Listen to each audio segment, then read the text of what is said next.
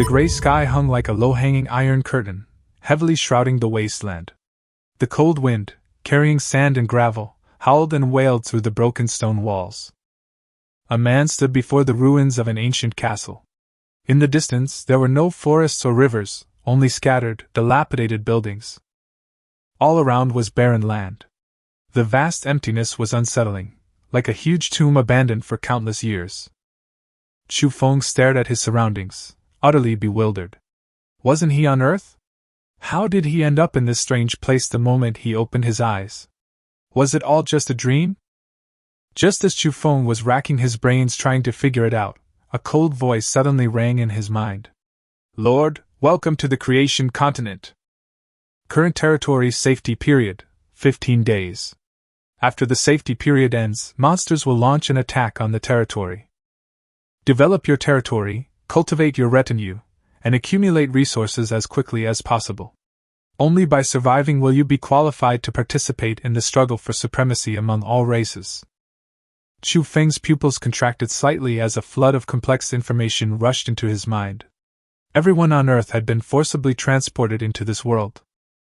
This is an alien world where dragons, angels, titans, goblins, succubi, dwarves, undead, and many other races coexist, a world where danger and opportunity coexist. Every human who arrives in this land will receive their own territory, retinue, and buildings or items that symbolize their status, thus becoming a lord. What a lord must do is lead his followers to continuously expand his territory, hunt monsters, plunder resources, and compete with other races and lords for living space. The losers die, while the winners inherit everything and even have the chance to pursue the legendary eternity and become gods. Chu Feng took a deep breath, forcibly suppressing the surging emotions in his heart. 15 days. It sounded like quite a long time. In this world without weapons and with no understanding of the surrounding environment, 15 days is hardly safe. It's just a brief respite before the countdown to death begins. He looked up and surveyed his surroundings. This so-called territory was hardly any better than ruins. The castle walls were in ruins, and the roofs of several houses had mostly collapsed. If a monster were to attack, there probably wouldn't be a place to hide here. Environment is a secondary issue. After all, one's family is the true foundation of a lord's power. Chu Feng's gaze gradually calmed down.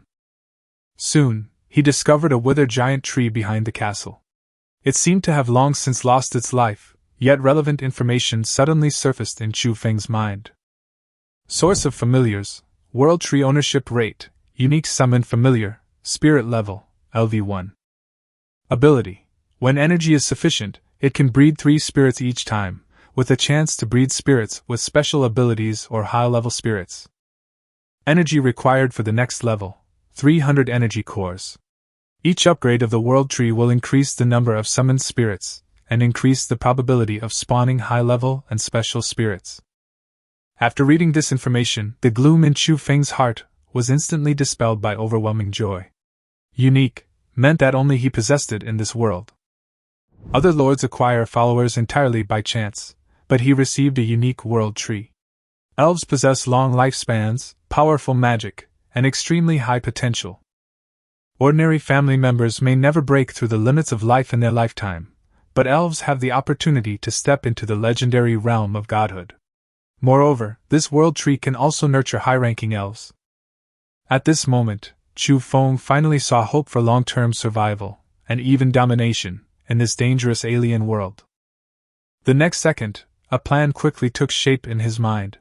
He would first summon elves to gather nearby resources and rapidly upgrade his territory and the world tree. He then summoned more powerful elven companions, personally building an incomparably powerful army of beautiful elven women, and nurturing all the elves into demigods or even gods with the power to destroy the world. Finally, he led his legion to sweep across all races and lords, frantically expanding his territory and power. He was determined to become the strongest lord on the continent of creation, completely dominating this other world. The next second, a gentle female voice came from the world tree. Your Excellency, our current energy is sufficient to complete the first gestation. Begin gestating the elven familiar? After calming himself down, Chu Feng quickly said, Begin. As soon as he finished speaking, the previously withered world tree suddenly lit up. Emerald green light surged from the depths of the cracked tree trunk, like blood that had been dormant for many years beginning to flow again. The branches trembled slightly, and a slender new branch broke through the withered bark, slowly stretching out on the gray wasteland. Immediately afterwards, 3 tender green leaves gathered on the branch. Each leaf was glowing. The light grew brighter and brighter, so bright that Chu Feng could barely open his eyes. The next second, a delicate white hand emerged from the leaf. Then came a second. A third. Chu Feng held his breath, staring intently at the world tree. A short while later, 3 petite figures flew out from the light and hovered in front of him. They were less than half a meter tall, with faint emerald green specks trailing behind them. Their delicate faces were flawless, their emerald green eyes as pure as lake water, and most striking were their slightly upturned pointed ears. The 3 little sprites looked at Chu Feng at the same time. Then, they all lowered their heads. Lord! 3 attribute panels immediately appeared in front of Chu Feng.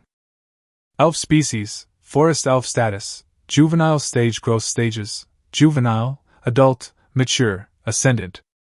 Level, LV3 bound lord, Chu Feng ascension stage, mythical forest elf. Chu Feng stared at the line, ascension stage, and his breath caught in his throat for a moment. They were born at level 3. They're even destined to reach mythical level. This means that these 3 seemingly small and harmless forest spirits, if they grow up smoothly, will eventually be qualified to approach the gods. And these are just the most common forest elves. Within the elf race, there are also night elves, blood elves, dark elves, light elves, and even higher ranking and rarer special elves. The world tree's power lies in nurturing these beings. Each time it gives birth to 3 spirits, there's a chance that a high-ranking familiar with special talents will be born. Chu Feng's heart pounded faster and faster. What if the elves conceived in the future were born with god-level potential? If the world tree continues to upgrade, will it be able to summon even beings that truly transcend all races? The monster invasion 15 days later suddenly didn't seem so terrifying. What he should really worry about was how to maximize this unique advantage within those 15 days.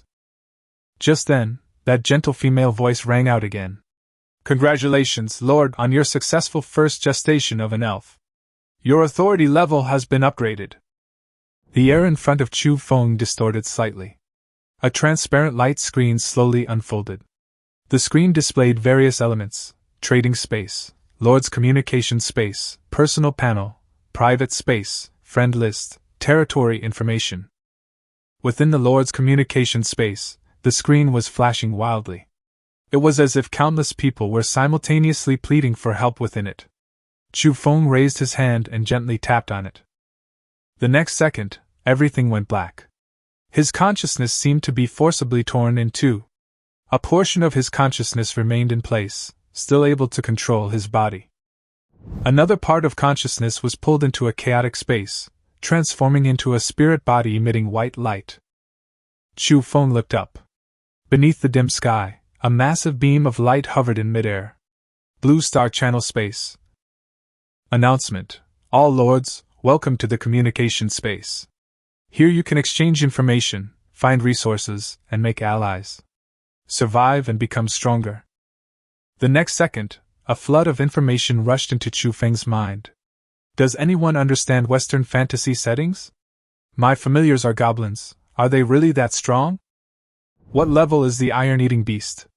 It's cute, but even as an adult, it seems to only be LV9. Someone help me. There are monsters roaring outside my territory, and I'm too scared to go out. My familiar is a goblin, and I was scared to death by a monster as soon as I stepped outside. Has anyone pulled a dragon or a demon? Do familiars like that just take off instantly? Chu Feng quickly discovered that only thoughts he actively confirmed would appear in the chat space. It was like a chat group on Earth. Everyone in the group had been thrown into a world where death could come at any moment. He continued scrolling through the messages. Most of the followers that Lords receive are common races such as goblins, treants, goblins, and kobolds. Powerful familiars such as dragons, wyverns, demons, and titans are extremely rare. And the phrase, "one and only familiar," never appears from beginning to end. Chu Feng's gaze gradually turned cold. It was clear that all of humanity on Earth had been sent to the creation continent. This meant that the number of competitors was at least in the billions. After the safe period ends, the monsters will attack. In the future, you may also encounter other lords, alien forces, or even civilizations that originally existed in this world. Here, weakness is not a sin. Being weak and not striving to become stronger is tantamount to waiting for death. Eternity is something only the living have the right to touch. Chu Feng exited the chat space and opened his personal panel.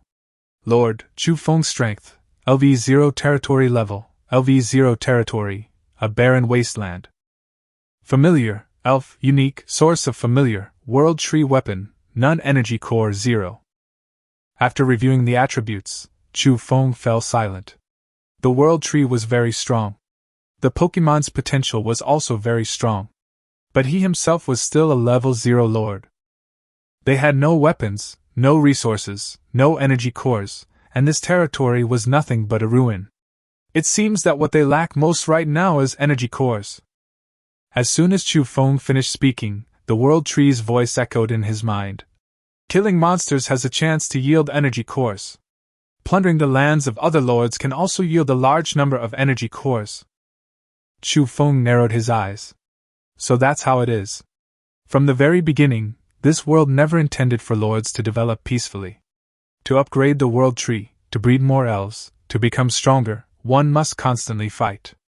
Even more so, to plunder other lords. The so-called safe period is anything but a period of peace and comfort. This is the golden developmental time for everyone to differentiate themselves. Interesting. Chu Feng looked up at the three newly born forest spirits. They floated in midair, exquisitely beautiful, with petite bodies, as if a gust of wind could blow them away. But a question arose in Chu Feng's mind: could they really fight? As if sensing his thoughts, one of the elves slowly flew to him and gracefully bowed. Master, please give your command. We are willing to eliminate all enemies for you. Chu Feng raised an eyebrow. Aren't you afraid of death? The little elf raised its head, its emerald eyes showing no fear. If we perish, the world tree will nurture us again. Chu Feng was stunned. Rebirth? Yes. The new body will be reborn in the leaves, and we will retain our memories, but our level and power will need to be accumulated again. Chu Feng's expression changed instantly. These were no ordinary familiars. This was clearly an army of reborn elves. Every leaf on the world tree was the true form of the elves. These spirits before us are merely manifestations of energy projected into reality by the world tree. As long as the world tree remains intact, they can return even if they perish in battle. The last trace of hesitation in Chu Feng's heart vanished completely. He raised his hand and pointed to the wasteland outside the territory. Go and clear out the monsters around here. Eliminate everything in this territory that could threaten us. Yes, master. The three elves flew out of the castle at the same time. Chu Feng followed behind and soon saw the first batch of monsters. There were 7 enormous monsters. They resembled grizzly bears, but were 3 times the size of an ordinary grizzly bear. Beneath its thick fur lay a dense network of scales like snake scales. Its claws were sharp enough to tear through rock, and fresh flesh clung to its fangs. Brutal. Bloodthirsty. Utterly irrational. The 3 sprites hovered in midair, their faces showing disgust for the first time. Filthy creatures. Our master's territory has no need for them. Eliminate them. The next second, emerald green light gathered in their palms. 3 longbows formed from condensed energy slowly materialized. They drew the bows, aimed, and released the arrows. Whoosh! 3 green streaks ripped through the wasteland. The first armored bear's head exploded instantly. The second armored bear had barely raised its head when a beam of light pierced its throat. The third armored bear tried to escape but was pinned to the ground by an arrow. Screams of agony followed. In less than 10 seconds, all 7 armored bears lay dead in pools of blood. Before Chu Feng could react, system notifications sounded one after another. Killed the armor-cracking bear, gained 10 energy cores. Killed the armor-cracking bear, gained 10 energy cores. A warm energy surged into Chu Feng's body. His limbs began to heat up, his fatigue quickly subsided, and his strength and physique gradually improved. Chu Feng looked down at his hands, then at the pile of fallen monster corpses in the distance. Then, he smiled slowly. Elves are delicate? Looks like I was overthinking it. He looked up.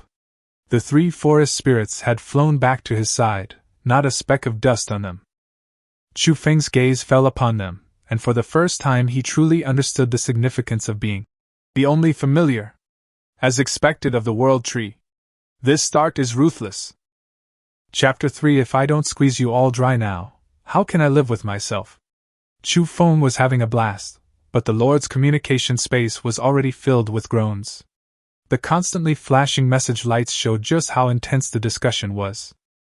Some people broke down and screamed that it was too terrifying and wanted to go home to their mothers.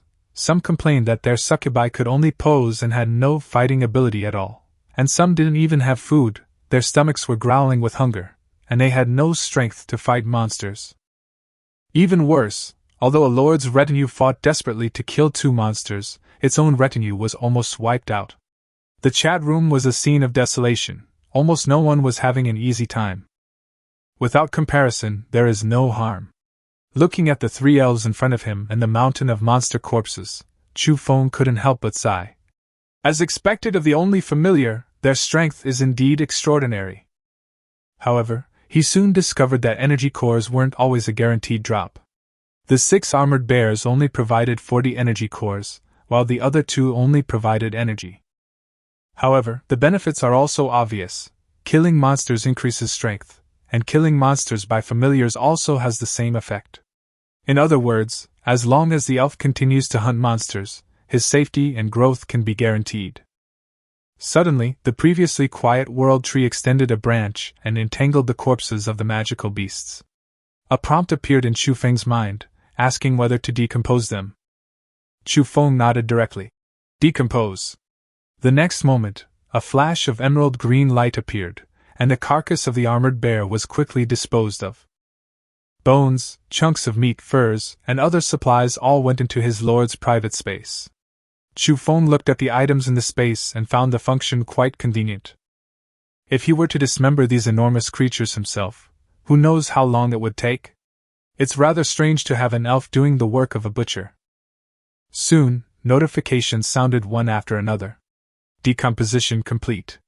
Obtain 80 chunks of meat, 130 bones, 24 sharp teeth, and 6 cracked bear hides. Immediately afterwards, another notification appeared. First time dismantling resources, privileges have been upgraded again, territory panel unlocked. Territory name not yet available, territory level LV1, source of followers is the world tree. Reaching LV2 requires 1,500 ore, 100 saplings, and 100 tons of water. The current status is safe, there is no alliance. The system also reminds him to name his territory. Chu Feng gazed at the desolate territory, pondered for a moment, and finally his gaze settled on the 3 elves. He clapped his hands and said directly, "Then let's call them Kundi." Back on Earth, his earliest contact with elves came from those grand fantasy works. Among them, the collective name for elves is Kundi. Now that his familiars are elves, this name couldn't be more fitting. After confirming the territory's name, Chu Feng noticed that the 3 elves were different from before they set off. Besides the LV3 level indicator above their heads, they now had a circular progress bar, a quarter of which was already filled. With his gaming experience, Chu Feng immediately recognized this as an experience bar. Once it was full, the spirit should level up. This was a win-win situation, allowing him to collect resources and strengthen his familiars at the same time. Chu Feng immediately ordered, "Continue clearing out the surrounding monsters." The 3 elves responded in unison. "Yes, master!" Then, they flew out of the castle. Not long after, Chu Feng began to receive intermittent notifications about acquiring energy cores, and he could also feel the energy within his body increasing. Although the chance of a nuclear explosion was far lower than at the beginning, the efficiency of killing the elves was still high. Meanwhile, the food and supplies in his personal space continued to increase. Looking at the ever-growing amount of food, Chu Feng felt a bit worried. He could never have too much food, But what he needed most right now was an energy core. That was the only truly effective resource to enhance his strength. The world tree and his familiars were his greatest assets. As for the elves, they were energy beings and didn't need to eat ordinary food. Chu Feng remembered there was a trading space, so he opened it to take a look. All the lords of Blue Star were trading inside, making it incredibly lively. Almost all the trade information revolved around food. Some were exchanging 20 pieces of wood for 10 pieces of meat, others for 20 pieces of ore for grain or meat, and still others were casually exchanging basic equipment like goblin clubs for food. Some lords have even listed their succubus servants after-sales services for just 20 pieces of meat. This shows that most lords are struggling financially. Many simply lack the ability to kill monsters, and some have already lost their servants.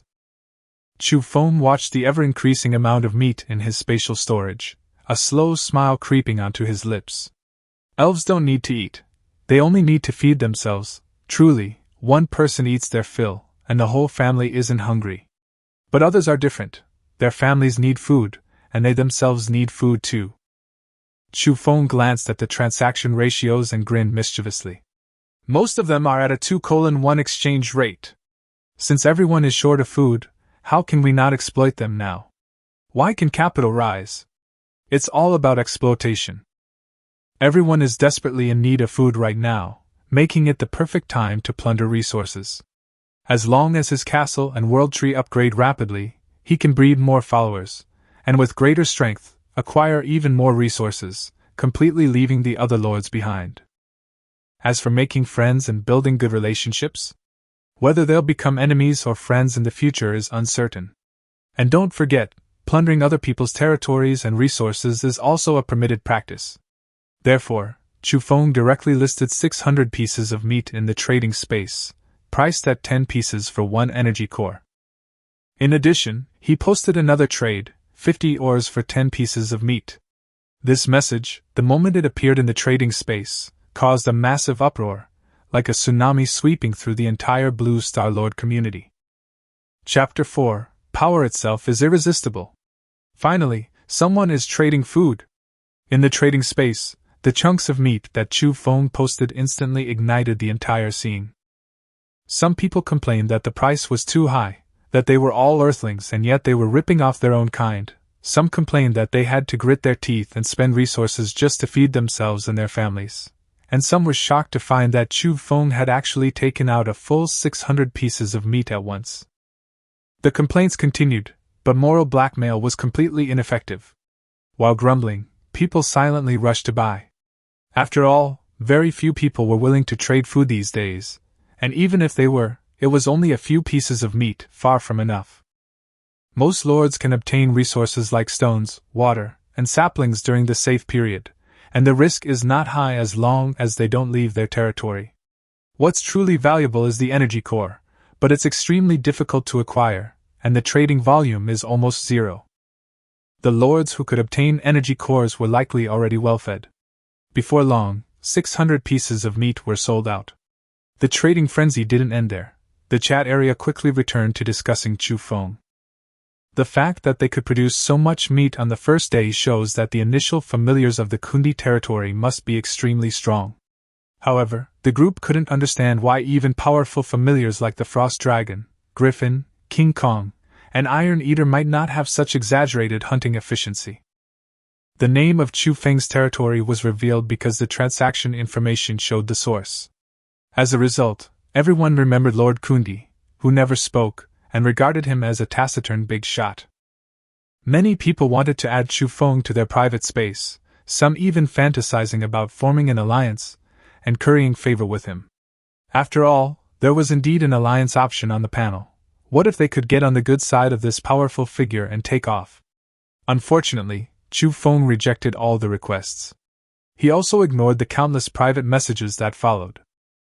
Looking at the materials he had acquired through the trade, Chu Feng realized that the upgrade of his territory was almost halfway complete, and he was in a very good mood. After selling all the food, he reset the same trading interface and listed it for trading again. If the last one was like a tsunami, this one was like a nuclear explosion. Every lord knows how difficult it is to obtain food. Selling a large quantity once could be attributed to good luck, but to continue offering meat a second time meant that Chu Feng not only had enough to eat himself, but also had enough to feed his retinue, and even had some left over to exchange for resources. This implies that his followers are ridiculously powerful. Dragons? Demons? Titans? Liches? After much thought, everyone felt that even these legendary followers might not be able to achieve this. The number of lords wanting to message Chu Feng privately or add him as a friend skyrocketed, almost reaching the tens of millions. But all the messages went unanswered, with no response whatsoever. He didn't even show up in the chat space. Thus, labels like mysterious, powerful, aloof, and a big shot all fell upon Chu Feng. Meanwhile, the elves continued their hunt, and Chu Feng's experience points increased rapidly. Soon, a dazzling light shone from his body, its color as emerald green as the world tree, yet interspersed with faint golden patterns. Lord Chu Feng's strength, LV1 territory level, LV1 territory, a barren wasteland familiar, elf, unique, source of familiar, world tree weapon, non-energy core, 178. As his level increased, Chu Feng clearly felt a tremendous change in his five senses. The weakness brought on by years of smoking vanished, and every breath felt incredibly refreshing. His nearsightedness, which previously prevented him from distinguishing between men and women at 10 meters and between humans and animals at 20 meters, has been completely restored. Now, his vision is so sharp that it wouldn't be an exaggeration to call it eagle eye, and even his heartbeat has become stronger. Chu Feng took a deep breath, reaching out to feel the gentle breeze brushing against his palm, and murmured, "Is this the power of the extraordinary? Just one level up, and it's already so obvious. Then what level is this so-called eternity? A true god, or an immortal? Power, like money, is something you can never let go of once you're tainted by it. Revenge, survival, and women are merely byproducts.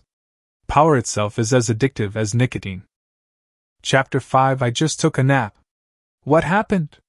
After these strange phenomena ended, Chu Feng felt his confidence surge instantly, even developing a delusion that he was omnipotent. But he quickly forced himself to calm down, repeatedly reminding himself to face reality. He has indeed become stronger, but he's still no match for those true monsters. To survive, he must continue to grow stronger. Plundering more resources, raising more followers, cultivating stronger combat power, and then using his advantages to extract everything he can in exchange. That's what he needs to do next. Chu Feng looked at his three elf companions and noticed their experience bars were almost full. Yet they had remained empty-handed since they appeared. He suddenly remembered he had a weapons slot. What about his companions? If elves could also equip weapons, wouldn't their combat power increase even further? After all, this world looks a lot like a game, and the boost from a powerful weapon is definitely not insignificant. So Chu Feng asked directly, "Can you use weapons?" According to the settings in movies and novels from his previous life, it was normal for elves to wield bows and swords. But the result wasn't entirely what he expected. Elves are high-ranking members of the summoned race, and ordinary weapons are not suitable for them. In the early stages, they mainly rely on energy-conjured weapons to fight, but later the world tree will nurture weapons truly suited to them. Of course, they can also use weapons of a sufficiently high level. As for Chu Feng forcibly ordering them to equip themselves with ordinary weapons, it's not impossible, but at this stage, those initial weapons are not as useful as the ones they conjure themselves. Chu Feng looked at the three elves and couldn't help but scratch his head. While others were still searching for sticks and short swords and low-level matches, they already possessed high-level skills. The world tree didn't offer any further hints, probably because his permissions weren't high enough. He needed to improve his lord level and other aspects as soon as possible. So Chu Feng continued to order the elves to hunt the surrounding monsters. As for physical labor like mining and digging up saplings, he decided to trade them for food. After all, monsters could produce energy cores, which were more important. During this time, he also put up another batch of food for trade. Faced with Lord Kundi's meat and fruit, the other lords had long since lost their temper. Demanding was useless, begging was useless, and if they wanted to live, they could only obediently exchange ore and saplings for them. The chat room was still incredibly lively. Some people were lamenting that despite chatting for ages, their hands hadn't slowed down at all. Lord Kundi's food was gone in less than a second after it appeared. Others were discussing exchanging familiars to kill, since some of them simply couldn't stomach the familiars they had raised. Soon, the topic veered back to the various familiars. Some people mentioned powerful beings like griffins, white dragons, golden dragons, and serpents, saying that these familiars all had the opportunity to become gods in the future. Looking back at their own starting points, they felt that fate was too unfair. Chu Feng had been paying close attention to the communication space. Upon seeing these words, he merely pursed his lips. Fairness? With billions of people on Earth, it's not surprising that someone might be randomly assigned a powerful familiar. It's also quite normal for those familiars to have the opportunity to ascend to godhood. But his spirits are his only family, the only ones of their kind in the entire world. More importantly, these spirits can reach godhood upon reaching adulthood. What others consider top-tier family members are nothing to him. The world has never been absolutely fair. Just like in the past, some children are born with certain things, while others struggle their whole lives and still can't even get a glimpse of them. Now that he's got a perfect start this time, he absolutely cannot waste it. Chu Feng ignored the Lord's complaints and instead checked the materials he had acquired through the trade. He discovered that the resources were not only enough to upgrade his territory's level, but there were even more to spare. He immediately confirmed the upgrade. The next moment, the withered world tree once again shone with dazzling light. The saplings that had been planted instantly sprang up from the ground and transformed into towering trees. Lush green foliage fills the view, with vines and branches intertwining to form treehouses of varying sizes. At the very center stands a grand, elegant, and classically beautiful tree castle, resembling an elven kingdom from a fairy tale. At the very center, nestled among the trees, stands the world tree, which has regained some of its vitality. In addition to the leaves that grew when it nurtured the elves, it now has a slightly lonely, tender bud that looks exceptionally resilient. The territory now finally resembled an elven castle, though the architecture was still somewhat rough and simple. At the same time, Chu Feng's interface also changed. The territory's name remained Kundi, but now included the addition of Eternal Forest. The warning stated that the area was fraught with danger, with terrifying hunters potentially lurking in the shadows, and that as the Lord's influence grew, it would inevitably attract unwanted attention. The territory level has been upgraded to level 2, expanding its area to a radius of 10 miles. The source of the kin is still the world tree. The next upgrade will require 3,000 ores, 100 saplings, and 100 tons of water. The status remains safe. Upon seeing the words, Eternal Forest, Chu Feng realized the name of his region. But what concerned him more was the concept of influence. He had initially thought he could simply develop his power peacefully, but now it seemed it wasn't that simple. According to the world tree, influence is similar to reputation in a game, a double-edged sword. It will make it easier for Chu Feng to subdue other forces in the future, but it will also make surrounding forces more hostile towards him. In other words, these 15 days of safety are the real golden time for development. Chu Feng clenched his fist, his eyes hardening. Ultimately, it all comes down to strength. As long as one is strong enough to handle a crisis, influence will only bring benefits. Meanwhile, with their territory expanding and upgrading, the three elves hunted even more diligently. Their light arrows constantly pierced the heads of monsters, bringing the corpses back to their territory to be broken down into various materials. Useful resources were kept for later use, while the surplus was put up for trade to exchange for items needed to level up. With resources accumulating rapidly, Chu Feng was getting closer and closer to reaching 300 energy cores. Seeing that night was falling, he simply roasted a few pieces of meat and fruit to fill his stomach. The taste was ordinary, but the meat was firm, the fruit sweet, and since he was indeed hungry, it was quite satisfying. Besides, at a time like this, he had no right to be picky. The next day, upon waking, Chu Feng first checked his private space, where he had accumulated over 190 energy cores. Only 7 or 8 of these were obtained through trade, the rest were primarily acquired through hunting elves. Counting the time, only a full day has passed. At this rate, He should be able to upgrade the World Tree's level today. His only uncertainty is when the World Tree's energy will be fully replenished. If he can nurture another batch of Pokémon, the efficiency of hunting and resource accumulation will immediately double. But just then, he noticed the Lord's chat space was unusually lively, as if something major had happened the night before. Private messages kept popping up, leaving Chu Feng stunned. He'd only taken a nap. What on earth had happened outside? Chapter 6 Spark Knight, Klee, reporting for duty. Can anyone explain what happened? Those monsters went berserk last night, incredibly violent. Vicious? Violent? Even the White Dragon Lord's familiars were injured. Holy crap, a buff at night? I didn't know. One of the pros Zymondeus lost a member of his Bash family last night. I don't know how strong they are, I just know I'm starving. Kundi, come feed me. Chaos reigned in the Lord's communication space, with everyone discussing the monsters from the previous night. Chu Feng glanced at the messages, then turned to the elves still moving resources, asking them if they had encountered any danger the night before. The elves remained clean and unharmed, without a single scratch. Chu Feng knew that if his familiars were damaged, the World Tree would surely issue a warning. Were the other lords simply terrified? The elves quickly replied. The monsters from last night were indeed stronger, but still not a threat. They used to be easily dealt with one arrow, but now it would take at most two. Chu Feng's eyelids twitched. 1 arrow, 2 arrows? He had worried for nothing. At least the monsters they had encountered so far were no match for these elves.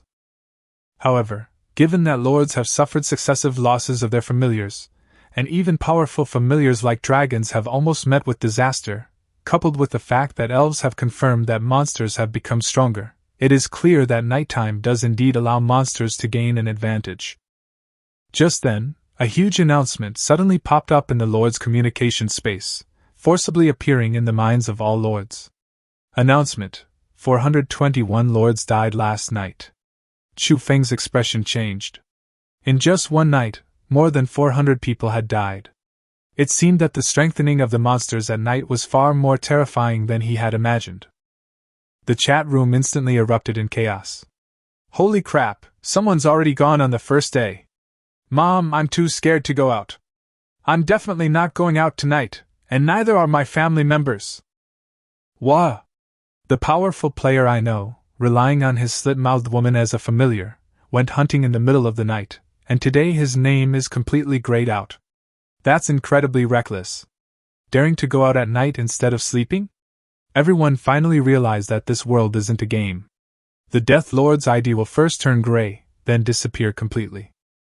Chu Feng took a deep breath and looked at the 3 elves again, noticing that their experience bars had been cleared and their levels had increased to LV4. Their bodies, which were originally only the size of a palm, had now grown to the height of a forearm, showing that they had clearly grown a lot. They leveled up on the very first day. That's astonishing speed. At this rate, it won't be long before they can advance to even higher levels, perhaps even ascend to godhood. Of course, other lords' followers can also level up by killing monsters, but their potential is completely different. For example, even if a goblin reaches its limit, becoming a god is as difficult as ascending to heaven. Most familiars only reach a potential peak of LV9, and breaking through to the legendary level requires special opportunities. And what Chu Feng possesses is merely an ordinary forest spirit. If it were a special spirit, a high-ranking spirit, or even the strongest spirit, how powerful would it be? Thinking of this, Chu Feng felt much better. Just then, the elves brought him water and breakfast, and even offered to massage him. Looking at their beautiful, expectant little faces, Chu Feng couldn't help but sigh inwardly. It's a pity they're all still too young. But his body betrayed him. He closed his eyes, letting the elf wipe and wash him, eating the food brought to him, and comfortably reclining in the chair, feeling just the right amount of massage on his shoulders and legs. Wasn't this the life of a lord he had always dreamed of? If other lords saw this scene, they'd probably glare at him like he were a sieve. While others toiled in fear for a meager meal, anxiously waiting in the trading space, he was surrounded and pampered by beautiful servants, with no worries about food or drink, and even had the luxury of bathing and relaxation. Comparison is truly infuriating. Just as Chu Feng was fantasizing about his wonderful future, the world tree suddenly sent a notification. Lord, energy is plentiful. Would you like to conceive again? Chu Feng opened his eyes abruptly, anticipation immediately appearing in them. Without hesitation, he chose to confirm. Soon, 3 new leaves sprouted from the world tree. As before, 2 clusters of emerald green light appeared first, but this time, a fiery red light joined them, warm and bright, like the rising sun. Chu Feng's heart skipped a beat. A special spirit species. The first 2 were still forest spirits, their stats and appearances largely unchanged. Chu Feng's gaze quickly locked onto the crimson light. As the light faded, a petite and adorable figure appeared before him. Chu Feng froze, his mouth agape. Isn't this his beloved daughter, Klee? Golden twin tails, crimson eyes, a red dress, long boots, a newsboy cap, and a small backpack. She's a little taller than an average elf, but only reaches Chu Feng's knees, and her eyes crinkle into crescents when she smiles. The little one raised her hand and called out in a childish voice. Knights of Favonius, Spark Knight, Klee reporting for duty. Oh, what's the next word? Klee can't remember it. After speaking, she looked around blankly, her little face showing surprise. Where is this? Hearing Chu Feng speak, Klee leaned closer to him, her eyes wide, and asked with a mixture of confusion and affection. Daddy? Did Daddy come to play with Klee? Chu Feng looked at her stats and couldn't help but marvel. As expected of the runaway son, Mondstadt's strongest fighter, these attributes are simply outrageous. Elf species, high rank fire elf status, juvenile level, LV5 bound lord, Chu Feng ascension stage, fire elemental elf god. Chapter 7. What exploded? Oh, it's thunder. There are many types of spirits, roughly divided into lower, middle, upper, and super level. Even a lower-level spirit can become a demigod once it reaches the ascension stage, and may even have the chance to truly become a god. Klee is a high-ranking elf, which means her potential is extremely amazing. Chu Feng half-squatted in front of her and asked softly, Klee, why don't you stay here with Daddy? Looking at the little one in front of him, Chu Feng only had one thought in his mind, she's too cute. She claimed to be from the Knights of Favonius, clearly carrying related memories. But why would she acknowledge him as her father? Chu Feng guessed that perhaps the world tree had altered her memories when it conceived her. However, none of that mattered.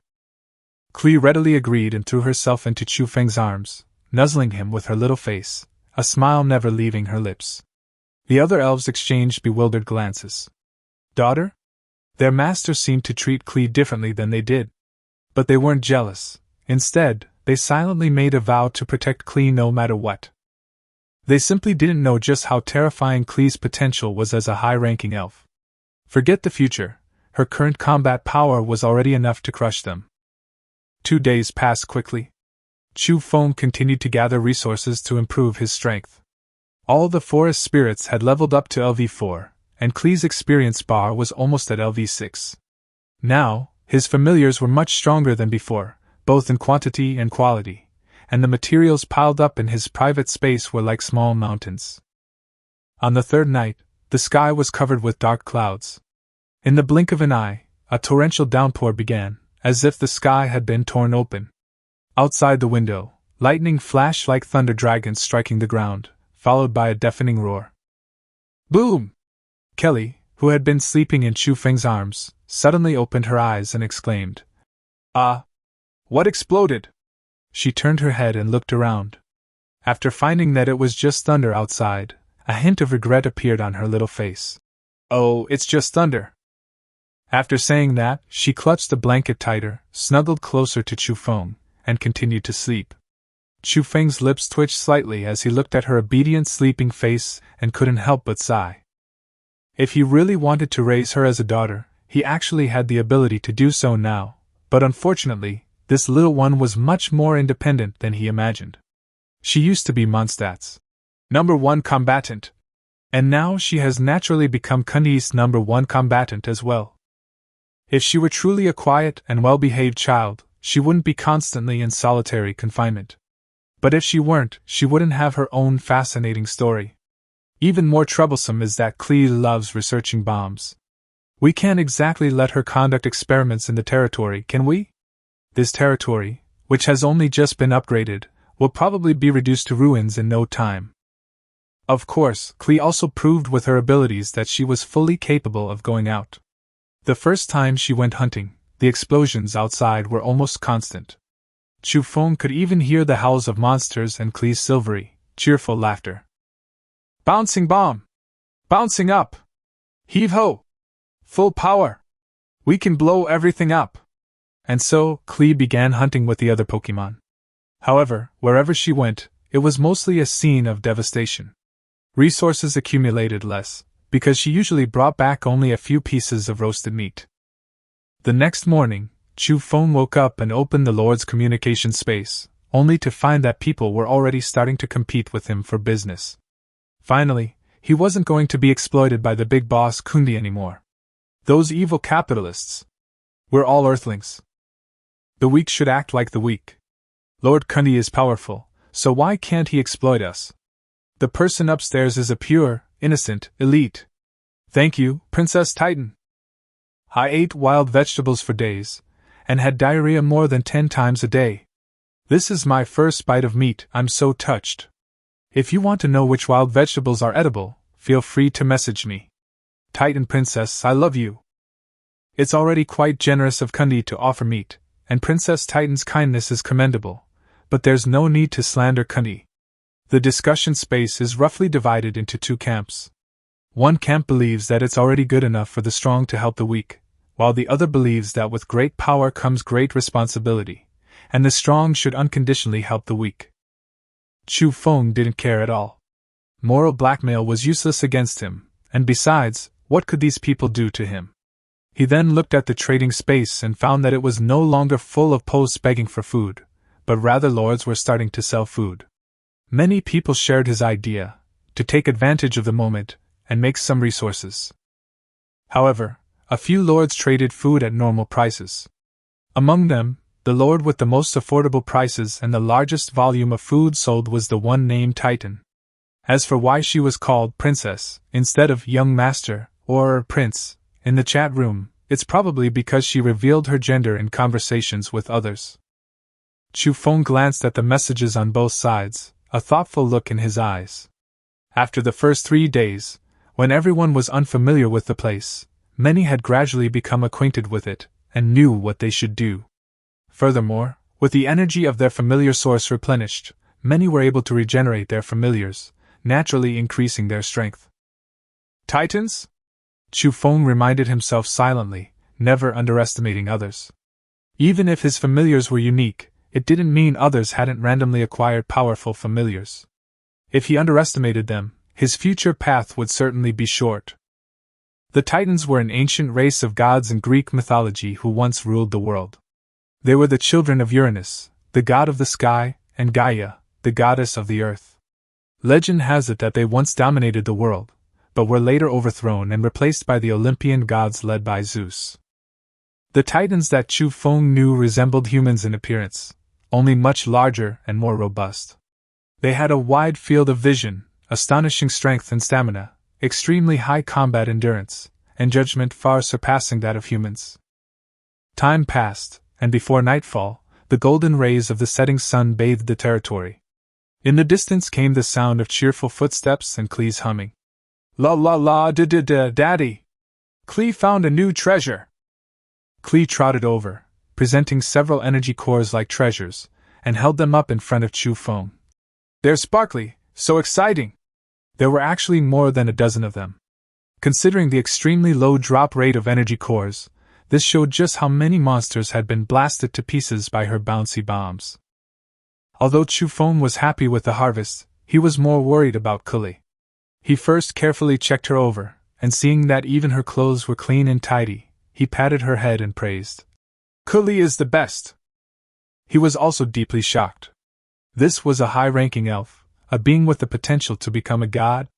Having only recently been born, it was already able to sweep away the surrounding monsters. At this point, the last trace of worry in Chu Feng's heart completely vanished. Chapter 8: The Dangerous Continent of Creation. But my future is bright. Night fell once more. Dark purple moonlight bathed the earth, but not a single star graced the sky. The distant roars of demons echoed, making the continent seem even more sinister and eerie.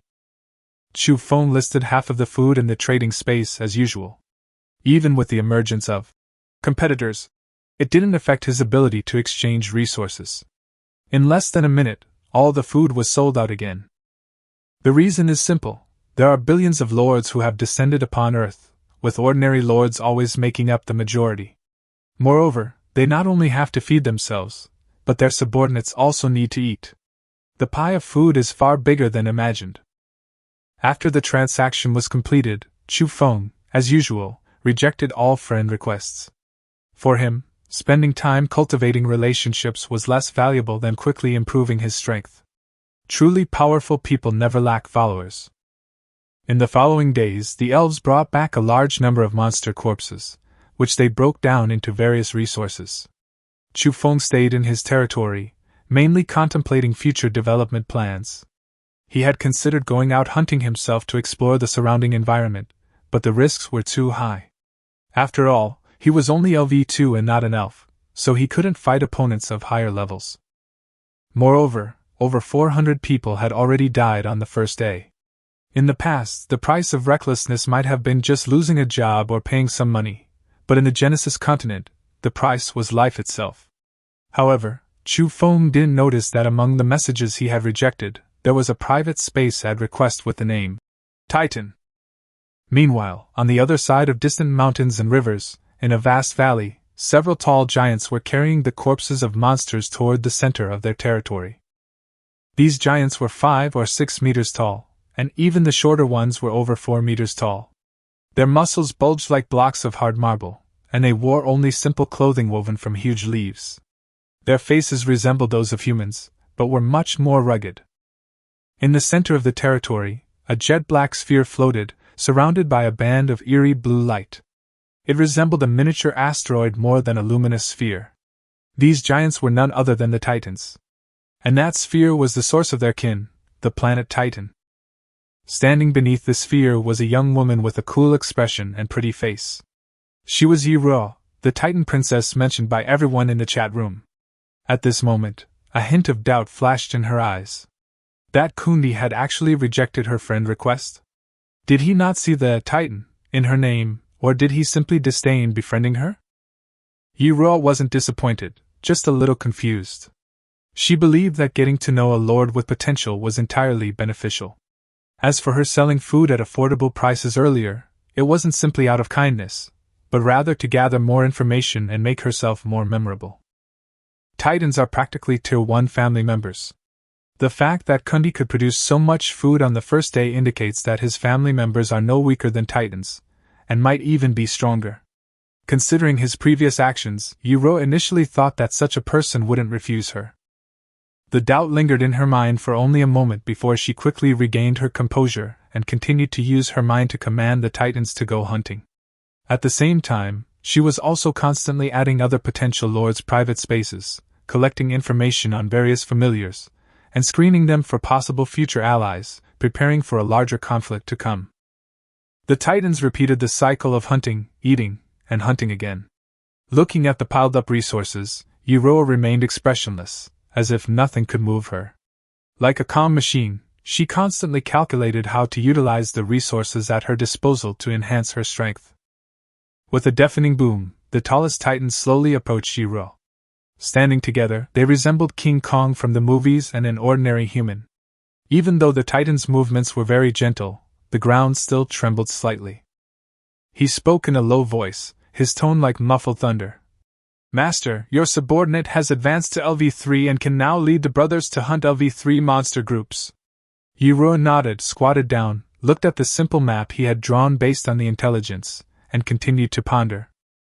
With the emergence of Tier 3 Titans, the efficiency of acquiring energy cores will inevitably increase. Only in this way can the level of the source of familiars be upgraded more quickly, and the strength of her and the Titans can be further increased. However, resources are still far from sufficient to survive in this world. If this news were to reach the other lords, they would likely be speechless with shock. After all, most lords' companions are only at most LV2, with only a few reaching LV3. They were unaware of Yiruo's situation, much less that Chu Feng's spirit was LV3 from birth. Otherwise, the chat room would probably be in an uproar. Not only Yiruo, but the other lords were also desperately trying to figure it out. By the fourth day, after everyone had gradually mastered the basic operations, a large amount of information about this world began to appear in the communication space. This place was called the Creation Continent. There are thousands upon thousands of races on the continent. The monsters the lords encounter are more accurately described as magical beasts. In addition, there are undead creatures, mythical creatures, native humans, various demi-human races, and the mysterious and eerie Cthulhu race. Among the undead are liches, skeletons, vampires, nightmares, liches, undead knights, and skeletal dragons. Among the mythical races are titans, griffins, dragons, angels, and gods. The demi-human races include kobolds, merfolk, werewolves, dwarves, and centaurs. There are also Cthulhu races such as the Faceless Ones and Deep Ones, as well as supernatural beings like elemental spirits. More importantly, the humans on the primordial continent are not limited to the Blue Star Lords. The native humans also possess civilization and have established powerful empires. The message concluded by reminding all lords, maintain a low profile until you have fully matured. Dangers from the outside world constantly lurk. You can rely not only on your followers, but also on wisdom and courage. This world is full of both crisis and opportunity. Those lords who have descended beyond the empire's borders, at least for now, still have time to develop. The chat room exploded instantly. Some exclaimed that the world was far more dangerous than they had imagined, some urged themselves to become stronger as soon as possible, and others suggested whether they could join forces with the local empire. However, some quickly countered that since they had arrived as lords and were reminded to grow stronger, the native empire might not necessarily be a friend. Without strength, so-called allegiance might just mean becoming someone else's lackey. Of course, some people didn't even think that far ahead, just wailing in the channel, urging Kundi to keep feeding them. Because those affordable foods had already been snatched up by a bunch of quick-fingered people. Chu Feng looked at these messages and raised his hand to stroke his newly grown stubble. He knew all too well that the Creation Continent was incredibly dangerous. But he possessed a unique familiar spirit, and his future was still promising. Thinking too much now was pointless. The most important thing was to develop as quickly as possible during this safe period. If he couldn't even survive, what right did he have to talk about the future? Chapter 9 almost got me fawned over. The surrounding environment is full of forests, no wonder it's called the Eternal Forest.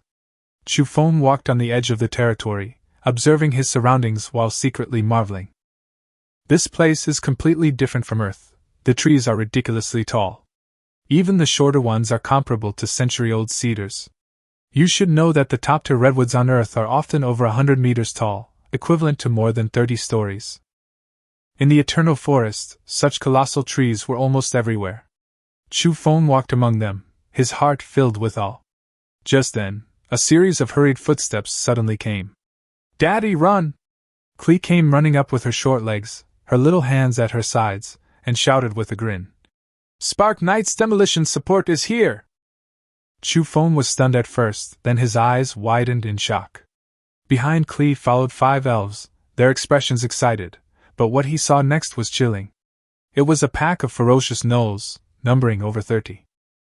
They were nearly the size of adult men, with reddish-brown fur streaked with black, topped with jackal heads, bared fangs, and wielding weapons made of wooden clubs or monster leg bones. One of them was particularly tall, easily 2 meters, and held a rusty longsword that looked as if it had a built-in tetanus enchantment. Getting slashed by it would definitely be bad enough. Chu Feng was filled with questions. "What did you do? Why did you aggro monsters? Could this be a small mole tribe?"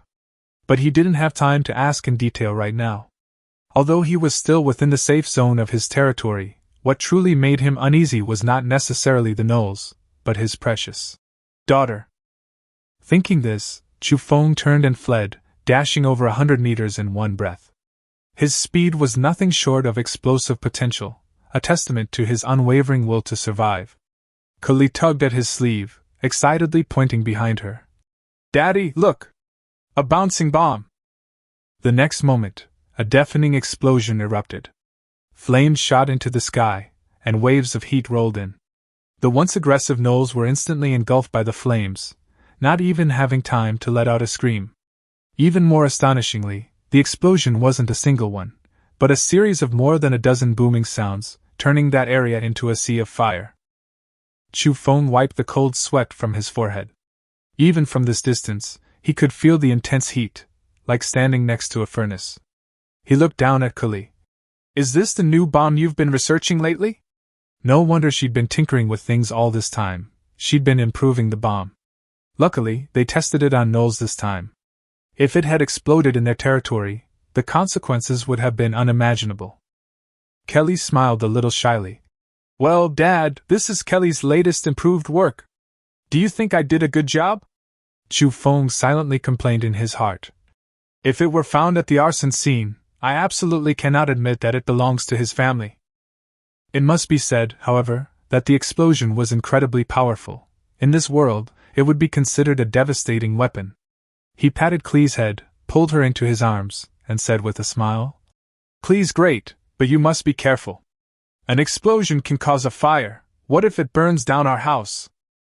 Klee nodded repeatedly, put her finger to her lips, and said with wide eyes, Don't worry, Daddy, they'll handle it. Chu Feng turned to look, and sure enough, the other elves had already begun to extinguish the fire and take stock of the resources with great skill. Those gnolls who weren't quite dead yet were also finished off without hesitation with light arrows. Judging by their cooperation, this wasn't the first time they'd helped Klee clean up her mess. With a surge of experience points, the 3 newly spawned forest sprites glowed, officially reaching LV4. The original 3 sprites were also not far from LV5. After dealing with the gnolls, the group began moving supplies. Besides the energy cores that had been looted, Chu Feng also accompanied Klee to the gnoll tribe. It was a low-lying area, not far from their territory, less than 100 meters from the edge. On the way, Chu Feng learned that Kali did this because these guys were too close to her home, and she was worried that they would threaten Chu Feng's safety. So she took the initiative to go and provoke them, and then led them into the range of the bomb. Chu Feng's smile widened upon hearing this. As expected of his Klee, mischievous as she was, she knew how to protect her home in crucial moments. When taking inventory of the tribe, Chu Feng hadn't expected much, but he had underestimated these native demi-humans. In the midst of a dirty and chaotic environment, there was an exceptionally clean stone plate with dozens of strange fruits on it. The fruits resembled apples in shape, but their skins were as red as crystal, making them look quite beautiful. Chu Feng tasted one. It was sweet and delicious. More importantly, it could actually boost his energy and strengthen his physique. This was a truly valuable item that could directly enhance his strength. There were 50 star moon fruits in total. After sorting through the harvest, Chu Feng realized he was still 60 energy cores short of upgrading his familiar source, so he quickly decided to trade some of the fruits. Resources needed to be circulated efficiently to accelerate strength gains. After all, not many lords could acquire such treasures. He displayed 20 star moon fruits, exchanging each for 3 energy cores. However, after a few days, the levels and numbers of the various lords' followers increased, and they were no longer as lacking in food as they had at the beginning. The creation continent wasn't entirely populated by magical beasts.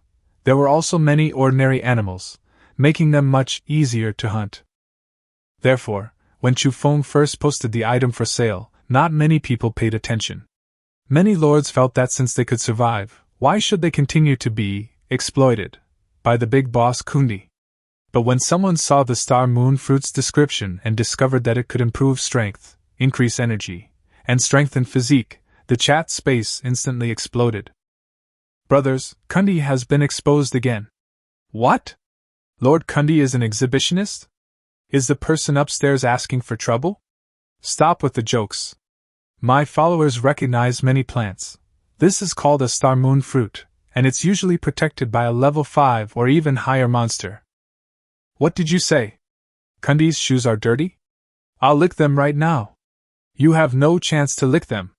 Kundi is truly amazing to be able to trade away fruits that enhance strength. Too bad I can't afford it. the chance of a nuclear explosion is too low, and it's a crucial resource. It's important to know that Chu Feng had been trading nonstop ever since the trading space opened. At first, he was able to exchange for a few energy cores, but he almost never succeeded afterward, which is enough to show how precious energy cores are. Everyone was once again stunned by Chu Feng's strength. From what they knew, most of the top lords were only LV3, yet Kundi was already able to produce a star moon fruit that appeared to be guarded by a LV5 magical beast. It was simply outrageous. Of course, they didn't know that the real solution was Clara's use of the bouncing bomb to wipe them all out, and that the Null leader was indeed a level 5 being. Otherwise, the chat room would probably be filled with people fawning over him by now. Chapter 10 Countdown to the Safe Period. Lord Assessment Mission. This news is different from the past. It's not just proof of Chu Feng's strength. Now, most lords no longer worry about food and have begun to focus on winning over, currying favor, and building relationships.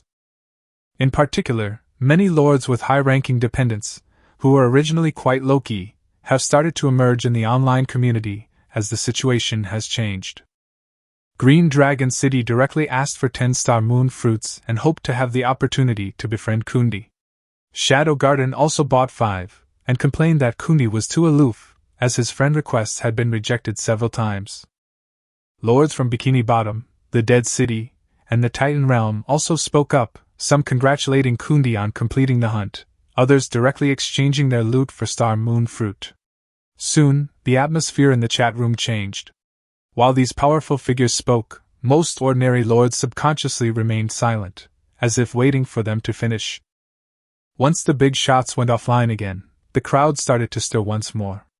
Some were shocked by the appearance of the dragon's familiars, others exclaimed that the Titan Princess had also appeared, and still others joked that Bikini Bottom was Mr. Krabs, only to be immediately corrected that he was the behemoth familiar lord with the title of King of Land Warfare. After some discussion, everyone understood. Even these high-ranking lords were showing goodwill towards Kundi, indicating that this mysterious lord's strength was likely above theirs. The more they thought about it, the more alarmed they became. While others were still starving, Kundi had already begun trading food. Just as others were managing to feed themselves, he hunted a level 5 magical beast and produced star moon fruit. Therefore, tens of thousands of messages instantly flooded the chat space, everyone speculating about the nature of Kundi's familiars and hoping he would succumb to temptation and reveal his trump card. But Chu Feng merely smiled dismissively at these messages. Trying to provoke him to gather information? With friend and foe unclear, he certainly wouldn't reveal his own hand. In his view, revealing one's trump card was the most foolish thing to do. However, he did remember the few high-ranking subordinate lords who had just appeared. These people would most likely rise to prominence on the creation continent in the future. Chu Feng wouldn't easily make enemies unless absolutely necessary, but once an enmity was formed, he had to crush it decisively, eradicate it completely, and leave no chance for the other party to recover. Thinking of this, a cold glint flashed in his eyes. He then turned his attention back to the trading space. The transaction had been successful. Most of the star moon fruits had been exchanged for energy cores, leaving only 10. The number of energy cores was now almost enough. At Klee and the others' hunting speed, the source of familiars should meet the upgrade requirements in a few days. As for the territory level, there's only one river near the water source, and the shortage of saplings and ores isn't too significant.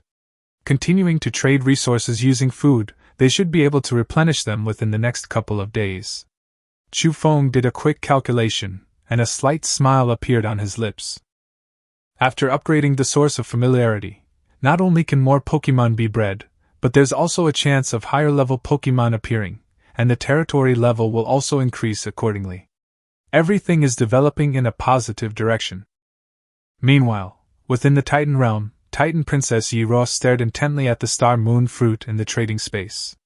Her outward appearance remained calm, but her slightly pursed lips betrayed her inner shock. She couldn't understand how Kundi had managed it. Even she wasn't confident in hunting level 5 monsters, and her Titan nearly lost a familiar when facing a level 4 boss monster. Titans are top tier familiars, not inferior even to dragons. Logically, the gap shouldn't be so large. Could Kundi have mastered some special hunting method? Countless questions churned in her mind, but no answers came. Finally, Yiro could only suppress her confusion for the time being and continue collecting resources according to her plan. At the same time, she didn't give up on adding Chu Feng's private space. Even though she received rejections every day, she persisted. Befriending such a powerful lord would definitely be beneficial to her. As the sun gradually set, its orange-red light bathed the earth. Yiro recalled all the titans who had gone out hunting. After all, the magical beasts were more ferocious at night, and losing any of his familiars would be a huge loss. Just then, an announcement suddenly popped up in the communication space, and it was a mandatory notification to all lords. There are 8 days left until the end of the safe period. After the newbie period ends, the lord assessment will begin. At that time, the surrounding alien races will truly realize your existence, and danger will follow. Aliens, monsters, and strange creatures will appear. Assessment rules, scoring system. Assessment rewards, retain lord privileges. The lord with the highest score receives a special reward. Assessment failure, death announcement. The entire chat space fell silent instantly. The once bustling chat interface suddenly became like a stagnant pool, with no one speaking. After a long while, someone finally broke down and spoke up. He thought he could finally relax, but he hadn't expected there to be an assessment. Even just wanting to coast through wasn't an option. Panic quickly spread. Some wanted to cling to powerful figures, some cried out that they didn't want to die, while others calmly reminded him that it's better to rely on yourself than others, and even the most powerful figures can't necessarily take care of everyone. Some analysts believe that since it's a beginner's assessment, the difficulty shouldn't be too outrageous. After someone died on the first day, everyone still persevered, right? With effort, there's always a chance. Amidst cries of mourning and words of encouragement, the lords finally realized that this was no ordinary quest in a game. Success meant survival, even the pursuit of legendary eternity. Failure meant certain death. Ordinary lords were filled with apprehension, while those with high-ranking followers pondered deeply. This was both a crisis and an opportunity. The lord with the highest score would receive a special reward. For them, this might be their chance to widen the gap again, or even surpass the mysterious Kundi. Chapter 11. Therefore, a wise man has lifelong worries, but no worries for a single day. Chu Feng looked at the announcement, his smile instantly vanishing, his expression turning serious. His eyelids twitched, and he muttered, "Assessment? Failure means death?" But the next second, he thought of the reward in the announcement, and his heart skipped a beat. The words, unique reward, carried immense weight. His elven followers were, after all, a unique unit type, and based on their current performance, they were already far ahead of most lords. Chu Feng dared not say that he could definitely rank first on the entire Blue Star. After all, among billions of lords, it was impossible for anyone not to have obtained a heaven-defying opportunity, even if they hadn't shown themselves yet. But with his only dependent, he was absolutely confident of entering the top 100. The reward for this assessment is also the only one. If he can obtain it, it will undoubtedly be a huge advantage for his future development. He quickly calmed down. A powerful elven retinue only represents superior hardware. The Lord's own plans and judgment are equally important. Among billions of people, there are certainly those with formidable retinues. A moment of carelessness could easily lead to an unexpected downfall. Thinking this, Chu Feng narrowed his eyes, only one thought in his mind: he absolutely could not be careless. Therefore, he immediately put most of the food into the trading space. Because as other lords gradually became self-sufficient, food prices would eventually fall back to normal levels. At most, he could continue harvesting for the next couple of days. Squeeze as much as you can out of them. As the resources brought back by the elves were broken down, and the food in the trading space was traded, the World Tree's gentle voice rang out once more. "My lord, your resources have met the requirements for upgrading your territory. Would you like to upgrade to LV3? Chu Feng didn't hesitate, and immediately chose to upgrade. In an instant, emerald green light filled his vision, and golden patterns drifted like willow catkins. The trees in the territory grew again, and the tree houses of all sizes became more exquisite than before. Vines intertwined to form a door frame, the wooden planks became flat, and emerald green leaves covered the roof like jade tiles. The location of the world tree also changed. Its roots, which were originally embedded in the soil, rose up, and the entire world tree floated in the air. Countless firefly-like points of light surrounded it, as if drawing nourishment from the world. Then, a faint halo appeared around the world tree, like a transparent eggshell.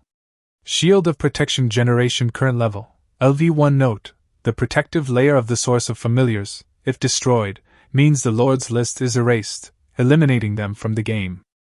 Just then, the sun rose, casting golden sunlight upon the world tree, making the entire territory appear dreamlike. A new territory panel appeared. Territory name: Kundi, Eternal Forest. Territory level: LV3 Protective Shield, LV1.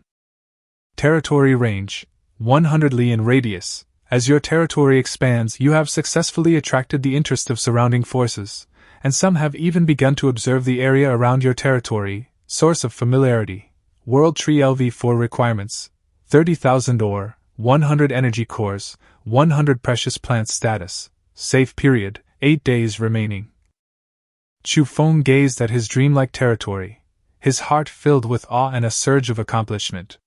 All of this was something he had built step by step from ruins. But he couldn't ignore the notifications on the control panel. With his territory expanding to a radius of 100 miles, it was impossible to avoid attracting attention from those around him. While seeking victory through stability is important, simply hiding and surviving will not get you far. As for the protective shield, Chu Feng quickly understood its significance. Normally, if the enemy has breached the territory's defenses, it means that one's own forces have completely collapsed. However, in war, there are also methods such as surprise attacks, decapitation strikes, and destruction of the source of one's familiars.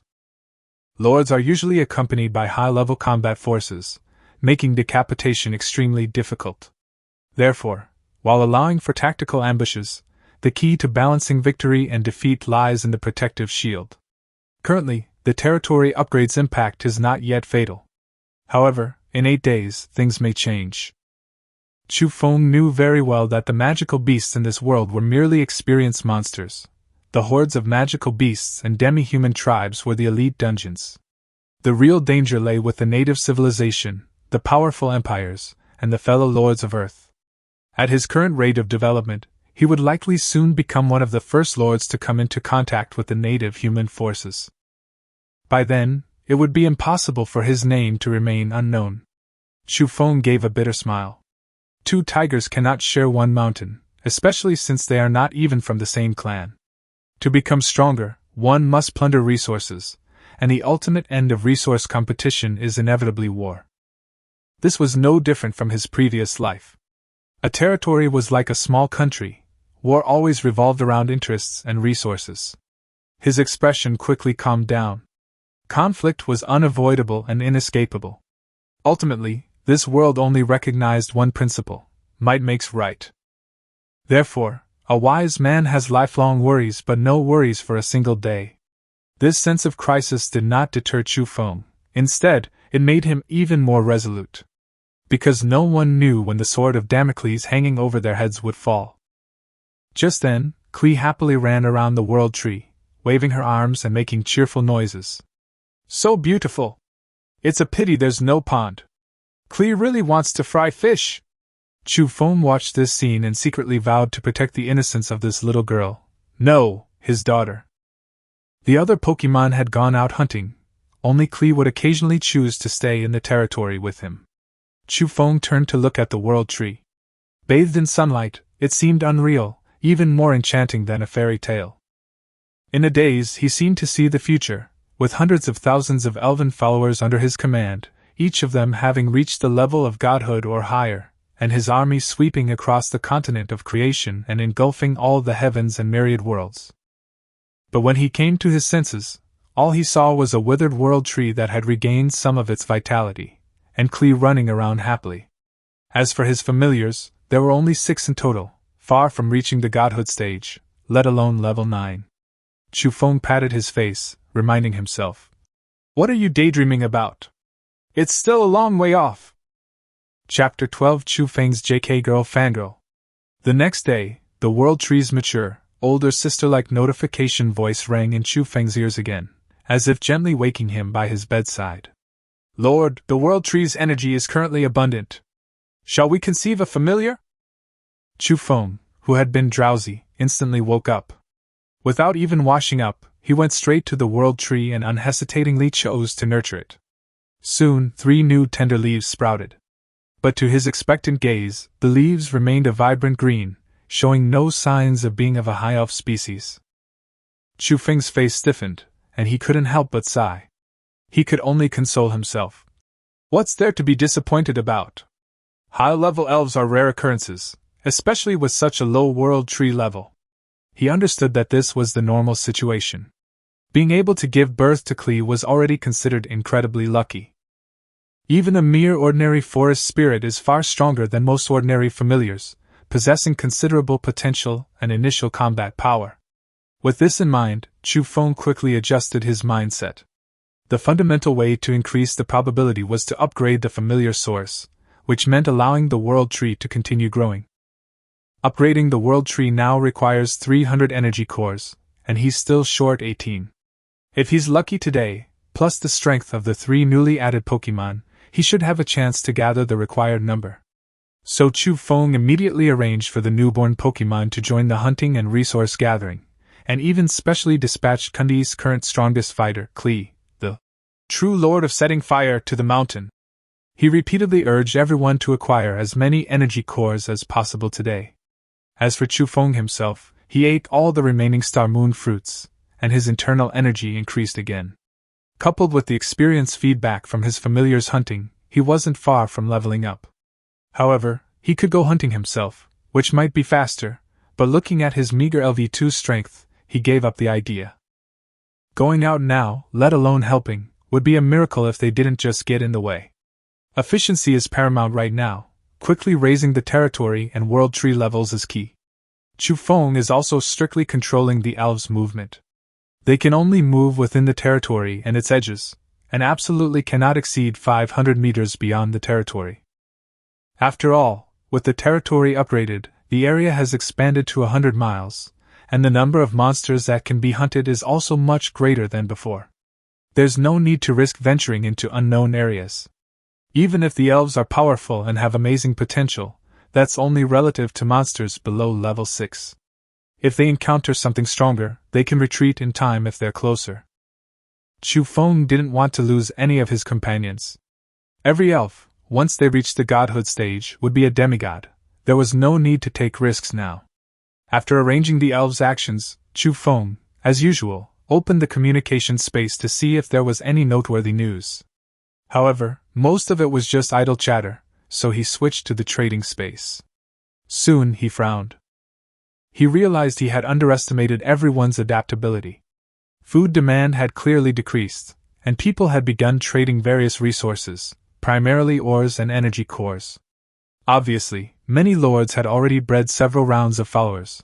With increased combat power, survival was no longer their biggest concern, and their focus had shifted to leveling up. However, Chu Feng had no regrets. He had already reaped the benefits of the first wave of food profits, and was even likely one of the first lords to reach LV3. The changing demand for food among the crowd showed that he had already taken a 99% lead by being the first to sell food in large quantities. If someone of equal strength failed to seize the opportunity, it only meant they weren't smart enough. After all, you have a limited number of followers at the start, and one person can't do everything. Instead of spreading your resources thin and gathering inefficiently, it's better to acquire advantageous resources with maximum efficiency, and then exchange them for the resources you need. That's the optimal solution. Chu Feng was also glad that his followers weren't utility-focused but rather combat-oriented. While dwarves can mine and forge, the most precious resource in the early game is ultimately food. Different factions have their own advantages at different times. However, the initial overwhelming lead is no longer as significant. Although Chu Feng has still widened the gap, he must level up faster to maintain his lead. Only by creating a large gap can he stabilize his advantage. Therefore, his current goal is clear: to upgrade his territory to LV4 as soon as possible. However, the thought of the resources required for the upgrade gives Chu Feng a headache. Not only is the demand for ore too high, but he also needs precious plants, which he has no idea where to get. He did consider cooperating with lords who have dwarven followers, but he quickly gave up on that idea. Now, Lord Kundi is practically a household name in the online community, and given how much he made from food trading, people probably assume he's rolling in money. If he were to actually seek cooperation with someone, they'd most likely ask for an exorbitant price. Chu Feng had no intention of willingly walking into a trap. He couldn't help but sigh. It would be great if there were rewards for upgrading the territory level. The difficulty is a bit high right now. Can the organizers please be a little more lenient? Meanwhile, thousands of miles away, separated by several mountain ranges, lay another forest. A high school girl was staring at the information in the trading space, so excited she could barely speak. Kundi, the boss! Her eyes shone, her face full of admiration, and she held her hands to her chest, taking several deep breaths to calm herself down. The girl had large, bright, jet-black eyes, long, golden hair reaching her waist with coral highlights, styled in a side part that exposed her ears, and wore a unique choker around her neck. She was clearly a trendy student. Her name was Lu Qian, and at that moment, her mind was filled with Lord Kundi. She secretly encouraged herself, determined to catch up with the big shot, even if it meant only being able to do odd jobs by his side. She even started to fantasize about what kind of person the other person was. If it was a girl, she would definitely be a cool older sister. If it was a boy. Thinking of this, Lu Qian's face turned red, her eyes became blurry, and she stood there in a daze. Not far from her, there was a well, above which floated clusters of spheres of light, like magnified fireflies. They had no physical form, yet they were surrounded by distinct elemental fluctuations. These orbs of light flickered in and out, whispering amongst themselves. Master's at it again. She always does this whenever she sees news about Lord Kundi. Let's try harder, or Master will be disappointed. I've sensed the locations of quite a few ores. I've also discovered some magical plants. These little creatures were elemental spirits. More accurately, they are elemental beings, intelligent aggregates of elements, not true elves. Chu Feng probably doesn't know that in some corner of the creation continent, there already exists such a devoted fan. This might be difficult for most people to understand, but from Lu Qian's perspective, Lord Kundi's performance was indeed dazzling, indirectly proving his power. It's not surprising that someone admires him. Chapter 13. Life's journey is long and arduous. We must persevere. Why did Lu Qian suddenly show that admiring expression? The reason is simple. Chu Feng has made a new move in the trading space. This time, he is clearly preparing to take advantage of the market's still plenty to make another killing. Therefore, a large amount of food was listed in the trading space, with a special note indicating that he wanted to exchange it for valuable plant-related materials. 3,000 pieces of meat.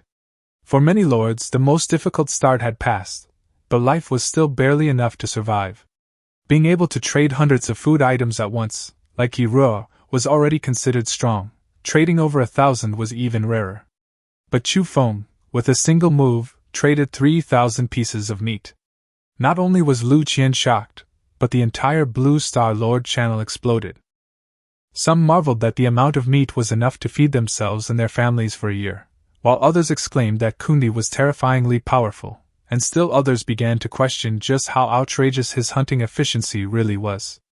Ordinary lords had long been fawning over Chu Feng, and now that such a large quantity of food had been posted, even some lords with high-ranking families couldn't help but join the ranks of those praising him. After all, nobody's stupid. Chu Feng had been trading food from the very beginning. If it were just for quickly exchanging resources, he had no reason to hoard it for so long. The early stages were the best time to squeeze the market. So many people quickly concluded that these 3,000 pieces of meat were likely only his production from the last 2 or 3 days. Everyone understood what this meant. Soon, everyone's attention shifted to the precious plant he had marked. Some speculated that since he had previously accepted ordinary plants, His sudden increase in requirements meant that ordinary materials were no longer sufficient for his territory upgrade. The channel erupted in wailing and howling. Some urged others to hand over the precious plant, while others even barked, seemingly wanting to bite someone on behalf of the big boss, Kundi. Some realized that Kundi might have already reached LV3 and was now preparing to break through to LV4. This speculation silenced many. Because for a familiar source to upgrade, it only needs a core. But the problem is, this isn't a game, there are no bugs.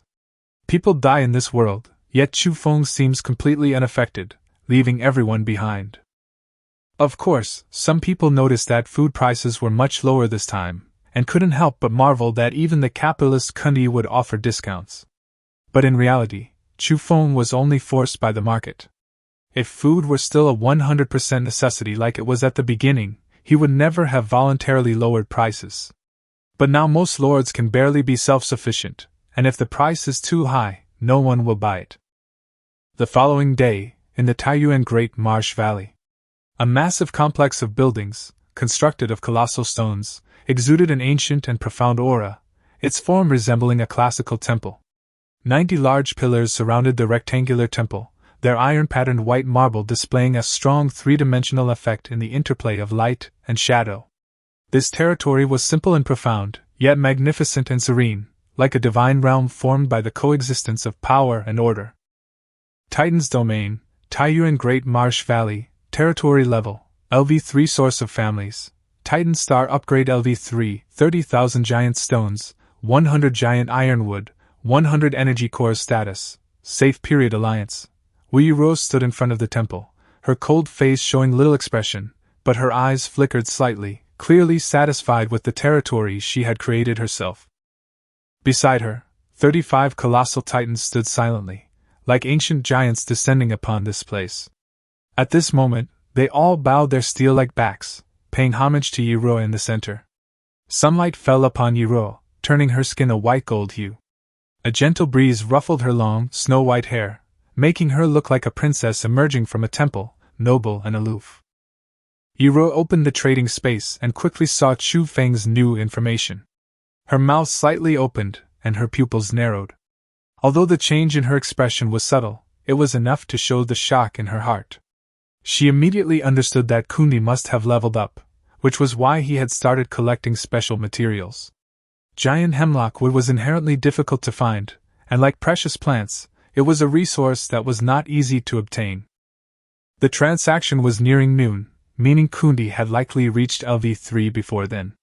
Roughly calculated, he was at least 34 hours ahead of her. And she herself had never stopped.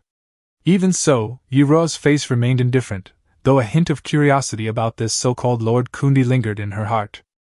She tried adding Chu Feng's private space again, but didn't have much hope. Based on the information she had, she could roughly judge his personality. He was a loner, taciturn, disliked socializing, yet was frighteningly intelligent and powerfully incomprehensible. Perhaps for him, socializing was just a waste of time. But Yiro believed that necessary socializing was merely a matter of convenience, and wouldn't necessarily slow things down. She stood there until the sun set and a chill began to rise in the valley before slowly turning around and walking towards her residence. Meanwhile, in the eternal forest, Chu Feng stared at the food he had listed, his face dark. What he desperately wanted was for someone to trade energy cores, but everyone was holding on to their cores tightly, and no one was willing to part with them. He couldn't help but mutter a curse under his breath. He was only 2 energy cores away from upgrading the world tree again, but ever since he extracted that gold, his luck seemed to have been completely drained, with a pitifully low drop rate. Although the food wasn't sold out instantly like it had at the beginning, the more affordable prices, coupled with his notorious reputation as a capitalist, still attracted many customers. Even so, 500 or 600 of the 3,000 pieces of meat remained. In the past, that meat would have been completely devoured. Chu Feng glanced at the trade demands for the precious plant and rubbed his temples. How to get his hands on it was truly a headache. Just then, Kali's little face suddenly came closer. She looked at Chu Feng with her big eyes and asked him why he was unhappy. Then the little girl puffed out her cheeks, like an angry little pufferfish, and pouted, saying, "Daddy's unhappy, And Kali's unhappy too. Chu Feng was taken aback, then smiled, reaching out to gently rub her little cheek, telling her that Daddy wasn't unhappy. Deep down, he understood that perhaps all his good luck had been used on his precious daughter. Besides, it was just 2 energy cores. Even with today's bad luck, he should have had a chance to get them eventually. It was just that everything had gone too smoothly before, so the slight delay now seemed unreasonable to him. As for the precious plants, there will always be a way. Life is a long and arduous journey, requiring continued effort and patience. Of course, if other lords heard these thoughts, they would probably vomit blood on the spot. You call this unreasonable? You call this bad luck? You're already so far ahead of everyone else. Why don't we all just quit and let you play by yourself? Chapter 14 Boss Chu Feng. I'm your Ning Ning Rabbit. I have precious plants. The next day, before the sun was even directly overhead, Chu Feng received good news. He had enough energy cores. Did he want to upgrade his familiar source? A smile appeared on Chu Feng's face, and he chose to upgrade without hesitation. He had worked so hard for so long. This was the moment he had been waiting for. With confirmation, the world tree has changed once again. Its trunk, originally half a person's height, has grown to a person's height, and its lonely branches have gained a touch of vitality. The withered bark is no longer lifeless.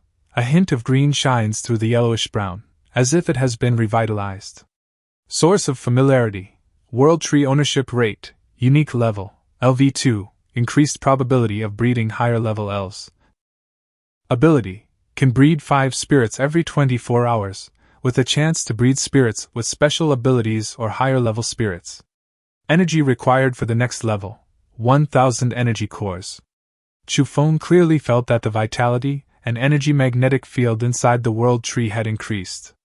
It floated in the air, with underground water sources turning into water spheres that surrounded it, resembling stars under the sunlight, incredibly dreamlike. He was overjoyed. The world tree had finally reached LV2. The increased probability was important, but the most direct change was that the number of Pokémon spawned each day had increased from a steady pace to 5 every 24 hours. This meant a significant increase in the growth rate of his familiars, which equated to a rapid expansion of his combat power. Chu Feng quickly realized that the level of the familiar source was extremely crucial. However, territory and the world tree complement each other. The larger the territory, the more magical beasts can be hunted safely, and the faster resources and levels will increase. Therefore, he cannot neglect either. He must pursue both. As for adventuring and hunting outside, Chu Feng has no intention of doing so. Although his familiars can be resurrected, rebreeding and nurturing them will consume time and resources, resulting in too much loss. If even he has such difficulty acquiring energy cores, the efficiency of other lords must be even lower. In the short term, he has already distanced himself from his fellow Blue Star lords, but Chu Feng is well aware that the real threat is not these newcomers. The civilizations and empires on the creation continent, which have developed for thousands of years, are the true behemoths of the future. Unfortunately, the world tree had just finished its upgrade and its energy was temporarily insufficient to immediately nurture 5 new elves. Chu Feng estimated that once the nurturing was successful tomorrow, his elf family would increase from 9 to 14. From nothing to something, from a handful to leading the entire Blue Star, he couldn't help but feel a sense of Gankai, mixed feelings. However, 14 was still too few, far from a true elf army. After lunch, Kelly ran over to Chu Feng, clutching her precious Dudu, excitedly showing off her newly made bouncy bomb. Upon hearing this, Chu Feng nearly broke out in a cold sweat and quickly said he didn't need to look. Kelly blinked and asked if he was scared, to which he immediately denied it, adding that he believed Kelly wouldn't blow his father up. Kelly, however, gestured earnestly, saying that this bomb could explode into a very, very large size. Chu Feng was even more hesitant to touch it, thinking to himself that this wasn't a toy, it was practically suicide. As they were talking, Klee suddenly remembered their business and tugged at Chu Feng's sleeve, saying that they had discovered those monsters again this morning. They were the same clumsy creatures that had chased Klee before and ended up being blown up together. However, the other Pokémon said that those monsters weren't actually clumsy. So they quietly followed, discovering many burrows and hearing the creatures talk, though it was all gibberish that Klee couldn't understand. Klee thought for a moment and added, "They all have the tetanus blades Daddy talked about, and they're wearing tattered clothes." Chu Feng raised an eyebrow. They could speak, had weapons, and moved in groups, meaning the group that was blown up last time was just a small reconnaissance team. The large influx of gnolls is likely due to his territory's upgrade, which has attracted the attention of surrounding powers. He asked Klee how many there were. Klee frowned, counted on her fingers, and finally said simply, "At least 50 or 60, there are a lot." Chu Feng remained silent for a moment, concluding that these gnolls were clearly eyeing his territory. There might be even larger tribes behind them. It would be best to find an opportunity to wipe them all out. He reminded Klee to be careful when going out, especially at night. The monster's strength increases at night, and there are many gnolls. There might be elite monsters among them. Klee patted her chest and promised that if any of those bad things dared to bully her father, she would take Dudu and blow them all up with bouncy bombs. Chu Feng patted her head and couldn't help but laugh. With Klee's current combat strength, she is indeed still in a sweeping state. As long as she doesn't let her guard down, those gnolls are more like experience points delivered to her doorstep. Afterwards, Chu Feng, as usual, opened the communication and trading spaces to check. There wasn't much useful information in the communication area. Most posts were requests for powerful allies, and some even offered their locations. After all, the Lord assessment was just around the corner, and many people were already panicking. The food in the trading space sold out smoothly, but he didn't get a single energy core in return, nor any information about the valuable plant. He then entered his private space, intending to continue rejecting friend requests. The Titan Princess persisted, sending messages every day. Chu Feng glanced at them and rejected them as usual. But the next second, his pupils contracted slightly. He noticed a request with a note attached. Territory name, your Ning Ning Rabbit note, Dear Kundi, I'm your Ning Ning Rabbit. And your biggest fan. My familiars are elemental beings, very sensitive to plants and elements, and my territory happens to have some precious plants. I can give them to you for free. Can you add me as a friend? If possible, it would be best if we could exchange them for some food, hee. Chapter 15 The Tyrannical Elf God. Yadagami Toka. Upon seeing the keywords, precious plants, Chu Feng immediately accepted the friend request and then asked, "How many? What kind of plants? What are their characteristics?" Exchanging would be great, but if he had them in his own territory, he could save some resources. Although the other party said they only wanted a little food, or even offered it for free, it's best to avoid owing favors if possible. After all, everything else is easy to handle, but once favors are involved, things become difficult to resolve later. Chu Feng didn't want to be blackmailed by the other party because of this. But after waiting for a while, there was still no reply. Chu Feng looked up and saw that the sun had already set, and night had completely enveloped the earth, with eerie purple moonlight quietly bathing the territory. Time really flies. Chu Feng paused for a moment, unable to help but sigh. When you're focused on something, time always seems to pass faster than you imagine. Just then, a long and wild howl suddenly came from outside the territory. Oh, whoa, whoa, whoa! The sounds rose and fell, as if he were surrounded by wolves from all sides. Moreover, the sounds were deep and hoarse, completely different from ordinary wild wolves, giving Chu Feng goosebumps. He turned his head and looked, and in the darkness, pairs of green eyes were moving rapidly, like streaks of light darting through the night. Trying to ambush them at night? Chu Feng frowned, but showed no fear. I thought they would observe for a while longer, but I didn't expect them to be in such a hurry. As expected, wild beasts are wild beasts. At a glance, there were more than 100 jackal men. The scouts and Kelly had already detected the movement, so Chu Feng knew that these guys were spying on his territory. He just didn't expect that they would take action so soon after he received the news at noon. The next second, arrows rained down. Bang, bang, bang! Unfortunately, the territory was still under protection, and the arrows couldn't harm any of the creatures inside. They all struck the invisible barrier, producing a metallic clang and sparks flying. Seeing the enemy's invasion, the elves were instantly enraged. To them, this wasn't an ordinary attack, but an offense against their master, even in attempt to harm her. This was an unforgivable crime. A rare, chilling rage appeared on the elves' faces, their bodies radiating emerald light as they rapidly conjured energy weapons in their hands, some bows and arrows, others slender one-handed swords. Normally, they mostly used bows and arrows to hunt monsters from a distance. But now, they were even prepared for close combat, demonstrating the extent of their fury. At the same time, an even more ferocious howl erupted from the gnoll pack. A monster, 3 times the size of an ordinary gnoll, smashed through its companions and charged forward. Its body was covered in bulging muscles, its gray-white fur was tangled, and it had a hideous scar on its face that stretched from its eye socket to the corner of its mouth. In its hand, it carried a stone axe larger than its body.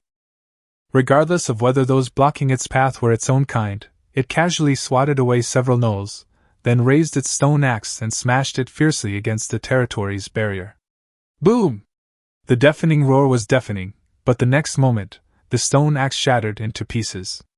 An expression of disbelief appeared on the ugly face of the elite gnoll, its mouth wide open, revealing dark yellow fangs. It, of course, didn't know that this wasn't an ordinary barrier, but rather a near-invincible entity within its protection period, something a beast like it couldn't possibly break through. Foolish beast! Barbarian who dares to invade our territory! Put down your filthy claws!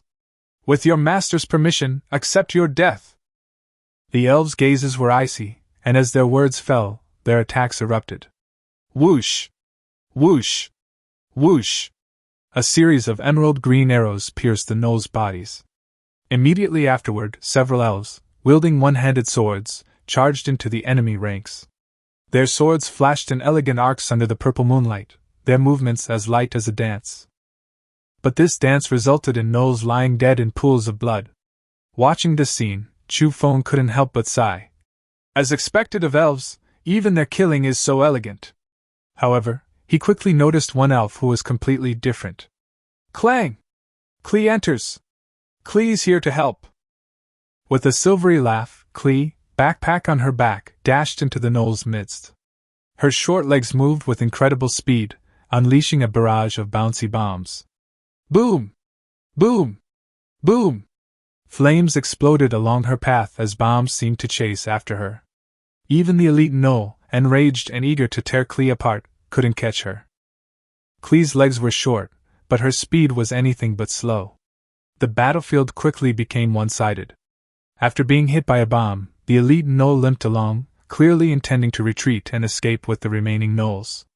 Just as Chu Feng was about to leave the battlefield, he suddenly heard the World Tree's voice in his ear. Abundant energy, wish to conceive a familiar? Hearing this, he quickened his pace and headed straight for the World Tree. Soon, to Chu Feng's expectant gaze, the World Tree first lit up with a familiar emerald green light. 1, 2, 3, 4. Just when Chu Feng was about to give up hope, a faint purple hue suddenly appeared. Incredible luck!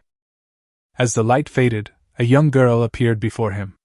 She had knee-length, night-black hair adorned with a large bow, and her purple eyes were as clear as crystal, filled with innocence.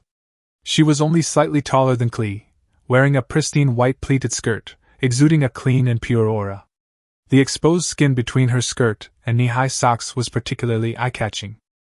Of course, she was also completely different from other spirits, which also completely eliminated any possibility of Chu Feng treating her as his daughter. As the saying goes, a mountain range appears different from different angles. This peak is difficult to grasp. Chu Feng almost subconsciously called out a name.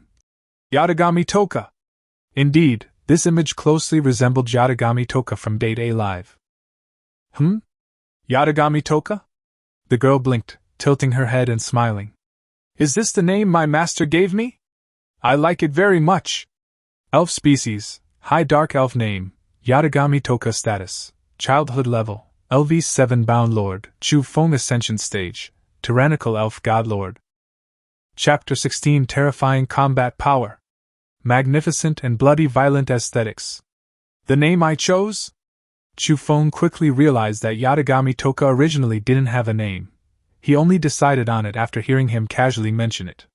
He felt a bit embarrassed, but what concerned him more was Toka's stats. This time, a true waifu from the anime/manga world has appeared. Unlike Klee and the others who are still in their infancy, she has already entered her growth stage, and her level is a terrifying LV7. Although she is also a high-level elf, her future path to godhood is completely different from other elves. A tyrannical elven god. Looking at Toka's blank expression, Chufeng found it hard to associate the word tyrannical with her. But just imagining her kicking cars, smashing game consoles, and shattering screens when she goes berserk still sends chills down my spine. Well, this divine position isn't entirely unjust. Dark elves are inherently more inclined towards close combat. To put it simply, night elves are like assassins, elemental elves are like mages, forest elves are like archers, and dark elves are pure warriors. Moreover, once Toka enters the ascension stage, she will be a godlord level being, approaching the limit of a lower true god, and even having the chance to challenge for a true middle god. Legends, epics, and myths are merely the pinnacle of mortal power. And once Yatagami Toka crosses that step, she will become a true god. Transcendent, powerful, eternally immortal, capable of destroying the world with a wave of her hand. Just as Chufeng's thoughts were churning, a strange sound suddenly rang out.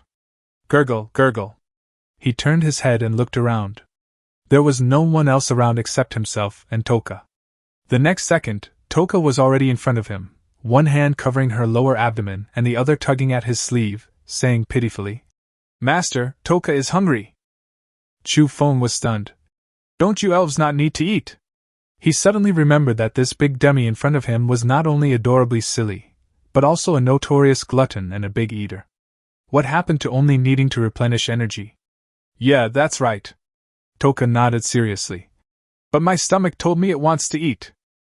After saying that, her eyes began to dart around, clearly entering a predatory state. Soon, Chufeng completely panicked. "That's the world tree, you can't bite it! The wooden house is our home! You can't eat the leaves either! Idiot! I'm your master, you absolutely can't eat me!" Seeing Toka biting his arm and refusing to let go, Chufeng sighed with a headache and could only compromise. "How about this, you go and clear out those monsters outside the territory, and I'll prepare food for you, okay?" Who would have thought that this beautiful girl who looked like a dog actually possessed 10 powerful forms, among which the beast form, once fully unleashed, even had the ability to destroy the world. Upon hearing about the food, Toka's eyes lit up instantly, and she immediately agreed. The next moment, a dark light appeared in her hand, and a dark two-handed great sword revealed its sharpness. Boom! Toka took a step forward, and the ground cracked open with spiderweb-like marks as she charged towards the knolls outside the territory. The scene that followed was bloody and shocking.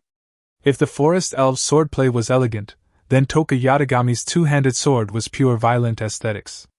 Wherever she went, blood splattered, flesh flew, and bones scattered. Her movements were crisp and clean, without the slightest hesitation, as if the instinct for fighting was etched into her very bones. Each swing of the great sword created a piercing whistling sound. Many gnolls weren't even killed by the sword, but rather smashed into a pulp. But Toka didn't see these enemies at all. Her pupils seemed to flash with images of delicious food, and she kept muttering, "Master! I'm here! Food! I'm here!" As she spoke, her mouth was practically watering. The gnolls, who had been howling wildly, were now like wild dogs with broken legs, only able to whimper in low, hoarse voices. The elite gnoll had also fallen to the ground, its body and limbs torn to shreds. Their desperate cries echoed all around. The battle left Klee and the other elves stunned. Everyone stopped what they were doing and watched Toka's solo performance in silence. "Is this really our kind of elf? Isn't this a bit too violent? Anyone with eyes that can appreciate beauty will understand that this is also a kind of beauty. Wow!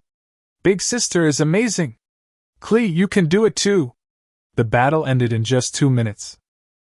Chufeng looked at the mess on the floor, then down at Shurxiang, who was tugging at his sleeve. Even the ribbon in her hair seemed to come alive as it swayed. His lips twitched involuntarily. "Are you sure this isn't a dog?" Shurxiang's eyes widened, her nose twitched, but she couldn't smell any food. Her expression immediately turned resentful. "Master! Food! Food! No food?" Chufeng tried to pull his hand back, but found he couldn't budge it at all, and cold sweat poured down his forehead. Shixiang, let go first, we'll prepare food now. He couldn't help but complain inwardly. This silly girl killed so quickly, how could he have time to cook? Sure enough, the gloom on Toka's face vanished instantly at the mention of food. She smiled and released her grip, snuggling against Chu Feng and rubbing her cheek against his chest. Master is so good, I'm so hungry! Chapter 17. The most arduous day since arriving on the creation continent. 3 hours later. Yatagami Toka slumped in her chair, patting her bulging belly, let out a satisfied burp, and quickly fell asleep with her eyes half closed, even snoring. Chu Feng stood frozen in place, his face dark, his arm aching and numb. This silly girl really could eat. She ate everything, meat and vegetables alike, and almost wiped out all his food. Kelly came closer with concern, took a handkerchief and wiped his face, and whispered, Daddy, you've worked so hard. Next time, Kelly will fry fish for my sister so you don't have to work so hard. The other forest elves also looked guilty, and said they would definitely learn to cook in the future. They even offered to massage Chu Feng and let him rest, and some even said they would help him scrub his back. Seeing their earnest expressions, Chu Feng felt a little better. After all, he had cooked this meal himself. Toka couldn't wait, and the other elves weren't good cooks, so he had to take matters into his own hands. However, he resolutely refused the idea of getting a body scrub. A group of beautiful women, all still in their juvenile stages, surrounded him. This was not enjoyment, it was torture for his Tao heart. He stretched his aching arms, patted Kelly's head, and sighed. Let's get the rest arranged, skip the scrubbing. Aren't you all supposed to be eating? It turned out that not only Toka, but also Klee and the other spirits had tried his food. Klee was craving it and begged him, which Chu Feng couldn't refuse, and the other spirits just wanted to try it, so he couldn't show favoritism. Klee lowered her head and said apologetically that her father's cooking was too delicious and that she wouldn't make him work so hard again. The elves blushed as well. Chu Feng smiled, indicating that they could eat it from now on. However, he absolutely could not cook it himself anymore. There were so many forest elves, learning a cooking skill wouldn't be difficult. He decided to spend time teaching them every day. He glanced at his private space again. Ning Ning Rabbit hadn't replied yet. Meanwhile, someone in the chat room was already wailing, saying that Kundi's food was sold out and hadn't been restocked, and they missed his meat. Chu Feng's face darkened even more. It wasn't that he didn't want to restock, but rather that Toka had eaten almost all of their stock. Thinking of this, he could only hug Curry, close his eyes, and fall asleep immediately. This day was the most arduous one he had experienced since arriving on the continent of creation. The next day, Chu Feng woke up feeling refreshed and full of energy. He stretched for a bit, then immediately realized something was wrong. This feeling clearly indicates that my level has been raised. He opened the attribute panel and saw that it had indeed risen from LV2 to LV3, finally catching up with the level of the juvenile forest elf. Last night, those hundreds of gnolls provided a lot of experience. In the early stages, Klee and the elves were the ones hunting them, but now that he has leveled up, his other familiars will naturally be just as good. Chu Feng immediately summoned all the elves to check the situation. As a result, the first batch of forest elves had already reached LV5, the rest had reached LV4, and Klee had even reached LV6. The current strength of Kundi's territory consists of Toka Yatagami, LV7, Klee, LV6, 3 LV5 Pokemon, and 9 LV4 Pokemon. Kundi's overall strength has more than doubled compared to before. Chu Feng quickly ordered the LV4 elves to retrieve the remaining gnoll corpses from the previous night and convert them into resources, after which they would continue hunting monsters within their territory. As for the level 5 Pokemon, it went out to investigate with Klee and Toka. If the gnolls are indeed a tribe, their numbers are definitely more than the 100 or so from last night. He also specifically instructed them to try to find out as much information as possible about other tribes in the surrounding area, to avoid war if possible, and not to engage in conflict without authorization. He said that whether to exterminate them should be decided after he had obtained the information. With Toka Yatagami now on the team, if we can clear out the surrounding smaller factions beforehand, the pressure of the upcoming Lord assessment will be much less. More importantly, battles will allow our familiars to level up quickly. But as soon as the order was given, Toka rubbed her sleepy eyes and stood up. Her stomach rumbled again, and she asked matter-of-factly, "Master, but I haven't had breakfast yet?" 2 hours later. Chu Feng, his face dark, saw them off again. Looking at Shi Xiang patting her stomach with a satisfied expression, he really wanted to give her a good whack. The kitchen must be built as soon as possible, and the elves must start learning to cook today. As for letting Toka learn on her own, expecting that idiot to learn to cook is absolutely impossible. However, seeing her snow-white absolute territory as she left, and the exaggeratedly swaying weight, Chu Feng's mood subtly improved a bit, and he forcefully suppressed the urge to have a stroke.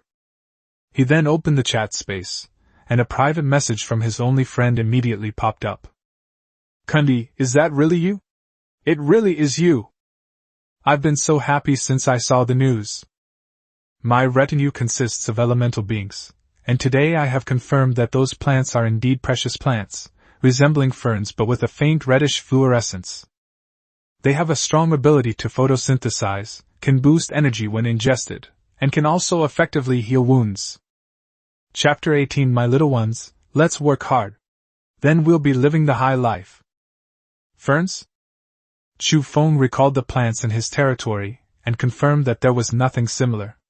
According to his memories on Earth, ferns mostly depend on sufficient water, are very poor at drought, and usually grow in dark and damp places in the lower layers of forests. His territory is sunny and the environment is clearly unsuitable. It seems the only way to get this upgrade material is to trade with your Ningning rabbit. Chu Feng sent a message, "Tell me, how do you want to trade?" Your Ningning rabbit quickly replied, "Kundi, I already said it's a free transaction. I'm your fan." Chu Feng thought for a moment and replied, "I think it's better to make a deal. Let's go with the price I marked, how about that?" The other party directly refused the high price. "Then forget it. Since the big shot insists on the transaction, how can the fans charge such a high price? How about exchanging 1 piece of meat for 5 precious plants?" Chu Feng was speechless upon seeing this. They were not related, and there was no need for her to go to such lengths. But the more she acted like a fervent fan, the more embarrassed Chu Feng felt to take advantage of her. Moreover, these precious plants are upgrade materials, and are inherently rare. He had previously checked the trading space and found that besides himself, dozens of other lords were also buying them. The market price was 40 to 1 for food and 20 to 1 for ore. Chu Feng reminded her, "Don't you know the market price?" Your Ningning rabbit, however, retorted confidently, "Of course I know, but as a big fan, I also hope to get on their good side. But if I say it like that, how can I deserve the title of fan?" Seeing this, Chu Feng understood a bit more. Her admiration might not be genuine. She was more likely trying to forge an alliance beforehand. If it were Princess Yiro of Titan, her purpose would probably be more direct, without any hint of fangirl fantasies. Thinking about this, his secret joy dissipated considerably. Adults, after all, reason is more important. But what man hasn't fantasized about having a fervent female admirer? Of course, ugly ones are an exception. On a whim, Chu Feng asked, "Are you a girl?" Your Ningning rabbit immediately replied, "Of course. She's a genuine JK, high school girl, beauty, definitely not a big, burly guy." Chu Feng's face stiffened instantly, and he couldn't help but cough a few times, feeling as if his little thoughts had been seen through. He quickly steered the conversation back to business. "No problem, I'll let you know when the deal is finalized." If it weren't for Yatagami Toka having emptied the stock, he could have traded right now. But now there's not a single piece of meat left, so he'll have to hunt again. Thinking of that silly girl, Chu Feng's face darkened even more. Meanwhile, far outside the territory, Toka was guarding her companions, casually slaying a few unruly magical beasts. She suddenly sneezed, rubbed her nose, and muttered, "Could I have caught a cold? Impossible, I must have eaten too little. I need to eat more when I get back." Ningning Rabbit sent another message, "Kundi, is there anything else you need?" Chu Feng replied, "Not at the moment. But if you have any pure elemental substances, I'll take them too. The price is negotiable." Your Ningning rabbit immediately became excited. Pure elemental matter? That's great. My elemental beings can produce it, it just takes time to refine. I'll stockpile a bunch and then trade with the big shots. Chu Feng's eyes lit up. The elves had very high requirements for weapons. Besides high-level weapons, they also needed to be forged from high-purity elemental materials. Only such materials could withstand their high-level energy transmission. As for strength, as long as there is energy attached, it is naturally indestructible. Of course, this also depends on the strength of the energy itself. Chu Feng looked at the world tree, then thought of Kli, the high-level fire elemental spirit, and wondered. Elemental creatures? Do elemental spirits count? They don't seem to be the same thing. In the depths of the shadowy forest on the continent of creation. This place is much more humid than the eternal forest where Chu Feng is, with streams and marshes everywhere, dense shrubs, and a much hotter, more humid climate. This is Lu Qian's territory, also known as your Ningning Rabbit's territory. At that moment, a high school girl excitedly waved her fists and shouted to her elemental creature followers. My little ones, get to work! Our objective, find precious plants. And refine and stockpile elemental substances. She became more and more excited as she spoke. As long as we can show Kundi our value, the days of living the high life won't be far away. The elemental beings immediately sprang into action, responding in unison. Yes! Our princess! They heard their master talking about Kundi every day, and having no one else to talk to, they already knew how powerful that big shot was. For the sake of their territory, for the sake of their future, it would be best if Princess Kundi could join forces with that big shot. These elemental creatures are not as powerful as elves in combat, but they have a great affinity for nature and elements, making them adept at hunting small magical beasts and wild animals. Moreover, like elves, they do not need food, which is why Lu Qian doesn't place much importance on food trade. After Chu Feng finished replying to the message and calmed down, he saw that the elves had already finished sorting out the spoils of last night and breaking them down into a pile of materials. Among them were no weapons, claws, furs, bones, and some rudimentary items, such as boilers. It's impossible for him to use it himself. After seeing the gnoll's appalling hygiene, even if he washed it clean, Chu Feng would still feel disgusted. Rather than keeping it and feeling uncomfortable, he'd rather list it on the trading platform to exchange for resources. Soon, these items appeared in the trading space, once again shocking many lords. Although the weapons and household items were rudimentary, they were still highly coveted items for many lords at the time.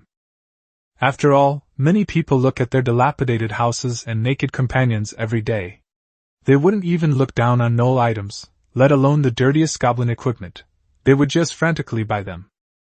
Chapter 19. No matter what, I am the biggest beneficiary. If food is just a basic resource, then equipment has a completely different meaning. Even the dwarves, who possess a talent for forging, currently lack forging tools, let alone blueprints and equipment for smelting iron ore. Could they possibly conjure them out of thin air? Therefore, although the gnoll's weapons are mostly broken knives, homemade spears, and some tattered leather armor, they are already considered rare and valuable items for the current lords of Blue Star. Equipping your familiars with these items will immediately boost their combat power. After all, not all familiars are like elves, who can conjure weapons from energy. The chat room instantly erupted in excitement. Some complained that the equipment was too worn out, and that if someone was injured, there wouldn't even be a tetanus vaccine available. Others were shocked, saying that Kundi must have pulled off something big this time, managing to acquire so many weapons. Some lords lamented, expressing envy and wishing they could curry favor with Kundi. Others speculated that these weapons came from at least 100 enemies, suggesting that Kundi may have directly wiped out a native tribe. Most of the lords were stunned by the strength Chu Feng displayed. The lord assessment is still ongoing. Everyone is in the initial stages. Having weapons and leather armor beforehand will significantly increase the chances of passing the assessment. After all, failure in the assessment means death. The difference between hunting barehanded and fighting in leather armor with swords and spears is self-evident. At this stage, even a crude longsword or a homemade spear can be considered a beginner's best weapon. So even though there was a lot of banter in the chat room, the lords didn't hesitate to act quickly, and soon started bidding for these weapons and equipment. Chu Feng was naturally happy to see this happen. Scarcity increases value, and these items could directly enhance one's strength, making them highly sought after. Since they could be exchanged for more resources, he had no reason to refuse. Many lords have even made up their minds that even if they have to eat tree roots for the next 2 days, they will grit their teeth and bid for a weapon. Meanwhile, on the continent of creation, in the Twilight Forest, the temperature here is relatively high, with a rainy season all year round, and ponds, streams, and waterfalls are everywhere. Towering trees, vines, and weeds intertwine, creating a giant green maze when viewed from above. Suddenly, a gust of wind swept by, bending several large trees under their weight, and a huge shadow loomed over the heads of the ghost wolves. With a low growl, the terrifying monster revealed its true form. That was the green dragon, one of the 5-colored dragons. It had a huge body, scales that shimmered like emeralds, a ferocious face, bat-like wings that spread out from its back, and possessed one of the strongest brute forces and terrifying venom among dragons. The dozen or so wolf-like magical beasts below are the ghost wolves. The green dragon swung its tail violently, sending several careless ghost wolves flying. But this attack did not deter them. Instead, it fueled the monster's ferocity, and they continued to relentlessly pounce on the green dragon. In the distance, a young man stood on the back of a green dragon. He was shirtless, revealing his muscular physique and several gruesome scars, exuding a savage aura. His face darkened for a moment, but he quickly regained his sunny smile, as if the gloomy look from just a moment ago had never existed. "It seems I have a worthy opponent." The young man stretched, but his tone was filled with regret. Luck always runs out, and a temporary lead doesn't guarantee you'll have the last laugh. He hopes Kundi can hold on a little longer. Although there is still a gap in strength between the two sides, his followers are dragons. He cannot hunt native tribes like Kundi right now, but once the green dragons grow stronger, other lords, including Kundi, are destined to be mere supporting characters. Green dragons are high-ranking companions with immense potential. They can reach epic level upon adulthood and even have a chance to challenge mythical level. That's equivalent to having 1 foot in the realm of gods. On the other side, in the Taiyuan Great Marsh Valley. Boom, boom, boom! A gigantic figure ran across the land, its heavy footsteps like a small earthquake, and its shadow like a dark cloud. An 8-meter-long serpentine monster flicked its tongue, opened its blood-red mouth to reveal 2 rows of venomous fangs riddled with tiny holes. If bitten, venom would be injected into the body instantly. But at this moment, it was held in the hand of the Titan. With a crack, the snake's head shattered into pieces of flesh and bone. The Titan's thick skin, however, remained completely unscathed. These terrifying giants continue their hunt within the Titan realm. Yirua looked at the equipment in the trading space, then turned to look at his own Titan. He rarely spoke, but his tone carried a hint of regret. What a pity! These items are useless to Titans. They will probably only be available for trade with lords who have forging abilities. Kundi is indeed temporarily ahead of everyone. But Yiro's energy core will soon be enough to upgrade Titan.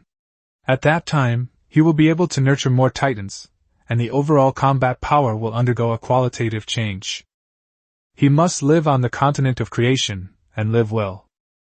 At this moment, almost all the lords were spurred on by Chu Feng and began to desperately gather resources to upgrade everything they could. Many lords with powerful retinues were even more thrilled. This world is never short of lucky people, but that doesn't mean they have no chance. Of course, most people are currently just focused on passing the assessment. As for what happens after that, survival comes first. Chu Feng had no idea what these people were thinking. He usually checked the chat space only to see if there was any useful information. Most of the time he was just lurking. Now, all he really cares about is the number of transactions. As he watched the equipment being shipped out one by one and the various materials continuously increasing, Chu Feng's smile never stopped. Good. This greatly shortened the time it took him to upgrade his territory level. The only pity is that the number of core transactions is still too small. Otherwise, he could have increased the speed of his familiar source upgrades much faster.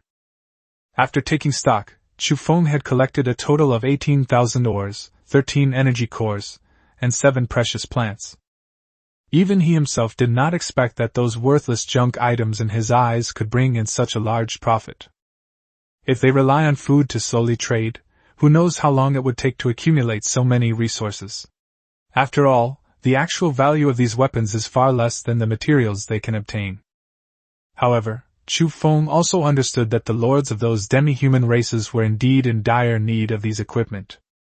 For example, you can use familiars such as gnolls, dwarves, werewolves, goblins, and goblins immediately after acquiring them.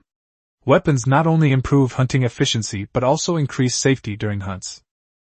As for how many resources they spend bidding and whether the weapons they acquired will bring corresponding benefits, that's for them to judge. Chu Feng grinned. No matter what, I am the biggest beneficiary. Chapter 20 Idols pursue the stars and the sea, following in the footsteps of others. They must work hard. Within the trading space, after the auction ended, Chu Feng directly gained a large amount of resources, and the hunting efficiency of the lords who won the equipment also improved significantly, so it can be said that everyone was happy. This incident also slightly improved Chu Feng's reputation among the lords. Many people who initially thought of him as a capitalist now believed that his sale of weapons was a benefit to everyone, and that he had inadvertently boosted his reputation. Of course, what truly shocked most people was his strength. After all, in this world, might makes right. However, trouble followed. After the auction, even more people wanted to add his private space. The applications, which were originally in the tens of millions, were now approaching 100 million. The various nicknames on the screen were truly mind-blowing, including things like can warm the bed, can be both cute and mature, willing to grovel, and a virile man in bed. Unfortunately, they were all useless to Chu Feng. What time is it now? Even if he were to choose an ally, he would never choose someone who might not even pass the assessment. That would be a complete waste of time. Chu Feng turned to look at the territory and found that the elves had hunted back a large number of magical beasts, their corpses piled up like small mountains, and the branches of the world tree were constantly decomposing materials. Less than half a day has passed. If nighttime is included, the number would only be greater. Indeed, with the increase in the number of retainers, the efficiency is incomparable to before. Previously, he only had 9 familiars, but now that number has increased to 14. With the addition of Yatagami Toka, his combat power has almost doubled. Soon, Chu Feng organized the materials he had broken down and stored them in his personal space, categorizing them accordingly. But looking at the chunks of meat, he began to worry for the first time whether there would be enough food. On one hand, he also has to trade with your Ningning rabbit to obtain precious plants. On the other hand, there is another big eater in his territory, Yatagami Toka, so the pressure is indeed not small. However, after counting the number of creatures, Chu Feng still encouraged himself. The hunting efficiency of the elves was now vastly different from before, so no matter what, they should be able to hold on. So he opened his private space, found your Ningning rabbit, and discovered that the other party had already sent a series of messages. Your Ningning rabbit excitedly exclaimed that Kundi was truly amazing, no wonder she was her idol. She had already found many precious plants, and said that her elemental creatures were very cute, and that she could visit her sometime. Immediately afterwards, she took the initiative to reveal her real name, saying that she was called Lu Qian, and that Chu Feng could call her rabbit if he wished. She also mentioned that the elemental beings had begun stockpiling the pure elemental substances Chu Feng needed, but the quantity was too small, which made her somewhat anxious. More importantly, the elemental beings could not only do this, but also harmonize elements and create elemental medicines. Chu Feng was somewhat surprised to see this. He had initially thought elemental creatures were weak in combat, but they seemed to have many abilities. It appeared that one couldn't judge the value of a familiar solely by its combat strength. Perhaps the creature had a different growth path. He then inquired about the effects of the elemental medicine and what materials were needed. Lu Qian quickly replied, saying that this medicine was of a low grade, only able to temporarily improve physical attributes and elemental affinity, and that it required not only plants but also a large amount of magical beast materials. If the recipe were obtained later, more advanced elemental medicines could be made. Chu Feng immediately understood that low-level elemental potions had little effect on elves. Elves themselves were not truly physical beings, and they naturally possessed extremely high elemental affinity, so a temporary boost would have limited significance. But if we can create advanced medicines in the future, it will be completely different. For example, it could lead to a surge in strength, a doubling of elemental energy, or even an instant restoration of magic power. Chu Feng couldn't even imagine what it would be like if the Pokémon received this kind of blessing. Klee could probably flatten a small mountain with a single bouncing bomb. As for Tokuyatagami, if she were further enhanced, the power of her sword strike would likely be even more terrifying. Although she is already terrifying enough as she is now.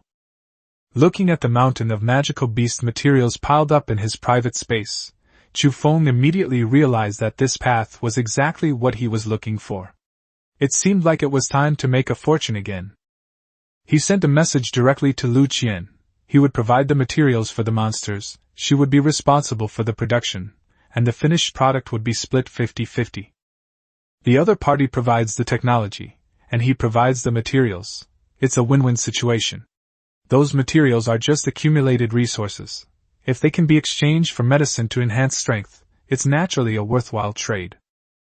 Moreover, if the other party can upgrade in the future and give birth to more unique elemental beings, it might even bring rarer abilities. One shouldn't be too greedy, and one should have a long-term vision. Unexpectedly, Lu Qian retorted, "Don't idols need anything? It's fine even if they're made for free, since her retinue can find plants quickly, and the territory itself is in the forest." Chu Feng only replied with a few words, "No need, the level is too low." Lu Qian immediately exclaimed that he truly deserved to be her idol.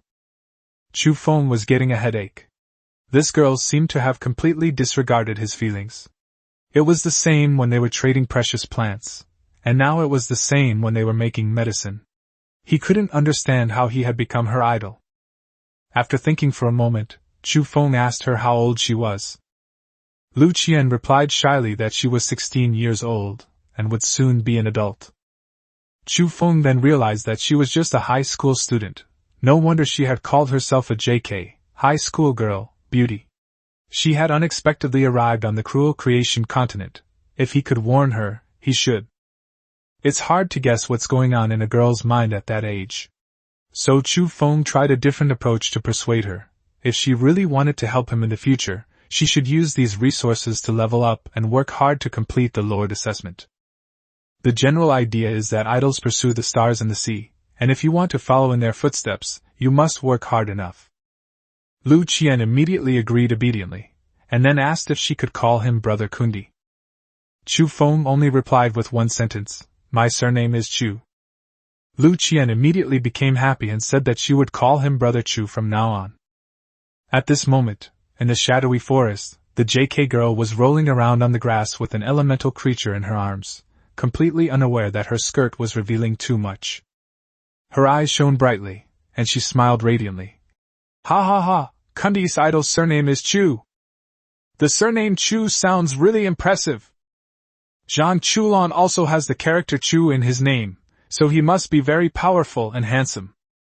Brother Chu must be incredibly handsome and powerful." Chapter 21: A Sudden Surprise. They're not puppet showers.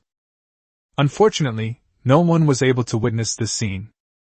Lu Qian was once the school beauty, surrounded by spotlights. She was academically excellent, cheerful, and dazzlingly beautiful. But at heart, she was just a high school girl who loved anime and manga, admiring the passion, youth, pure love, and bonds in the series, and idolizing certain characters. If nothing unexpected had happened, she should have had a smooth journey, growing into a beautiful and outstanding woman. But after that cold voice rang out, everything changed. Welcome to the continent of creation. Her parents were gone, the world was unfamiliar, and she was all alone. On the very first day, many lords died. Fear nearly overwhelmed her until she discovered Lord Kundi. That person's abilities far surpassed everyone else's, silent and calm, always weighing the optimal choice before acting. They were practically like a protagonist from an anime. It turns out that in this cruel world, there really are people who can achieve this level. Thus, Chu Feng became a beacon of hope in her eyes, even a source of faith in her world of fear. That's why she called him her idol. In the eternal forest, Chu Feng was preparing to rest and contemplate his next plan. But just then, streams of energy suddenly surged into his body, and his level quickly broke through to LV4, and even continued to rise. Chu Feng was taken aback. Does this mean I have to level up directly to LV5? But the advancement didn't continue to that point. He frowned, then quickly realized the possibility, and suddenly opened his eyes. Could it be those gnolls from before?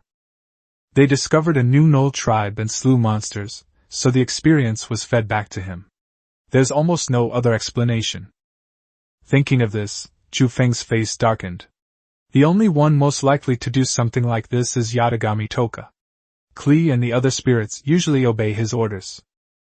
However, he also realized that he had been wrong. Bondage signifies absolute loyalty, but it doesn't mean the other party is without thought, much less a puppet. Especially these higher-level elves. They all possess their own judgment. Chu Feng waited for about 10 minutes and sure enough, he heard a sound coming from afar. Tokane! Dad said we had to report in advance. Okay, I got it. I'll definitely do it next time. Klee walked ahead, her little face sulking, looking like a little adult. Toka Yatagami followed behind, grinning foolishly, but her eyes lit up the moment she saw Chu Feng. Owner! She strode up to Chu Feng, head tilted back, looking like she was waiting to be praised. Then, she pointed to her stomach, which promptly rumbled in agreement. Master, I've killed dozens, hundreds, or even a lot of those monsters. But it used up a huge amount of my stamina. I'm so hungry. She blinked her big eyes at Chu Feng, her face practically screaming. Praise me! The thought of possibly getting meat soon brought tears of excitement to her eyes. The next second, there was a loud bang. Chu Feng punched her on the head, the sound as crisp as hitting a watermelon. His face darkened as he gripped Toka Yatagami's head. Didn't I say I'd come back and ask me before taking any action? Even so, his gaze immediately swept over the other elves. Only after confirming that there were no casualties did he breathe a sigh of relief. Toka Yatagami covered her head, tears welling up in her eyes, feeling wrong. Master, those guys were not far from the territory. Klee also said that it would be best to take action before they noticed us. And weren't they all wiped out? After saying that, she immediately looked at Klee, as if grasping at a straw. Don't you think so, Klee? Chu Feng turned to look at Klee. Is that so? Klee nodded. That's right, Dad. There are a lot of monsters, but the defenses are very loose. The strongest one is only level 6, so it's no threat to us. What she didn't say was that she really enjoyed frying them. It was a pity there wasn't a river nearby, otherwise she could have fried fish too. Thinking about the taste of grilled fish, she couldn't help but lick her lips. Chu Feng, still with a stern face, turned Yatagami Toka's head so she was looking at him. I'll let it go this time. But before the next operation, we must think carefully. Not everyone is as strong as you. What if someone is sacrificed? Although Yatagami Toka was simple-minded, she wasn't brainless. She nodded earnestly. I understand, I'll definitely remember. She understood that the other spirits weren't at a high level yet. From now on, it would be better to listen to her master. Just then, the familiar gurgling sound rang out again. Chu Feng smiled helplessly. All right, let's prepare some food, lest someone starve to death. But this time, they really made a fortune. Chu Feng noticed that the elves' levels had changed. It seemed they had wiped out a real small tribe, as many elves had leveled up. The first 3 forest elves had reached LV6, and 4 others had reached LV5. The territory's current strength consists of LV7 Yatagami Toka, LV6 Klee, 3 LV6 Pokemon, 4 LV5 Pokemon, and 5 LV4 Pokemon. Klee's experience bar is also very close to LV7. This is yet another huge improvement. Chapter 22 shocks billions of lords on Earth. An astounding quantity of equipment. Upon hearing that there was food, Yatagami Toka instantly forgot about the blow to the head she had just received, and immediately smiled brightly. Yes, master is so kind! She peeked out, revealing a set of pearly white teeth, her face practically screaming. Eat meat! Her adorable, innocent look was the complete opposite of her fierce fighting style, which ironically hit Chu Feng's sweet spot. Chu Feng's last bit of anger dissipated. Oh well, she's his wife after all, what could he do? He then busied himself for another hour. Fortunately, other elves helped him this time, so he didn't have to do the chores like washing and chopping vegetables himself, making cooking much easier than before. At this rate, he won't be far from regaining his master status. Not long after, Toka let out a burp, patted her little belly, and walked at the front with a satisfied look on her face, leading all the elves back to the Knoll tribe to begin recycling resources. Soon, a large amount of supplies were moved back to the territory. This trip yielded an extremely rich harvest, and Chu Feng could hardly contain his grin. 3,000 pieces of meat, 610 pieces of ore, 50 starmoon fruits, 720 pieces of wood, in addition to a large number of weapons and armor. The most precious of them all was a special weapon, a magical artifact. It was a 3-meter-long spear with an unknown pattern engraved in the center of its diamond-shaped blade. It had a raised, matte texture to the touch, and the surrounding elemental energy was drawn together by the inscriptions. This weapon differs from ordinary weapons. It can conduct elemental energy, unleashing power far exceeding that of ordinary equipment, significantly boosting combat strength. However, Chu Feng quickly determined that the magical artifact's conductivity was not high, possibly due to low-level inscriptions or inferior materials. Its benefits to the elves were limited, so it ultimately couldn't escape being traded. More than any equipment, Chu Feng valued the energy cores the most. In this battle, after Toka killed the gnolls, she obtained a total of 325 energy cores. This number is enough to demonstrate just how many gnolls she killed. That battle was absolutely a bloody massacre. Just then, the World Tree's voice suddenly rang in Chu Feng's ears. My lord, your influence has increased further, and the local forces that are eyeing your territory have felt threatened and may launch an attack at any time.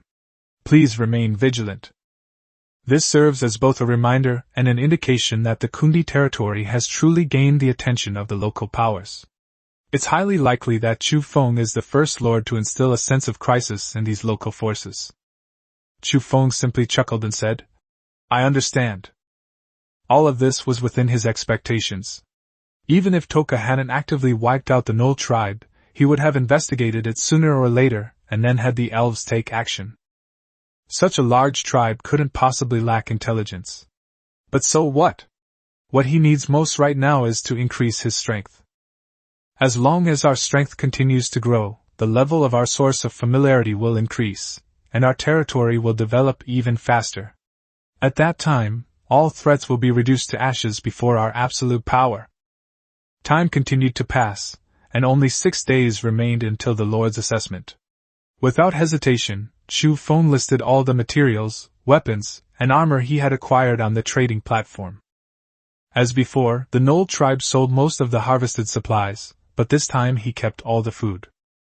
Firstly, the number and level of the servants of each lord are increasing, making it less difficult to obtain food than at the beginning. Secondly, he now has a super glutton like Toka in his household, whose food consumption is terrifying. Thirdly, some of the food needs to be traded with Lu Qian for precious plants to upgrade the territory's level. This transaction was completely different from the previous ones. The quantity of equipment was enormous, the quality was much higher, and there was even a magical artifact involved. The moment the news broke, the entire Lord's trading space exploded. When Kundi, a big shot, makes a move, it's always a masterpiece. Magical artifacts have arrived? The quality of the equipment this time is even better than last time, and the quantity is outrageous. Over 300 pieces? If you remove the about part, it's over 300 pieces. My dear Kundi's dad, you're amazing. Need I say more? Kundi is definitely the strongest lord. They're even selling magical artifacts, which means they don't even care about them. This is clearly the massacre of an indigenous tribe. Countless lords were shocked. Now everyone had basic combat strength, and the tragic scene of being easily killed by monsters like on the first day was rarely seen again. Yet, Chu Feng's displayed strength still won everyone's respect. Hundreds of pieces of equipment, plus a magical artifact, represented at least a tribe of 500 or 600 demi-humans. Some people think their own family members are very strong, but when compared to Kundi, they immediately lose their confidence. A fierce competition quickly erupted in the chat area.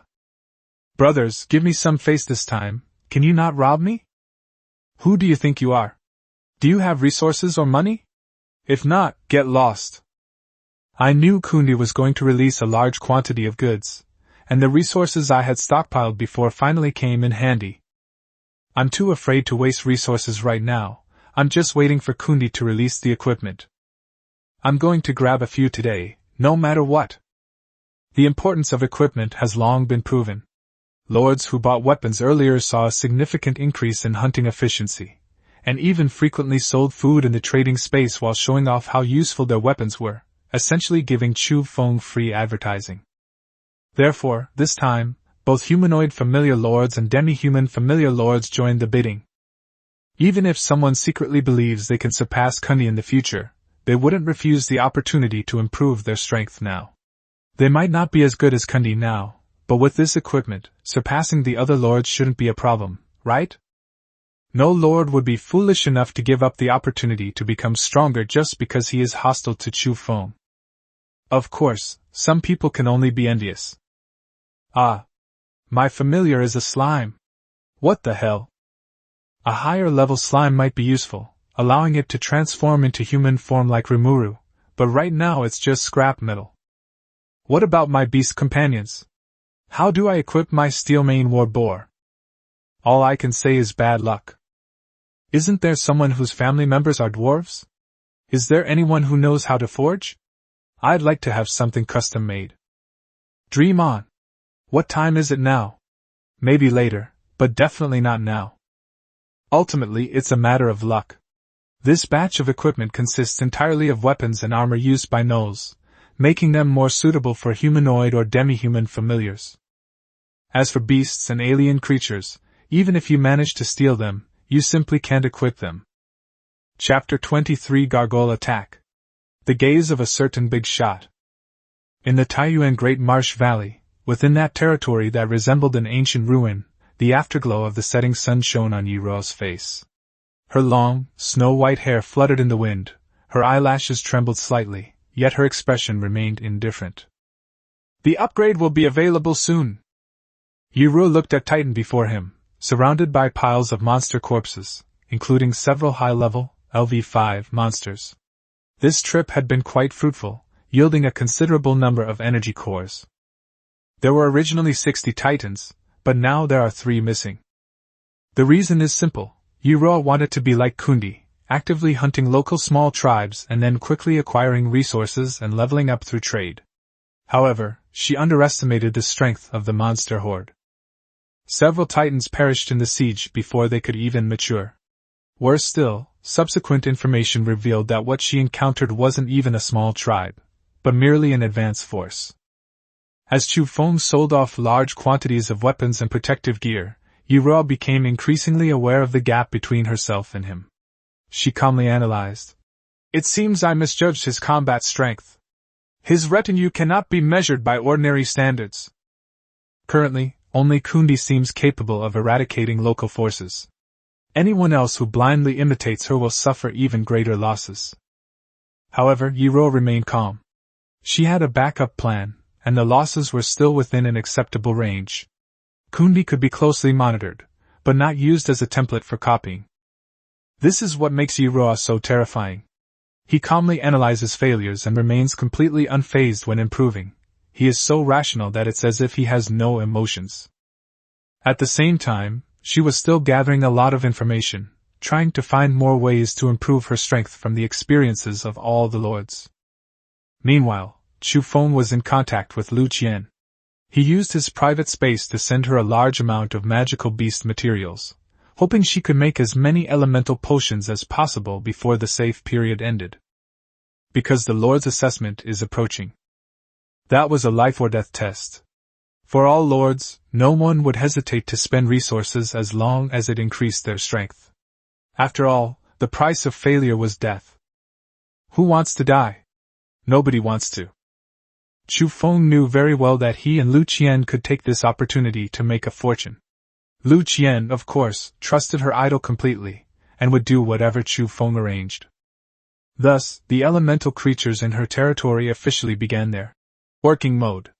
Except for the dangerous period at night when the monster's strength greatly increased, they were basically working hard during the day.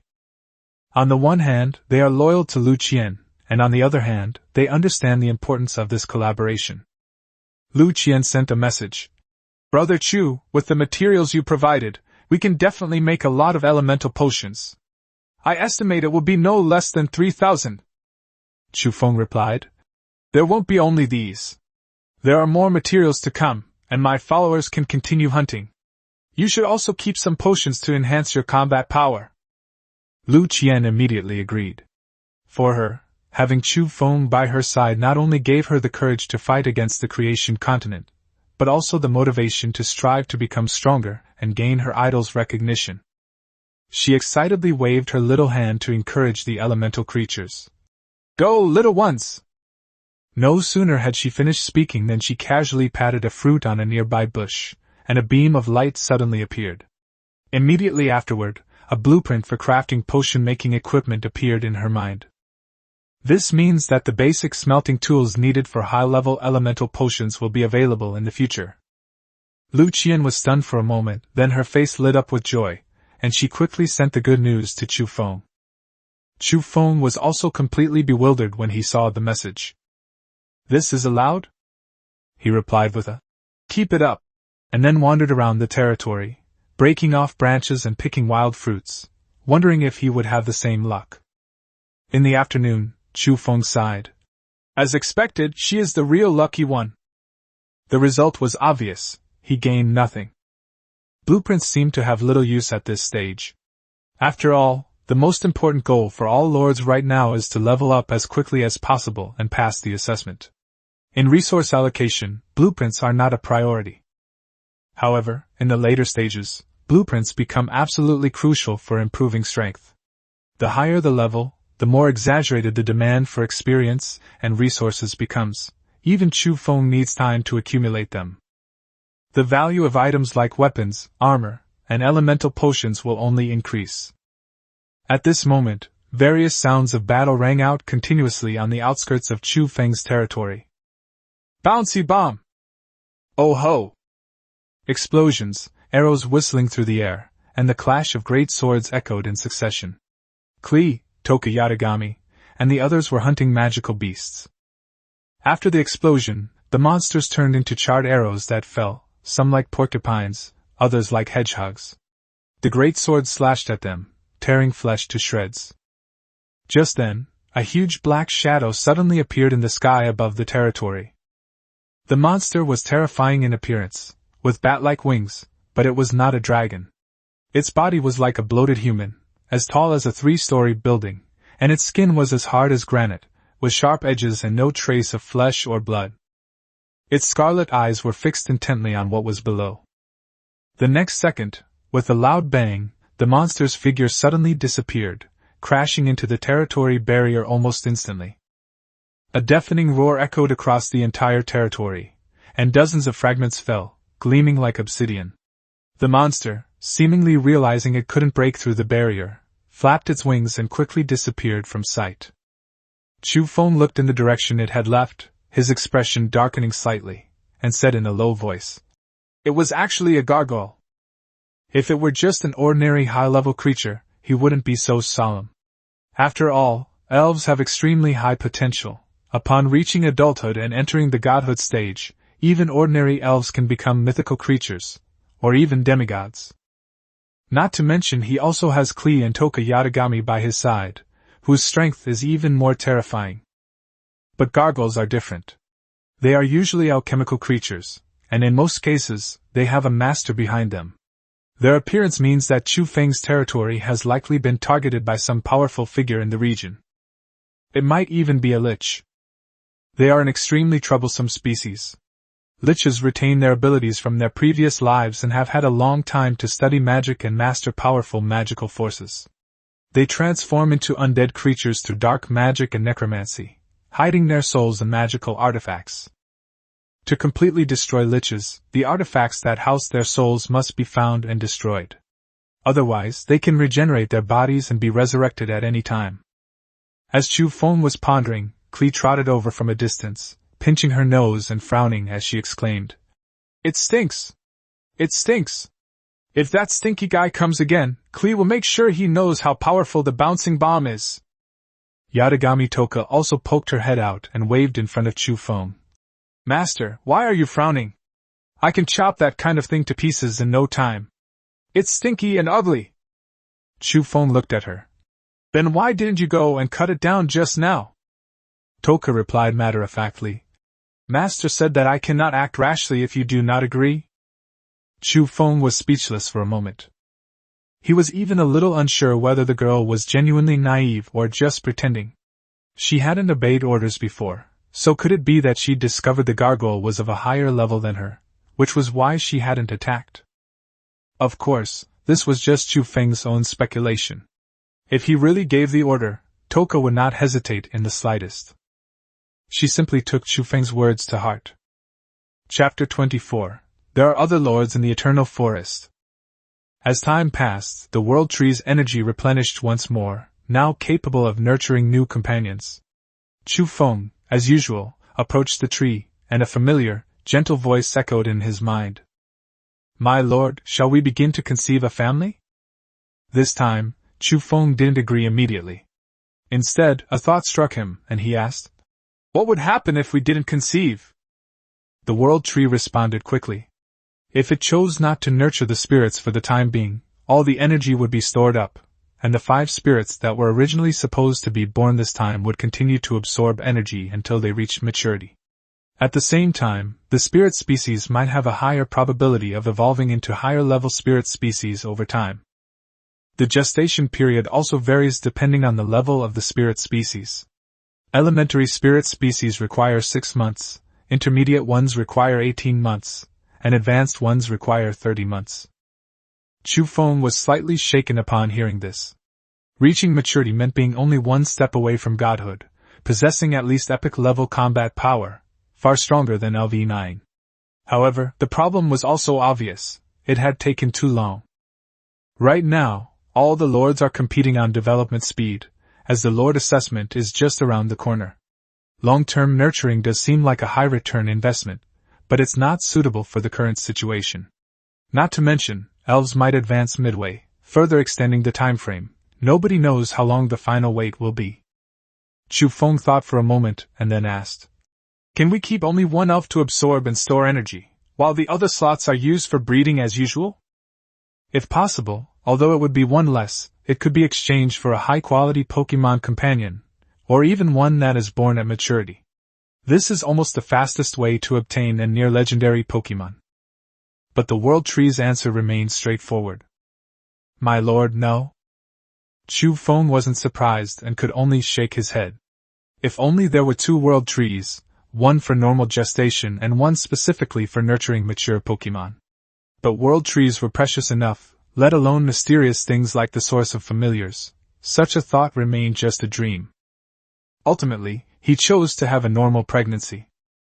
A familiar light shone, and the World Tree's branches trembled, sprouting 5 more tender green leaves.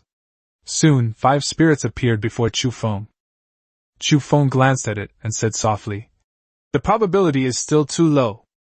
As before, there were no surprises this time. All 5 were ordinary forest spirits. Elf species, forest elf. Status, infancy. Level, LV3. Bound Lord, Chu Feng.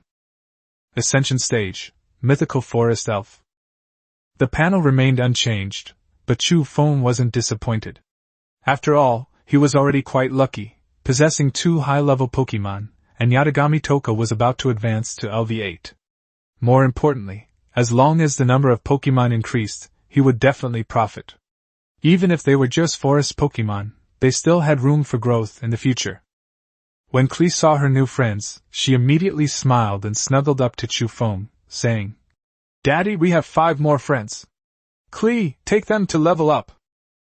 In Klee's view, her new friend must become stronger quickly so that he won't be bullied by the monsters outside and can help his father as soon as possible. There are inherent class differences among elves, and ordinary forest elves will instinctively obey higher elf species. Of course, they are not puppets, each familiar is an independent life. Chu Feng recalled the gargoyles that had appeared before, and after a moment of contemplation, he instructed. Klee, from now on, you won't just be hunting magical beasts, but you'll also need to gather information about the surrounding forces. For example, what race they are, how large they are, and how strong they are. Dad needs to know all of this. As for entrusting this matter to Yatagami Toka, Chu Feng was really uneasy. With her brain, she'd probably forget about it the next minute. Chu Feng's goal is not just to level up step by step.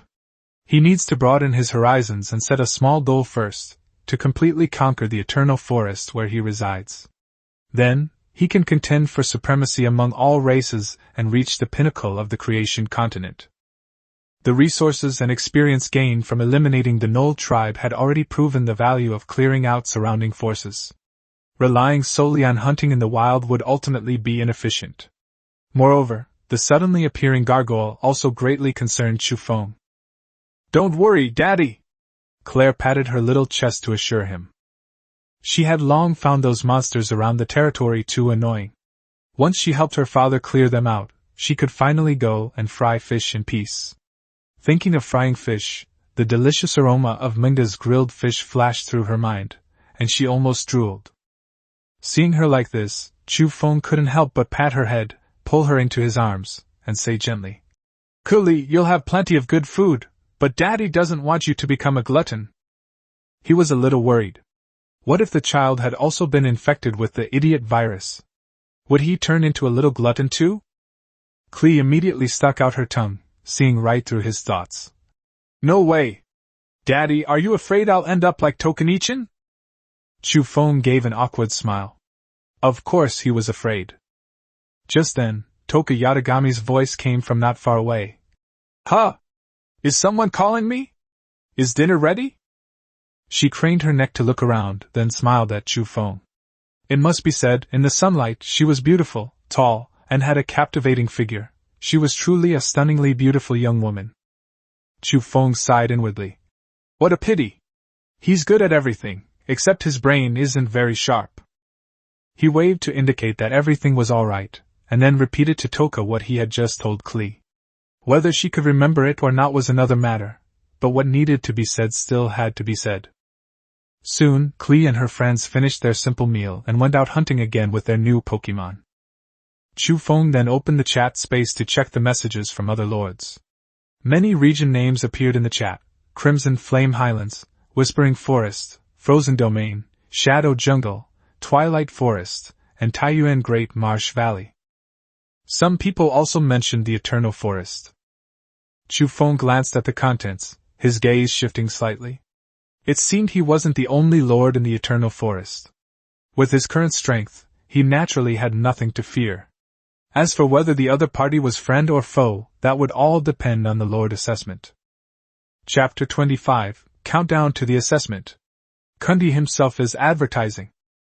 The next day, the lord's chat space suddenly erupted in chaos.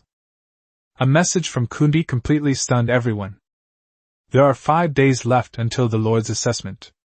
Please improve your strength as soon as possible. We are all fellow citizens of Earth, and I do not want to see anyone die because of this. 3 days later, a batch of elemental potions will be available for sale in the trading space. These potions are crafted by elemental beings, guaranteeing quality, but quantities are limited and will be sold out quickly. Kundi. The name Kundi had long been a mythical figure among the lords. Now, the strongest lord has finally spoken in person, and he immediately dropped bombshell news such as Death Test and Elemental Potion, instantly igniting the entire audience. Billions of lords flooded the screen with excitement, as if they had witnessed a living legend. Some exclaimed that they had finally seen Kundi in person, some asked what the elemental potion was, and others had already started to wonder if they could also turn their lives around with it. Soon, those in the know explained that elemental potions are similar to magic potions in Western fantasy, which can enhance strength. Although it is not a permanent boost, the higher the level, the more exaggerated the effect. But after hearing the requirements, many people were dumbfounded. This thing requires not only a recipe, but also tools for making it, and even the professions of the family members involved. Ordinary people can't even get close to it. That's why everyone was even more shocked by Kundi's methods. While others are still worrying about food, he's already selling weapons and medicines in bulk. While others are still concerned about assessments, he's already planned out a way out for everyone. Even knowing it's a way to fleece people, the billions of lords have no choice but to accept it. Keeping the resources is useless. If you fail the assessment, that's when you'll lose everything. So, even before the trade began, the lords were already frantically gathering resources, hoping to snatch a batch of elemental potions in 3 days. Chu Feng understood, of course, that this thing couldn't satisfy everyone. Lu Qian's production capacity is limited. She can only produce 5,000 or 6,000 portions at most, which is not even a fraction of the demand. Even so, it was enough for him to make a fortune. If they can accumulate enough resources through this round of transactions, the leader might be able to directly upgrade to the town level, and their strength will rise to another level. The next day, Chu Feng completed the gestation of his family as usual, and 5 more forest elves were born. He gazed at the world tree and murmured, 4 more days, almost there. He already had a good idea of what the Lord assessment would entail. There are only a few ways to determine this, either by the level and number of followers, by actual combat performance, or by a combination of both. But no matter which one it is, with his current strength, there's no way he can't get past it. What truly mattered to him was that unique and special reward. Having tasted the sweetness of the soul reward once, he was naturally even more eager to see what it would be this time. As the sun set, the territory was already piled high with the corpses of monsters, and the branches of the world tree were methodically disintegrating them. As the elves' strength increased, their hunting efficiency became increasingly outrageous. Today's prey has already exceeded 500. Seeing this, Chu Feng understood the situation. Now, most of his followers are at level 4, and there are quite a few level 5 elves. Most of the elite monsters are level 5 to 6, while the Lord-level monsters are at level 7 to 8. Above that are the level 9 monarch-level monsters. However, with Toka Yatagami's strength, she wouldn't be afraid even if she encountered a Lord-level opponent. Killing them in a one-on-one fight wouldn't be difficult for her. As for monarch-level beings, they have not yet appeared near the territory. That gargoyle is not included. After sorting through the spoils, I collected a total of 400 energy cores today. Combined with the accumulation from the previous continuous hunting, the total number of energy cores has exceeded 1,800. We have already achieved more than half of our goal of 3,000 energy cores. At this rate, upgrading the world tree to LV3 before the Lord's assessment will be no problem at all. Chu Feng was very satisfied. Once the elemental potions are officially available, most other lords will have already upgraded all the upgrades they can. Those with a large resource gap will be even more eager to pour money into the trading space. That will be the real harvest time. Chapter 26. I never expected this. I'm going to have to use recoil control techniques too. Just as Chu Feng was thinking, a hurried voice interrupted him. Daddy! Daddy! We've discovered another group of monsters. What a terrifying monster! Kelly rushed over in a panic, her usual cheerful expression gone, and even a hint of fear in her eyes. She hugged Chu Feng tightly and buried her face in his chest. Before Chu Feng could ask anything, a soft touch pressed against his back, and Yatagami Toka hugged him. Owner! It's disgusting. It's all eyes, so many of them, it gives me goosebumps. Chu Feng froze for a moment, a sudden wave of unease washing over him. But he quickly regained his composure, coughed twice, and forced his attention back. All right, explain yourselves clearly, what exactly happened? While comforting her, he restrained his inappropriate thoughts, constantly reminding himself. What if something goes wrong if I act recklessly? Toka is the strongest fighter right now, and the future situation is still unclear. How can I be so careless? Yatagami Toka then explained the situation. Following Chu Feng's instructions, they scouted the area surrounding the territory but didn't find any native tribes like the last time. Instead, they encountered a horde of monsters, numbering around 100. These monsters were tall and resembled humans from a distance, but upon closer inspection, their bodies were covered in eyes, making them utterly repulsive. That's terrifying! That's disgusting! As the two little ones spoke, they both shivered at the same time. Chu Feng was stunned after hearing this. It turned out that they weren't simply afraid, but rather stimulated by those densely packed eyes. Yatagami Toka nodded repeatedly and stretched out her fair, delicate hand in front of him. Master, look, I've got goosebumps! Chu Feng glanced down at her arm. It was as white as snow, glowing even in the night, so smooth that pores were almost invisible. Coupled with her long, flowing hair and the faint, sweet fragrance of a young girl, it was indeed captivating. He reached out and touched it expressionlessly. Yes, indeed. Then, the other elves stepped forward to add more details. They had originally gone out to scout ahead, but on the way they discovered a group of unusually large monsters, the giants covered in eyes. Their numbers weren't small, but they hadn't formed a fixed tribe. They were just wandering around. Most of them were at least level 4, and one even reached level 8, potentially advancing to monarch level at any moment. Since it was already dark, even though Klee had reached LV7, she decided to return and report back first, just to be on the safe side. Chu Feng nodded, having already formed his own judgment after listening to the description. This thing looks a lot like the legendary 100-eyed giant. Argus in Greek mythology is said to have 100 eyes covering his entire body, with 2 eyes remaining alert even while he sleeps. This description is almost identical to the monsters they encountered. He couldn't help but sigh. This world really is a hodgepodge, where all sorts of mythical monsters can appear.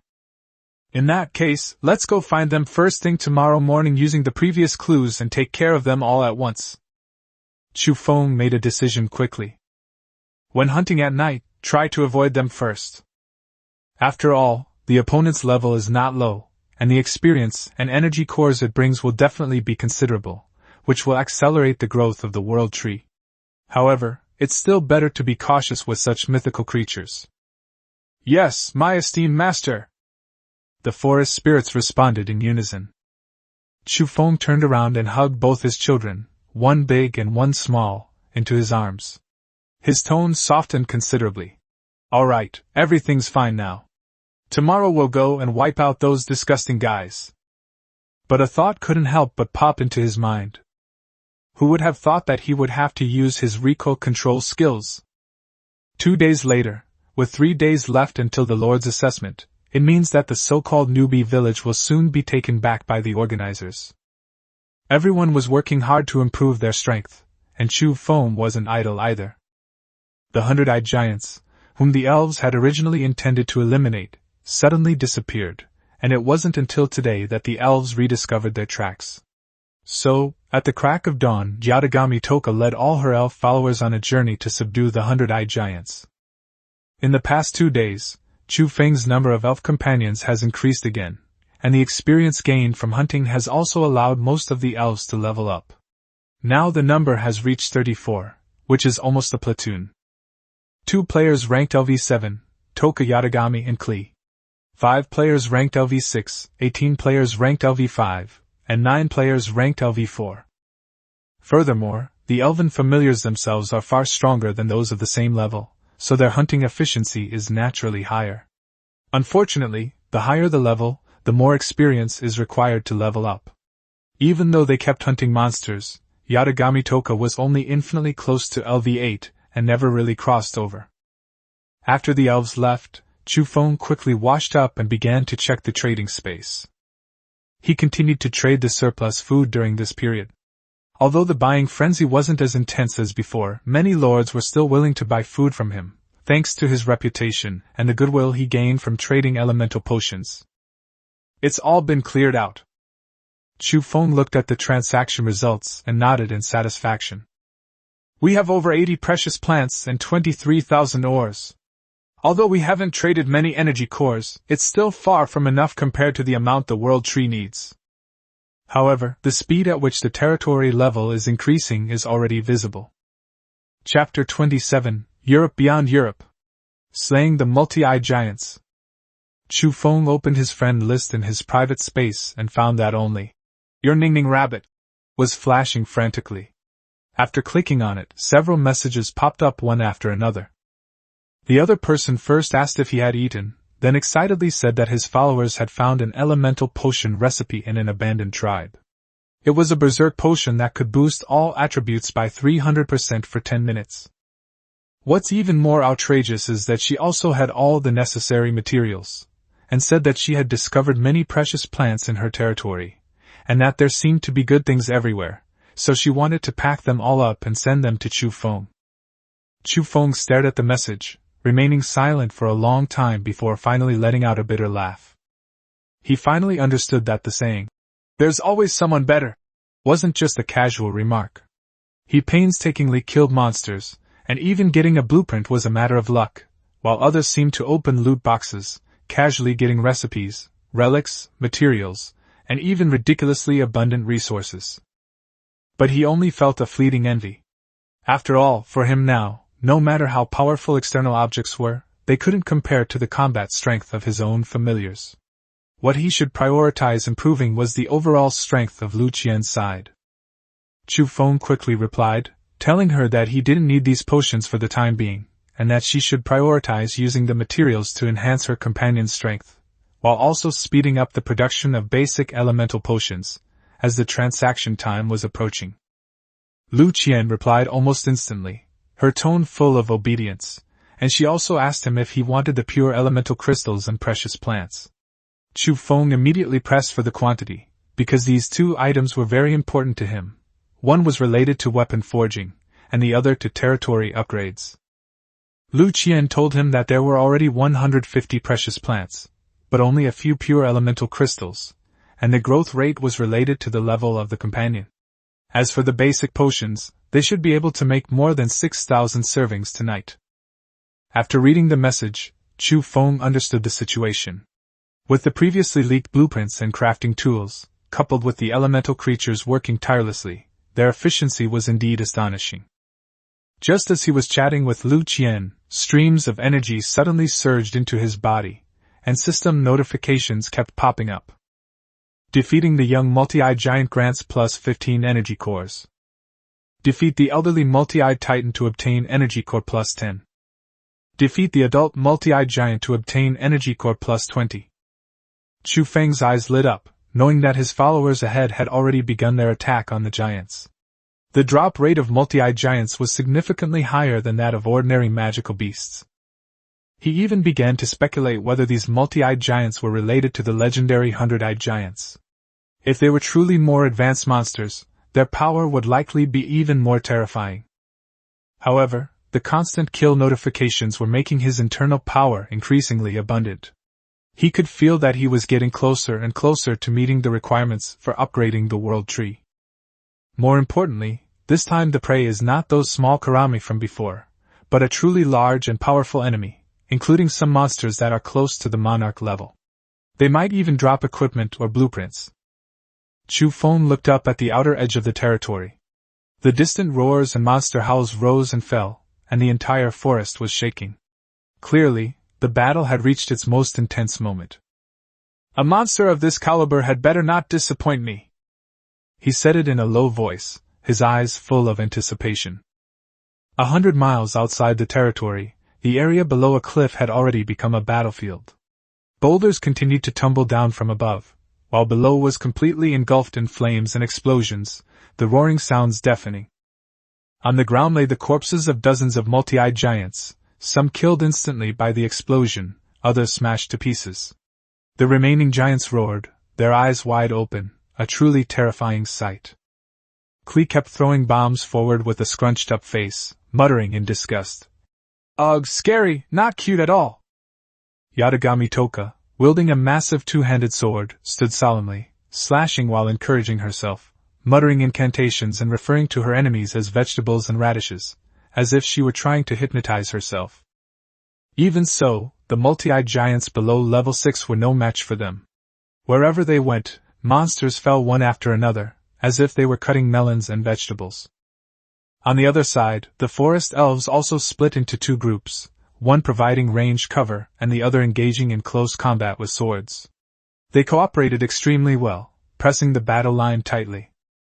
Just then, a furious roar suddenly exploded out. A gigantic, multi-eyed giant, exceptionally tall, charged back from afar.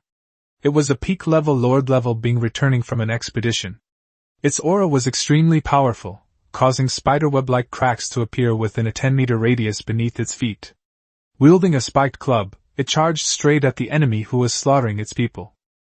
With each step it took, it dented the ground with the depth of half a car, raising clouds of dust and creating a terrifying spectacle, like a sandstorm rushing in. Chapter 28 Sword Names Clash with the Duke. Success Reward Notification. A deafening roar, accompanied by swirling dust, swept across the battlefield. The leader of the multi-eyed giants watched as his people were slaughtered by Yatagami Toka like slicing vegetables. His eyes widened in fury, blood-red energy coiled around his massive body, and his dark pupils crystallized, making him resemble an ancient berserker clad in armor. It was already at the peak of LV8, just one step away from reaching the monarch level, and its strength was far beyond that of ordinary magical beasts. Klee threw dozens of bouncing bombs in succession, and the fire elements exploded one after another, but it only caused cracks in a few of its crystal eyes. Even more troublesome was that after realizing the bomb would explode, the multi-eyed giant leader displayed an agility completely disproportionate to its size, dodging attacks multiple times. The next moment, it roared, and its enormous shadow enveloped Klee. Klee stood frozen in place, completely taken aback. How could someone so big be so fast? She was a high-level fire elf, and her combat strength was considerable, but the level difference was significant, and given her focus on magic, the consequences of being caught in close combat would be unimaginable. At the critical moment, a hand suddenly grabbed Klee and vanished with her in an instant. With a loud bang, the spiked club crashed to the ground, sending dust billowing 2 stories high, leaving a huge crater in its wake. Toka Yatagami put Klee down, her face grim as she stared at the leader of the multi-eyed giants.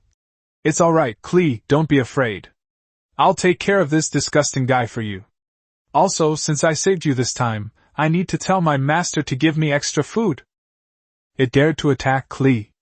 Toka's eyes blazed with fury, her long hair flying wildly.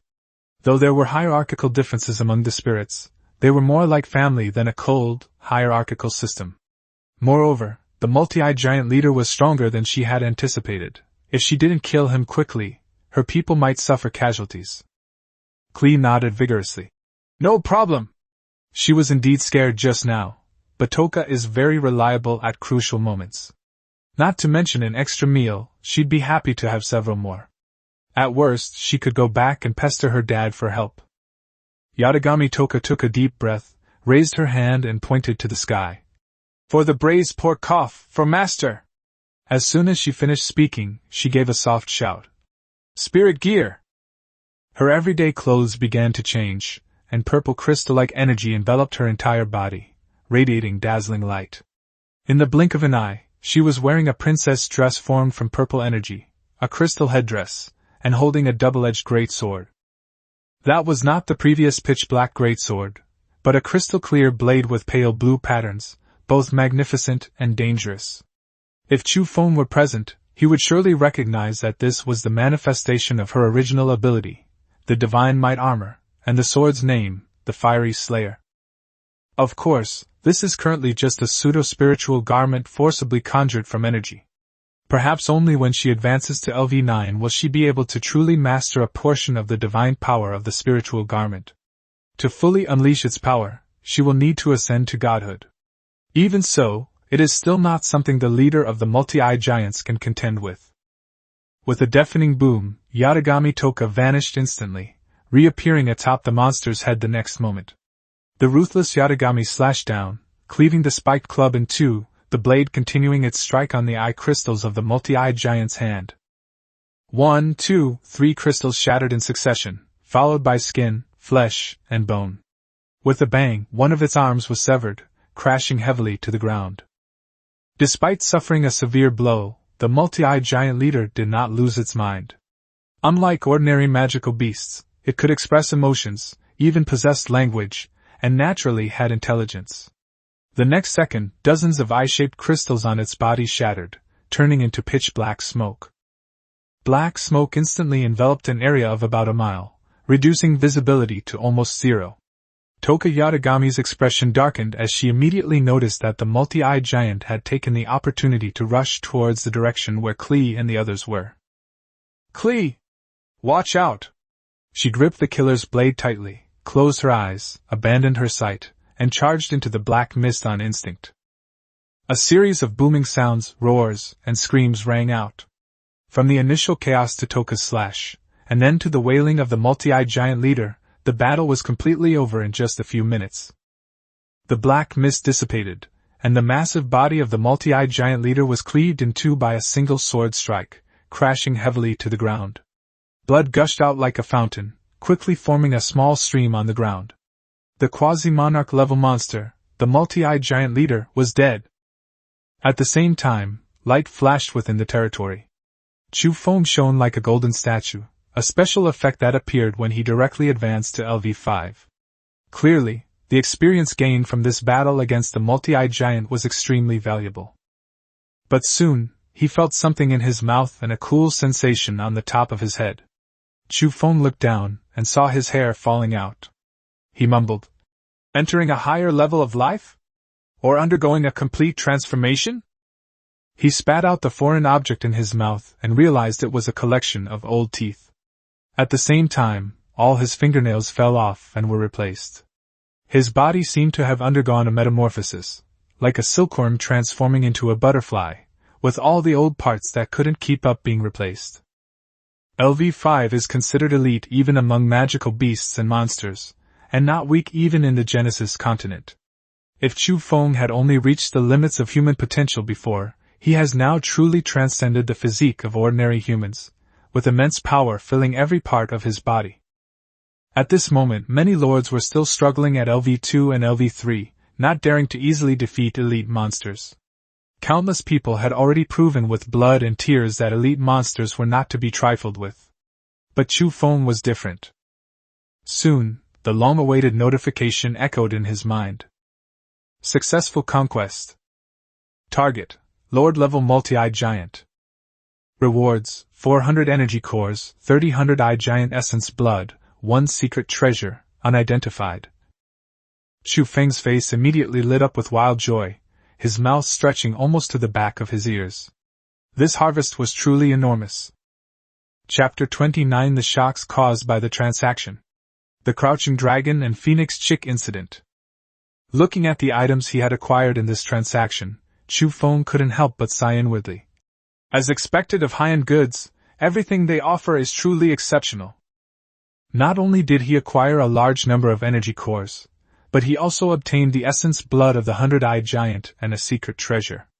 More importantly, this confirmed his suspicion that the 100-eyed giant was indeed connected to the legendary monster. But none of that matters now, they're all his spoils. He'd always been incredibly lucky with Lu Qian, making him extremely envious, but now it was finally his turn to make a fortune. He instinctively reached out to touch his hair, only to find nothing. The smooth scalp startled him for a moment, then he grinned. It feels really good. On the other side, Yatagami Toka stood amidst a mountain of corpses, carrying her great sword. The surrounding area was filled with the corpses of multi-eyed giants, piled up like small mountains, creating an extremely shocking scene.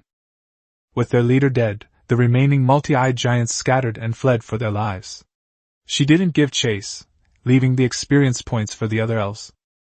At this point, her experience bar had been cleared, and she had successfully leveled up from LV7 to LV8. Besides her, Klee is still at LV7, the other 10 Pokemon are at LV5, and the rest have all leveled up to LV6. In other words, this battle brought a rather astonishing boost to the Kandi territory. Toka Yatagami was in charge of clearing the area. The surrounding monsters and beasts had already fled in terror, not daring to approach. The elves didn't give chase either, as the remaining spoils still needed to be transported back. Unfortunately, there are no storage devices available, so the bodies have to be moved in batches by manpower. They'll leave the corpses where they are for now and move them back when the owner needs them. As for eating them, nobody's interested. After all, it was a talking humanoid monster, and nobody really wanted to eat it. Chu Feng had thought so too, but the world tree reminded him that the blood essence of the 100-eyed giant could be extracted from these corpses. So, with a resentful look on her face, Yatagami Toka only led the spirits back to move the corpses after hearing that there would be a delicious reward. The final extracted essence blood consisted of 5 drops of pure 100-eyed giant essence blood, 10 drops of turbid 100-eyed giant essence blood, and 23 drops of mixed 100-eyed giant essence blood. Although this essence blood can be taken directly and has similar effects to medicine, it is more focused on improving physical strength and can also provide a considerable amount of energy to help increase levels. Chu Feng kept 3 drops of pure essence blood, and traded the rest. This was because it was not the same as the essence blood of divine beasts in fantasy novels. No matter how strong the 100-eyed giant was, a single drop of essence blood could not contain too much power. Moreover, after so many generations of consumption, the remaining effects were no longer as exaggerated. Most importantly, the effects of semen will diminish significantly after the first use, so there is no need to save it all. The moment the 100-eyed giant's essence blood appeared in the trading space, it immediately ignited the entire Lord's chat group. Everyone was stunned. Kundi could actually hunt down a level 8 Lord-level monster. Keep in mind that being able to hunt elite monsters already puts you at the top of the Lord hierarchy. Normally, it's rare to find people trading elite-level monster meat materials, let alone Lord-level monster materials. In the past, nobody could even offer them. But Kundi did it. In an instant, the chat room was filled with shock and awe, with all topics revolving around Kundi and the 100-eyed giant. Some speculated about the nature of his familiars, wondering how they could be so powerful, while others dug up the 100-eyed giant's origins, analyzing that it might be a descendant of a legendary creature. But no matter how you analyze it, the LV8 level is still there, and it's scary enough. The blood essence of the 100-eyed giant was quickly snapped up, selling out almost instantly. Some people didn't even have time to finish reading the message before the transaction was over. A group of lords were stunned and began lamenting in the chat, cursing that their loot was gone before they could even do anything. Some even sourly questioned whether Kundi had used underhanded tactics, and some even started to smear him and his followers. Unfortunately, these voices had no impact whatsoever and were quickly countered by even more people. Everyone only cares about the result, not the process. As long as you can hunt LV8 monsters, that's skill. If you can do it, then do it yourself. If you can't, then don't be sour. Just as everyone was discussing it enthusiastically, a death notification suddenly popped up. Death notice. Deaths 2. Cause of death, killed by family members. This caused another uproar in the chat room. Someone had actually turned on their own subordinate, and because of the drop in loyalty, the subordinate had even been killed and devoured by its master. Everyone was stunned. It's important to understand that your followers are the foundation of a lord's power. While some may have cultivated followers with exceptional bloodlines, even elite ones, trading them is far too risky. Without loyalty, it's a miracle if they don't run away. If they know you're trying to bleed them dry, they'll likely kill you first. As a result, the incident quickly spread in the Blue Star Lords chat group and was jokingly referred to as the Crouching Dragon and Phoenix Chick incident. Chapter 30: The Transformation of the Ice Queen. Identifying the Secret Treasure. Chu Feng looked at the messages in the chat space, his face full of shock, and couldn't help but say, "There really are talented people who would turn against their own family members." He knew perfectly well that not all lords were like him, with their retainers remaining 100% loyal forever after being bound to them. Other lords' loyalty would decrease, naturally leading to various maneuvers involving powerful and promising individuals. If other lords heard this, they would probably want to kill him on the spot. After all, Chu Feng enjoys top-notch treatment, while others are still struggling with the loyalty of their followers. At this moment, Claire looked up at him, reached out her little hand to touch his bald head, but withdrew her hand halfway through, blinked her big eyes and said, "Daddy, you're bald now." Chu Feng smiled and said, "It's alright, it will grow back soon." Although long, flowing hair is handsome, Chu Feng's current demeanor is noticeably different after his physical transformation.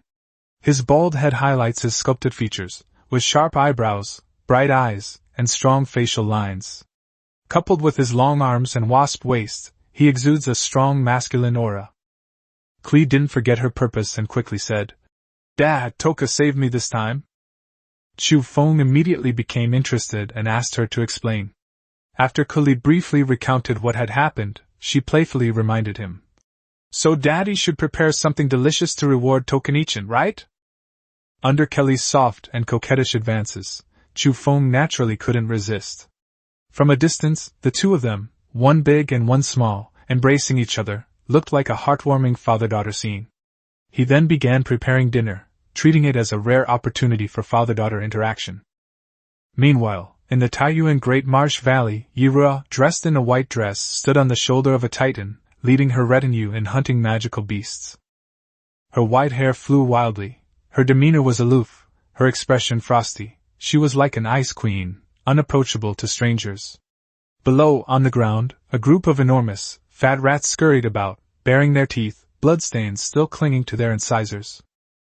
These giant rats may seem unremarkable, but they are actually all level 5 elite monsters. Their numbers are enormous, and most magical beasts wouldn't dare to provoke them. Yet now, Yuro's Titan can hunt them down head-on, demonstrating a significant increase in strength. Since Chu Feng upgraded his world tree, Yiro followed suit, raising Titan to LV2. With the increased combat power of her familiars, she frequently went out hunting, accumulating resources while honing Titan's combat instincts. Of course, Yiro wasn't reckless.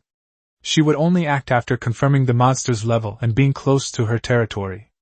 She knew very well that in the Genesis continent, the only consequence of courting death was elimination. Just then, messages popped up one after another in the chat space. Yiro glanced at them, and for the first time, genuine shock appeared on her usually cold face. Her eyes widened slightly, and she whispered, "How is this possible?" Not long ago, Kundi wiped out a local tribe. The equipment sold at that time indicated that the enemy was only around level 5. But now, he has actually killed a level 8 monster. This is not a concept at all. Yiro's Titan followers are also T1 level, possessing divine bloodlines. She had previously attempted to exterminate native tribes, but paid a considerable price. She thought that after increasing her strength, she could use Kundi as a benchmark, but unexpectedly, the gap between them widened again in the blink of an eye. That was a level 8 giant monster, possessing the bloodline of a 100-eyed giant. It was definitely not an ordinary lord-level magical beast. If it were her now, the most likely outcome would be total annihilation, with absolutely no chance of victory. Yiro looked at the titans fighting with a complicated expression, a strong competitive spirit surging within her for the first time. She didn't even realize that the corners of her mouth were slightly raised, carrying a hint of confidence and stubbornness. Her retinue consists of titans rumored to possess divine bloodlines. Their very presence among the Tier 1 lords is proof of their strength. If even she isn't qualified to catch up to Kundi, then no one else is even more likely. "The Lord assessment will begin in 3 days," Yiro whispered. "If I can get the unique reward, I might be able to surpass Kundi."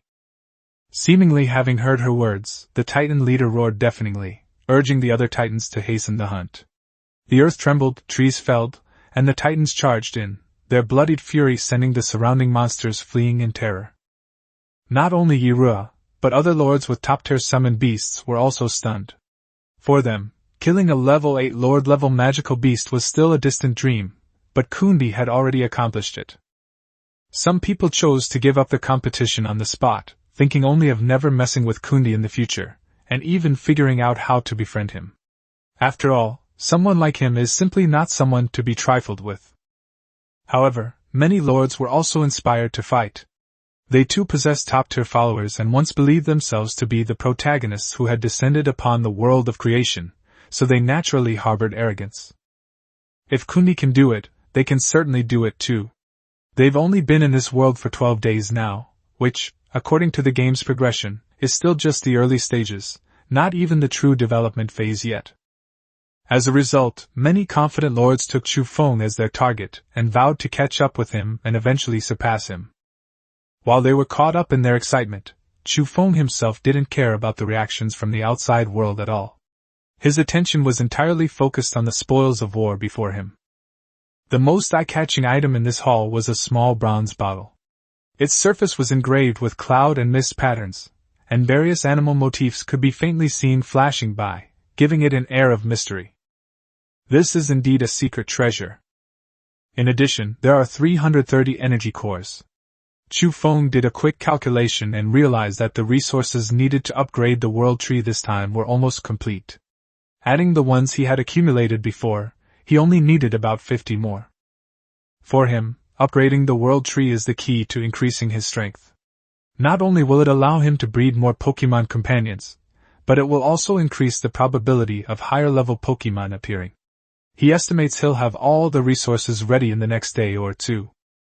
Add to that the cooperative sale of elemental potions and the materials obtained from defeating the multi-eyed giants, and it's no exaggeration to say that he is now one of the wealthiest lords on Earth. The corpses of those multi-eyed giants could not only be decomposed into essence and blood, but their skin, bones, and fascia were also high-grade materials. In particular, the items from the multi-eyed giant leader were extremely valuable.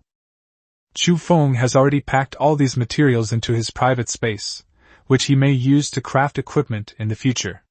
However, he doesn't yet have a suitable trading or cooperation partner. However, the most important thing right now is this secret treasure. Chu Feng stared at the bronze bottle, and a prompt appeared before his eyes. The legendary treasure is like Pandora's box. You'll never know its purpose until it's identified. Should it be identified? Chu Feng's eyes lit up with anticipation, and he said confidently, "Appraisal!" Chapter 31 Advanced Item, Fog of War. If, and I mean if. Even for Chu Feng, this was his first time encountering such a so-called secret treasure. But when it came to appraisal, it was basically pure luck. First, like blueprints, they have levels and different categories. They could be items, weapons, or special blueprints. Anything is possible. Chu Feng stared at the small bronze bottle in his hand, feeling uneasy.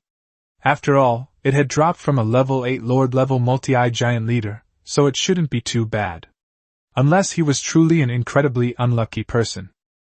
As a Lord, certain privileges will gradually unlock with his level increase. Appraisal ability is one of his current basic skills. Soon, the patterns on the bronze bottle became clear, and the cloud and mist designs seemed to come alive, flowing slowly across the bottle. With a flash of light, the treasure panel appeared before Chu Feng's eyes. Advanced Item, Fog of War. Introduction.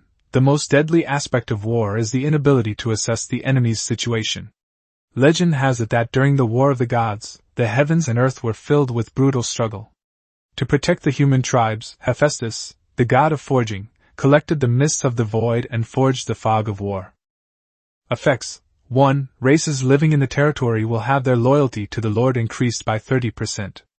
2. Families will have increased combat ability in the fog of war, and will not have their vision affected by the fog. 3. The Lord will have 10% more experience gained within 3 times the territory's area.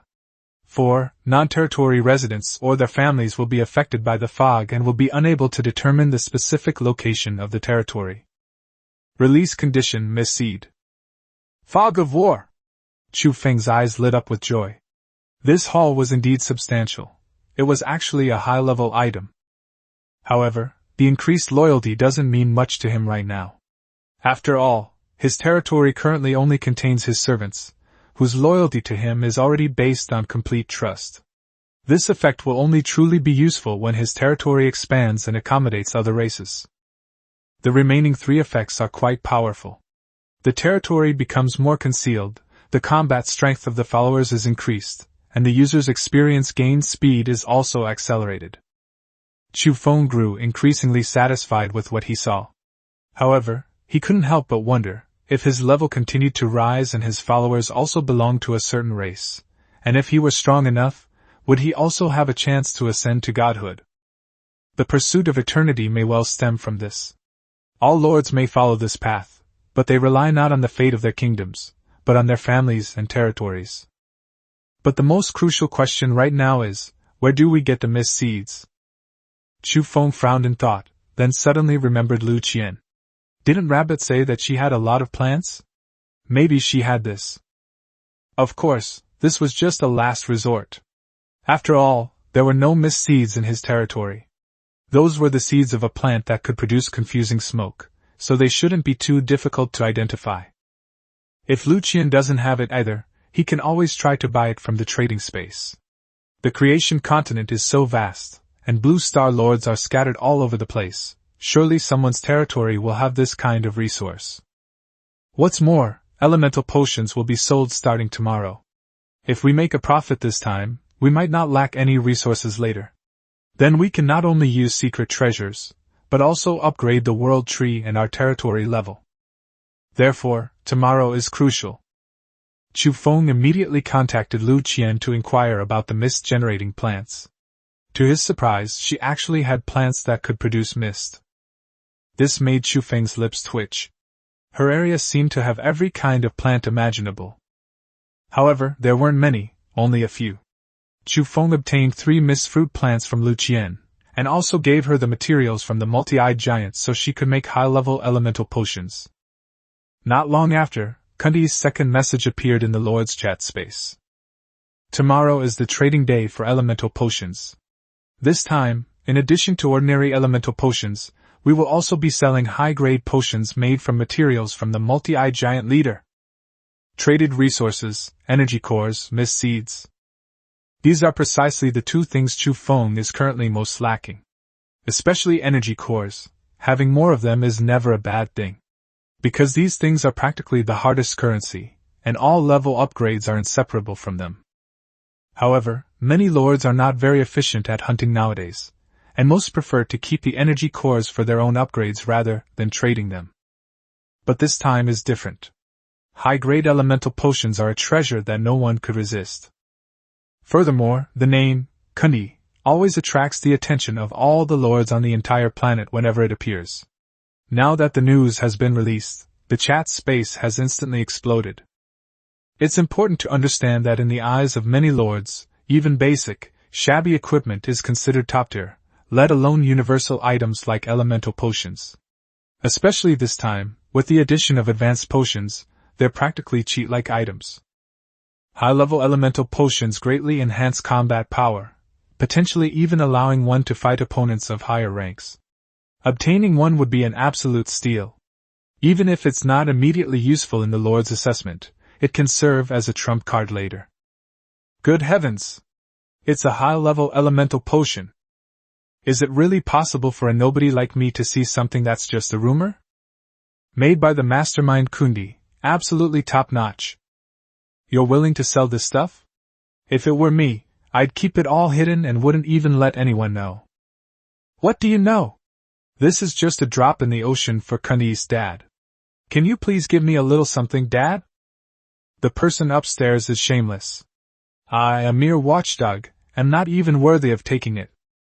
In fact, Chu Feng certainly wouldn't keep every single bottle of the high-grade elemental potion. It's just that there were too many materials from this decomposition.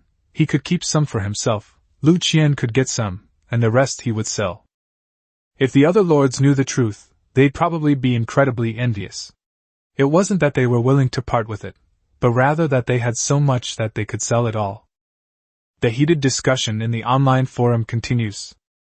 If I were to use this high-end product myself, and combine it with the essence and blood of the 100-eyed giant, what would I do? The person upstairs has a great idea. Why don't you go and do it yourself? As lords, as long as we're alive, there's still hope.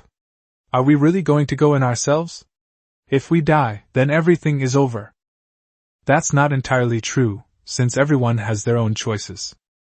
I admit these monsters are strong, but if I choose Mastery, play cautiously until level 6, activate Highland Bloodline and then use Blink without looking back, how would they catch up with me? If I could do it all over again, I would choose Li Bai. Li Bai, I choose the early Pomelo.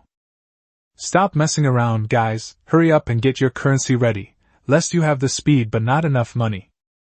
Chapter 32 is always a huge win. Double boo attack. The chat room was flooded with messages, and the topic quickly shifted from the initial killing of a level 8 Lord-level monster to various resource transactions. Everyone wanted to take advantage of this opportunity to exchange for more resources so they could snag good items at tomorrow's auction. The trading of energy cores suddenly became heated, and even previously insignificant items like mist seeds saw their prices soar. Many people stopped bidding and chose to cash out first, because energy cores were at their most valuable at this time, with each core yielding nearly 10 times the usual return. Furthermore, high-level elemental potions are extremely scarce, and you can't guarantee you'll get one just by being fast. While ordinary elemental potions are more plentiful and speed is key, high-level elemental potions are different. Powerful lords are all eyeing them, and missing out means a huge loss. Although Chu Feng only sent 2 messages in the chat space, it had already caused a stir among the lords of the entire Blue Star. Some people made a fortune in this transaction, while others suffered heavy losses, but none of this mattered to Chu Feng. Because those who orchestrate the market always make a killing. The more frenzied the resource trading, the happier they are, because it means tomorrow's auction will only be more intense. Looking at the messages that were refreshing like crazy in the trading space, Chu Feng couldn't help but laugh. The allure of this high-level elemental potion is indeed great. Even the lords of those top-tier subordinates can't sit still. Tomorrow's harvest will definitely exceed our expectations. The powerful lords of Green Dragon City, Shadow Garden, Necropolis, and Titan Realm, who rarely show their faces, have also begun trading frequently. Even if they are very confident in the assessment, it doesn't mean they can rest easy. After all, no matter how strong their followers are, if the Lord himself doesn't have enough self-defense capabilities, he can still fail if something unexpected happens. Chu Feng himself was the same, which is why he prepared well in advance for the assessment. He had essential elemental potions, knew the surrounding environment inside and out, and even memorized the escape and rescue routes. The situation and the pace were in his hands. His initial advantage was constantly expanding, and as long as he continued to snowball, he would remain in the lead. His only curiosity was about what that unique reward actually was. A gentle breeze blew by, carrying the fragrance of flowers and grass that soothed the mind. Chu Feng lay down on the wooden chair and soon fell asleep. Klee, on the other hand, went hunting with Yatagami Toka and the others. As dusk slowly fell, an eerie purple crescent moon quietly appeared. "Master! Dinner's ready!" With her mouth stuffed full of grilled meat and her face glistening with oil, Yatagami Toka waved to Chu Feng, as if afraid he wouldn't come and eat it all herself. After Chu Feng's instruction over the past few days, the forest elves had learned quite a few cooking techniques from Earth. Although they weren't yet proficient, it was enough for Toka, the glutton. Chu Feng frowned as he watched her hands covered in oil and her stuffing food into her mouth. "Eat slowly, no one's going to take it from you." The food they hunted today was more than enough for several times the number of people, yet she was wolfing it down, which was truly exasperating. Chu Feng ate a little and then began to tally up the spoils, only to be somewhat disappointed. Today, he only hunted a little over 400 prey, and had more than 3,000 portions of food. However, the nuclear explosion rate was not ideal, and he only had about 20 nuclear explosions in total. Even with what he had saved up before, it was still not enough to upgrade the world tree. Chu Feng originally thought he would meet the target today, but he was still far from it. If other lords heard this, they'd probably be so angry they'd want to strangle him. While others are struggling with resource shortages, he's complaining that his harvest isn't enough. Chu Feng pondered for a moment, then simply said, "Don't go hunting tonight, just stay home and rest." Elite monsters have been appearing more and more frequently lately. Klee almost got herself killed while hunting the multi-eyed giant leader. With the current strength of the forest elves, the risk of perishing in another danger of that level is too high. Although they can be resurrected, the cost is considerable: rebirth, energy depletion, and re-leveling up, none of which can be afforded. Taking a cautious approach is the best course of action right now. One more night won't make a difference anyway. Upon hearing that she could rest, Yatagami Toka was overjoyed and immediately hugged Chu Feng, saying, I can finally take a good bath and sleep today, thank you, master. Her greasy hands pressed 2 handprints directly onto Chu Feng's clothes, and the smell of barbecue wafted over. Chu Feng's lips twitched, and he reached out to push her away, but his mind was in turmoil. I've been eating meat these past few days, and I'm gaining weight really fast. If this keeps up, who can keep up? Unfortunately, Toka Yatagami was too strong, and Chu Feng couldn't push her away at all. He could only be held by her like an octopus. She blinked her big eyes and added, "After the bath, it would be even better if there was some delicious salad. What do you think, master?" Chu Feng could no longer resist and could only nod repeatedly. Okay, I understand, you can let go now. If you don't let go, something bad is about to happen to him. Yatagami Toka then let go with a grin, and the next second she leaned in and gave him a light kiss on the cheek. Chu Feng was stunned on the spot. Who taught her this? How did she suddenly become so good at it? Before he could react, his other cheek flushed. Turning around, he saw Claire leaning closer, smiling, and saying, "Daddy, let's rest!" Chapter 33 Goblin Discovery. Another Lord of the Eternal Forest. Although most elves have returned to their territories, one elf remains active. She is on reconnaissance missions and is the only familiar that Chu Feng has not recalled.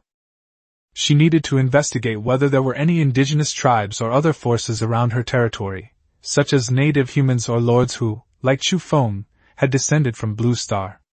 After all, Chu Feng already knew that he wasn't the only lord in the Eternal Forest. The elf, dressed in a long white dress, flew through the air, cautiously observing her surroundings.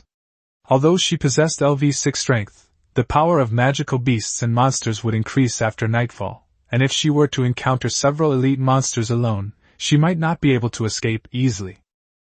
For the past few days she had been in charge of scouting. She was the one who uncovered intelligence on both the Knoll tribe and the multi-eyed giants. She had originally thought that today would be another fruitless day. Suddenly, a rustling sound came from the bushes not far away, mixed with hurried footsteps. The elf immediately held its breath, flew to a high branch to hide, and locked its gaze on the direction from which the sound came. Soon, several small, green-skinned creatures emerged. They were ugly in appearance, typical goblins. The goblins hurried along, cursing angrily. They mentioned that those damned pig-headed men had been poaching their people, and shouted that they would go back and inform their chieftain to have the warriors tear them apart. They also mentioned that the other side seemed to be of a higher level, and that there appeared to be humans among them. Upon hearing this, the elf immediately gave chase. However, the goblins quickly disappeared into the depths of the jungle, and despite her relentless pursuit, she was unable to pinpoint the exact location of the goblin tribe. Just as she was feeling regretful, several more goblins appeared and disappeared again from a bush. The elf immediately sensed something was wrong. After the surroundings quieted down, she went to investigate, and indeed found a burrow. This was a tunnel dug by the goblins, their entrance into the tribe. The elf was preparing to return to her territory to tell Chu Feng the news when a pungent stench suddenly wafted over, causing her to frown. The next second, accompanied by a humph sound, several dark and muscular figures suddenly rushed towards her. The elf dodged in time, and when she looked back, she found that they were several monsters with pig heads and human bodies. They were tall, with bellies so swollen they could fit an adult woman inside, their skin covered in short, coarse hair, and sharp fangs protruding from their mouths. The elf quickly determined that these were the pig-headed men the goblins had mentioned, and the stench was coming from them. Behind the pig-headed man stood a middle-aged man. Although he was human, he had a fat head and big ears, a bloated body, and was just as greasy as the pig-headed men. The middle-aged man squinted his tiny, beady eyes, staring intently at the elf in midair. Once he confirmed she wasn't human, but rather the legendary elf, a greedy look immediately appeared on his face. He thought excitedly. Elves are beautiful and incredibly rare. If I could catch one and trade it, it would definitely fetch an astronomical price. Maybe I could even participate in the auction for high-grade elemental potions. Thinking of this, he immediately shouted, "Grab her!" A dozen or so pig-headed men charged at the elf upon receiving the order. The strongest among them was LV5, and the weakest was at least LV3. The elf's eyes were filled with disgust as she looked at these hideous creatures. A flash of light appeared in her hand, and a jade-green crystal one-handed sword instantly materialized. With a swift turn, several sword flashes slashed through the night. The pig-headed man at the forefront was instantly cut into several pieces, blood, flesh, and organs splattering everywhere. The elf didn't stop. Instead, she pressed forward, striking the LV5 elite pig-headed man with lightning speed. She knew that to defeat the strongest, the battle would be much easier. The LV5 pig-headed man's expression turned grim as he gripped his weapon to fight, while the other pig-headed men swarmed him in. However, the lower-level minions were no match for her, being slaughtered one after another like cutting melons and vegetables. This scene caused the middle-aged man's expression to change drastically. He watched as his familiars were completely outmatched. Even his strongest elite familiars were covered in wounds, yet they couldn't even touch the elf's clothes. He immediately realized that the gap between the two sides was enormous. LV6, or even higher. The middle-aged man's face was as black as the bottom of a pot. No matter how unwilling he was, he could only look at the elf with reluctance before turning around and fleeing back to his territory. His heart ached terribly. The loss was immense. But compared to failing to catch a Pokémon, survival was clearly more important. A dead familiar could be reborn using the familiar source, but if he died, it would be the end. That's right, he is also a blue star lord who descended upon the eternal forest. As he fled, his pig-headed followers realized they had been abandoned by their master, and their loyalty began to plummet. But the middle-aged man didn't care about any of that. He ran for his life while cursing his bad luck. He never expected that the legendary elf would appear in the eternal forest, and at such a high level no less. If the elf's level had been lower, he would have struck it rich today. He finally breathed a sigh of relief after escaping back to his territory. After all, it was still a safe period, and his territory was safe for the time being. He was panting heavily, covered in cold sweat, and his face remained pale. The notifications in his mind kept ringing. Family loyalty -10. Deaths of family members 1. The notifications continued until they finally stopped completely. Only then did he realize that his entire squad of dependents had been wiped out, and his main force of dependents was almost entirely dead. The upcoming Lord assessment completely broke his spirit. His body went limp, and he collapsed to the ground, his face as pale as a dead pig. But the next moment, his face turned from white to green, and he opened his mouth in horror. How did they catch up with us? Damn it! In the air just outside his territory, the elf was coldly watching him. She had actually tracked him all the way to his territory. The anger in her eyes seemed to want to burn him to ashes. It's over. The location of his territory has been discovered. Chapter 34: The Elf's Exposure. The Lord's Covetousness. Although the elf left quickly, the middle-aged fat man's territory's combat strength had already plummeted. Coupled with the resentment he harbored from such a powerful elf, and the upcoming Lord assessment, the entire situation was extremely unfavorable to him. The more he thought about it, the more his head ached, and he was filled with regret. He should have found out the other party's level first. He hadn't been so reckless. But now, it was difficult for him to break out of this predicament. Suddenly, as if struck by a sudden thought, he slapped his forehead, a sly grin spreading across his face. Just because he couldn't handle it himself didn't mean he couldn't use someone else to do the dirty work.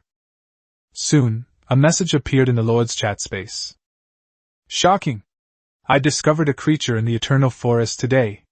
She has features sculpted by heaven, breathtakingly beautiful, and more importantly, she's a level 6 monster. That's right, I encountered an elf.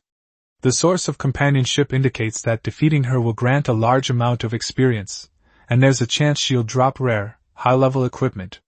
She's currently alone. First come, first served, don't miss out. This message is in the classic shocker style, and it even deliberately adds the hint of source of family, to make it much more credible. Elves are rare, elegant, powerful, and long-lived creatures. The appearance of such beings immediately aroused the curiosity of many lords. There really are elves on the continent of creation? Holy crap, I've always dreamed of having an elf wife. If there are 100-eyed giants, it's not surprising that elves would appear, right? The key is high-level equipment, and a lot of experience. If we could kill it, how much would we gain? I also want to follow in Kundi's footsteps. I want to kill elves. The continent of creation is far more vast than the blue planet. Although the eternal forest is called a forest, from the sky it looks like an endless green ocean. The blue star lords who have descended upon this place are not just the middle-aged fat man and Chu Feng. In this area alone, there are no fewer than 100 people. High-level equipment and massive amounts of experience are extremely tempting to any lord. Some have even begun to fantasize that if they could obtain a divine artifact, surpassing Kundi wouldn't be impossible. At that time, I will be the strongest lord, and I will reap the rewards of others.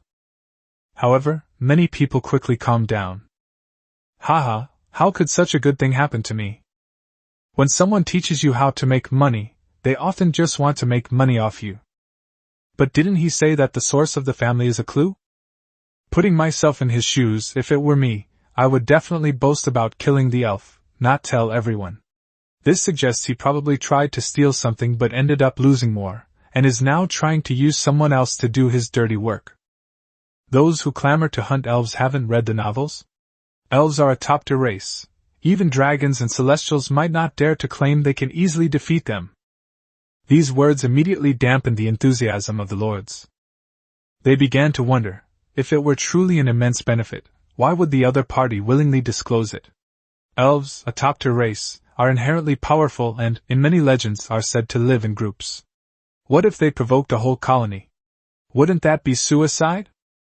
As a result, the winds of change in the communication space quickly shifted. I'll remember that dog who leaked the news. Trying to trick everyone, huh? Regardless of whether the news is true or false, the eternal forest is so vast, and I haven't seen a single lord yet. In short, be rational. If you do encounter an elf, it's best not to antagonize them and to keep your distance. I agree. Don't let others use you as a tool. These rational remarks, however, made the middle-aged fat man sweat profusely with anxiety.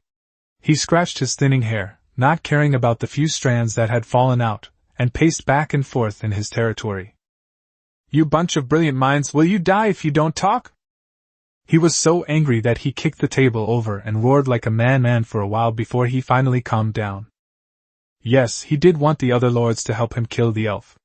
The elf clearly held a grudge against him and knew the location of his territory. But that elf was indeed only level 6.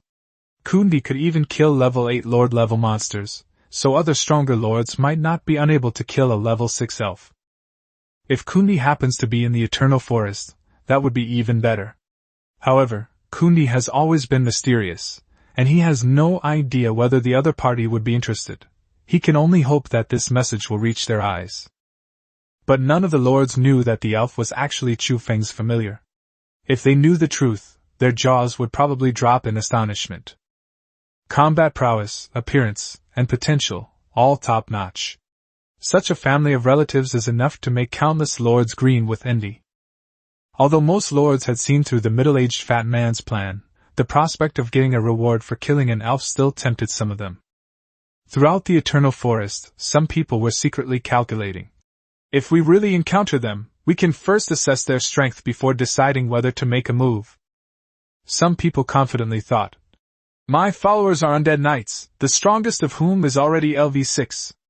If we surround and kill them, we might have a chance.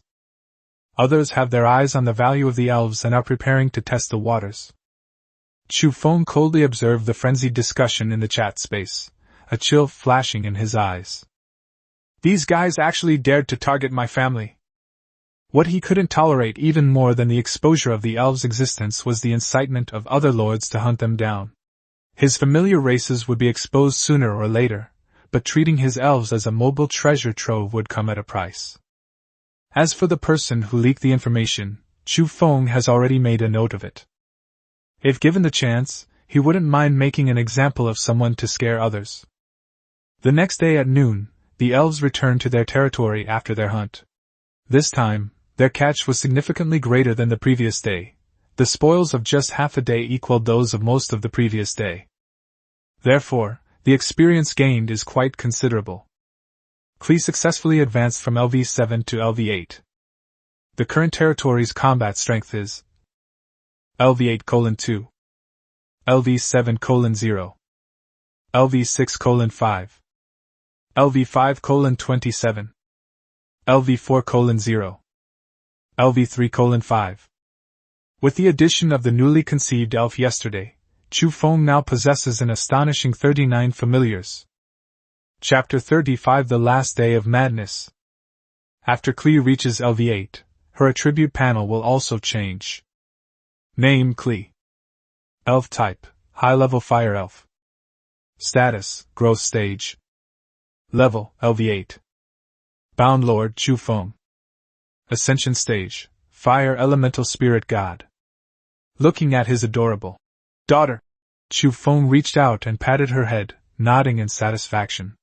He now had 2 LV8 familiars in his territory. Such high-level combat power was absolutely unmatched among all the Lords of Blue Star. Kelly said with a grin that they had also discovered a native force, suspected to be a goblin tribe, but the specifics were still unclear. Chu Feng nodded and decided to send people to investigate in more detail tomorrow. At this moment, the elf in charge of reconnaissance stepped forward to report. She had been attacked while scouting outside. The attackers, led by a human, commanded pig-headed men to launch a sudden attack, seemingly mistaking her for a creature of the eternal forest and attempting to capture her. Chu Feng was not surprised by this. He had already seen the messages in the communication space. He simply gestured for her to continue. The elf reported calmly that the enemy was weak, with their strongest being only a level 5 orc, all of whom she had killed. Only the human managed to escape in the chaos. Following the trail, she discovered that the human, like Chu Feng, was also a lord. Due to the restrictions of the safe period, she could not continue the attack and could only investigate from the outside. The overall strength of that territory was very poor. The lord himself was only LV3, and there were only 5 LV3s among his followers. Most of the rest were LV1 to LV2, totaling about 50. After reporting, the elf stood quietly to the side, her eyes still filled with disgust. She believed that once the safe period ended, with the strength of the Kundi territory, destroying the enemy would be effortless. Toka Yatagami immediately rolled up her sleeves, angrily shouting that she would lead a group to chop those guys down. Klee also puffed out her cheeks, saying she would give them hundreds of dodo bombs. Chu Feng's lips twitched, and he quickly stopped him. The safe period wasn't over yet, and rushing over would be useless.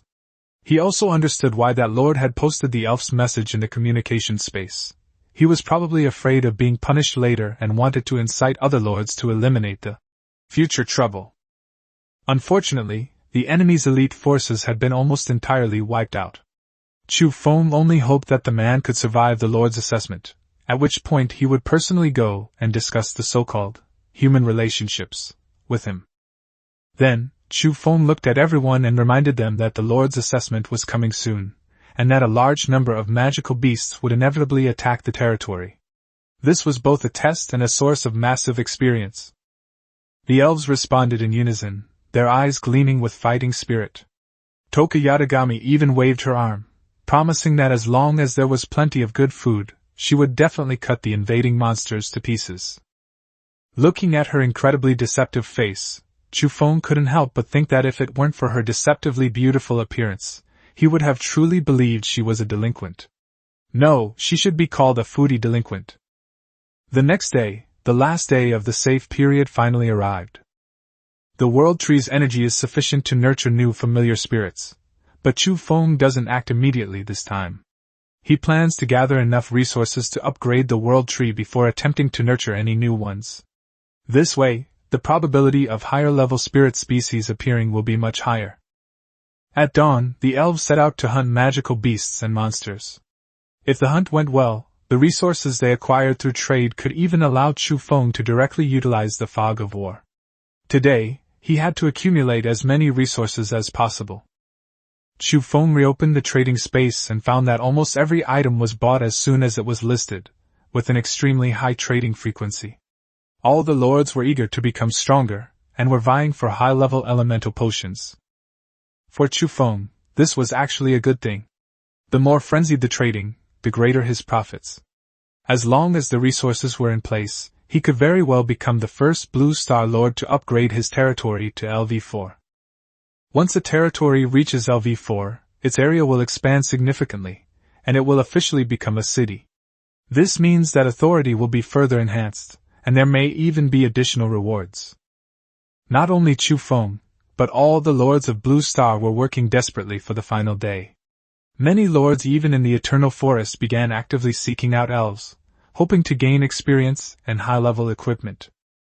Chu Feng just hoped they wouldn't actually run into each other. Otherwise, he wouldn't mind showing these people what the legendary Oxhead and Horseface were like. The chat area was bustling with unprecedented activity. On the last day of the safe period, all the lords about to leave the newbie village had incredibly mixed feelings. Some people lamented that they had been on the continent of creation for half a month, some were so nervous that they collapsed, and some said in despair that a huge undead bone dragon had appeared next to their territory, and there was no way out. Some people complained that it would be better if the safe period were longer. After all, lords with weaker summoned creatures need more time to develop and are no match for those with top-tier summoned creatures. Soon, the chat shifted to envy of the top lords. Some mentioned Kundi's father, while others brought up names like the Titan Princess and the Green Dragon Lord. Many more, however, worried about whether they would even live to see the assessment rewards. The space for discussion was more bustling than ever before. Even the commotion Chu Feng had caused earlier paled in comparison. Because this day was exceptionally special. After the safe period ends, the rules that briefly protected them will disappear completely. Anyone who has witnessed the cruelty of the creation continent knows that the sword of Damocles hanging over their heads could fall at any moment. Some were despondent, some prepared for a desperate fight, and others were brimming with confidence. The closer night fell, the more frantic many lords became. For once darkness fell, no one knew whether the claws of a magical beast would suddenly reach into their territory and claim their lives. Chapter 36: A Lucky Tactic. The Goblin Horde Extermination. After the safe period ends, all the lords of Earth will truly embark on the path of survival. Whether they can pass the test and survive depends entirely on how many trump cards they have accumulated during the safe period. Even Chu Feng felt a mix of emotions at this moment. His elven companions were indeed strong, but not invincible. Previously, his territory had a protective shield, but now that the shield was gone, the true dangers of this cruel world were upon him. Chu Feng quickly regained his composure, his gaze hardening. Only by becoming strong enough would this unease disappear. Only when he could one day sweep away everything in his path, even casually slaying that legendary gargoyle, would he truly have a foothold in the Eternal Forest. Afterwards he chatted with Lu Qian for a few minutes. Lu Qian had prepared a large number of elemental potions. The highest level of her elemental creatures was LV5, and the lowest was LV2. Their individual strength wasn't outstanding, but with the potions and a full 75 companions, they should have no problem handling the assessment. Just then, Ningning Rabbit sent a message saying that her followers had discovered a piece of amber in their territory, inside which was a level 9 fire elemental being, and it was on the verge of evolving into a legendary fire spirit. Even more outrageous, the creature said it felt a connection with her and was willing to follow her. Chu Feng fell silent after reading it. He was hailed as the strongest lord across the entire Blue Star, yet he hadn't acquired a single LV9 familiar, let alone had any powerful natives of the creation continent willingly submit to him. He had initially thought the secret treasure would prove his good fortune, but now it seemed even the luckiest players couldn't compare. Meanwhile, notifications of goblins being killed began to appear one after another. Chu Feng knew that Toka and the others had already taken action against the goblin tribe they had discovered earlier. He wasn't worried. He had already instructed his subordinates to ascertain the opponent's strength before taking any action. Since Toka had chosen to fight, it meant the intelligence had been confirmed. Moreover, Klee and Yatagami Toka had both reached LV8. Even if they encountered LV9, they might not be unable to defeat them. However, Chu Feng also realized the problem. He could no longer stay alone in his territory during hunts.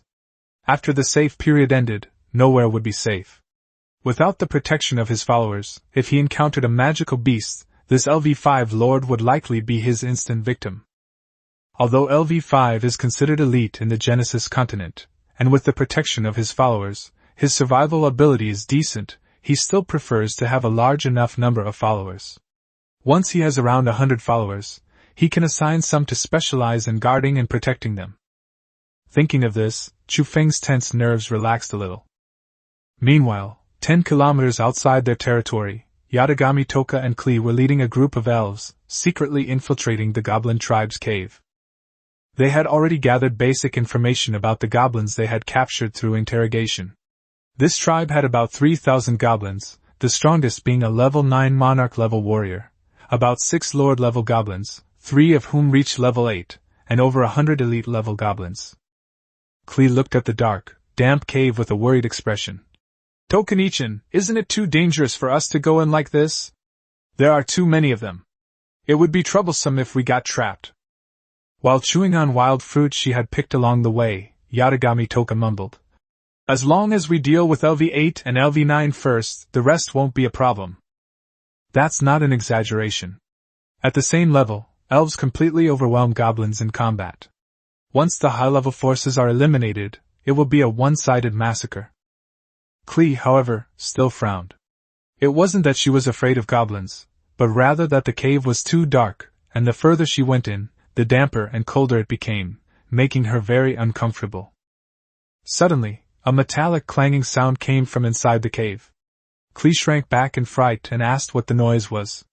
Toka calmly munched on a berry and casually said, Your bouncy bomb. What's there to be afraid of in the dark? Just blast it, and it'll light up, won't it?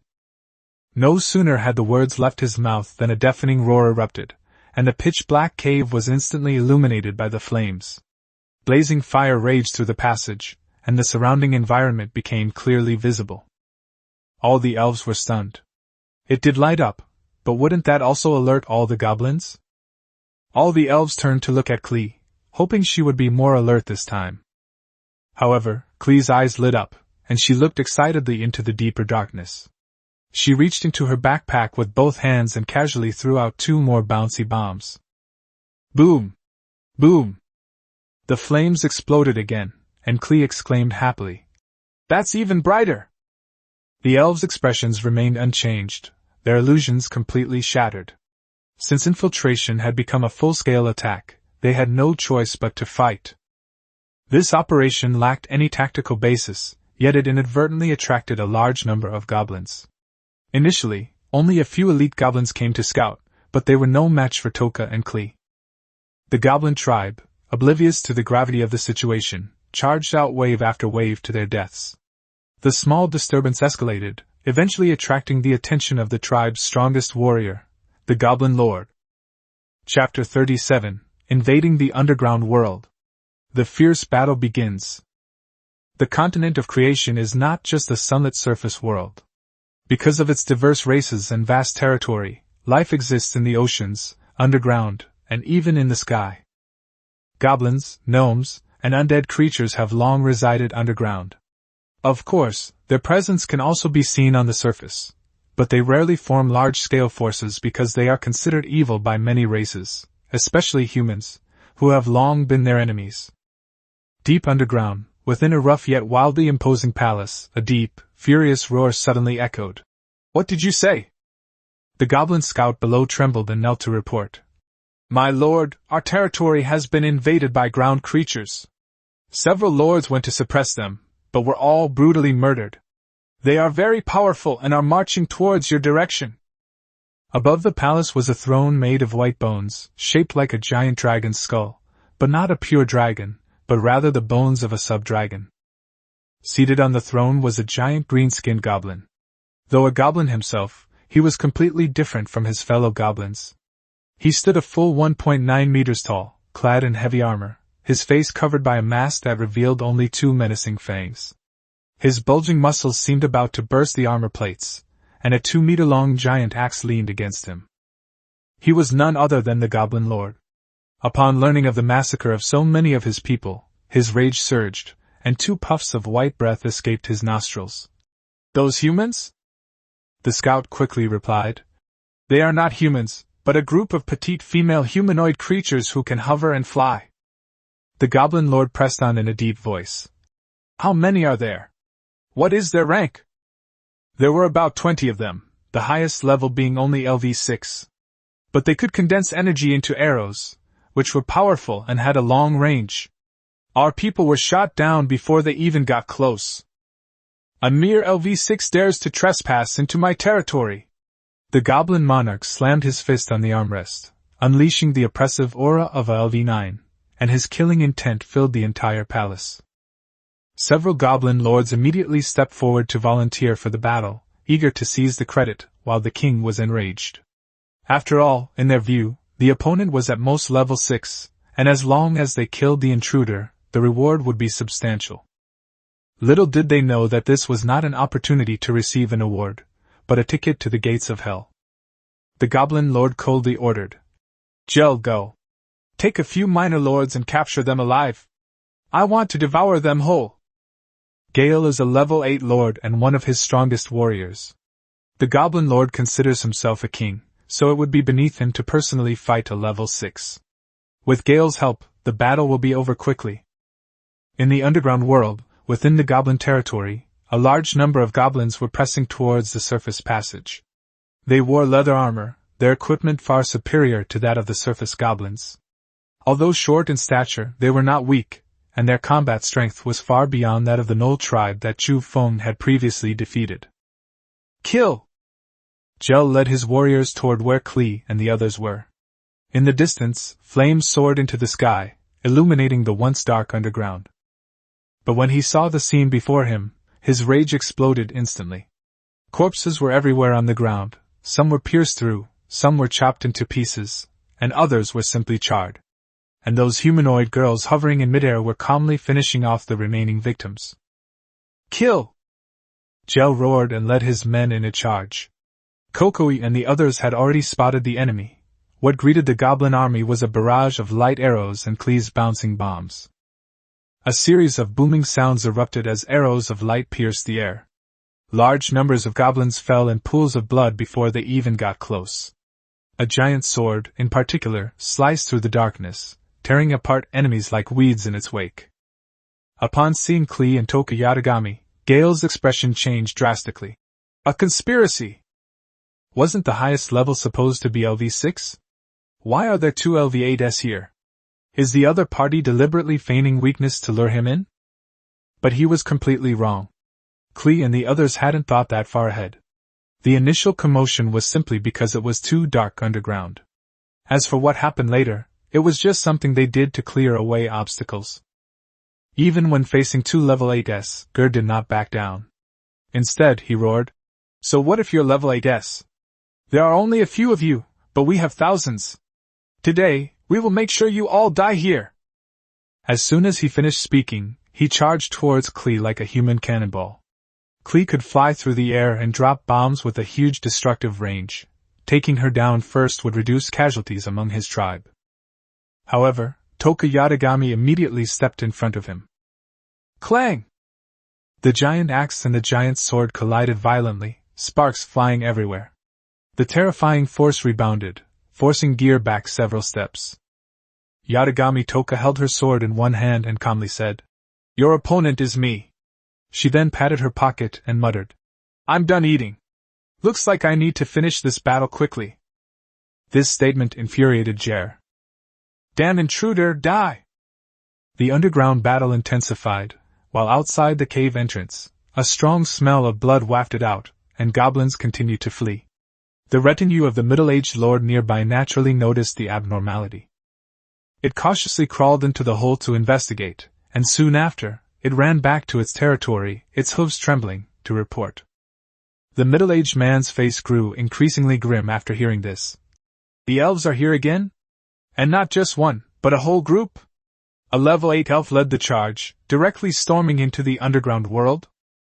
He paced back and forth anxiously, finally gritting his teeth and ordering, Gather resources immediately, don't waste a single second. He was filled with regret. Why did he have to offend the elves? He had to escape as soon as possible, otherwise, once the safe period ended, even a single LV5 elf would be enough to kill him and all his followers. Yes, master! Chapter 38. I never thought I'd have a day when I'd be a blonde guy. In the underground world beneath the eternal forest, the battle between elves and goblins has reached a fever pitch, and the air is thick with the stench of blood. The battle lasted only 20 minutes, and the once fierce goblins were utterly routed. After Gale was sliced in two by Tokuyatagami, the remaining goblins were completely terrified and scattered in all directions to flee for their lives.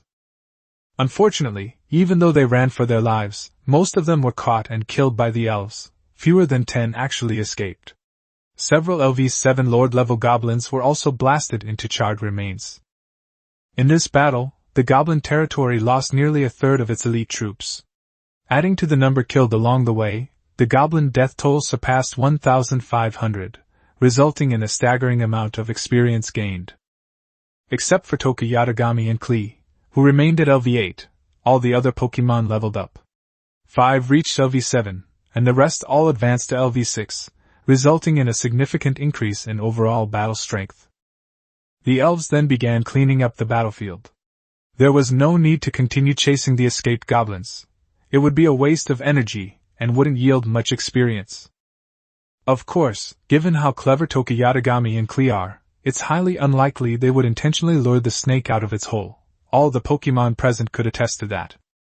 Most of their loot consisted of energy cores, with the remainder being various types of equipment.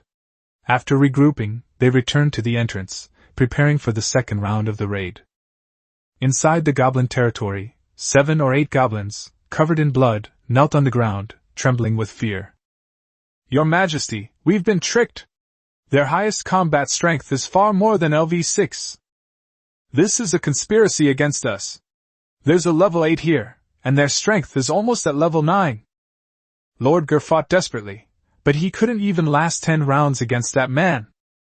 Several level 3 goblins, recalling the carnage they had just witnessed, collapsed to the ground, losing control of their bladders.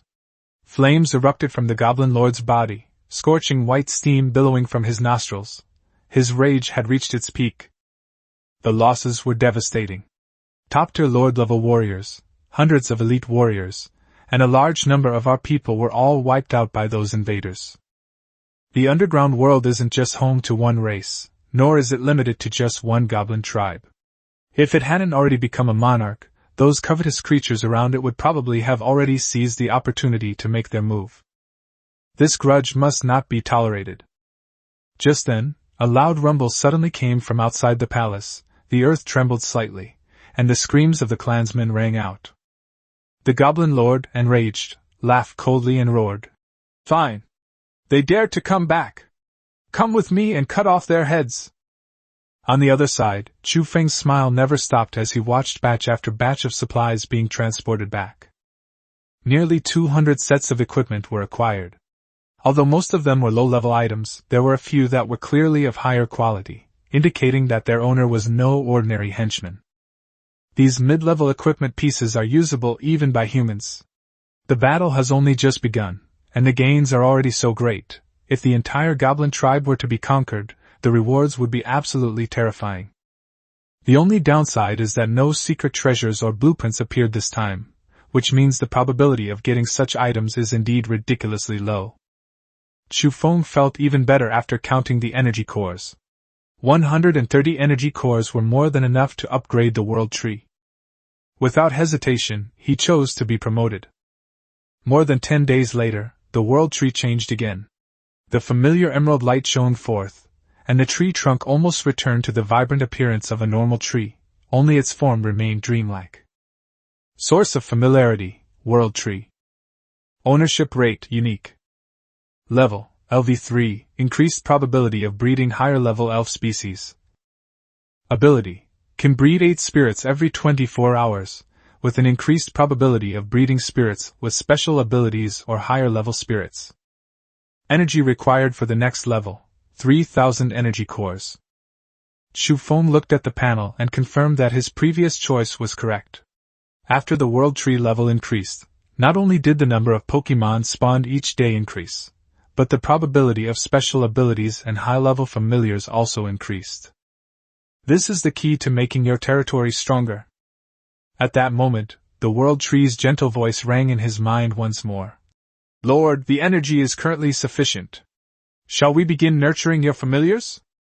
The last word carried a touch of humanity, which made Chu Feng pause slightly. He suddenly felt that the World Tree's consciousness seemed to be reviving. Its voice, though gentle before, had been like a mechanical response, but this time it clearly carried more emotion. However, the World Tree didn't respond to his speculation, and he didn't delve into it further. Chu Feng gave the order directly. Begin the gestation process. The world's branches trembled slightly, and tender leaves emerged, some even sprouting tiny twigs. Amidst the clusters of emerald green leaves, clusters of light slowly coalesced. Immediately afterwards, a pale blue leaf quietly appeared, and as if it were consciously brushing against the other leaves. Chu Feng's eyes lit up. A high-level Pokémon? Or a Pokémon with special abilities? And what could that light blue color be? Soon the panel appeared. Name: Asuna. Elf type: mid-tier waterwind elf. Status: growth stage. Level: LV6. Bound Lord Chu Feng. Ascension to Godhood: Gentle Feng Shui Sword Master Deity, middle rank. Upon seeing the long, light blue hair and the familiar face, Chu Feng was stunned. Is she considered an elf? He quickly realized that this was not Yuki Asuna, but the game character Asuna, whose abilities were more like a combination of the two game forms in the ALO arc. Chu Feng stared at her for a long time. Asuna blushed slightly, feeling a little shy under his gaze, and asked softly, Master, is there something on my face? Chu Feng quickly waved his hand. It's nothing, I just never thought that one day I would identify with the character of the blonde guy. As soon as he said it, he coughed awkwardly twice and quickly added, I was just too happy. This shouldn't count as having blonde hair, right? After all, the Asuna in front of us isn't Yuki Asuna. But the surprise was definitely real. Not only did Chu Feng gain another high-powered familiar, but more importantly, he no longer had to drool over the figurine. Instead, he now possessed a living, breathing Asuna. Chapter 39 Victory will surely belong to our master. Compared to Toka Yatagami and Klee, Asuna's abilities are more balanced. She is not simply a mage or a warrior. She can use both wind magic and water healing, enabling her to support and heal her teammates from the rear, and she is also skilled in close combat. If you consider them as a team, Asuna is like an all-rounder who can roam the entire field. With her support, Toka Yatagami and Klee's output environment became much easier. Chu Feng smiled and said in a low voice, I have to say, we were really lucky today. Let's go support Yatagami Toka and the others. After briefly explaining the situation, Asuna was enveloped in a pale blue light. The next second, faint halos appeared beneath the feet of all the spirits, and the surrounding wind elements rapidly converged. Then let's set off, Master, Asuna said, waving her hand. Immediately afterwards, with a loud boom, the elves' flight speed instantly broke the sound barrier, and a violent wind field swept up branches and leaves, leaving Chu Feng standing there, watching them fly away. He quickly realized that this was clearly a team buff. Yatagami Toka and Klee were a warrior and a mage, respectively, so Asuna was like a priestess who served multiple roles, not only providing elemental buffs but also possessing equally impressive melee abilities. This kind of team buff is extremely valuable on the battlefield, sometimes even more important than pure combat. Although it's only LV6, its future potential is immeasurable. Chu Feng couldn't hide his excitement. Currently, most elves still use weapons formed from their own energy. Although they have an extremely high affinity for elements, this limits their combat power. If they could be equipped with real gear in the future, their strength would undoubtedly increase even further. If the gargoyles are truly backed by a lich, then as long as Chu Feng can seize its wealth, he will have no shortage of resources. The knowledge accumulated over countless years is a treasure in itself, not to mention the various rare items collected by the lich. Subsequently, he packed all the goblin equipment that had been delivered into his private space, intending to sell it all after the goblin tribe was defeated. After upgrading the world tree, the necessary resources will need to be accumulated gradually. Right now, the The most important things are to upgrade the territory level and unlock the effects of the secret treasures. Mist seeds should also be planted as soon as possible and used in conjunction with the secret treasures. Although Chu Feng's combat power has increased and his efficiency in hunting magical beasts is higher, cores aren't guaranteed to drop just because you have enough. The drop rate also depends on luck. Fortunately, higher-level magical beasts have a higher drop rate, which is in line with his expectations. The required energy cores have now increased from 1,000 to 3,000, which is definitely not something that can be gathered in a short time. But looking across the entire planet, there are very few lords who can upgrade their familiar source to LV2, while his world tree has already reached LV3, putting him far ahead of everyone else. If those lords with top-tier summoned creatures who were still trying to catch up with him knew the truth, many would probably despair. While everyone else was still in the landing phase, he had already completed 2 major items. What Chu Feng was truly looking forward to was what privileges would be unlocked after his territory was upgraded to the town level. Coupled with today's auction, there might be unexpected gains, or even the direct activation of a secret treasures effect. Not to mention, a treasure dropped when the multi-eyed giant leader was killed last time. Given the size of this goblin tribe, their leader must be a level 9 monarch-level monster. What good items will they drop this time? Meanwhile, the battle in the underground world continues. Nearly half of the goblins in this territory have been slaughtered by Yatagami Toka and her companions, and many goblins have begun to flee. The remaining elite goblins have all been gathered by their king, numbering about 600 or 700. Armed and ready, they stood at attention. Unlike ordinary goblins, these elites were well aware of the king's power. His monarch-level might was almost epic, making him a formidable force across the entire continent. Under the king's leadership, victory will surely belong to them. The goblin lord looked down at the warriors below, his voice deep and majestic. Warriors, the cruelty of the underworld has never defeated us. The alien races that coveted our territory were repelled. The bastards who relied on dragon blood became my throne. Even during the war between demons and gods, our tribe survived. Now, a group of alien invaders are trying to wipe us off the continent of creation. Do you agree to this? On the endless continent, countless extraordinary creatures roam. Myths and gods are not mere legends, and the conflict between gods and demons has never ceased. During that dark period, all races fought, the heavens and earth were stained with blood, and countless lives were affected. This is why all the beings on the creation continent understood one thing: gods are awe-inspiring, but not to be trusted. To achieve freedom, one must transcend, even ascend to godhood, abandon faith, and pursue one's true, powerful self. The elite goblins listened with fervor, as if transported back to the war between gods and demons. Now, they had finally achieved a peaceful life, and their king had even reached the monarch level, but someone wanted to take it all away.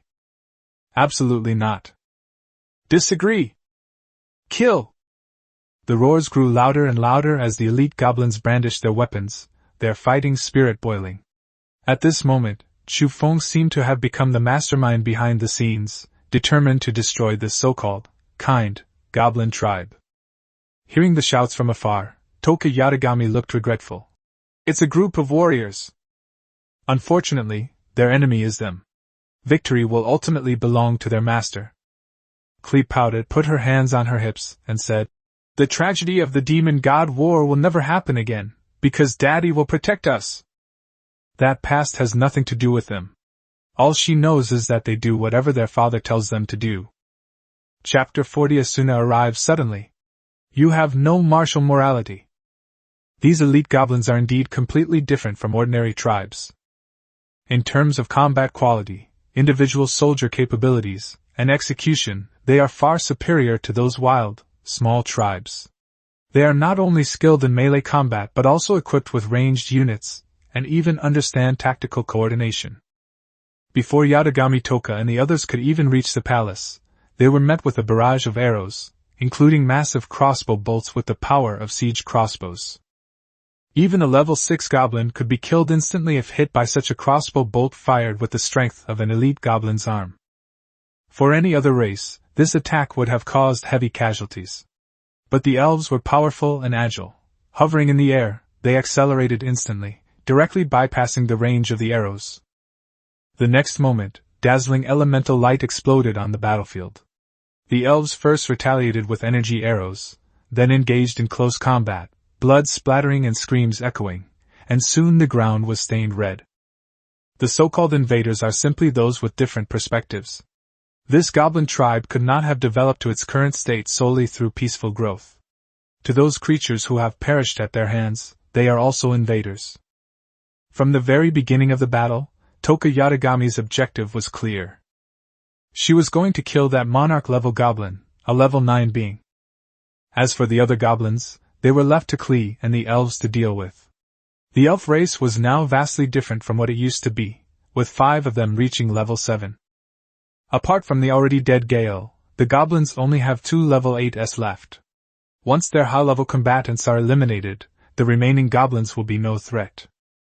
On the other side, the goblin lord slowly got up, looked at Yatagami Toka who was walking over, and picked up his battle axe from his feet.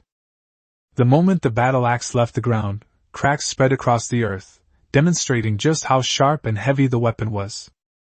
It spoke in a deep voice. "I will make you pay the price for your folly. Go to hell with repentance, and then become my new throne." As soon as he finished speaking, it suddenly rushed out. Despite its enormous size, it moved with lightning speed, leaving only a blur in its wake. Boom!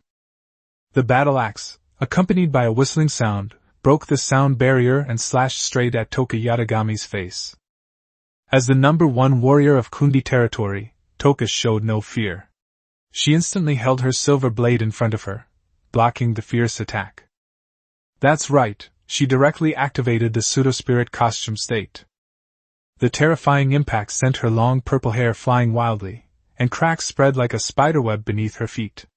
Yet, in terms of strength, Toka Yatagami has never feared any enemy. The next second, both sides retreated simultaneously. The goblin monarch exhaled, his eyes behind the mask fixed on her petite figure. It couldn't understand how someone of its size could unleash power that was in no way inferior to its own. Is this the power that LV8 should have? Could it be that she was hiding her true strength? But I am clearly a monarch-level being, so how could my rank be fake? Soon, it noticed Toka Yatagami's pointed ears, and considering their ability to fly and their affinity for the elements, its pupils suddenly contracted. An elf? This race no longer exists on the creation continent, so how did they end up here? The elf race suffered heavy casualties in the war between gods and demons. Due to their immense potential, many of them became gods, making them one of the main forces in that war. Of the elves who survived the war, less than 1 in 10 remained, and it was rumored that they had long since left this world. But now, they have reappeared. Yatagami Toka hovered in the air, looking down at it, her demeanor seemingly transformed, exuding both holiness and majesty. Why can't we appear? We have come at the call of God and will follow our master to the pinnacle of divinity. She looked at the goblin lord and continued. If you, filthy creature, are willing to lay down your weapons and serve your master, I may spare your life. But to the goblin lord who had sat on the throne for so long, these words were nothing short of an insult.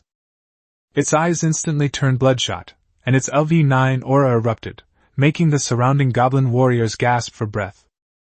Submission? To your master? Today, all of you will die for me!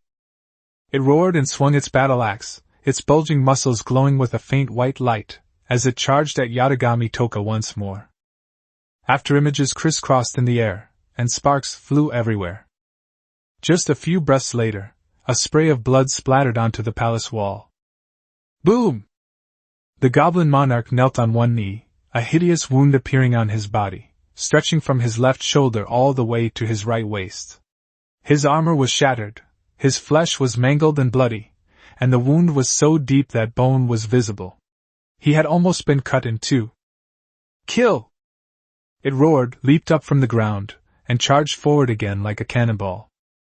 However, the difference in strength was already obvious. Facing Yatagami Toka in her pseudo-spirit form, it was no match at all, and was only constantly adding wounds to itself.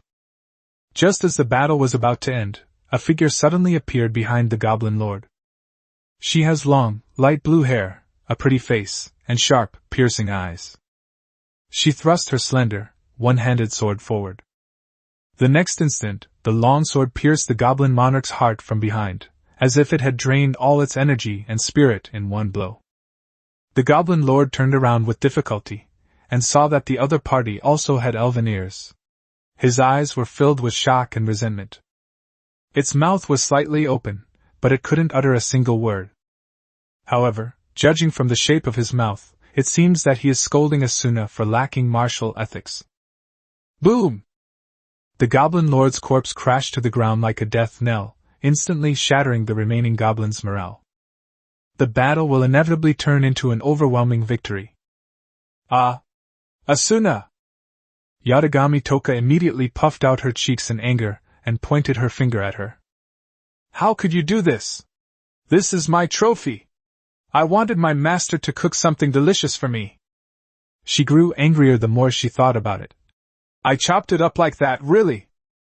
After rescuing Kelly last time, Chufeng personally cooked for her, and even had her help him. That feeling of cooking together made the food taste even better. She originally wanted to experience it again. Now it's all gone. Asuna looked apologetic and said, I just thought it would be better to end this as soon as possible, that's all. Toka. She then asked, What do we do next? As a fellow member of the same family, Yatagami Toka also understood Asuna's identity after she appeared. Toka stood with her hands on her hips, looking like she was saying, You did something wrong, so you should deal with it. How would I know? You handle it.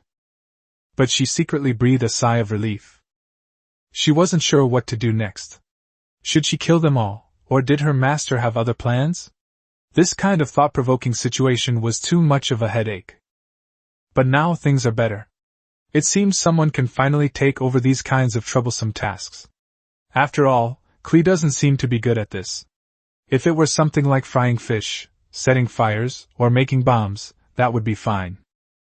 Chapter 41: The Hatred of the Goblin Clan. The forced suppression of their familiars. Within the territory, with the fall of the Goblin Lord, Chufeng also successfully leveled up to LV6. Although he didn't personally participate in the battle and received less experience than the elves, the prey this time was plentiful. The level 9 Goblin Lord, the level 8 powerhouse, and a large number of elite monsters pushed his level up. Chufeng couldn't help but laugh and said, Finally caught up with the familiar level. For other lords, LV6 is already ridiculously high. Many people's followers haven't even reached this level, let alone the lord himself. Therefore, Chufeng deserves the title of the strongest lord without any controversy. However, he also knew that his current number of followers was far from enough. As his army expanded and he conquered more races, coupled with the effects of the fog of war, his leveling speed would only increase rapidly. What truly excited Chufeng wasn't the level increase, but the kill rewards that echoed in his mind. Successful conquest. Target, Goblin Lord LV9. Rewards 300 energy cores, 1 blueprint, 1 sealed weapon, epic. Upon seeing the blueprints and epic weapon, Chufeng almost burst into tears of excitement. He had been envious for a long time of Lu Qian casually smashing a fruit and getting blueprints, as well as discovering the ruins of an abandoned tribe and a recipe for advanced elemental potions. In this world, weapon tiers progress from low tier, mid tier, high tier, epic, legendary, and mythical, culminating in true divine artifacts. Even if an epic weapon is sealed away, a high-tier weapon simply cannot compete with it. The so-called seal is like a precious artifact concealing its power. It requires special means to break free and unleash its full potential. Chufeng felt a slight regret. If this were a normal epic weapon, the elves would have been able to take flight immediately. But he quickly resigned himself to it. Getting such a reward was already a huge win. As for the blueprints level, he'd have to wait until he got it back to assess it. Given the Goblin Lord's level, it couldn't be too bad. In high spirits, Chufeng casually opened the trading and communication spaces.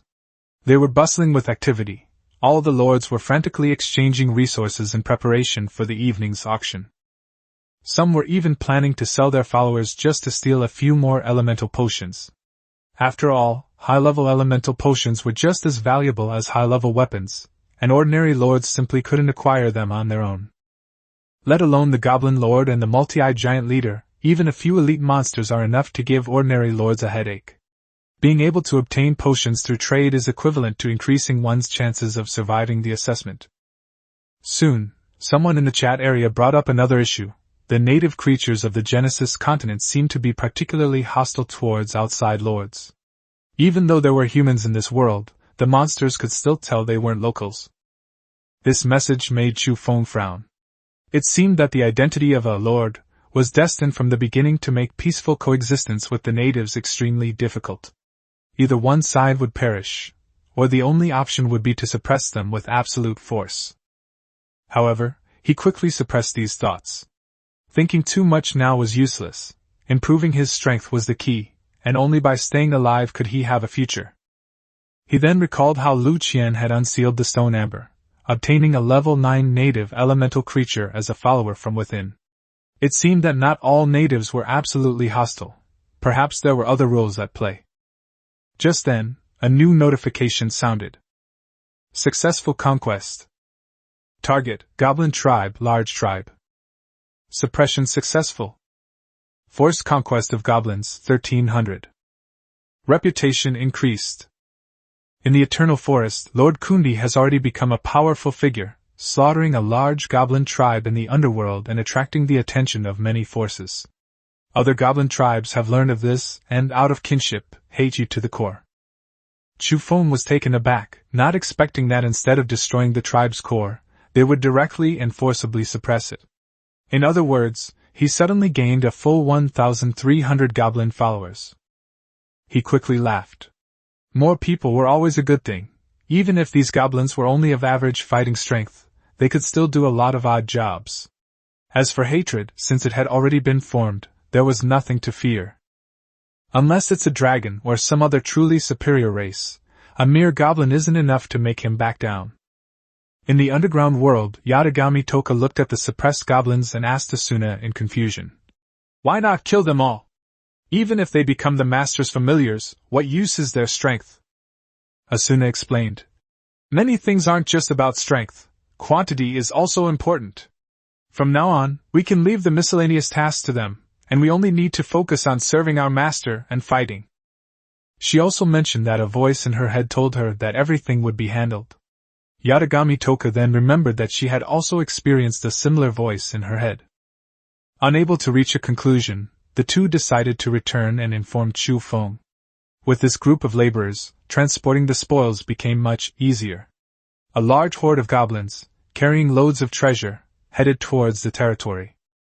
Chapter 42 The Mysterious Light of the World Tree. I'll teach you a peerless fist technique.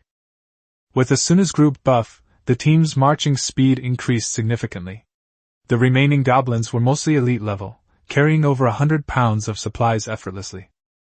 Each goblin carried large and small bags on its back. Toka, Yato, and Klee led the way, while the other spirits kept watch. After all, these goblins were only suppressed by force and might not have truly submitted. It wasn't impossible for them to escape halfway. What used to be a half-hour journey now takes only 10 minutes to return to the territory, doubling the efficiency. Chu Feng stared in disbelief at the massive goblin army. In his mind, goblins should be thin and sleazy, completely unrelated to strength. But these green-skinned dwarfs in front of him were quite sturdy, with features close to human faces, yet possessing characteristics of cold-blooded animals, looking ferocious and dangerous. Perhaps because they had just been suppressed, all their eyes were fixed on Chu Feng, as if they knew he was the master of the elves, and their suppressed hatred and anger were not concealed. Hundreds of gazes made Chu Feng extremely uncomfortable, and he couldn't help but shiver. These weren't just lowly minions, they were clearly a pack of ferocious beasts.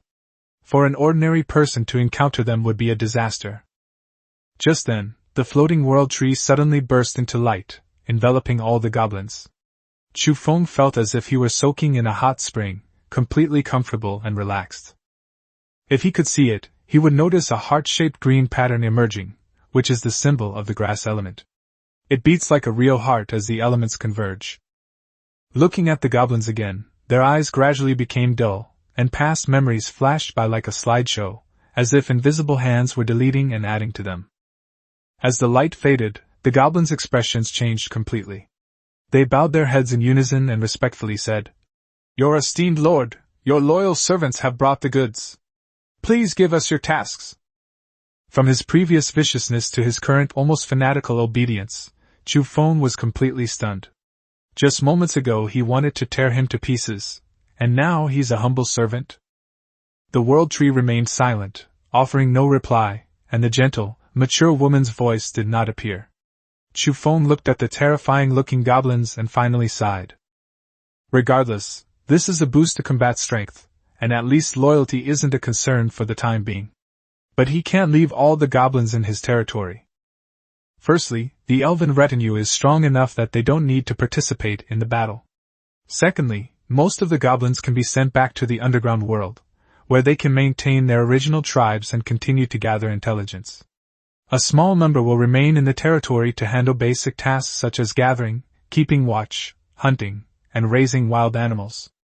Soon, Chu Feng carefully selected and kept only 100 outstanding-looking goblins, sending the rest back to the underground world. After the arrangements were completed, Chu Feng was rubbing his hands together, ready to examine the treasures, when Yatagami Toka approached him. She said earnestly, "Master, I was supposed to kill that goblin lord, but it was careless and didn't dodge, so Asuna ambushed and killed it with a single sword strike. But I could have killed it with my next sword strike, so shouldn't I be rewarded?" Klee, still remembering how she was rescued last time, chimed in. "Yes, Daddy, Tokanichan worked so hard." The other elves remained silent. They knew in their hearts that Toka had indeed worked very hard along the way, diligently searching for and eating a lot of fruit. Asuna nodded gently, showing no intention of taking credit. "When I arrived, the battle was already nearing its end. Even without me, it would have ended smoothly." Chu Feng looked at Yatagami Toka, who was clutching the hem of his clothes, with a helpless expression. This glutton wasn't asking for a reward. She clearly wanted him to cook and wouldn't let him rest at all. But then, a sudden inspiration struck Chu Feng. He suppressed a laugh and coughed twice. "How about this? I'll reward you with a peerless fist technique, and you teach me some basic combat skills in return. How about that?" Yatagami Toka was taken aback. "Peerless fist technique?" Asuna also looked suspicious. If it's an unparalleled martial art, why bother learning basic combat techniques? Kelly looked at Chu Feng with equal curiosity. "Dad's only LV6, he looks so weak," Chu Feng said in a serious tone. "This fist technique is extremely profound. I only know a little about it, and haven't even reached the level of a master. So I haven't grasped its true meaning yet. If it were Shi Xiang, she would definitely be able to unleash its power. As for me now, basic techniques are more suitable." Toka Yatagami and Klee's eyes lit up, but Asuna covered her mouth and chuckled, already seeing through Chu Feng's teasing. However, since her master was eager to learn combat, she was naturally willing to help. Under the expectant gazes of the two, Chu Feng stood sideways with his hands behind his back and slowly said, "This fist technique is called Kun Fist. It is one of the ancient fist techniques of China. It was created by Kai Jin, a master of the Kun dynasty, 2,500 years ago.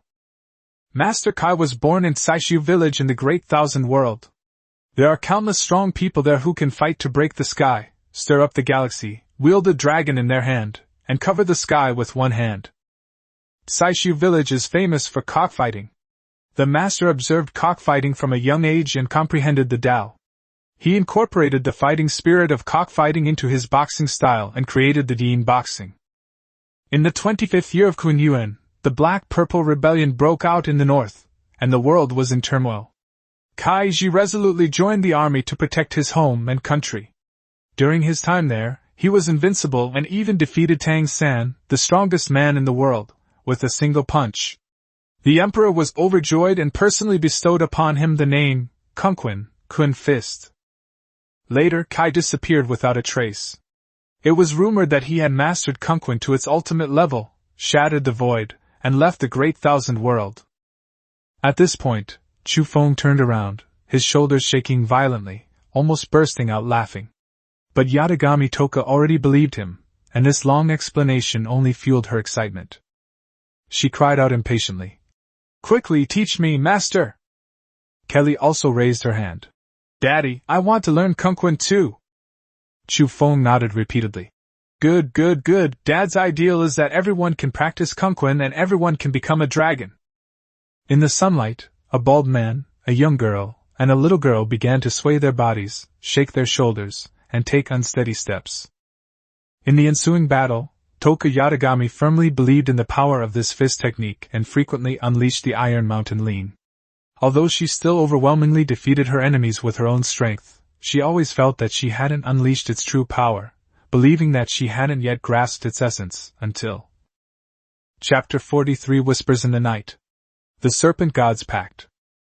After teaching them for 2.5 years, no, 2.5 minutes, Chu Feng let them practice Kunquin on their own while he began to take stock of their spoils. First is a Goblin Great Axe, a high-level weapon with armor penetration, severe injury, and sharpening effects. It was forged by dwarves and stained with the blood of a wyvern, accompanying the Goblin Lord throughout his growth. The other item caught Chu Feng's eye. Whispers in the Night, an epic one-handed sword, is still sealed, yet it already possesses armor penetration, severe injury, sharpness, and attack amplification. Its special effect, Illusory Shadow, is also sealed. This sword is entirely black, lightweight, and bears a resemblance to Kirito's Elucidator. The description states that it was forged from abyssal magical crystals and synthetic metals, collected and forged by the Lich Hegs, and possesses hallucinogenic properties and extremely strong elemental conductivity. Chu Feng gripped his sword, unable to help but sigh. Epic weapons were indeed different. Their attributes were almost double those of high-level weapons, and they even possessed special abilities. However, that lich reminded him of the gargoyles from before. As for the Goblin Giant Axe, it wasn't of much use to him, so it was perfect for trading. Besides weapons, they also acquired over 1,000 energy cores and several hundred low and mid-level equipment pieces. This is a true bumper harvest.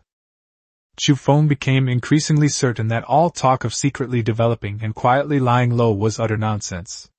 The only way to widen the gap was through plunder, through constant snowballing, to infinitely expand his advantage. So he kept a few high-level weapons and put all the rest of his equipment in the trading space. The next moment, the Lords of Blue Star were in complete uproar. A massive amount of equipment, ranging from low-end to high-end, appeared all at once, stunning everyone. Some exclaimed how amazing it was, while others speculated that this was definitely not something a small tribe could drop, and that Kundi had probably wiped out another large goblin tribe. From the demi-human tribes to the multi-eyed giants, and now to the goblin tribes, in everyone's eyes, Kundi is either fighting or on his way to fight. Some were green with envy, some were completely convinced, and some lamented that they couldn't even defeat a group of monsters, let alone challenge a native tribe. Kundi was already several levels ahead of them, practically the man at the very top of the pyramid. Many people even speculated that Chu Feng probably already possessed epic weapons or top-tier high-level weapons, otherwise he wouldn't have casually taken out these items to sell. It's important to understand that among the billions of lords on Earth today, there are very few top-tier lords who truly dare to sell weapons. They don't even have enough for their own demi-human races and humanoid servants, and other servants might not be able to use weapons. More importantly, intelligent tribes often involve local forces. Besides Chu Feng, who dares to provoke them head-on now? To fight them head-on without the strength is simply suicide. Even lords with top-tier followers only dare to ambush scattered squads, and the equipment they can trade is pitifully scarce. In contrast, Chu Feng's move this time once again shocked everyone. In the Taiyuan Great Marsh Valley, Yura looked at the equipment in the trading space with a somewhat numb expression. She muttered to herself, "Is this guy cheating?" Chu Feng's growth rate was too exaggerated. Her combat power increased almost visibly. On the other hand, her Titan familiars were by no means weak, definitely T1 level, but even so, she had to take a detour when encountering small native tribes. Her strongest Titan is only LV6, while small tribe leaders are also at that level, and their elite forces far outnumber hers. Upgrading and expanding her followers requires a lot of time and experience, and losing even one is incredibly painful. But Kundi was like an invincible force. He would fight anyone he encountered and win every time. This was the most emotionally turbulent Yi Ruo had experienced since her arrival. She couldn't guess what Chu Feng's familiars were, and in the end, she could only label him as a cheater. But we still have to fight for it. The only reward is undoubtedly substantial, a rare opportunity to become stronger. No matter how outrageous Kundi is, if we don't fight for it, we won't even have a sliver of a chance. Not only Yi Ruo, but other lords with top-tier followers also held the same idea. Take a gamble, and you might turn a bicycle into a motorcycle. Even a perfect start doesn't guarantee success in the end. A steady, methodical approach might lead to later success. Meanwhile, Chu Feng continued to examine the remaining treasures. A blueprint, a pebble. This was the first time he had seen blueprints. They looked like ordinary paper, but the contents were blurry and illegible. As for the pebble, Asuna discovered it contained mysterious power, and after testing, it was determined to be a treasure requiring identification.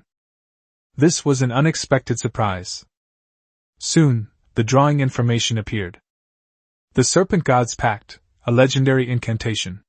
It has two effects. First, it opens a 20 cubic meter personal celestial space. Second, it forms a high-level barrier with elemental power, capable of withstanding an epic-level full-force attack 3 times. The description mentions that Janna is a serpent goddess in mythology who lives underground and is often depicted with a human upper body. They possess rare gems that illuminate the dark underground world, but this illumination of the night does not mean actual light, but rather the creation of space. This is one of the most prized treasures of the Ghana clan. Chu Feng was silent for a moment after seeing the words, legendary. This level was actually above epic. But the next second, he frowned. Because the conditions for its use are extremely demanding, requiring the blood of creatures of epic rank, or higher. The only ones he can currently attack are monarchs. Just then, the voice of the World Tree rang in his mind once again. My lord, I can help you. Chapter 44. To gain a complete view of the world, one must reach the pinnacle. The voice came suddenly. This was the first time the World Tree had spoken on its own initiative. In the past, it would only answer questions or give simple explanations. This direct response was unprecedented. Chu Feng was taken aback at first, then looked at the World Tree. World Tree, you really do have thoughts. Can you answer my question now? He had too many questions accumulating in his heart. Why had he come to this world? What exactly was the creation continent? How many secrets were hidden behind this world? But just as he tried to ask, the World Tree fell silent again, as if everything that had just happened was just an illusion. However, this also confirmed Chu Feng's suspicions that this thing was far from ordinary. The World Tree was a truly living being, and its power was likely terrifyingly terrifying. After all, its use required blood of epic level or higher. So, was it legendary level, mythical level, or an even higher level deity? The World Tree offered no further response, only extending a branch. Fine cracks appeared on the branch's surface, and the emerald sap, even containing faint golden veins, slowly dripped onto Chu Feng's hand. Immediately afterward, the blueprint lit up, and a ghostly blue flame spontaneously ignited, twisting and burrowing into his skin along with the drop of blood. Soon, a simple, snake-shaped incantation appeared, depicting a snake biting its own tail. As Chu Feng looked at the pattern, his mind involuntarily drifted to the various creatures of the creation continent. The monsters, legends, and even many of the settings here were remarkably similar to those in movies, novels, and myths on Earth. He had many guesses forming in his mind, but he couldn't quite grasp them at once. Plato described the Ouroboros as a self-consuming primordial cosmic creature, symbolizing immortality and perfect structure, as well as the two poles of yin and yang. Beginning with oneness, yin and yang and the 5 elements give rise to all things, and the cycle of the universe seems to be contained within it. Given this, its spatial capabilities should logically be more than this. Perhaps its level is insufficient, or perhaps it was never truly complete. These are all just Chu Feng's speculations. He has only just arrived on the creation continent, and the secrets he can access are extremely limited. But he knows very well that as long as he continues to grow stronger, the veil of this world will eventually be lifted layer by layer. To gain a complete view of the world, one must reach the pinnacle. As the patterns flickered, Chu Feng felt as if an invisible thread had tugged at his nerves, and an image of an empty space automatically appeared in his mind. The next second, he smiled excitedly. Amazing! I'm a person with a spatial item now too! Portable, convenient, and stealthy, this ability is incredibly useful. As for whether it's a treasure of the Ghana race, so be it. We'll just have to wait and see. Without the present, there's no future. Because this method of use is closer to mind control, Chu Feng quickly put away all the valuable and space-saving items, including high-level elemental potions, whispers of the night, and the blood essence of the 100-eyed giant. It was ridiculously convenient. He tried to communicate with the world tree several more times, but still received no response, so he had to give up for the time being. Night had fallen.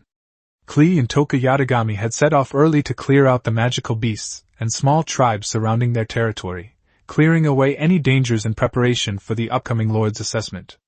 Chu Feng looked at the dim surroundings, feeling somewhat uneasy, but he forced himself to calm down. Eating, resting, and conserving his energy, that's all he can do right now. After all, once the safe period is over, he'll have to face the harsh realities of the creation continent for the first time. A purple moon hung in the treetops, a cold wind rustled the leaves, and the distant howls of monsters and beasts echoed, as if lurking in the darkness, waiting to bare their fangs at dawn. For the weak lord, this would be an extremely cruel future. The injustices and trials in jobs, schools, and workplaces on Earth could at least be complained about at home, and then restarted the next day with the sun rising.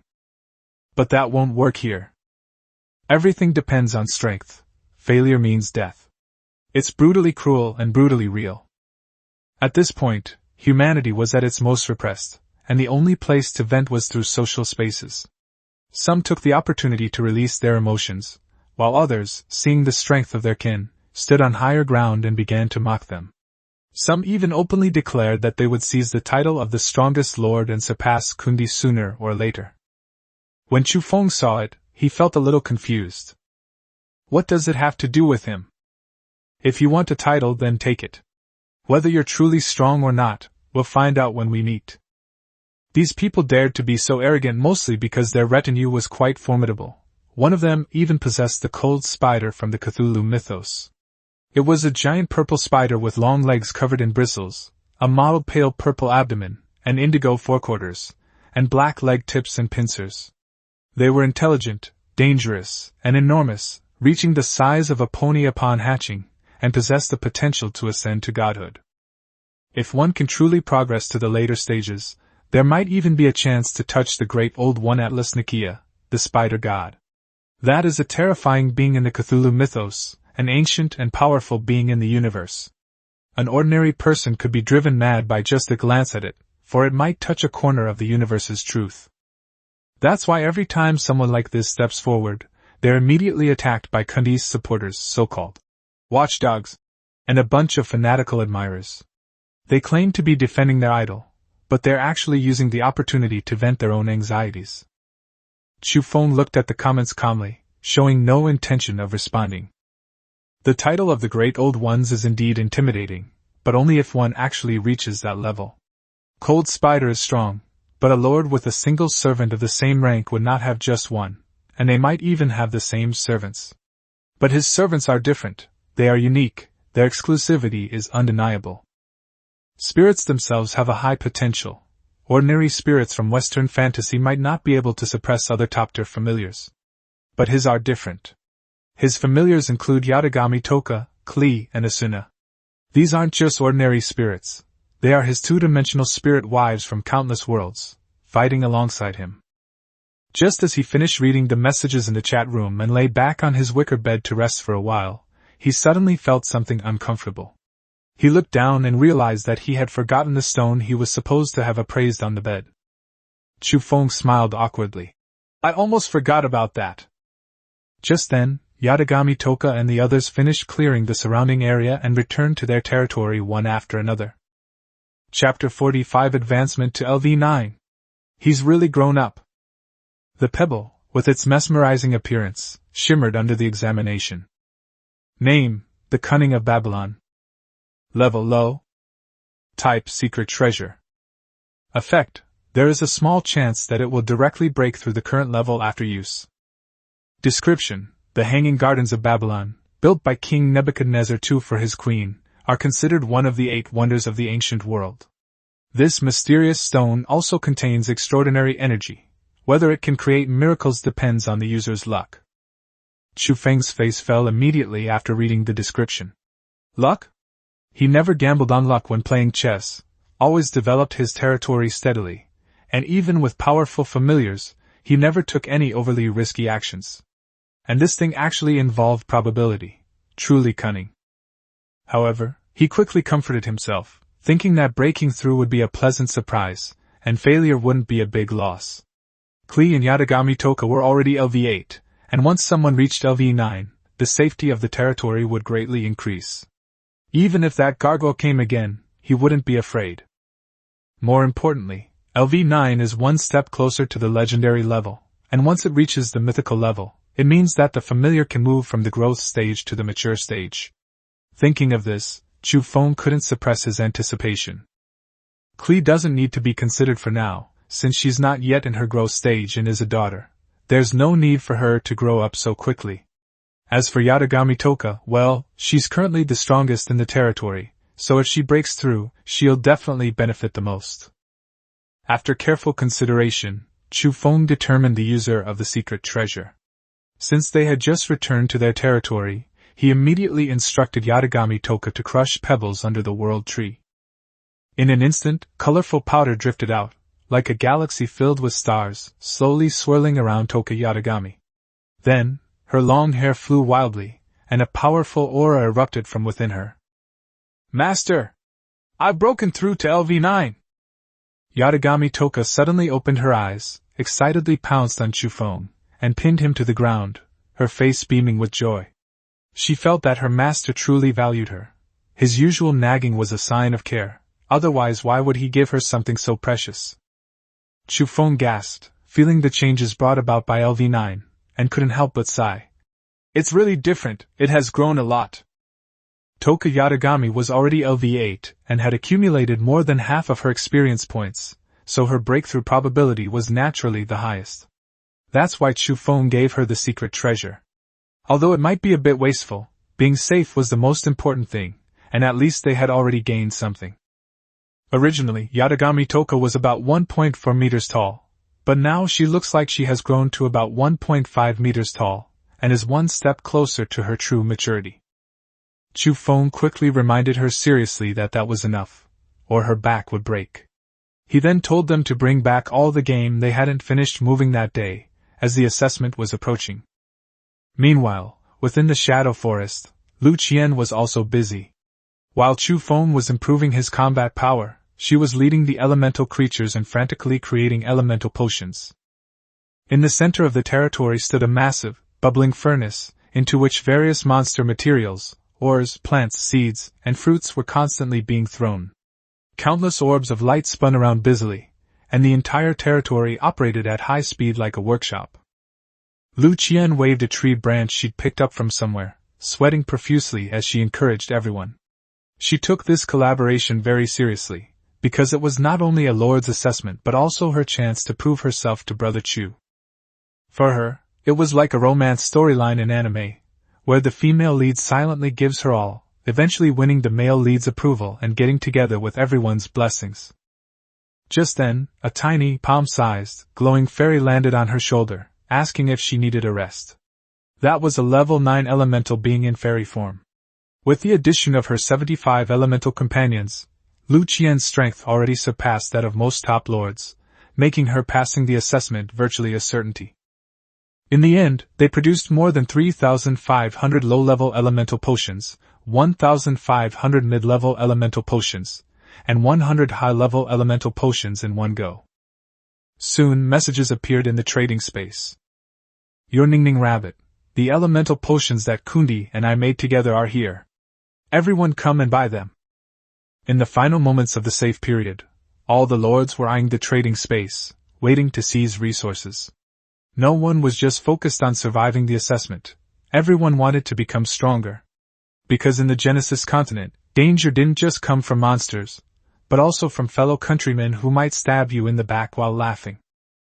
In this world that encourages plunder and where might makes right, humanity cannot withstand the test. If it weren't for the protection of the safe period, many would likely have died at the hands of their own kind. As for those with ulterior motives, Chu Feng doesn't care about race, he just goes for it. The chat room instantly erupted in chaos. Brothers, time's up. As expected of Kundi's father, what a generous gesture. Not only are there elemental potions, but also a large amount of weaponry and equipment. And the outfit said, I can only kneel in admiration. The sale has started, what are we still talking about? The price doubled in just a few seconds? You are truly beasts. Please leave some. That's too fast. You guys are too fast. I'll allow you to say I'm fast this time, bro. Chapter 46, A Crazy Deal. Territory Upgrade. Although Chu Feng prepared several thousand pieces of weapons and equipment, as well as a batch of elemental potions, this amount of goods was simply not enough to compete with the billions of Blue Star Lords vying for them. As the saying goes, first come, first served. In about 5 seconds, literally only 5 seconds, the items that Chu Feng and his team had just put on the shelves were completely sold out. But this number is nothing compared to the vast group of lords. Those who managed to snag one were overjoyed, while those who missed out could only lament in the chat room. Some people boasted about their incredible hand speed, some cursed that they were just 0.001 seconds off, and others asked other experts to sell them some equipment, but they were quickly shut down. At this stage, apart from Kundi, who had prepared in advance, no one else could produce so many high-end goods. As prices soared, everyone could only lament that Kundi the tycoon hadn't forgotten his roots and remained a ruthless capitalist. Soon, it was noticed that the seller ID for the elemental potion was not Kundi, but your Ning Rabbit. This unfamiliar name immediately attracted the attention of many lords. Many people guessed that her retinue was likely capable of crafting elemental potions, and that she had a cooperative relationship with Kundi. As a result, a flood of friend requests poured into Lu Qian, all hoping to use her as a connection to get closer to Chu Feng. Unfortunately, although Lu Qian was naive, she understood these people's intentions. She smiled and rejected all the friend requests, muttering, "Useless," before starting to check her loot. The next second, her eyes lit up, and she danced around like a little money grubber. Energy cores, wood, ore, mist seeds, all sorts of resources were piled up, dazzling her. If she and her family had relied solely on themselves to slowly collect the wealth, she didn't know how long it would have taken. But now, with Brother Chu's help, she became rich overnight with just one transaction. Lu Qian breathed a sigh of relief and wiped the sweat from her forehead. For her, this gain was not only about resources, but also about proving to her idol that she was worthy of being by his side. Soon, she divided the resources 30/70ths as agreed, with 70% going to Chu Feng. As for the originally agreed 50-50 split, she didn't care at all. Without Brother Chu, she had nothing. On the other side, Chu Feng's heart pounded as he looked at the extra resources in his private space. A total of 1,300 energy cores, 260,000 ores, 2,100 magical plants, and 1,500 mist seeds. Now, he had basically got everything he needed for the upgrade. Chu Feng took a deep breath, forcing himself to calm down. These resources were like millions of dollars in cash laid out right in front of him. He couldn't help but laugh. It's true what they say, preying on the weak is the only eternal truth, working for someone else is a lifelong dream. Now, saying he's monopolized the elemental potion and weaponry industry wouldn't be an exaggeration. After all, Lu Qian is currently the only person capable of making elemental potions. Just as she was thinking this, a system notification sounded. The territory upgrade requirements have been met. Upgrade now? Chu Feng chose to upgrade without hesitation. In an instant, emerald green light enveloped the territory once more, and a rich vitality spread like a tide. In a daze, he seemed to see a stunningly beautiful woman standing before him. She reached out her slender hand and gently stroked his cheek. A gentle voice whispered in my ear. I will watch over this land, the wind, the green leaves, the branches, the soil, and everything. And I believe that we will meet again one day. The light faded, and the woman vanished, as if everything that had just happened was merely an illusion. Chu Feng took a deep look at the world tree, and the entire territory had once again undergone a tremendous change. What were once just slightly exquisite wooden houses have now become more natural and magnificent. Towering trees serve as the framework for the houses, with vines, branches, and various wooden structures extending outwards from the world tree as the center. The buildings, which were previously scattered, now resemble a complete whole. On his wooden palace, the graceful vines and flowers seem to have been transformed into jade, exquisitely crafted like natural decorations. Luxurious, natural, and profound. Looking at all this, Chu Feng couldn't help but exclaim that it was no exaggeration to say that it was a masterpiece of nature. However, when his gaze shifted to something outside the center, he paused slightly. The outside world is too vast, but that's perfect for goblins to live on the outskirts. After all, it's much better than the dark underground world. Territory name, Kundi, Eternal Forest. Territory level, LV4. Status, Town. Protective Shield, LV2. Territory range, a radius of 1,000 li. Source of familiarity, World Tree. LV5 requirements, 1 million ores, 3,000 energy cores, 10,000 precious plants, and 1,000 elemental ores. Status, safe period, 1 hour remaining. Alliance, none. The territory successfully upgraded to LV4, officially becoming a town. However, upon seeing the requirements for the next level, Chu Feng couldn't help but frown. The amount of resources was simply outrageous. Beyond the towns, there are clearly capital cities, kingdoms, and even empires. There are no size limitations on territory. If it develops to its full potential, it may not just extend to the surface of the earth, but could even expand to the entire planet. Chu Feng quickly shook his head, realizing he was thinking too far ahead. The creation continent was far larger than Blue Star, and he had only just taken his first step. He stood there waiting for a long time, but still didn't receive any new reward notifications, and his face immediately fell. Wow, is there really no reward? This time it wasn't what he expected.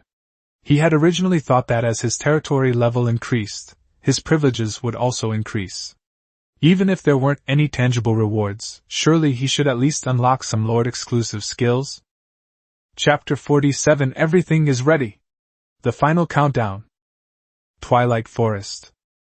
As a lord who possesses one of the top-tier 5-colored dragons as his personal servants, Li Hao stared at the high-level equipment in his hand, his face filled with frustration. He gritted his teeth and whispered, "This time I've really emptied my coffers, but thankfully, I managed to snatch the stuff." In this auction, he fought tooth and nail to win a level 8 goblin armor. Because goblins are humanoid creatures, their size is not much different from that of humans after leveling up, so the equipment that Chu Feng took out is very useful for many lords. Li Hao touched the heavy armor on his body and sighed with heartache. But I have to say, wearing it does give me a greater sense of security. Not only him, but many lords who managed to snatch equipment or elemental potions had the same expression, both relieved and heartbroken.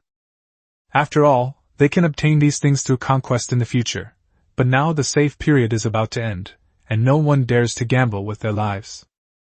In the City of the Dead, someone said with relief, "Luckily we managed to snag it, otherwise it would have been a huge loss." In the shadowy courtyard, someone remarked, "Kundi, you really hit the jackpot this time." The Lord of the Titan realm was even more helpless. "I have nothing to say about this man." However, something even more shocking happened soon afterward. A notice suddenly popped up in the chat space. Announcement. Kundi territory became the first to be promoted to a town, leading all other lords. Title earned, Vanguard. May all the lords of the Blue Star take Lord Kundi as their role model, strive to improve their strength, stand out among all races, and compete for eternity. In an instant, all the lords were in an uproar. Some people were so shocked they couldn't speak, while others were learning for the first time that titles even existed. More importantly, this is the first time that a general announcement has been triggered because of a certain lord. Many people looked at their own territory level of LV3, and then at Kundi, who had already been promoted to town, and felt that the gap was so big that they were desperate. Soon, the chat space was filled with exclamations. The first person to receive the title and the first person to trigger the announcement must get a reward, right? This is definitely a great product. It's over. Everyone stop chasing Kundi's dad, we can't catch him at all. In reality, Chu Feng only received the title of Vanguard.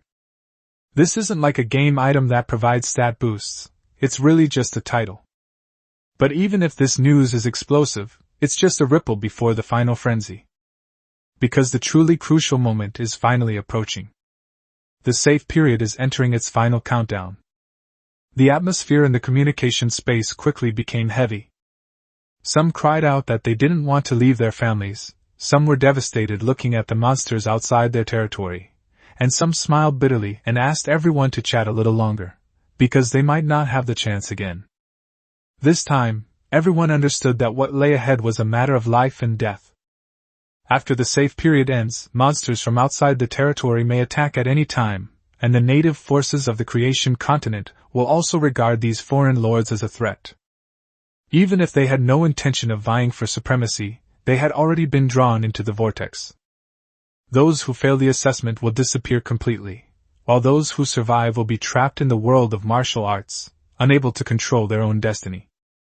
For most lords, the last hour felt like an eternity. In their agony, some have even begun writing their wills. Chu Feng looked at all this and sighed softly.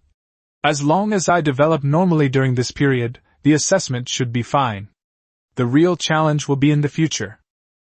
Even if he is known as the strongest lord, he dares not say that he will definitely not perish after the safe period ends. The monarch-level beings have already died at his hands, but above them, there are epics, legends, myths, and even god-level beings. Those are the real enemies we will face in the future. Thinking of this, Chu Feng took out the secret treasure, War Mist.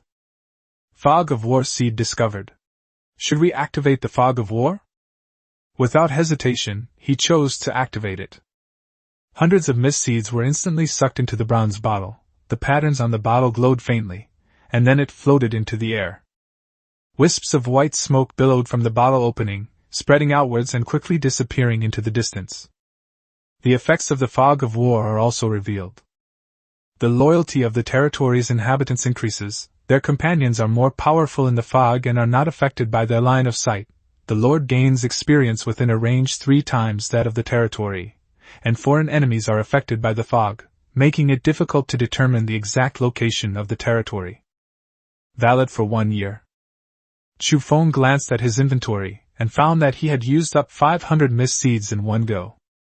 The amount he has left can only last for 3 years at most. Fortunately, the seeds can be planted and then left to the goblins to handle. Everything is ready. Bring it on. Meanwhile, the final countdown begins. There's only 1 minute left until the safe period ends. 59 seconds, 58 seconds, 30 seconds, 10 seconds, 9 seconds. Chapter 48 The Lord's Bloodbath begins. In the final seconds, Chu Feng witnessed the transparent barrier outside the territory flash with light, then explode into countless points of light with a piercing crack. From that moment on, the so-called safe period was completely over, and even the interior of the territory was no longer absolutely safe.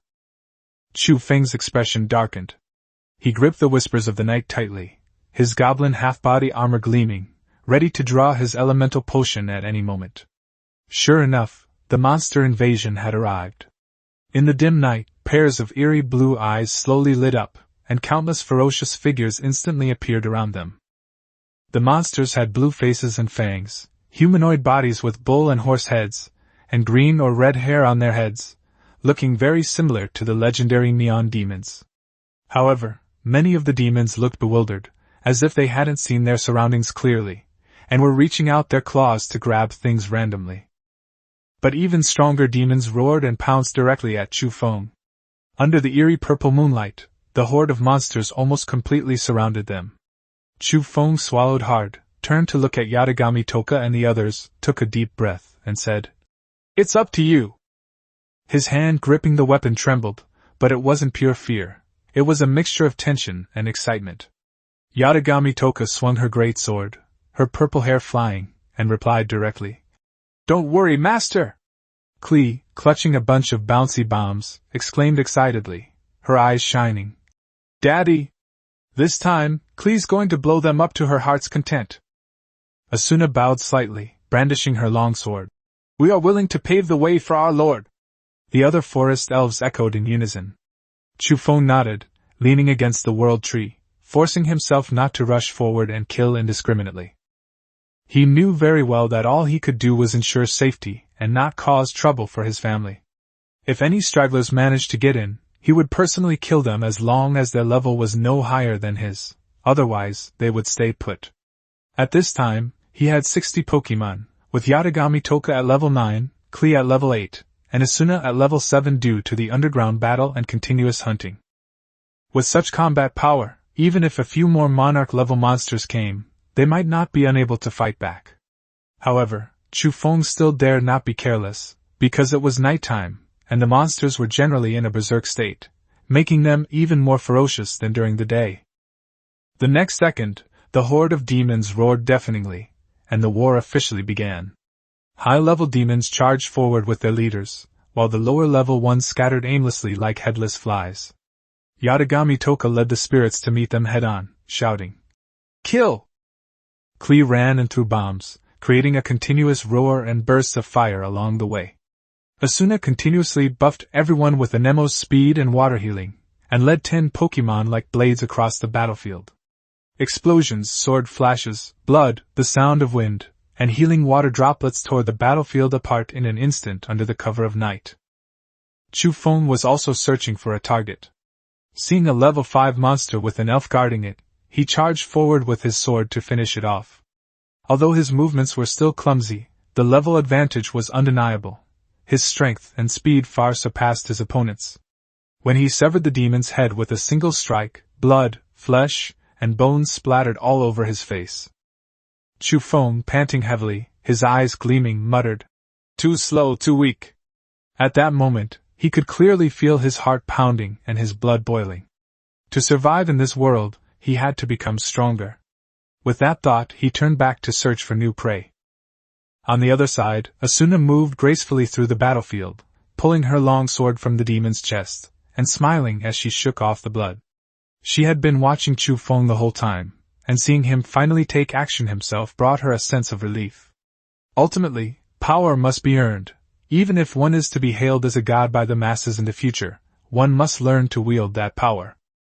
Thanks to everyone's cooperation, the elves managed to hold back the monstrous torrent, despite its astonishing numbers. But the war had only just begun. The smell of blood only drove more monsters into a frenzy, and low-level demons, drawn by the scent of blood, also poured into the battlefield. In the Taiyuan Great Marsh Valley, Yiro was also fighting monsters. Her white hair was stained red with blood. She drew her long sword from between her ribs and turned to deliver a swift and clean Kasaya slash, instantly cleaving another werewolf in two. Her movements were extremely practiced. Killing seemed to be commonplace for her. She simply muttered, "A sword is still not as useful as a saber." In the darkness, clad in armor plates, she resembled a mythical war goddess. The battle between the titans and high-level monsters became almost a backdrop behind her. Loud explosions and relentless collisions filled the air. Werewolves howled madly, while the titans silently retaliated. The battle was shockingly brutal. In the twilight forest, Li Hao didn't stop either. He had a deep, bone-revealing wound on his shoulder blade, but he simply took a deep breath, downed a mid-level elemental potion, and his eyes were filled with savage ferocity. "Come on! Kill!"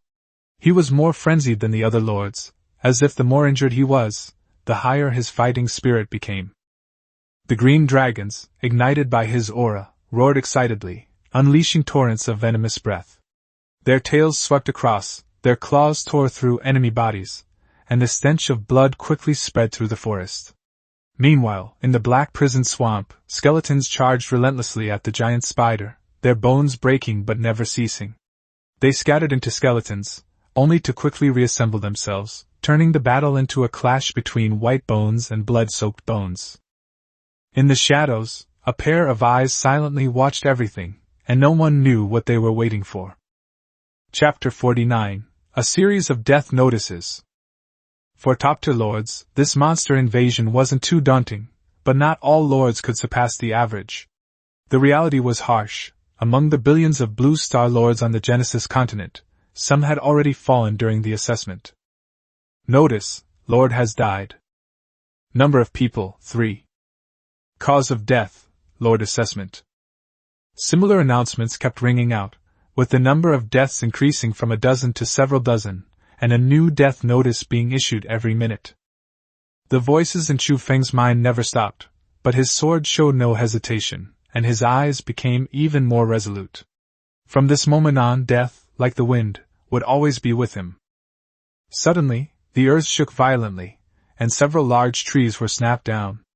A pair of giant claws emerged from the darkness, pushing the trees aside as if they were weeds. Then, a head as huge as a stone lion appeared. It had twisted, ferocious gold horns on its head, and its gaping maw was full of sharp fangs, emitting a pungent stench.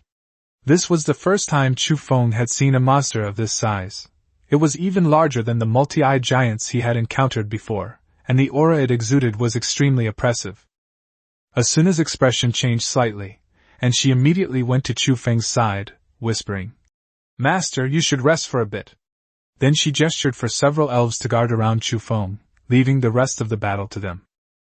The next second, a two-handed great sword crashed down from the sky, piercing the monster's head. The once imposing Lord-level monster was instantly killed. Chu Feng's face froze in shock before he could even recover. A level 8 Lord-level monster had actually been slain by Yatagami Toka with a single sword strike. This completely changed Chu Feng's impression of this silly girl. He hadn't noticed anything amiss when she hunted ordinary magical beasts before, but this enemy was clearly no small fry. Thinking of how she used to hug him, Chu Feng couldn't help but shudder. If she really used her strength, she could probably break him in two. But the war was not over. The demons seemed utterly unafraid of death, charging forward with even greater ferocity, their eyes devoid of reason, filled only with slaughter. An hour later, all the lords finally understood what it meant for each day to feel like an eternity. Finally, it's over. Chu Feng looked at the wreckage scattered on the ground, and his tense nerves finally relaxed. It has to be said that directly killing monsters to gain experience is indeed much faster than hunting on weekdays. What used to require his followers to hunt thousands of magical beasts for several days to level up, Chu Feng broke through to LV7 this time, even approaching LV8. Most of his followers also leveled up, and many even leveled up twice. Klee successfully reached LV9 and entered her growth stage. Asuna rose from LV7 to LV8, and all other forest spirits also reached LV5 or higher, including 25 at LV7, 13 at LV6, and 19 at LV5. The group then began cleaning up the battlefield. In this battle, over 2,100 evil spirits were slain, including more than 200 elite-level monsters and 3 lord-level monsters. Only someone of Chu Feng's strength could have survived the night so easily. The monster offensive ceased, and the territory was temporarily safe. Those lords who had appeared in the death notices, however, remained completely indifferent to worldly affairs. The world tree began decomposing various materials, and the elves, under Asuna's arrangement, were clearing their territory. Just as Chu Feng was about to rest, a message suddenly arrived in his private space. It was from Lu Qian. "Your Ningning Rabbit, Brother Chu, are you alright?" "Your Ningning Rabbit, I'm fine here." "Kundi, I'm fine." Chu Feng breathed a sigh of relief upon seeing this. It was good that they had survived the monster invasion safely. After all, Lu Qian was one of the people he knew relatively well on the creation continent. In the shadowy forest, Lu Qian wiped away her tears and said to the elemental fairies beside her, "Collier, I want to erect tombstones for them." Even if those who died protecting her left no trace in this world, she wanted to prove their existence in another way. The fairy nodded, her sense of belonging to this territory growing stronger. With just this one gesture, her loyalty increased once again. On the other side, Chufeng looked at the pile of energy cores in front of him, feeling quite pleased. With over 700 energy cores, a few more invasions like this would probably allow the world tree to reach LV4 very soon. Just then, a notification sound rang out. Privilege escalation. 1. Self-construction rights. Allows you to construct houses and increases the loyalty of your territory's residents by 2%. 2. Recruitment authority. There is a 5% chance to recruit native creatures of the Genesis continent. Chufeng's face darkened after reading it. Autonomous construction rights? Do you need to tell me that? Didn't I have the final say when the goblins lived here before? However, the recruitment authority was still somewhat useful. He understood that this authority was more like a formal proof. Although he had previously recognized goblins as residents, their authority was insufficient, so they were not considered true residents of the territory, and the houses they built did not provide any loyalty bonus. It feels like the news of the past. Please prove you are you and show me your identification. Chapter 50. The Lord's assessment isn't over yet. Tiger Girl's here too. After the commotion subsided, the territory finally quieted down, and the ground was mostly cleaned up, but a strong stench of blood still lingered in the air. The elves, exhausted from a night of fighting, also showed signs of fatigue. At this moment, Asuna walked to Chufeng's side and said softly, "Master, let me help you take a bath." Chufeng was taken aback at first, then his face flushed red. Looking at the pretty face that had long made his heart itch, he swallowed hard and said, "This isn't a good idea. But if you're willing, then of course it's fine." He was covered in sweat. Although his body had been enhanced, it was his first time experiencing such a battle, and fatigue was slowly creeping in. Taking a shower to relax was definitely necessary. Asuna covered her mouth, her eyes crinkling with laughter. "Of course I'd like to." Chufeng's heart skipped a beat, and he felt a surge of excitement. But when he thought of her petite figure, he felt uncertain. She wasn't even fully developed yet. 3 minutes later, Chufeng, soaking in the water, asked through the wooden board, "How's the water temperature? Is it cold? Do you want it hotter?" Asuna's voice came from outside. "Master, is the temperature comfortable?" Chufeng replied with a hint of disappointment. "It's fine." He initially thought it was some other kind of service, but it turned out Asuna was simply using magic to irrigate him, acting like a human showerhead. Just then, Toka Yatagami's voice rang out from outside. "Wow! I want to take a bath too!" Asuna immediately stopped her. "Master is inside." Yatagami Toka, however, didn't care. "Then let's shower together. I'll stand below and use the water he used." Asuna immediately refused. "No way, stop messing around!" Chufeng heard everything clearly from inside, even the sound of Yatagami Toka unbuttoning her clothes. He immediately panicked and shouted, "Sure! I can shower with you! Really?" Unfortunately, it was too late.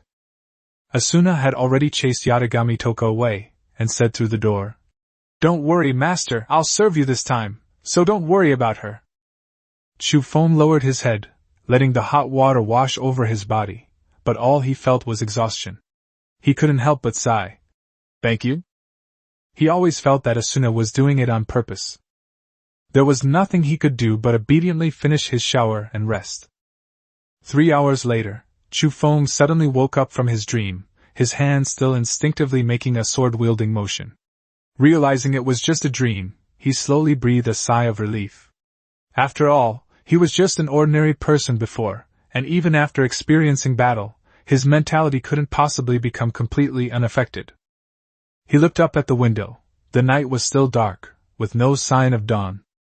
"It seems I didn't sleep for long, but I slept quite soundly, and my energy has almost recovered." He wanted to check the situation outside, so he opened the Lord's communication space. "The messages inside are going crazy. It's finally over. Is everything all right now? My family can't take any more trouble. What happens next? This is just the beginning. Brothers who survived, the truly cruel world has only just begun to beckon us. I did the math, and about 1 million lords died last night. Passing the test only means that we have the ability to survive in this world, but no one can say for sure what dangers we may encounter in the future. It's a dog-eat-dog world, so you might as well start planning how to live in the future. Half of my family members have died. I can't go on living like this. By the way, the notice didn't say the assessment was over, did it? And it didn't say who received the soul reward, did it? The moment those words were spoken, the entire communication space fell silent. It took quite a while for the message to resurface. Holy crap, how come I didn't think of that? Anyone around here? Could you help me collect the body later? The world may treat me cruelly 1,000 times, but I will treat it like my first love. Summon your courage and face it bravely. A new storm has arrived. How can we stand still? Travel through time and space, giving it your all. Stop arguing, you homebody, it's annoying. Chu Feng nodded after reading it. It seemed he wasn't the only one who had noticed the problem. The fact that the rewards hadn't been distributed meant the Lord's assessment wasn't over yet. However, he wasn't too worried. Even if another monster invasion occurred, he was confident he could handle it. After all, having had the experience from the first invasion, his mindset was naturally much calmer than before. As for the others, he couldn't be bothered to think about them. If Lu Qian could get through the first round, she'd probably do the same the second. These assessments couldn't go on indefinitely. At most, there would be 1 or 2 more rounds. He got out of bed, felt the evening breeze blowing in from the window, and stretched comfortably. That feels so good. With nothing else to do, he walked over to the world tree. Just then, a notification popped up. If one has abundant energy, will they be able to conceive and have children? Yes. Chu Feng did not hesitate at all and directly chose to nurture the fetus. Soon, as the ball of light appeared, 8 leaves slowly grew out, and new information about the family members also unfolded. One of them was Tyrant. Chu Feng looked at her information and couldn't help but twitch his lips. Holy crap, even Tiger Girl is here? Not just anime, but games too, right? A spirit from all realms, huh? Then Kurumi won't be far behind. Tyrant was one of the mainstays in resisting the Scourge's army. She possesses extremely strong support abilities, not only able to eliminate fatigue in friendly units but also significantly increase combat speed, and can even use invisibility to cover herself and her allies when necessary. My esteemed master. Tyrant knelt on one knee, bowing respectfully with meticulous movements and an exceptionally serious expression. Unlike Asuna and the others, who were more polite, Klee, and Toka Yatagami more casual, Tyrant exuded a rigid, even somewhat feudal and conservative, air. Not only her, but all the other night elves were the same, their rules bordering on rigidity. Chu Feng waved his hand. No need for formalities. From now on, the protection of the territory will depend on you. The safe period is over, and the territory definitely needs a group of truly reliable guards. Compared to forest elves, night elves are more suited for this job. They are born with the ability to stealth and can even automatically become invisible when they are still at night. However, Chu Feng couldn't help but frown as he looked at the 8 night elves in front of him. 8 is indeed a bit few. But there's nothing we can do but take it one step at a time. Chapter 51 Revenge is a must. Klee, what's with that look? Chapter 51 Revenge is a must. Klee, what kind of look is that? Compared to other elves, night elves are a powerful race that emphasizes mobility, ranged firepower, and spellcasting skills. Although they lack the brute strength of other races, the night elves' skillful use of bows and magic makes them no less formidable than any other race. Future promotion opportunities will be more diverse. Demon Hunter? Watchman? Jungle Guardian? They are all extremely powerful beings. Most importantly, Tiger Girl's figure is absolutely amazing. After admiring it for a while, Chu Feng couldn't help but nod repeatedly. TSK TSK TSK. It is our honor! Tyrant bowed even deeper. Chu Feng also saw things more deeply. Everyone get ready to rest. You'll be in charge of the guard duties. Tomorrow morning, the rest of you will clear out the monsters around the territory. Chu Feng slapped his forehead. Oh! That's right. Oh, and check if that territory from before is still there. If it is, clean it up while you're at it. My people are not to be trifled with. We settle scores on the spot, never overnight. The idea that it's never too late is incompetence, cowardice, and foolish kindness. It wasn't because of my safe period that I told Lao Enmo right there that I wanted to eat fish. I'll stay tomorrow too, Asuna volunteered. There are still some abilities I haven't fully figured out, and I hope to ask Master for guidance. I heard from Toka and the others that a gargoyle of level 9 or higher once appeared in the territory. If this guy attacks again, Tyron might not be able to withstand it. Just to be on the safe side, it's best to stay by your master's side. I'll go! I want to stay with Master! Yatagami Toka chimed in, joining in the fun. Then I'll eat and drink well, and lie there and sleep soundly for a whole day. Upon seeing this, Klee frowned at first, but then made a decision. She stepped forward, took Chufeng's arm, and said, You guys go ahead. Klee wants to keep her dad company. We always go out together, leaving him alone at home. Look up at him.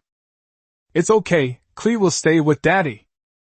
Dad used to live alone, but this time he's staying with someone. It seems like it's because none of us have taken care of him. Hee. Chufeng's lips twitched, his forehead covered in black lines. Well then Kelly can stay. Toka Yatagami is the absolute guarantee of combat power. Asuna, you should level up as soon as possible. Klee is strong enough to protect herself, and won't give you too much of a headache.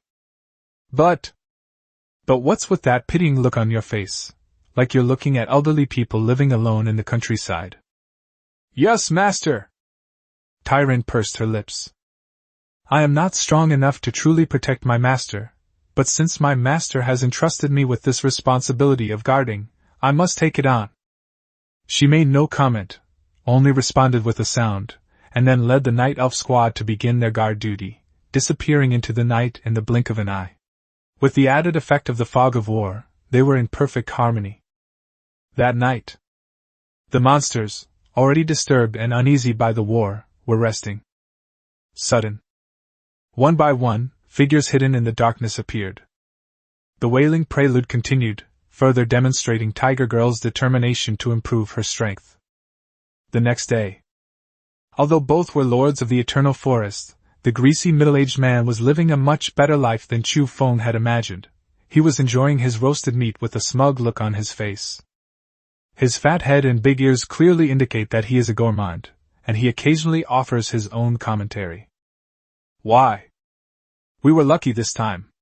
There weren't many monsters attacking our territory, but the loot was pretty good. He shook the juice in the bamboo tube, trying to cross his legs, but his legs were too plump, and he awkwardly gave up after a few tries. There are over 100 nuclear reactors, but the most important thing is the construction blueprints. Building this simple city wall will make it much easier to defend against monster invasions in the future. It seems that because of Chu Feng's territory, a large number of monsters were attracted there, so he, as a neighbor, felt much less pressure. After receiving the blueprints, he immediately built the city walls and watchtowers. That's how I got the comfortable life I have now. If we're strong enough, we'll capture that elf and trade it, or satisfy its needs. If it drops really good loot, we'll just kill it. It was obvious that he still had his eye on the scout sprite that Chu Feng had sent out earlier. But as luck would have it. Ding ding ding! The clanging sound of metal plates striking each other interrupted his peaceful moment, and he jumped up abruptly. Not again! He assigned his men to stand guard on the watchtower, and used the old armor pieces on the goblins as alarm bells to ring immediately if the enemy was spotted. A frown appeared on his fat face. It can't be that fast, can it? He also knew about the messages in the communication space. The assessment might not be over yet, but they should be given some time to rest and recuperate. But he quickly dismissed his idea. A notification sound appeared in my mind. Hint. Lord invasion. The enemy forces are also lords. Lord! The fat man was stunned. I haven't offended anyone, have I? Why are they targeting me? His face contorted with rage. Damn it! What cats and dogs? Today I'm talking about. Before he could finish speaking, his eyes, which were as big as mung beans, widened to the size of soybeans, and an expression of disbelief appeared on his face. An elf! Damn it! So they weren't native to the creation continent at all, but rather retinues of some guy. Elves are a powerful race, and it's no exaggeration to say they're top tier, T1, in terms of strength, as is the case in many novels. Most importantly, this is someone's family member. I'm reporting this. Someone's cheating. Of course, if they knew that these were characters from an anime, they would find it even more outrageous, because it wouldn't be an exaggeration to say that such beings could be called god-slayers. He was shocked. Boom! The precise arrow, accompanied by elemental magic, struck and blasted the watchtower to pieces. Yatagami Toka, wielding a cleaver, great sword. Attack! Chapter 52 Conquest of the Territory. Kundi's retinue are elves. Chapter 52 Conquering the Territory. Kundi's familiars are elves. Despite the protection of the simple city walls, they were practically made of paper under the onslaught of Yatagami Toka and the others. Moment. The 5 watchtowers were completely destroyed. The pig-headed men inside didn't even have time to escape. The energy explosion even left a faint smell of roasted meat in the air. As expected, battles are really exhausting. I'm even hallucinating. Toka Yatagami's little nose twitched, but her sword didn't stop. It seems my recent nutritional supplements haven't been enough. The owner keeps saying that it needs to grow up quickly, but then says that it eats a lot. I really don't know what it's thinking. Faced with overwhelming strength, the middle-aged man's territory had absolutely no power to resist. You should know that most of the elves, except for newly bred ones, are now at LV5 or higher. Therefore, this cannot be considered a war. It was simply a one-sided massacre. Arrows and swords, like the scythes of hellish messengers, relentlessly claimed lives. Blood and screams filled this land. Faced with this scene, and watching the unstoppable elven army rushing towards them, the man's face showed fear, and he quickly waved his hand and said, I know I was wrong. Don't kill me. I'm willing to pay compensation. I can hand over all the resources I have. The level difference is too big. And these elves completely overwhelmed their familiars in magic and combat skills, and their strength was extraordinary. If this continues, total annihilation is inevitable. I'll die too. Surrender. As long as you're alive, you still have a chance to turn things around and make a comeback. Unfortunately, Chu Feng's order was to clear out this territory directly, rather than reclaim it. As the Lord, he was the least likely person to let it go. Yatagami Toka's expression remained completely unchanged upon hearing this. He fought his way through and then appeared before him. He swung his sword. Before the man's last consciousness faded, he saw a bloated, headless body. My body? Why would you kill us, fellow citizens of Earth? Isn't that too cruel? In fact, if it were Chu Feng himself, he wouldn't hesitate at all, because the moment the man pointed the spear at him, he had already sentenced the other party to death. Hostile forces. Kill. Potential hidden dangers. Kill. The moment a feud is formed, it means that one side must fall, because no one knows whether they will trip up the other side in the future. With the Lord's demise, his followers all remained there, frozen in place. Only 2 orc-headed men with a loyalty rating of 90 or higher roared angrily, and charged fearlessly toward Yatagami Toka. But the gap in strength is undeniable. Pfft. He ruthlessly slayed them with his sword. The remaining pig-headed men were filled with fear, and one by one they put down their weapons and prostrated themselves on the ground to show their surrender. After the Lord's death, all your followers will be exiled, and only those with high loyalty will fight to the death with the 2 pig-headed men. Most of them will drop to below 50. In fact, it is very appropriate to win over the family members in this state. It's even simpler than the native inhabitants of the primordial continent, because they do not have deep-seated feelings of hatred. Just as Yatagami Toka was about to deal with the remaining familiars, Asuna stepped forward to stop her, saying, "They have shown their submission, so there's no need to kill them. The larger the territory becomes, the more manpower will be needed. If it's just us." But just as she was speaking, Yatagami Toka then chose to act again, killing all the remaining pig-headed men. But the master was talking about eradication. This is the difference between the two. Chufeng will fulfill what Toka says, but Asuna might have more in mind. It's not because of a difference in loyalty, but simply because their ideas are different. All right. Asuna glanced at the corpses with a hint of regret. It's a pity for these workers. But it is indeed right to carry out the master's orders, and these servants themselves are not of much use to the current territory. Within the territory. Notify.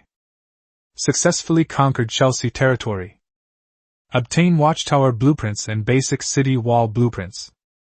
Private space revealed, 230 energy cores, 1,400 meat chunks, 3,400 ore, 500 wood. Your reputation has slightly increased, your presence has already threatened surrounding powers. They are no longer just endlessly spying, but have even begun to take action. Chelsea? Chufeng's lips twitched. Are you the legendary blue enchantress? Or is it a red storm? I don't even have a pair of those prestigious Chelsea shoes, and you think you deserve them? He looked at the supplies and gave a slightly disgusted look. A bit poor, isn't it? However, they are still much fatter than those from a normal hunt. There are many kinds, and there are even blueprints. It's like conquering a small indigenous tribe. Certainly. If other lords knew about this, they would surely spit on him. Don't you know how rich you are? Anyone you consider wealthy is definitely one of the top lords. He was also aware that there hadn't been a similar first-place achievement in a town before, because a death notice had appeared in the communication space before, and the cause of death was an attack by a hostile territory. People started taking action immediately after the security operation was completed. Don't be fooled by the seemingly peaceful chatter in the group. There are definitely plenty of people who might try to steal your information and then sabotage you.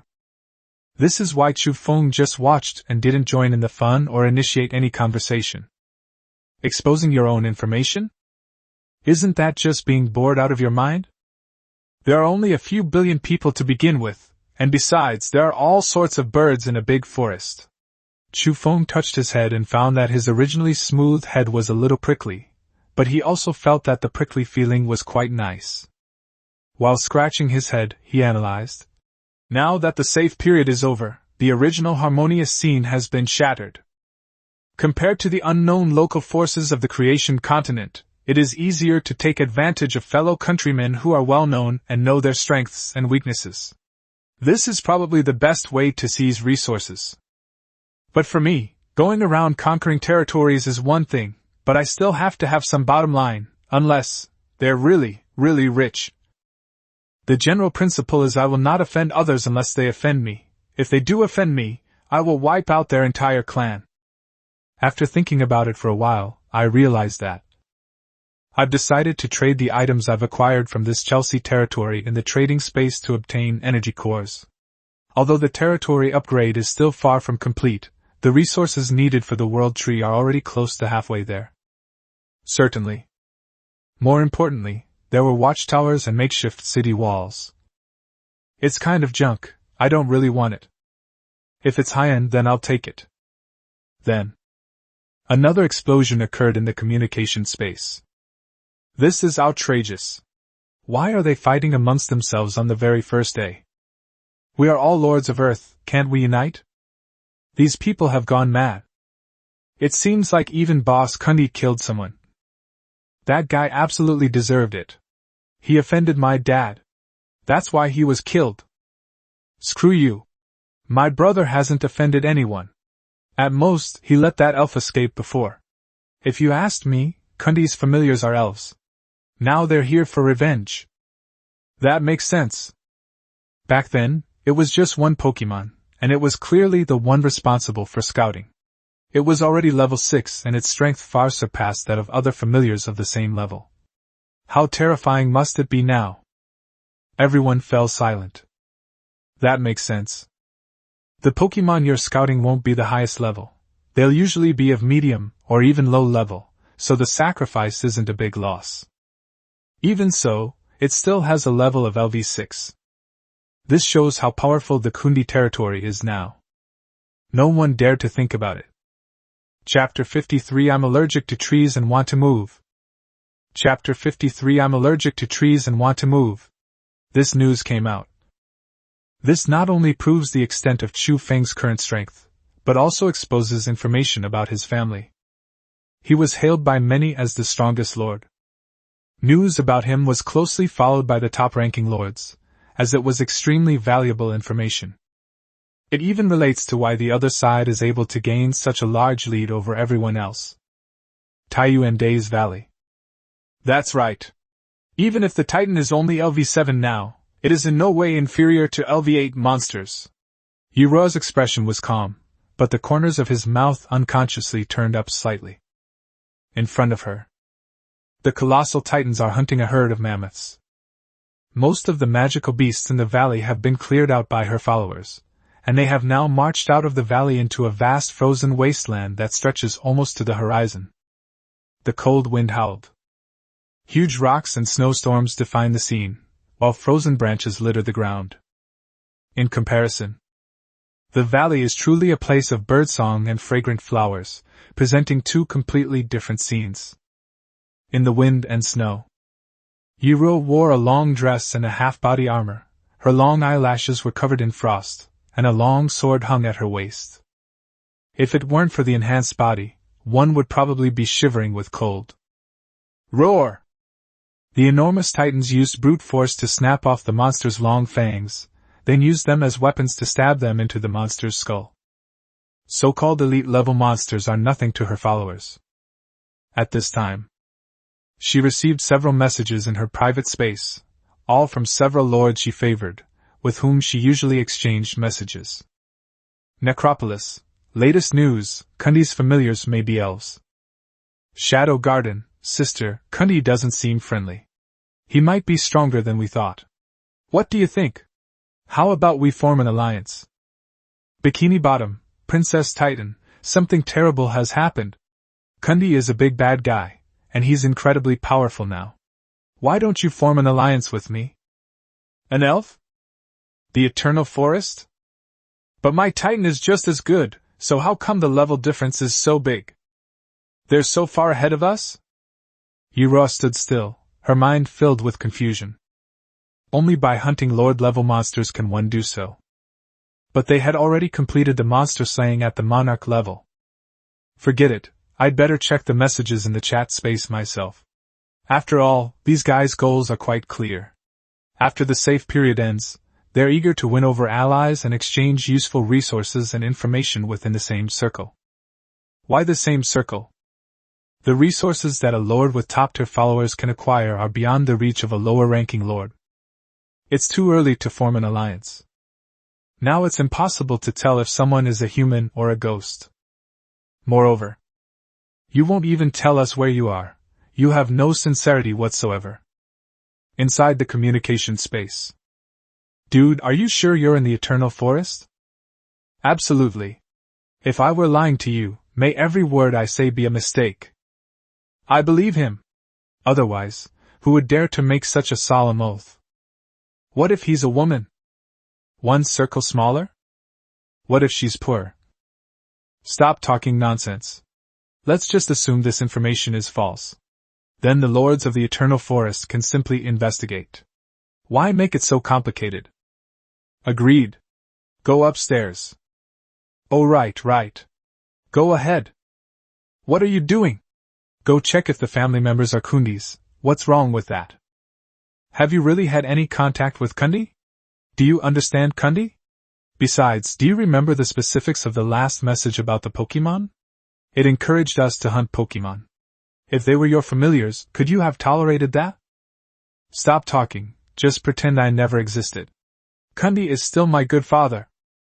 The lords who were just talking big were unwilling to actually investigate the elves, especially the lords in the Eternal Forest, who felt a chill down their spines, as if a pair of evil eyes were already watching them.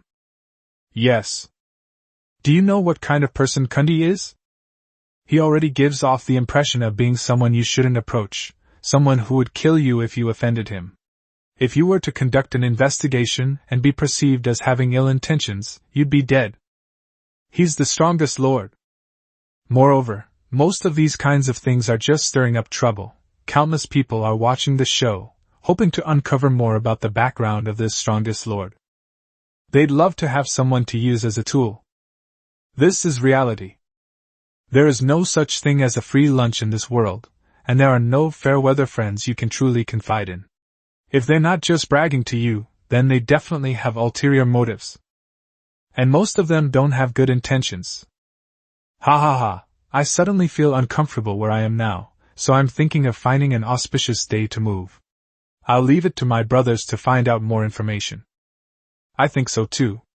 I've had a rash for the past few days, so it seems like I'm allergic to trees. Can it be moved? Just bring the source of your family. Everything else will be packed up and taken along. Okay, let's move as a team. Okay. What's there to be afraid of? His retinue consists of elves, who aren't that powerful in Western mythology. I'll surpass him someday. Yes, go ahead. One look and you're a complete idiot, a total moron. Look at their level and stats, they're incredible enough. I don't know where your confidence comes from. The Eternal Forest is vast. It is large enough to accommodate many races, and even the development of thousands of lords here is not a problem for the time being. But the Eternal Forest is also very small, so small that even the most ferocious beasts cannot find enough to fill its belly. After all, the fact that sheep know their neighbor is a predator is enough to make them live in constant fear. Moreover, you should know that resources are limited, but you may not be the one who has the ability to share the pie. Then, a moving crew thus temporarily formed an alliance. It's just that this fragile relationship might run into problems, because there's no clear bond of mutual benefit, it's just a simple move together. Chapter 54 Wild beasts always roam alone, while cattle and sheep flock together. Chapter 54 Fierce beasts always roam alone, while cattle and sheep flock together.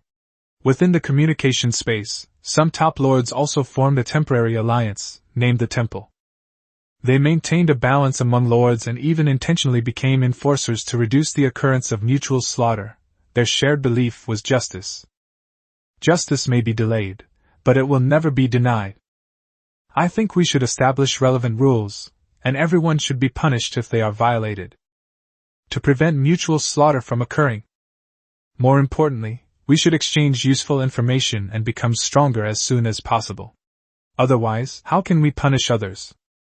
Let's be more practical. People living in the same region should do their best to protect the weaker lord.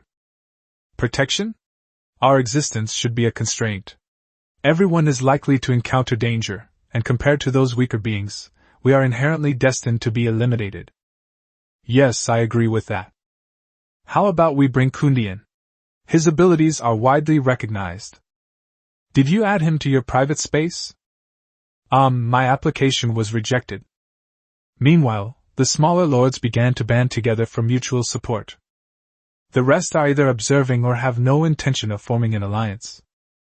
Brothers, my kin are brittle hyenas, skilled at hunting large magical beasts. Welcome to cooperate. Who has the most ore? Is it convenient for trading? I have a lot of wood. Does anyone know the top lord of the Saruo grasslands? I'd like to try and get on his good side. I added him to my private profile. I'll chat with him privately. Certainly. Some people may have ulterior motives. Several lords are plotting a conspiracy. Lord of the Swift Dragons, how many people are planning to move? Giant Anaconda, only 3 or 4 are confirmed, the others are still under consideration. Snow Wolf King, its strength seems average. I sent my subordinates to investigate before, and it's perfect prey. Lord of the Swift Dragons, not bad. We'll act quickly and do it ourselves. If we act fast, there's no chance of the news leaking out. We can just frame Kundi. Anyway, only heaven, earth, you and I know. Giant Boa, I can't wait any longer. Snow Wolf King, hee hee. Chu Feng noticed that the number of messages in the communication space was decreasing, and it seemed that many of them had already formed private alliances, which he did not take seriously at all. It is important to know that wild beasts always roam alone, while cattle and sheep travel in herds. After the safe period ends, it's like opening Pandora's box. This is not just a simple matter of mutual attacks and conquests, but rather a release of all the good and evil within people's hearts. Because once an ordinary person gains power, no one knows how they will change. Sudden. The sky was covered with dark clouds, and lightning flashed and thunder roared. A torrential downpour began. The rain washed over the earth, and the heavy smell of blood in the air gradually faded away. Chu Feng stood under the world tree, about to return to his room, when he noticed a branch blocking his head, the huge leaf shielding him from the rain. Thanks. And at that very moment, with a wild howl, a huge black shadow appeared in the sky above the edge of the territory. No longer an ordinary life form, it immediately sensed the immense pressure. Look up. His face darkened, and his eyes narrowed slightly. So, you're still eyeing my territory, aren't you? It was the same giant gargoyle that had appeared before. An epic sense of oppression washes over you. He wasn't worried at all. If the other side launched an attack, he believed that Yatagami Toka and the others would immediately intercept them. The two spirits, who had already reached LV9, might not be unable to snipe an epic-level monster. The gargoyle showed no intention of invading. Instead, it hovered in the air, its bright red eyes gazing down. It disappeared again shortly afterward. That guy's back again. This is provocation. Toka Yatagami ran out of the room, stomping her feet in anger as she watched the gargoyle's figure grow smaller and smaller. Next time I'll definitely cut you down. Last time it was the same. They came over all swaggering around, and now they're doing it again. All I can say is that you ran fast. Master, we need to ascertain its purpose, Asuna said after a moment of contemplation. Such uncertainty could affect the safety of our territory. This guy clearly came with a purpose, and it's crucial to confirm whether he's connected to any local forces on the creation continent. Otherwise, it will definitely become a hidden danger. Tyrant, who was stationed and patrolling outside, also rushed over and bowed, saying, Master! We discovered a deep trench 3 kilometers from our territory. No creatures came out of it. Judging from its depth, it may lead directly to the underground world. Should we continue to investigate? Deep trench? Chu Feng stood there, his eyes subconsciously looking down, his Adam's apple bobbing. It is indeed very deep, it definitely needs to be explored. Tyrant's physique is truly amazing. However, the existence of these unidentified passages in this territory, which may lead to the underground world, definitely needs to be verified. What if someone raids our base? That would be a huge problem. Yes. Tyrant rose proudly. I will certainly complete my master's mission. I may not be able to match your strength for now, but I believe I will catch up soon. But it has another kind of strength. I have a natural advantage. He led the other night elves under his command toward the outskirts of the territory, exploring the unknown trenches that seemed to lead to the underground world. It seems to stem from women's innate competitive spirit. Toka Yatagami also straightened her body. Snort. What's the use of Everbright? Supporting it is the key. Asuna, seeing that she was at a slight disadvantage, subtly revealed the power of her toes. Fine. Having ability alone isn't enough, you also need brains. Seeing the two seemingly lost in thought, Chu Feng picked up Kali and asked, What's wrong with them? I don't know. Klee's grown a lot lately. That's because Klee's strength has improved, she's eating more than before, and she's grown taller. Klee is amazing. Dad, when can we go fry fish together? There aren't any large lakes in our territory. It's alright, we can just blow up a small pond first. Okay, let's go when we have time. I have to say, Klee is really bad at the game. Okay, in terms of skill, he's not bad at all, but he's really addicted to it. After coaxing Klee for a while, 1, 2, 3. Chu Feng started doing push-ups, controlling his breathing rhythm as he said, Saitama-sensei said that as long as you train hard, do 100 push-ups, 100 sit-ups, 100 squats, and run 10 kilometers every day. Then eat well.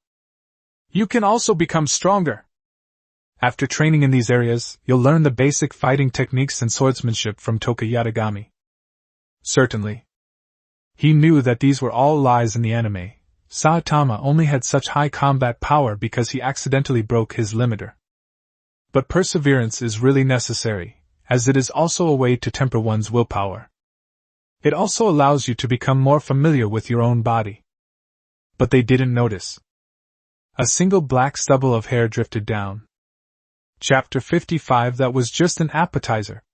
Are they raising a treacherous snake? Chapter 55. That was just an appetizer. Are they raising poisonous insects?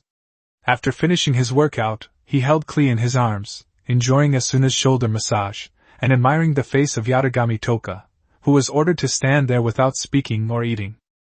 It was practically the life of a lord. Asuna, your technique is wrong.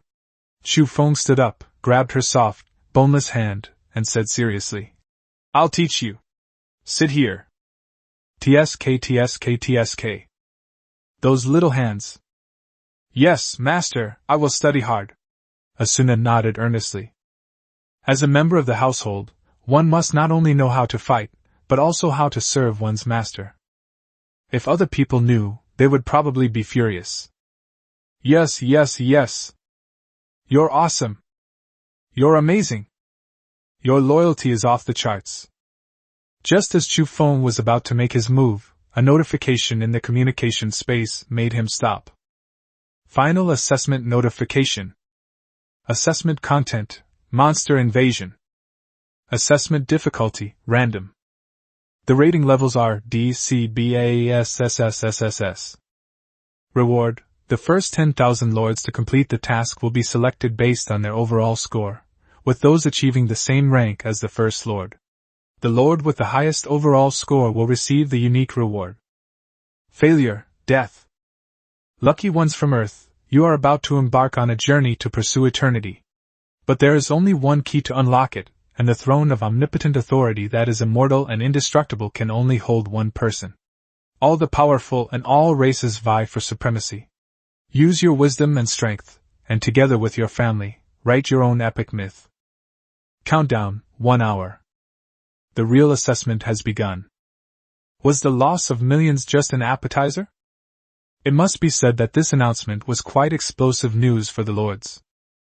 Especially those lords who suffered heavy losses of their families and relatives. I thought they would give me a few days to rest and recuperate, but suddenly they told me to start. Isn't this trying to kill me? Damn. Aren't we all in an alliance? Anyone want to team up? This is really too much. The difficulty is random. If they are combined, will the difficulty level stack up? I'm going to die. With so many deaths before, this time they'll probably eliminate 20%. That's roughly 1.6 billion people. Who said that as long as you develop properly, you're guaranteed to pass? That's not true at all. All I can say is that the organizers were incredibly cruel. Alas, the great waves sift out the gold, but it's like raising a hornet's nest. The entire chat group was filled with groans, and the panic intensified with each passing second as the countdown dwindled. Because during the first wave of territorial invasions, nearly 70% of the lords suffered huge losses. Even though he lacked strength, the lord, who had managed to survive by purchasing elemental potions and putting on a show, was now in a panic. Medicine is a single-use item. Who knows what kind of monster will invade next? What level? How many? I know absolutely nothing. The most dangerous and terrifying thing is the unknown. Don't despair. Didn't the notice say the difficulty was random? There must be some clue here. Yes, if you are in a territory with a high concentration of monsters, the difficulty level will definitely be high, and vice versa. Phew. Thank goodness I'm in the desert. There are very few monsters here. Damn it. I'm in a forest, and the environment is amazing. All those monsters are fat and strong. I'm doomed. If you lack strength, make up for it with your brains. Set traps. Find advantageous terrain.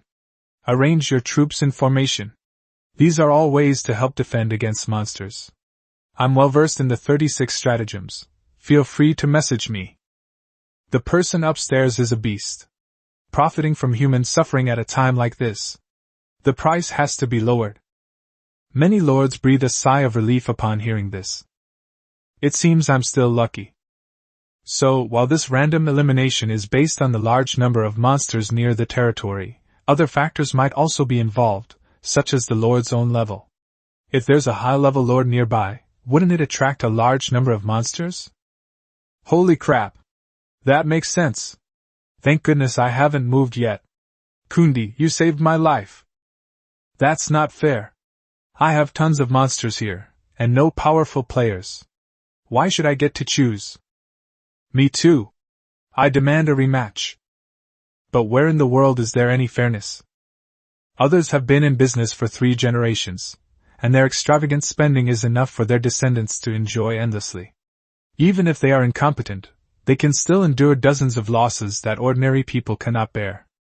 You start your own business from scratch, are hailed as a young talent, endure scorn all the way, and achieve great success. But if you slip up and fall into the abyss, you will never have a chance to turn things around again. The two are not even in the same league in terms of risk resistance. Similarly, this also means that ordinary people like you have very few opportunities to truly transcend social classes. Are you brave enough to try a few times? Because fairness doesn't exist from birth.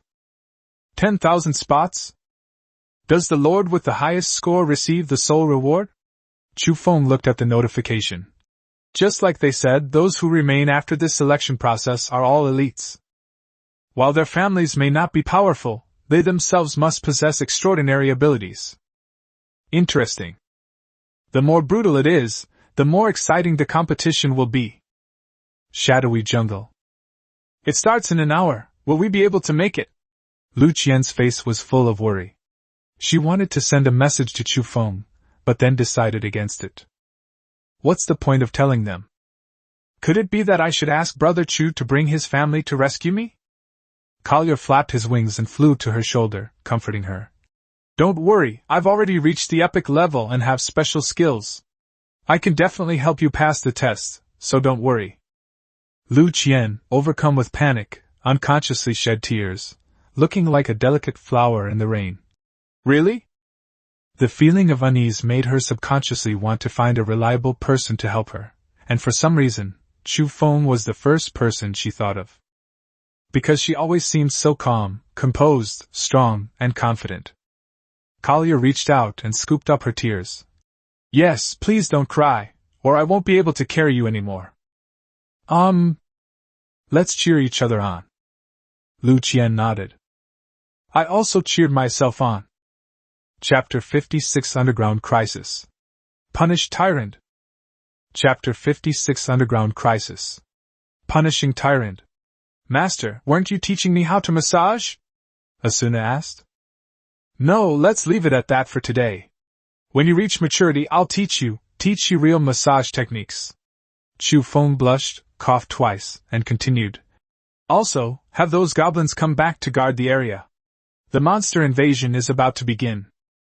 It would be best to recall the goblins as soon as possible, since the current number of their followers is still too small compared to the size of the territory, making it impossible to cover all areas.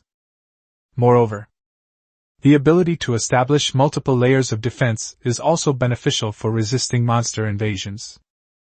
As for the massage techniques, rest assured, I will definitely teach you properly, it's just not the right time yet. He secretly took a look at Asuna's figure. Really? The tyrant is still bigger. Yes. Hearing the serious topic, Asuna also became solemn, knowing that this matter was of paramount importance to the territory, and could not be taken lightly. Then, led a few elves to the underground world to summon back the goblins. Toka, you and Klee go check on Tyrant. Go quickly and come back quickly, time is of the essence. I didn't expect time to go by so fast. We must gather our forces. There are plenty of monsters in the eternal forest, and who knows how large an invasion it could cause. We must return to defend as soon as possible. Yes. This time, Yato Togami Kori didn't complain. She nodded and pulled Klee out. On the other side, Tyrant, who went to investigate, encountered trouble. Stars have fallen! Wheel-sized stones rained down from the sky, a result of her magical chanting. Holding her bow high, she shouted to the other night elves. Repel them! Retreat the way you came! Damn it! There are just too many of these insects. Elite-level monsters were also everywhere, seemingly endless. Squeak, squeak, squeak! The rocks crashed down on the swarm of insects, smashing countless low-level monsters to pieces. Thick, green blood splattered everywhere, and the countless insects emitted a piercing sound. Yes. The 8 of them were attacked by a swarm of insects while conducting their investigation.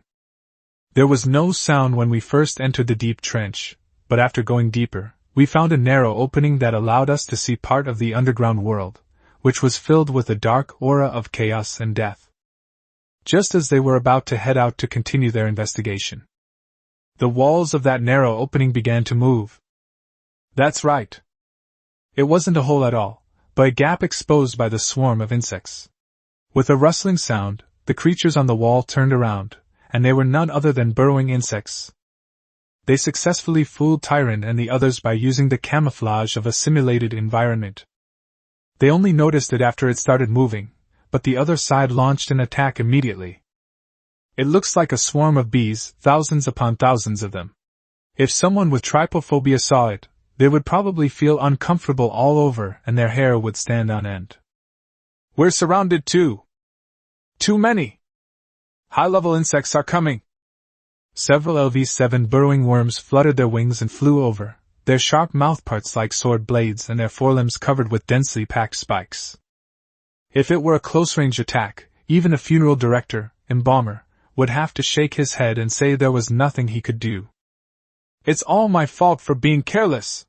Tyrant kept firing her bow and arrows, nimbly dodging the arrows as she chanted incessantly, feeling immense self-reproach. Sorry, everyone. I apologize for not being careful enough. I was too eager to help my master. This wouldn't have happened if we had been more careful. That's right. As elves, they are able to be reborn, but it is an absolute disgrace. With his internal magic power being depleted, and his mana bar about to run out. She endured the excruciating pain of exhaustion and unleashed a massive meteor shower. They fought their way out with blood and sweat. Blood trickled from Tyrant's mouth as he shouted, "Get out of here!" Given this situation, how could the other elves abandon her? The other elves exchanged glances, but said nothing more. Some continued chanting incantations. Some continued to swing their swords. Some, however, mustered their last strength to draw their bows and knock their arrows. You! Tyrant's face was full of anger, tears welling up in her eyes. I will apologize to my master, I'm sorry. If I could be more careful. Unfortunately, there are no what-ifs. Just when the night elves were in despair, a loud noise occurred. Boom! The explosion was accompanied by the urgent squeaking of the insects. Flames began to spread, illuminating the depths, and countless insects turned to look. Wah! They were so dense, they scared Klee to death. Klee looked inside and her face paled slightly in fright. She reached out and grabbed Toka Yatagami's arm, only to find that the other was also trembling slightly. Tokanichan, are you scared too? Don't be afraid. Yatagami Toka, wielding a two-handed greatsword, forced a calm expression. How could I be afraid? It's better to rescue Tyrant and the others as soon as possible. Disgusting creatures again, swarms of insects. Especially arthropods. The burrowing worm is very similar to the mole cricket on Earth, and the mole cricket does indeed belong to the phylum Arthropoda. For example, it's like millions of locusts swarming together, with nothing but insect legs and compound eyes in sight. Yatagami Toka closed her eyes and fought. Senses amplified. Bouncy bombs! Blow them up! As Klee levels up, her research into fire elemental magic goes beyond simple gunpowder explosions. It also involves the combination of various substances and the fire element. Even more powerful! The temperature generated instantly during a sealed explosion is even higher. Splash! The burrowing worm in the center was roasted until it turned into charcoal, while the worms on top were also red and emitted a faint shrimp smell. This directly boosted Toka Yatagami's combat power. I desperately need some rice. With the two clearing the way, they were Tyron's lifeline. Seeing the light at the end of the tunnel, they fought hard and headed towards Klee and the others. After the crisis was resolved. Although Tyron's team all advanced to a higher level, she remained silent and blamed herself for several days afterward. This experience also made her more calm. The work of protecting the territory has become increasingly meticulous. In the days that followed, whenever there was an exploration mission in Kundi's territory, she would repeatedly remind them to be careful and meticulous, and she would tell the elves about this experience. This allowed many elves to learn from the story and avoid losses caused by such basic mistakes. 10 minutes later. Within the territory. Master, this is my dereliction of duty, please punish me. Tyron lowered her head. Klee and the others sat up straight. It's none of our business. We have all done our master's tasks well. Asuna, besides wanting to do more things for her master. Klee, aside from secretly making a few extra bombs. Toka Yatagami, except for sneaking food at night. Chu Feng looked at Tyron with a serious expression, many ways of punishment flashing through his mind. Whips, candles. No, it was solitary confinement, whipping, candle burning. No, it's just a proper punishment. After thinking for a while. Here's what we'll do, you'll swing your sword 1,000 times in front of me as punishment. Swing your sword in front of me. I need to confirm whether this is true or not, whether the swordsman's sword really trembles that badly when he swings it. Chapter 57 Monster Invasion? The Sixth Brother from Underground. Chapter 57 Monster Invasion? The sixth one from Underground. Hurry up! The posture must be correct.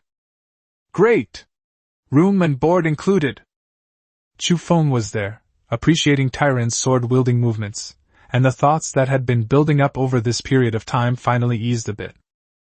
As expected, the troop leader Qin didn't lie to me. The newly discovered passage will be dealt with after the invasion is over. After all, Toka Yatagami and Klee have seen a lot and felt it was extremely dangerous. They were certain that there were monarch-level monsters, but they didn't know why they hadn't appeared. The previous Goblin Lord gave out so many good things, so if we actually succeed in defeating him, the rewards will probably be just as good. But this time it wasn't entirely fruitless. That means his own rank has also been promoted. That's right. I've broken through to LV8. Lord Chu Feng. Strength, LV8, with your strength, you are worthy of the title of Lord, and you are quite famous in this land. But the real test is yet to come. Whether you will begin to create a legend, fade into obscurity, or become just an insignificant ripple depends on you. Territory level, LV3. Status, initially established. Fellowship Elf Unique. Source of familiarity, World Tree. Weapons, Whispers of the Night, Contract of the Serpent God. Energy cores, 2136. The World Tree will be upgraded soon. Chu Feng looked at the data on the panel, scratched his head, and laughed.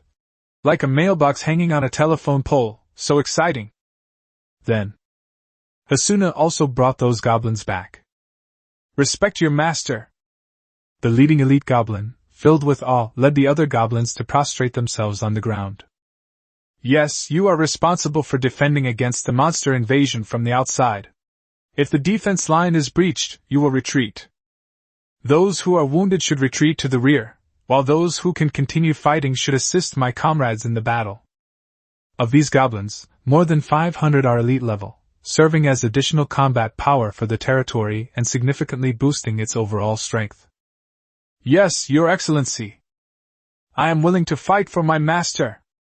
For the territory. Glorious death in battle. For glory. The goblins were incredibly excited. If Chu Feng hadn't been certain his familiars were elves, he would have thought these goblins were his own. I don't know what the World Tree did. Did they alter their memories like they did in Genshin Impact? It should be. With such a large number of elite goblins, we believe they can hold off many monsters. Well, the main thing is that I don't feel too bad about the losses. At that very moment, a series of creaking sounds came from underground, and the surrounding monsters began to flee, accompanied by mournful howls. It's starting! Chu Feng's expression changed slightly, and he commanded the elves and goblins. Proceed according to plan. The goal in facing an invasion is not to kill all the monsters, but to protect the source of the familia while preserving your own life. Therefore, he assigned Klee and Tyron to guard the World Tree, while he, Asuna, and Toka Yatagami went to the second line of defense. This not only allows us to obtain information about the monsters first, but also enables us to effectively support the goblins. After all, it's not good if too many people die. It's not because they have any value, but simply because I, as a lord, am kind and benevolent. Right. Absolutely. Secondly, he can also get more solo kills under Asuna's protection, which will not only increase his experience but also help him accumulate practical experience. Armed with weapons and aided by Asuna's wind magic, everyone arrived at the defensive line in just 2 minutes. There is a simple wooden stake fence here, which is covered with various thorny brambles. But when Chu Feng arrived, he did not see the so-called monster. There was nothing at all. All that could be heard was the continuous sound of earthquakes. All that could be seen was the commotion itself. Suddenly, bang! The ground stakes driven into the fence ahead made a clanging sound. Instantly, dirt flying everywhere. Then a giant centipede darted out from inside, as if an earth dragon had turned over. It was about 10 meters long, covered in jet-black armor plates that gleamed with a metallic sheen, and its ventral feet were as sharp as blades, cutting the wooden stakes into pieces. Chu Feng's face darkened. Bad! Old Six is here! Quick! Snipe the monster underground! Toka, use your strongest power to dig more trenches on the ground. The more troublesome the guy is, the more you should keep an eye on him. We must inform Klee and the others about the situation. Damn it! Instead of a frontal assault, they launched centipede monsters operating underground. They even headed directly towards the World Tree. It's utterly shameless. Boom! Already in her pseudo-divine form, Toka Yatagami focused her mind and swung her sword, the massive blade of light striking the ground. Several ravines, each more than 3 meters deep, appeared before everyone's eyes. Centipedes, broken into several segments, flew out from inside, spraying their thick, dark green blood everywhere as they twisted and turned. Very good! Continue! Asuna, lead the group to infiltrate the battlefield and cast spells on me. Chu Feng turned to the other elves and said, We absolutely cannot let them break through too quickly. Yes. Asuna plunged her long sword into the arched ground with decisive precision. Don't worry, Master, I will do my best to snipe those who slip through the net. At the same time, a light, magical blessing enveloped him, and he turned and flew towards the World Tree. With Toka Yatagami stationed here, there's no need to worry about high-end combat power. Klee and Tyron are also there behind us. Although I lack combat experience, I can still kill monsters of a lower level just by using my level. I have to admit I was too naive. I never imagined these monsters were either army nor air force, but an underground force. The exact number of monsters in this invasion is unknown, but judging from the commotion, they are coming from almost every direction. Then, what was planned as a positional battle turned into a sniper battle. Although the elves were quite powerful, they were having a tough time dealing with the old centipede underground. At first, they were even a little at a loss, but under Chu Feng's command, they immediately understood how to handle it. Chapter 58 The Strongest Lord is Just This. Rating soaring. Chapter 58 The Strongest Lord is This. The rating is skyrocketing. Half an hour later. The entire territory looked as if it had been plowed. Deep craters and sword marks were everywhere, and foul-smelling green liquid was everywhere. Centipedes broken into sections would occasionally scratch at their abdominal legs or antennae. Chu Feng wiped the sweat from his brow. The muscles in his arms were incredibly sore, and his lips twitched involuntarily with every movement. But thankfully, we held on to those old sixes. These worms in the sewers just don't follow the normal rules.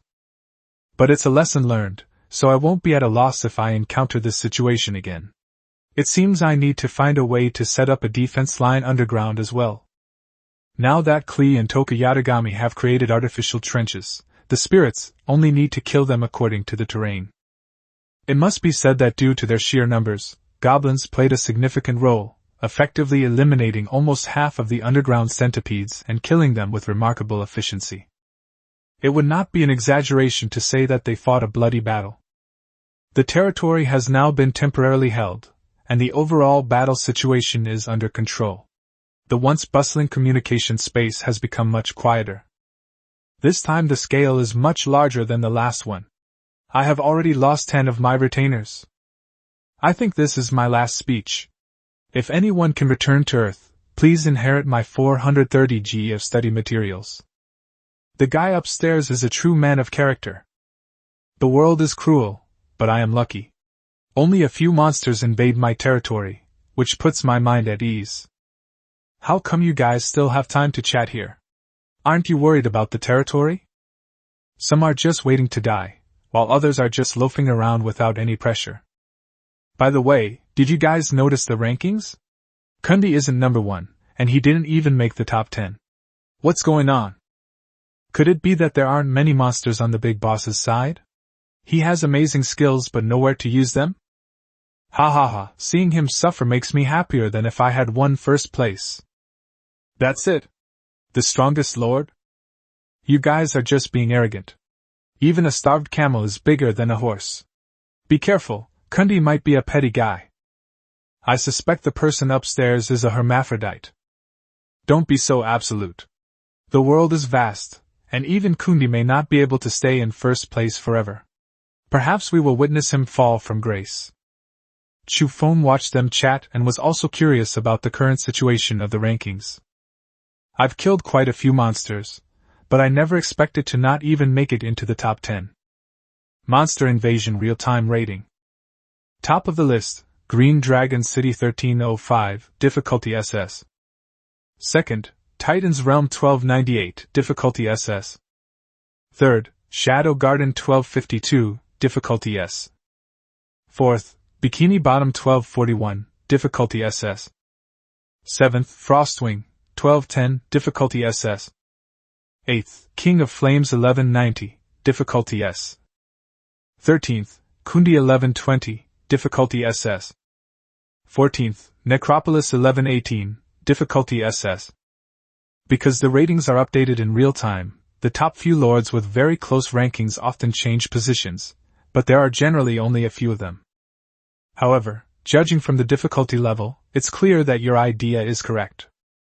The top 100 participants all face challenges at level S or higher. Since they are all of the same difficulty, the number or level of the monsters must be much higher. After all, the invasion is not over yet, and the centipedes are becoming increasingly ferocious, with their numbers showing no signs of decreasing, which further confirms that there is more to come. As for sarcastic remarks, I don't care. Whether those sarcastic guys will even see the sun tomorrow is another matter, and being criticized is harmless, and won't affect their final ranking. When the difficulty is the same, the final outcome depends on the number and quality of monsters killed, as well as the player's own combat losses. If a few high-level centipede monsters come, even at the last second, a desperate counterattack can be launched. I can only say I was unlucky and ran into a bunch of idiots who only wanted to steal my base. Judging by the difficulty, there are definitely high-level monsters. We can't rush things. Maintaining the current situation is the most important thing. Chu Feng analyzed calmly. If we blindly pursue killing them, and they break through the defenses and destroy the world tree, everything will be over. Don't rush. twilight forest. Looks like I overestimated you. I didn't expect you to not even make the top 10. Li Hao shook his head, a hint of disdain in his eyes. I don't know how you managed to achieve such an incredible record before, but this time, first place is definitely mine. My retinue consists of dragons. Attack high, blood and thick. It can also unleash magical attacks. The range of its highly venomous breath is the strongest protective barrier. I will be the strongest lord. As long as I maintain my current hunting efficiency and protect the source of my followers, the first place will definitely be mine. At this time, several armored bears struggled to crawl out of the green dragon's venom, half of their bodies corroded to the point of bone exposure, their internal organs spilling out of the wounds, yet they remained as ferocious as ever, roaring at Li Hao. Li Hao grinned, revealing a set of white teeth, and stepped forward, weapon in hand. So eager to give me experience points? Then I'll accept your kindness. Pfft. A single sword strike severed his head. Bright red blood splattered on his face, and the more excited he became, the louder he laughed. Sudden roar! A mournful cry from a giant dragon echoed through the forest as its massive body plummeted from the sky, crushing a large number of trees. The green dragon lay on the ground. The dragon's scales, which were originally incredibly hard, were now pierced by sharp claws. Several monsters, each with a body no less than a dragon, charged forward, trying to tear open the point-piercing wound to make it even larger. It was a monster that looked just like a bat. But the dragon also roared, angrily exhaling its breath, causing the monster, whose two sharp claws were embedded in its scales and could not dodge, to scream in agony. Damn it! Li Hao's expression also turned grim upon seeing this scene. A high-level monster has arrived! That was a level 7 green dragon that I had painstakingly raised. LV8. These monsters are all high-level monsters.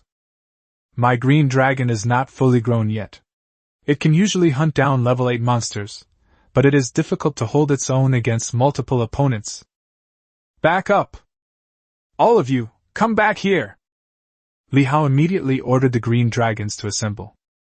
They were careless and stretched the battle line too thin, leaving their own troops to fight alone and unable to support each other. However, the appearance of high-level monsters has also caused changes in the ever-changing rankings. Some of the top 100 fell directly to outside the top 100, while others rose from the bottom to the top 10. Kundi's name, however, climbed all the way up, from 13th place, surpassing the lords ahead of him, and directly promoted to the top 10 in the entire Blue Star. Chapter 59. Kundi is starting to exert his power. The shock is only just beginning. Chapter 59. Kundi, the big boss, is starting to exert his power. The shock is only just beginning. Inside the Lord's communication space. Wow, this is Kundi starting to exert its influence. It's a load of crap. There weren't any high-level monsters before. My friend was originally in the top 100 and was just bragging to me that he was a top 100 lord. Then he said that there were high-level monsters invading and his name turned gray. I'll just stick to being in the top 10,000 and get a consolation prize. I really don't know what you guys are thinking about in your fantasies about PvP. Getting through the current difficulties is the most important thing. The real top 100 are all aiming for number 1. That's right, not everyone can be the protagonist. I wonder how many lords will fall this time. That being said, the lords who remain must all be elites, each with some skill or ability. Yes, I know that one of the top 100 lords set up over 1,000 traps. His own retinue wasn't particularly strong. A clever mind is no match for a strong family. Everything else pales in comparison to power. Brothers, believe it or not, Frostwing is in second place. Holy crap! Liga is still amazing, firmly in first place. Brother Li? What does it matter if he's a Triple Crown winner? Unyung is no longer by his side. I'm talking about the big shots in Green Dragon City. What the hell are you talking about? They were praising themselves, but Li Hao had no words to express his suffering. He had directly lost 2 Green Dragon companions, both of which were level 7. My heart is bleeding. Fortunately, they responded quickly enough to stabilize the situation, It almost completely backfired. The Eternal Forest. Really? Just as I thought. Looking at the scene of shattered rocks and cracked ground in the distance, Chu Feng knew that a large creature had launched an attack on his territory. Then, turning to the elves, he said in a deep voice, "There are 3 lines of defense in total. No matter what, the last line must not be breached, understand?" "Yes." The first line of defense, led by Yatagami Toka, forcefully suppressed the high-level centipede monsters with her absolute strength at LV9 level and her high mobility. The land has now turned into a green mud swamp, filled with countless monster carcasses. Even the trenches were almost entirely filled with blood and mud. Klee unleashed a barrage of explosions from the rear, turning many wooden houses into ruins of broken wood. Deep craters appeared around the World Tree, with flames burning fiercely inside. Unlike the first line of defense, this place smells more like coke. All of their relatives fought fiercely in this defensive battle. Chu Feng was also exhausted. He stood with his sword, panting as he watched the changes on the battlefield. If your retinue is the torso, then your lord is the brain. You can't disregard everything just by relying on your fighting strength. Just like a summoner in the rift. There are no useless heroes, only incompetent summoners. Soon.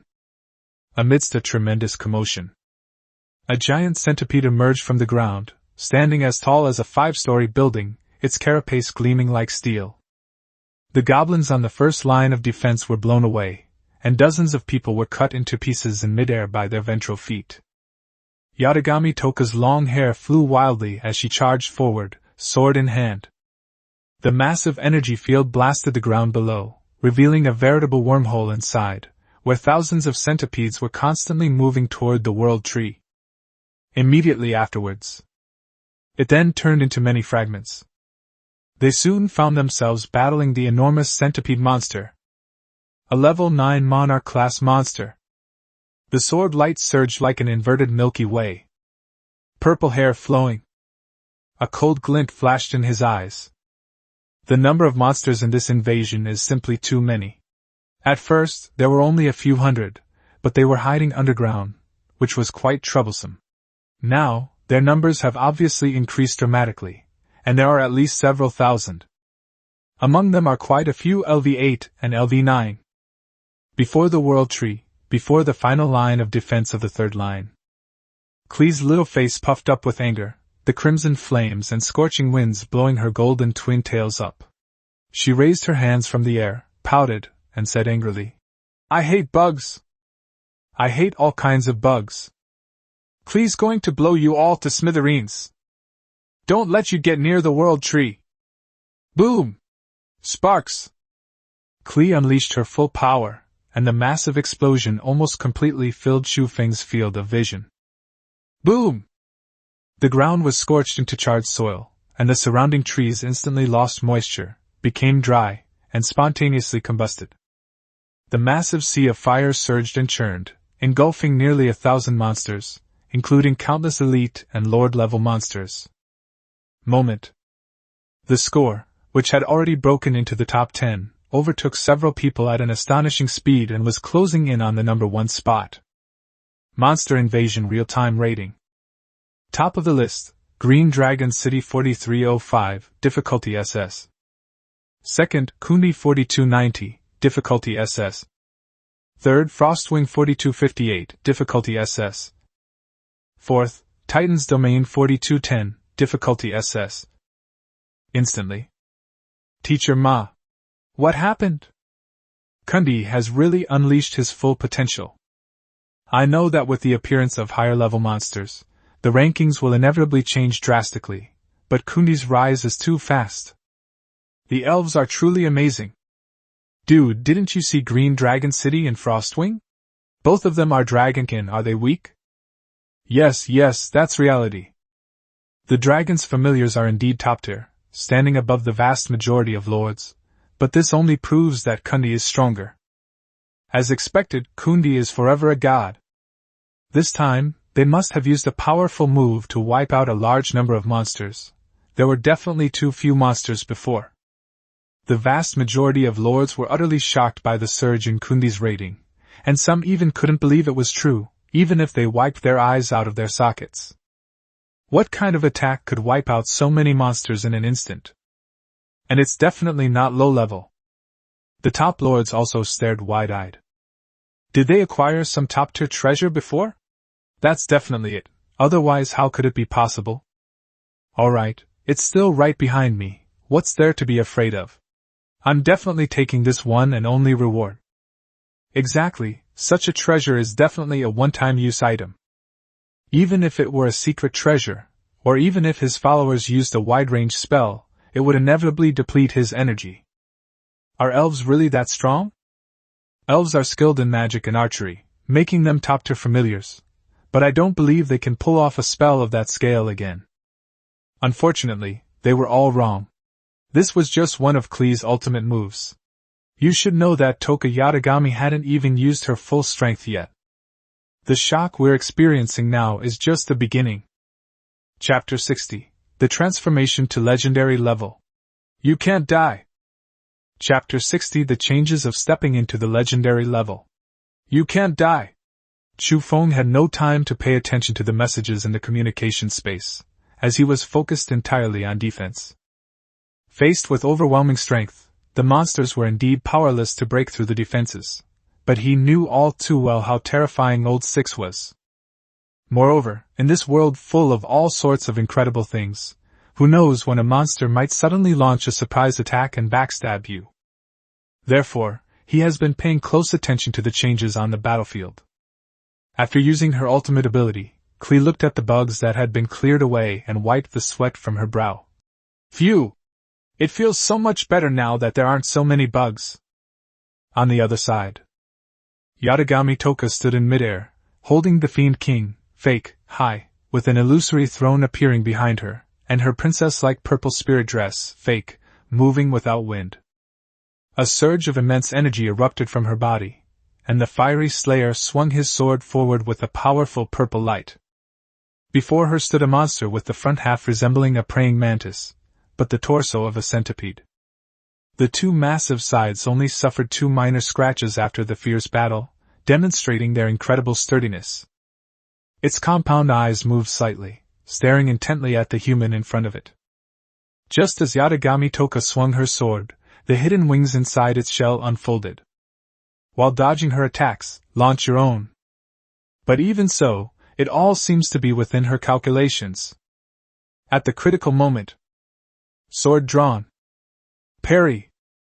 The collision of their forces created a shockwave that sent the surrounding soil flying and pebbles hurtling out like bullets, even piercing through dozens of low-level monsters.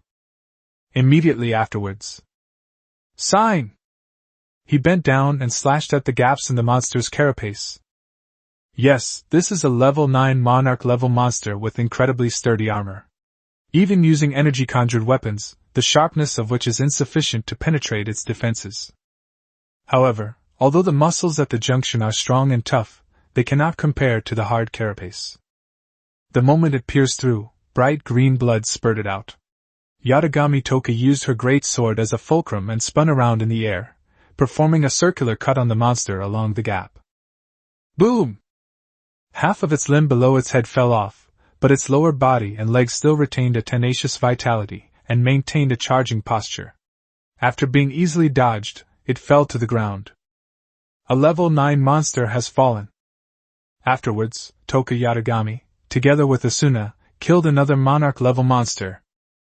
In such a situation, Chu Feng's territory rating rose again, but it seemed that Li Hao's sense of crisis led him to fight fiercely, which prevented Chu Feng from surpassing him for the time being. With the support of the Night Elves and Asuna's skillful maneuvering, the Forest Elves cleared out nearly 3,000 monsters. Such a wealth of experience allowed them to level up. As the Night Elves leveled up, they used magic more frequently, and with their area of effect spells, the pressure on the battlefield lessened considerably. Klee and Toka Yatagami had been at LV9 for a long time, and their experience bars were full, allowing them to directly enter the legendary rank 1. Legendary. Just like the name of a level, it is a power that is revered as legendary. It's worth noting that the previous goblin tribe grew to such a large scale with just one monarch-level leader. If it could advance to the legendary level, it would definitely allow the tribe to truly enter a glorious stage in the underground world. The gargoyles that were previously roaming the territory were of this level. At the same time, the two have truly ended their growth period and entered their mature period. She has shed her original petite figure.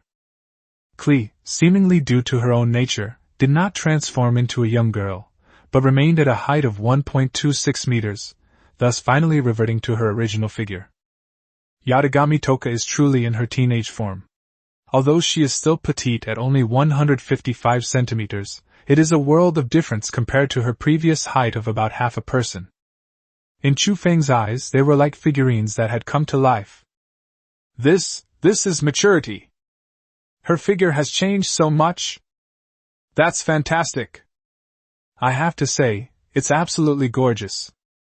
Putting aside Toka Yatagami's usual somewhat dog-like demeanor, she now appears to be an absolutely stunningly beautiful girl, and most importantly, she's not the kind of flat-chested beauty. Sudden, a burst of noise ensued. He turned his head and saw a group of strong, green little creatures rushing towards him. These were the goblins who had originally been guarding the front lines. They charged straight here, fighting fiercely against the centipede monster all the way. However, they all had expressions of immense guilt on their faces, even those who were missing limbs. Kill! Protect the Lord! We allowed these monsters to breach the first line of defense. We are guilty. To atone for my sins. Fight to the death. It turned out that the first line of defense had been completely breached, and the goblins began to retreat to the second line of defense according to Chu Feng's instructions, but they could be seen from their appearance that they had tried their best. The vast majority were already injured. The number of people is also about 100 fewer. He was slightly moved, but it was only fleeting. They were neither their own kin nor of the same kind, and they knew better than anyone why these goblins were behaving this way. The fact that these goblins could go to such lengths to suppress the monsters only shows how powerful the world tree is. Those who are seriously injured, go to the back to rest. Chu Feng commanded them. Too many deaths would be a loss. This is a steal.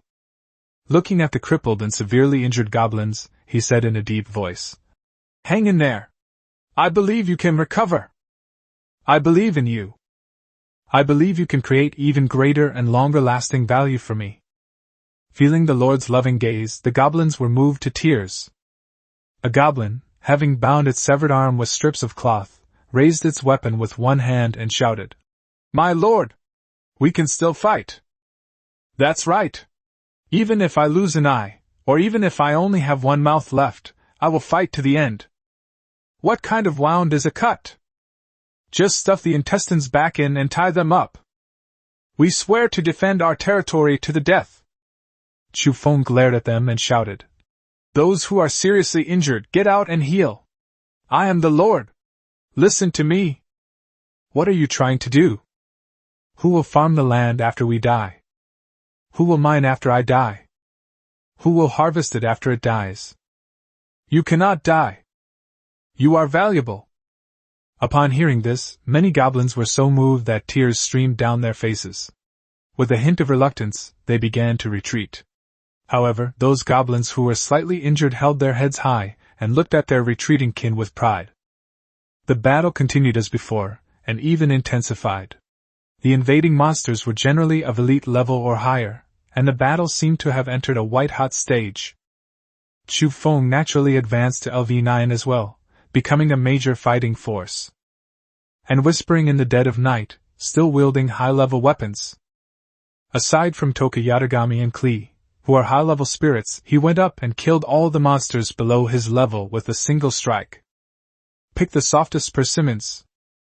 With Asuna's attention, he was almost out of danger.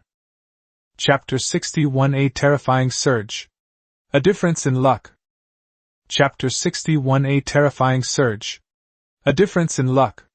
The battle intensifies, with high-level monsters appearing more frequently, and Chu Feng's score skyrockets. They overtook the leaderboard and secured the top spot. Monster Invasion Real-Time Rating. Top of the list, Kundi 9506, difficulty SS. 2nd, Green Dragon City 7990, difficulty SS. 3rd, Frostwing 7258, difficulty SS. 4th, Titan's Realm 7198, difficulty SS. 5th, Bikini Bottom 7141, difficulty SS. 9th, Whale Island 6910, difficulty SS. 10th, King of Flames 6890, difficulty S. Because the situation changed rapidly, the rankings were almost completely reshuffled. The undead, who were originally catching up, were directly left out of the top 100, and even a Lord of Whale Island broke into the top 10. Only Green Dragon, Titan's Domain, Bikini Bottom, and Frostwing have demonstrated absolute dominance, consistently ranking among the top 10. This time, a large number of dark horses have emerged, including members of various races, and some have even led their goblin followers into the circle of competition for top lords. Regardless of how he did it, just based on this ranking, you can tell that this guy is definitely not simple. Certainly. Everyone's goal is clear, the sole reward for being at the top. In such a brutal competition, the rankings changed almost every second. Apart from the top 10 lords, the shock that Chu Feng gave to the lords was still enormous. Because most of the scores were very close, he directly skipped several places and suppressed everyone with such a huge score difference. Such a huge gap is almost despair-inducing. Most importantly, this gap is widening. I knew being Kundi's lapdog was the right thing to do. Persistence pays off. Kundi will definitely become the strongest lord. What are you licking? My brotherly might catch up with you in a minute. What's going on with this giant whale island? We barely saw it before, and now it's suddenly jumped into the top 10. That's amazing. What's so great about them? They were all forcefully suppressed by me, Boss Kundi. The elves are ridiculously strong. Even the dragons couldn't suppress them. All I can say is, don't be fooled by the myths and legends of Earth on the Genesis continent. Anything can happen here. But my goblin is still really weak. What's wrong? Yes, this should be true, the settings are the same. Poorly, he thought first place was a sure thing, but then Kundi really unleashed his power, and it was terrifying. I've made up my mind. I'm not moving. I'm going to stay with them. Do you think he won't accept you? Or won't accept you? Or won't accept you? I still have a chance. I can become Lady Kundi. Waiting for you? Waiting for you to put on makeup? Or waiting for you to turn on beauty filters? With so many beautiful lords on Earth, can you really compete with them? Stop talking. At worst, I'll just surrender my family and truly pledge allegiance to Boss Kundi. The person upstairs has guts. That's one way to go. Many people, upon hearing this, began to consider the matter. To hand over one's heart to one's family means to entrust one's life and fortune to the other party, which is an absolute oath of loyalty. But this also means giving up freedom and becoming an appendage of the Kundi territory. Groups for mutual support and warmth. I think it's worth considering. But we don't really know what kind of person Kundi is yet. I think we should wait until we get through this test first. I agree. The majority of those within the temple complex were top-tier lords, and they were all discussing the changes in the rankings. This Kundi is too fierce, even brotherly is in his grasp. If you asked me, it's because Laoli failed to keep his composure. He must have been careless. Otherwise, he could definitely have suppressed Kundi. That's right. Brotherly is also a member of our temple. If he can get the first place, I believe it will benefit everyone's future. This rule is effective, and few people will dare to overstep it. So what? Kundi is number one, nothing I say will change that. Li Hao. Speak up. Can't you think of another way? Screw you, figure something out. At this time, looking at his fallen, lifeless green dragon, Li Hao felt a surge of rage, and his emotions grew increasingly volatile as he responded to the messages in the group chat. I've already lost 7 or 8 green dragons. With our combat strength reduced, we'll have even less chance to catch up. You want me to figure something out? Forget about it. After making a few complaints, he continued to focus on the battlefield. This time, he dared not be careless. If he had approached the assessment with the same attitude from the beginning, his score might have been much higher. After all, Chu Feng's base was almost raided. At least he faced a direct invasion. Taiyuan Day's Valley. Bad luck. Yi Ruo watched as the mammoth horde launched a surprise attack. Titan completely overwhelmed them with lightning speed, and even the LV-8 Lord-level monsters were no match for it. The LV-9 Monarch-class mammoth beast was also slain. As a qualified lord, she believed that necessary tactics and preparations were very important. She even ordered the Titans to practice a defensive formation centered on the territory, as well as at what points to intercept effectively. But alas! Outside the valley lies an icy plain, where monsters are far fewer than in other areas. So far, only one LV-9 monster has appeared, truly a case of a skilled cook cannot make a meal without rice. It can only be said that they were very unlucky, not that they lacked strength. If they had enough numbers, Green Dragon City wouldn't even be qualified to be second. Certainly. This situation wasn't unique to her. Many other lords were in the same boat. The size of the monsters varied depending on their region, which is why the rankings of many lords who were originally in the top 100 changed so drastically. Chapter 62: A Desperate Rating Gap. Titan Princess, the Man Below? Chapter 62: A Desperate Rating Gap. Titan Princess, the Man Who Leapt Through Time? As the battle intensifies, the ratings change every second, and even the top 10 rankings are shifting again. The dark horse that had emerged, Giant Whale Island, has even fallen out of the top 100. The King of Flames surpassed Bikini Bottom to rank 5th. At this time, the situation on Chu Feng's side remains stable. It would be no exaggeration to say that the second and third lines of defense are as solid as a rock. The air was filled with the stench of insects. Corpses were everywhere. The goblins even cleared away 3 waves of corpses from the trenches. After several consecutive appearances of LV-9 Monarch-level monsters, the number of monsters invading the territory has decreased significantly compared to before. With the strong suppression by Yatagami Toka and Klee, the remaining monsters are practically just a handful. Chu Feng gained a lot of combat experience during this invasion, and his reaction time, use of power, and way of dealing with enemies were all much better. As time passed, a faint purple crescent moon began to appear on the branches. It lasted for almost half a day.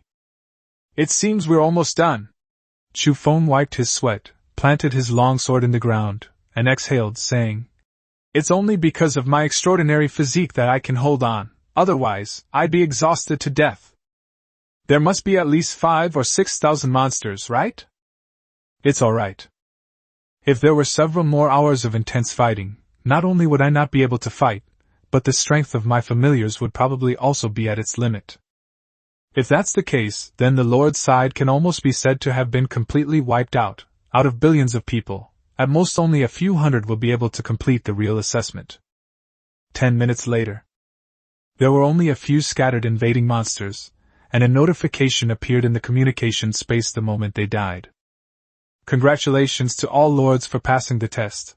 You are all elites who have been selected and are capable of standing alone. I also wish you all the qualifications to compete for eternal divine power in the future. Rating complete. The final list is out. Top of the list, Kundi 38506, difficulty SS. Second, Frostwing 18990, difficulty SS. Third, Green Dragon City 17258, difficulty SS. Fourth, Titan's Realm 17198, difficulty SS. Fifth, King of Flames 16890, difficulty S. 14th, Necropolis 11180, difficulty SS. 15th, Shadow Garden 11098, difficulty S. 100, Mad Lion 10088, difficulty S. It has to be said that no one expected the final result. Green Dragon City, which was originally the undisputed leader, fell from first place and was overtaken several times. It even dropped to 6th place at one point. In the end, it tried to catch up but was still suppressed by the newly emerged Frostwing. All I can say is that the final outcome is still uncertain, and you never know how it will turn out. For example, the appearance of Flame King and Frostwings is truly powerful. Kundi territory successfully defended its title with an absolute advantage. Even the Frostwing, a formidable force, had a score difference of more than double. Such a gap can only be described as despairing. With the results in, the discussion space returned to its lively state. It's over. It's really over this time. Tears welled up in my eyes. I survived. I don't know if I have a chance to fight for divine right. I only know that I will see the sun rise tomorrow. The losses this time were enormous, and it will probably take quite a long time to recover. It won't take long. Everyone's source of family's level is what it is. Now it's time to continue developing. Our future goal is to launch an attack on the local forces to seize resources. Ha! I'm going to become a god. This list is absolutely outrageous. Kundi is invincible. The difference in scores is simply outrageous. All I can say is that the pro is the pro. I lost 7 or 8 familiars even on C-rank difficulty. It just means you didn't get to experience the thrill of being a D-level player, but you didn't lose out on having fun. It's fine if it's just casual talk, but you have to know that they also go through assessments, and the difficulty is incomparable to that of the top 100S level and above. Therefore, given the exaggerated gap in skill level and the SS level difficulty, they couldn't even imagine how strong the monsters this territory faced, or how many they had killed. That would surely result in rivers of blood and corpses strewn across the fields. For ordinary lords, it was a relief. The most difficult time was over. All that was left was to look up to the big shots, and see if there was any chance to climb up and befriend them. But for those high-ranking family members, shock. Unbelievable. A complete rout. Compared to Kundi, we seem like a bunch of clowns chasing the impossible. If it weren't for the fact that there's no way to cheat, I would have thought he was using cheats. Who knows? Alright, none of us are weaklings, we all know how incredibly difficult it is. Even Brotherly lost 7 or 8 of his familiars, and perhaps Kundi's losses were even greater. Indeed, what if his family members have the ability to self-destruct trucks? Self-deception. If he had that kind of ability, he probably wouldn't have lasted this long. Forget about that monster, I think I still have a chance. One of my familiars has advanced to LV9. Brother, there are 2 of us, but I don't think we have a chance to go toe-to-toe with Kundi. They've left. It's a real shame about Brotherly. Li Hao looked at the chat log, his face turning ashen. He gritted his teeth and said, "If I hadn't been careless, I would definitely be number 1. But deep down, he knew how big the score difference was. Even if he didn't lose a single member of his own family, he couldn't achieve it, yet he still refused to believe it. I kept telling myself that Kundi must have suffered heavy losses. Sudden. A message came from his private space. He had originally intended to close it immediately, but then he discovered that it wasn't from the Temple Alliance, but from the Titan Princess, whose strength was no less than his own. With a quick glance, an immature idea flashed through my mind. He had already joined this so-called temple, but it might not be able to gain any real influence. If he could secretly form alliances with some truly powerful individuals, he might have a chance to gain control of the Lord organization. So he opened the message. Titan Realm, are you there? Green Dragon City, yes, beautiful lady, how about we form an alliance? I'm 185 centimeters tall, strong, and definitely qualified. If you want to be with me in the future, you can also consider it. Titan Realm, Lower Head Man? Li Hao's lips twitched. He is indeed good-looking, and before his arrival he was a rich second generation, so he was never short of so-called beauties around him. Moreover, his strength is now undeniably powerful. He thought that after saying these words, the other party would definitely shamelessly ally with him. Unexpectedly, the other party immediately turned to a man with his lower body exposed. Chapter 63 I really thank you. Standing proudly atop all the mountains. Chapter 63 Thank you so much. Standing proudly atop all the mountains. Titan's domain, by the way, I got a secret treasure. Its effect is to increase the chance of spawning a source of familiars by 1 time, and the number is random. Li Hao's mood immediately improved upon seeing this. Really? So you're a tsundere, all talk and no action. The corners of his mouth turned up slightly. Knowing that I have suffered many losses, you hope to help me and get my attention in this way, right? Very good. You did it! But this idea was immediately refuted as soon as it came to mind. Titan Realm, do you have a friend named Kundi? I'd like to make a deal with him using this. What's most infuriating is that these messages are sent to multiple people at once. Certainly. The phrase, male groin, was sent by Iroha to Li Hao alone.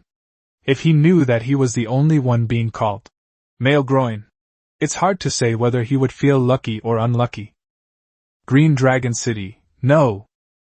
Veins bulged on Li Hao's forehead as he gritted his teeth. How could I have his friends? What makes you think I have his friends? That guy rejects everyone, okay?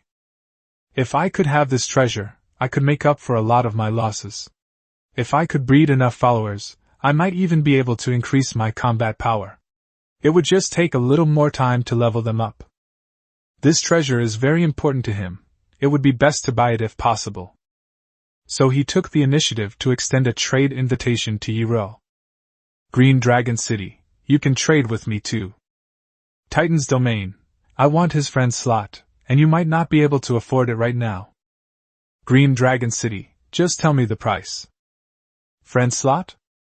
My friend list isn't even as good as Kundi's. What are you doing, shamelessly licking my boots? What do you mean I can't afford it? It just means I don't have it right now. It's not like that damn Kundi squeezed me dry during the auction. But with my abilities, I can quickly accumulate enough resources. But there was no further news of Iroha for the next few hours. This directly caused Li Hao to lose his temper. He was the lord who initially dominated the rankings, and his retinue consisted of powerful dragons, giving him an even greater chance to obtain that unique reward and ascend to the pinnacle of lordship. As a result of carelessness, everything was lost. While feeling remorseful, he was also jealous of Chu Feng's current achievements, believing that those lords who surpassed him had taken away his glory, so he also harbored resentment towards them. The Eternal Forest. Seeing that no more monsters had appeared, Chu Feng looked on with a hint of regret. If only we could hold out a little longer. He might not have said such things before, but looking at the monster corpses all over the ground and the level increases of his followers, he was deeply moved. Is this an assessment? This is a crisis. No. This is the best source of goods. It's the fastest way to level up. Only, it seems that cleaning up the battlefield will take some time. The entire territory is now a scene of devastation, littered with monster corpses, and the ground is riddled with sword marks, explosion craters, and other debris. The wooden houses where the families lived were also reduced to ruins. In that case, I guess I'll have to make do with them tonight, Chu Feng said to himself, spreading his hands with a hint of helplessness on his face. Master, I've already sent goblins to repair the building, Asuna said promptly and considerately. Don't worry. The palace only needs a few of us to keep our master company. The other elves should just focus on their respective duties. Master, I have already arranged sentry posts in all directions, Tyrant said, not to be outdone. Well? Chu Feng stiffly turned his head. Really? A group of goblins, numbering around 100, were working diligently. Most of them were clearing away the wreckage of the wooden house, while a small group seemed to be discussing how to rebuild it. It was a truly harmonious scene. Chu Feng could only nod and praise. Not bad! Thank you so much! Especially my good helper Asuna. Yes. Because of this large-scale monster invasion, all the familiars have been upgraded, and 50% of the forest spirits have successfully reached LV9 and officially entered the growth stage. Compared to these anime waifus, they are closer to the elf images in Western fantasy films and television dramas. They are all around 155 centimeters tall. Her body proportions are impeccable, You could say her legs are all she sees below her head. Most of them have a gentle and elegant temperament. If they all reached maturity, wouldn't they all have an average height of 168 centimeters? Just imagining them all serving him, Chu Feng felt his hormones surging. Dad? What are you doing? Are you hungry? Why are you drooling? Kelly blinked her eyes, jumped up, and waved her little hand in front of Chu Feng. I do feel a little hungry. Chu Feng wiped his mouth, his face turning red. Your daughter is still here, mind your image. You've seen your share of big events. They're just some women who are excessively beautiful and have amazing figures. Stay calm. Sudden. Chu Feng felt a soft touch on his back, and a pair of hands wrapped around his waist. Yatagami Toka was lying on top of him, whispering in his ear. Master, I'm hungry too. The suppressed embers were almost reignited. But looking at Klee. Okay, I'll cook in a bit, he said through gritted teeth. Because an announcement has already appeared in the Lord's communication space. The Lord's assessment has officially ended. Congratulations to all the Lords who have passed the test. You are the elite of 1 in 10,000, the heroes of the human race. From now on, you will embark on the journey to godhood and compete for the eternal divine right that millions of races covet but cannot obtain.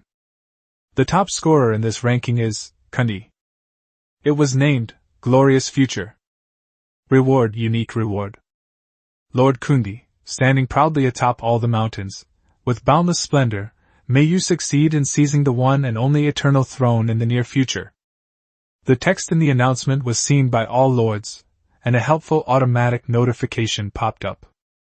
Not going to watch? No. The former showed all the lords a surge of emotion, which was an affirmation of their own strength. It's an honor. It is also a testament. But the latter. If any of the lords of Earth could truly achieve godhood, it would probably be Lord Kundi. Success or failure at this moment cannot be judged. The road ahead is long. Sigh, we can only be supporting characters. If you really have this intention, that's good. If you're willing to compete, you must be determined to go toe-to-toe with Kundi. I choose to give up any eternal divine position, be a lord honestly, and live a happy life. Does anyone know what the consolation prize is for the top 10,000? I have 3 pieces of high-level equipment. Why are ours different? Am I a legendary item? Holy crap! We caught one of the top 100 players alive. I need someone to leech off me. Holy crap, there's more to this than meets the eye. The top 100 get even bigger rewards. Void PvP is real PvP. The only reward for the highest rated Chapter 64. Chapter 64, the only reward for the highest rating. But this time, the number of deaths far exceeded my expectations.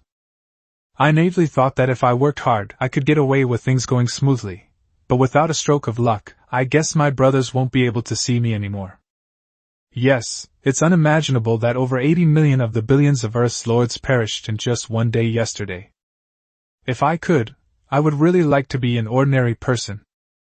We are outsiders, and it is impossible for us to remain aloof. 10 seconds of silence. Let's carry on with their efforts. Becoming a god is up to you.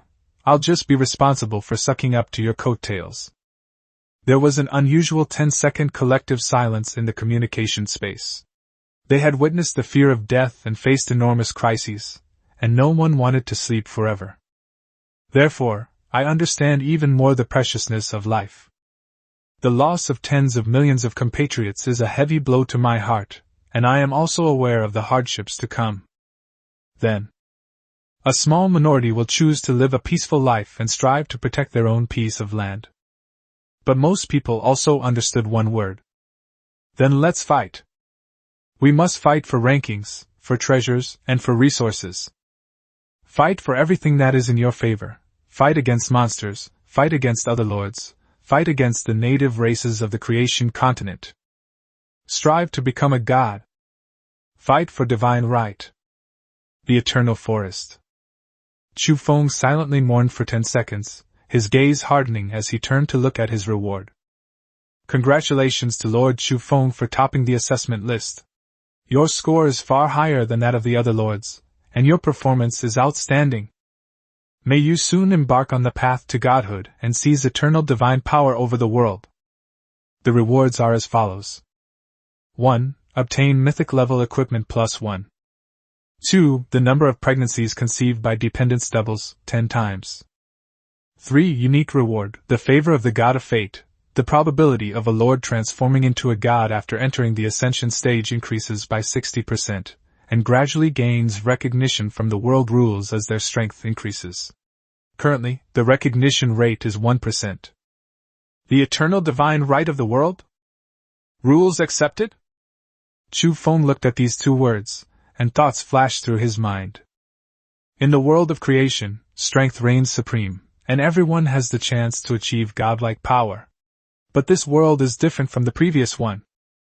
What is the definition of God? If the gods in this world can be enhanced through strength, then why should I pursue this so-called eternal divine right? Becoming a god means eternal life? However, if the definition of a god is omniscient, omnipotent, and eternally indestructible, then almost all the gods in Western mythology on Earth can be defined as false gods. However, in Eastern mythology, only a saint could truly achieve such a level. That means there are likely to be restrictions. Quantity is limited. The recognition of the world's rules is the recognition of the heavenly Tao. Strength itself is the foundation, and the pursuit of eternal divine authority is the opportunity to ascend to the position of a saint in this world. As an outsider trying to seize the position of saint, one will indeed face the hostility of the entire world. But this isn't the most dangerous thing. What if there were already saints in this world to begin with? Will we become their enemy? Chu Feng frowned, feeling a headache coming on, and finally decided to give up on pursuing the topic further. For now, you can understand it that way. Let's leave the future to our future selves. But this reward truly deserves to be the only reward. After all, it is the ticket to seizing eternal divine power. They immediately surpassed all the lords. Let's take a look at some mythical weapons. Accompanied by a burst of light. Name, Sword of Damocles. Type, two-handed sword. Rank, mythical. Mythological attributes, restraint, divine retribution.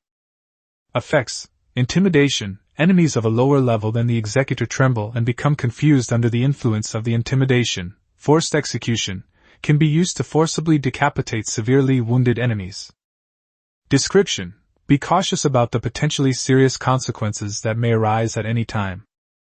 A magnificent two-handed sword floats in midair, its hilt adorned with exquisite gems and dazzling gold and silver decorations, while the platinum blade gleams with a golden and red intertwined light.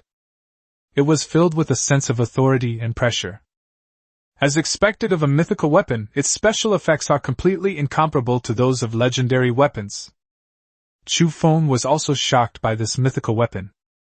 Two-handed sword. I still prefer the nimble one-handed sword. It seems I have no choice but to give it to Toka. Mythical grade weapons, whether in terms of elemental energy conduction or special effects, would actually unleash even greater power in the hands of Yatagami Toka. Owner! Are you giving me this sword? Yatagami Toka stared at the magnificent two-handed sword before her, her eyes sparkling. Upon hearing the news, the butterfly ornament on her head seemed to wag like some kind of animal's tail. Here you go, Chu Feng said seriously. But you must let go first. Let's go eat. The hand that was just let go is now climbing back onto me. If it weren't for Klee, I'd make you pay for it. At this time. Bite! Klee and Asuna looked at him with resentful eyes. Klee wants one too. For her master, Asuna is willing to use the weapon formed from energy forever. Tyrant has already made mistakes and will never ask for her master's reward. Every single sentence conveys the same meaning. I want one too. Toka Yatagami, who had obtained the mythical weapon, didn't care at all. Holding the sword in her right hand, she let go of Chu Feng with her left, and suddenly kissed him on the cheek. He laughed smugly. Ha! My master is so good! Certainly. This move undoubtedly added fuel to the fire. Klee was relatively easygoing, but the other two just kept staring at Chu Feng, smiling. Don't look at me like that, everything will come, I swear! Chu Feng felt uneasy under their gazes and quickly said, If there's anything behind it, it's yours. After all, it's a two-handed sword. If it were a one-handed sword, I'd give it to Asuna. The bow would be Tyron's, and the explosives and bombs would be Klee's. Asuna smiled sweetly. Okay, master, I'll go now. Tyron bowed respectfully and said, I will take my men to patrol immediately. Chu Feng watched them leave, wiped the sweat from his brow, and thought to himself, It seems that having too many women isn't a good thing. Will I have to face a battlefield every day from now on? We must be more careful in the future. Otherwise, aside from being a scumbag, his relationship with his family members is also extremely chaotic. Although it is a bound relationship and there is no such thing as loyalty, he does not want to be in an awkward relationship. Chapter 65 The Unexpected Druid's Visit. Chapter 65 The Druid's Sudden Arrival. There were too many monster corpses in this invasion, and even fully automated decomposition would take a considerable amount of time. After finishing his meal, Chu Feng lay on Yatagami Toka's lap, enjoying his leisure time. But outside the territory, Tyrant is leading several animals toward her territory. There are adorable, large brown bears, robust black panthers, and a cuckoo flapping its wings and chirping. Please allow us to make this intrusive visit, but an ancient call compels me to come. The brown bear followed behind Tyrant. As a night elf, you should know that we druids value balance, harmony, and life. Even outsiders like you should have the right to survive. But lately too many druids have reported that someone is deliberately hunting us down. Most importantly, I can sense the restlessness of the living beings. Beria, you shouldn't say too much. The black panther cautiously observed its surroundings, seemingly somewhat displeased with the brown bear's overly frank attitude. Since we have chosen to visit, and the most powerful lord of the eternal forest at that, we should be frank. The cuckoo flew to the brown bear's head, preened its feathers, and looked up at the black panther. Only sincerity can make friends. Those guys are no good to us, all they do is fight. Haha, yes, we should be sincere and open with our friends. The brown bear smiled and said, Although we pursue the balance of nature, the seeds of chaos have already begun to sprout, and it's time to make a choice. Black Panther fell silent upon hearing this. All right, I hope it's as well-intentioned as you say. Tyron remained vigilant, but as an elf, she had a natural affinity for druids. I'll go inform my master. We await your presence here. 10 minutes ago.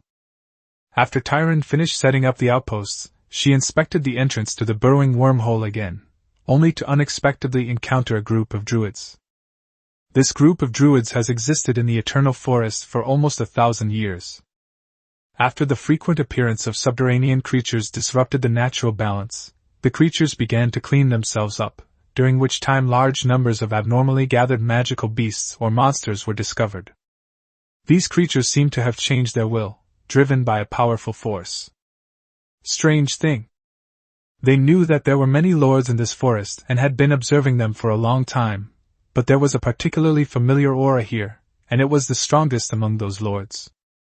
So I came to visit with a tried-out attitude, and so far it's been pretty good. Master, a group of druids have come to visit. Tyron gave a brief introduction. Druid? Chu Feng was taken aback, then looked at the world tree. A sense of closeness? Is that you? Or is it because of the elves? He also knew something about druids. They couldn't be considered a race, but rather a religious profession. Their philosophy is quite similar to that of the elves. Looking at Toka Yatagami, who was stroking the sword of Damocles beside her, and Klee, who was looking at her. They have all reached the legendary level. In particular, Toka also received the blessing of mythical level equipment, so she no longer needs to expend energy to transform. The increase in combat power is not as simple as just having legendary level equipment plus mythical level equipment. I believe that even if the opponent is an epic being, they will surely perish here. Moreover, those druids' highest level is only LV8, so there's no need to worry at all. let them in. But if there's any unusual movement or a sudden attack, Toka will kill those guys with a single sword strike, Chu Feng instructed. Better safe than sorry. Druids have a wide variety of methods. Yes. Upon entering the territory, the Druids were first shocked by the number of elves present, and then by the sheer number of invading monsters. But what shocked them the most was the World Tree. The World Tree, suspended in the air, is filled with the breath of life, with dreamlike bubbles intertwined with elemental power. Yes. That's it. I can sense that it is the key to ending the chaos and restoring order and balance. It feels so safe and secure up there, I want to build a nest in it. As they were talking, they shed their beastly forms and transformed into minotaurs, their robust bodies topped with bull heads, and they made a pious, prayer-like gesture toward the World Tree. Removing their disguise is a sign of respect for what is sacred to them. At the same time, the World Tree also shimmered with a faint light, and voices appeared in the minds of the Druids below.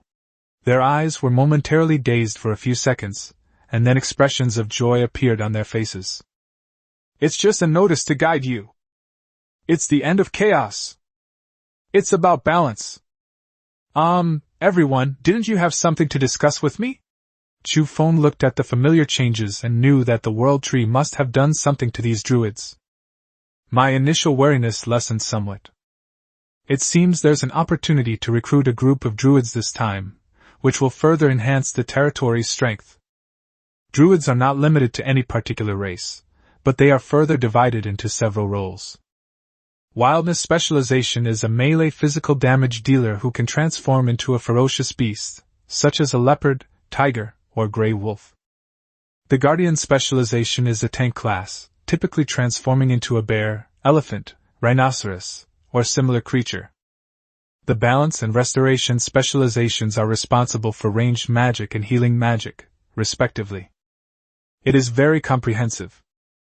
With nearly 1,000 elite goblins, they can definitely form a considerable fighting force, even comparable to a mid to high level lord. At this time, Your Excellency, on behalf of the Minotaur race of the Eternal Forest, I extend my sincere greetings to you, said the tall Minotaur in the middle. Though it may be presumptuous, I hope you can end the chaos in the Eternal Forest for us. The expansion of the underground world has disrupted the peaceful lives of living beings. On the Lord's land, the Burrowing Worm clan is attempting to break through the barriers and open a massive passage. They are doing evil deeds for someone. A burrowing worm? Chu Feng recalled the perilous situation Tyrant had encountered before. It was a deep ravine that indeed led to the underground world. And certain beings and evil. This made him subconsciously think of the gargoyles from before, or more accurately, the lich that might exist behind them. Chu Feng smiled and said, Then what can I gain? And what do your pursuits have to do with me? Chapter 66 We are partners of justice. The iceberg has erupted. Chapter 66 We are partners of justice. Even the iceberg has erupted. What have you gained? The leader of the Minotaurs was taller, and judging from his voice, he was the same Bullia that the Black Panther had mentioned earlier. He exchanged glances with his companions. After exchanging glances, he nodded. Beria clenched his fist and placed it on his chest, then knelt on one knee and lowered his head toward Chu Feng. Under his leadership, the rest of the Druids followed suit. Bull Clan's Beria!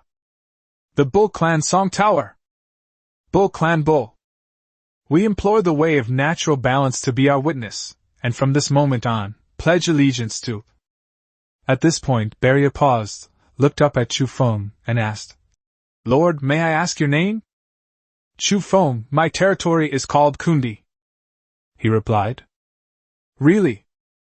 Although they were only 3 Tauren Druids, their actions suggested that their world tree was closely related to the natural order of the Genesis continent, and even involved the so-called chaos. This is not just influential for the Minotaur tribe, but for the entire Druid race. They can be loyal to themselves, and so can other Druids. From this day forward, I pledge allegiance to Lord Chu Feng of the Kundi territory. Sudden. The world tree shone brightly once more, its verdant light illuminating the heads of the 3 of them, and the grass element suddenly reappeared. It's as if it's been marked. Congratulations, Lord, on acquiring a new subordinate race, the Minotaur. Number of people, 3. Class, Druid. Loyalty, 100, fanatical follower. Description: the Druid, seeking the balance of nature and life, has received enlightenment. To end the chaos, he has chosen to follow his heart and embark on a journey to end the chaos. The evil beings of the primordial continent will see you as a thorn in their side. Very good. From today onwards, you are all people of my territory. Once I am strong enough, I will end this chaos. Chu Feng pondered. The hostility of evil life? As someone who descended from Earth, I was already hated by the entire world. Those evil beings were even more brutal and cold-blooded. I believe that even if I don't cause them any trouble, conflicts will still arise in the future. As for ending the chaos? It will all end once I seize that eternal divine power. We are willing to offer our meager strength and obey the Lord's orders. Bulya lowered his head. There are not only the 3 of us druids in the eternal forest, but also no fewer than 500 members of the Minotaur tribe. I hope they can also join the Lord's ranks. Feeling the vibrant energy emanating from my forehead, my resolve only strengthened. That's right. This is the guidance of the god of nature. It can only be said that Chu Feng was really lucky this time. The world tree itself represents life and nature, and these druids are devout believers. The more fanatical they are about their faith, the more loyal they are to him. Although it was all a misconception of the druids, it did not diminish Chu Feng's ecstatic joy. Very good. I have a heart that is righteous, loves nature, and cherishes life. Chu Feng took a deep breath. I know that even an ant has its own purpose in existing. Evil beings are eyeing this world, bringing about its end once more and plunging everything back into chaos. Perhaps it's the soil that's being prepared to resurrect their evil god. Oh shit. Who cares, it's all nonsense anyway, so let's go all out. An evil life.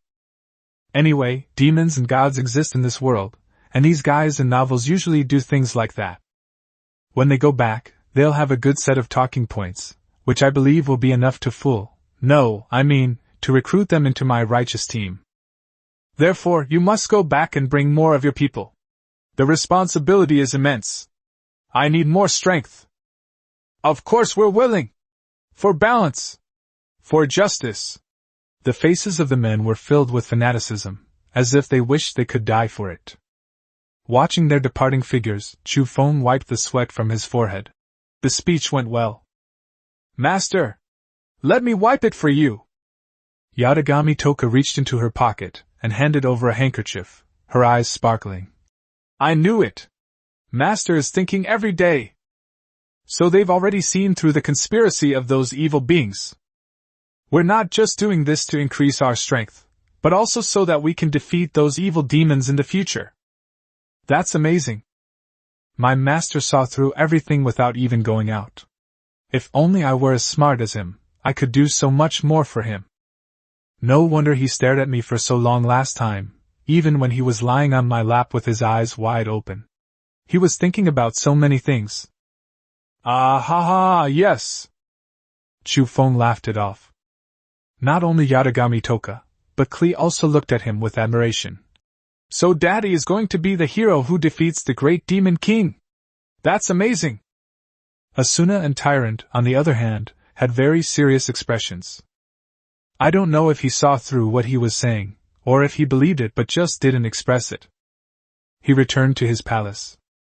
As usual, Chu Feng began to reject the Lord's friend requests, but then he discovered a request with a different note. Titan's domain. I have a secret treasure that can increase the number of times a familiar can be conceived. I hope to trade it. Let's talk. Of course, it's impossible to refuse. Having another pregnancy is a good thing. The more dependents you have, the stronger your territory is. Application approved. Does Kundi have one more chance? How would the transaction work? Titan's domain, yes, the number is random, ranging from 10 to 50. I want to form an alliance with you. Kundi, I don't have that idea yet. Let's try a different transaction method. Alliances are about sticking together, but they are usually for common interests or some other purpose, which also means sharing risks. You should know that bad teammates can kill you. Given the current situation, it's better to be alone, especially since I don't need any allies for the time being. Titan's Realm, I'll give you a chance to help me in return. Kundi, Resource Exchange. Help you?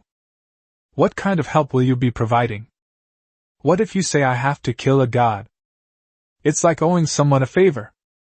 Favors are the hardest to repay. A simple, direct, one-time transaction with no outstanding debts is the best approach. Titan Realm, 10 cores. Kundi hung it up. Yi-Ra watched as the transaction was successfully completed, yielding 10 energy cores. So, he owes me something. Sudden. A message was received in the private space. 800 has been credited to your account. She raised an eyebrow, intending to send Chufeng a message, but found that the ID, Kundi, was no longer in her friend list. Bang! Her small fist slammed onto the table, and her usually icy expression suddenly broke out.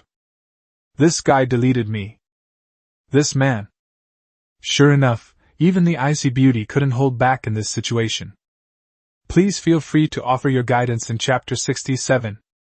Chapter 67, please give me your guidance. The price of 800 energy cores was not something Chufeng gave casually. Instead, he discovered in the trading space that someone else had also dropped the same treasure during this monster invasion. Although the quantity was small, the price was about the same. In this way, there's no such thing as human relationships. Deleting the other person from my friends list was to avoid any further troublesome interactions, because this Titan princess was clearly not a simple person, and not the kind that was easy to deal with. No wonder she was able to reach the top level of the Lord's Pyramid. The other party gave a high score during the assessment. There were just too many monsters killed this time, and even the fully automated decomposition took a lot of time. It took about 10 minutes. These monsters didn't have any equipment, but they dropped a few treasures and blueprints. Fortunately, we were lucky and the yield of the nuclear-capable ones was good, with a total of more than 2,600. Chufeng pondered to himself. Excluding the 810 that were just traded, I still have about 4,000 left, which is enough to upgrade the world tree's level. If one has abundant energy, will they be able to conceive and have children? No. Chufeng refused outright. I will definitely wait until the world tree's level is upgraded before conceiving. Not only will I be able to conceive more familiars, but the probability of conceiving higher level spirits will also be higher. Upgrade the world tree. Conditions met. The light flickered. The world tree grew taller and taller. Source of familiarity, world tree. Ownership rate, unique. Level, LV5, increased probability of breeding higher level elf species. Ability, can breed 15 spirits every 24 hours, with a chance to breed spirits with special abilities or high-level spirits. Energy required for the next level, 1 universal core, legendary heart, 5. 10,000. Chufeng had guessed that the resources needed later would be terrifying, but he hadn't expected the next level to require such a large quantity, including the Heart of Legend. As the name suggests, that's something only legendary monsters possess. It's alright, we have enough tools on hand now, and the number of familiars we can conceive this time is quite considerable. That's right. This time, you can use the effect of the secret treasure to increase the chance of conceiving a new companion, and the first place reward will be doubled. Soon. One by one, orbs of light appeared from the world tree, each representing an elf. Elf species, Night Elf. Stage, growth stage. Stages are divided into juvenile stage, growth stage, maturity stage, and ascension stage. Level, LV3. Bound Lord Chufeng. Ascension to Godhood, Apostle of the Moon Goddess, lower rank. Elf species, Forest Elf. Stage, Infancy. Stages are divided into Infancy, Growth, Maturity, and Ascension. Level, LV3. Bound Lord Chufeng. Ascension Stage, Mythical Forest Elf. The elves that appeared one after another were all forest elves and night elves, even after the second gestation after using the secret treasure. Just when Chu Feng had given up and started to comfort himself, a light unlike any other elf appeared. Name Amelia. Elf species Light Elf. Stage, growth stage. Stages are divided into juvenile stage, growth stage, maturity stage, and ascension stage. Level, LV7. Bound Lord Chu Feng. Ascension to godhood, a god of contracts who pities all living beings. Upper rank. Long silver hair, dark purple eyes, and a noble air. A delicate and beautiful face. She had a slender figure and long legs, clad in white stockings and over-the-knee boots. Now our territory has gained another formidable general. I'm overjoyed. The powerful spirits in Re-Zero starting life in another world were originally supposed to be half-elves, but unexpectedly they were classified as pure elves, and even higher-level ones. Her gentleness is like the title of a god if she were to attain godhood, a love that extends to all living beings. Pure love that transcends all selfish desires is what we call great love. Owner. Amelia spoke softly with her eyes closed, as if afraid of disturbing others by speaking too loudly. Elegant and gentle. The silver strands swayed gently in the breeze. She looks like a princess straight out of a fairy tale. There's no need for that. You're just like everyone else, you're family to me. Chu Feng was also meeting the princess for the first time and was momentarily at a loss for words. I subconsciously wanted to touch my head, as if the prickly feeling could alleviate the unknown embarrassment in my heart. But it stopped. Scratching your head every time makes you look pathetic in front of the princess. Cough, cough, cough. Please continue to guide me in the future, Chu Feng said in a very serious tone. That's usually how it's described in anime, right? Amelia opened her eyes, her pupils watery, and smiled gently. Likewise, please take care of me in the future. That laugh. This is incredible. Seeing his lecherous appearance, neither Asuna, nor Toka Yatagami, nor Tyron looked pleasant. Yatagami Toka, Master, you didn't show me that expression back then. Asuna, Master, you haven't given me much guidance. Tyron, Master, did you only notice my strength, which far surpasses that of others? Well, let's have a meal first, as a way of welcoming you. Claire, standing nearby, asked. Daddy, didn't we just eat a little while ago? I was speechless. Chu Feng felt like he was digging his toes so hard they were practically turning into a 3-bedroom apartment. In particular, all 3 women looked at him with resentful eyes. We ate, but they didn't. Please take care of the newcomers, okay? Chu Feng said with a stern face. I am the master. Listen to me. Yes, they're the master, so we'll definitely listen to them obediently. Asuna pouted and said, My dear ingredients, please take good care of me. I'm going to help my master chop meat. This new weapon is pretty good. Yatagami Toka said with a gloomy face. Meat chunks, please give me your feedback. He was making a slashing motion with his hand, as if he were slaying some kind of large magical beast. Chu Feng broke out in a cold sweat, and even felt that she wasn't going to chop up the meat, but rather him. I won't cause any more trouble. Let me check on the situation with the burrowing worms again, Tyron said, beckoning to the newly conceived elves. Come with me. By the way, nice to meet you. I can't stop talking about asking for your guidance. Just as he said, these elves are not only a symbol of strength to him, but also family. They are loyal to Chu Feng, and each has her own personality. There's no need for this, everyone. I believe my master treats me the same way he treats everyone. Amelia naturally sensed the awkward atmosphere. Moreover, she was also good at cooking, and she helped out in every way during this period, gradually fading everyone's resentment towards Chu Feng. Chapter 68 Kundi's territory has seen a major boost in strength. Urgent need for help. Chapter 68 Kundi's territory has seen a major boost in strength. A life or death situation. Amelia's culinary skills are arguably the most advantageous weapon against Yatagami Toka. She proudly showed off the delicious barbecue, saying, Fine, I won't be angry this time, considering Amelia's cooking skills. Please give me your guidance once, okay? Asuna looked at this gentle person and knew it wasn't her fault. It was just that big jerk's problem. Meanwhile, the big pig's trotter she was referring to was taking stock of the treasures and blueprints they had acquired this time. A secret treasure that can summon the undead, but it requires the territory to possess a large amount of deathly evil energy. There are also 3 blueprints: a simple dwelling, a livestock pen, and a trainer's qualification certificate. The first 2 are building-related items, which can be used by both druids and goblins, and there shouldn't be any problem with being self-sufficient in food afterward.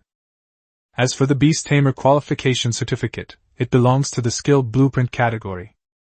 There is a certain probability that it can tame the native magical beasts of the Genesis continent. It's a pity about this treasure, but it's really not suitable for me to use. Otherwise, with the undead guarding the outer perimeter and the night elves defending the inner perimeter, plus the effect of the fog of war, unless it's a monster of monarch level or above, they would definitely not be able to break into it. Fortunately, the blueprints are all good. With the Beast Tamer certificate, my elves might be able to be equipped with mounts. Chu Feng immediately imagined the scene. The night elves rode white tigers, while the other elves rode unicorns, launching a cavalry charge. Wildness and nature, beauty and elegance, power and fantasy. That scene! This is incredible. Moreover, Warcraft is also a way to enhance combat power. Having their own energy cores, they can manipulate elemental power and launch coordinated attacks in cooperation with their masters. Let Tyron handle the skill, since her job usually involves long periods of patrolling. The power of the undead might not actually increase Chu Feng's strength much, because the World Tree's 2 bursts of familiars directly added 80 more familiars, meaning the number of elves directly exceeded 100. A total of 148. Current combat strength of the territory. Legendary Tier 2, Toka Yatagami Klee. LV 9:40, Asuna Tyrant. LV 8:10. LV 7:17, Amelia. LV 3:79. This is a significant step forward from the elf army that Chu Feng envisioned, especially now that the number of elves bred each time has increased to 15. The increase in quantity will only get bigger and bigger in the future. Within the trading space. The secret language of the dead. Type: secret treasure. Rank: legendary. Effect: randomly summons 1 to 100 souls of the dead. The undead possess the ability to attack with their minds and are immune to physical damage. Conditions: land stained with blood and flesh, a territory filled with evil. Description: a corpse is nothing more than a handful of yellow sand, rotting and becoming foul-smelling after death, but the soul, clinging to its beliefs in life, wanders between life and death with both longing and bewilderment. Transaction method: auction. Starting bid: 1,600 energy cores. It should be noted that there are very few lords who can recruit native races of the creation continent. Currently, there are probably only a few dozen people out of more than 1 billion who have done so, and they are top-level lords. Necromancers are not living beings and are not physical entities. They are immune to most physical attacks. Elemental power can cause them some damage, but it requires sufficient strength.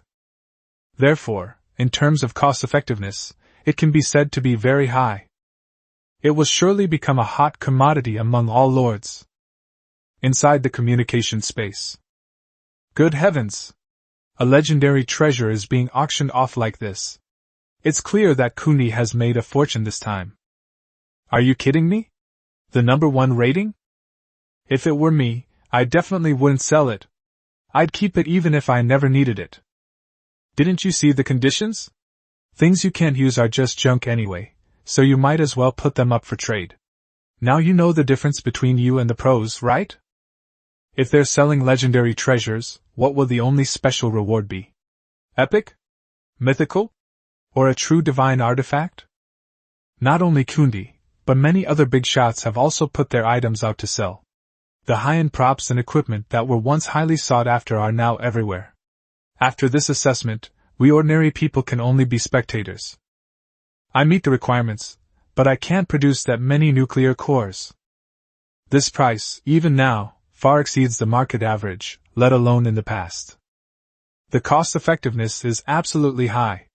Right now, the only way for everyone to improve is through their familiars, which are extra combat power. You just want to have no way to get them. Filming begins. Filming begins. Let's get started. Although we had been thoroughly exploited by Chu Feng before the assessment, we all know that leeks are something that can grow. Once one crop is harvested, it won't be long before we can harvest again. Besides, Chu Feng couldn't possibly harvest all the billions of, a metaphor for exploited people, by himself. Even if they can't contribute, as long as they form an alliance, it shouldn't be a problem for a few people to pool their resources. Improving your allies' strength indirectly improves yours as well. Originally, the alliance between the temple and the necropolis was just a verbal agreement, but under the leadership of the Shadow Court, the necropolis, and Bikini Bottom, it actually became a formal alliance.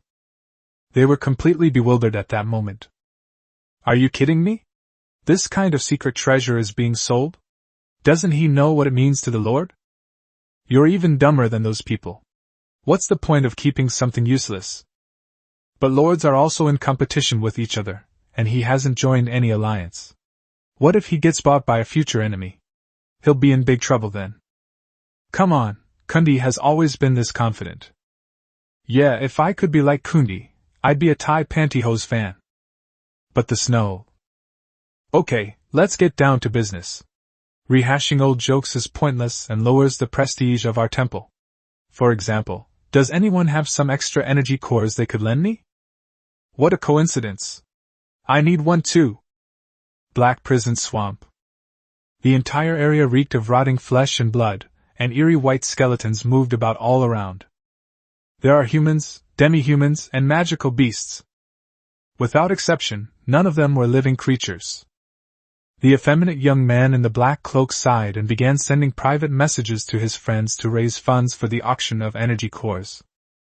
Necropolis, you wanted my treasure, didn't you? How about we trade cores for it? Bikini Bottom, you've got your eye on it? Necropolis, yes. Bikini Bottom, it's definitely the best fit for you. Necropolis, let's make a deal. Soon. His account received 1,500 energy cores.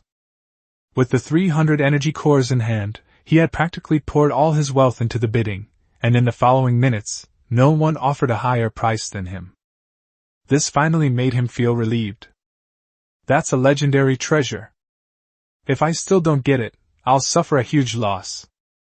But what happened next made him so angry that his face turned pale, and he gritted his teeth and shouted, "You bunch of beasts!" The highest price, which was originally 1,800, instantly soared to 2,000. Then, he immediately sent several messages with the same content. Necropolis, urgent help needed. I will repay you handsomely in the future. Chapter 69, you have 1 hour to leave the Eternal Forest. Chapter 69, you have 1 hour to leave the Eternal Forest. The transaction was successful. Chu Feng successfully obtained 2,700 energy cores through this transaction, bringing his total to 6,700. We're already halfway to 10,000. After investigating, Tyrant, along with her newly conceived elves, slayed a large number of burrowing worms and discovered that there were not only a large number of elite monsters inside, but also a large number of monarch-level beings. Even so, it only elicited roars from the monarch-level creatures inside, but they did not attack them, as if they were protecting something. Surrounded by them, deep inside you can find a cocoon wrapped in white filaments. It exuded an even more powerful aura. It's certain that there are at least legendary creatures inside. Good! Keep an eye on the movements of these burrowing worms.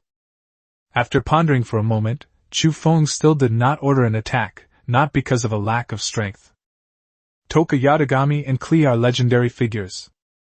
There's no such thing as an unsuccessful campaign. The main reason is that the insect is still in the process of metamorphosis, and I remember very clearly that I need a legendary heart to upgrade the World Tree's level. It refers to the heart of a legendary creature, or more precisely, an item similar to an energy core, but of a higher level. A successful transformation is the true mark of a legendary heart. It's just that the efficiency is still a bit low. Chu Feng is not satisfied with the current speed of resource gathering. Although the number of his followers has increased, after gaining huge benefits from several auctions, the efficiency of obtaining energy cores through normal hunting is no longer sufficient for him. We still have to fight for it. We still have to grab it. Out of humanitarian concern, he still sent a notification to the lords in the Eternal Forest. Kundi, notify all lords in the Eternal Forest to complete their relocation as soon as possible, or they will become my targets. You have 1 hour.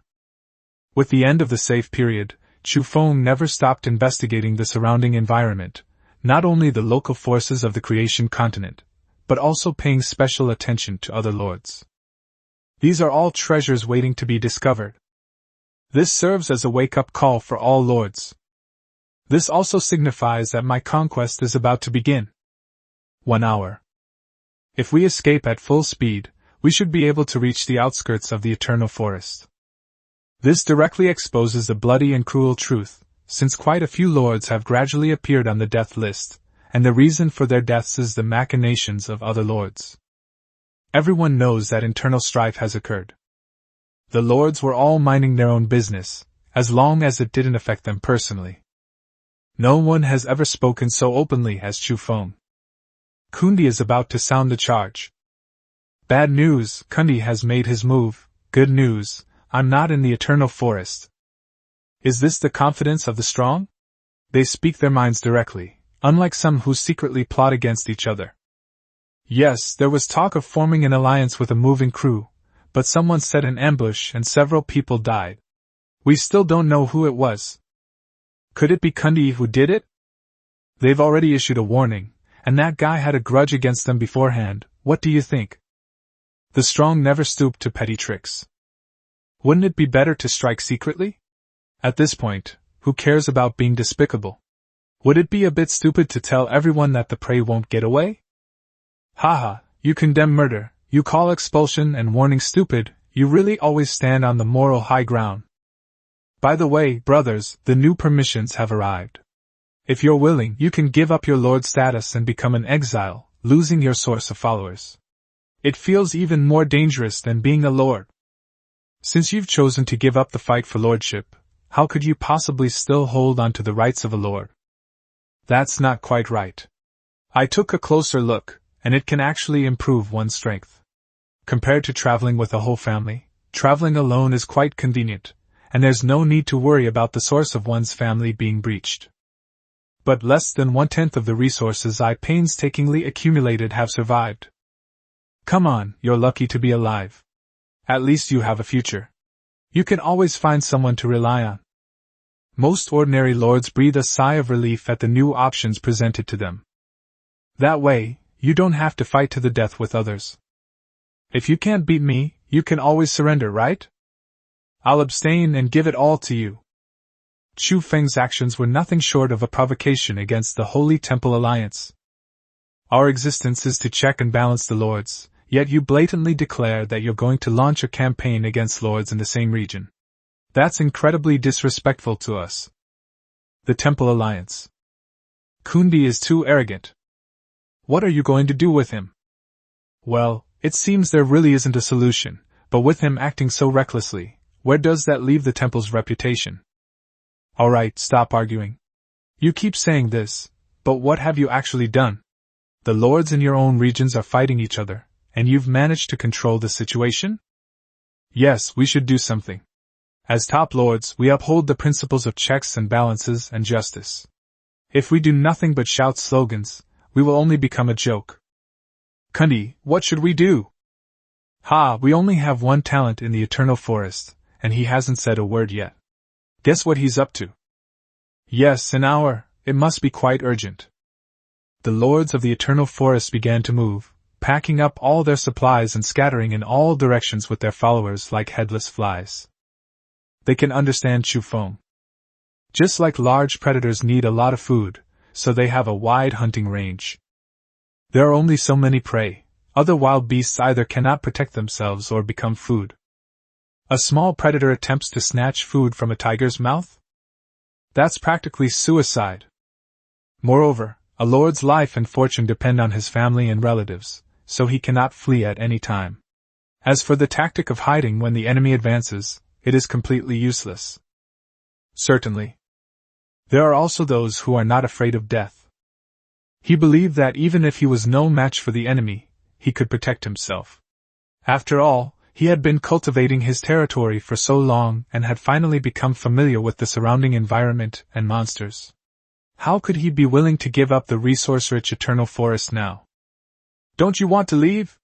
Or are you confident you can withstand my advances? 1 hour later. The night elves, with their high mobility, kept reporting on the situation in their surrounding territories and discovered that there were several territories where there was no movement at all. Based on the rank, scope, and architecture of the outer retinue, their strength should be second only to the group from the Holy Temple. It has at least 50 elite-level dependents. I have said what I needed to say, and I have shown my last act of kindness as a fellow countryman. Launch an attack on the 2 nearest territories. Chu Feng's expression remained unchanged. I want resources, and I want human lives too, otherwise they'll really think I'm a merciful person. Even if the other party relinquishes their lordship, he will not let them go in this campaign. Chapter 70. A legendary familiar appears.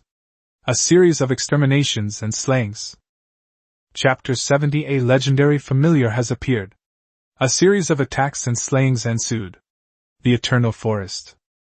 It is also a tall forest, but it is different from Chu Feng's place. Instead, it is a traditional human-style building constructed of stone, with strict guards everywhere. Tree People. Belonging to a high-ranking family member, it possesses immense strength and an affinity for the grass element, and can summon vines to launch attacks. They possess a natural combat advantage in the jungle. Damn it, I missed such an important message because I was busy for a little while. The young man was covered in sweat. Damn it, Kundi doesn't have any friends either. Standing on high ground. Soon, he saw a large number of elves flying towards him, and he realized that he had become Kundi's target. His expression grew increasingly grim. When Yatagami Toka appeared, her terrifying aura almost made his legs go weak. Ordinary evolution transcends the level of ordinary humans, but it is not enough to become truly extraordinary. The opponent's life force field is now incredibly powerful. As a lower life form, every cell in my body is telling me that danger is imminent. Legendary. Inside the communication space. Brothers. I just didn't have time to check the messages on the chat. How could Kundi do this? I'll leave, give me a little more time. Oh my god! He actually has legendary level followers under his command. Help! Does anyone have his friend? Please speak up for me. Someone's dying. Legendary level. He improved so quickly. Or is it a reward for being first in the assessment? Dude, how could we possibly be his friends? I suggest you just surrender and become an exile, handing over all your stuff. Yes, legendary level, that's a monstrous leveling speed. There probably aren't many. Where would we find so many resources to train them? The young man sent a message in despair. Screw you, over 50 elves, okay? And many of them are monarch level. Someone please save me. Help. I don't want to give up, and I don't want to die. People are unwilling to give up until the very last moment, especially when it comes to a territory they have painstakingly built up over a long period of time, and which has finally survived the Lord's assessment. Their own family members also possess extraordinary potential. There is also a chance to compete for that eternal divine right. Holy crap, so many, and of such high quality, this is outrageous. So far, I have about 100 followers, but the highest level is only LV9, and there is only one of them. My highest level is only LV8. If you don't want to give up, then all you can do is pray that you can survive. The Eternal Forest is so vast, even if we wanted to provide support, we couldn't get there in time. Why the slaughter? We all come from Earth. The idiot upstairs, take a good look for yourself. It's not just Kundi now, all the other High Lords are doing the same thing. It's not for killing people, but for resources. Luckily, I ran fast. Temple. They were talking quite a lot before, and it seems some people have already taken action, right? It doesn't matter. If we can't even improve our own strength, how can we talk about maintaining balance in the future? Only when our fists are big enough can we succeed. Eliminating weak lords is for their own good. We just won't kill them. Putting that aside, he said Kundi has legendary subordinates. What do you think? What do you mean? What the hell? The person's life is hanging by a thread, why would they lie to you? It can only be said that being one step ahead leads to being one step ahead in everything. He started by harvesting resources from the very first step, and later he conquered several tribes, including a large goblin tribe. With the reward for being ranked first, the resources he obtained were far beyond what we could compare to. But legendary level familiars, well, I don't have much to say about that. The appearance of a legendary family member is like a magnitude 10 earthquake. If it weren't for Chu Feng's expedition, they wouldn't have known that a lord had already reached such a level of strength. It wouldn't be an exaggeration to say that it was almost a hopeless situation. At this time, the lord who had sent out a distress message in the communication space had also disappeared. Everyone knew that there was a high probability that there would be no more news unless he was willing to give up his status as lord. They were unaware that Chu Feng had issued a complete annihilation order this time. Within the youth territory. I just didn't see the message, please let me go. Don't kill me. I'm leaving right now. The Trent's immense strength was utterly insignificant in the face of overwhelming power. The elves were slaughtering, creating a scene of utter devastation. Yatagami Toka, wielding the sword of Damocles and clad in her pseudo-divine armor, showed no sign of stopping despite her opponent's pleas for mercy. A sword light enveloped everything. Activate weapon effect. Enforce. The purple energy projection covered an area of almost tens of meters, and wherever the sword light touched, the trance instantly turned into shattered dolls. As the effect activated, the heads of more than a dozen severely injured treants were severed, and their life force vanished in an instant. Upon seeing such a horrific scene, he immediately shouted, I give up! I give up! I'm willing to hand over all the resources! He knew that this was the only way at this point. Pfft! A slender long sword pierced his throat. Asuna calmly drew her sword and said softly, Slaying complete! The master's orders did not include the option of sparing lives if the victim surrendered.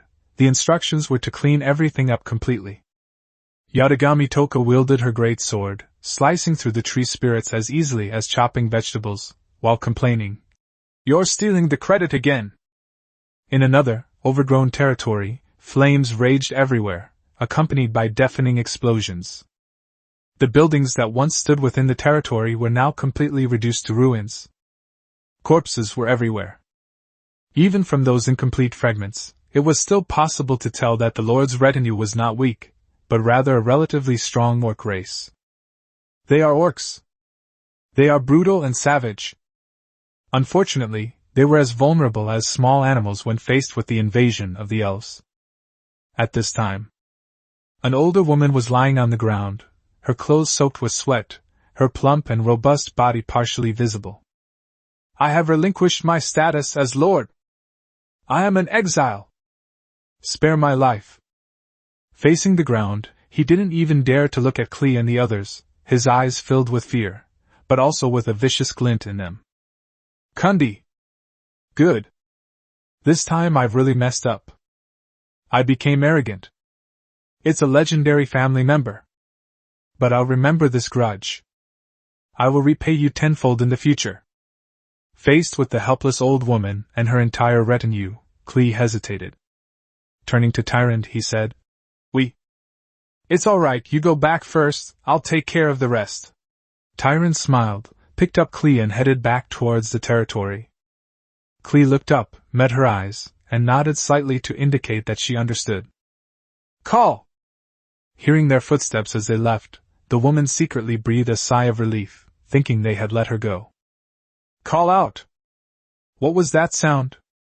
I looked up. She saw an arrow flying rapidly towards her, and in the final moment she could even see the sharp point of the arrow. I could also hear the voice of the night elf. Take your resentment towards your master with you to the afterlife. Chapter 71. I believe we'll definitely find some fat sheep to fleece in the future. Chapter 71. I believe we will definitely slaughter a fat sheep in the future. This mission is to completely destroy these two territories. No matter what their reasons are, we will not be merciful. Even though Klee felt soft-hearted after Big Mom surrendered, she did not say that she would let them go. So Tyron took care of the rest. Now, everyone knows how domineering and powerful Chu Feng is. This means that if you become his prey in the future, he will not give you any chance. The two territories were attacked simultaneously by two separate groups, and neither of them belonged to a low-level lord, but both possessed considerable fighting strength. While he couldn't compare to the top lords in terms of fame, he was still addressed as a big shot by many within his own circle. Despite this, the lord was utterly powerless to resist Chu Feng's attack. The deaths of the two men once again caused a stir. Wasn't Kundi too cruel, killing two lords outright? Putting that aside, everyone already knows that Kundi has a legendary familiar, but actually I have another friend who is a lord. She sent me a message at the end, and almost at the same time, she was also attacked by a legendary familiar. What? Kundi has two legendary subordinates? This is terrifying. With such terrifying strength, if Kundi were to rally his troops, wouldn't he become the boss of Causeway Bay, or rather, the strongest alliance on the entire planet? It's a pity they don't even look at us. Is it possible that even the most powerful boss is afraid of a traitor? You wouldn't believe it, but my friend had already given up his lordship and become an exile, yet he was still killed by Kundi. It's easy to see that Kundi is showing off his muscles. Yes, some people always think they are extraordinary and believe that they are qualified to go up against the strongest lord. I don't know where they get their confidence. Is it Liang Jingru? If a single legendary level familiar was enough to shock all the lords, then two, plus numerous monarch level familiars, were simply a cause for despair. Such a huge gap made most lords realize how much their strength differed from Kundi's, and they did not become arrogant after receiving the rating reward. A small number of lords did not believe that they were necessarily without a chance of winning. Examples include those with goblin followers who follow a technological path, those with Cthulhu-themed followers awaiting their divine call to awaken key powers, and demi-human races that have obtained opportunities for energy mutation, etc. In the early stages, their strength may be far inferior to that of extraordinary familiars such as elves, dragons, and behemoths, but they are all familiars that become powerful in the mid to late stages. The clever ones have already begun to develop in secret, while those without a clear strategy are destined to fade into obscurity, or be buried underground. Temple. This guy is provoking our temple. You're going to punish him? You guys say, if we could bring him into our temple alliance.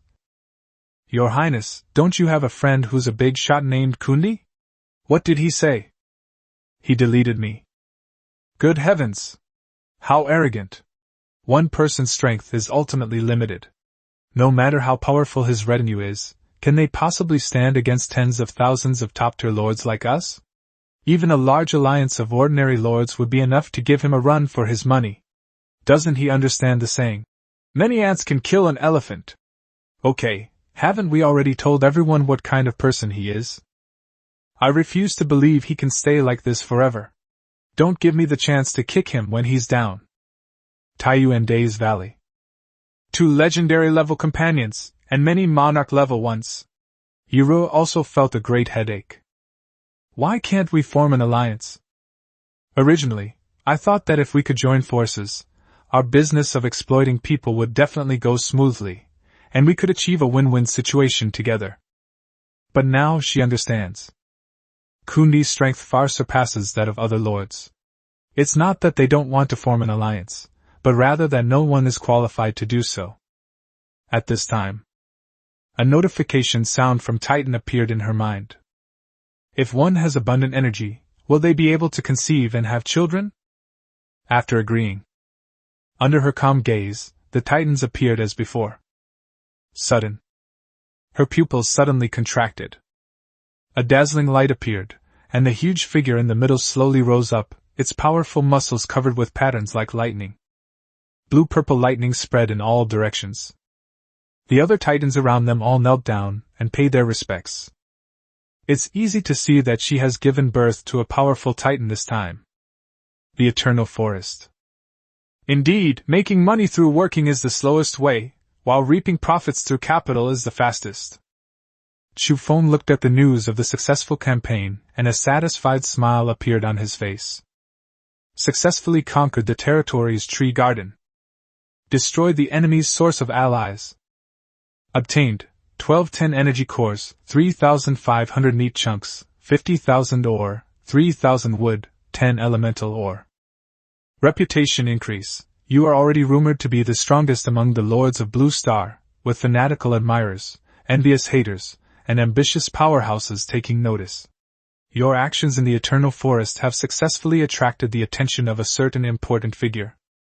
Successfully conquered the Territory Queen's prison. Destroyed the source of local families. Rewards: 14 energy cores, 5,000 meat chunks, 1,000 ore, 4,800 wood. Reputation increase. You have already demonstrated your ruthless methods to the world, intimidating most lords. However, on the continent of creation, you are only just beginning to truly shine. This time, no major figure's attention has been increased. The Queen's cage? How could it be so poor? When Chu Feng saw the first message, he was quite happy, but those 14 energy cores were a blatant slap in the face. Treating a beggar like that? They probably didn't have time to stockpile resources after the transaction was completed. He even felt a little regretful, thinking that the operation seemed a bit hasty. If they had been given more time, the gains would certainly have been much greater. Never mind, that's just one of the purposes. Chu Feng had no choice but to accept his mistake.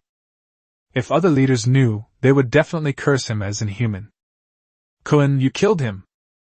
Even the monkeys were afraid. You stole my things too. How dare you look down on someone for being poor? Master, is something bothering you? Amelia stepped forward, looked at the furrowed brow, and gently smoothed it with her small hand. If there's anything bothering you, you can tell me. Feeling the gentle touch of her fingertips and the concern in her words, Chu Feng's displeasure vanished in an instant. No. What tenderness! It exudes both elegance and a touch of girlish charm. Compared to Asuna's intellectual nature, Amelia is truly the kind of petite and considerate woman. It's just a few things missing. A man should be magnanimous. I'm sure we'll find some easy targets in the future. Chapter 72. Enough ants to kill an elephant. The Moving Alliances Scheme. Chapter 72. Too many ants can kill an elephant. The Moving Alliances Scheme. Amelia covered her mouth and laughed. It's good that everything is really alright. It would have been better if he hadn't laughed. Her smile almost melted Chu Feng's heart. But looking at the other party's level, it is still LV7, while the dog has already stepped into the legendary level. This won't do. You should go to Tyrant now and level up as quickly as possible. That's the important thing. If it weren't for the sheer number of monarch-level monsters there, and Amelia's current level not being high enough to complete the hunt, he would have even wanted to persuade his other elven followers to abandon the hunt for these Jedi worms. His attitude towards Amelia was indeed completely different from that of his other family members. Fortunately, it's just the two of them now. Otherwise, the chaotic scene will repeat itself once again. Yes, my master, Amelia replied. At her current level, she might not be of much help to her master, and she knew that leveling up was very important. Led by two elven companions, they flew towards the direction of the Jedi worms. Watching her departing figure, Chu Feng was still sighing. She truly is my wonderful wife. Her care for me is truly meticulous. Now, it was as if the tenderness of Amelia's fingertips still lingered on her skin. Her words flashed through my mind. If one day the world denies your existence, I will deny the world with you. With a wife like this, what more could a husband ask for?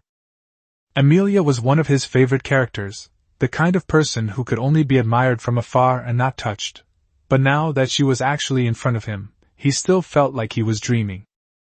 Alright, that's enough. You're a 2D fan, and you've successfully gotten your 2D waifu here. Chu Feng patted his face. But you should also know the cruelty of the creation continent. We have everything, but the most important thing is whether we have a future. Check the resources you have obtained. 79104 is a nuclear energy source. The wood and ore are around 70,000 to 80,000 each. If we have enough legendary hearts, we can upgrade the world tree's level soon. Certainly. Defeating more lords would have made the process faster, but because of the final warning, almost everyone except these two unlucky ones had already moved out of the Eternal Forest. There are also some areas that are too far from his territory, and it's unclear whether he has actually moved.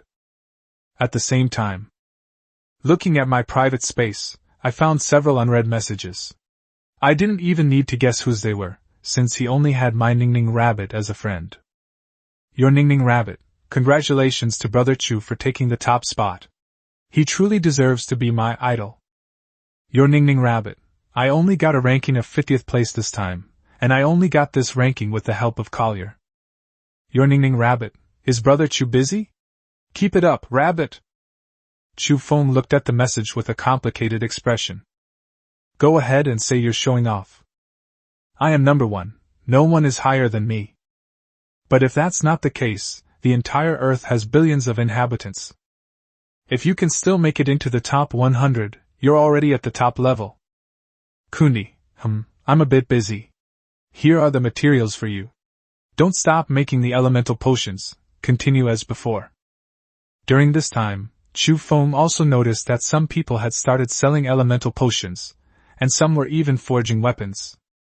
It's clear that the lords are starting to grow stronger.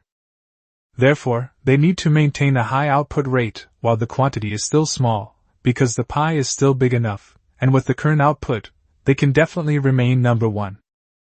The returns are quite considerable. Your Ning Rabbit, Don't worry. Your Ning Rabbit, by the way, Brother Chu, have you joined the Alliance? There's a temple that keeps inviting me to go there. Really?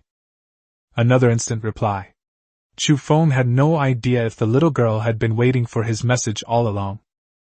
Kundi, no, I don't think it's necessary for now. Your Ning Rabbit, I knew Brother Chu wouldn't add me, and I didn't agree either, hee. What value can an alliance have without Brother Chu? It's better not to go. After talking with Lu Qian, judging from the energy surging from his body, Chu Feng knew that his elf companions had begun to hunt down the digger worms. Now that he's at LV9, his experience points are increasing at a snail's pace compared to before. I used to think I was pretty strong, but after seeing the monarch-level monster, I realized I'm still far from being good enough. Not to mention the terrifying legendary level. When a creature reaches the legendary level, its power will undergo another terrifying qualitative change. Whether it's the affinity with elemental energy, or the strength, power, and sensitivity of the five senses, everything will become twice as strong. According to Toka Yatagami and Klee, the monarch level is just a stepping stone. LV9 is really nothing. This is a matter of perspective. In the eyes of an ordinary lord, let alone being LV9, even having a servant reach this level would be a cause for celebration. But the more you understand the terror of monarch level and legendary level monsters, the less you'll consider LV9 to be such a formidable existence. Just as Chu Feng was thinking about how to improve his strength more quickly. Brothers, if Kundi continues like this, even the temple won't be able to do anything to him. What can the temple do now? It's just an initial alliance, and nobody can control it. It won't be a deterrent until they can control a large area of territory. That's right, now that the Emperor is far away, nobody can really control anyone else. I have a preliminary idea. Don't speak if you're not mature enough. Okay. I have a well-developed idea. We all came from the Eternal Forest, right? Nonsense. Would this alliance exist if they weren't in the same boat? Here's the thing, I was so scared I almost peed my butt, cough cough. When we were forced to make a tactical retreat, my retinue discovered the exact location of Kundi's territory. Don't you want to take revenge on him? Don't you think he's too domineering? Too cruel? So what? Those two are gone just like that. Don't forget that even an exile wasn't spared. What's there to be afraid of? He might have known our location at the beginning, but what about now? I don't believe he would move without a reason, especially since I also know about a local power on the creation continent. How insidious! Trying to shift the blame, huh? I like it. It seems like there's still a chance. Absolutely. If we could take him down, and with the resources of the local forces, wouldn't we be rolling in money? Pulling him down from his pedestal, that feeling is just so cool. That's right. They are the Relocation Alliance of the Eternal Forest, with more than 300 people. To say that such a domineering statement was truly voluntary is impossible. Naturally, they were dissatisfied, but due to Chu Feng's strength, they dared not speak out. But things change when there are more people. On one hand, they have the advantage of numbers. They know the principle that many ants can kill an elephant. On the other hand, don't they also have local helpers from the creation continent? They then inquired about the specific details. Chapter 73, just something that won't amount to anything. A punk neurotic girl. Chapter 73, just a hopeless case. A punk neurotic girl. If things were really as they thought, perhaps they could actually overthrow a top lord if they joined forces, but for Chu Feng, it would be like a mayfly trying to shake a tree. They have not yet witnessed how terrifying legendary power can be. After all, encountering a creature of this level is no easy feat even with Chu Feng's current rate of improvement. He has only just come into contact with a creature that is about to transform into a legendary level. Located in the eastern corner of the Eternal Forest, you can see an ancient castle. The surrounding area is dotted with villages, resembling a noble's fiefdom in the forest. The sun is high in the sky, and judging by the time of day, there should be wisps of smoke rising from chimneys everywhere. There isn't one here. The entire area was eerily quiet, and there wasn't a soul on the streets. Weird. Gloomy. There wasn't a trace of life in it. Near this strange village. Strange, something's not right here. A young girl lurked in the bushes, her sharp eyes scanning the area. His outfit was very punk. Short hair with green highlights. She has earrings and lip piercings on her lips and ears. Mini leather skirt. Sudden. She turned her head. With an amused expression, he stretched out his hand and grabbed at the air. Oh wow, look what I found! 2 little mice! At the boundary between the village and the forest, there were 2 furtive figures, who turned out to be 2 goblins. So he quietly followed them. Soon. Upon entering a tunnel, several pale-faced men dressed in black robes blocked the goblins' path like ghosts. Ugly goblins, how dare you trespass on our vampire territory? It's obvious.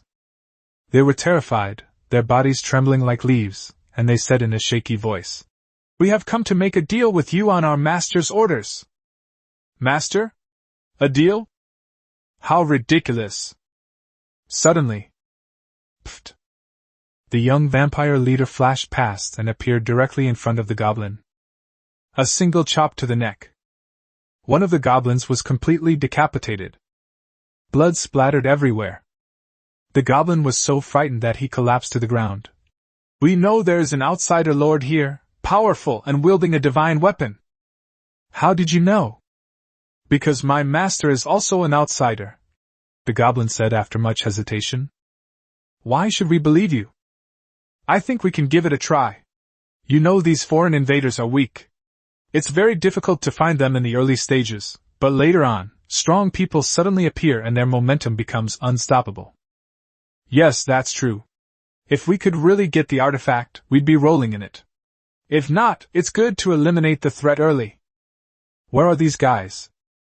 Nothing to fear, just a rat that bullies its own kind, only interested in scheming against its own people. It will never amount to anything. After discussing it for a while, the vampires decided to go and investigate. Certainly. Their intention was naturally to eliminate Chu Feng single-handedly, since several of them were monarch-level beings. Although their strength was not at the top level of the vampire race, they were still considered to be among the most renowned in Marquis Bode's territory. In the vampire clan, only those who reach the legendary level can be granted a noble title.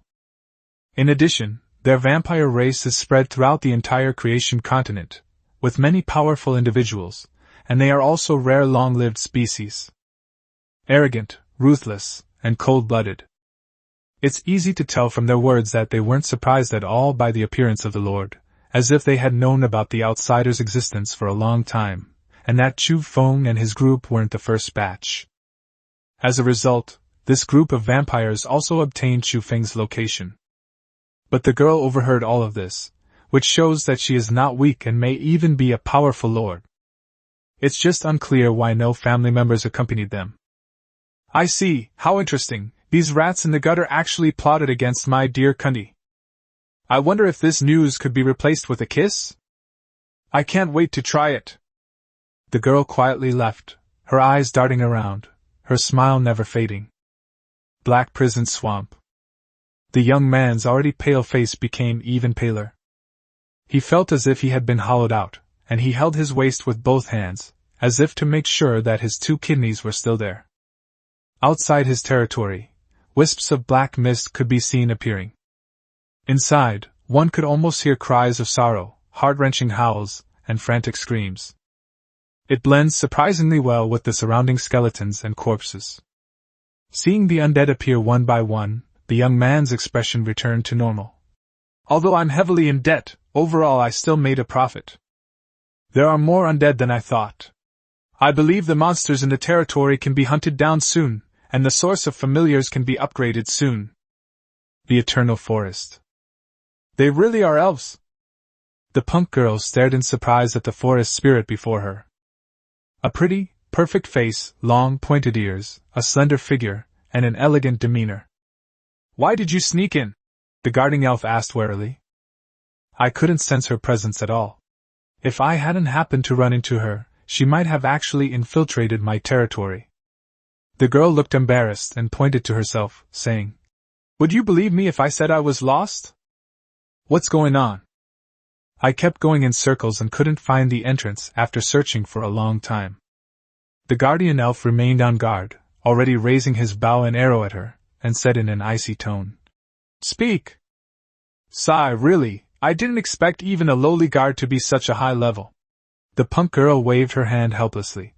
Don't worry, my name is Vera, and I'm a pitiful and helpless lord without any family. I want to join the Kundi territory as an exile, and I really have no ill intentions. I'll go and inform them, you can just wait here. The elf looked at her suspiciously. She could tell the other person wasn't lying, otherwise, if Vera had hesitated even slightly, she would have been shot dead. But what's going on with this, dear? The master's extramarital affairs? Blue Star's girlfriend? It's best to inform them first. Oh dear, I can't wait that long. My skin is so delicate, with such a strong sun Vera was interrupted by the elf before she could finish speaking. Wait or go. All right, what an innocent little cutie. Vera touched her lips and made a heart shape with her hands towards the elf. Go ahead, baby. All the guards are level 9. Kundi's strength is much greater than I thought. He truly deserves to be the man I've set my sights on. The strongest lord. I'm getting more and more excited to see you. But the elf was clearly a little worried about this woman who seemed somewhat abnormal, and only went to report it after his companions came to relieve him of his care duties. Chapter 74 The Elder Vampire's Explanation. I don't like your type. Chapter 74 The Elder Vampire's Explanation. I don't like your type. The outermost edge of the Eternal Forest. The man frowned. Why are you the only one who came back? I sent 2 of my family members with me. They killed me. They were vampires, master. The returning goblin was clearly terrified, and was still trembling. What's that smell? The man pinched his nose, glanced around, and realized that his subordinate had been so frightened that he had lost control of his bladder and bowels. He covered his mouth and asked, What did they say? Did they succeed? Master, they have already gone. There are several monarch-level vampires among them. Only a few monarch-level beings. The man's expression changed slightly. Arrogant vampires are truly foolish. But thinking about it, it's understandable. After all, the other party has never met Kundi before, and his monarch-level strength is not weak. He must have a certain status among the vampires, which will inevitably attract the other party's attention.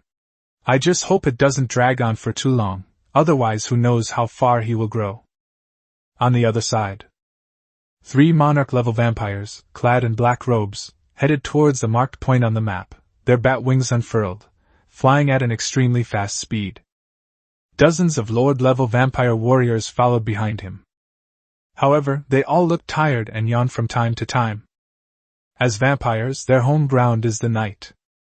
However, they don't die from sunlight as depicted in movies and TV shows. It's just that the sunlight makes them uncomfortable and listless. They only stop falling into a deep sleep after reaching the lord level. I wonder if there really is such a thing as a divine artifact. If it is, we might be able to use it to be promoted to a higher rank. Don't overthink it. How high can those guys' standards be? A divine artifact? Have they seen it before? I estimate it's a legendary weapon, but it's still a rare treasure. 3 monarch-level beings and 56 lord-level vampire warriors are enough to make them invincible in most areas of the Eternal Forest. They are just a small foreign race. As he spoke, one of the older vampires seemed to be lost in memories. He murmured, "Yes, little lord, our ancestors thought so too, when that shattering sword swept across the sky and collided with the giant claws of gods and demons. Everyone thought he would be crushed like an ant, but the sword light seemed to pierce the sky, and golden blood poured down like rain. As long-lived species, their strength is almost entirely accumulated over time. It just takes even longer to reach the monarch level, but the upper limit of the vampire race is still very high, and it is only a matter of time before they reach the mythical level. If the opportunity arises, it could even shorten the time by several hundred years. This elderly vampire is 500 years old. Back then, he was just a child at the end of the war between gods and demons, and he was fortunate enough to witness Ragnarok. I have heard of this. The other 2 monarch-level vampires also straightened up and quickly asked, "What happens next?" They belong to the recently rising elite, pure-blooded Viscount descendants, with a much higher starting point than ordinary vampires. They are now less than 200 years old, and can be considered strong among the new generation. He was also a distant relative of the Marquis of Bode. They weren't very clear about these things, so they were naturally very curious when they heard about them. The older vampire shook his head. "I don't know either. I only know that these guys appear once every few thousand years, sometimes as fleeting as a meteor, sometimes as devastating as a natural disaster. I don't know the specific reasons. My father once told me that you can roughly judge a person's strength by their retinue. That goblin was only level 5, which shows that these lords are not very strong yet. This is the perfect time for us to eliminate them." He turned to the 2 younger men and smiled. "You are the Viscount's precious sons. If you have such merit, regardless of whether there is a divine artifact or not, you will benefit from your achievements, and I believe you can obtain the blood of a marquis. At that time, being promoted to Viscount will be no problem." "I see, no problem. Haha, you're cunning and shrewd." The group completely disregarded Chufeng, instead fantasizing about the immense power they would gain after being promoted to a higher rank. More blood. More killing. The Eternal Forest. What? You voluntarily gave up your lord status to come and join me? Chufeng looked at Wei with a bewildered expression. This seemingly unconventional pretty girl is actually a level 9 exile. Are you kidding me? That's right. Vera is an exile, but she was once a powerful lord, the former Frostwing. But after receiving the reward, she immediately changed her class to exile without saying a word. Their goal was actually to join their ranks. How is that possible? What's wrong? My love, don't you want me anymore? Are you going to use me and then abandon me? Vera blinked, pouted, and was about to step forward when she was stopped by Klee, who had returned to her territory. Honey, won't you let me get close to you? She looked aggrieved. But you look so cute right now, I really want to touch your short hair. Why? Chu Feng was puzzled, but looking at the other person's expression, he seemed to understand what the elf meant by abnormal woman. He raised an eyebrow slightly. And speak normally, we're not that close. A strange woman. Strange attire. Also, I don't like your type, it's hard to kiss you. I am a rather traditional man, and the most important thing is that the polygamous system inherited from our ancestors must continue. Secondly, a woman can be cute, but she cannot be weird. Oh, this is so boring. I had some good information to tell you.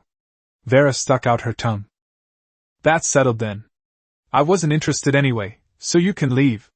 Chu Feng turned around and was about to have the elf see him off. No way. It's your good fortune that I've taken a liking to you. Don't be ungrateful.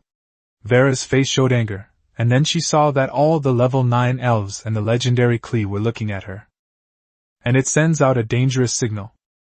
She quickly changed her expression again and laughed. Just kidding, I just wanted to tell you, darling, that someone is planning to use local forces to deal with you. I'm very worried about your safety, so I came to inform you. It seems that force won't work. But the more he refused, the more excited I became. At this time, a night elf approached Chu Feng and told him about how the vampires had broken through the fog of war and entered the territory. He casually echoed the sentiment. Yes, they're here. Undead vampires? It seems that an idea I had before can now be realized. A monarch-level vampire. Chapter 75: The Vampire Invasion. The reason for the war between gods and demons? Chapter 75: The Vampire Invasion. The reason for the war between gods and demons? Outskirts of the territory. It actually has the effect of confusing the field of vision. That's interesting. It's useless to us vampires, it's just a waste of resources. I wonder what kind of people this lord's retinue is, Why are they goblins too? For vampires, the fog of vision is not very effective. Even with their senses disrupted, they can still determine their environment using echolocation. In particular, the three of them are of a high enough level. Elite-level vampires were somewhat out of their depth. Without their guidance, it would have taken them quite a while to actually find the entrance.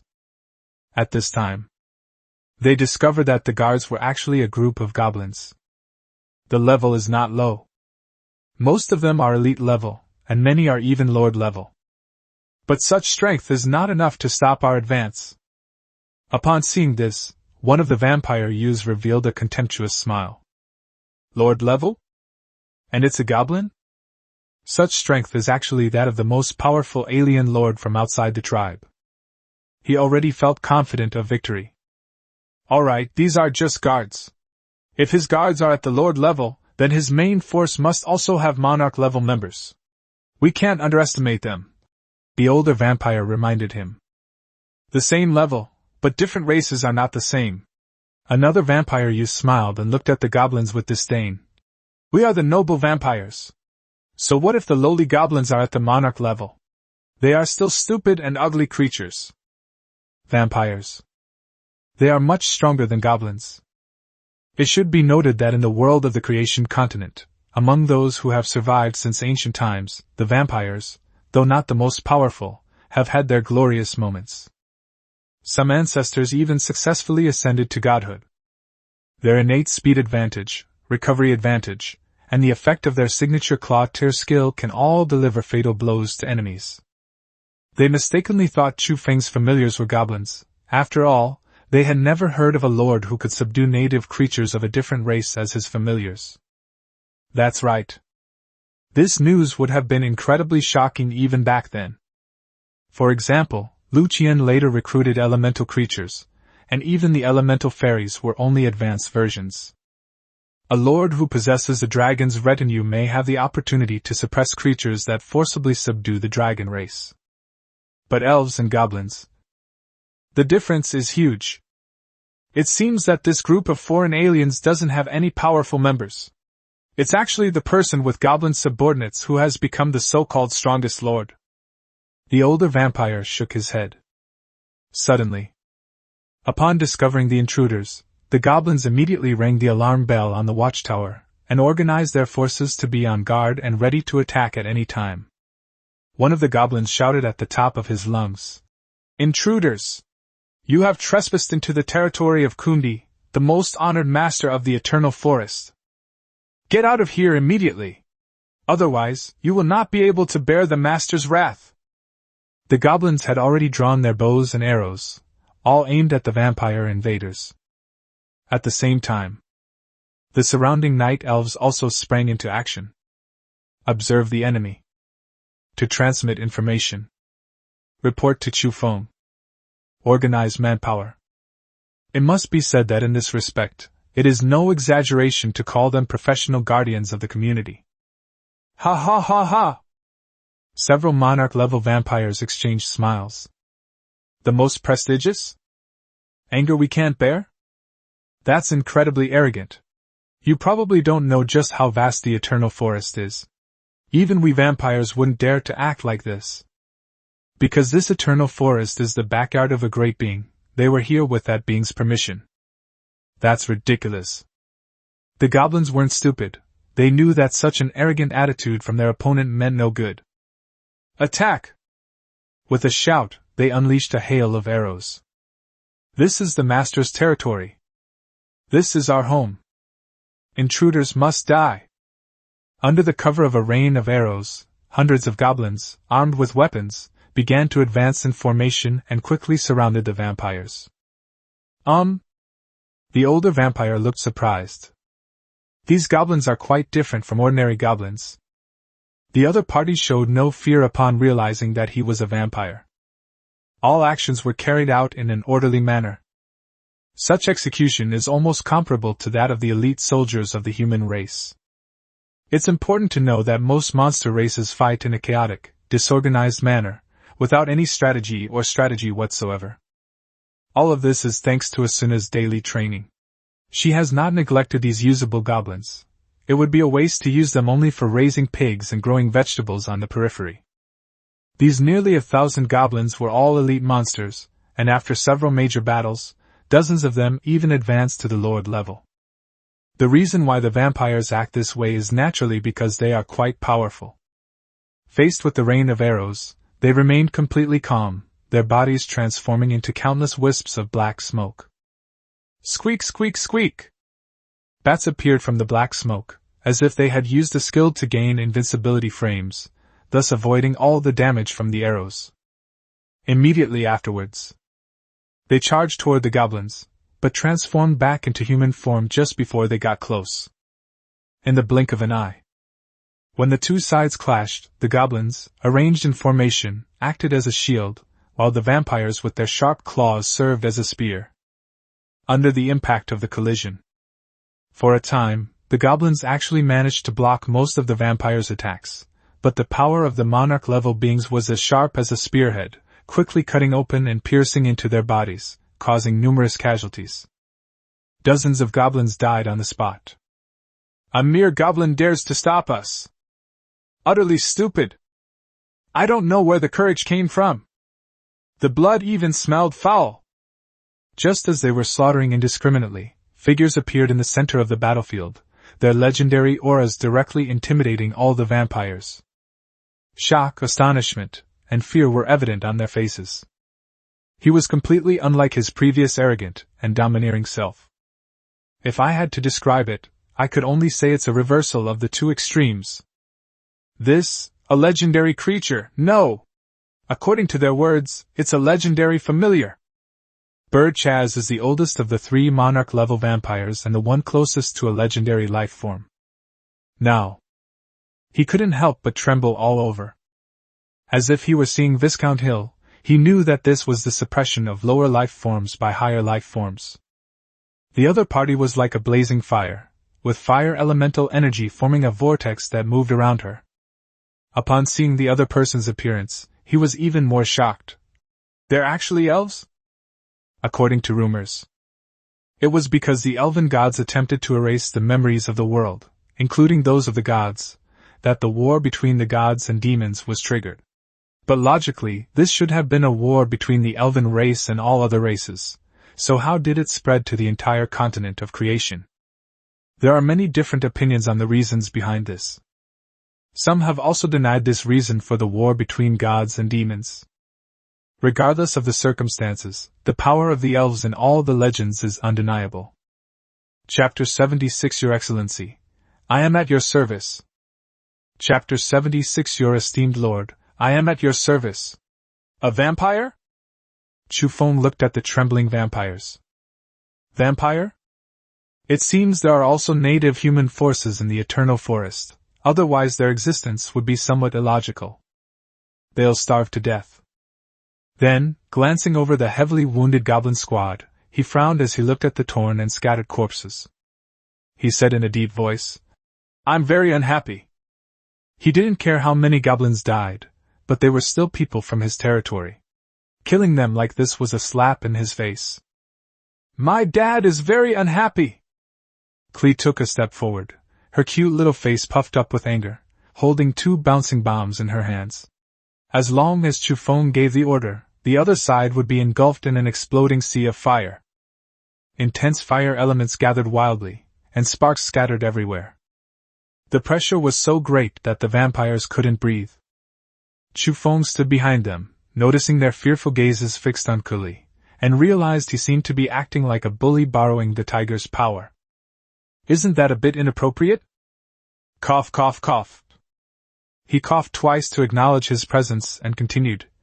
So, how should you compensate us? Or should you directly reveal who the colluders behind this are? Or should you provide some more useful information?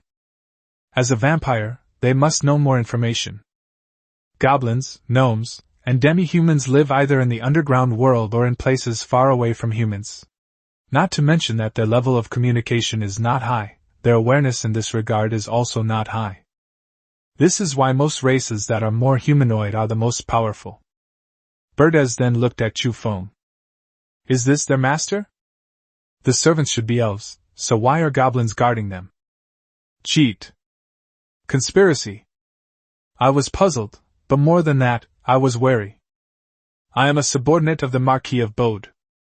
Despite the pressure of his life-or-death stance, sweat poured down his forehead, but he still straightened his body. These 2 are even blood relatives of the Marquis of Bode.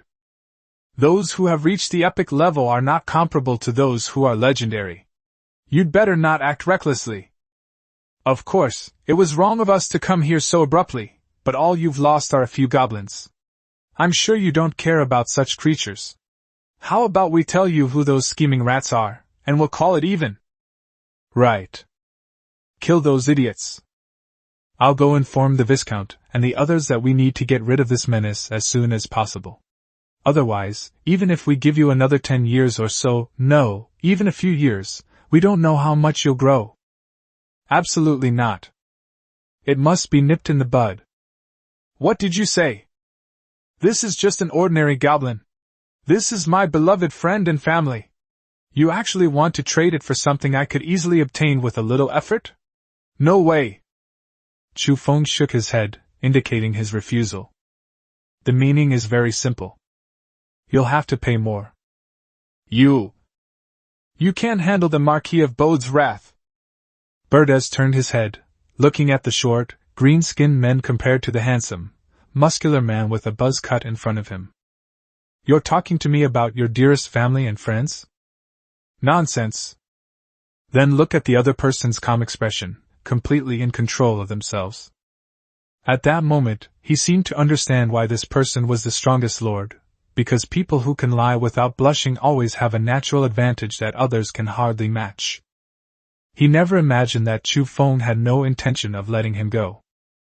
Or perhaps they were overconfident in the vampire's ability to escape. The other 2 young vampires also looked panicked. Are you kidding me? We still have a bright future ahead of us, how can we die here? No. We are willing to exchange useful information. Yes, yes, yes. What do you want to know? You can say anything, but save your life first. Who told you this? Chufeng held up one finger. Then extend the second finger. What about the surrounding forces? Who are they? Secondly, what exactly is this eternal forest? Finally, why are you vampires in a place like this? Chu Feng reconsidered and realized that while the appearance of the vampires indicated the presence of humans nearby, it was highly illogical that they appeared as a tribe rather than lurking among the population. First, hunting is inconvenient. Compared to hunting from time to time, it's obviously not as good as staying in human cities disguised as a human. With an identity disguise, the risk factor is obviously lower, because not every vampire has this high level. Second, the eternal forest is too vast, the monsters encountered are too diverse, and the creatures in the underground world are too active. All of this is illogical. Because he had read the information exchanged by other lords, the monsters in their places were very uniform, unlike the eternal forest where there were so many different kinds. Secondly, many people's territories lack entrances to the underground world. Perhaps this eternal forest has some special origin. The area we are in is teeming with monsters of all races, and we don't know the exact number, but there is only one human city that is under lockdown. This is the barrier that protects humanity from demons and other races, and there is also an epic-level powerhouse guarding it. Berdes paused for a moment before speaking. The Eternal Forest is named after a foreign being who achieved eternity and is rumored to possess the key to eternal divine power. That's why this place later became a grown man's backyard. He guarded this place and conducted various experiments. Our vampire ancestors once made an agreement with him to clear away the weeds, which were some of the monsters. As for the specifics, I don't know. Chu Feng nodded. It is indeed useful information. Then I will spare your lives and have you conduct an experiment for me. Well, you can leave these men to us. Can the three of us leave? Burchaz chimed in. It's fine for experiments. These subordinates are all yours, just let us leave. The other vampires also resigned themselves to their fate, because the absolute hierarchy of their bloodlines prevented them from even having the thought of resistance. To be precise, they were unable to disobey the orders of their superiors, rather than not wanting to resist in their hearts. Chu Feng shook his finger and said, No, you all have to stay too. As expected of a vampire. Cold-blooded and ruthless. He so directly abandoned his subordinates in order to survive. You're kidding me! Burchaz bared his teeth, revealing two sharp canines, his face contorted with rage. The other vampires glared angrily. Brush! They all bared their sharp teeth. Chu Feng didn't take it to heart at all, casually pointing to a few elite vampires. My dear daughter, I don't want to see these. Moment. Boom! Fire elements rapidly converged, resulting in a massive explosion. Even though they have the ability to transform into bats, they can only let the flames and explosions devour their bodies when faced with the suppression of the life force field and the limitation of elemental power. Berdes and his men gave polite smiles, sheathed their fangs, and acted like dogs that had been beaten into submission. My esteemed sir, I am at your service. Chapter 77 It Could Really Be a Lich. Vera's True Purpose. Chapter 77 It Could Really Be a Lich. Vera's True Purpose. Indeed, a wise man submits to circumstances. Chu Feng gave him an approving look. Monarch level strength. As a LV9, he is indeed at this level, but his practical experience is lacking. However, now a sitting duck has been delivered right to his doorstep. Firstly, it allows for the extraction of more accurate information. Unwilling to talk? Go ahead and fight. Secondly, whether for training yourself or for training goblins, it's a good choice. After all, vampires have amazing regenerative abilities. At last, he wanted to give it a try. What will the world tree do? Will these vampires' memories be altered? If that's the case, then wouldn't it mean that you could suppress as many people as you want, regardless of race, and bring them under your command? Then don't get too carried away. Then he asked, Who is this being you're talking about? If a Marquis possesses epic-level strength, wouldn't the ancestors' strength be even more terrifying, a mythical existence? The being he mentioned should also be an equal being. Burchaz shook his head and said, We don't know either. Chu Feng could have guessed this result. After all, they were not on the same level. Although monarchs were powerful, they were still not qualified compared to those creatures whose life levels had undergone qualitative changes. But a possibility also came to mind. The experiment and the gargoyle, these clues, when pieced together, once again confirmed my previous ideas. It is very likely a lich. How about this, you guys clean this place up first? By the way, I will send overseers to keep an eye on you, and there are my elven retinues all around you, so don't even think about running away. Chu Feng reminded him. These words immediately extinguished the vampire's plan to escape. Yes, the vampires are fast, but they are far from their lair, while there are dozens of monarch-level elves here. They may have a chance to escape thanks to their superior speed, but it will definitely be a long and arduous struggle. This was enough to make the terrifying legendary creature slay them. At this time, even though they despised the goblins and called them an ugly and lowly race, they still had to put on a smile. They kept praying that their family would discover their disappearance in time. Smack! Sudden. A whip lashed out at Birdchaz, tearing his clothes apart. The intense sunlight shone on his skin, the burning sensation causing his stiff expression to twitch as he glared angrily. I am a monarch-level being, you mere goblin. Smack! He was met with a second lash. What are you looking at, you old fool? If the Lord hadn't spared your life, I would have torn you to pieces. The goblin overseers glared at them with hostile expressions. Yes, Lord, we don't have the power to kill you, but it's no problem for us to piss and shit on your heads. Arrogant? You three, go and clean up the hyena pen. The rest of you go and dig the ground for me. The growth of the mist flowers requires enough manpower to cultivate the land. Even if the vampires were unwilling, they had no choice but to swallow their anger. Consider it a period of perseverance and biding one's time. It's just cleaning, sweeping, and digging. Really.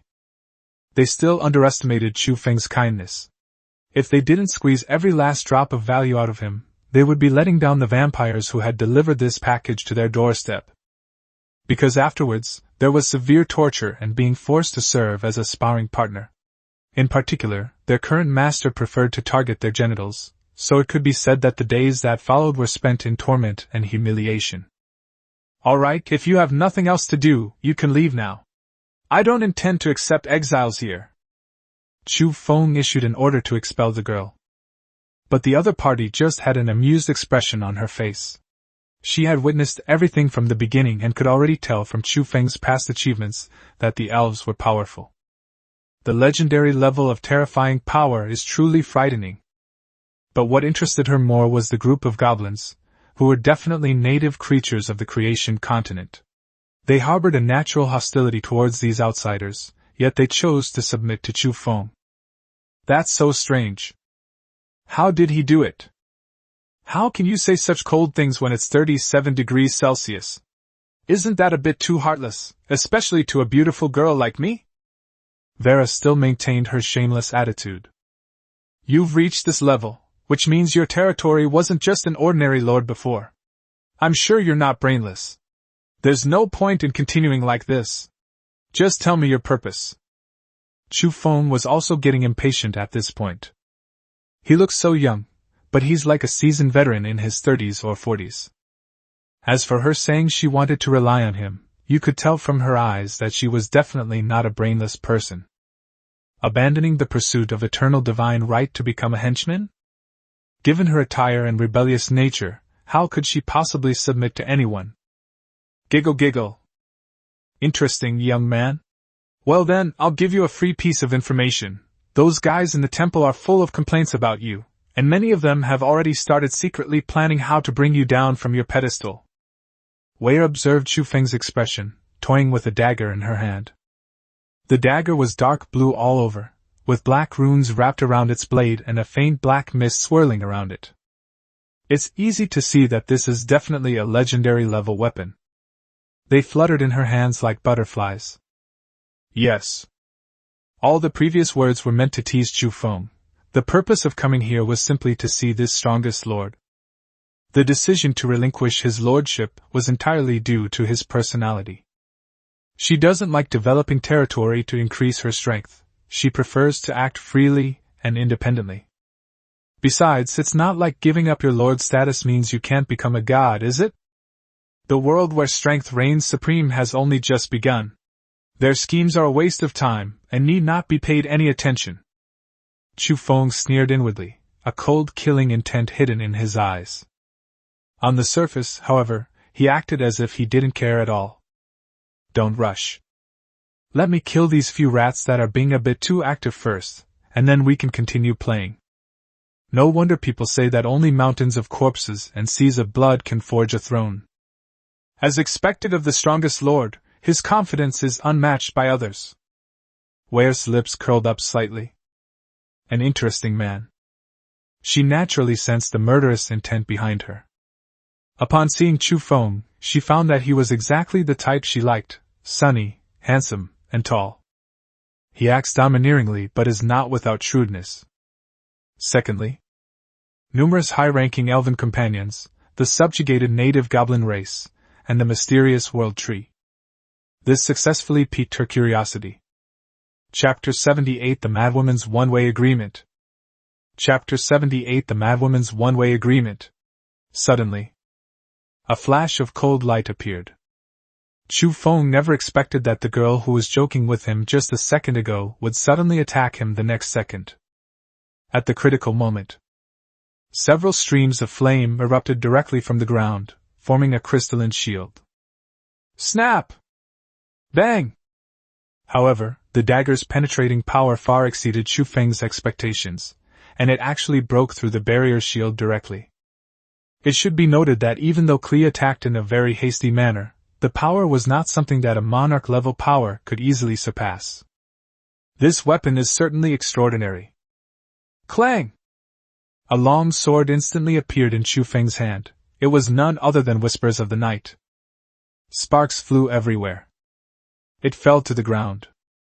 His eyes watched as a wisp of green smoke appeared, and Vera's figure vanished. He muttered to himself, "What a crazy woman! If it were any other lord, they would probably be dead at her hands. However, through actual combat, I have made a qualitative improvement in my reaction and the use of power. Even without Klee's intervention, such methods cannot cause any damage." Dad! Kelly anxiously examined Chu Feng's body, only relaxing after finding no injuries. "I can sense her presence. Even if she used a high-level secret treasure, it was useless." After saying that, he planned to give chase. It's obvious. Vera obtained many good things during the Lord's assessment, including top-tier treasures and weapons. I wasn't the only one who was lucky, along with Lu Qian. Each has its own opportunities. Man, I've taken a liking to you, but I also want to see the scenery of the creation continent. I'll leave this dagger to you as a token of our agreement. If you and I are both alive, I'll come back for it. Remember this, don't let other women get close to you. You are the man I, Zhou Wire, have set my sights on. Zhou Wire's voice echoed through the forest. No one knew where she was going or what she was going to do. She really is a crazy woman. Chu Feng shook his head. There's no need for that. She's not trying to kill me, she's just testing me.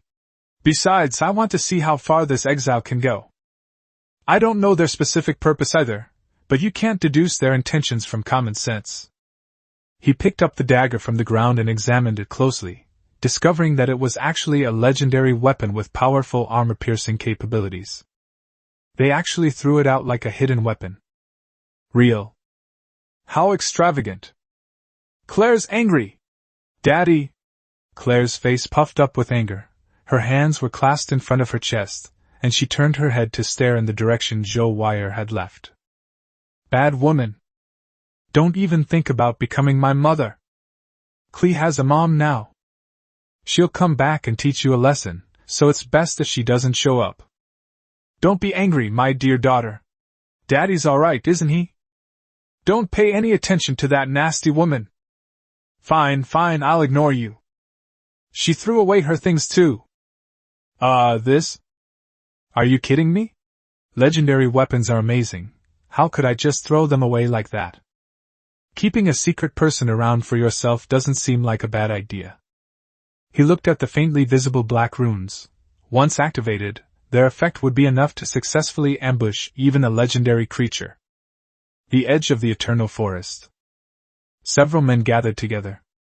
However, those vampires still haven't returned this time. I told you that monarch-level strength isn't enough. Kundi has legendary-level experts under his command. Damn it, this isn't something we can control. Think about how to explain this to the higher-ups. We've already alerted them. Who cares? What can they do to us? We'll get our revenge on Kundi when we get the chance. They were the ones who sent the goblins to inform the vampires before, and they still think it's a foolproof plan. There's no information pointing to them, and the vampires don't know them anyway. Little did they know that a little tale had uncovered their secrets, and told Chu Feng about them. Several members of the temple who had secretly formed an alliance. To be honest, it seems those good-for-nothings failed. These guys are unreliable, but there's no need to rush. They're not really our problem right now, so if we can't get rid of them, we can just keep trying to win them over. Yes, it's either become an ally or become a dead man. Our temple absolutely cannot allow the existence of special lords. Isn't it too early to start plotting against him now? Early? How long do you expect him to develop? If he continues to develop steadily, how are we lords supposed to survive? You've seen how he kills people. Yes, resources are always limited. We've only leveled up a few times so far. It will only get more intense in the future. At this time, after coaxing Kelly, Chu Feng felt a sense of relief. Women, regardless of age, seem to be quite difficult to coax. I'm exhausted. As usual, I continued to reject my friend's requests, only to find that Titan's Domain's request had appeared again. Note, I have the information you need, and I am now qualified to be your friend, believe me. Chu Feng exclaimed. She really hasn't stopped applying every single day. Are you that free? But I was also somewhat moved by the other party's persistence. Right. It's definitely not because of the notes. After he agreed, Yura sent a message, seemingly watching over him the whole time. Titan Realm, someone in the temple is plotting against you. Kundi, I know. Titan Realm, I just found out too, it's inside information. Where did you get this information from? Kundi, never mind. I didn't know if they were from the temple, but I know now. It turns out those guys were being directed by people from the temple. Fine. I can keep accounts.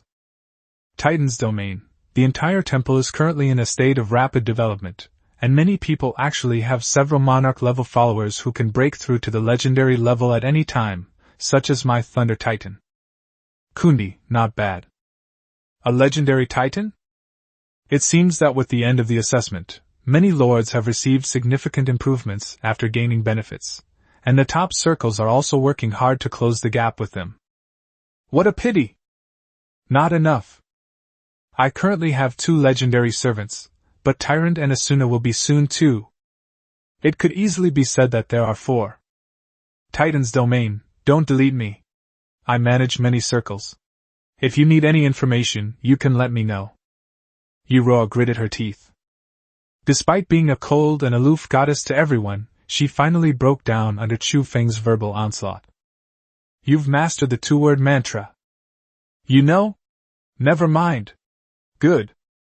If you're not Kundi, and if you're near my territory, I'll make you pay. I'll smash your head open. Of course, these were all her imaginations. In reality, for the sake of this friend position, she became Chu Feng's informant. Several friends sent messages after they found out. Bikini Bottom, goddess is awesome. Shadow Garden, sister, I also want a friend slot, can you talk to Kundi about it? Green Dragon City. Necropolis, what's so great about that unscrupulous merchant's friend? In short, most of the comments expressed shock and envy. This improved Princess Titan's mood considerably. Chapter 79 Don't Give Me a Chance. Chapter 79 Don't Give Me a Chance. Inside the Temple Alliance. Many top lords were extremely envious of Yura for having Kundi's friend slot. This is the strongest lord. Even though it's just a friend slot, it's still an opportunity to improve the relationship. In the future, she might actually be able to latch onto a powerful figure. Moreover, there aren't many top female lords like the Titan goddess, making her an absolutely high-quality prospect. Then the style of the painting changed. There were already enough people trying to curry favor with Yiruo, but now that they know this information, they're acting like sycophants. Certainly. This is so that I can indirectly lick Kundi's boots. The answer to these images evokes something in someone. You're quite popular, aren't you? The strongest lord, what a prestigious title! Li Hao appeared normal on the surface, but his tone was rather sarcastic. It's not hard to hear the sour taste of jealousy in it. You should know that you were once ranked number 1. Are my dragon servants inferior to him? Kill! He suddenly shouted downwards. Roar! The giant dragon beneath their feet spread its enormous wings, unleashing a green, venomous breath that attacked the large pack of red phosphorescent lions. Wherever it went, there were cries of pain and misery. It struggled for only a moment before turning into a pool of blood, leaving only the shimmering energy core behind. It must be said that the dragon's breath, with its wide-range attack, far surpasses that of other familiars, and its power is immense. It far exceeds the strength that a monarch-level family member should possess. That's right. Li Hao also has his own legendary companion. It is a legendary dragon whose bloodline has completed its evolution. It has the potential to advance to a higher level. Ascending to godhood is only a matter of time. That's why he was so resentful, and at one point felt that all these honors should belong to him. Seeing the vast number of dead monsters, it was as if he could see Kundi struggling in his breath, constantly begging for mercy, showing his fear and helplessness. Call! Li Hao let out a long breath. Instantly, I felt much more at ease. The thoughts in my mind were no longer as emotional as before. Come to your senses. He now has 2 legendary allies, and their early accumulation is far more terrifying than mine. Besides, we don't know what kind of killer weapon he got that ranked first. We must not act rashly. But I know those guys in the temple have already started plotting. Let them fight it out first, and maybe I'll have a chance to reap the benefits. Thinking of this, Li Hao's mood brightened, and the corners of his mouth turned up. Beat a dog when it's down. Then, without giving the opponent a chance to breathe, kill them with one blow. This is absolutely fantastic. Then, with a joyful heart, he led a large number of green dragon followers to sweep through the monsters and beasts of the dusk forest. With his legendary dragon, he is now the absolute overlord of this place, unless he is an epic-level being. It's all about experience, and a lot of energy. Digging Worm Canyon. Yes. This place was originally just a ditch, but with Toka Yatagami's sword swing, it evolved directly into a canyon, albeit a relatively small one, only a few hundred meters in size. Everywhere were the corpses of burrowing worms and boulders covered in sword marks. Suddenly. Dance of ice! Under the originally bright sunshine, the temperature within a radius of 100 meters dropped sharply, and even frost began to appear on the ground. At the same time, dozens of huge ice cones can be seen appearing in the air. Amelia, emerging from her white dress, made a gesture resembling prayer, her eyes closed. Gentle. Beauty. Holy. But the frigid temperature and the frantically converging elemental energy both speak of the impending crisis. The icicles kept moving among the burrowing worms. Pft. Pft. Like ice crystal dragons dancing, they formed a backdrop for Amelia, alongside the icy snowflakes and the white frosts covering the ground. A mixture of danger and beauty. Whether it's an elite or a lord-level enemy, it's a one-hit kill, and her experience points are skyrocketing. Lord Peak. Monarch level. A large number of high-level burrowing worms directly contributed to Amelia's success. LV9. As her level increased, she suddenly felt as if a voice was calling to her from her ear. Her eyelashes trembled slightly. She reached out as if to touch that barrier, but then suddenly disappeared. He suddenly opened his eyes, revealing a slightly disappointed expression. It seems to be because my level is not high enough. We almost released Parker. This will further enhance combat power, which will likely help the Master conquer more areas. On the other side. She seems a little different from us. Why? Yatagami Toka asked Asuna. For Amelia. You can sense her gentleness and her love for life, but there's a contradictory feeling about her. A coexistence of killing and love? Asuna shook her head, indicating that she didn't know. It can only be said that Toka Yatagami alone is more able to sense subtle details that are difficult for ordinary people to perceive. This Amelia, though similar to Asuna, shares some of her unique traits. This is an uncertain factor. Perhaps it will steadily increase like her own Pokemon level, or it may undergo a change, a terrifying transformation. Because the legendary burrowing worms had not yet completed their metamorphosis, Chufeng did not intend to clear them all out at once, but rather to use it as a dedicated monster farming area. After successfully achieving their goal, the elves returned to their territory. Looking at Amelia, who had already advanced to the monarch level, Chufeng was also very satisfied. Not bad, as expected of White Stockings, as expected of Amelia. The other girls glanced at Amelia's legs in unison. The next day, with abundant energy from the World Tree, Chufeng gained 30 more Pokemon, but unsurprisingly, they were all common species. Seeing that it was lunchtime, they headed towards the dining room in the main hall. Yes. After several upgrades to the territory, the buildings within it have also undergone significant and human-centered changes. As the main building, the Lord's Castle naturally has everything you need. Certainly. There's no Wi-Fi or computer, but all the rooms and furniture are provided. Sitting on a chair covered with vines and flowers, I wait for my breakfast. Enjoying the sunlight streaming through the window, I squinted my eyes slightly. Soon, he saw a pair of white-stockinged women walking towards him. Oh? Did Amelia prepare breakfast today? Pity. Chufeng's attempt to identify a person by their socks failed. When she opened her eyes, it wasn't Amelia as she expected, but Toka Yatagami instead. Master, is Amelia the only one who looks good in white stockings? She said with a smile. But there was a hint of danger in his smile. Chufeng was about to say something. Master, I've also prepared breakfast for you. Asuna smiled and brought forward a plate of fruit, though her thighs were covered in white stockings. At the same time, Master, I've gone to check on everyone's sentry duty. Tyrant, also wearing white stockings, said. However, the white stockings didn't seem to fit her very well. A mark could be seen protruding from the edge, which seemed to make her very uncomfortable, as she twisted and turned from time to time. This scene made Chufeng's Adam's apple bob involuntarily. Hiss! Amelia's elegance, Yatagami Toka's cuteness, Asuna's petite figure, and Tyrant's voluptuousness, each has their own unique charm. Chapter 80 The Battle of White Silk. The Terrifying Number of Vampires. Chapter 80 The Battle of White Silk. The Terrifying Number of Vampires.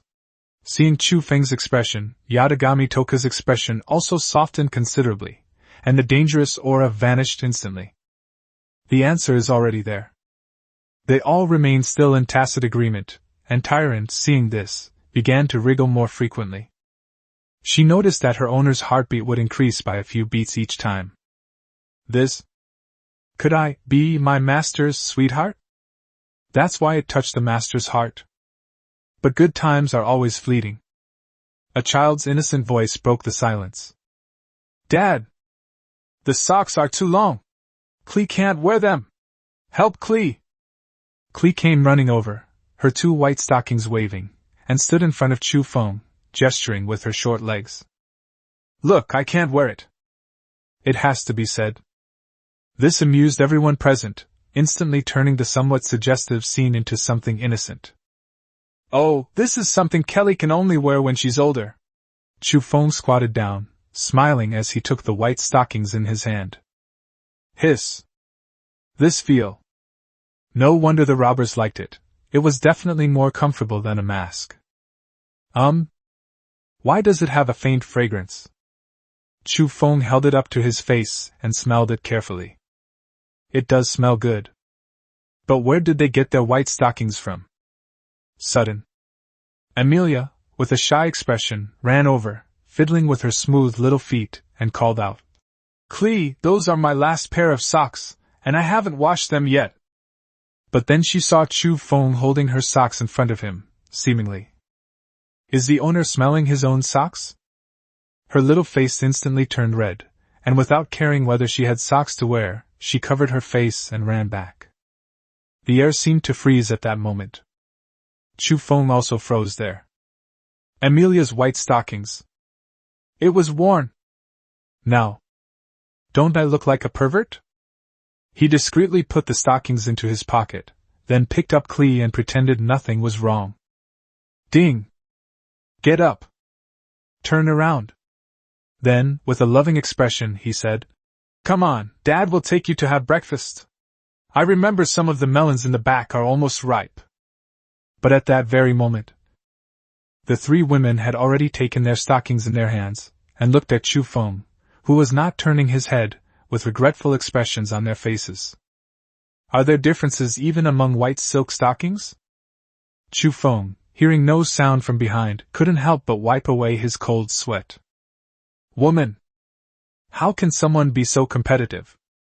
But the scene from before couldn't help but flash through my mind. This kind of healthy competition seems like a good thing. That's right! Dad, those vampires have revealed the news about the territory. Clee slapped her forehead. Chu Feng was very puzzled when he heard this. He just confessed? I didn't do anything. All we asked you to do was cultivate a few hundred acres of land and help a few hundred goblins build houses, and the foundations aren't even finished yet, okay? Then I practiced some real combat with him, we just slashed a few times. However, it seems that nothing was said even so. That's so spineless. Vampires. Hundreds of acres of land. We'll do it your way. We still need to lay the foundation. Let's talk about practice. All I can say is that you're a real jerk, always resorting to dragon slayer sword technique. Can your pigeons withstand being slaughtered? Why did they speak up? Chu Feng asked, somewhat puzzled. You were quite principled yesterday. They all remained silent. I asked them to come with me to make bouncy bombs, but they absolutely refused, and then I said... Clee scratched her head, looking puzzled. Chu Feng immediately understood. The regenerative abilities of vampires are indeed astonishing. As long as their core is not hit or they are completely destroyed, they have a chance to recover. I'm torturing them, but you're killing them, baby. The power of those bombs would kill even a monarch-level being. In summary, they are not afraid of torture, but they are afraid of death. If the vampires could hear this, they would definitely cry foul. It's not that we're not afraid of torture, but we're so exhausted that we're unrecognizable and don't even have the strength to speak. After tilling the land, it's like surrendering. I had to rest and recharge for 10 minutes before I had the energy to deliver the message. Speak, Chu Feng asked calmly. At this time, Bercha showed none of the arrogance expected of a vampire. He seemed to have turned into a dried-up human body overnight, and his originally Western-looking eyes were now even more deeply socketed. In addition to recovering from injuries multiple times, his energy was at its limit, and he looked like a walking skeleton. This is the territory of Marquis Bode. He is an epic figure, and he has more than 200 monarch-level vampires under his command, including myself. There are 2 legendary figures. There are no fewer than 100,000 elite-level and lord-level beings. The entire region is not as it appears. The whole city is connected to the underground world and is divided into an upper city and a lower city.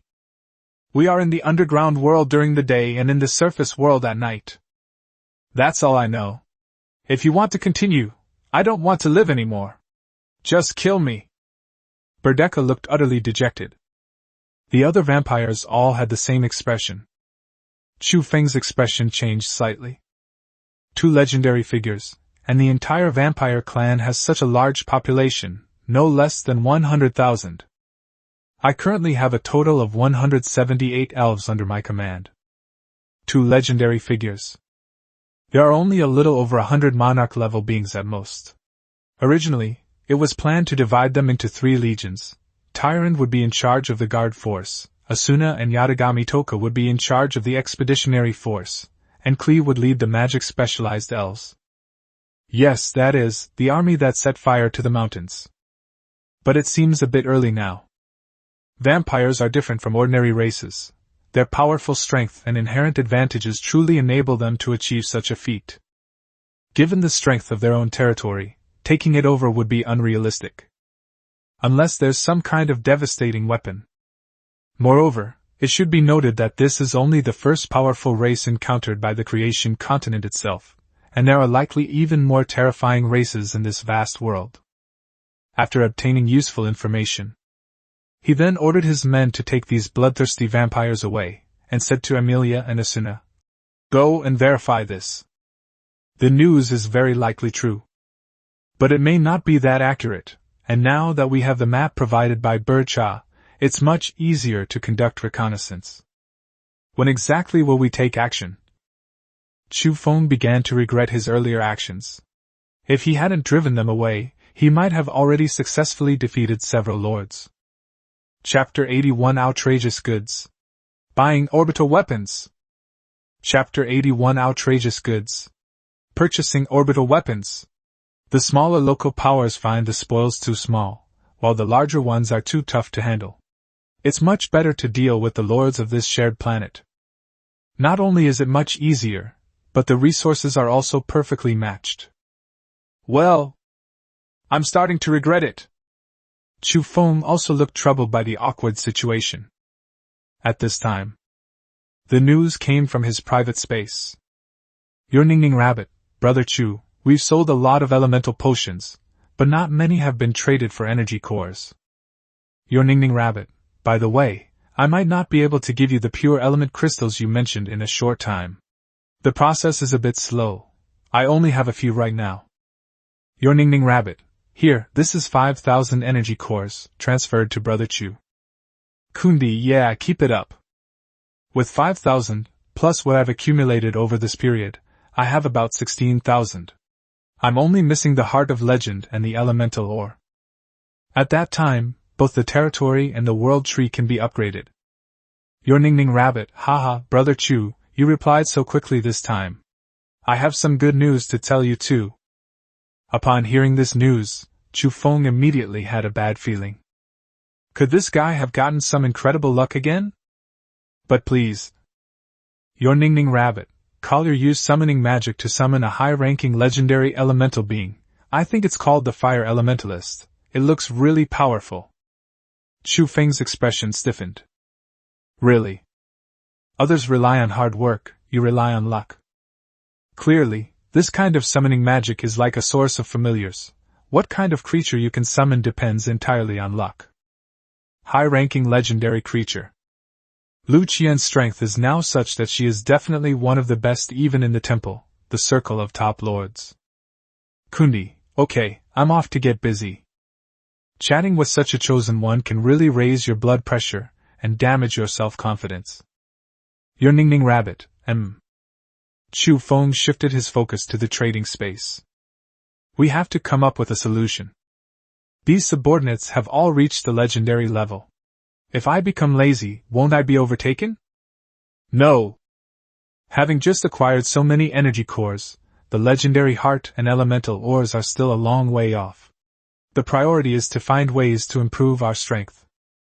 Let's start browsing from the highest priced items. At first, everything was normal, ranging from several thousand to tens of thousands, mostly various treasures and weapons, including weapons from various civilizations. Such as the technique of transforming battle chi into a horse, aircraft carriers, magical artifacts, of the same grade and effect as magical devices, only the methods of refining and using them are different, elixirs, with the same effect as elemental potions, only the methods of refining and using them are different. But some are outrageous. For example, renting out family members as laborers, such as going door to door to plow fields, cultivate plants, design territories, and build structures. Until. Product name, Heaven on Earth. Price, 3,000 cores. Type service. Model, direct service for 3 years. Description: I have nearly 200 succubi as my retinue. Those who know, know. I offer door-to-door service. Escort is required. That's outrageous. Chu Feng frowned. Who would want this kind of service? Even a body made of iron would be hollowed out. And you should know that these succubi rely on this to improve their strength. Isn't this indirectly helping this lord improve his strength? But this guy seemed to have appeared in the chat space quite a while ago, and he was crying and asking what to do. It now seems that he has found his own path to becoming a strong person. It's just a little special. But 3,000 energy cores are definitely not a small amount for any lord. Isn't it too stupid to use them in this kind of place? But before he could finish speaking, the service was sold. That's right. It's gone. Someone bought it. Wow, there really is a kidney king! Chu Feng exclaimed, his face filled with shock and admiration. But he only sighed and continued reading. Soon. He then discovered something good. Product name, orbital weapon. Price, 16,000. Type, technology. Effect, orbital weapon, a missile weapon that is launched into orbit around a planet and can break and attack targets at predetermined points. Description, a technological legacy from Atlantis. During the era of pursuing divine power, it attempted to use technology to resist divine might, ultimately leading to the demise of its civilization. This is one of the few remaining technological legacies, with the power to annihilate any creature below the mythical level, and a damage range of hundreds of miles. This is absolutely a killer weapon. But Chu Feng also understood that such a thing was definitely not something that could be used easily, and besides, he would have to use up all the energy cores he had. That won't do. So he added the ID, Lord of the Cosmic Fortress. My God, Kundi actually added me as a friend. Christina covered her mouth, her face showing surprise and delight. Blonde hair and blue eyes, a typical Western face. She looks somewhat like McKenna, except she wears black-rimmed glasses and has a slightly chubby face, which adds to her cuteness. But she quickly realized that Kundi must be after the items she sold on the trading platform. He adjusted his glasses. She smiled slightly. A huge order! The price of 16,000 was so high that even the guys from the Holy Temple couldn't afford it. Originally, it was thought that it would take a long time before someone would buy it. But now that the strongest lord has made a move, it was both expected and unexpected. This thing almost empties our coffers, and the way it's activated consumes a lot of cores, plus it has a long cooldown and a limited number of uses. It has a lot of shortcomings. The only advantage is that, if you can use it, you're absolutely invincible in the early game. Cosmic Fortress. Kundi, I'm flattered that you would add me as a friend. Kundi, can you make it cheaper? It's too expensive. The girl chuckled softly. Cosmic Fortress, you've seen its power. It can kill any creature below the mythical level, and it's an area of effect attack. This price isn't low. If I could afford it, I wouldn't sell it. It's really. A single shot can cost a fortune. Kundi, the usage conditions are harsh, otherwise I wouldn't sell it. I would just say how much less I can pay, and besides me, almost no one else can afford it. Christina sighed. Really? Kundi is no ordinary person. He's a seasoned capitalist who was among the first to fleece people. How could he not see through this? So they lowered the price. Space Fortress, 15500. Kundi, 7,000. Christina was so angry that her face turned green. Where did you learn to bargain? He slashed right in the waist. He gritted his teeth and continued sending messages. Space Fortress, 15,000. Kundi, 8,500. If you don't sell, I'm leaving. 3 minutes later. Cosmic Fortress, deal, but you can't delete me from your friends list. Chapter 82 My enemies are all evil beings. Chapter 82 My enemies are all evil beings. And so. Soon, a tiny chip appeared in his private space. It is only 1 micrometer in size and is contained in a syringe filled with a pale blue liquid.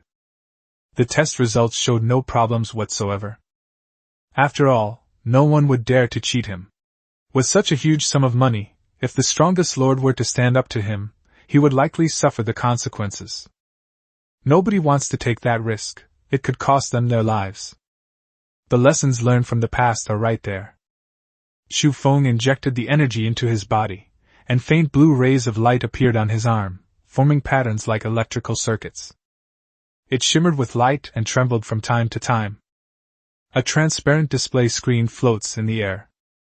The display shows that the number of launches is 10, the energy is 0, and each launch requires 5,000 energy cores.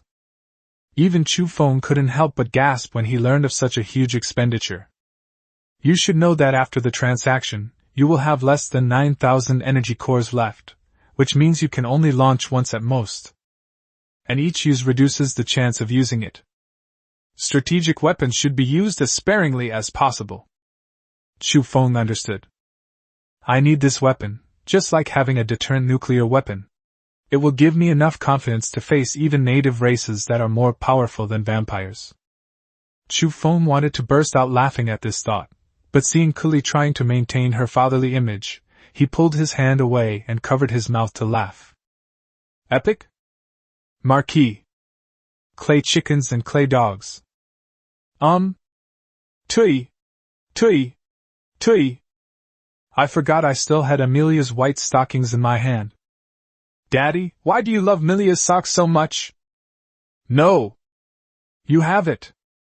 Please don't tell Toka and the others, okay? Take me to get fried fish tomorrow. Okay. With the deal settled amicably, the incident of the white silk stockings wiping her mouth was finally over. Underworld. Get to work. We must build the magical weapon today, Christina shouted, her face full of displeasure. I thought I could get a good deal, but they managed to lower the price to this. If you weren't Kundi, I definitely wouldn't have agreed, she said through gritted teeth. The ore she was holding was crushed into powder, showing just how unhappy she was. First, even after the price is negotiated down, very few people can afford this thing. In addition, many lords have not yet reached the level where they need to defeat epic-level creatures. Secondly, this thing has a limited number of uses, and most people feel it's not worth it.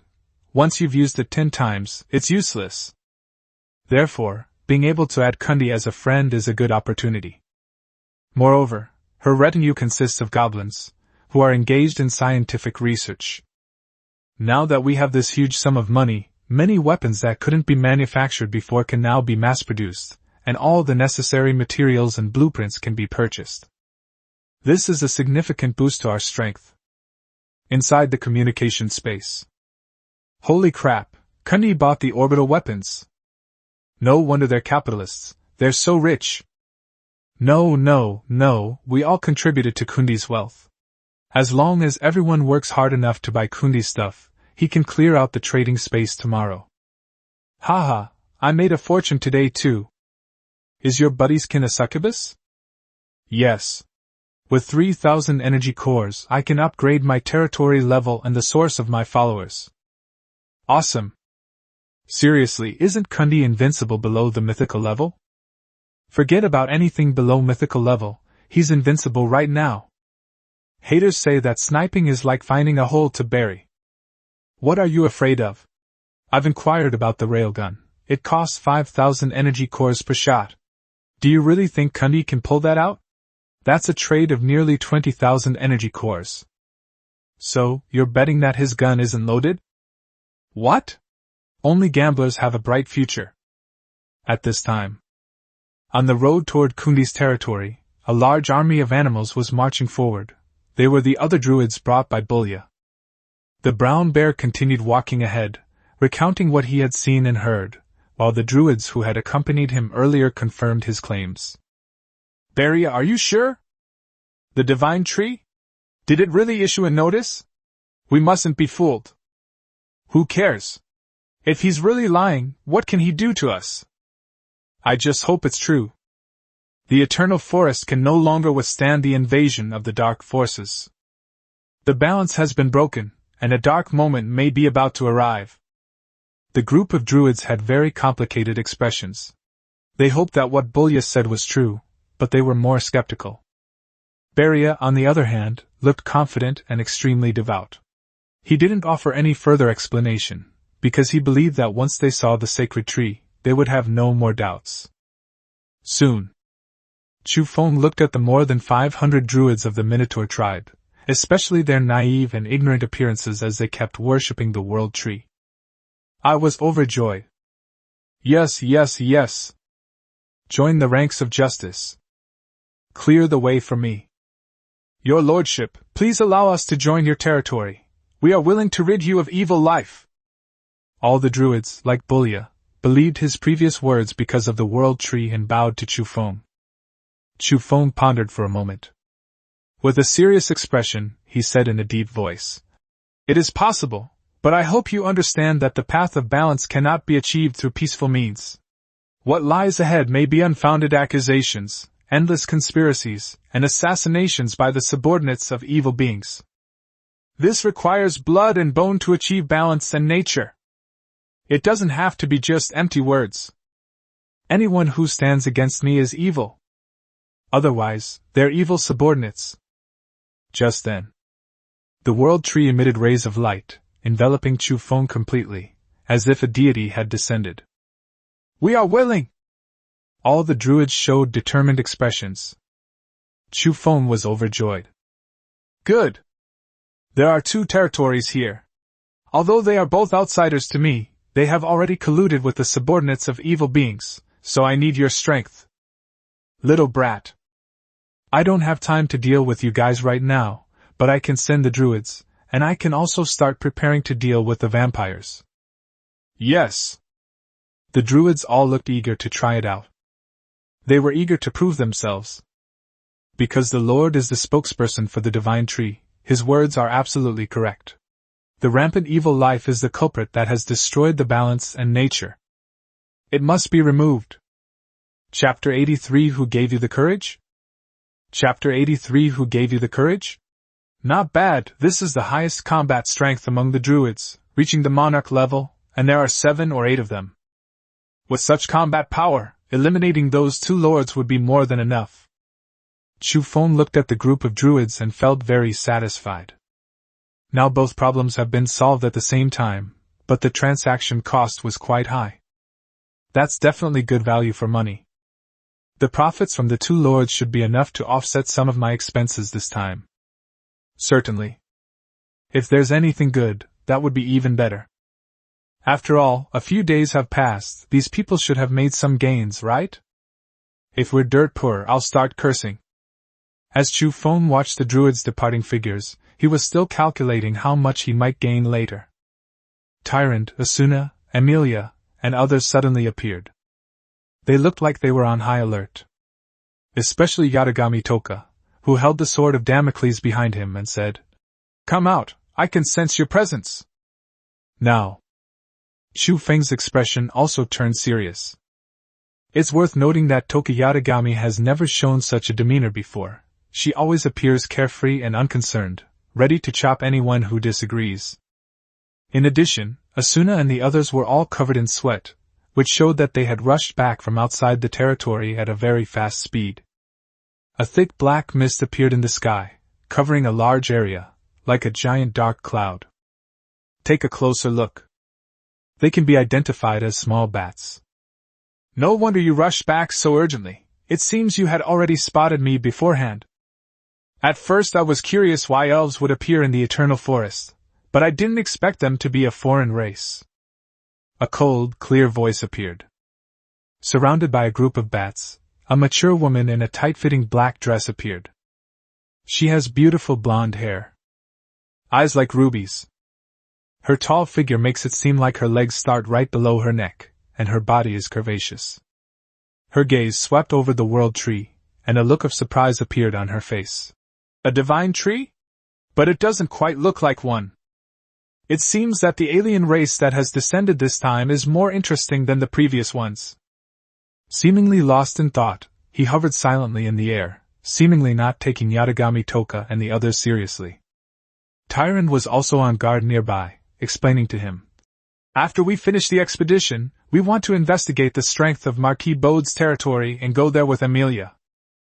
As dusk approached, a powerful life force field appeared and headed straight for the territory, but it was too fast. Even with Asuna's help, we couldn't get there before it. Thinking about this, Tyrant felt extremely incompetent. But she's only LV9 right now, not even legendary level yet. Even Yatagami Toka can't keep up with that speed. Furthermore, the opponent is a vampire, which inherently gives them a speed advantage. The other party's identity is self-evident. It was Marquis Bode, that epic figure among the vampires. I believe those few guys aren't enough to make someone as important as you show up, are they? Chu Feng showed no fear, but instead puffed out his chest and spoke with a smile. Or is there some being who doesn't trust us outsiders? So that's why I sent you here to investigate? Or is it that you were the one who orchestrated this chaos?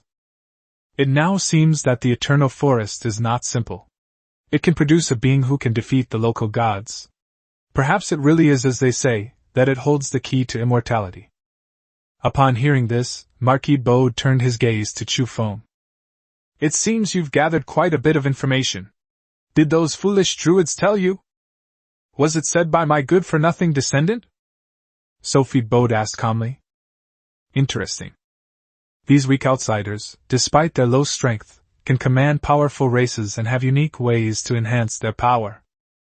Looking at those elves, the era of the war between gods and demons couldn't help but come to mind. At that time, she had only just entered the monarch level and begun to develop her own descendants. The sky wept blood. The starry sky is shattered. When civilizations from all realms collide, the gods can annihilate a nation with a wave of their hand, and those lives vanish as easily as dust being swept away. The elves have benevolent gods. They have compassion for all living beings, and they fight for those high above who are like ants in the eyes of the powerful, vowing to protect them to the death. It is because of this that the current situation of the creation continent exists. Certainly. This was just a fragment of what she knew from the version of events. After all, matters involving the existence of gods were not something a mere monarch could participate in. None of that matters. Chu Feng chuckled. You haven't answered my question yet. Isn't this the bare minimum of courtesy? Would you answer a question from an ant? Sophie Bode glanced at the world tree. I allow your existence and release my descendants. I won't pursue this matter this time, but it won't be so simple in the future. For the sake of the elves, I'll let you off this time, regardless of whether they are beings from the creation continent or not. But it's best not to be ungrateful. He finished speaking. A fierce wind howled around them, and an epic life force field unfolded. Chu Feng is now at the monarch level, and he can fully sense the terrifying aura of the other party. Even the blood in his body involuntarily accelerates, increasing the pressure on his heart. Instantly, a wave of dizziness washed over me, and my chest felt as if something was squeezing it. You dare! Yatagami Toka naturally noticed Chu Feng's situation as well. The pupils suddenly contracted. His face was extremely gloomy. He slashed at Sophie Bode without the slightest hesitation or regard for the so-called difference in their levels. The power she unleashed while wielding a mythical weapon instantly generated immense pressure, even carrying a hint of mythical aura. Even Sophie Bode, a marquis, had to step aside. His expression turned slightly serious, but he was inwardly shocked. It's a mythical weapon! However, the aura she disliked about the sword meant it was unusable. Boom! Dozens of sword lights, each several feet long, flashed by, leaving a deep trench in the ground, and all the surrounding trees were cut into pieces. This demonstrates its immense power. She dodged Toka Yatagami's attack while simultaneously retracting the force field belonging to an epic-level creature. Fine, just do as I say. Ha! Chu Feng suddenly burst into laughter. It seems you really don't care about me. You've been arrogant and condescending from beginning to end. I'm probably just an ant in your eyes. I don't know where your slightest bit of hypocrisy comes from, but I'm giving you two choices now, he said in a deep voice. First, submit to me. You filthy woman. You dare look down on me? You've successfully angered me. Let's see how I conquer you. No, watch how I use you vampires as laborers. Compared to a pile of dead experience, being able to use it for your own benefit will definitely play a greater role. 2. Die. Sophie Bode stood there, completely stunned. Is this man insane? Have you forgotten how pathetic you looked before? What gave you the courage? Chapter 84 A Madman? No, it's all a scheme. Chapter 84 Madman? No, it's all a scheme. The vampires are definitely not a weak race on the Genesis continent, let alone the epic-level existence of Sophie Bode. The greatest threat to them is light magic, or the ability to weaken the sun and then kill them. Otherwise, with the help of the knight, and his own amazing recovery ability and speed, once he successfully ascended to godhood at the mythical level, he would definitely be one of the most troublesome beings among the gods, and no race would be willing to provoke him. It can be said that the arrogance of vampires is not without reason. She couldn't understand how Chu Feng could say such a thing, and was planning to teach this human a lesson and make him pay for his words. The next second, she felt her hair stand on end, as if a terrifying gaze was fixed on her, and that even the slightest movement could tear her apart with that terrifying force. Yes. Tear it to shreds. This body would leave not even a speck of dust. And it's the kind of attack that you can't avoid no matter what. Her blood-red eyes were fixed on Chu Feng, and as the screen that was about to become transparent appeared, she became even more certain that it was indeed from him. Now it's clear why he had that confidence. I see. Do you think we can discuss this further? Sophie Bode smiled for the first time. With her graceful figure and beautiful face, she appeared incredibly alluring. She descended slowly from the air, her skirt swaying, revealing her long, snow-white legs through the high slit, like an elegant noblewoman from the Middle Ages. She lifted her leg, intending to walk towards Chu Feng. Stop! Chu Feng immediately shouted. My lord, I don't think there's anything to discuss. Life and death are entirely up to you. He added, by the way, I activate this with my mind. It must be said that the other party's natural and fatal allure was indeed quite unsettling. It wasn't that he lacked willpower, but rather that vampires inherently possess the ability to bewitch or charm. And it becomes stronger as the level increases.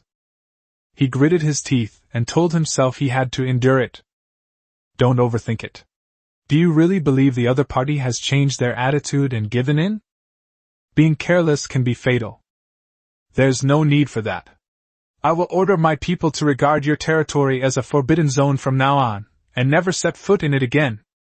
This is my final concession. Or you can try it. I can feel that terrifying power that will destroy you and your family along with you. Sophie Bode naturally put her raised foot back down, and her tone was exceptionally assertive. There was no intention to yield. He thought to himself. Damn it! He originally wanted to close the distance, thinking that those elves couldn't keep up with him at their speed, and that he could find an opportunity to tear them to pieces, thus ensuring his safety. However, he reacted quickly, and his will was much stronger than expected. When it comes to willpower, Chu Feng has undergone enough trials and tribulations, otherwise, according to some LSP's ideas, he might have collapsed and died before even reaching the Lord assessment. Where is the strongest Lord now? If he were to express his gratitude, Chu Feng would definitely thank the teachers on Blue Star.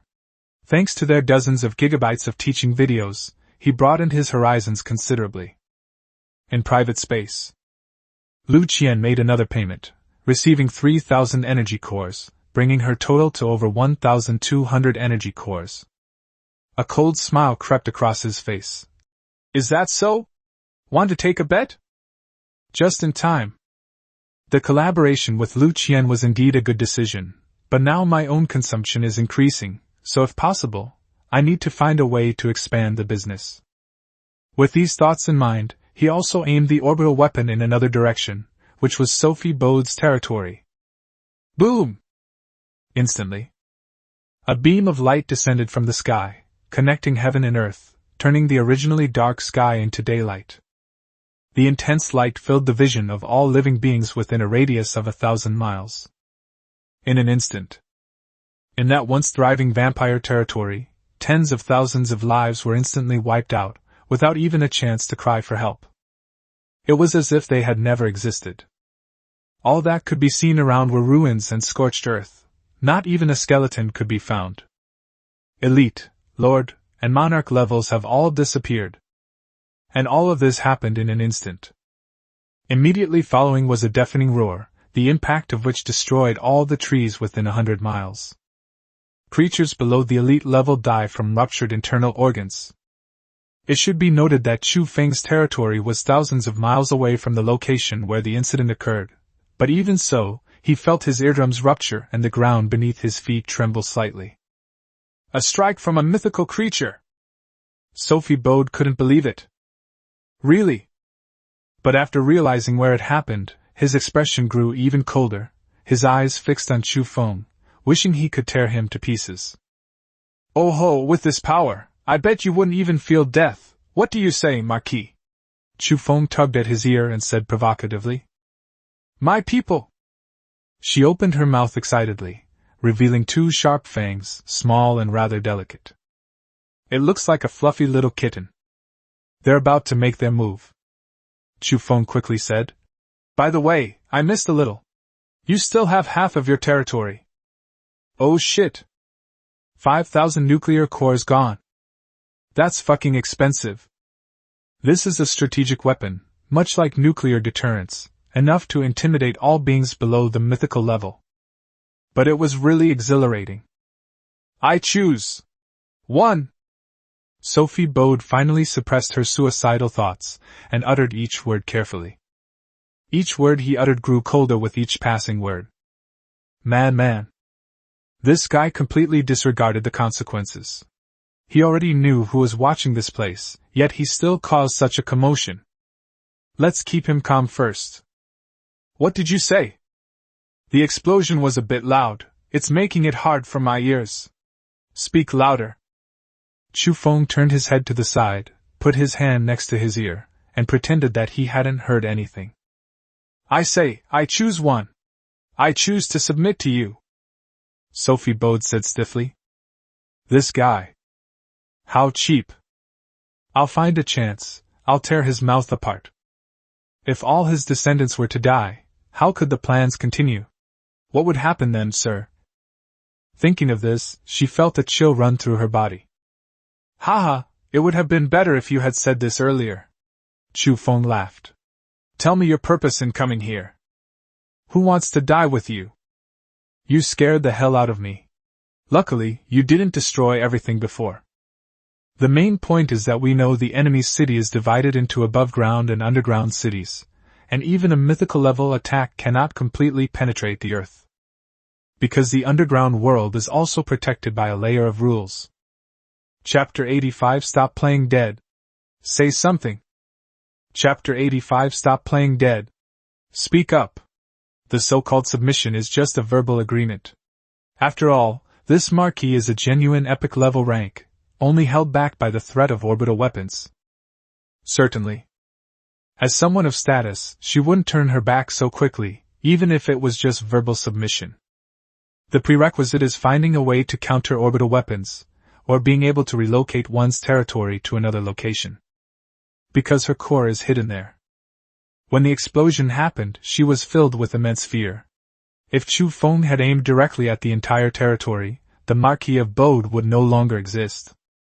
Sophie Bode regained her previous calm and composed demeanor. The sudden gathering of druids in the Eternal Forest is naturally quite intriguing. These guys have never acted in such a unified manner before, and they have been interfering with our plans for thousands of years. Yes, it's about my cooperation with the Lich, but I can't go into the details. I can't reveal the specific reasons either, as it involves my life and fortune. Thinking about this, she gave Chu Feng a cold look. If the core weren't immovable, I definitely wouldn't care about those descendants. After all, there are still tens of thousands of people in the underground world, and it wouldn't matter if all the vampires on the surface died. However, these words completely refuted Chu Feng's guess. However, this is not a plan that Chu Feng wants to interfere with right now. If it gets too involved, he might end up getting himself into trouble. After all, the number of times orbital weapons can be used is limited. Who knows where the Lich's artifact for storing souls is hidden?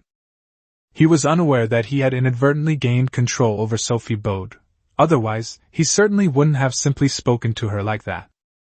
Who wouldn't have thought that a very elegant maid would come? You know, that healer Kale actually took 2 princesses as his, cough cough. That's all? I sense that you don't have much reverence for the gods. Why is that? Chu Feng asked. The creatures of this world seem to be different from what I imagined. Logically speaking, supreme beings like gods should be beings that all living things revere. Putting aside faith, shouldn't we at least have this kind of attitude towards the strong, given our basic fear of them? Oh? Sophie Bode snorted coldly.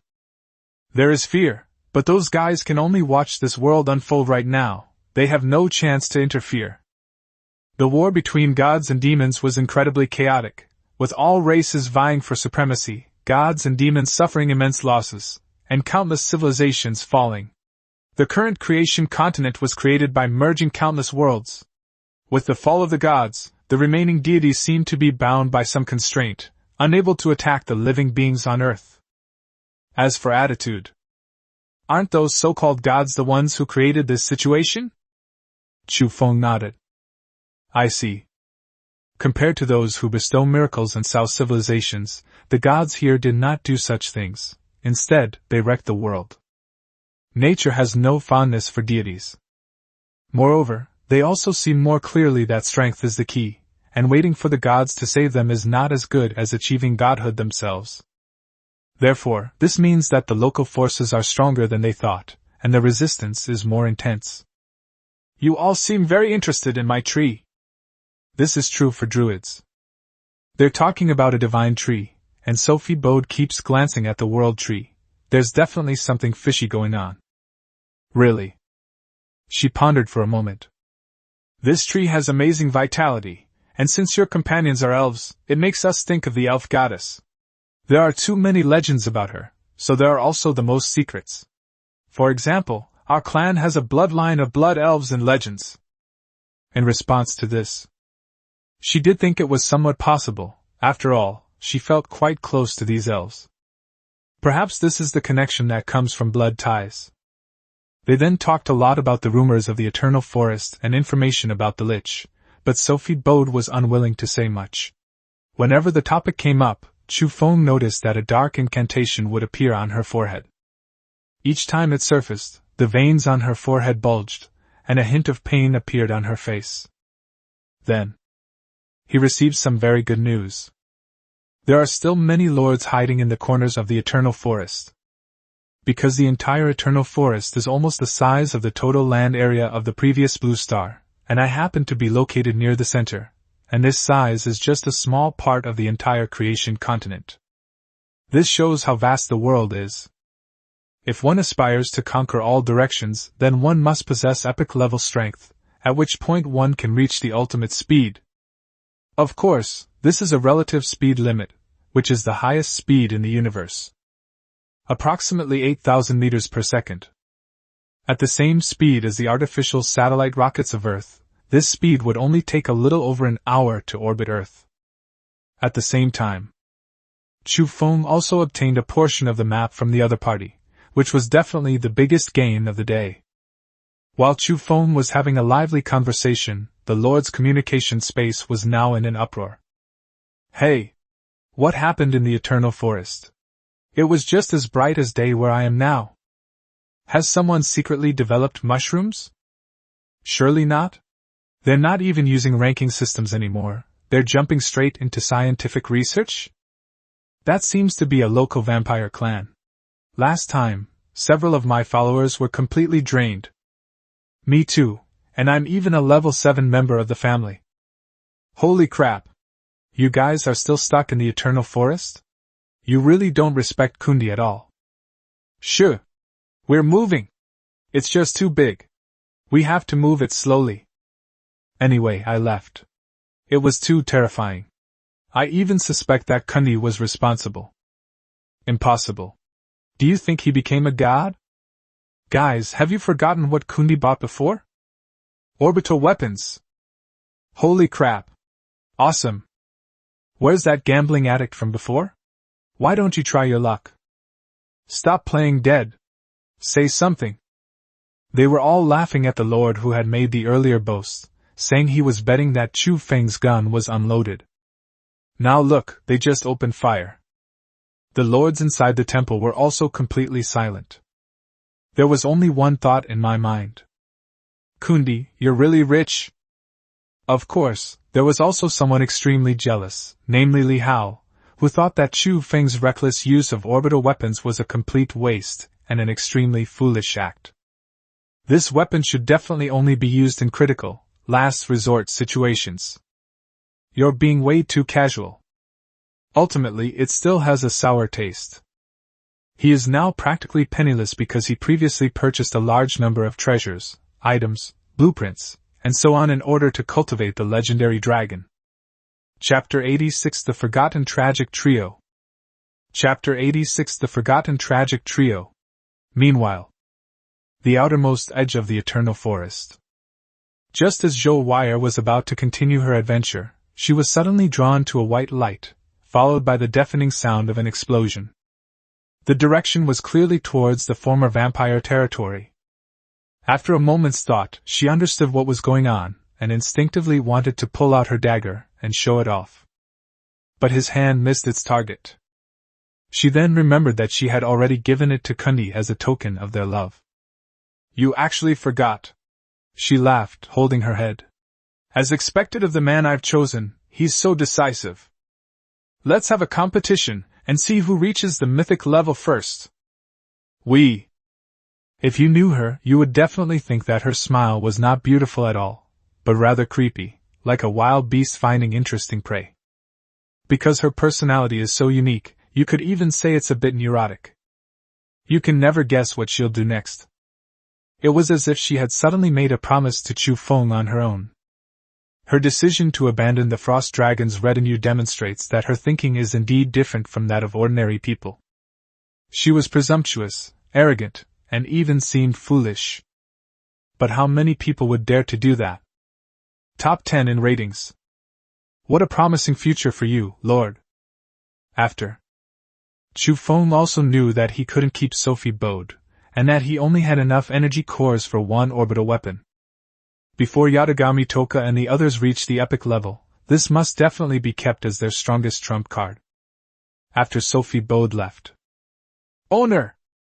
Tyron lowered her head in self-reproach, as if she wanted to bury her face in the mountains. The same applies to Asuna and the others. Daddy, I want to make an even more powerful bouncy bomb. Let's save the fish frying for next time, Claire said, clenching her little fists. She walked towards her laboratory without looking back. It's clear she's determined to go big. While it's said to be researching bombs, it's actually about understanding how to control the element of fire, and how to unleash greater power. Chu Feng looked at the women, his face showing no blame. He reached out and patted Yatagami Toka's head gently, saying, I'm fine, aren't I? As long as the result is good, that's fine, considering the opponent's strength. Feel the touch of the hair on my fingertips. Good. No wonder some people like the head pat. Perhaps they really enjoy the possessive feeling of looking down on the other person and the touch of each delicate strand of hair. Both are declaring that the other person belongs to you. Master! I'm going to hunt down the creatures around our territory, Tyron said in a deep voice. We must upgrade to legendary level as soon as possible. At that time, new skills will be unlocked, and even vampires will not be able to bypass me and threaten the safety of my master. The guards must also improve their strength. And she also resolved to train a personal guard specifically to ensure Chu Feng's safety.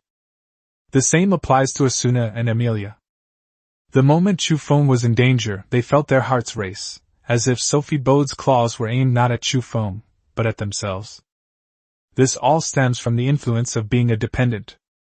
But it's like the feeling of a girl's heart racing for a boy, which directly shortens Chu Feng's progress in winning him over. By the way, Sophie Bode left alone.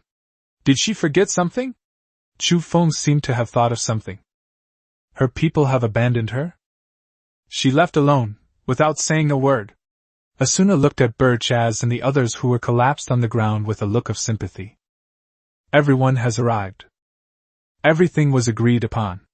It could be said that the few monarch-level vampires were insignificant, and Chu Feng wouldn't say anything if they were asked to return them. And what was the result? They didn't take it to heart at all.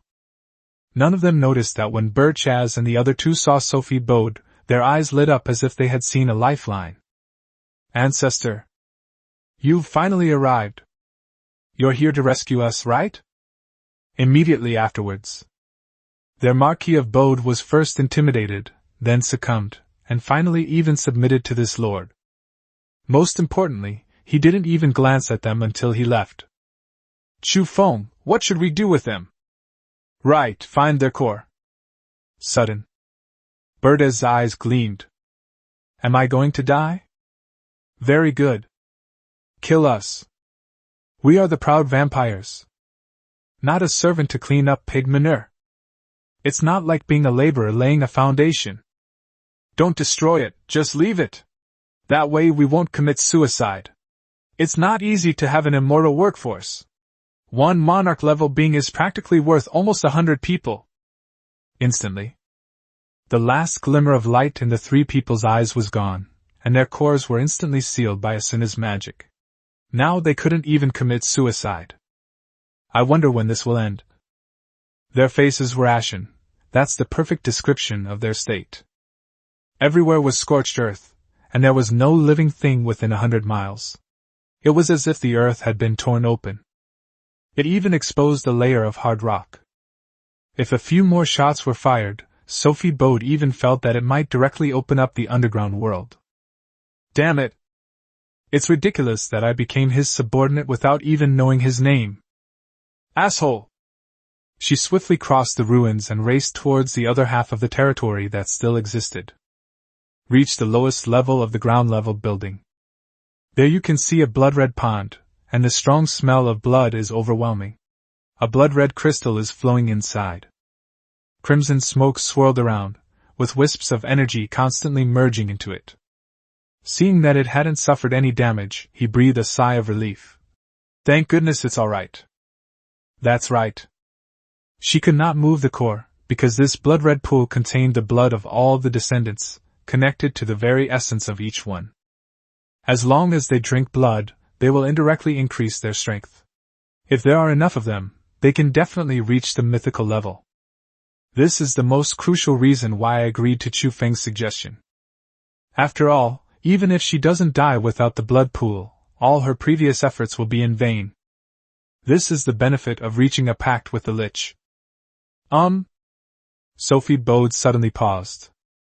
Have I forgotten something? But he couldn't recall anything important, so he turned around and went to summon all the viscounts of the territory. Half an hour later.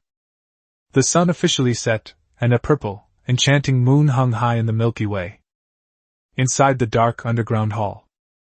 Several legendary vampires gathered here, while Sophie Bode, a marquis and the strongest and highest-ranking member of the Elson territory, sat at the very top. He then announced that he had agreed to submit to Chu Feng. Therefore, you are not allowed to go to that area in the future. That alien is simply a madman. All the vampires below were shocked. That territory was created by that foreign race. A mythical strike.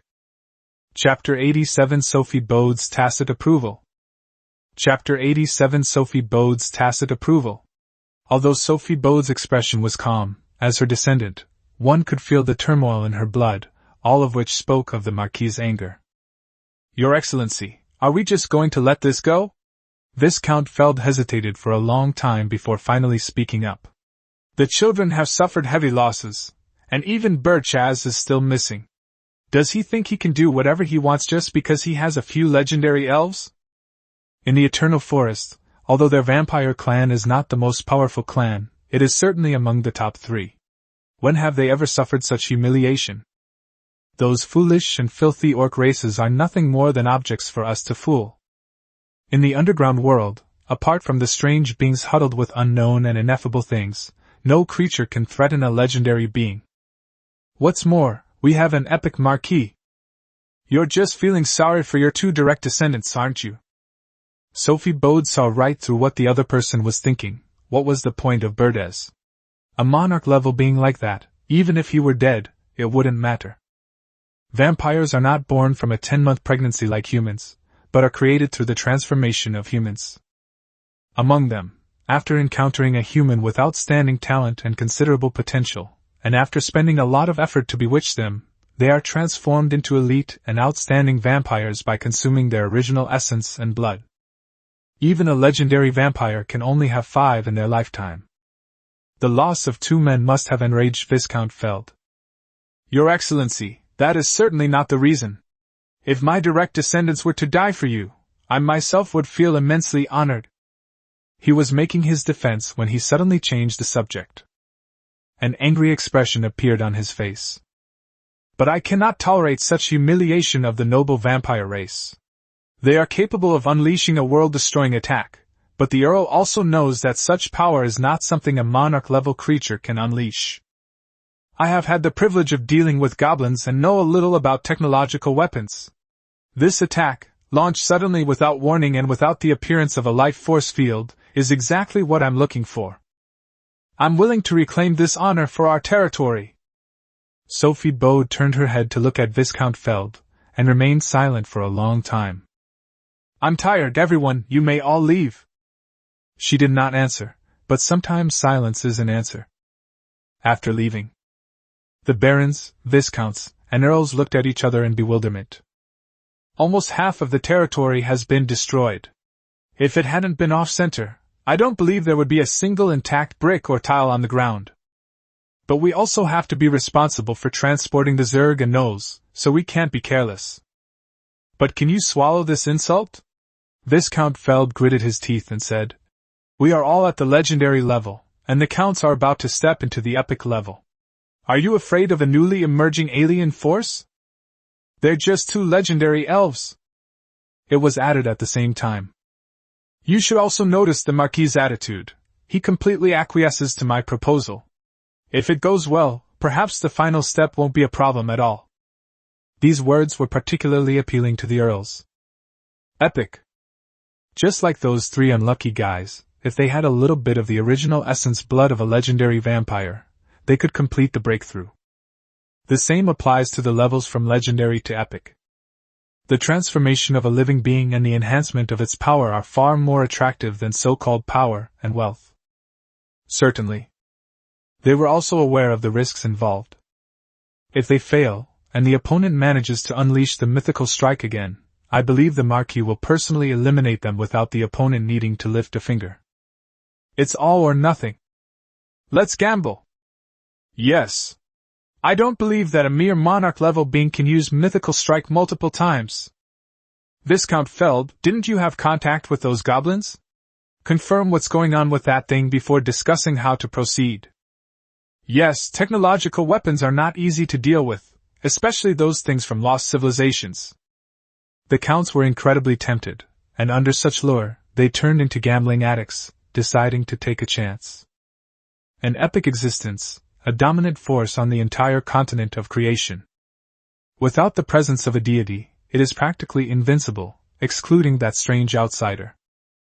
As for mythical level, they are already few and far between, and they could enter the godhood stage at any time, single-mindedly thinking about how to ignite the divine fire and become gods. The other barons and viscounts left one after another. Feld's success stemmed from 2 promising descendants who were nearly at the legendary level, which boosted the power of his faction and gave them a greater chance to obtain the blood of human powerhouses to enhance their strength. They had no vested interests involved, nor did they feel they had that kind of luck. Don't worry, I'll find out, Feld said with a gloomy face. Unlike other viscounts, he originally had considerable ambitions.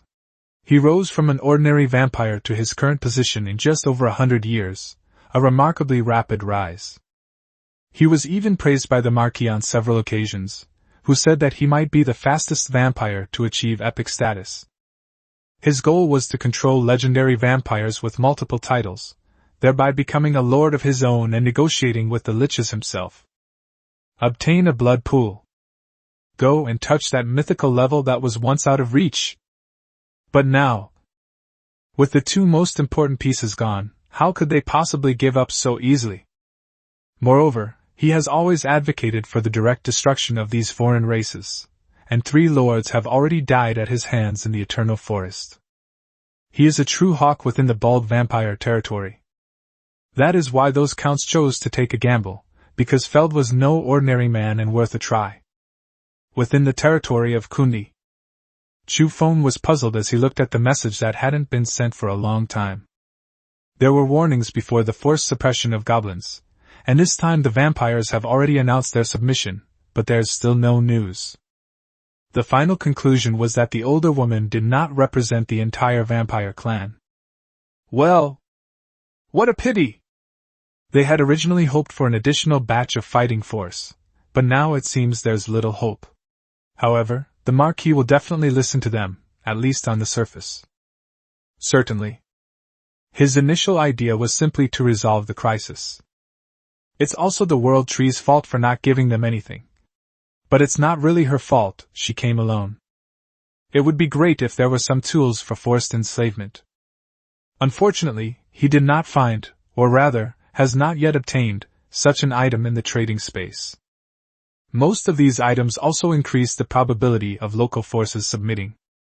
The immense destructive power of the orbital weapon spread throughout the communication space, and several friends sent numerous messages about it. Chapter 88. Should I send 10 legendary level fighters to kill him? Chapter 88. Want 10 legendary level enemies to take me down. Titan's domain. You used an orbital weapon? How powerful was it?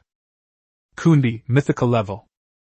Yuro felt it was a great pity, as he was really short of money, otherwise, the nearly 20,000 energy cores would have been worth it.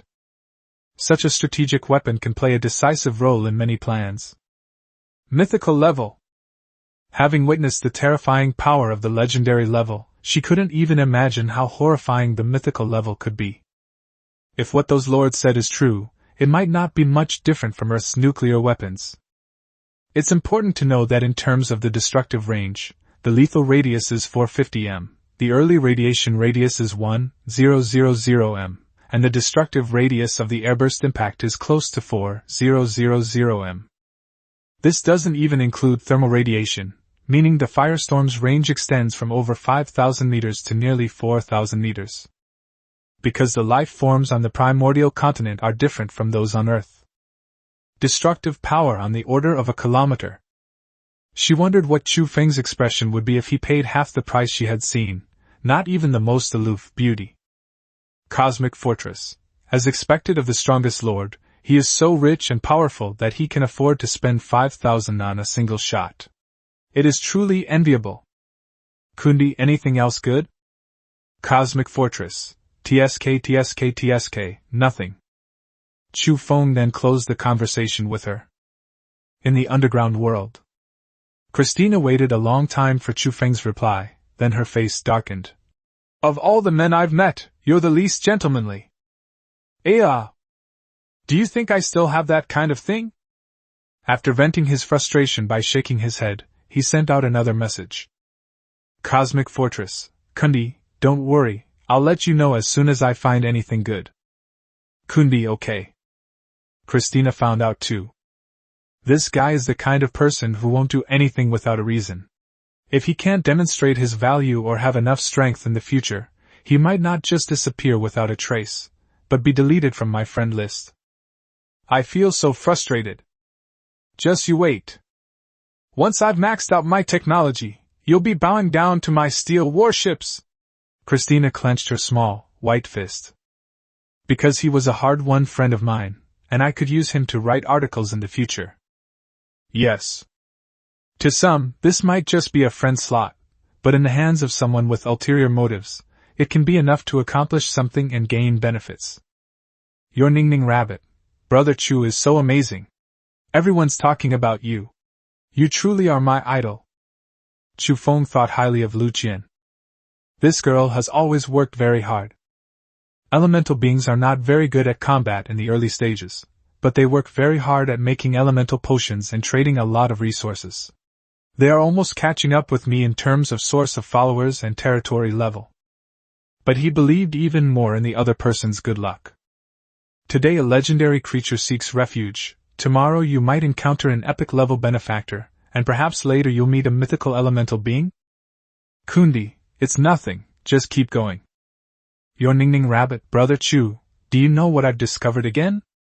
Chu Feng's heart skipped a beat. Bad. Is her luck turning around again? As expected. Your Ningning rabbit, because of the affinity of elemental beings, the magical elements in my territory are very concentrated, so there are now many little sprites in my territory. They are all helping me. Your Ningning rabbit, many of them are elite level or above, and there's even a legendary one. Kundi, very good. Chu Feng felt like his whole body was about to split open. In this way, she is not just one of the two legendary combatants. In a sense, she is almost the same as herself. Dogs are definitely luckier. Under such a blow, Chu Feng had no intention of continuing the conversation. He replied that he had something to do and went to find those three unlucky guys. To put it nicely, it's about honing real-world skills. In reality, it's about torturing and venting. Digging Worm Canyon. Dark Moon Shot. Several dark purple arrows flew out, whistling through the air and taking the lives of several monarch-level burrowing worms. Their pierced bodies were still writhing on the ground. As the 150th burrowing worm died, a light emanated from Tyrant, and her level broke through from LV9 to Legendary. After repeatedly using his ability to fire energy arrows, his internal energy was completely depleted. Wiping the sweat from his forehead, he felt incredibly tired, but his face was full of smiles. It's done! Legendary status is not the main goal. Activating Shadow Leap is the key. That way, she can catch up even with epic speeds. This is her unique skill. Similar to Spatial Jump, it can blink multiple times over a distance of 100 meters in a short period of time, and its speed is unmatched even by vampire marquises. Thinking of this, her eyes sharpened. Next time! No matter who it is, they must get past it to get close to the master. Congratulations! Asuna laughed.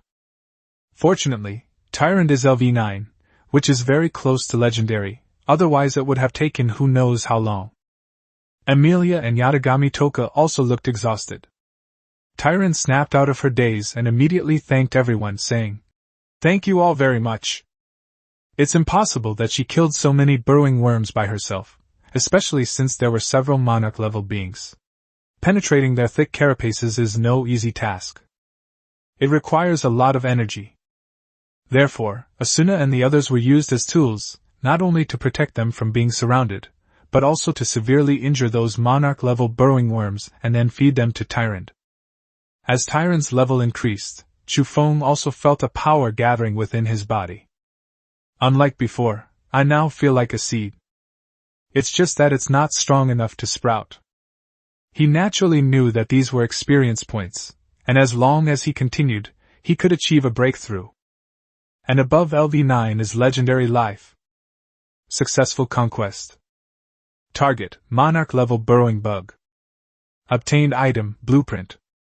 Level, unknown, to be determined. Seeing that some monsters had dropped blueprints, Chu Feng smiled happily. Looks like this harvest is quite good, it's just that we haven't encountered enough legendary creatures yet. A sudden inspiration struck me. It seems there are some. Aren't the legendary vampires among them? He muttered to himself. It's not too much to ask to kill 1 out of 10, is it? That's how you get 10 legendary hearts. But now there's a new problem. The other side says they've submitted to us.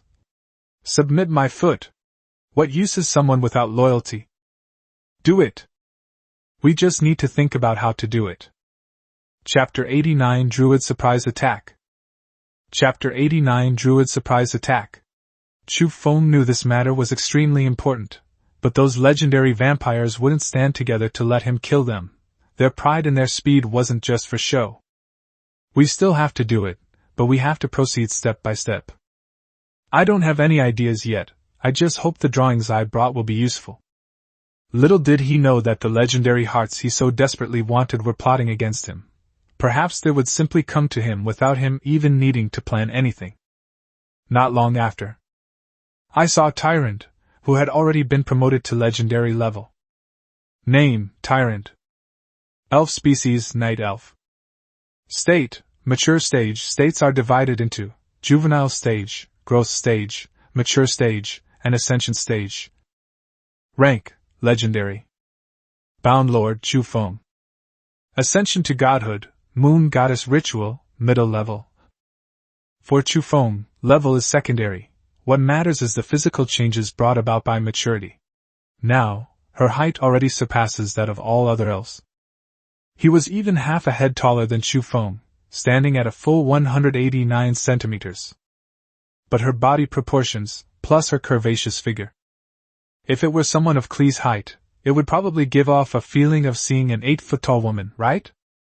Compared to Toka Yatagami's Asian features, her facial features are more defined, and she is also quite voluptuous. Master, look! Unlike her previous serious expression, Tyrant revealed a rare, feminine side, placing her large fists in front of the majestic mountain. A leaping motion was accompanied by an earthquake. Her figure vanished instantly. Immediately afterwards, appearing 50 meters away, it used shadow leap several times in succession, finally appearing in front of Chu Feng and looking at him expectantly. Good. Chu Feng reached out to touch her head, but found it wasn't as convenient as with the dog since she was taller than him. It seemed a little awkward. Fortunately, I am tall enough to be considered tall at 185 centimeters, otherwise I would be too short to handle the heavy load in the future. Tyrant reacted quickly, immediately bending down and lowering her head. Along with it came a beautiful, swaying scene. Next up are Asuna and Amelia, Chu Feng said, sizing up the two. A virtuous and capable wife. An elegant princess. Wouldn't that allow me to enjoy the blessings of having two wives? However, it's best to take a look at the blueprints first. Chu Feng's appraisal drawings. Name, The Cunning Exchange. Type, Architecture. Number of uses, 1. Effect. 1. Increase global recognition by 1%. 2. Residents' sense of belonging to the territory increased by 10%. 3. Reputation increase. 4. Increase the probability of trading with local forces. Required materials, 10,000 wood, 15,000 ore. Chu Feng's face showed a slightly disappointed expression. These effects, while useful, don't provide a significant improvement. Increased recognition is a good thing, but a 1% progress is a bit slow. Secondly, there's the sense of belonging, which is even more useless, because there are no other races besides goblins and druids, yet their loyalty is higher than that of all the Lord's servants. Secondly, there's the matter of reputation and trading with local powers. The former is good, but as for the latter, there are currently no trading partners if we want to open up trade channels. To be precise, there isn't a suitable one yet. Plus, it's still in its growth phase, so perhaps most of the forces will be included in the campaign area in the future. In other words, the entire Eternal Forest will be its territory in the future. Yes, in that case, after the territory is upgraded again, this effect can be used to plan a trade zone, which can also play a significant role in the exchange of massive resources. While transactions between lords are convenient, the accumulated time is still too short, lagging behind established, homegrown powers. This is very important. It seems that this building is still very necessary. After Chu Feng had a general idea in his mind, his gaze towards the blueprint softened. No wonder the number of times is only 1. After all, those simple blueprints could be reused as long as there are materials. I am also quite looking forward to it. I envision creating an Eternal Forest trade zone where lords, local forces, and monsters can all gather and exchange goods. And he can just sit there and collect the money. Although he was quite disgusted a second ago, his eyes started to light up at this moment. Deep in the eastern part of the Eternal Forest, A gaunt middle-aged man with a gloomy face lowered his head, still thinking about how to disrupt the situation in the eternal forest. He then let out a long sigh. It's too difficult. Kundi's dominance is too strong, and he also has orbital weapons. He might really have to leave now, otherwise he'll be dead if he gets caught. Thinking of that old woman before, even though she gave up her status as a lord, she still couldn't escape death. He immediately sent a message in a small group chat created by several allies. Tree Frog Tribe, I'm planning to withdraw. Most of the vampire's territory has been destroyed, and there's been no news from Kundi. I guess the plan to shift the blame won't work. Pigeon has been practicing for 2.5 years. How can you be so cowardly? My Pigeon Man companions are already at the monarch level. When that happens, they can completely seize air superiority. Their flight speed is even faster. Even if they can't beat me, they can still annoy him. Desert Butcher, there's no swamp here, otherwise I, the prehistoric crocodile, could unleash even more terrifying combat power, and I wouldn't be afraid of even the dragons. Tree Frog Tribe, can't you see the situation clearly? What if Kundi finds out? Pigeon has been practicing for 2.5 years. What are you afraid of? Do you know how big the Eternal Forest is? It will take them a while to settle accounts with us, at least not in the short term. Besides, how would they know it was us? Desert Butcher, holy crap. How come there are so many monsters? After this message was sent, the other two lords were taken aback. Warcraft? The Desert Butcher has completed the lord's assessment, and his combat strength is not low. He even has 2 monarch-level prehistoric giant crocodiles. This creature is covered in armor, possesses incredible brute strength, and has a terrifying bite force. If it seizes the opportunity to bite, even a monarch-level being would die in its death roll. How could someone say such a thing over a mere few monsters? But what happened next was terrifying. Because his ID disappeared, it means Desert Butcher is dead. From the moment the message was sent until the ID disappeared, only a few minutes had passed. While filled with immense doubt, I also began to speculate. Warcraft? It shouldn't be Kundi who made the move, right?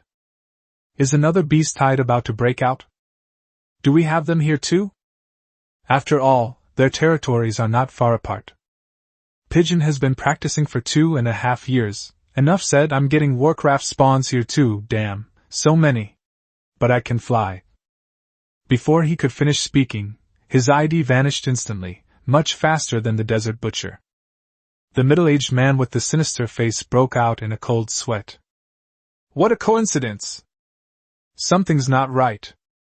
Chapter 90. The Conversation with the Lich. Chapter 90. Conversation with the Lich.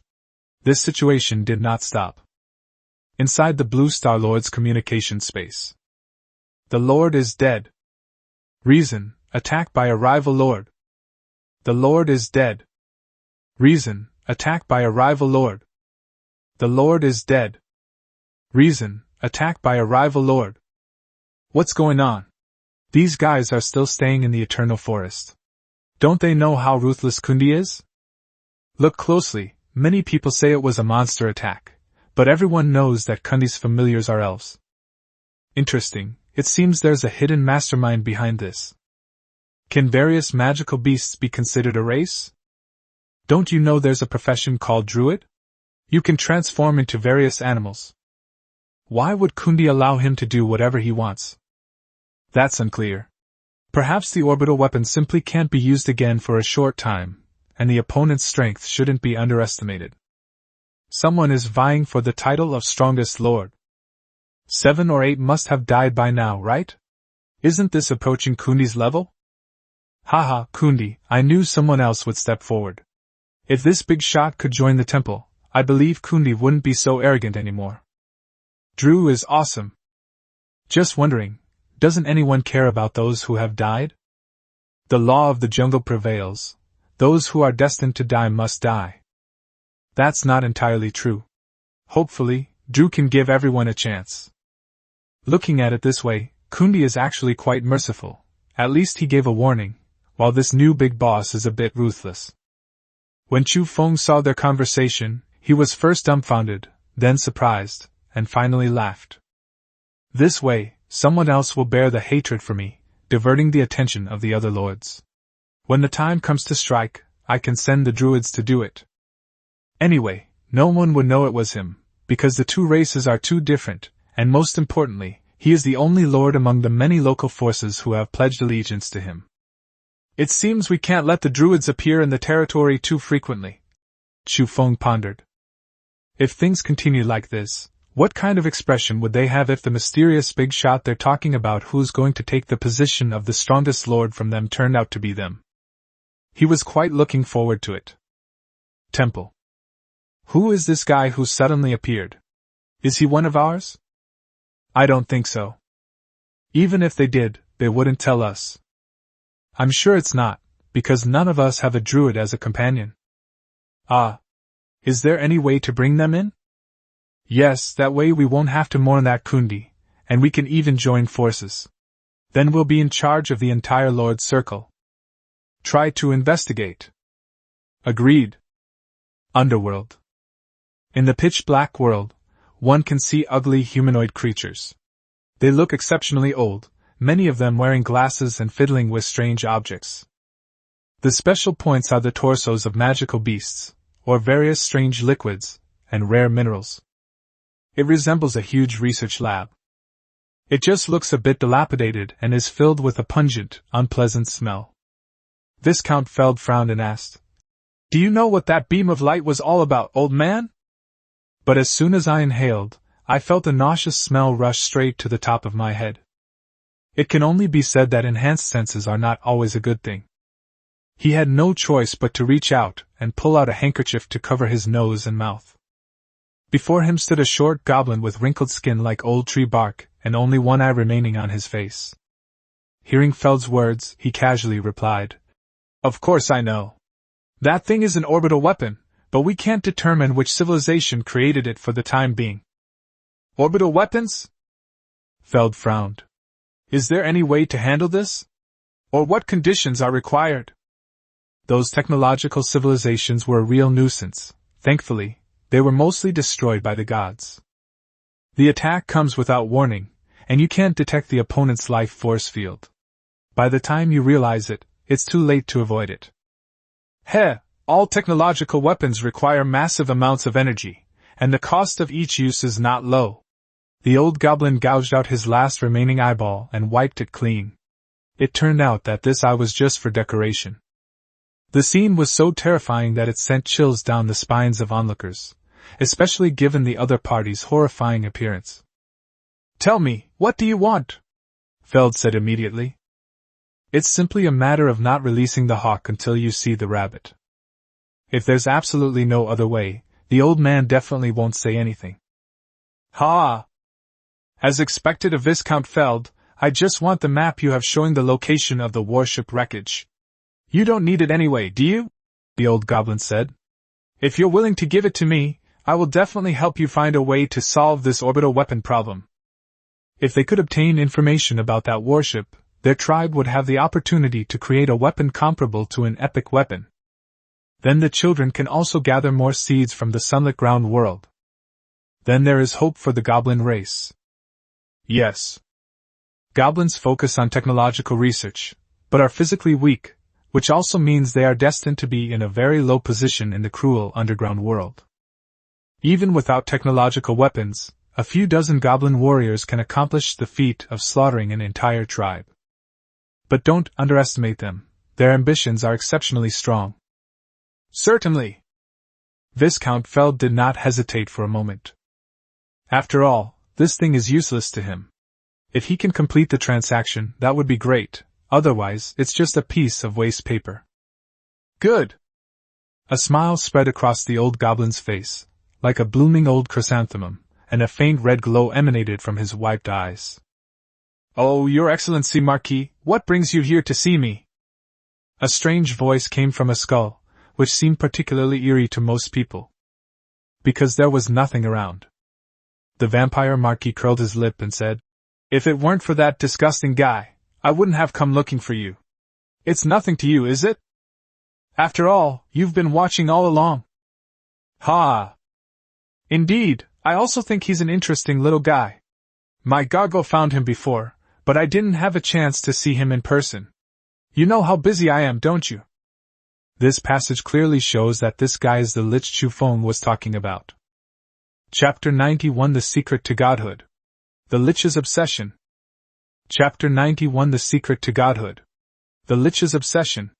The Lich. Such beings are taboo even on the continent of creation. If a Lich is discovered, the human race will surely launch a full-scale extermination campaign. If the invasion of the underground world is merely a series of instances, then the destructive power caused by the Lich is an absolute system collapse, a super catastrophe for multiple races. They possess an almost eternal life. They explore endless knowledge. They are studying dangerous and forbidden mysteries. And at this moment, Sophie Bode is conversing with a Lich, and it's clear they have a familiar relationship. Stop with the nonsense. How's your research going? How many more races or materials do you need? As a vampire, she doesn't care about other life forms at all. She only thinks about how to become a mythical being. At that time, successfully entering the stage of godhood gives one the opportunity to truly pursue eternity. Some say it is eternal loneliness. Some people say it is endless darkness.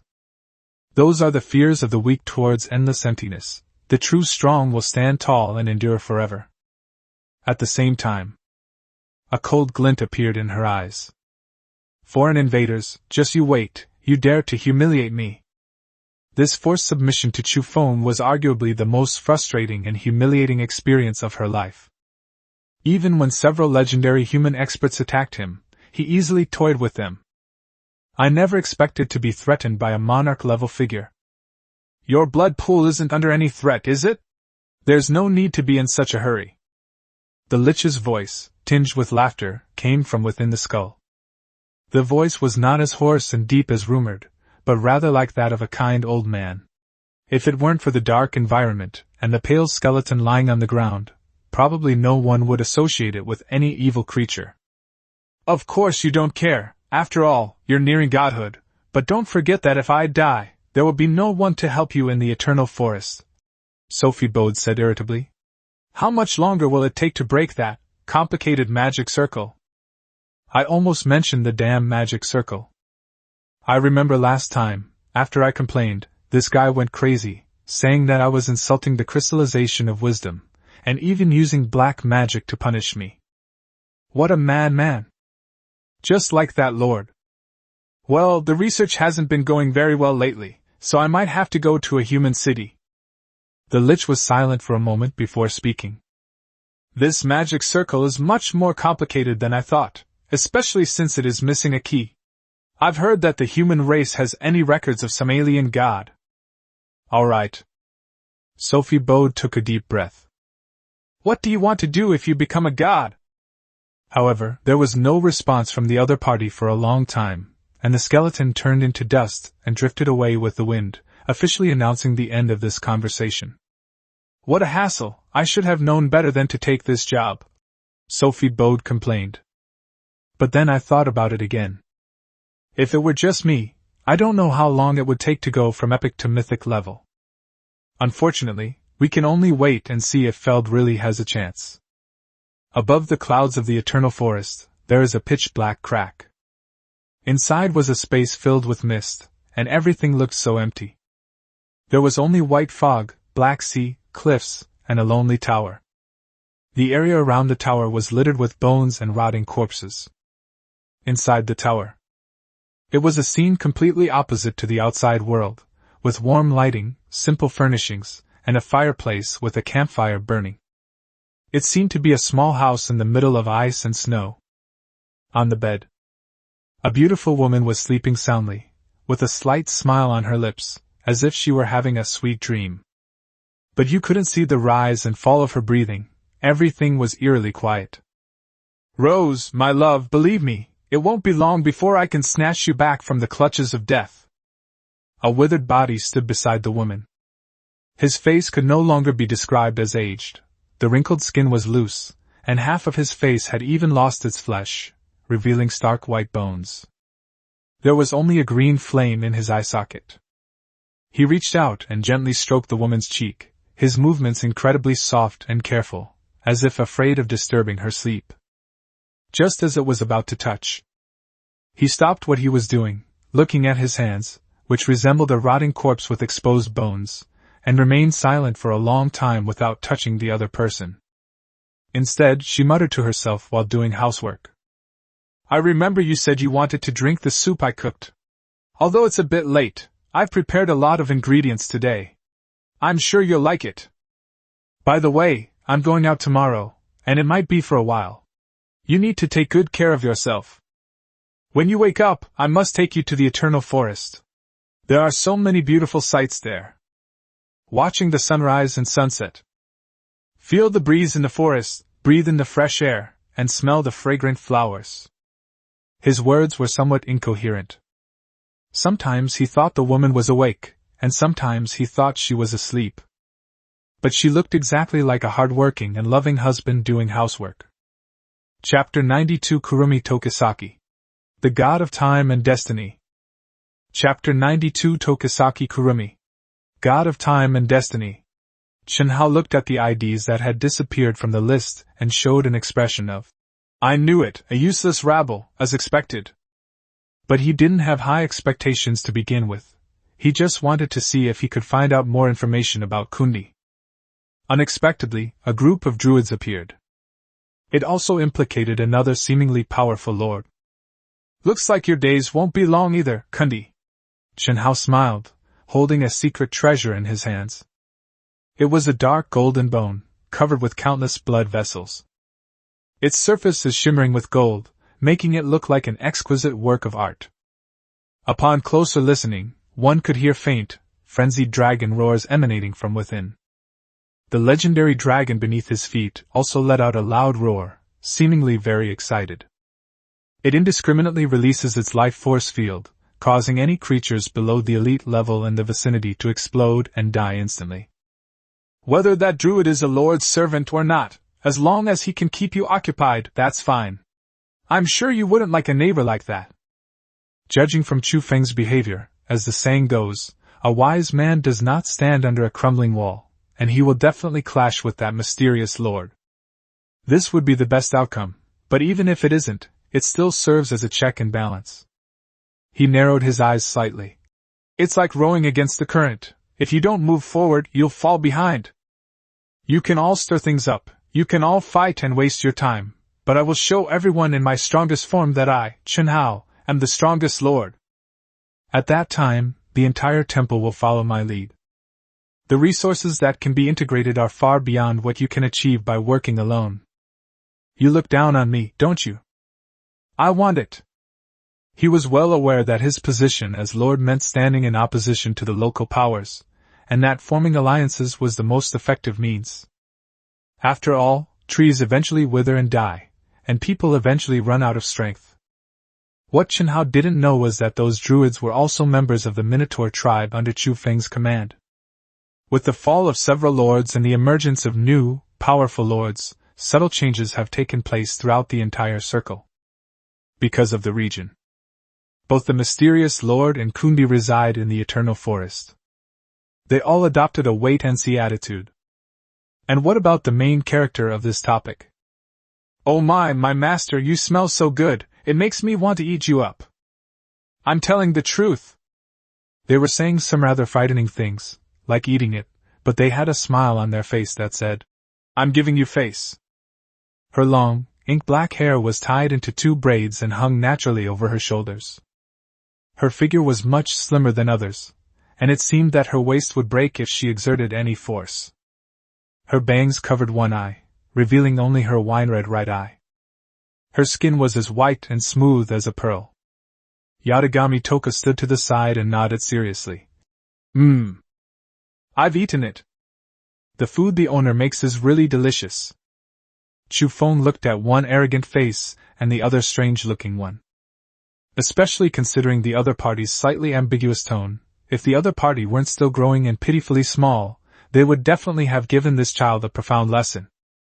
"Don't say anything weird," Chu Feng thought to himself as he looked at the attribute panel. Kurumi. A vortex of time, rugged and treacherous, a nightmare of madness, yet unwavering through 3 cycles. It seems that the intimacy level is much higher than I expected, directly because of the maximum loyalty. She's now skipping the composed young lady persona and switching to a more ambiguous tone. But perhaps she'll be that well-mannered and composed young lady again in a little while. Elf species, super time-space elf species. Stage, growth stage. Stages are divided into juvenile stage, growth stage, maturity stage, and ascension stage. Name, Tokisaki Kurumi. Level, LV9. Bound Lord, Chu Feng. Ascension to Godhood, God of Time and Destiny, Chief God level. As expected of Kurumi. In terms of time, it's still amazing, whether it's level or after becoming a god, it will be far ahead of other elves. Starting as a monarch. But if these 2 guys with such verbal tics are together, my ears will probably get calluses from all the talking. A boring man. Kurumi pouted and muttered. I'm telling the truth. If you make me angry, watch out. Looking at Chu Feng's large physique, and then at his own height of 120 centimeters, he thought to himself. I'll let you off this time. This was the first time Chu Feng had ever met a girl like this, and he also noticed the expressions on Amelia's, Asuna's, and Tyron's faces. This is bad. If I say anything strange again, I'll probably have to ask for your guidance. Oh, right. Kurumi's skills are related to time. It is launched using Zafkil's power as a bullet, and there is a golden clock in the covered eye that rotates as the power is activated. If you can use this technique well, you will have a lot of room to maneuver in many things. Kurumi, to what extent can you use your abilities right now? Chu Feng asked. It was just an inquiry. It's not about using it directly, because that would consume time, which is tantamount to overdrawing one's life. It should be noted that even immortal beings cannot withstand unrestrained release. Even if Kurumi were willing, Chu Feng wouldn't. You guess? Kurumi walked up to Chu Feng with a smile and casually asked, Does Master have many enemies? Yes, a lot. Chu Feng nodded. All lords can be considered enemies, as can the native forces and races of the creation continent. That is, aside from their relatives and Lu Qian, they are all enemies. Upon hearing his words, a subtle cold light flashed in Kurumi's golden eyes behind her bangs. Immediately, Chu Feng felt a wet touch on his cheek. Kurumi pursed her lips, as if savoring something, revealing an expression of lingering enjoyment. Oh my, the taste is really good. Consider this my way of telling you the benefits. She reached up and brushed her bangs aside, pointing to the clock on the screen, and said, I can use the 5th bullet now, but I'll need even more power to unlock it later. Like Toku Yatagami and the others, their abilities are gradually unlocked as they level up. Amelia also needs to reach the legendary level to break through space and summon Puck. Chapter 93. Oh dear. It only lasted about 10 seconds. Kurumi's tsundere attitude. Chapter 93. Oh dear. It only lasted about 10 seconds. Kurumi's tsundere. First bullet, Aleph accelerates the flow of time upon hitting the target, can be used to greatly increase speed for a short period of time. Second bullet, Bet slows down the time it takes to hit the target, conversely reducing the opponent's speed. Dimmel, third bullet causes the object's state to grow, physical growth. The fourth bullet, Dalit reverses time for the target, can be used to heal injuries. The fifth bullet, Hey, a foreseeable short-term future, not used in the original work. Even the first 5 episodes seem to be support abilities, without any elemental energy or the massive destructive power that Yatagami Toka seems to possess. But you must understand that this is about the ability to manage time. Unlimited potential. After that, you can even travel through different time periods. The extent of their power is evident. Secondly, if the opponent slows down, my acceleration is equivalent to immobilizing the opponent. It's essentially a basic version of time stop, and the power of this effect in battle is obvious, especially considering that she's already quite strong in combat. It can completely kill at the same level. Even now, as a monarch level being, slaying a legendary level creature that has completed its transformation is no problem. Moreover, perhaps with the power of the stand, the White Queen can be unlocked later? That ability. It's absolutely terrifying. Of course, this is just Chu Feng's guess, because in the original work, the White Queen is composed of the soul of Yamada-sa and the body of Kurumi's reverse form. It's unclear what will happen to Tokisaki Kurumi, who was born from the World Tree. But I'm sure I'll be able to unlock all the abilities. Otherwise, how could it be more powerful on the stats than other elf species? If it's the fifth bullet, how far into the future can it predict? Chu Feng asked after pondering for a moment. Predict the future. This is absolutely crucial. Oh, it'll only last about 10 seconds, Kurumi said proudly, her face held high. Quick! Now worship this young lady. This is the ability to predict the future. Oh. Chu Feng responded with a slightly disappointed tone. Although it's only a brief future, it depends on how long it takes. If it's just a few seconds or a minute or two, then in terms of combat, it means you can predict the opponent's next move with 100% certainty. If you know all of the opponent's moves, then isn't he just a toy? It is indeed very useful in combat, but it is not very useful for future planning. It is only useful for short-term tactical deployment. For example, it's good in situations like raiding a faction or exploring dangerous areas. Owner! Snort! Kurumi turned around with her hands on her hips, then took back what she was about to say. Ha ha ha, it's my fault, it's my fault. Chu Feng looked at the proud young lady's sullen appearance, and reached out to give her a gentle pat on the head. Really? That's wishful thinking. If it were possible to accurately predict the long-term future, the original story wouldn't have turned out the way it did. Snort! Kurumi was still carrying Chu Feng on her back, but her angry expression was gone, and she pushed Chu Feng's hand away. Then I'll leave it to you all. I hope to level up as soon as possible.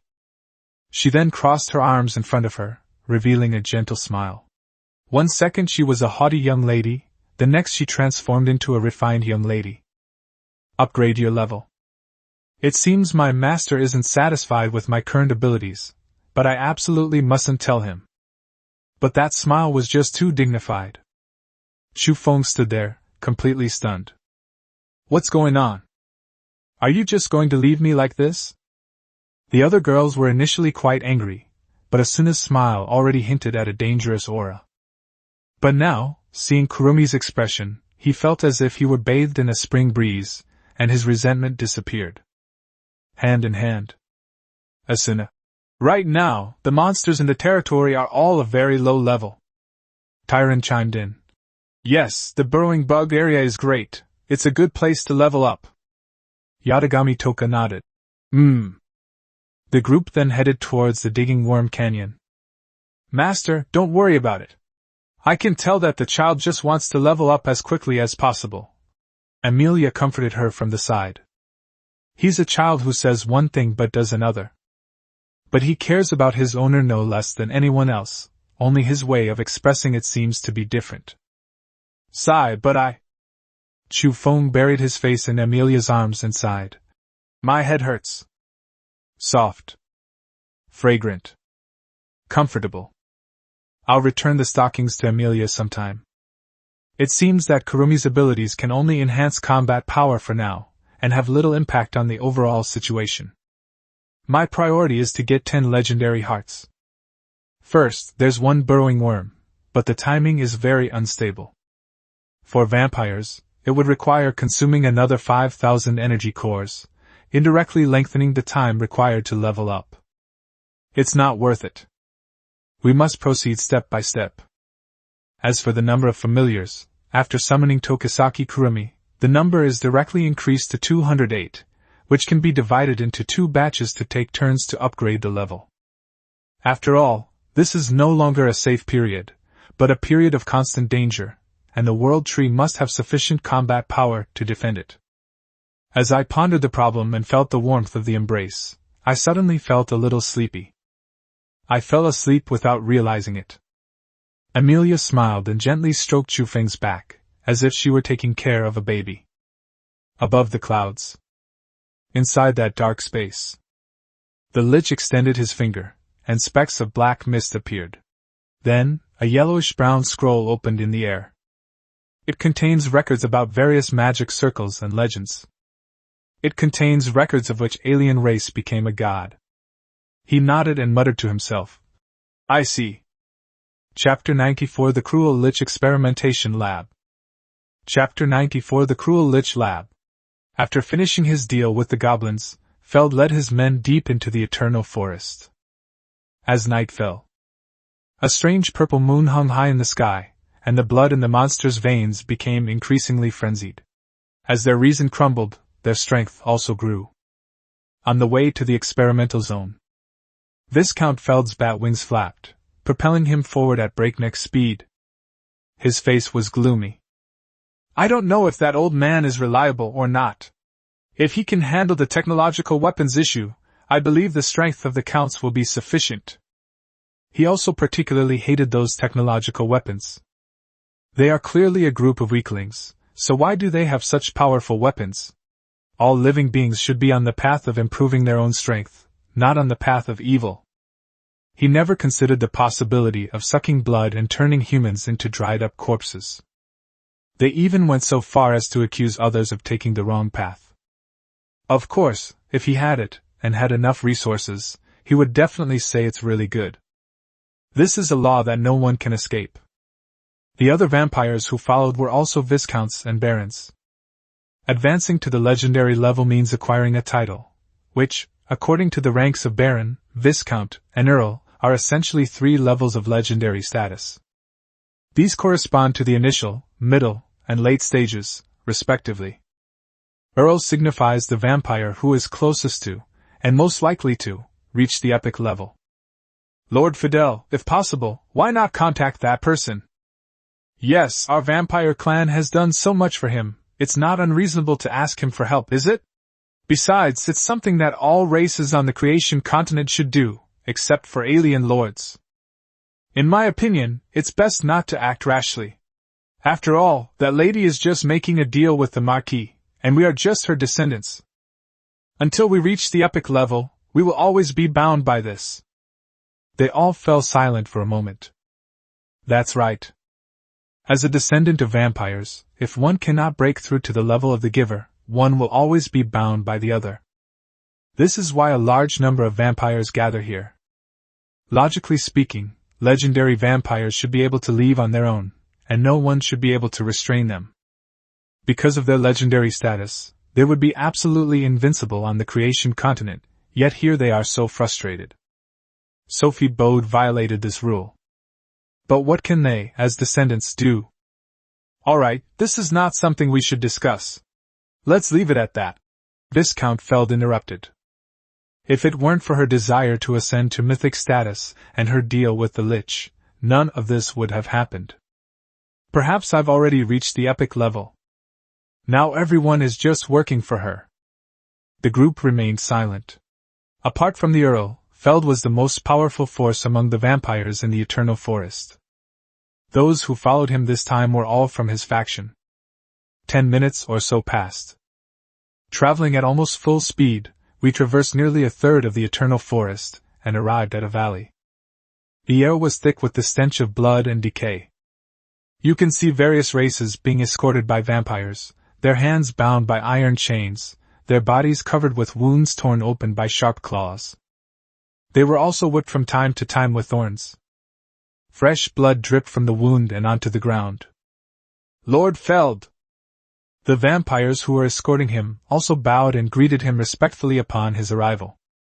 At this time, a dozen or so human men and women, barely clothed, were chained together, their gruesome wounds still bleeding, some barely alive as they were dragged along. They glared at them angrily. You will go to hell! The human race will one day eradicate you evil beings! Your knights, under the Archbishop's auspices, will grant you judgment. You'd better let me go. I'm a relative of the city lord. The filthy vampires lurking in the darkness. My clan has countless geniuses. The turmoil on the creation continent will be brought down under the leadership of the hero. You will all be slain. It's easy to tell that these people are all native humans from the creation continent, including members of the Holy Church, representatives from surrounding cities, and heroes. This startled the vampire guards, their eyes flashing with ferocity. They lashed out with their whips, shouting, "Shut up! You're nothing but our food!" Smack! The whip, studded with thorns, lashed out and pierced the skin. Sizzle! After being pulled out, large chunks of flesh were torn off, and screams of agony rang out, silencing the curses that followed. "My lord, I..." But Feld didn't even bother to look at them, simply saying, "Take them away." He's seen it all. Most of these people had magical energy fluctuations, so they must be some kind of adventure team. I wonder if they will still be so stubborn once they are inside the experimental zone. Yes. We walked into the valley. Scenes resembling hell on earth appeared one after another.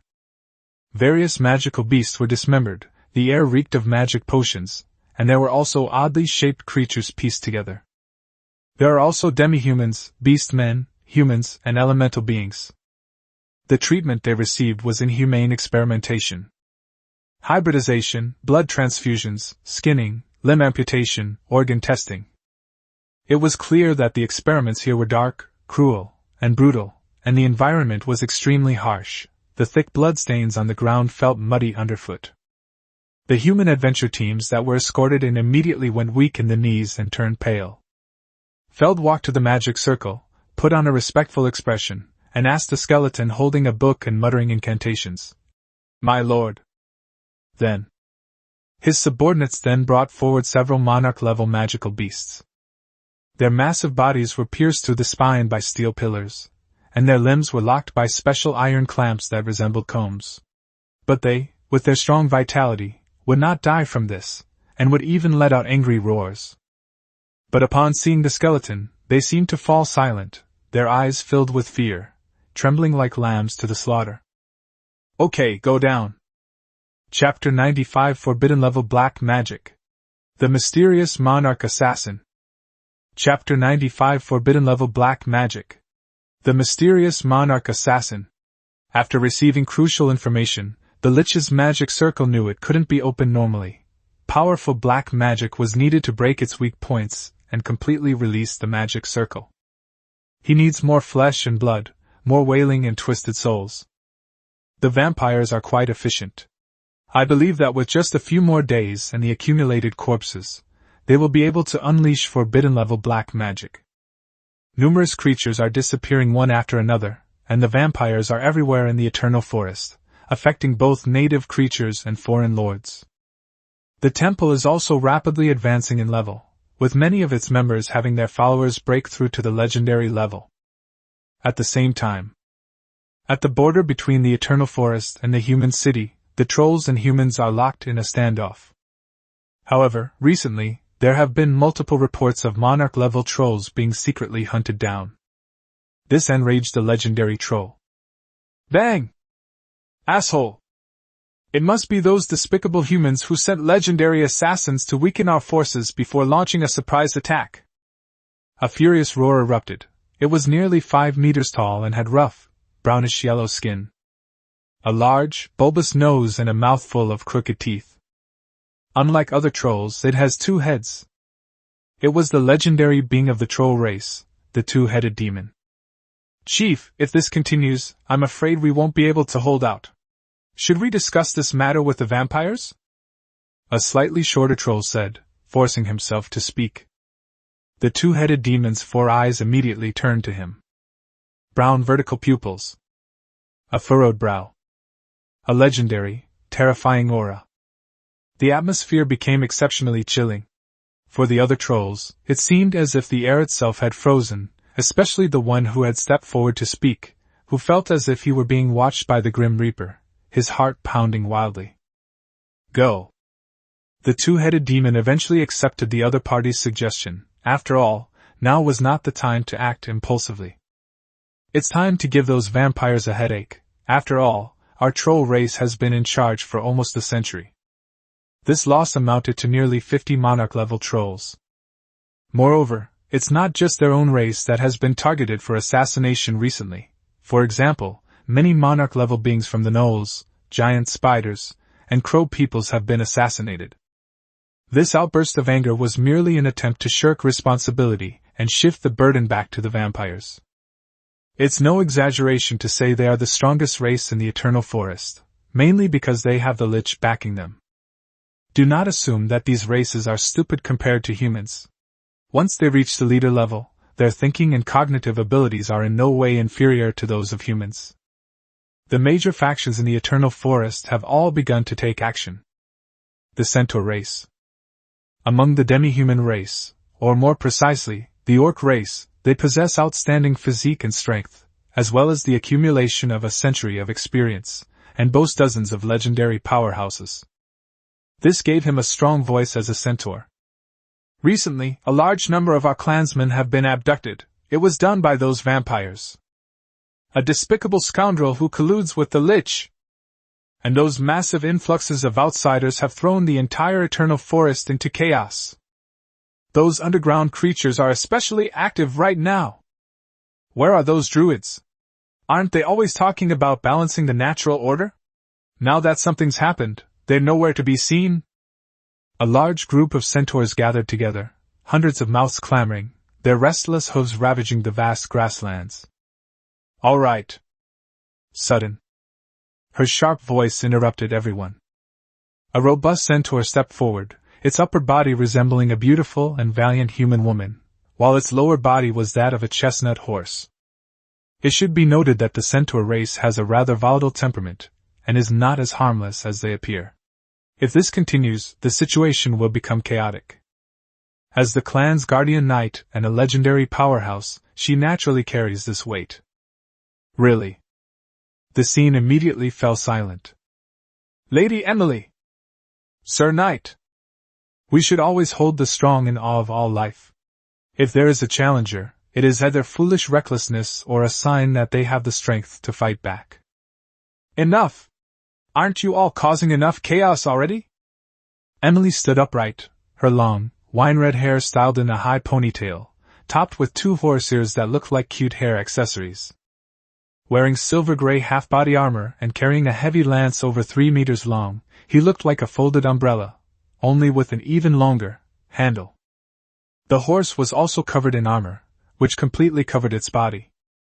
In the sunlight, she looks like a Valkyrie.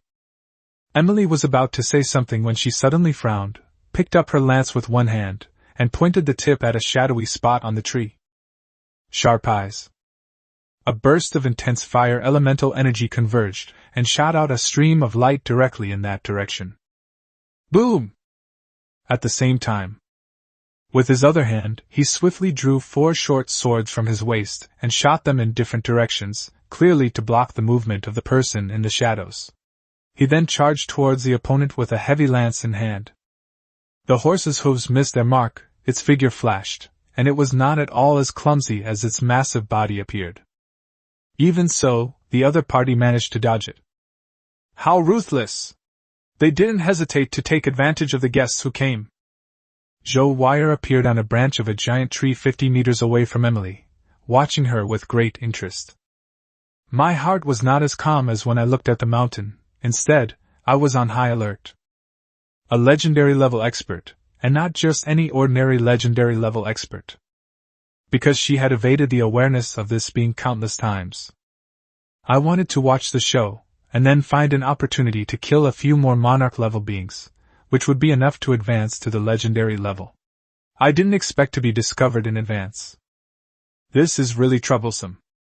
You've trespassed into our territory without cause. How can you call yourself a guest? Emily's eyes narrowed slightly. They sensed that the other party had no life or death stance. Monarchical level? But he smelled strongly of blood. After seeing Joe Wire's strange attire, she was certain that she was not from the Eternal Forest race, since she had never seen such an outfit in her many interactions with humans. An invading alien race? Chapter 96 The Dark Tides of the Eternal Forest. Chapter 96 The Dark Tides of the Eternal Forest. Emily was on high alert regarding the group of alien races that had suddenly intruded. The tip of his heavy cavalry lance remained locked on the opponent. Seeing this scene, especially the serious look on the guardian knight Emily's face. The other centaurs realized that the invaders were no ordinary people, and they scattered and ran in all directions. First, as a legendary being, the range of destruction it causes is astonishing. To watch the show here is tantamount to courting death. Second, we must inform the elders and clan leaders as soon as possible that an unknown powerful figure has invaded our territory. A battle erupted on the other side instantly. Boom! With a huge explosion, the fight between the two began. The tree broke. Several large pits have also appeared in the land. Although Zhou Wire was only at the peak monarch level, her agility was like that of a ghost, and the mysterious items she obtained from the Lord Assessment gave her extraordinary escape abilities. Same. This is why she was able to evade the detection of legendary-level powerhouses and slaughter monarch-level creatures to increase her level. After several rounds of maneuvering, Emily was unable to inflict any serious damage on her opponent. All you can do is run away! She felt extremely frustrated. The other person was like an eel. Their reaction speed and combat instincts were outstanding, completely different from the alien races he knew, who were usually just big treasures hiding behind their families. As orcs, they all possess a keen sense of smell, able to detect the stench of gnolls, the pungent odor of raccoons, and the brutality of Tigerman from the heavy smell of blood. It's almost certain that she's the one stirring up trouble everywhere lately. What are you saying? You're clearly stronger than them, so you won't let me dodge? Zhou Wei gave the other person a disdainful look. You think I'd just stand here and let you turn me into a lamb skewer? As expected, her identity was different from the other centaurs. They all called her the Guardian Knight. Their strength is to be expected. If this stalemate continues, and a few more legendary centaurs arrive. Isn't it okay to stop now? I haven't caused you any trouble, have I? Zhou Wire showed a helpless expression. It's clearly a centaur, not a donkey, so why can't you let me go? There's no need to keep arguing about it. We can't waste any more time. No, if we let you go, you might continue to hunt my people. Danger must be nipped in the bud, Emily said in a deep voice, as crimson lines began to appear on the heavy lance in her hand. It's a magical weapon, and its level isn't low. The legendary life force field directly covered an area of 100 meters. Her long, red hair flew in the wind. His armor seemed to be tinged with gold and red clouds, adding to his heroic and sacred aura. It's obvious. Emily wanted to finish the job in one fell swoop. Using a life force field to suppress the opponent's movements, the strongest move put Zhou Wire to death. You blood-stained, sinful alien race, I, Emily Cade, the Guardian Knight of the Azure Cloud Centaur race, hereby give you judgment. Die. Moment. The life force field seems to have undergone a subtle change, becoming stronger for lower-level life forms. At the same time, a series of rays of light surrounded her body. What a spirited little horse, and it's incredibly lucky. Zhou Wire also showed a surprised expression. Unexpectedly, a breakthrough was achieved under such circumstances. At the same time, Emily was taken aback at first. He was immediately overjoyed. He was about to deliver his first epic, all-out blow to the opponent. But they found that the other person had disappeared. I'm not going to abide by any so-called chivalrous code. I'm leaving now. He was nowhere to be seen. Only its sound could be heard. Emily's pent-up anger made her feel increasingly frustrated. Asshole! The long, heavy lance unleashed its accumulated energy towards the sky. It pierced through a large area of clouds. Her enhanced life force field after advancing in rank also greatly shocked the clansmen who came to provide support. Emily, you've advanced to the epic level, haven't you? The clan elder asked tremblingly. Yes. Emily bowed in reply. He was still thinking about how to find that alien race and eliminate this threatening factor. As a knight, he had to have this sense of justice. Not bad, not bad. The elder smiled broadly, his wrinkles forming a pattern like blooming chrysanthemums.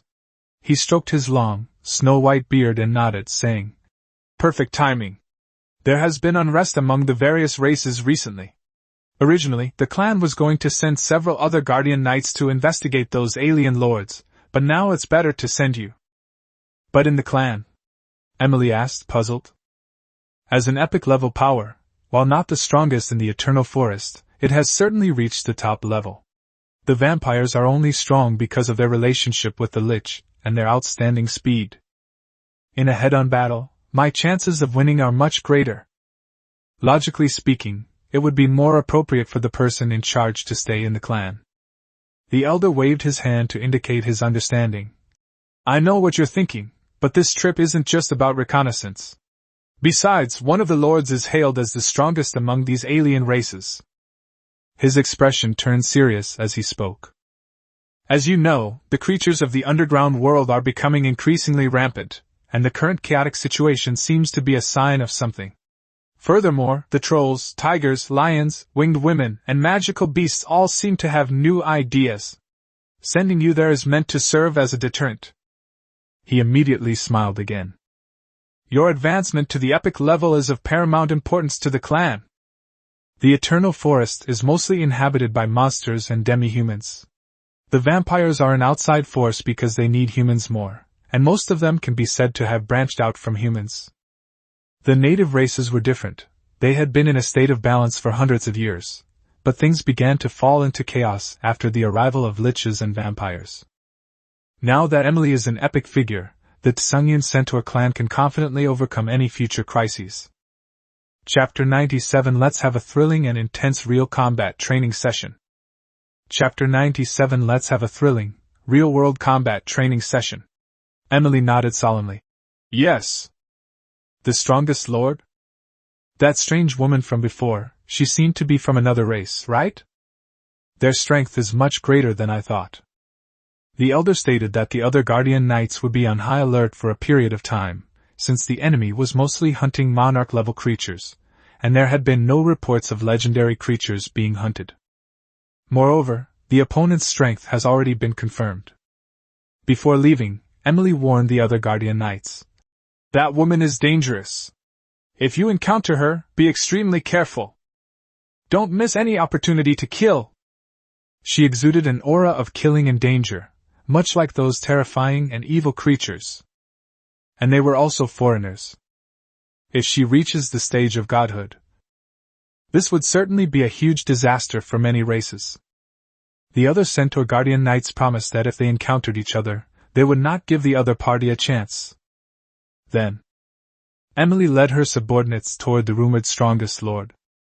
Over the next 3 days, Chu Feng also had 90 elf followers, but he didn't have the same good luck as before. Most of them were still ordinary elf species. We also frequently see news of lords falling from grace. Of course, this was all within his expectations. Compared to the forces that had been rooted in the creation continent for many years, it was easier to conquer those who were also lords. After all, information brokers still exist, making them easier to target. Within the lord's communication space, the exiles seem to be making a lot of noise lately. Several lords have been successfully assassinated by them.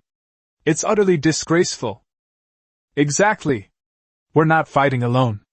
In the early stages, our levels might not be as fast as the exiles, but now that we have more followers, this shouldn't be happening.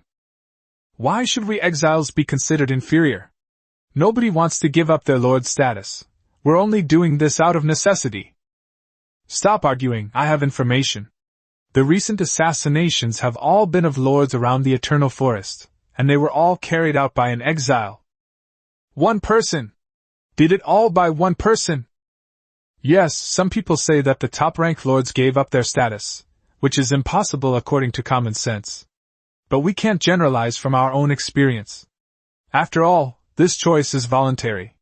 What if they gain enough benefits and then become exiles? Maybe they can level up faster than us. By the way, there hasn't been any news about Kuni lately. Could he really be entangled with that mysterious lord? That's wonderful. Indeed, there is such pressure. You always feel like you're going to be killed at any time. Chu Feng was quite surprised when he saw the messages in the communication space. I don't know if it's because I'm too strong, or because the other lords are too weak, but Zhou Wire managed to assassinate me. However, it's not exactly outrageous. After all, having a monarch-level retinue is already a big deal for an ordinary lord, especially since Zhou Wire herself is a madwoman. Master, your tea. Amelia served the tea, her gentle movements and the subtle fragrance carried on the breeze adding to the flavor of the amber-colored tea. Not bad.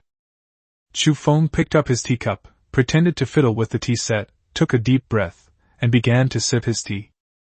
As for whether he was referring to tea or a person, only he himself probably knows. Suddenly a dog's head popped out of his arms. It was none other than Toka Yatagami. Really? I'll try some too. Without showing any disgust that Chu Feng had already drunk from it, she gulped it down. Immediately afterwards, her little face scrunched up, and she kept spitting out tea leaves. Tui, tui, tui! It tastes terrible! It tastes bitter! Juice tastes better! Chu Feng was speechless. I only found a little bit of tea leaves, don't waste it, okay? You shouldn't drink tea like that. You have to savor it, you have to appreciate it carefully. Place the tip of your tongue against the roof of your mouth, slightly open your lips, and inhale through the gaps between your teeth, allowing the tea soup to swirl and roll in your mouth. After swallowing, the aroma will spread to your nasal cavity with your exhale, at which point you will feel the tea fragrance more clearly. This was one of his few good habits before he transmigrated. Have some tea when you have nothing to do. Previously, the pace was too fast and the competition was fierce. Now that I can relax a little, I've discovered plants that can be used to make tea, so I've started picking them up again. Tea has the effects of anticoagulation, promoting dissolution, inhibiting platelet aggregation, regulating blood lipids, increasing high-density lipoprotein in the blood, and improving the ratio of cholesterol to phospholipids in the blood. It can prevent coronary artery narrowing, especially since tea contains catechins, which can lower cholesterol levels and blood lipids in the body, thereby lowering blood pressure. Of course, I've also heard that tea can counteract the effects of smoking. Some of these substances can cause nicotine to precipitate, thus being excreted from the body through urine. After all, smoking is one thing, and being afraid of death is another. Although my body is certainly not as good as it used to be, I have retained my habits. What a hassle! Yatagami Toka smacked her lips, turned to look at Chu Feng, and grinned as if she were being clever, showing off her white teeth. Master, how about you help me complete those steps, and then I can just drink it? Chu Feng was shocked. What? I'll take care of it, then you can drink it. What an amazing idea! You go down first. Because Chu Feng was lying on the chair, Yatagami Toka was essentially lying in his arms, and this girl was quite restless, always wanting to move around. Besides, the other party is no longer in the infant stage as before, but a genuine teenage girl. Even if there are still a few tea leaves on the other person's white teeth. The soft touch is so irresistible. Amelia, go out for a moment, Chu Feng said through gritted teeth. I'll get it for you today. Serves you right for messing with me. At this moment, Yatagami Toka was still unaware of the impending danger. She simply twisted around more frequently and asked, Master, what's wrong with you? You're supposed to be resting, why are you carrying a weapon? Immediately afterwards. She paused. He leaped into the air, wielding a great sword. Looking directly at Chu Feng, her innocent eyes revealed a clear naivete. You want a thrilling, real-world combat training session, right? Chu Feng froze. That's right. I want to have a thrilling, real-world training session. But looking into the other person's eyes, he felt like he was committing a crime. He sighed and took out his midnight whisper. Yeah, go out. Toka Yatagami doesn't seem to have any concept of this yet, and is a little hesitant to do it. Let's wait a little longer. But after the two went out, Amelia covered her eyes, her face flushed red. Master, you... Asuna turned around, muttering. He's my master, so what if he sees this? Tyrant said earnestly. As expected of my master, magnificent. Kurumi blushed and said. As expected, men are truly wondrous creatures. Instantly, Chu Feng seemed to have realized something, and looked down. Oops. Your physical condition is amazing.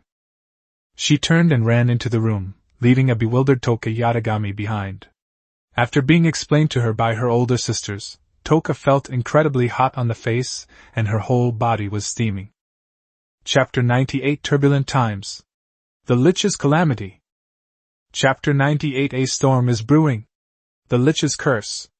So that wasn't a weapon after all. As Yatagami Toka thought about how she had even gotten involved, her head started steaming like a locomotive. Her face turned bright red with embarrassment. Even if she is innocent and straightforward, it doesn't mean she's stupid, especially since several teachers have explained it to her clearly. 5 minutes later. Creak! The door opened. Chu Feng peeked out, and only after confirming that they had all left did he slowly exhale a long breath. He subconsciously pulled up his pants and straightened his position before walking out the door. I patted my cheeks and told myself, it's all right, she's my wife, it's bound to happen sooner or later, there's nothing embarrassing about it, you'll get used to it. Dad? What are you doing? A small figure appeared before him, asking with wide, curious eyes. Nothing. Chu Feng laughed. Aside from this one, I don't have any penchant for being a ghost father. He forgot that this wasn't a game. Every member of the family would grow up. Klee maintained a childlike appearance even after reaching adulthood, but that was only because adulthood meant returning to her original physical form. She would still grow up eventually. So, ultimately, whether this ghost father will become a reality depends on him. Well, now, the energy core is no longer a problem. The increase in the number of familiars has greatly improved hunting efficiency. Chu Feng looked at the number of energy cores in his private space. The cost has increased from over 9,000 to over 12,000, while the upgrades to the territory and the world tree only require 13,000 in total. Legendary Heart. Elemental Ore. Klee, has that burrowing worm not completed its metamorphosis yet? Chu Feng asked. That's taken way too long. Other creatures directly level up and complete their life transformation, but that insect did something else. It spun a cocoon. Tyrant said it seems to be because it's laying eggs, which is why it takes a long time and consumes a lot of energy. Klee tilted her head and thought for a moment before speaking. Spawning? The queen insect? Chu Feng fell into deep thought. Judging from the current situation, the number of burrowing worms is quite considerable, and the Zerg's reproduction rate is much stronger than we thought. If it completes its transformation to legendary level, does that mean the production speed can be increased? How to truly become a perfect experience zone? Besides, I'm not in a hurry right now. It wouldn't be wise to lose sight of the bigger picture for the sake of small gains, since all my new companions need to be leveled up. Then, the digger bugs here are protected in a roundabout way, kept as a place for new Pokemon to level up, guarded by high-level Pokemon, and fed regularly. The queen pupa, deep underground, trembled slightly. As if sensing something, the egg-laying speed seemed to increase considerably. Bodlands. In the pitch-black night, the dwarf who slapped the face wore a cloak and had various unknown objects hanging on his body. So, how was it? Did you find anything? I asked in a deep voice. Viscount Feld asked. That's right. These dwarves are goblins who have emerged from the underground world. With the support of the vampires, they are finally able to breathe fresh air. Normally, they certainly wouldn't mind having a wild party, but these ruins seem to have some kind of magic that attracts them. Oh my God! Such destructive power! It seems there's also a suppressor function, otherwise the entire territory would be ruins. No, it's because of insufficient energy that the parameters have changed. If only we could have such a weapon! A group of goblin scholars were constantly analyzing with magnifying glasses or small instruments. Don't worry, although it's just ruins, every civilization uses energy differently, and even uses different cosmic energy. Give us 2 more days, and we can start taking action. The old goblin gently lifted the scorched earth as if it were a lover. He murmured to himself, The power of knowledge will never lag behind that of the gods. Just wait. The goblin race will rise up, armed with advanced technology, and crush the arrogant power you pursue. The western border of the eternal forest. The magnificent high wall, constructed from piles of ore several meters in size, stands 50 meters tall. Stretching for hundreds of miles, it connects with the mountain range, forming a solid shield against foreign invaders. Inside the wall, you can see rows of rough buildings, mostly simply built of rocks and trees, with large pieces of animal hides on top. Inside, there were many adventurers setting up stalls, all dressed in half-body armor and animal hides, exuding a dangerous aura. No one's level is lower than elite. Everything seemed to be filled with a wild atmosphere. This is the first and most crucial line of defense for humanity in the eternal forest. At this time, in the central area, you can see a huge skeleton structure. Just like the remains of his father in Inuyasha. Internal. 7 or 8 people sat at a long table. The scroll is gone. I can sense an evil aura. It's him. The old man had his eyes closed and was clutching a pendant tightly in his hand. Damn lich! The liches are making a move, and the trolls seem to be retreating as well. However, quite a few powerful vampires have appeared, including several barons and viscounts. We must inform the city lord as soon as possible. Shouldn't that guy be under the Holy Church's jurisdiction? They talk all day about eliminating evil and praising their holy emperor as so great. Why don't they just wipe out all the liches in the world? If the lich scourge strikes again, and the city falls, then we will be sinners. Several young men glared angrily at the old man who had spoken first, while the old man muttered incantations as if he were praying. The man sitting in the main seat was a burly middle-aged man with a full beard. He stood up. Instantly, silence reigned. Now is not the time to shirk responsibility. Report to the city lord and send out sentries to investigate. These unusual movements are related to the lich, and we cannot be careless. I don't need to elaborate on the stakes involved, do I? The Lich War. As the name suggests, it is a huge calamity caused by liches. The destructive power it causes is not just like a mythical level attack. Its dark power can cause widespread plagues. This is accompanied by an outbreak of necromancy and the resurrection of the dead.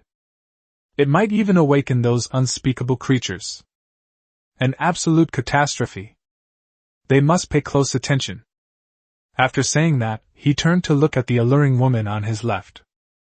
Selena, we'll have to rely on your help this time. She held the pure white cat in her arms without saying a word, seemingly only focused on watching her pet. For a long time. The woman stood up, her long dress unable to conceal her graceful figure, and walked away slowly. I understand, I will do my best. Chapter 99 The High Priest's Special Abilities. World Map. Chapter 99 The High Priest's Special Ability. World Map. Kelly Vera. She was the only female high priestess in the city of Jelpes. The highest rank in the Holy Church is that of the bishop, and this organization is similar to the papacy. They are the only people among humans who believe in a God.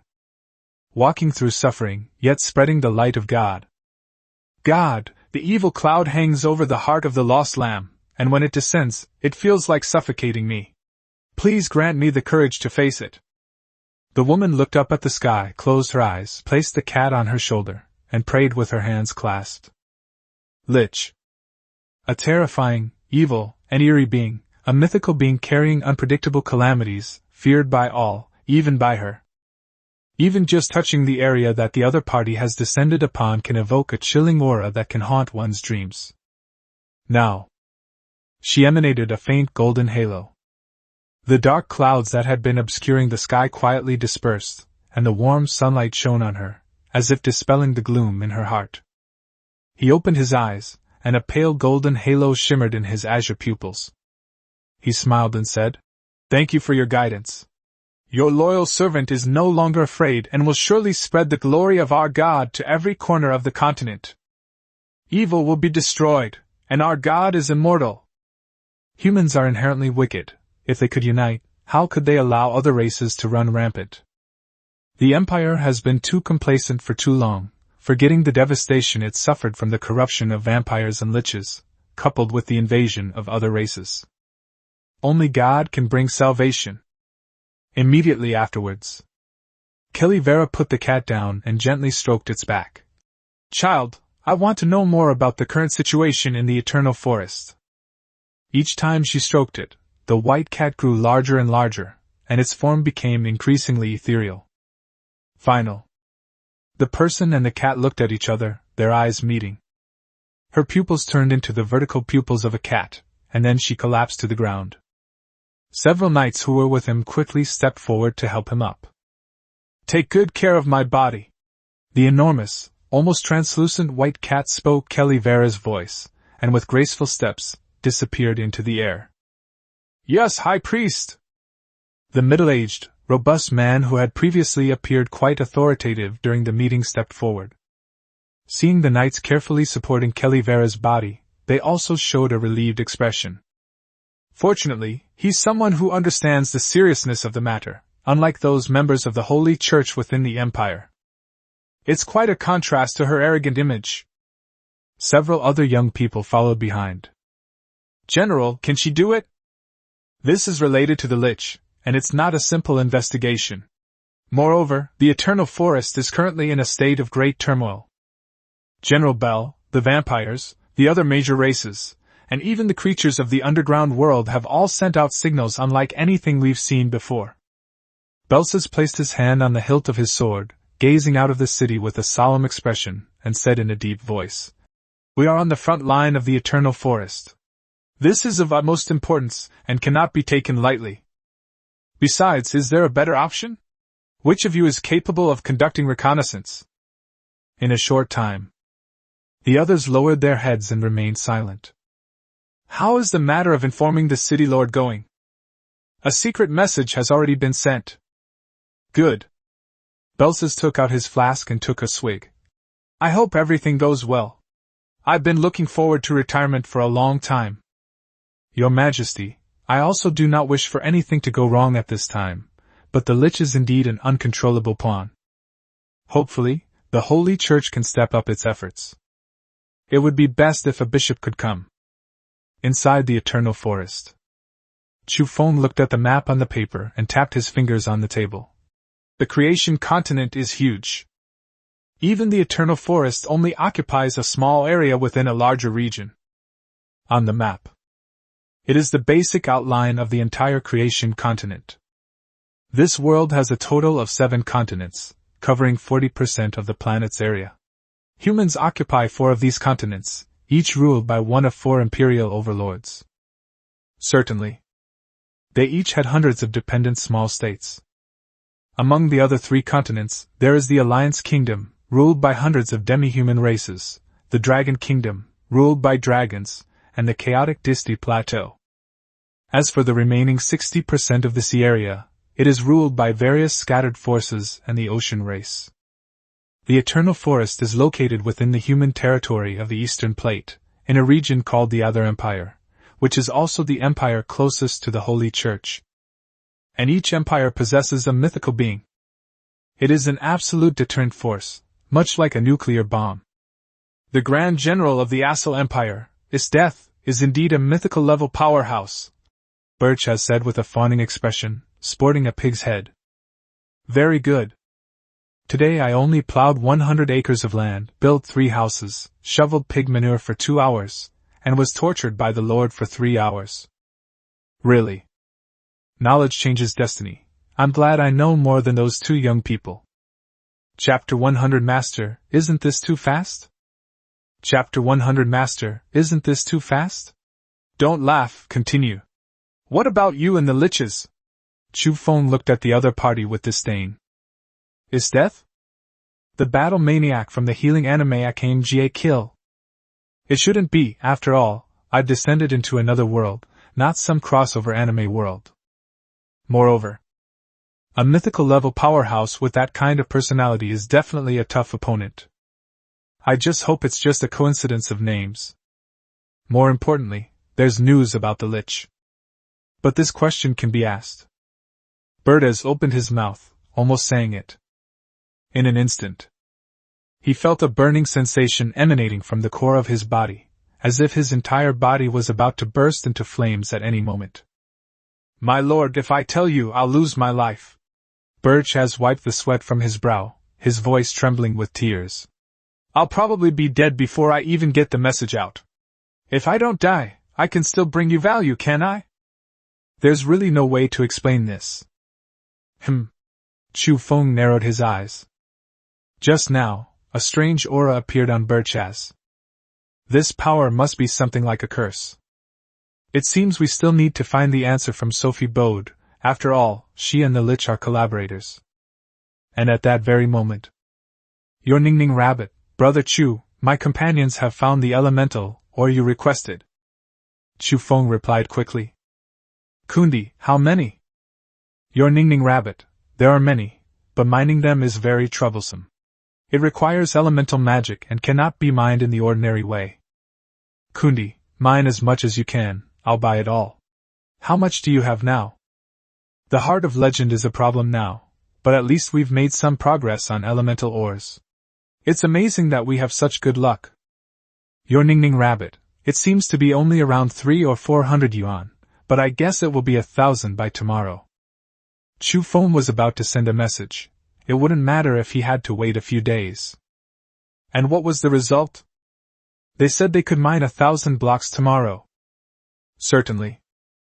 This is also thanks to the increased strength of Lu Qian's subordinates, and their more proficient use of elemental magic.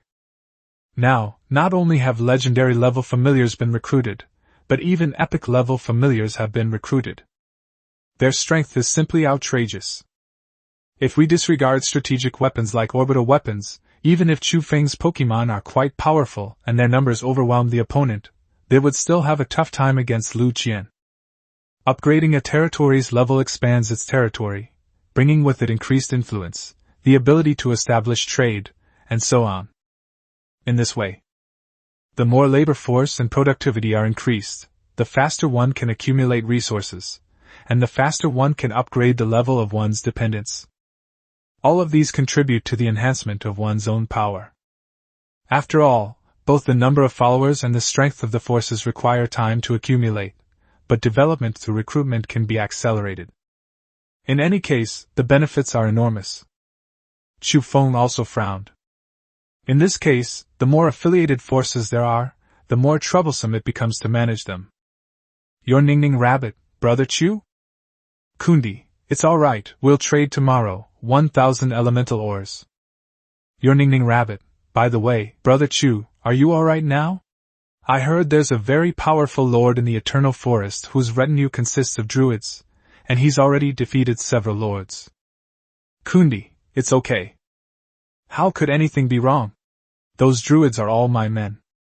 And a very fruitful harvest.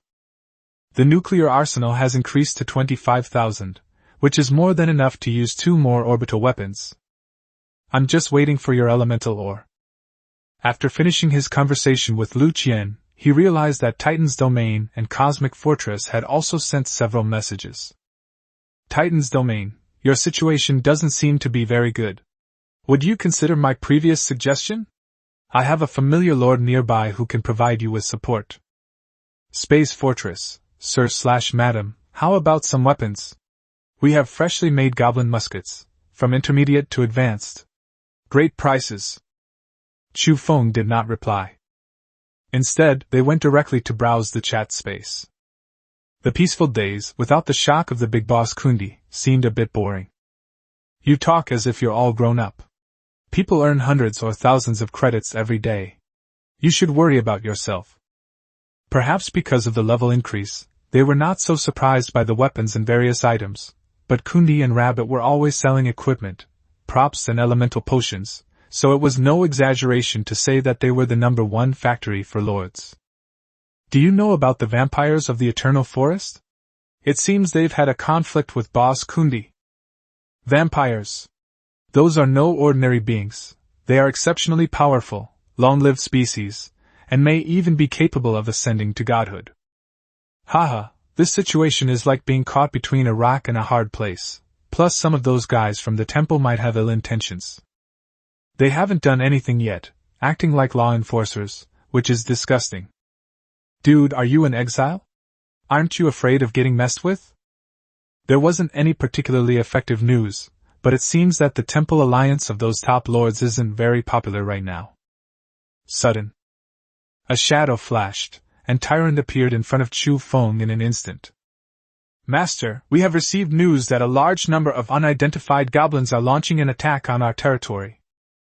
Asuna has already led her team to snipe, and Toka is also rushing there at full speed, but the enemy still has several vampires, including several legendary ones, so the front line is under great pressure. Goblins? Chu Feng drew his weapon and commanded Klee and Amelia. You two protect the world tree. It seems that if necessary, an orbital weapon may still be needed.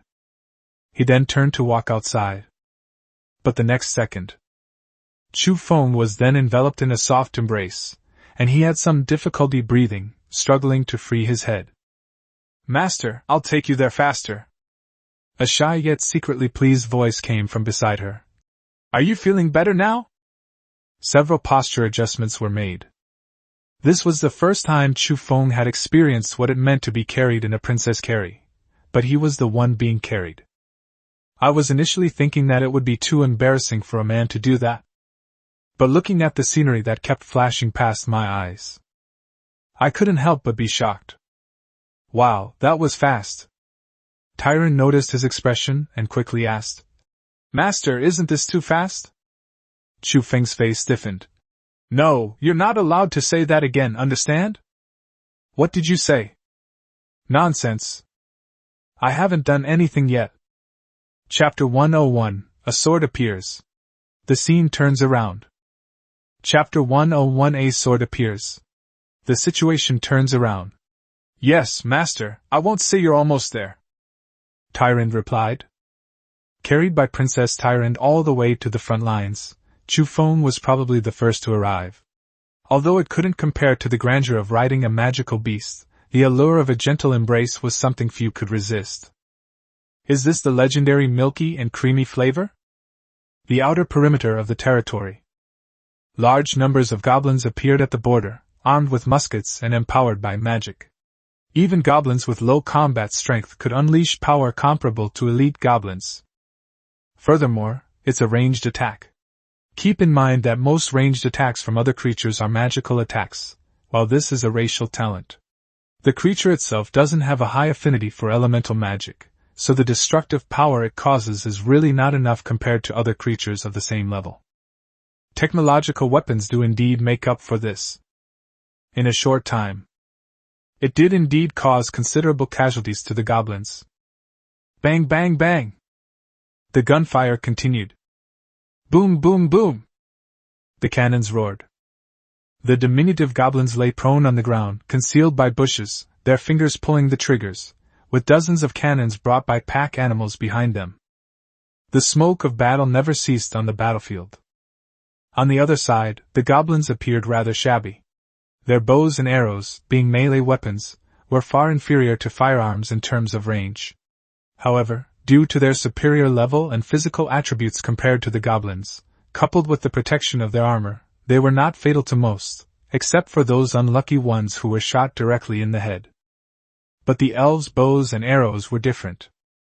Their combat strength far surpasses that of goblins, and their weapons are all imbued with magical power. It would be no exaggeration to say that each one is a magical artifact. Whoosh, whoosh, whoosh! A barrage of arrows felled the goblins. The casualties numbered no less than 100, causing the old goblin to look anxious. He hurriedly said to Feld, Viscount, this is not what we agreed upon. Damn vampires! It was agreed that you were supposed to be in charge of the attack, but now you're using us as cannon fodder. I was just checking the strength of these elves. Don't worry, my people are handling that monarch-level elf, aren't they? Feld's eyes showed regret as he ordered his subordinates. Let's begin. Its combat power is indeed remarkable. It can kill beings of the same level as easily as cutting melons and vegetables. He had an agreement with the goblins that they would allow him to shield the orbital weapons in exchange for him clearing out the territory. The price of the exchange was a blueprint for a high-tech warship. These blueprints are worthless to vampires, but for the goblin race, who have already begun to invest in their tech tree, they are no less valuable than orbital weapons. Therefore, the goblin race values it highly. They also knew that the benefits from the vampires wouldn't be easy to obtain, and they were prepared to pay the price. It could be said that they had risked everything this time. Now, a large number of vampire forces began to be deployed. Just as the situation was about to reverse, Asuna's expression changed slightly. The slender blade in her hand pierced through the body of a monarch-level vampire, and she said coldly, "You filthy creature who dared to step into my master's territory! They all must die!" The vampire who had been pierced revealed a sinister smile, his sharp teeth gleaming coldly, his eyes fixed on Asuna's fair neck. "You can kill me several times, but it won't matter. Vampires possess immortal bodies. As long as our core remains intact, with our astonishing regenerative abilities, what can you do to me?" The blood of an elf. "I haven't tried it yet." He uttered arrogant words, but his face froze the next second. Snap!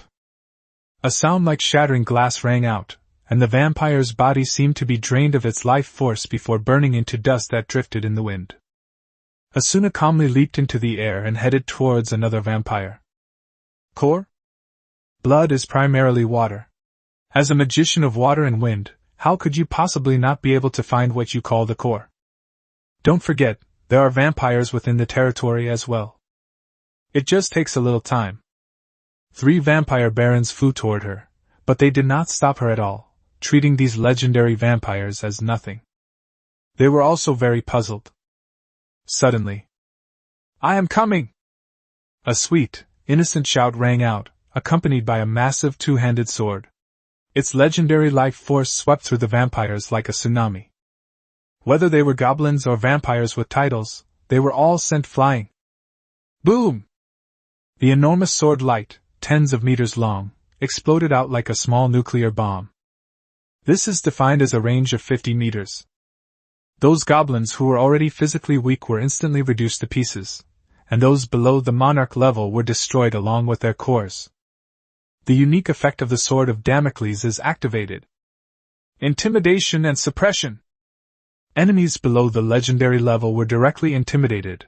Many goblins were so scared they wet themselves, and the vampire's speed was also restricted, their bodies trembling involuntarily. Instantly, one person's arrival can turn the tide of battle. This is why Asuna doesn't care. The smoke and dust settled. There was a crater several meters deep, and the 3 barons, who were also low-level legendary vampires, looked disheveled. He was directly suppressed by Yatagami Toka with her sword. He coughed up blood and looked terrified. What kind of incredible strength is this? It seems to be just brute force. However, before they could even fully express their disbelief, the meticulously crafted weapon shattered into fragments that pierced through their bodies. Blood splattered. One of them was almost pierced through the core by fragments of his own weapon. Instantly, the viscounts and earls watching from the rear changed their expressions drastically. A high-level legendary spirit. How come their destructive power is on completely different levels? That weapon! A magical artifact. Chapter 102 Network Delay, please wait. Chapter 102 Network Delay, please wait. Yatagami Toka's move was quite explosive even in the entire Genesis continent. One sword suppresses 3 legendary vampires. Even high-level legendary level experts might not be able to do it. Most importantly, no one sensed any fluctuations in magic power, meaning it was almost purely physical strength. How terrifying is this? If you're talking about top-tier power-type races like the behemoths and titans, that's one thing, but the elf race isn't included. It can be said that it overturned their understanding of elves. Such power! Viscount Feld's eyes were also filled with shock as he looked at the slender elven girl. What happened to the fact that elves are supposed to be skilled in archery and magic?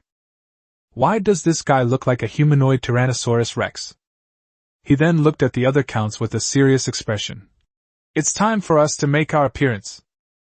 The elves seemed to be different from the elves they had previously known. This rumored strongest lord is indeed extraordinary. If this continues, the resulting troop losses will be considerable.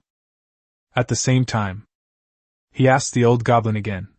Old man, are you sure there's no problem? Now everything is on your shoulders. Success or failure hinges on this moment. Don't worry, I can guarantee it. The old goblin patted his chest and assured him. We're on the same side. If anything goes wrong, we'll all die too. It's just a signal jammer.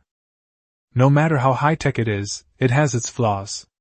It may not be as technologically advanced as its competitors, but the core technology remains the same, and the basic principles are still the same. Behind him, hundreds of goblins carried large boxes on their backs with several antennas on them, resembling enlarged versions of signal jammers. It is a multi-band channel transmitter, specifically designed to interfere with signal transmission. Although rudimentary, it is absolutely effective. After all, so many years of research have not been wasted. Viscount Feld swallowed hard. That's fine.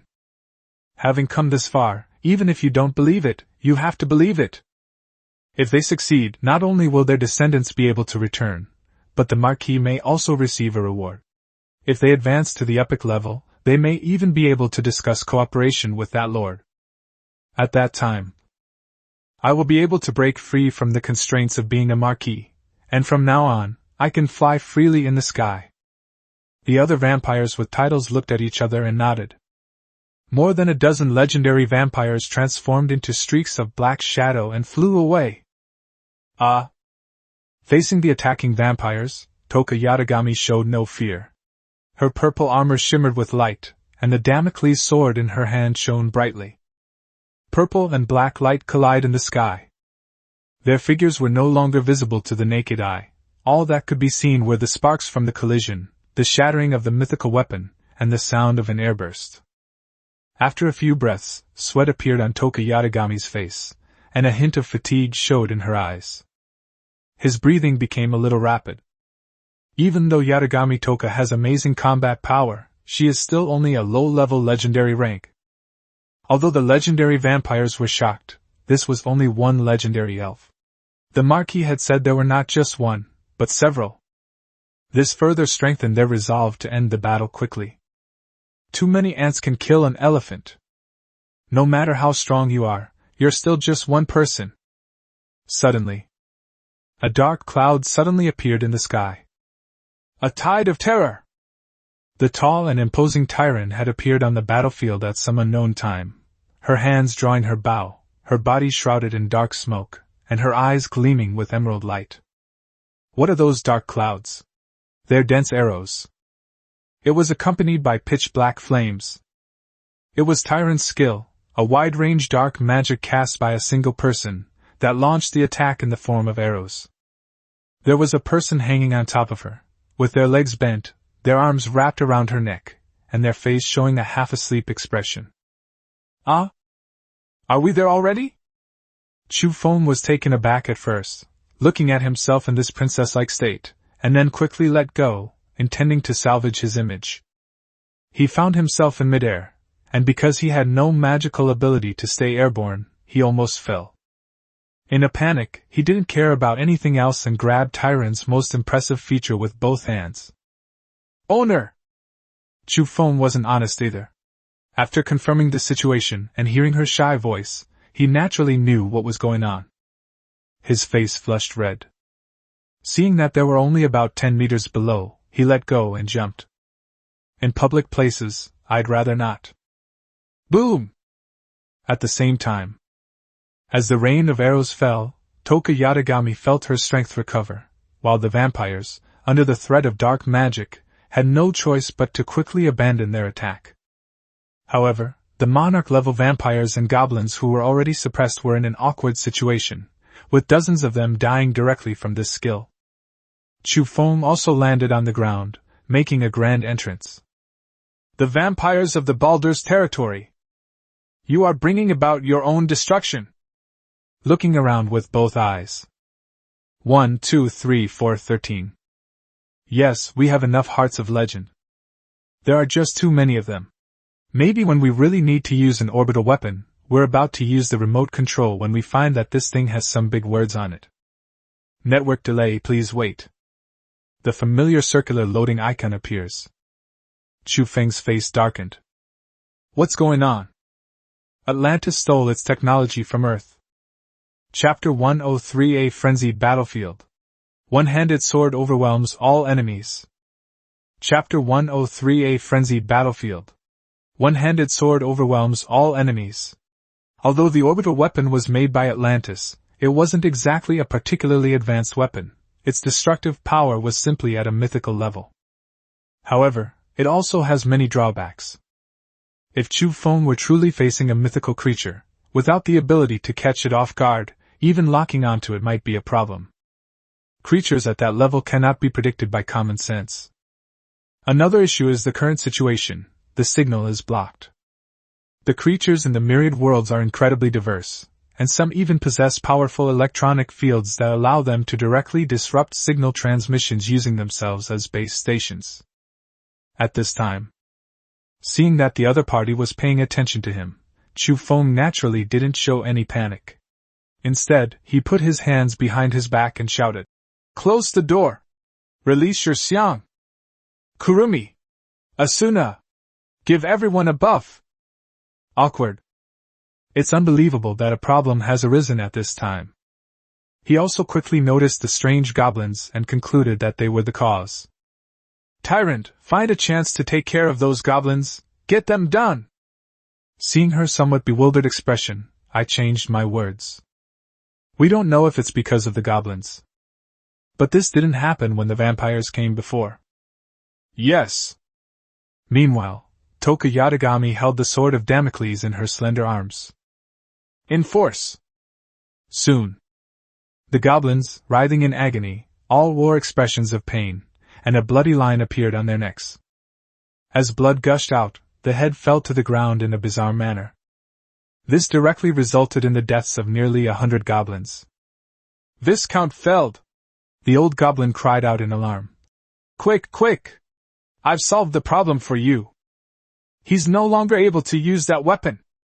He only brought a little over 500 goblin warriors with him, and now almost half of them have been killed. If he can't get the warship blueprints, he'll suffer a huge loss. Without any hesitation, Viscount Feld led his group of noble vampires, transforming into streaks of crimson light, straight towards Yatagami Toka. The clock in Tokisaki Kurumi's golden eyes turned. Holding a flintlock pistol, she smiled, revealing a set of pearly teeth. "Oh dear, this kind of prey doesn't really pique my interest much. But since my master has spoken, I will reluctantly fight." Bang! Bang! Sparks flew from the gun barrel. The first bullet. Second bullet. Yatagami Toka felt a huge increase in her speed, while the vampires seemed to be holding their hands and feet back, their movements far less swift than before. However, due to its inherent speed advantage, it can still reach the speed of a regular legendary vehicle even so. But this addition and subtraction have a huge impact on the battlefield. And that's not all. Asuna was suspended in midair. Her long blue hair flew in the wind, and water and wind elements gathered around her. She raised a long sword with one hand and chanted a spell. A pale blue light flickered. "The Sword of Protection!" Pale blue light shimmered on the slender blade, and the graceful figure moved like a dragon, piercing through everything in its path. Riding the wind, its 3-foot-long gleam moved like thunder. Wherever the dragon passed, a blood-stained hole was extinguished from life. At the same time, as the raindrops fell, the injured elves and goblins were healed, and their bodies felt lighter. Under the Lord's watchful gaze, their fighting spirit burned brightly. Arrow rained down again. The waltz of death unfolds. Under collision. Even the vampire warriors, with their astonishing regenerative abilities, were struggling considerably. The more than 500 goblin warriors fared even worse, their only weapon being the magic-guided firearms. The enemy's advance was tantamount to expanding the death domain. They mercilessly devoured their lives. All they could do was retreat. Even if they mustered the courage to fight back, their weak bodies were no match for the elves and goblins. They were just easy prey. Chu Feng also displayed great ease in his battles against monarch-level vampires. It seems that the training over this period of time has not been in vain. Let's look at the legendary duel of life and death. Boom! Boom! The collision of force fields caused continuous airbursts over a range of tens of meters. Bang! Bang! Sparks flew as the weapons clashed, shattering instantly under the weight of the mythical weapon, and the force of the impact caused numerous casualties. Give me all of you, sign! Yatagami Toka pressed down on her sword with one hand, the purple pseudo-kamui spirit armor shimmering with light, her eyes sharp, and her killing intent bursting forth. Any creature that attempts to harm its master or destroy its territory is unforgivable. Viscount Feld led several Viscounts in a full-speed retreat, clutching his twisted, broken arm that was still being repaired, his face filled with horror. A monster, right? Before it was 3 Viscounts, now it's more than a dozen of us attacking together, and we're still all suppressed by this girl alone. It's simply outrageous brute force. And that terrifying two-handed sword, if someone is seriously injured, its core might be shattered directly. It was only after the 3 counts joined the battle that the scales of victory began to tip in their favor. But those were, after all, 3 high-ranking legendary vampires. Chapter 104: A Real Sky Fortress. Planetary Battleship Blueprints. Chapter 104: A True Sky Fortress. Planetary Battleship Blueprints. Just as they were shocked by Yatagami Toka's combat power, another victory report came from behind. Lord Feld, save me! The old goblin, leaning on a musket, panted heavily and sweating profusely, ran towards him. It swears that this is absolutely the fastest speed it has ever traveled.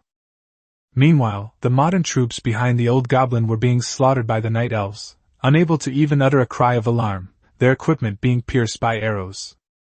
Waste! Feld rebuked. The destruction of those devices means that the signal interference has now disappeared, and that terrifying weapon can now be used. These goblins are utterly useless. They have absolutely no fighting power. If the old goblin knew, he'd probably cry his eyes out. He said he'd leave all the fighting to the vampires and we'd just be the technicians, and now he's blaming me? Unfortunately, Feld didn't have time to deal with him. Because the monster girl over there activated the artifact's effect again, causing the core of a severely injured count to explode. Along with the fall of a blood-red crystal, his body turned into dust and flew into the sky. Tyrant, wielding a bow and arrow, also unleashed several deadly attacks. In the next 10 minutes or so, the old goblin watched as everyone else was killed one by one, until Feld fell down with a face full of resentment. The vampires with titles became legendary hearts. Feld's desperate attempt was futile against Chu Feng's elven strength, and in the end, he was nothing more than a clown. At this time, the old goblin finally showed a look of despair on his face. He turned and dropped the musket, raised his hands, and faced the person lying on the ground. With withered, short limbs, the goblin crawled toward Chu Feng, kowtowing repeatedly. Honorable Lord!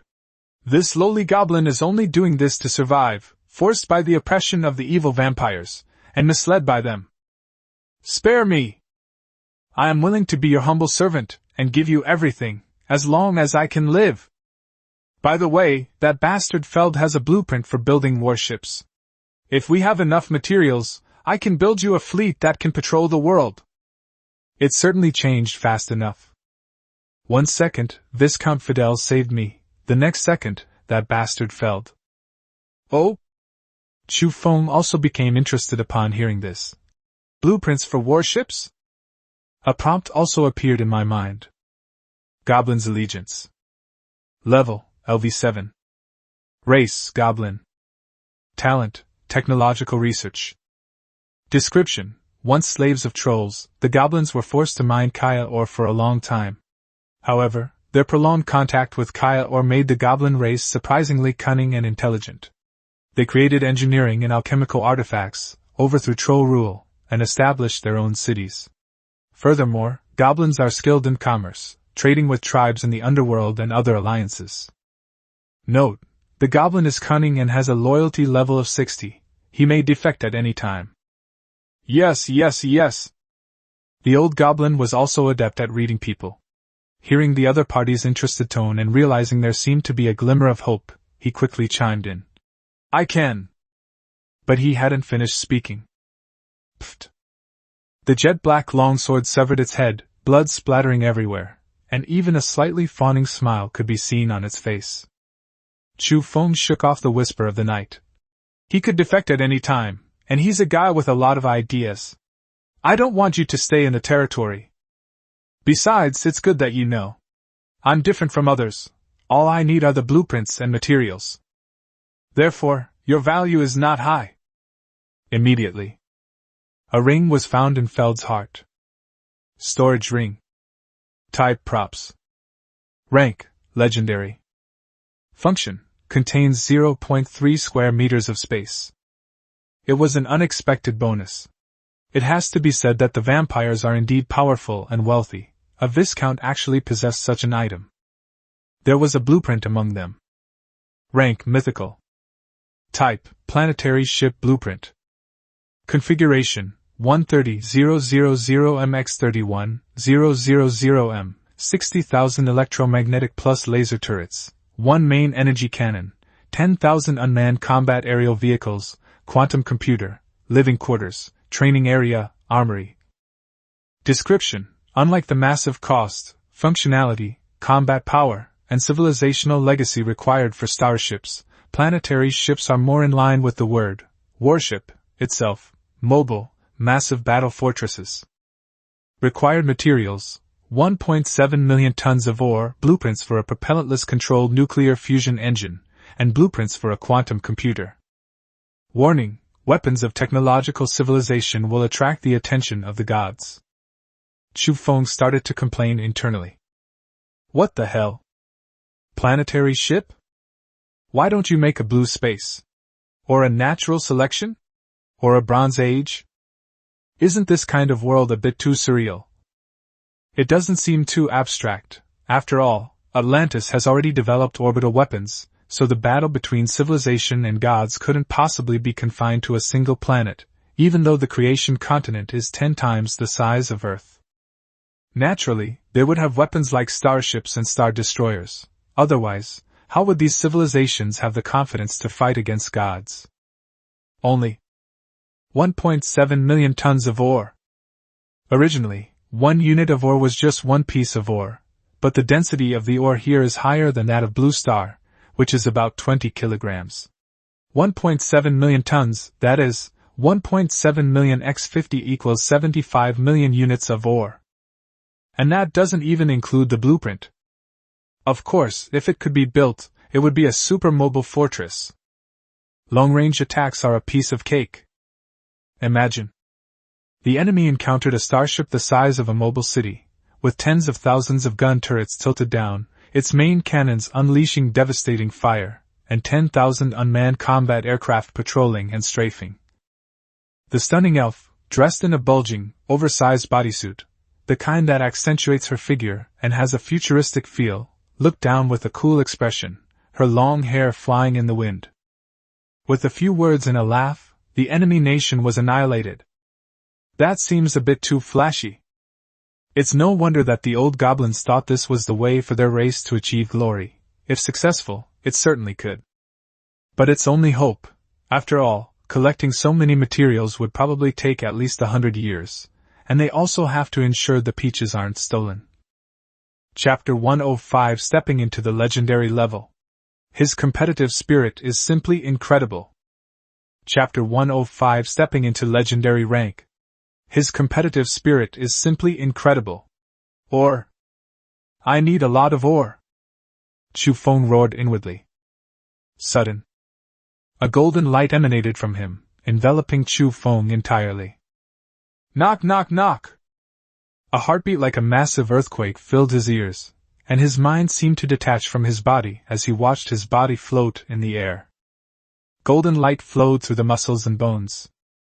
It was dyed a deep reddish-gold color. Her hair, which was originally a little longer than a buzz cut, quickly grew into shoulder-length, medium-length hair. The surrounding elements became exceptionally vibrant, making the surroundings appear colorful. crimson fire element, emerald green grass element, deep blue water element. Chu Feng just watched as various elements mingled in the golden light, constantly washing over his body. This? Lord Chu Feng. Strength, legendary, beginner.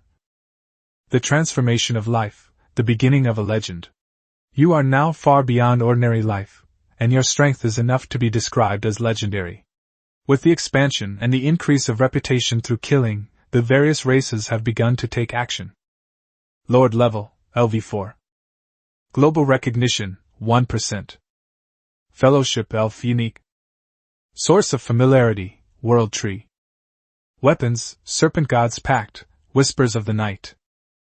Energy cores, 26,800. Soon. His consciousness flashed, and the feeling of his consciousness leaving his body disappeared, while his body seemed to have inexhaustible power. Fire and air shot forward. Boom! A sonic boom occurred immediately, and a small patch of trees a dozen meters away was instantly split in two, sending a large amount of wood chips flying. As expected of a legendary figure.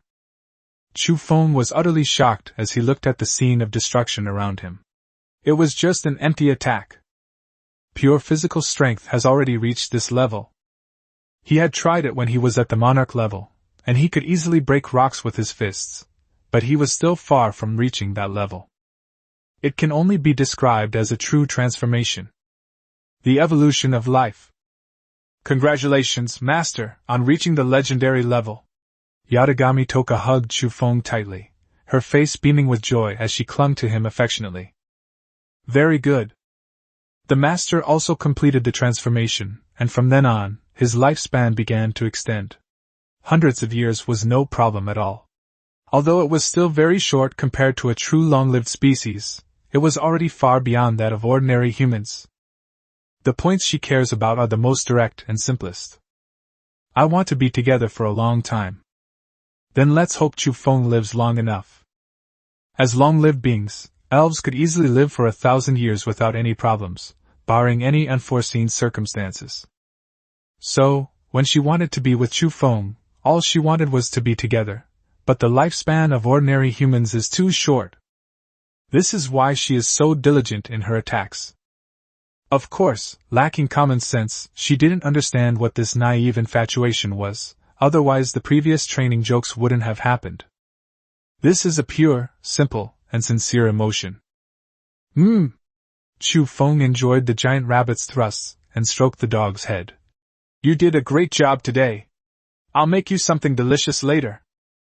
Toka's performance during this period has been nothing short of diligent. She hasn't slacked off during work hours and hasn't made any mistakes, so she deserves a reward. I recall that a crop similar to soybeans was discovered in Tyrant. Perhaps we could try making soybean flour bread. Yatagami Toka offered a wet touch without any direct contact. Her eyes filled with joy, and she started spinning around happily like a child. Her skirt twirled like a happy little spinning top. Oh! Long live the master! I love my master the most! Chu Feng touched his cheek and sighed as he looked at the happy Toka. Who would have thought that this cheerful girl possessed such destructive power? Bite! Sudden. A gust of cold wind blew past the back of his head, and he saw Asuna, Tyrant, and Kurumi Tokisaki staring intently at him. Asuna rubbed her hands together and took small, quick steps forward, muttering, Master! I think you can't be biased. Tyrant stepped forward with a serious expression, her body swaying slightly. As a guard, I need to examine your cheeks carefully. Kurumi Tokisaki suddenly appeared beside Chu Feng, playing with her hair with her small hands, her cherry lips slightly parted, and she breathed into his ear. My esteemed lord, is it comfortable? Chu Feng covered his face, a satisfied expression on his face, but muttered, Women, damn it, their competitive spirit is just too good. His face was covered in lipstick marks. It's even a little swollen. At this time, the girls acted as if nothing had happened and began to tidy up the battlefield, while the happy little spinning top was still spinning. Well? Toka? Chu Feng stepped forward and called out, but there was still no response. He was about to go over to see what was going on. Park Dong.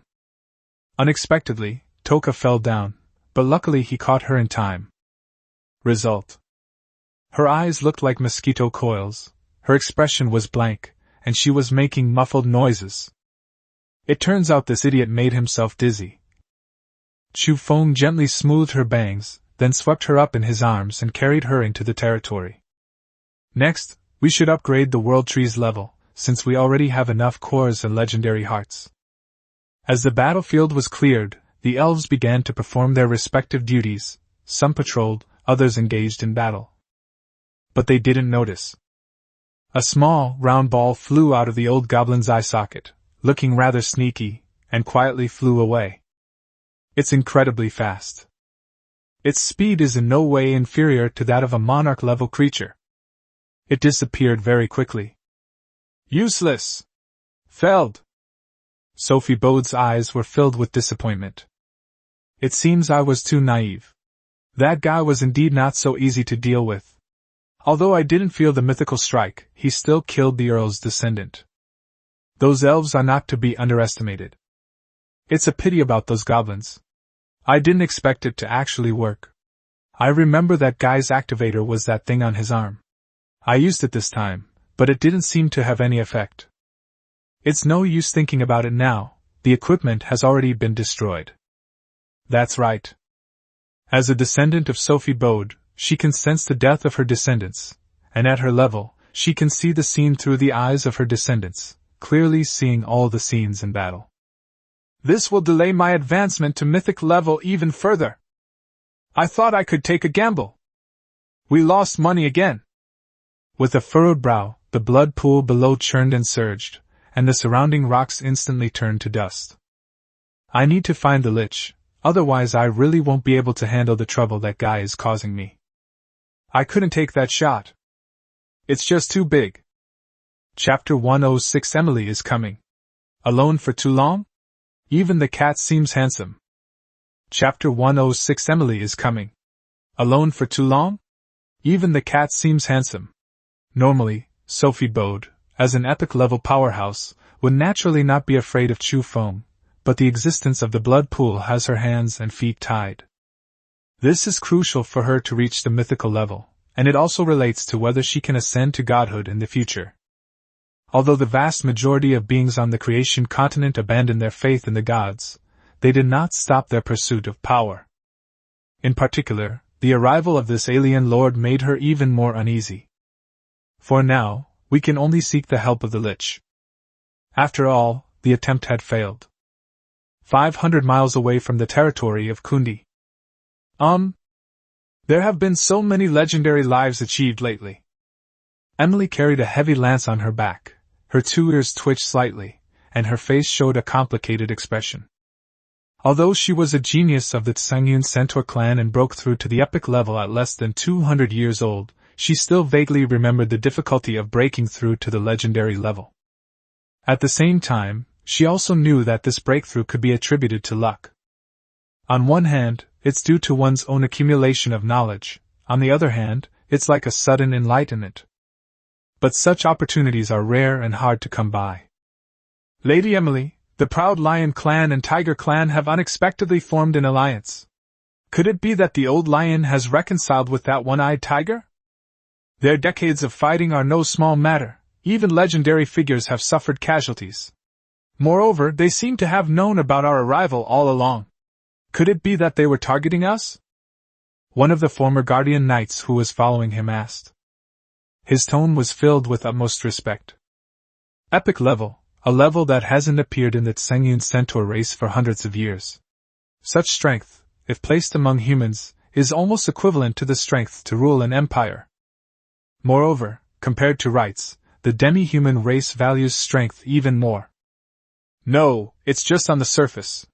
It's probably just for show. The blood feud accumulated over decades can't be resolved so quickly. Otherwise it would only make the people of the clan unsettled. Emily shook her head. There must be rats in our clan. After all, an epic breakthrough is a big deal. Go back and have the elders investigate who has disappeared. But in the face of absolute power, everything is illusory. It is probably just a decision made by the leaders of the two races. But chaos is coming to the eternal forest. If they can't see this, their stupidity will only lead to the destruction of the two races. Just like that strange alien woman. The restlessness of creatures in the underground world.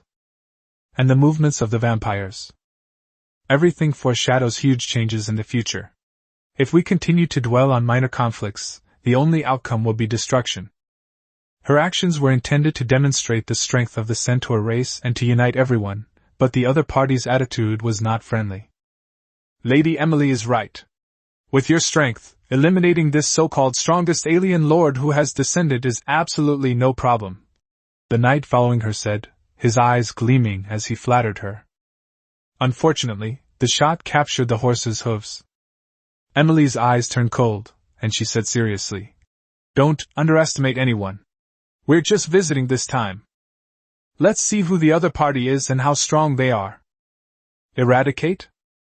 If it were that simple, it wouldn't be called the strongest. Blind arrogance is even more foolish. Yes, what you say is true, sir. Although he was reprimanded, he didn't take it to heart. Where can an epic character not dominate? Do we really need to consider the whims of a mere alien lord who has only recently arrived? Is this not a huge joke? Emily looked at the other person's subtle expression and sighed inwardly. I hope that's really the case. She also wished to eliminate these alien races directly, because these unstable factors were not the races they had been familiar with for hundreds of years. The southern corner of the eternal forest. A group of large, yellowish-brown lizards were rolling around in the mud. They looked like wingless dragons, only more bulky and with thicker forepaws. The earth element scattered everywhere gave their scales a luster like topaz. The corpses of various magical beasts were scattered around them, including many monarch-level beings. These creatures are none other than the heavily armored earth dragon. It possesses the bloodlines of both crocodiles and dragons, and is very compatible with the earth element. They belong to one of the top-ranking family members. Not far away stands a building constructed of topaz. It looks both rustic and luxurious, with a huge white cat elegantly serving tea inside. Opposite it was a suspicious young man who looked the strange big cat up and down. After pondering for a long time, he finally spoke. "Are you sure this will work? Can we trust it? But if it really succeeds, then you can obtain a lot of resources. Not to mention becoming the strongest lord, it is not a problem to upgrade your territory and the source of your followers by one level." As a seasoned lord who had undergone a brutal selection process, he naturally understood its immense value. As territory levels increase, reputation grows, which in turn ensures the loyalty of one's allies. Secondly, there's also a chance to increase the probability of races from the Genesis continent joining your side. Of course, although no one in his circle has done it yet, if he were the first to do it, it would be a huge lead. An increase in combat power. The increase in the heart of the followers is even more direct, and the increase in the number of followers increases the probability of conceiving higher-level followers. That's natural, as long as you're willing to cooperate with us. The white cat, or rather, the high priestess of the Holy Church, Kelly Vera, squinted her eyes, savoring the sweetness of her tea. After 3 days they were surprised to find that there were hundreds of alien lords. Moreover, their strength is different from before.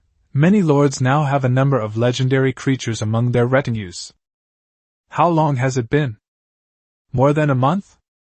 If this continues, not only will the empire fall, but the entire world will become the domain of foreign races. However, the fighting force within the city of Jelpies is truly insufficient unless Generalist Death comes in person. 1,000-mile dike can be destroyed by an ant-hole. If we want to dismantle these alien races, we must start with them. The guy in front of me is a good choice. His strength was not bad, but his eyes and brows betrayed his greed and utter folly. Okay, give me the stuff, and I'll take care of coordinating with others. The young man hadn't finished speaking.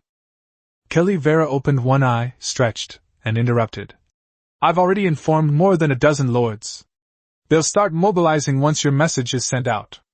As for how far they can go and whether they can destroy this so-called strongest lord, that's up to you. Oh? Do you think highly of me? The young man stared intently at the white cat's body, a hint of narcissism in his expression, and said, However, with my strength, if they hadn't gotten incredibly lucky, I might be the strongest lord. Why does this cat seem so alluring? Damn it! Have you been alone for too long? Even a cat looks handsome. Chapter 107 Those who break their promises shall be punished by being devoured by the rock. Chapter 107 Those who break their promises shall be punished by the devouring rock. Kelly Verla stretched and yawned, a ball of light appearing at her fingertips, within which images appeared one after another. With my abilities, I can definitely help you become the strongest lord. Kundi, Green Dragon City, and Titan Realm are nothing to you. If you agree, then let's sign the contract? In the void, several lines of dark green text appeared, which even the young man, a lord from another world, could understand. The general idea is that betrayal is not allowed after cooperation begins. Anyone who goes back on their word will have their soul devoured by hell. The young man stared at the orb of light in Kelly Vera's hand, hesitated for a moment, and then said, Okay. Make a small cut on your finger and sign with your blood. Soon. A shimmering light flowed across the contract. It seemed as if an ancient voice from a distant place appeared in my ears. Once the contract is established, the one who breaks it shall be punished by being eaten by rocks. In that instant, he felt his soul tremble, and couldn't help but feel a pang of regret, wondering if he had really made the right decision. He shook his head, dismissing those thoughts, and reached out to Kellyville, saying, You can have it now. Hesitation leads to defeat. Be decisive. With the potential of their family members, why can't they become the ones standing at the top? Achieve eternity. The world doesn't have to listen to me, and everything is mine. Greed is a driving force, but it can also be a weakness that leads to being trapped and exploited. Now that a tempting bait is laid out in front of him, he is naturally unlikely to give up such an opportunity. For you. Kellyville tossed the ball over. I can't get too close. I don't know the extent of the damage to his territory, but I suggest you start a league first. What you're thinking is what many lords also want. Everyone has a common goal. If the strength is similar, it's fine, but if the gap is too big, no one would not want to eliminate the biggest threat first. You don't need to take action. It's good to let others wear down Kundi's combat power, and then reap the benefits. Losing the source of the familiar means death. Can we take advantage of this? That's right. The source of your kin is indeed something that all lords have risked their lives to protect, but now is not a safe period, as there is an invincible protective barrier. Given the opportunity, it's not impossible to control the source of other lords' followers. At that point, they'll be completely at your mercy. The young man's eyes lit up. That's great, your suggestion is excellent. I don't know what kind of magical beast this guy is, but he's actually quite clever. Then, he started contacting a few close friends, which was essentially his own little alliance. There were 4 people in total. One of them was the Ice Frog Lord, who had been nearly wiped out by the Druids. It's obvious. They often did shady things. Kelly Vera smiled and said, That's exactly the kind of infighting spirit you guys have. Her entire body then became ethereal and disappeared into the jungle. The mission is almost complete, but Kundi is indeed troublesome, and the situation on the vampire side is also very complicated. It seems that they are indeed involved with the Lich in some matter, but the Marquis's strength seems to have increased again. The situation is more complicated than we originally thought. Within the trading space, a large number of goblin firearms were also found. Keep in mind that these are all formidable long-range weapons. Compared to bows and arrows, it is more lethal and has a longer range. Of course, this is based on the premise of the same level. If the level difference is too large, then it is not a problem for an arrow to directly destroy it. But it can be used by all family members. No requirements whatsoever. Even at level 1, it can be used, greatly enhancing the territory's combat power. It could even be said that they are much more sought after than ordinary high-end weapons. Wow, my followers are goblins, and they're still just coasting along. It's such a pain to craft a musket. Let me tell you straight, these are all high-end items. There must be several hundred of them. Open your dog eyes and look carefully, there are more than 2,000 muskets. All I can say is that Kundi is a true master. After being quiet for so long, he has now wiped out a large goblin tribe. Those beasts from the temple are robbing it. Hurry! Hurry! Hurry! I might not be as strong as those guys from the temple, but I've never lost when it comes to hand speed. I've snagged over 500 wins. DM me if you're interested. Damn! This guy, who's been single for 30 years, made a fortune as a middleman using his lightning-fast reseller skills. It's just a small business, enough to make a living. If various equipment have racial requirements, such as armor and handheld weapons, which can only be used by demi-humans, then firearms are fine. Just aim and pull the trigger. As for ammunition? My friend's family consists of goblins. Everyone was scrambling to buy them, creating a scene reminiscent of the emergence of elemental potions. Even the temple was silently buying them up. The level of your companions needs to be increased. The faster you kill them, the faster you level up. What could be better than that? In just a few seconds, all the goblin muskets were sold out. Before they could continue chatting, everyone had a chance to catch up. Another bombshell announcement has dropped in the chat room.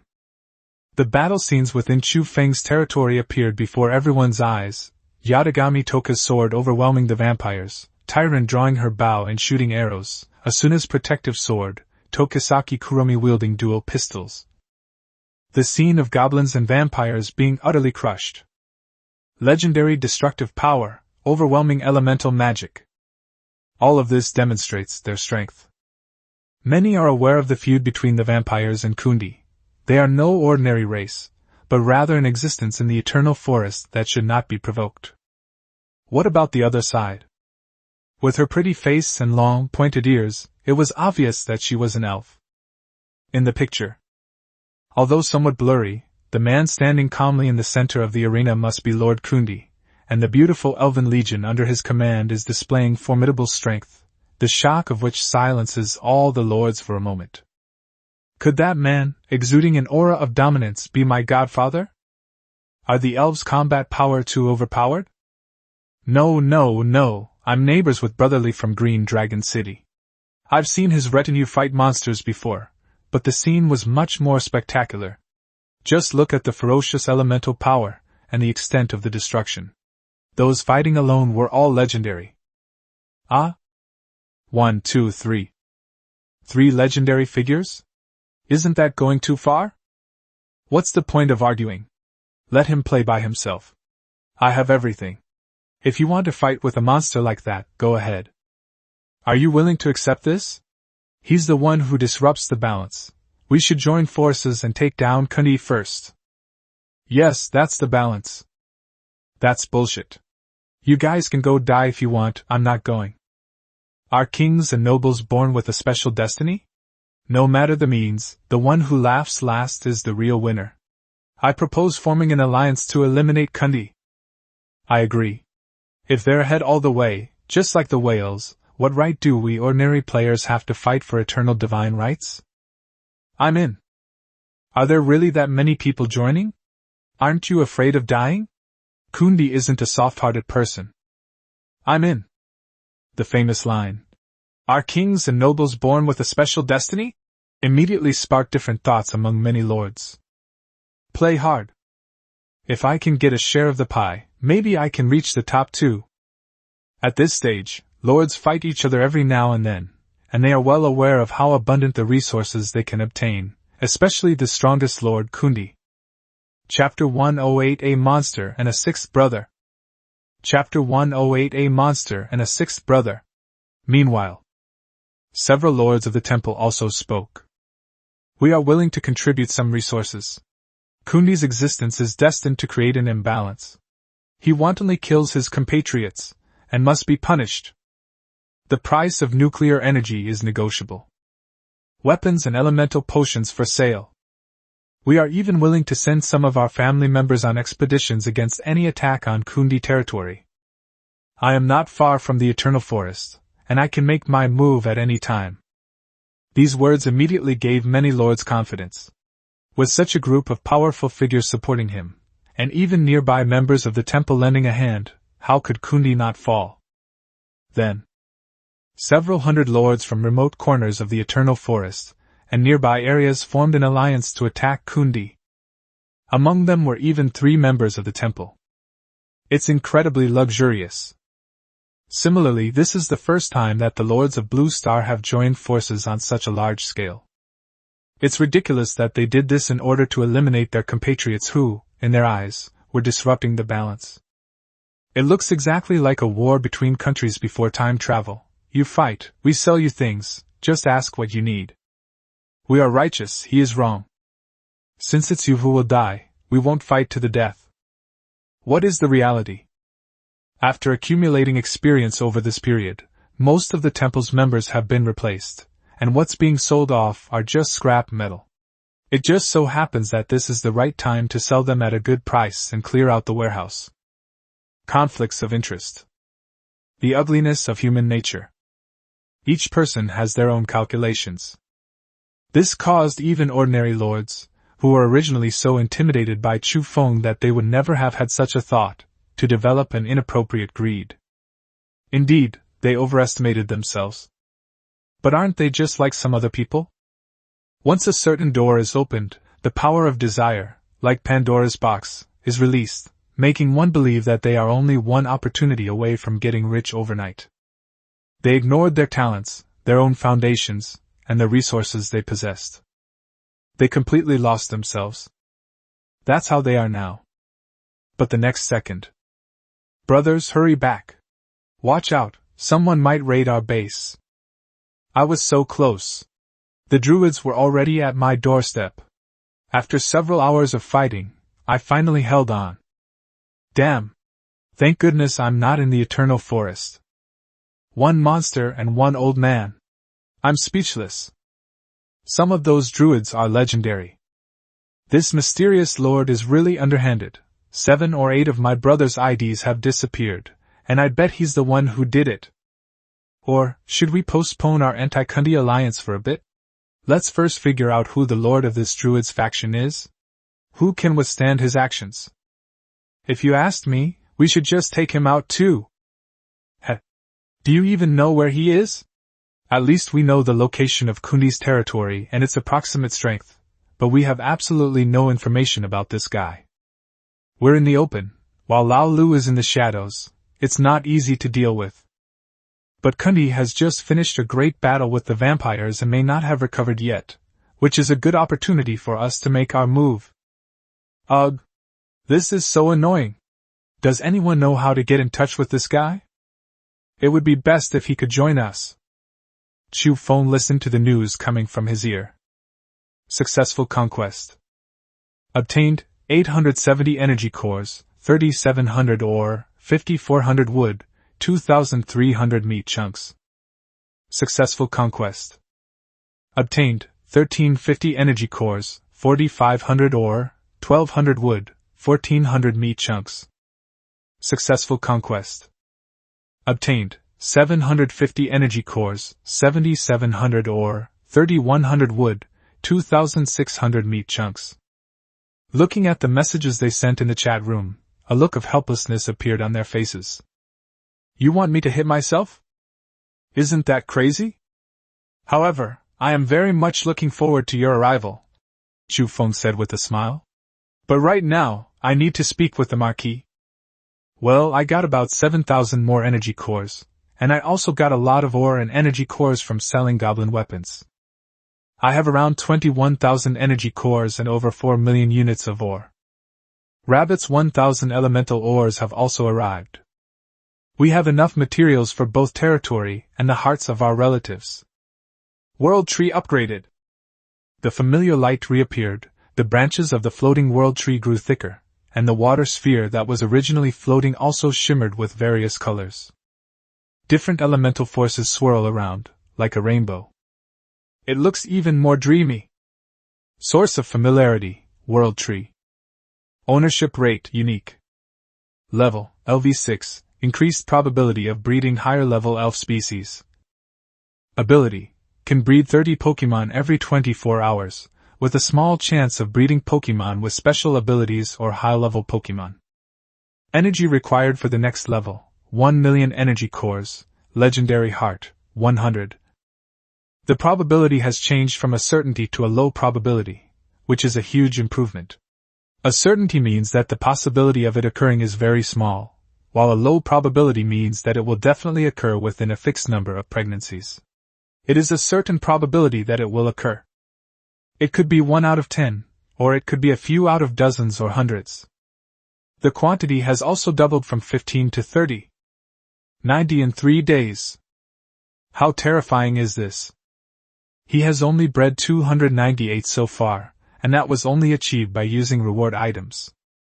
The massive resources required for the next level were also within Chu Feng's expectations.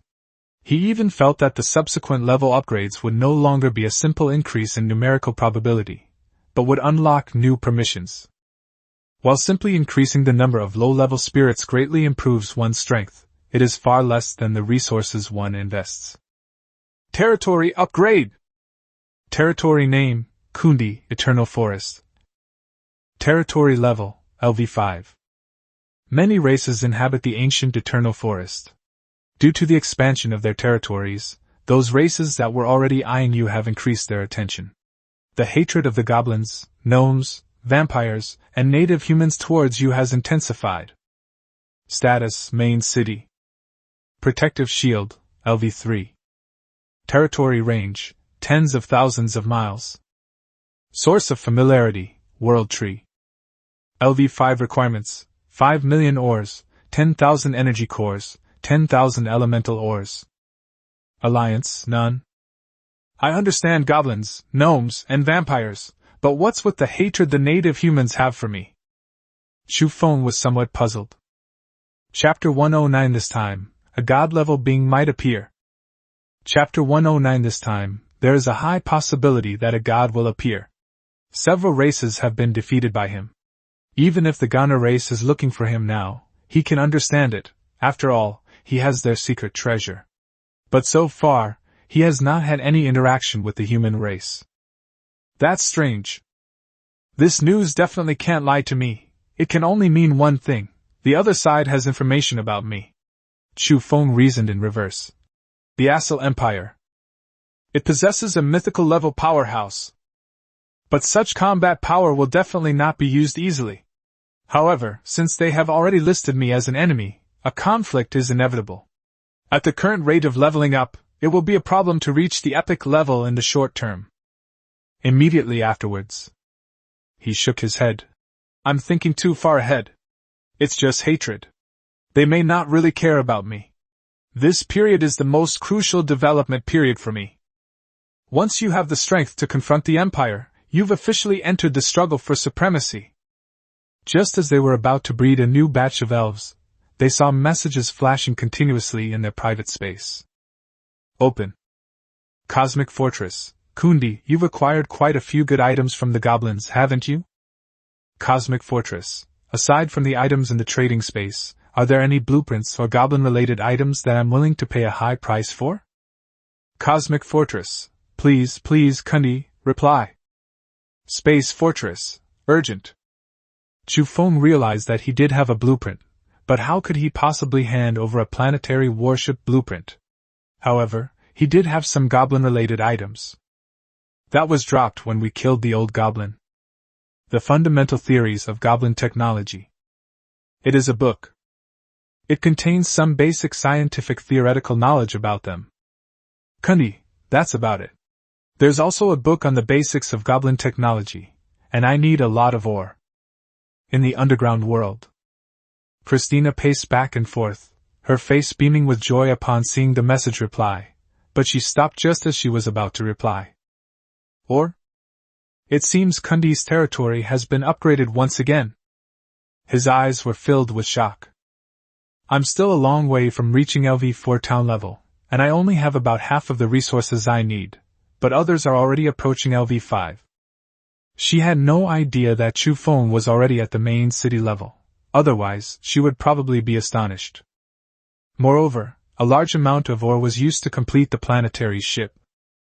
Cosmic Fortress. Sure, I'm willing to offer 950,000 ore, that's all the ore I have. This book might be useless to others, but my followers are goblins. Most goblins haven't had systematic training yet. At most, they can be considered experts in a certain area. If they had this book, the skills their followers possessed could be organized, refined, and improved. This is an improvement in combat power. In the past, this amount of ore would have been a huge sum, but now, for Chu Feng, it's not even 1,000,000, which is really a small amount. But it certainly exceeded the market price. I guess it's to do someone a favor. Cosmic Fortress. If that's not enough, I can add a piece of information. There is a huge natural mineral area, but it's occupied by a large goblin tribe. The reserves of minerals definitely exceed 5,000,000. Map attached. Seeing that Kundi hadn't replied to the message for a long time, Christina hurriedly sent another message. The book itself doesn't have that much value, but it's a different story if it's being traded with Kundi. Chu Feng pondered for a moment. Kundi, sure, send it to me. It's just a large goblin tribe, but we don't know its exact location. If it's far away, then we'll need to think about it carefully. Soon. 950,000 units of ore have arrived, along with a map of the underground world. The location marked above is actually in the underground world of the chaotic continent of Disty, about 100 miles away from here in the Eternal Forest. Even if the elves travel at full speed, it would still take them more than a month, not even taking into account any unforeseen circumstances they might encounter. Sigh, this guy outsmarted me. Chu Feng smiled bitterly.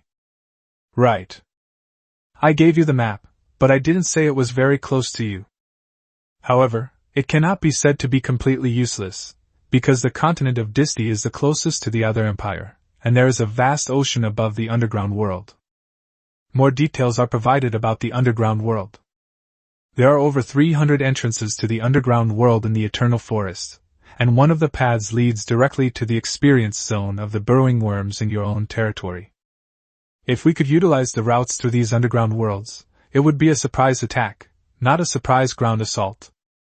This cosmic fortress is probably located in the underground world, otherwise it wouldn't have such a detailed map of the underground world. Several plans came to mind. A surprise attack to steal the base. Encircle from both sides. Eavesdropping.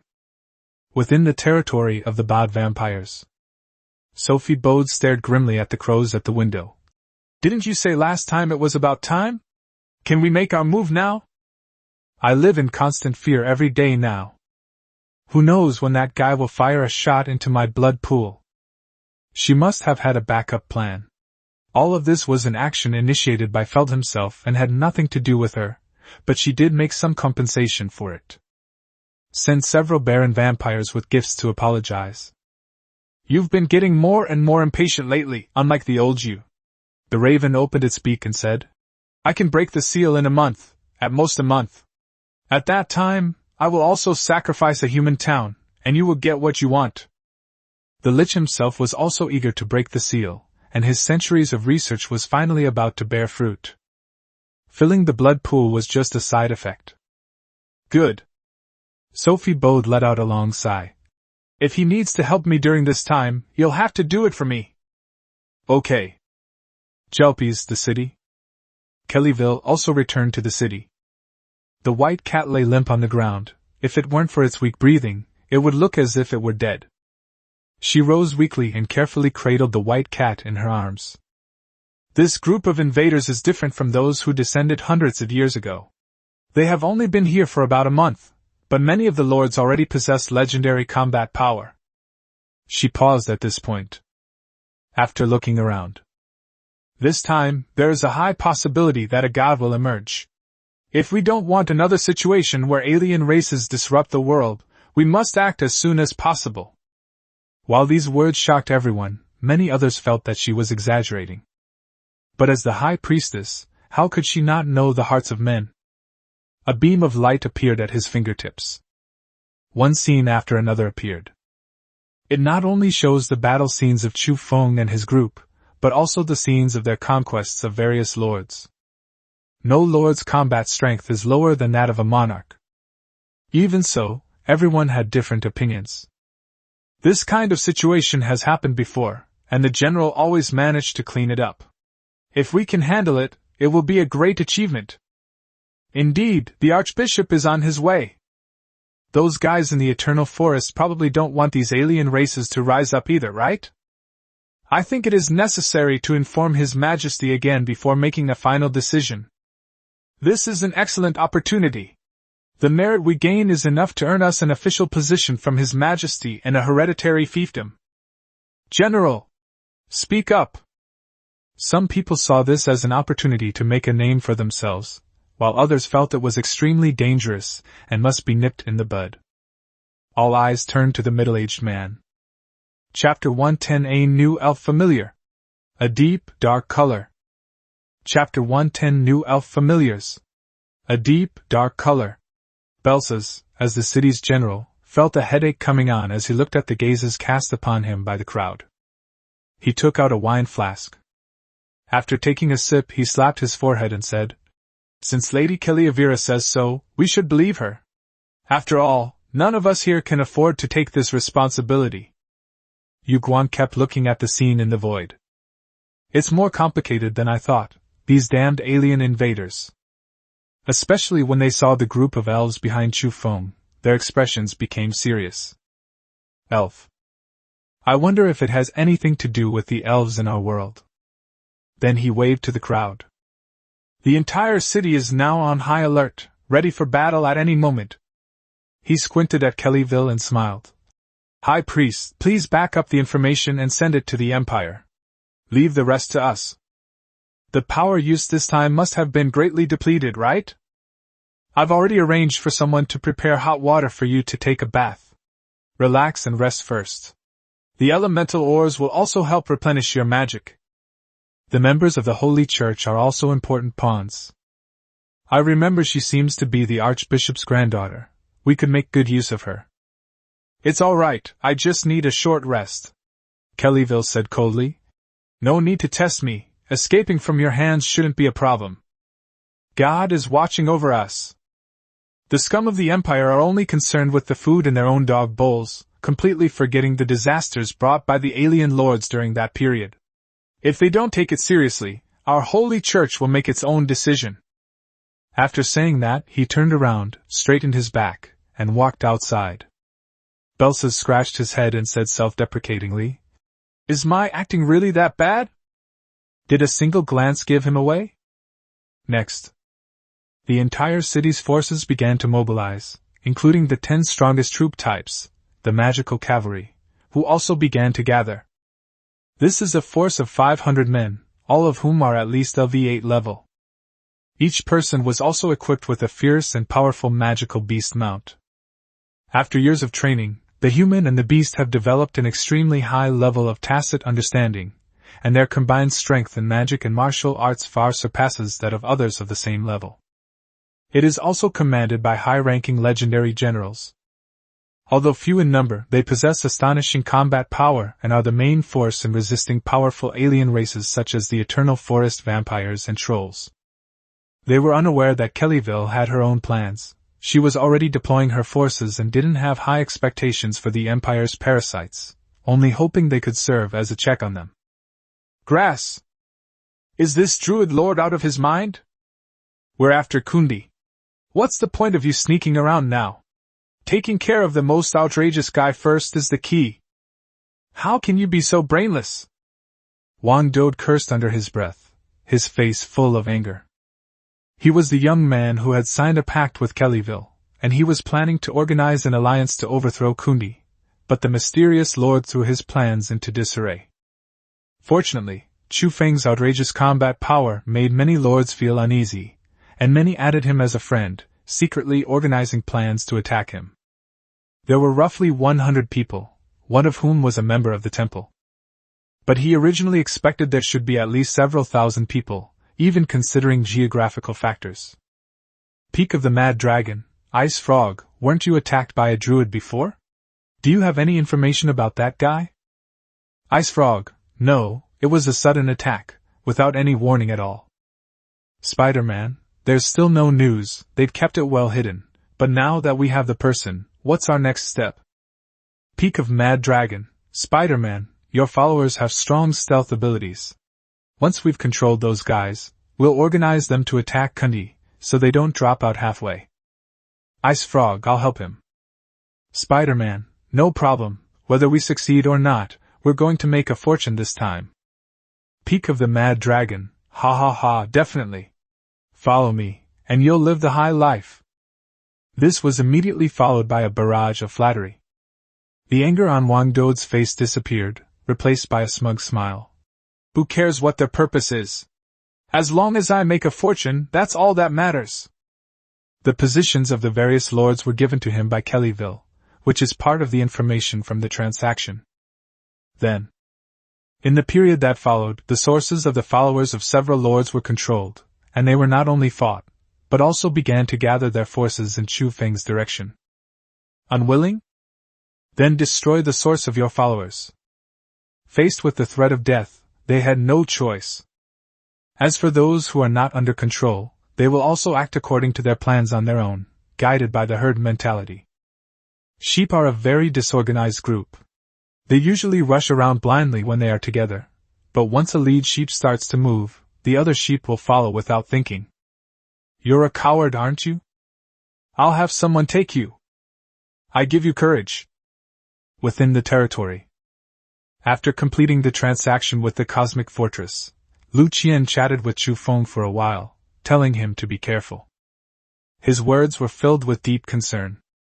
You should know that this kind of pure concern without any impurities is extremely rare, not to mention in another world, even on Earth.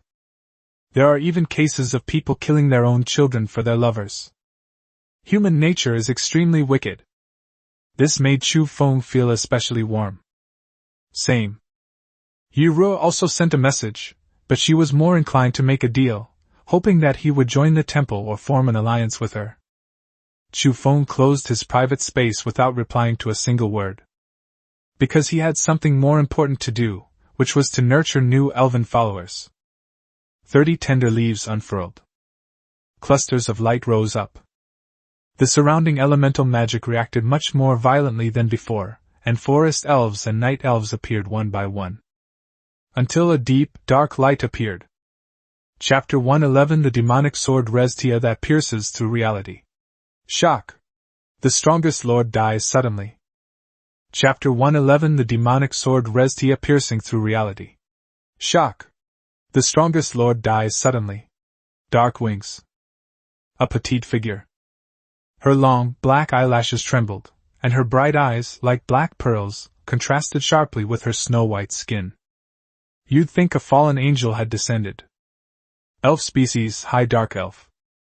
Name, Resdia Ashdor. Stage, Growth Stage. Stages are divided into Juvenile Stage, Growth Stage, Maturity Stage, and Ascension Stage. Level, LV8. Bound Lord Chu Feng. Ascension to Godhood, God of Darkness at the end of the world. Owner. Restia timidly hid behind Chu Feng, clutching the hem of her skirt, her big eyes looking at Yatagami Toka and the others. So many women? A hint of jealousy flashed in her eyes, but it was fleeting and no one noticed. Yatagami Toka walked up to him with a carefree attitude, patted her chest, and said, "Don't be so shy, we're all family from now on." This child seems a bit too shy. She's so thin and small, it seems she's not eating enough. Her owner should give her more to eat. Restia took a small step back, her gaze fixed on Toka Yatagami's enormous assets. The competition is fierce. It's huge. Moreover, he's the kind of innocent and naive guy who's the hardest to deal with. Then scan the area. Seeing Tyron's comparable physique to Toka Yatagami, I felt a pang of anxiety and began to examine my own figure, which was so small that I could see my toes. She hugged Chu Feng's arm and rubbed against it, then looked up and blinked, saying, "Master, I'm a little sleepy." "Master, I belong to you alone. None of you are getting any of it. Cows are amazing. They're all a bunch of idiots, how could they possibly be my match?" Chu Feng felt his body temperature rise. It was the first time he had encountered such a situation, and the soft touch was truly wonderful. Cough, cough, cough. I'll take you to a place to rest. It must be said that although Restia looks petite, and not as big as Yatagami Toka and the others, she is still quite well endowed. The most important thing is, she seems to be a bit too good at it. All the previous ones were misunderstandings or unintentional physical contact, but this time the girl took the initiative. It definitely feels different. Restia nodded her little head, looking incredibly obedient. How could such an appearance possibly cause dissatisfaction among Asuna and the others? He's obviously just a child. He didn't think the other party was very scheming, and there was no more sarcastic or large-scale scene. Instead, he was very enthusiastic and offered to take Restia to rest, but he couldn't do anything about her clinging to Chufeng. Enter the room. All right. You can sleep here. Looking at the girl in front of him, Chufeng was captivated by her charming appearance. No man would hesitate to show his tenderness. A demonic sword that pierces through reality? Another powerful spirit, and one that can transform into a sword form to serve as a weapon. In that case, the whispers of the night can be retired. Since Restia's strength increases, which is equivalent to the weapon's level increasing, what other weapon would she need? There's absolutely no need for that. But don't be hostile towards anyone else. I treat you all the same. Chufeng looked down at her with a smile. This guy is notoriously jealous. Although he appears timid and obedient, he is actually quite the opposite and is a cunning and scheming person. Her personality is quite complex among all the elves, and I certainly don't want them to get along unhappily. Oh? Does Master mean he's going to take us all in? Restia, her demeanor completely changed, spoke boldly, a hint of embarrassment on her face as she looked at Chufeng. Well? Chufeng froze on the spot, momentarily at a loss for words. That's exactly what I think. But can you not say it? People say life is tough, so don't expose it. Feeling uncomfortable under Restia's gaze, he was about to break the awkward atmosphere when she suddenly leaped onto the bed. They kicked off their shoes with both feet.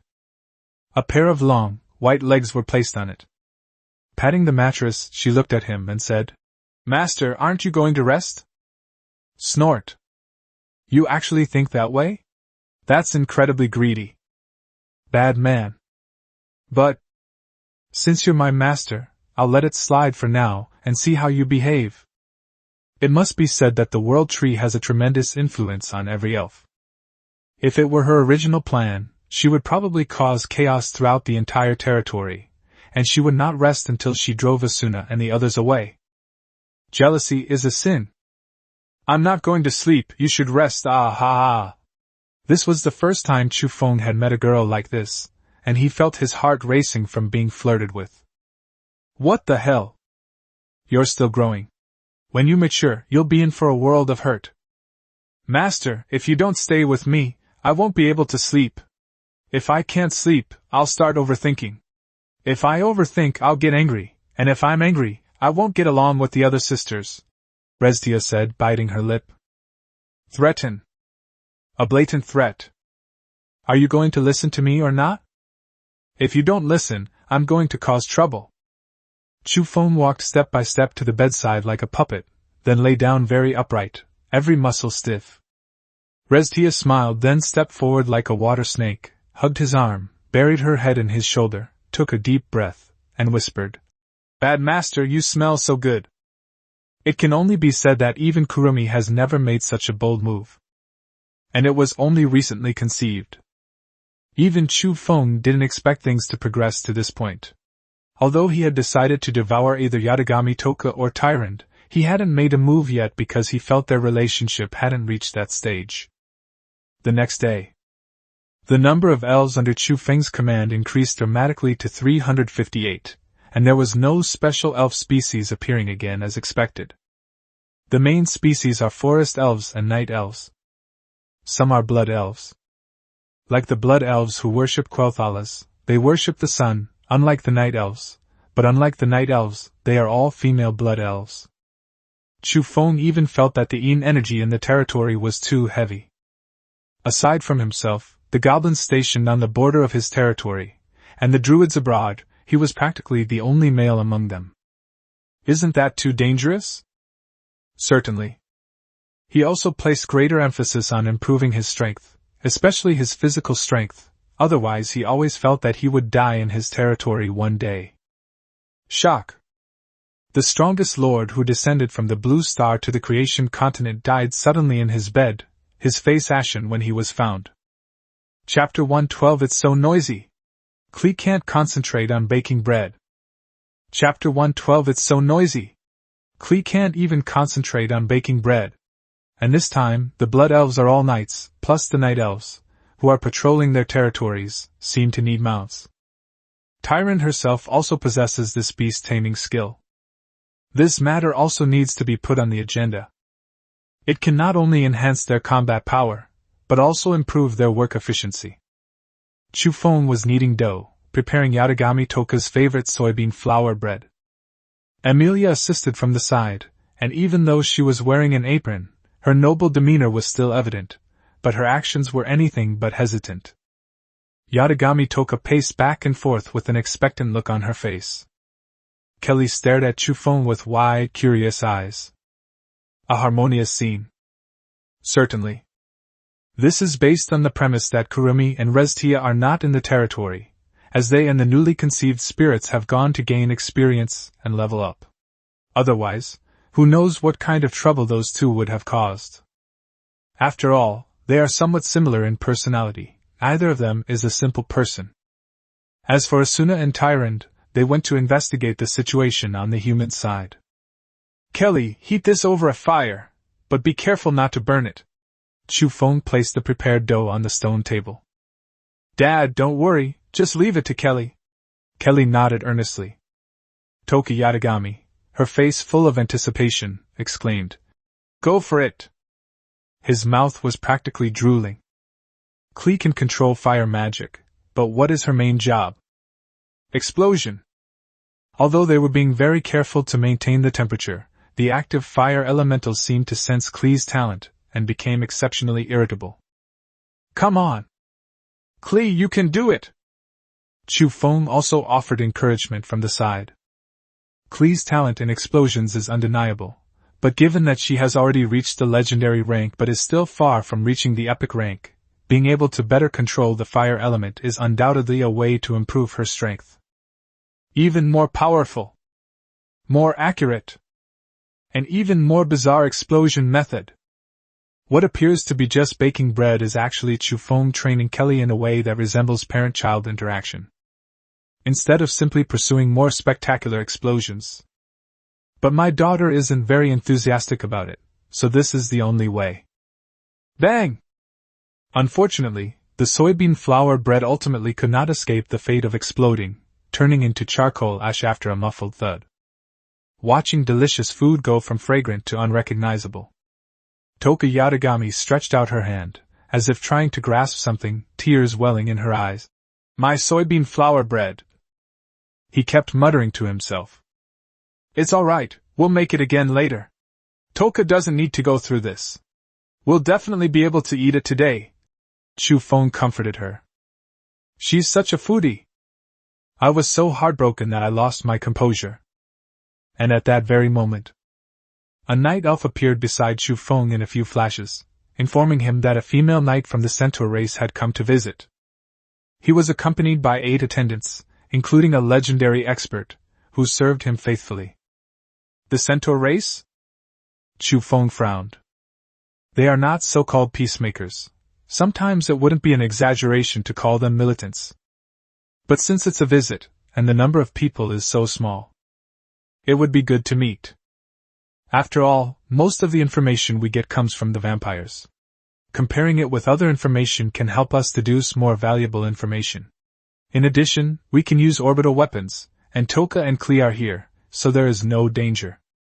Chu Feng stated that he certainly did not know that the strongest member of the centaur race was only of the legendary level. As for Emily's breakthrough, he naturally had no idea. Soon, a dashing female knight with long, wine-red hair walked by, carrying a heavy lance on her back. "You're the strongest lord they speak of?" Before Emily could speak, the legendary knight who was with her arrogantly asked. His facial expression almost screamed disdain. It unfolds from one's own perspective on life. Even knowing that there were several legendary Pokémon, they didn't take them seriously at all. "This is our Lady Emily, an epic-level powerhouse. If you know what's good for you, you'd better leave the Eternal Forest to avoid causing unnecessary battles later." The male knight held his head high, as if he were also of epic rank. "Yeah?" Chu Feng merely glanced at Emily, clearly seeing the helplessness in her eyes, knowing that this was a decision made by his subordinate. They didn't pay any attention to the other party either.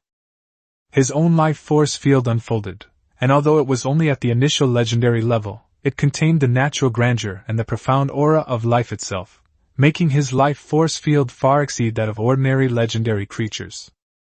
Moment. A vibrant forest seemed to have appeared, with various powerful phantom creatures emerging from it. It is not just a simple force field, but also carries some kind of mysterious power. They directly defeated the opponent. How is this possible?" The man's face was filled with disbelief. He was, after all, a veteran legendary expert, and even among the beginner level, he was an outstanding individual, ready to break through to the intermediate level at any time. They were defeated so easily? Are you kidding me? Emily's eyes also showed shock. This is a life force field? Why is it different from mine? Even when I reached the epic level, this didn't happen. It just meant the scope was larger, and the force field's influence was greater. "We said we were visiting you." She was about to apologize for her subordinate's rudeness. For a knight to utter such arrogant and impolite words is utterly unbecoming. But she hadn't finished speaking. Toka Yatagami, who had been muttering to herself, suddenly raised her head and stared at the legendary centaur man. His eyes burned with rage. "How dare you disrespect your master?" "Ah. My soybean flour bread. That was made by the owner himself." For Chu Feng, making another one would be fine, but what Xian cared about was not just that he made it himself, or that it tasted good, but also his sincerity in keeping his word. That feeling of keeping something in one's heart. Every loaf of bread represents Chu Feng's affection for her. Losing even one of them would be painful. Now that some random guys have come along, especially since one of them said such disrespectful things to Chu Feng, it immediately ignited her anger. Smack! Her figure vanished instantly, while the man's face contorted, and several teeth flew out. I don't know if it's because of some kind of atavism, but it made a hissing sound like a horse. The four hooves drew circles in the air. Meanwhile, the fire element around Klee surged wildly, causing several cracks to appear in the ground. It's so noisy! Klee can't even concentrate on baking bread! Boom! A flash of fire appeared in the distance, followed by a deafening explosion. We've come to visit the Lord. Is it really appropriate to treat guests like this? Emily knew that the other party hadn't intended to kill her, but was only teaching her a lesson, but this slap in the face still made her look somewhat displeased. I should be the one to discipline my subordinates. Chapter 113 Shocking Emily's Power. A Battle of Mutual Respect? Chapter 113 Shocking Emily's Power. A Battle of Mutual Respect? His tone didn't sound like a visit, it was rather aggressive. Chu Feng wiped his hands on his apron, spreading them out with a slightly aggrieved expression. You were the one who made me leave the Eternal Forest. I didn't say a word. Originally, Toka Kato's favorite soybean flour bread turned into crumbs that night, which made her feel terrible. But this girl is so oblivious. He brought it on himself. But was it really necessary to go this far? Emily knew she was in the wrong. After all, no customer had ever been so rude, and it just didn't make sense. How? You still want to fight? You think I'm afraid of you? Yatagami Toka, her face dark, rolled up her sleeves. The word fear doesn't exist in her dictionary, except for those disgusting creatures that give you goosebumps. So what if it's epic? That's my favorite soybean flour bread. Tokanichan! Go for it! Klee immediately started cheering from the sidelines, waving her little hand and giving a shout-out. Alright, I'd like to see your strength. Emily was itching to test her skills against such a powerful opponent after seeing Yatagami Toka make her move. On one hand, you can see how strong this elf really is, and on the other hand, you can test your physical strength after breaking through to the epic level. A guy who can easily slap away a powerhouse a level higher than him? Boom! She slung the heavy lance off her back with a loud bang, kicking up a cloud of dust several meters high. It's easy to see how terrifyingly heavy this thing is. If a charge is launched, the resulting destructive power will be enough to destroy all enemies in front of it. Immediately, he performed the knightly dual salute, squinted at Yatagami Toka, and smiled confidently. It's just a contest, not a matter of life and death, but I will also give you a little punishment as compensation for injuring my subordinate. Without using elemental power. Although the dog was furious, it did not lose its mind when it came to fighting. Instead, it turned to look at Chu Feng and waited for his consent. Only after seeing him nod did he stride forward. Come! Stop talking nonsense! It's all because of you guys. If you hadn't come, we definitely wouldn't have failed, and I would have been able to eat the soybean flour bread made by the master himself. For legs and you're powerful? I'll beat you to death. Snort. Bang!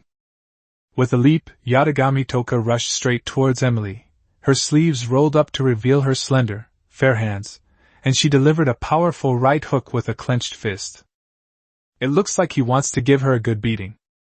Emily maintained her smile and reached out to block it. Such a direct attack? Very good.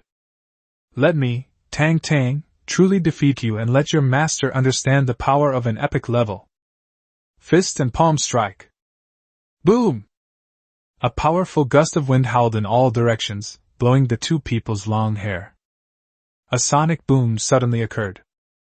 But at the moment of contact, his eyes were fixed on Toka Yatagami.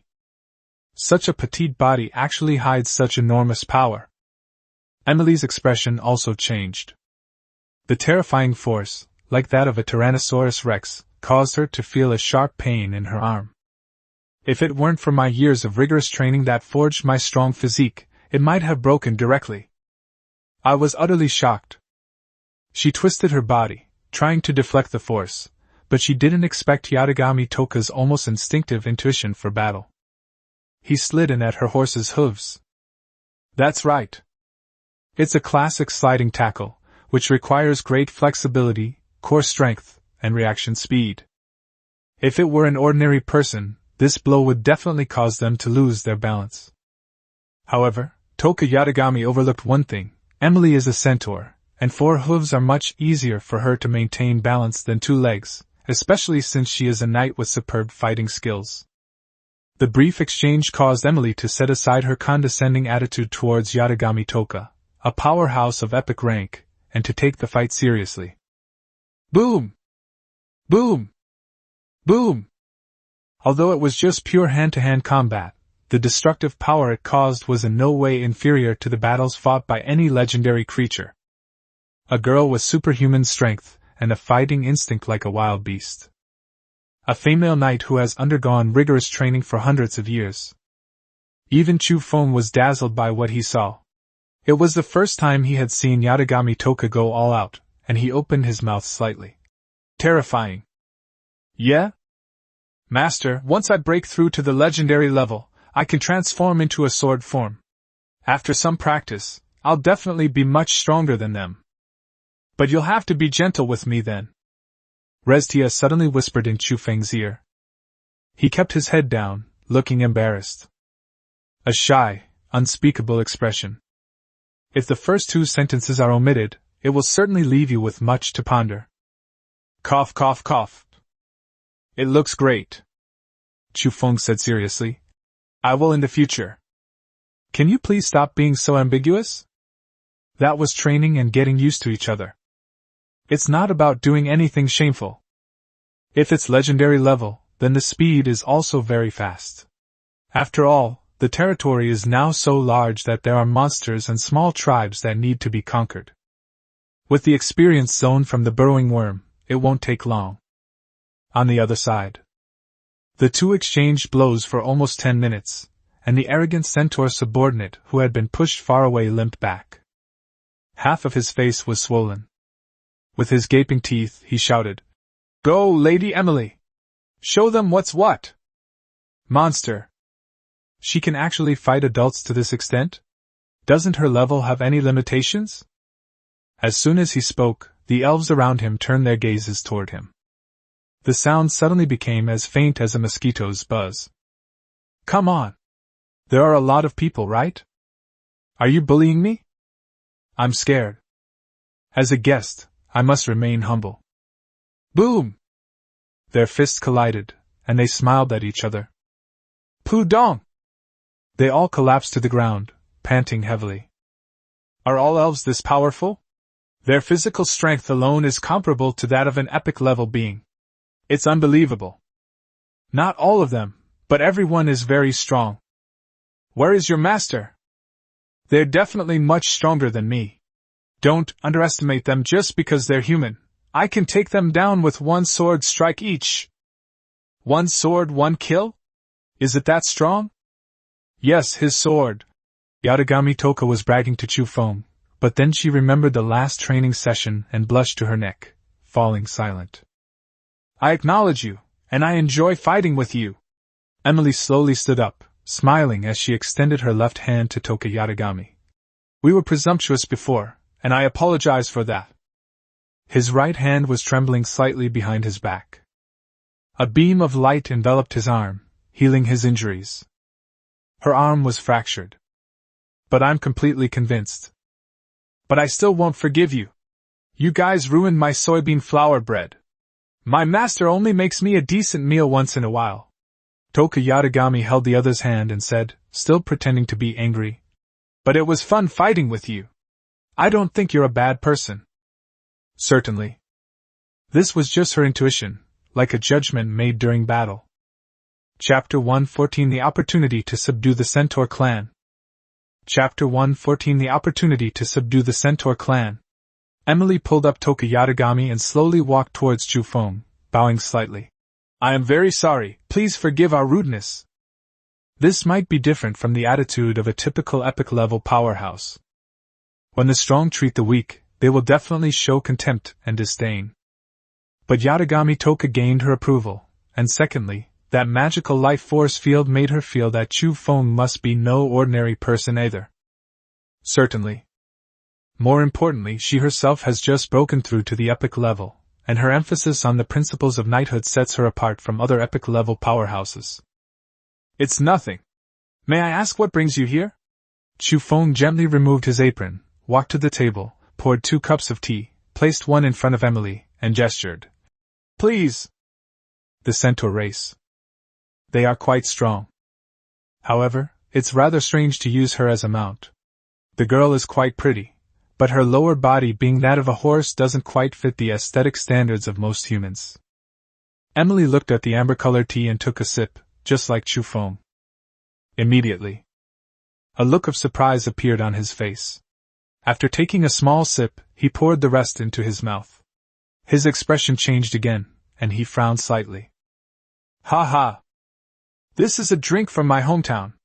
It needs to be savored slowly to appreciate its flavor. Chufeng smiled and poured the other person another cup. Try it again. Yes, indeed. It has the natural fragrance of the plant, and the sweetness rolls on the tongue. It is slightly bitter at first, but the fragrance lingers. Emily nodded, looking like she had learned something. A magical drink. Because they are centaurs, they have an inseparable relationship with herbivorous horses. I have a natural affinity for plants. After drinking tea, they naturally began to explain the main purpose of their visit. We came here primarily to witness the magnificence of the strongest lord, and secondly, to find out what you're all up to, Emily said earnestly, her eyes fixed on Chufeng. The arrival of alien lords from other races is nothing new. However, over the centuries, few truly significant figures emerged, resulting in the centaur race having limited knowledge of such matters. They didn't want to be enemies, but they couldn't stop these outsiders either. To avoid disaster, it is essential to understand whether there will be a fundamental conflict of interest. We have no other intentions. We have come to this strange world and can only rely on our own strength. Chu Feng put down his teacup and said slowly, "In our original world there were no magical beasts or magical elements, and there was no such cruel environment. You don't have to worry about being attacked by magical beasts or being crushed by strong people like insects in the next second. We are lost. Yes, after all, he's just a novice lord. We are afraid." At first there was fear, but after the Lord's assessment, many people's mentality began to change, and quite a few hoped to ascend to godhood and seize eternal divine power. As you know, the creatures on the creation continent are hostile towards us. So, with no one to rely on, we have no choice but to embark on the path of becoming stronger, just to survive. We have no purpose, just like you. His words were well reasoned and supported by evidence. In short, I had no ill intentions. I was just forced into it. I had no other choice. Well said, but I'm not listening. Emily sipped her tea, looking quite content. How can your family survive with so many legendary items? And you're still expanding. But none of that matters. If possible, I hope we don't become enemies. We, the Centaur clan of Sangyun, have no interest in vying for supremacy. We only wish to live a peaceful life. Compared to Chu Feng's evasiveness, her words were very clear, directly stating her attitude. His eyes were full of sincerity. Don't worry about what you're saying. We won't become enemies as long as you don't make a move. Chu Feng also spoke frankly. I will not take action unless you intend to harm me. Certainly. After all, you are still an epic-level powerhouse, and it's not so easy for me to defeat you. Immediately following. How much do you know about vampires and liches? Marquis? You've broken your promise, so it's time to settle the score with you. This involves the secrets of godhood, and I cannot tell you yet. Sudden. A centaur warrior ran in from outside, his face full of anxiety. He whispered in her ear. Lady Emily, our territory has been attacked by a combined force of the Lion clan and the Tiger clan. Please return immediately. Emily's expression changed drastically, and she immediately stood up and said, Sorry to bother you, let's talk again next time. The centaurs hurriedly rushed towards their territory. Chu Feng watched their retreating figures, tapping his fingers on the table and muttering. They were attacked? Lion clan? Tiger clan? It seems like we could get involved. The centaur race is not a weak demi-human race. If I can bring them under my command, my strength will definitely increase greatly, and she will naturally tell me the secret she can't tell me. Tyrant! Exist! Let's take half of the Pokemon that are level 7 or higher with us. Let's also take Yatagami Toka and Amelia with us. Yes. Also, Tyrant, if necessary you can... Chu Feng whispered in her ear. The centaur race of Tsengyun. Aren't you Tiger and Lion clans incredibly foolish? Now is not the time for us to fight amongst ourselves. The alliance of vampires, trolls, and liches will bring chaos. Foreign races are also eyeing us covetously. Are you going to destroy the eternal forest? The centaur elder trembled with rage, his beard bristling with fury. The centaur warriors, armed with weapons, were filled with rage. Many of them were already wounded, but they showed no fear whatsoever. In front of them, it was a large group of Lion Man and Tiger Man warriors. The leader was a burly young Tiger Man, nearly 3 meters tall, with an arrogant expression. Old man, your thinking is so foolish. What's wrong with spending your whole life in the eternal forest? We were driven here by the humans. We demi-humans should not be like this. We want to establish our own empire, just like the Allied powers. Chapter 115 Chu Feng's Ruthless Methods. Chapter 115 Chu Feng's Unscrupulous Methods. The number of demi-humans in the Eternal Forest is indeed much greater than in other places, but outside of this area, most of the land is in human territory. Only a small number of the demi-humans who submitted early had some status, The ordinary demi-humans were even commodities to be sold, let alone have any status. Slaves, playthings, laborers, test subjects, these are the true terms used to describe them. After numerous wars, those rather arrogant and powerful demi-humans were driven to the eternal forest. Rather than a protective barrier, they were forced to remain there to prevent them from rioting in human towns. The centaur elder, leaning on his cane, said shakily, "You've joined forces with the vampires and trolls?" If it were simply the Lion clan and the Tiger clan, they certainly wouldn't be able to make such confident statements, especially since neither clan is currently at their peak. But now things are completely different. Something's not right. The Tiger clan youth said smugly. Yes, the Lich King said that Jelpy's city will become his sacrifice, and after occupying the city, he will begin our demi-human race's counterattack. General? They are no match for Lord Lich. Once we break through this line of defense and crack this toughest nut, everything else will be much easier. Humans! A savage glint flashed in the tiger youth's eyes, revealing a set of sharp teeth. They're nothing but a weak and pathetic race. Why are you treating us demi-humans like this? The centaur elder sighed. Do you really believe in liches that much? Isn't the lich calamity that happened before enough to prove the evil of this creature? Sacrifice the city of Jerpis? An entire human city, and such an important one at that, would enrage the Empire. Perhaps the general would take direct action. What will you do now that the lich is gone? Who can withstand a mythical-level powerhouse? Lich. They not only possess evil power, but also the ability to bewitch people and amplify the evil within creatures. Stop talking nonsense! We have a pact with the Lich King, and he cannot break it. If you refuse to submit, then destroy us. The tiger youth paid no attention to the other party's words, his mind only focused on how to reclaim the rights that once belonged to their demi-human race, the right to live outside the eternal forest. He took advantage of Emily's absence to try and subdue the centaur race, and if they refused, he would start killing them. Aside from their epic-level combat power, the combined strength of the two races was simply beyond the capabilities of the Tsungian centaur clan to withstand. The remaining elderly, women, and children were also used to hold Emily hostage. Foolish! We centaurs will never agree to you dragging the entire demi-human race into war, absolutely not. The centaur elder slammed his staff down and straightened up. We have lived in the eternal forest for hundreds of years. If we are to change the situation, it should not be through war. It shouldn't be a pawn of the Lich. Bring out your tribal chiefs, and let's have a proper talk between our various tribes.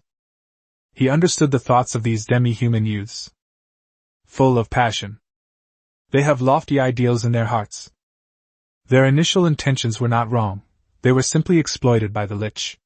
However, they still needed time to lie low, and the reason they had not yet left the Eternal Forest was also due to the Imperial General.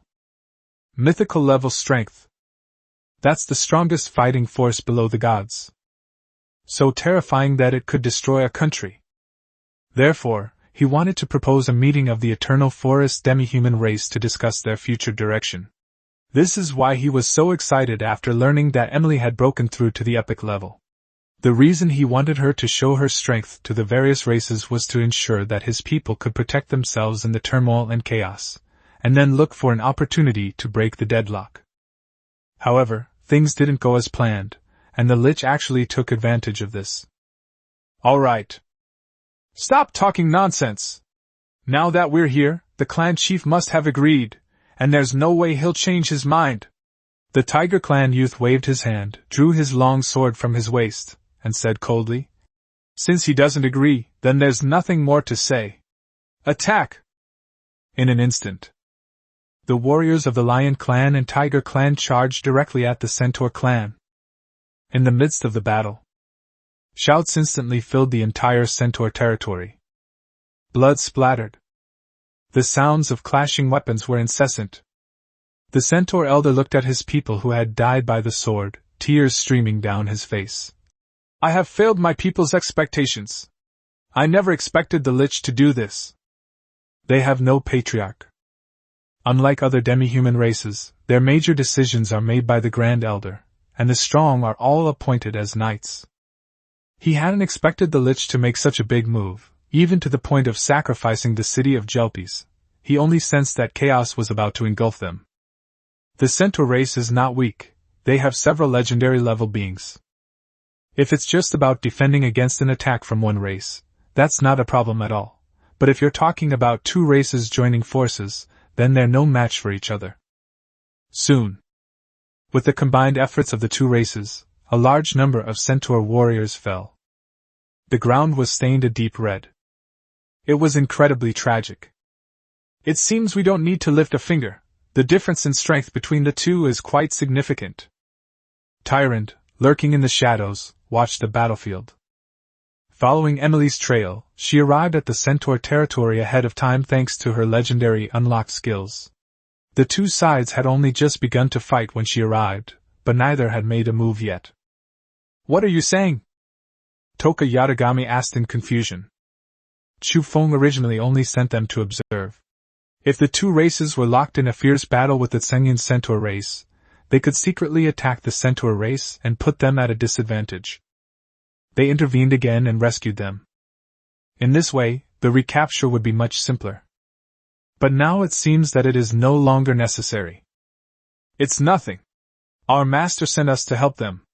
These are Emily's people," Tyrant said with a smile. "I'll take care of these things. You should just keep your innocence." "I believe this is what the owner would like to see." "That's right. Chu Feng's main approach is to use any means necessary, and he won't let anyone know anyway. The process is certainly important, but the result is what you ultimately gain." Oh! No wonder they all look like Emily, with 4 legs! Toka Yatagami exclaimed in realization, then her face darkened with anger. "How dare they bully people like this? I have to help!" As an epic-level powerhouse, Emily didn't use any elemental power in a fair fight. This style was highly appreciated by Toka Yatagami. In addition, her intuition told her that Emily was a good person, and she had already begun to consider her a friend. Just as Tyrant was about to set off, she discovered that Toka had disappeared from her side. Boom! A violent roar echoed across the battlefield as Yatagami Toka made her dazzling entrance, her voice resounding throughout the entire territory. "Don't bully people!" Chapter 116 The Thoughts of the Centaur Elder of Tsengyun. Chapter 116 The Thoughts of the Centaur Elder of Tsengyun. Purple Stream of Light. Holy Divine Power Armor. Fake.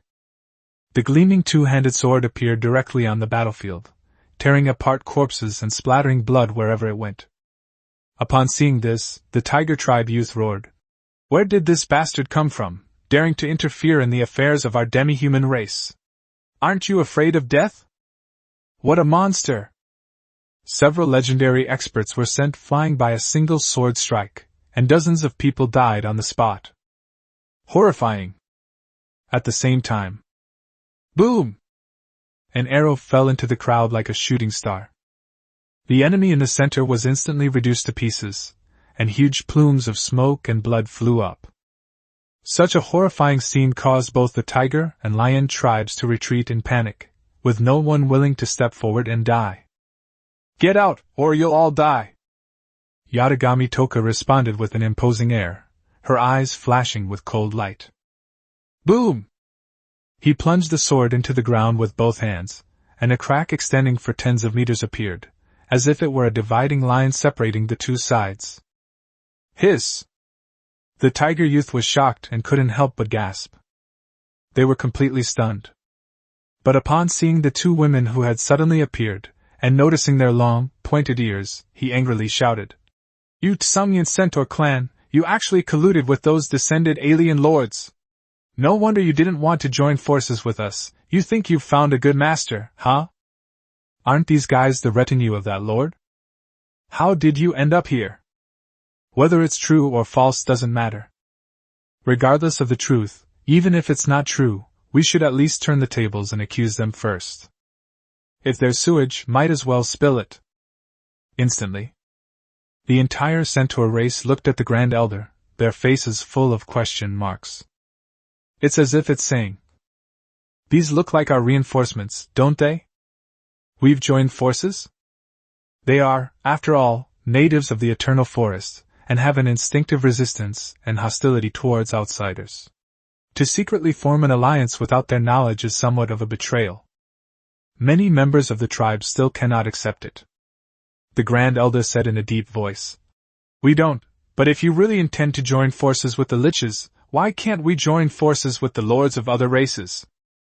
I'm totally baffled. But what about you? They showed us no mercy when they attacked us. At least others came to our rescue. First, let me state my position. I have not done anything to betray you, but if you push me to the brink, we can choose to unite. Then.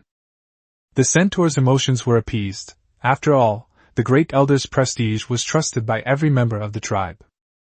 For an ordinary person, this situation would certainly be met with immense gratitude. This is a life-saving grace. This only shows that the native creatures harbored strong hostility towards these arriving alien races. All right, as long as you join forces with us and kill these two guys, I'll trust you. The Tiger Clan youth's eyes darted around as he shouted. In that case, I'll let you go. Otherwise, you're in cahoots. Originally, I just wanted to run away. It turns out they weren't really colluding, so everything's fine now. That's something we can use to make them fight amongst themselves. You see, no matter how much they fight, it's still a matter between people from the same world. But if these alien races get involved, the nature of the conflict changes. You! The elder looked at the clansmen who were beginning to stir and cursed the Tiger Clan's little brat for being treacherous. Waving a cane. They foolishly colluded with the Lich. Are you all idiots too? Have you been drinking yourself silly? You are all like my children, would I lie to you? They were just slaughtering our people. Even though these two are relatives of a foreign lord, it doesn't change the fact that they saved us. You're going to repay kindness with enmity? Regardless. Let's get through this current predicament first. We can discuss the two spirits that suddenly appeared later. Alright, Toka, there's no need to chase them away. Let's make our move. Keeping them around will only cause trouble. Tyron noticed the changing expressions in the eyes of the remaining centaurs and knew that if things continued, they would no longer be her saviors, but her enemies. What is needed now is continued military deterrence. This is to suppress their inner hostility towards adults. As he spoke, he immediately drew his bow and arrow towards the tiger youth. No further words were said. They responded directly with killing. Without hesitation, Yatagami Toka drew her sword and leaped towards several legendary tiger and lion clan powerhouses. Even vampires are no match for her, let alone these legendary ones. Even their prized strength was cleaved in two along with their weapons in a head-on collision. The tiger youth stared in terror at the incoming arrows and fled frantically backward. But how could an arrow possibly travel faster than two legs could? Boom! With his death, the remaining lion and tiger tribes began to scatter and flee. That concludes the discussion. The crisis for the centaur clan of Tsungyun has been resolved. The elder looked at the corpses scattered on the ground and felt a deep sorrow. The wrinkles on his face deepened, and he seemed to have aged even more. He gently waved his hand, signaling for someone to clean up the battlefield. He walked up to Tyrant and Yatagami Toka with the help of a knight. He bowed slightly and said, "Thank you for your help." Then he ordered the knights beside him to leave as well. Even though they were unwilling, they dared not disobey the Grand Elder's orders and stood at a distance with vigilance, keeping a close eye on them. Immediately afterwards, a faint light appeared and enveloped the three of them. He slowly said, "You were sent by the Lord, weren't you? And you've been watching from the beginning, haven't you?" Tyrant glanced at the old man with surprise. The elder continued, "If I'm not mistaken, Emily should be arriving soon. You came after receiving the news, making your move at the crucial moment so that our clan will be grateful to the Lord and it will be easier to bring our clan under your control, right? They've underestimated our hostility towards other races." He shook his head. "Even so, we will not follow that lord. I had already sensed the hostility between the two races beforehand. After discovering the spies, I quickly sent a message to Emily. I just didn't expect them to act faster than I anticipated. As the eldest elder of the centaur race, the host family, he was no ordinary person, and after a little thought, he deduced most of it. At the same time, he sensed Tyron's murderous intent and smiled. There's no need for that. I'm just an old man. No one else can hear me from inside the soundproof barrier, but I think it might not be impossible. The Lich and the vampires have joined forces. It's still a scheme targeting the demi-human race, and it's unlikely that they can remain uninvolved. Perhaps they really need to rely on the power of this lord. After all, he had personally witnessed the power of Toka Yatagami and Tyrant. Chapter 117 Emily, Mary, to that lord. Chapter 117 Emily, Mary, to that lord. Tyrant looked at the other party's calm expression, not at all worried about his attack, and the soundproof magic barrier also showed that he really wanted to have a proper talk. He didn't make a move, but simply watched the other party quietly. We await further developments from the Grand Elder. I know that you alien lords who have descended here have different views on the creatures of our creation continent. I have witnessed their madness, as if slaughter is nothing more than a game. The Grand Elder seemed to be lost in memories, muttering. Slaughter, maniacal laughter, and the unrestrained venting of inner desires. The reason I am so hostile to you is partly due to instinct, and partly because I have seen the arrogant attitude of many powerful lords. Speaking of which, he turned to look at Toka Yatagami and smiled. I believe she's a good girl, different from others. Although it was done with a specific purpose in mind, it did not result in the indiscriminate killing of innocent people.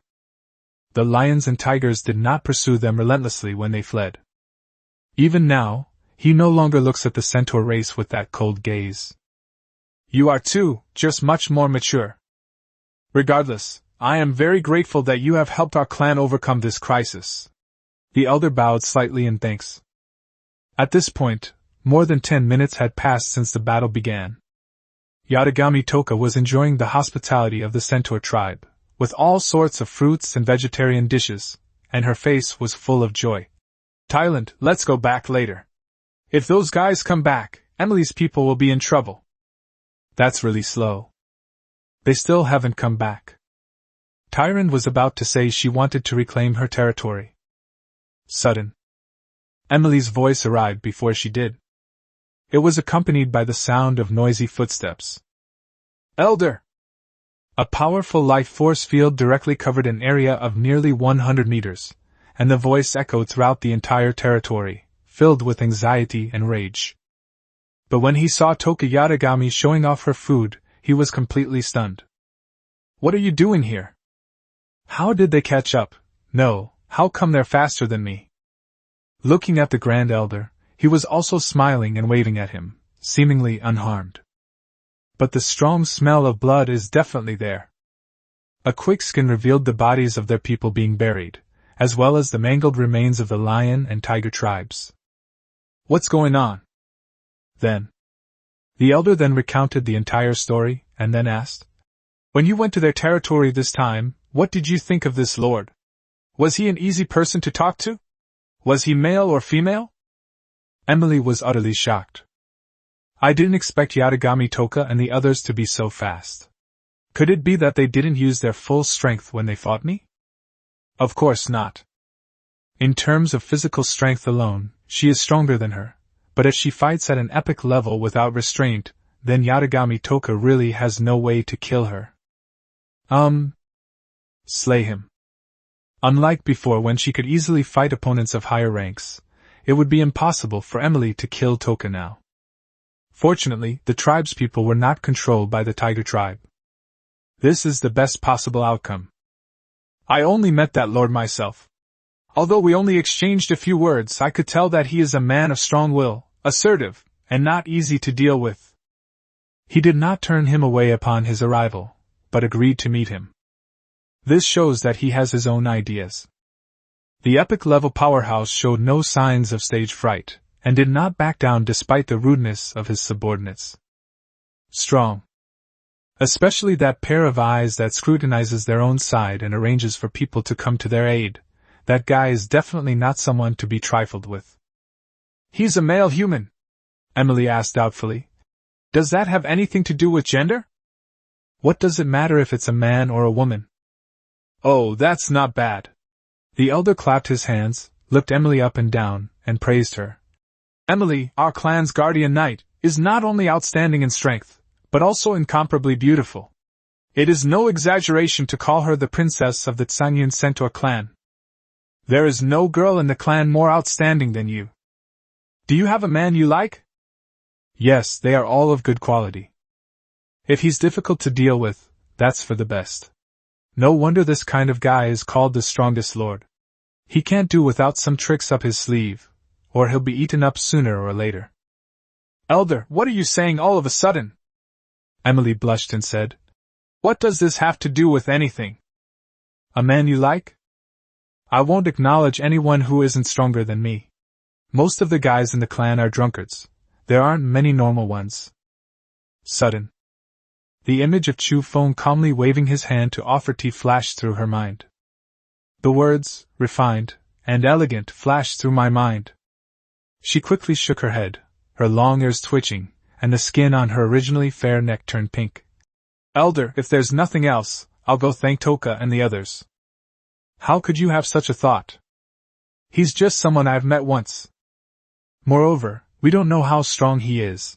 He looks rather weak and not very strong. I don't believe he can kill a legendary expert with a single strike.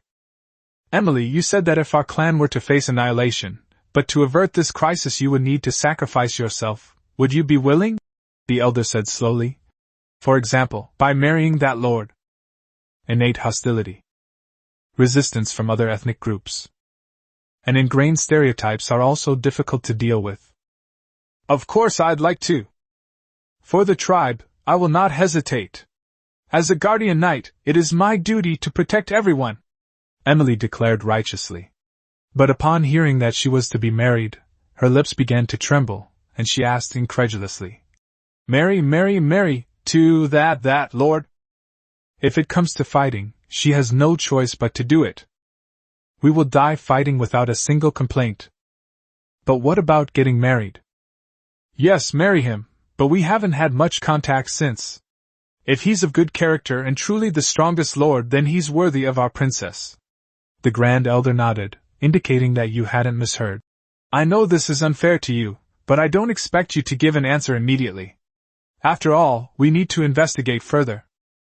Given the current situation in the Eternal Forest, even without joining forces with the alien lords, the existence of the elven race is an undeniable fact. Now, if mud gets into your crotch, even if it's not poop, it still looks like poop. It is estimated that the demi-human races throughout the Eternal Forest harbor immense hostility towards them, regarding them as traitors. Emily straightened up and responded, her face flushed. She never expected it to turn out this way.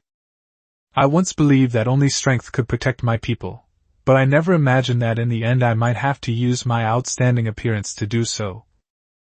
Chapter 118 The terrifying bishop capable of confronting a mythical powerhouse has arrived.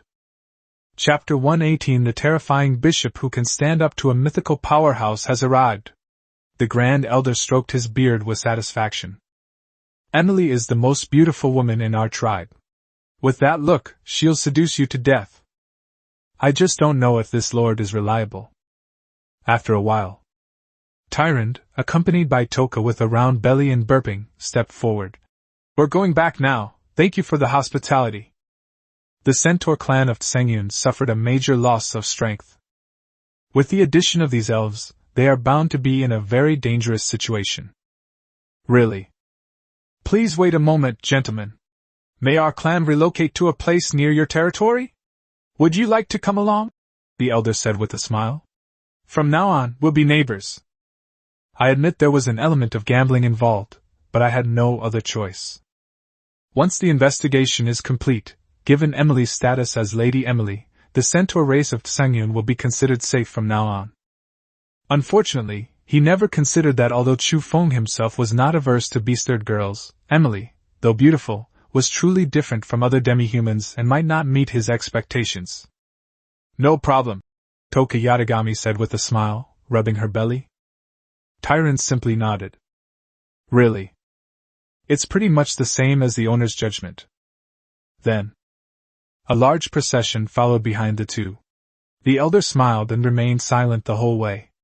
Although Emily tried her best to appear as a proper knight, she would blush from time to time when she thought of what the elder had said. She is a genuine virgin. It's hard to be too calm about such a thing. After all, it concerns her life's most important matter, unlike those little fairies on earth. Dowry is a traditional virtue, while betrothal gifts are a feudal idea. It's a jerk for guys to have exes, but for girls, it's just bad luck to have exes. The concept of chastity still exists here. But this was completely unexpected by Chu Feng. The native races were surprisingly hostile towards them. As for druids, they belonged to a faith-based organization. With the help of the World Tree and its connection to faith, their acceptance level is far beyond that of other races. He just didn't expect the Centaur race to bind themselves together in this way, slowly digesting their hostility and resistance by becoming a family. Jelpies, the city? At this time, Belsus was waiting for something, his army fully prepared and ready to go. He sat at the table, on which sat a jug of wine, fiddling with a wine glass in his hand. It seems I won't be able to retire smoothly this time. I didn't expect even someone like the Archbishop to come. He glanced at Kellyville. She must be hiding something from us, right? With her abilities. It is estimated that this was at the behest of the Holy Church. Although the Empire and the Holy Church have an alliance, they are essentially two independent entities. He took a swig of his drink. Who cares? Just leave it to the big shots. Sudden. His sword trembled slightly and gleamed. A faint clang of the sword rang out, as if it were about to leap from its sheath at any moment. Belsus laughed and reached out to cover it. Old buddy, now's not the time for you to come out. My wife is waiting for me to get back. Don't be silly. He turned to look at Kellyville, and seeing that she hadn't noticed, he exhaled and continued drinking. Kelly Vera stood upright with her hands clasped, devoid of her usual alluring demeanor. In the sunlight, her hands were crossed, and her pretty face appeared so pure, her eyes gazing into the distance. At that very moment, roar! All eyes turned to the magical beast that was flying in from the sky. Two magnificent griffins appeared, pulling a luxurious carriage. Legendary. That's right, these two griffins pulling the cart are legendary magical beasts. In the Empire, probably only the Emperor and that general could receive such treatment. The carriage landed on the ground. A muscular young man appeared. That's right. He was a boy, who looked only 13 or 14 years old, but his body was that of a giant. Disharmony. Especially his big nose, big teeth, and serious expression. It looks even more discordant. At this moment, no one dared to show the slightest disrespect or mockery. The entire army saluted in unison. Welcome, Your Excellency Bishop. Bishop. An epic-level powerhouse, whose status is second only to the Pope and the Emperor, rumored to be able to fight monsters of the same level with his bare hands, and whose facial features are due to the sealing of a demon within his body. Incredibly powerful. Even his death acknowledged him highly, stating that even a low-level mythical powerhouse was no match for him. That's a mythical-level powerhouse. Alright, having heard of the Lich's appearance, I've come to deal with this matter. Let's get straight to the point. Pilt strode forward, his huge feet leaving footprints on the ground as he walked directly into the city, giving off an impression of swift and decisive action. But his voice was like that of a centenarian, hoarse and deep. The person's entire personality seems to be a huge contradiction. His already exceptionally tall stature, coupled with his wide robes, completely obscured the figures of Belsus and Kellyville. Yes, Your Excellency. The capital of the other empire. Inside the main hall of the imperial capital, more than a dozen powerful ministers of the empire sat before a huge long table. Each of them looked relaxed and at ease. Enjoy fine wine and food. A beautiful woman in his arms. It presented a scene of extravagance. What do those alien lords who have descended say? There are no fewer than tens of thousands of them discovered within our empire alone, and the number of legendary-level followers is increasing. Let's deploy the army. This lord seems different from the previous ones who came to power. By the way, according to the descriptions of the captured lords, and the news from Jelpy City, it is very likely that a god ascensionist will appear. It's just an exaggeration. If it were that simple, the Pope and the General would have become gods long ago. What did the Lich say? Didn't Piltover go? That guy is a monster, he'll be fine. Indeed, I really don't know how the Holy Church could have produced such a monster. Ha ha ha, let's not talk about that anymore. Didn't those demi-humans recently suggest that they take over the Eternal Forest? That's hilarious. Those lowly races really don't know their place. Those Fox Clan guys wouldn't have their current status if it weren't for their beautiful female foxes and their good brains. Your Majesty the Emperor, the Pope, and the General are discussing matters. You've certainly been a bit presumptuous in your remarks. Aren't you the same? It's easy to see that they were almost indifferent to the arrival of the alien lord. Same. This also proves their recognition of the Empire's own strength. Their grasp of information far surpasses that of Chu Feng and his group. It seems that everything is under control. Chapter 119 The Emperor and the Pope's Scheme. Chapter 119 The Emperor and the Pope's Scheme. The Assel Empire. As one of the four great empires of the human race, it's naturally a place teeming with strong individuals. It is also allied with the Holy Church, and is vaguely showing signs of becoming the leader of the four great empires. At this time, the three highest-ranking people in the empire are gathering together. A middle-aged man, dressed in a yellow robe and wearing a crown, sat in the center, his serious face filled with majesty, his features as sharp as if carved by a knife. His eyes were resolute. His thick eyebrows resembled swords. He said in a deep voice, "The arrival of the Lord may not be a bad thing. It is the starting point to open up the balance of the entire continent, and an opportunity for the expansion of the Assel Empire. The army that was originally restricted by the agreement, and could not be used now has a legitimate reason.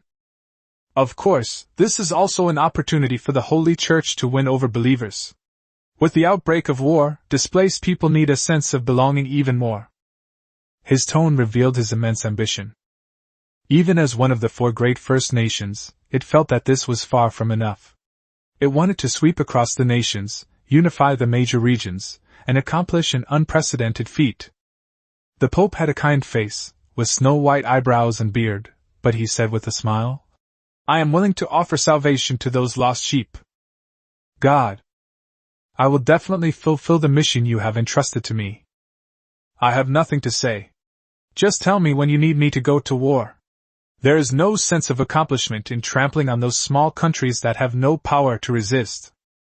By the way, don't invite me to such boring meetings." His death turned her head, her long, ice-blue hair swaying. He walked outside without looking back, showing no regard for the two of them. The Emperor's expression remained unchanged, as if he were already used to it, and he continued, "Pope, are you sure Pilt can handle the Eternal Forest?" "Of course, that key must be ours." The Pope nodded. "He is not someone whose strength can be judged by his rank. Even I, without the blessing of a god, would not have much of a chance against him. I will not make a foolish decision that would lead to failure." Judging from their brief conversation, it seemed they were setting up a grand scheme, even using the Lich as a pawn in their calculations. Certainly. Only the three of them knew all of this. Inside the Eternal Forest. "My lord, we have been ordered to subdue 13 lords," a tall Minotaur said, bowing. He is the leader of the Tauren Druid race. Mid-level legendary expert. The other druids also knelt down on one knee, looking at Chu Feng with respectful and ardent eyes. "Good. Next, I hope you can lie low for a while. I can sense the evil forces stirring," Chu Feng said with a serious expression. "Liches, vampires, trolls, and other lords. These are all resources, and hopefully they'll come even more aggressively." At the same time, he also thanked the World Tree for its support, as the brainwashing of druids and goblins was particularly successful.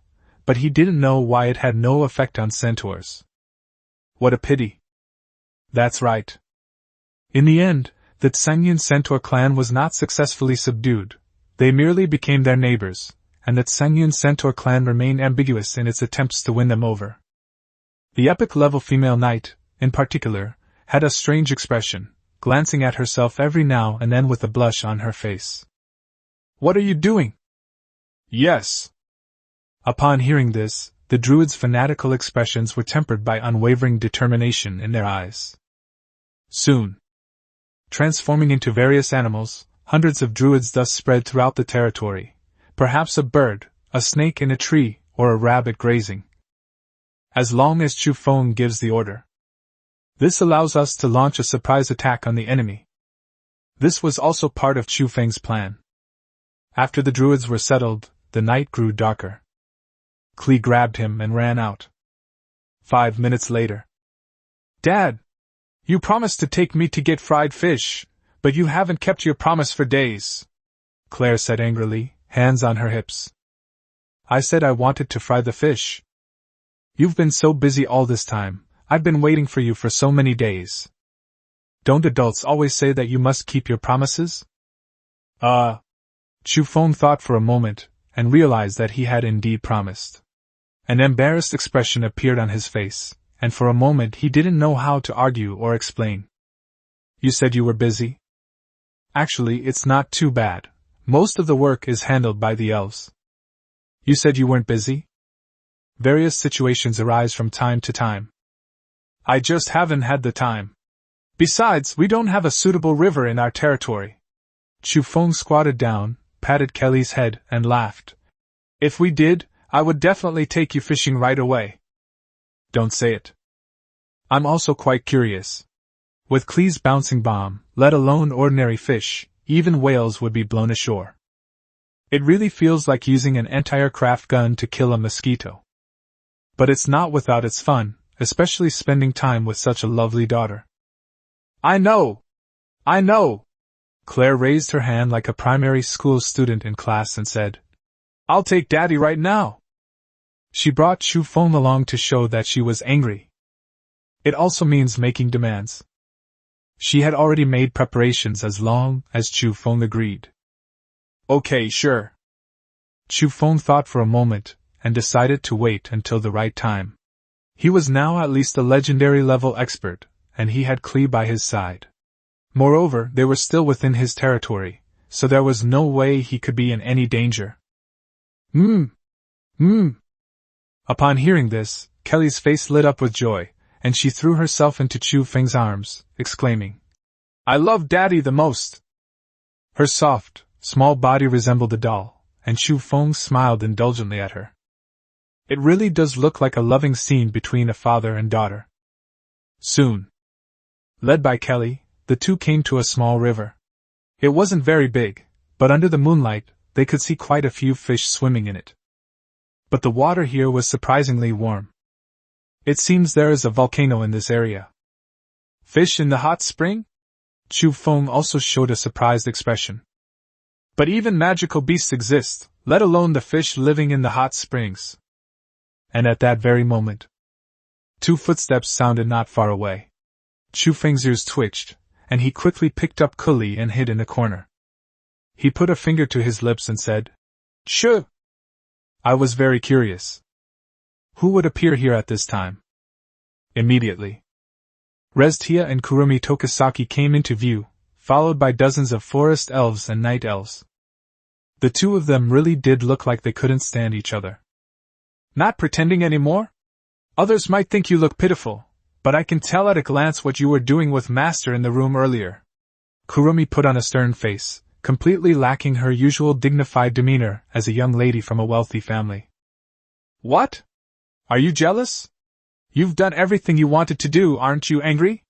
Reztia covered her mouth and laughed, her pitiful look gone. Chu Feng was also puzzled by their appearance. Why are you standing here instead of going to work? What are you doing here? Spa? Could it be? Chapter 120 My master's time is under my control. I'm not happy. Everyone will suffer. Chapter 120. My master's time is under my control. I'm not happy. Everyone will suffer. The moonlight is hazy. Steam rises from the hot spring. As one figure after another entered the water, the entire surface of the water turned into a vast expanse of snow white. At this time, Chu Feng's pupils contracted. As we all know, a cat's pupils converge into a narrow vertical pupil when focusing light, allowing it to see the image clearly. Kurumi and Restia also stepped into the water. A beauty enters the bath, and 100 flowers vie for attention.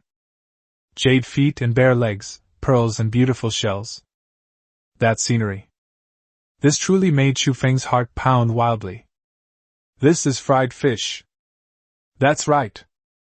Fried mermaid. In the hot spring river. Restia glanced disdainfully at Kurumi's guy and said sarcastically, "It's no use being jealous, after all, our strengths are not on the same level." He stretched comfortably, leaned against the shore, and wore a look of pure enjoyment. Kurumi suffered a direct defeat. His face was full of anger. "What do you know? A mountain is not high if it has no immortals. You have no idea how infatuated my master was with me back then." Chu Feng nodded from the shadows. "Well said. As the saying goes, everyone's figure is unique, and everyone has their own charm." Restia covered her mouth and giggled. "Oh wow, really?" The laughter sounded particularly grating to Kurumi's ears. He was so angry that he was trembling. "We can't compete. There seems to be something unbalanced between yin and yang." Just as he was about to make a move, his fist clenched. "Ah! There's blood! Where did this blood come from? Prepare for battle. All the monsters in the surrounding area have been cleared out. Everyone, hurry!" Moment. Everyone began to take action, using elemental energy to create clothes to cover those beautiful bodies. Her pretty face was cold.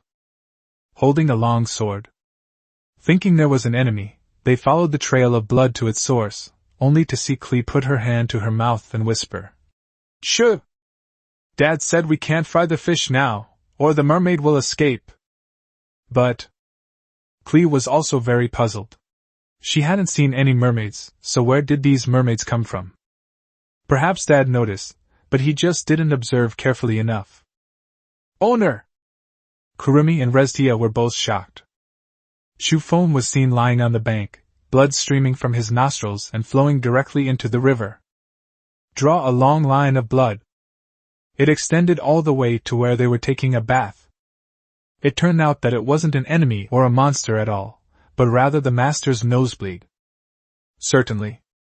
An ordinary person would have died thousands of times over from losing this much blood, but the legendary life form has a strong ability to produce blood, so even in this situation, it only fainted from blood loss and did not suffer any damage. The two looked at each other, their faces flushed with embarrassment. "Klee, what does Master think of mermaids?" they asked in unison. "It is obvious. The so-called mermaids are referring to them. Therefore, they also want to know what Chu Feng thinks of them, who is better and who is worse. It's the competitive spirit between women." Kelly looked at Chu Feng lying on the ground, remembering her father's instructions not to make any noise, and waved her little hand, signaling the two of them to come closer. Then she whispered, "Dad!" Restia and the other woman nodded. His eyes were filled with anticipation.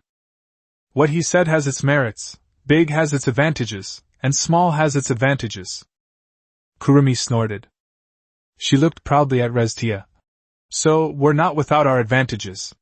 We might grow bigger, but there's no guarantee we won't shrink." Immediately afterwards, Kelly added, "But Dad said that no matter how hard things are, we can't let the children suffer, so it's better to have older children." Instantly, Restia's slightly displeased expression changed to a bright smile. "As expected of the Master, your vision is far more far-reaching than that of ordinary people." The temperature around Tokisaki Kurumi plummeted. The hour and minute hands in his golden eyes spun, and 2 bolt-action pistols were already in his hands. A twitch appeared on his lips. "You wait, my power is time. Even if I have to serve my master from now on, I won't let you have it easy." I control my master's time. I'm not happy. Nobody's having an easy time. Their gazes met, and sparks seemed to fly in the air. The surrounding elves also felt a bit chilly after taking a bath. Klee was completely bewildered. What's going on? Why isn't Daddy awake yet? So, is it impossible to fry fish again this time? The next day, Chu Feng's gaze would occasionally sweep over Tokisaki Kurumi. Ahem. Kurumi, have you been eating well lately? You seem to have grown a bit taller. What's with those 2 lumps of slime? Why did it appear in such a strange place? Why did Kurumi suffer such a blow? It seems so. I feel like my body has developed again, master. Tokisaki Kurumi snuggled up to Chu Feng. Ha ha. Really? I knew this method would be right. If you're lacking something from the start, you can make up for it later. Restia stood to the side, expressionless, her eyes filled with disdain. It's just a fake. She leaned over, a gentle smile on her face, and helped Chu Feng to his feet, saying, Master, I've prepared something delicious for you. This time it's real roasted meat, not some fake vegetarian dish. She pronounced the words, goods genuine, very heavily. Now, even if Chu Feng was stupid, he could sense the tension between the 2 women, but he couldn't recall what happened after he fainted yesterday. Everyone says that Klee brought him back. Sudden. A cold wind howled, and far away in the direction of the Digging Worm Canyon, a flash of snow-white light could be seen. The entire space seemed to ripple like water. Amelia has broken through? Chu Feng's face lit up with joy. Another legendary Pokémon familiar. It's still Amelia. We now have a total of 4 legendary Pokémon companions. Those who try to steal resources from us will get a big surprise. Hello, Leah, I'm Parker. A cat with a pale gray body, a white scarf, and snow-white paws appeared in front of Amelia. Emerald green eyes. She was also carrying a purple bag. They are absolutely adorable. Amelia looked at the other person and felt a strange sense of familiarity, as if she had seen the other person before. But I couldn't remember anything for the time being. She found it incredibly cute, all fluffy, and looked at the well-behaved Parker with a gentle expression. Hello, Parker. That's right. Amelia, who had officially broken through to the legendary level, successfully broke through the spatial blockade and summoned the beast of the end of the permafrost. His control over the power of ice element has become even stronger.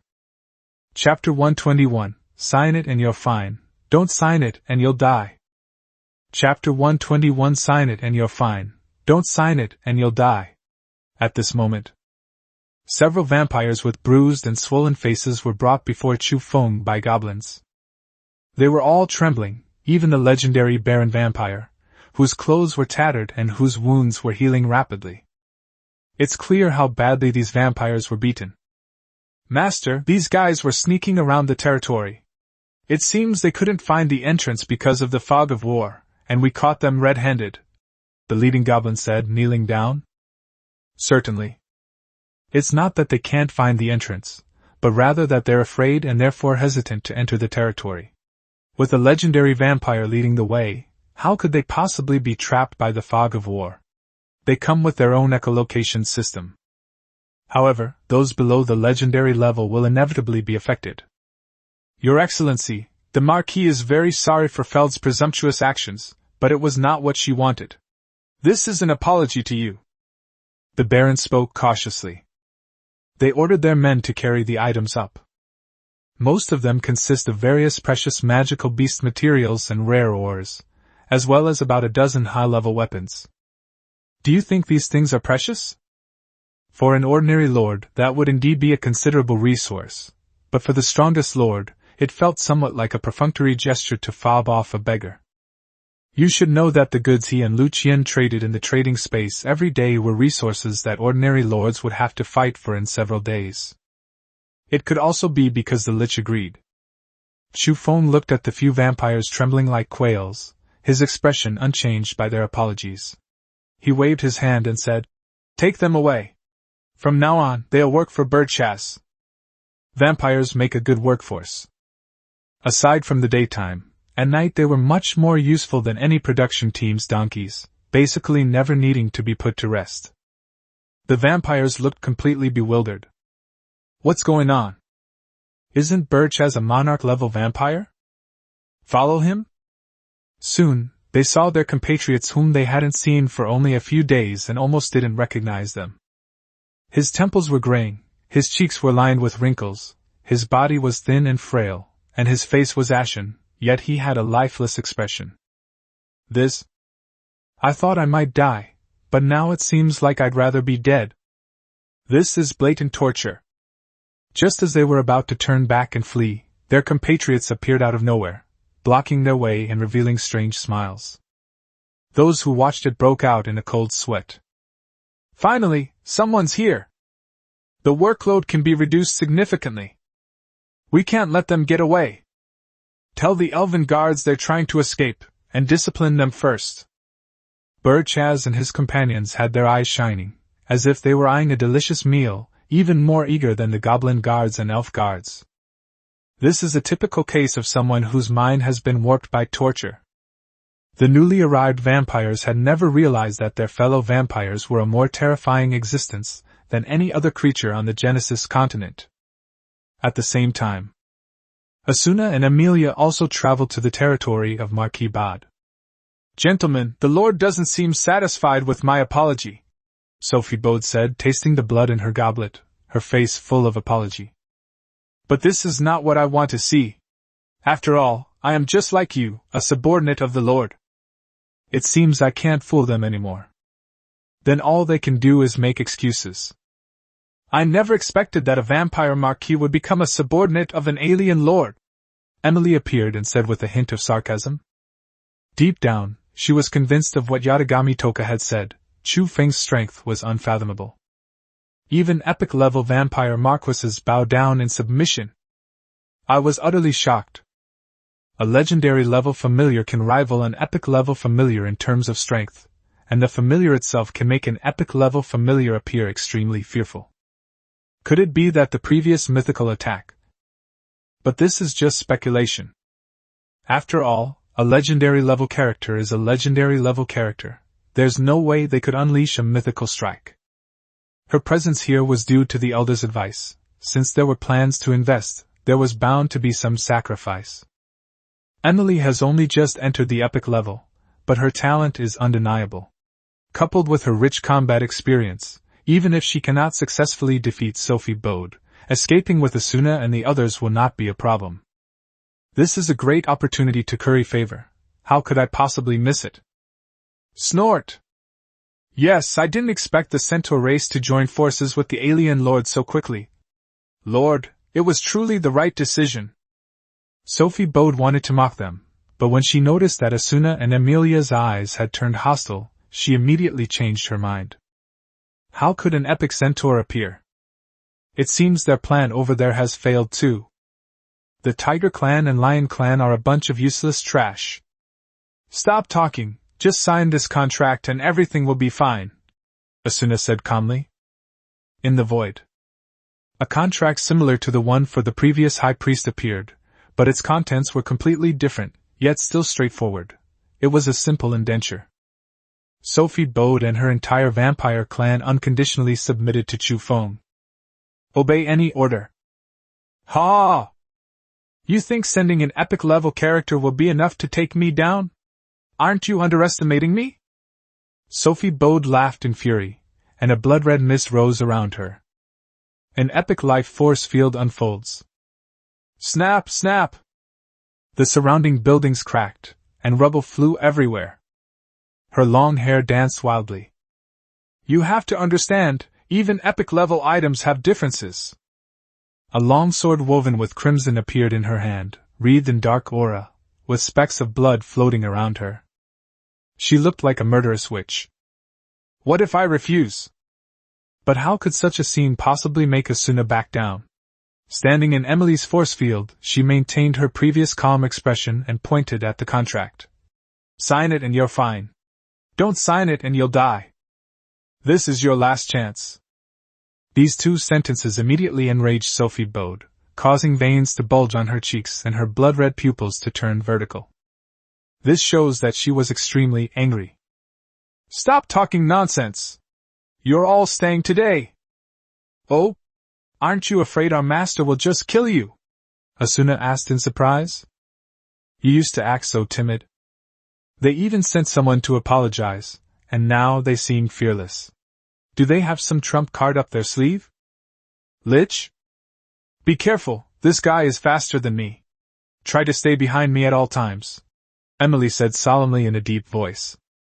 He took down the heavy lance from his back, stared intently at his opponent, his muscles tense, ready to launch a sudden attack at any moment. Chapter 122 Slaying an Epic-Level Vampire Marquis. Chapter 122 Slaying an Epic-Level Vampire Marquis. This was her first time facing an epic-level opponent head-on. And it's high-level. It's impossible to say there's no difference, so I'm being extra careful, but I feel that Asuna and the others are too calm. You guys are legendary. Do you think I'm here? That's giving me way too much credit. No need for further words, let him try if he dares. Sophie bowed, wielding the blood sword, transformed into a phantom, dozens of her appearing in an instant. Vampires are not people your centaur race can easily fool. Such a life force field, it seems, has only recently entered the epic level, yet it dares to be so presumptuous in front of me. Especially these two elves. He acted like he didn't respect me at all. I wonder if he'll beg for mercy later? Let me see what you, a high-level epic-level powerhouse, are like. Emily showed no fear, her eyes burning with fierce fighting spirit. The horse's hoof stomped heavily. Ears perked up. The heavy lance in his hand trembled slightly, and his body seemed to be enveloped in a ball of earthy yellow flames. Even though the opponent's speed was beyond what the naked eye could see, as if he were being attacked by 100 people, he still resolutely swung his spear. Boom! The power of earth element gathered at the tip of the spear, and his entire body's strength suddenly erupted, colliding with the blood-red blade, and a huge explosion rang out. The impact of the life force field, with its brute force, shattered the illusion, filling every direction like broken pieces of glass. In an instant, a large number of spider-web-like patterns appeared on the ground, followed by a cloud of dust that rose several meters high. Humph! It's just brute force. Sophie Bode was shocked by the power Emily displayed. However, it is also clear that strength is not something vampires excel at, which is why they said that. Next. It will make you fully understand the absolute difference between beginner and advanced levels. The clone shattered. The mirrors floated in various positions, and Sophie Bode's body disappeared, appearing in those mirrors. Shadow assassination technique. Sudden. Through a tiny slit in the lens, a blood-red longsword emerged, aimed straight for Emily's heart. Had she not dodged swiftly, she might have perished from that single blow. Beads of sweat the size of soybeans were left behind. He suddenly took a step back. His eyes were drawn to the space filled with something that resembled the mirror ice crystals that Haki used in Naruto, similar in their unpredictable and dangerous nature. Oh?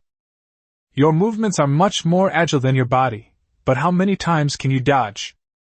Sophie Bode's tone was full of mockery. To obliterate me? I'll kill you all first. The Lich King promised to help me fend off that damned orbital weapon once. What am I afraid of? If that guy can use it once, his retinue is doomed. If he uses it twice, the result will be the same. If there could be a third time. At worst, I'll just forego the blood pool and wait a few hundred years to enter the mythical realm. That's right. This time she was prepared, directly breaking down the blood pool and merging it into her body. With her speed, she believed that escaping the attack range would definitely not be a problem. Bang, bang, bang! Although it was a cumbersome lance, Emily handled it with great agility, deflecting hundreds of deadly attacks in just a few breaths. A large portion of these efforts were made to protect Asuna and Emilia. But his body also bore dozens of bloody wounds. She was panting heavily. Sweat dripped down from his eyebrows. Her hands, which were holding the heavy lance, felt extremely sore and swollen, and even with her centaur-like physique, she was starting to feel the strain. "I think we should retreat. If we leave now, I can still cover you," she said, taking a deep breath. I never imagined the difference would be so huge. However, Asuna and her companion showed no intention of retreating. Instead, their elemental powers began to gather, and a strange gray cat with a backpack appeared out of nowhere. "Hurry up and go!" Her tone became anxious. "If you don't leave now, you won't be able to leave later." "I'm so anxious." "Where are you going? Don't leave! I want to see if he can kill me!" Sophie Bode shouted coldly. Moment. The crimson blades appeared in multiple locations, making it almost impossible to avoid them, and they completely enveloped the three of them. But at that very moment, the frozen dragon! Puck appeared beside Amelia, ice elemental power spreading from her feet. Within a range of several hundred meters, frost could be seen covering the ground in an instant. Suddenly, ice spikes appeared one after another. No. Those were lifelike ice crystal dragons, their bodies surging with icy coldness, roaring as they charged towards Sophie Bode, carrying with them a storm of ice and snow. At the same time, a light rain began to fall, and the wind and water elements became exceptionally active, healing Emily's muscle tears and cuts caused by the clash of forces. The limbs and hooves were also wrapped in wind element buff rings. The sword of protection! Amelia and Puck's combined power amplified the ice element, transforming what were originally simple ice spikes into something extraordinary, even increasing the attack's range by nearly tenfold. With Asuna's help, the raindrops instantly transformed into tiny icicles, and with the aid of the wind element, they moved even faster. You could say this is a combination of magic from two people and a cat working together. Furthermore, ice crystals covered the mirror surfaces, directly slowing down Sophie Bode's sword speed. As an attack focused on speed, the attack itself was weakened and was directly pulverized into ice crystals by the ice dragon. Only one blood-stained blade still hurtled towards the back of Emily's head. Clang! The black blade clashed with the crimson blood blade. Asuna, holding the Whisper of the Night, smiled and said, "This is not enough." Sophie Bode's expression also turned extremely ugly. When she reappeared in everyone's sight, she no longer had the arrogant and haughty expression she had before. And Emily would not let such a good opportunity pass by. A cold glint appeared first, and her spear moved like a dragon. Even if there were thousands of troops in front of her, she would have no regrets.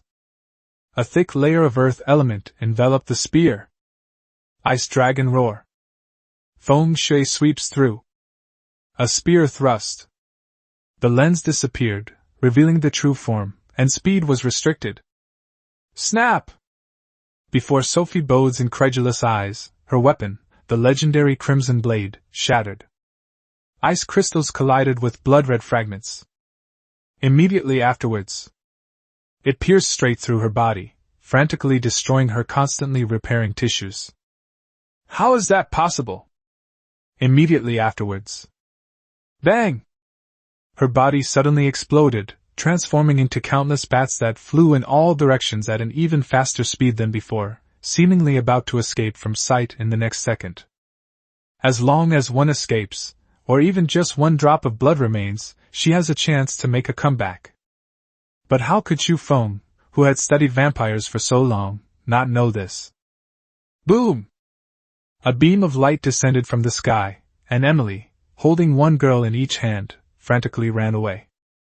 Chapter 123 The Lich Who Broke His Promise. Chapter 123 The Lich Who Broke His Promise. Transformed into thousands of bats, they were very fast, but they didn't possess much power. This moment, it was as if they had encountered some kind of barrier. It is the interplay of the elements of wind, water, and ice. Sophie Bode was terrified. We've been tricked. He really could kill me. We've been waiting for this for ages. The centaur and his two elven companions were only there to force him to use his last trump card. How ruthless!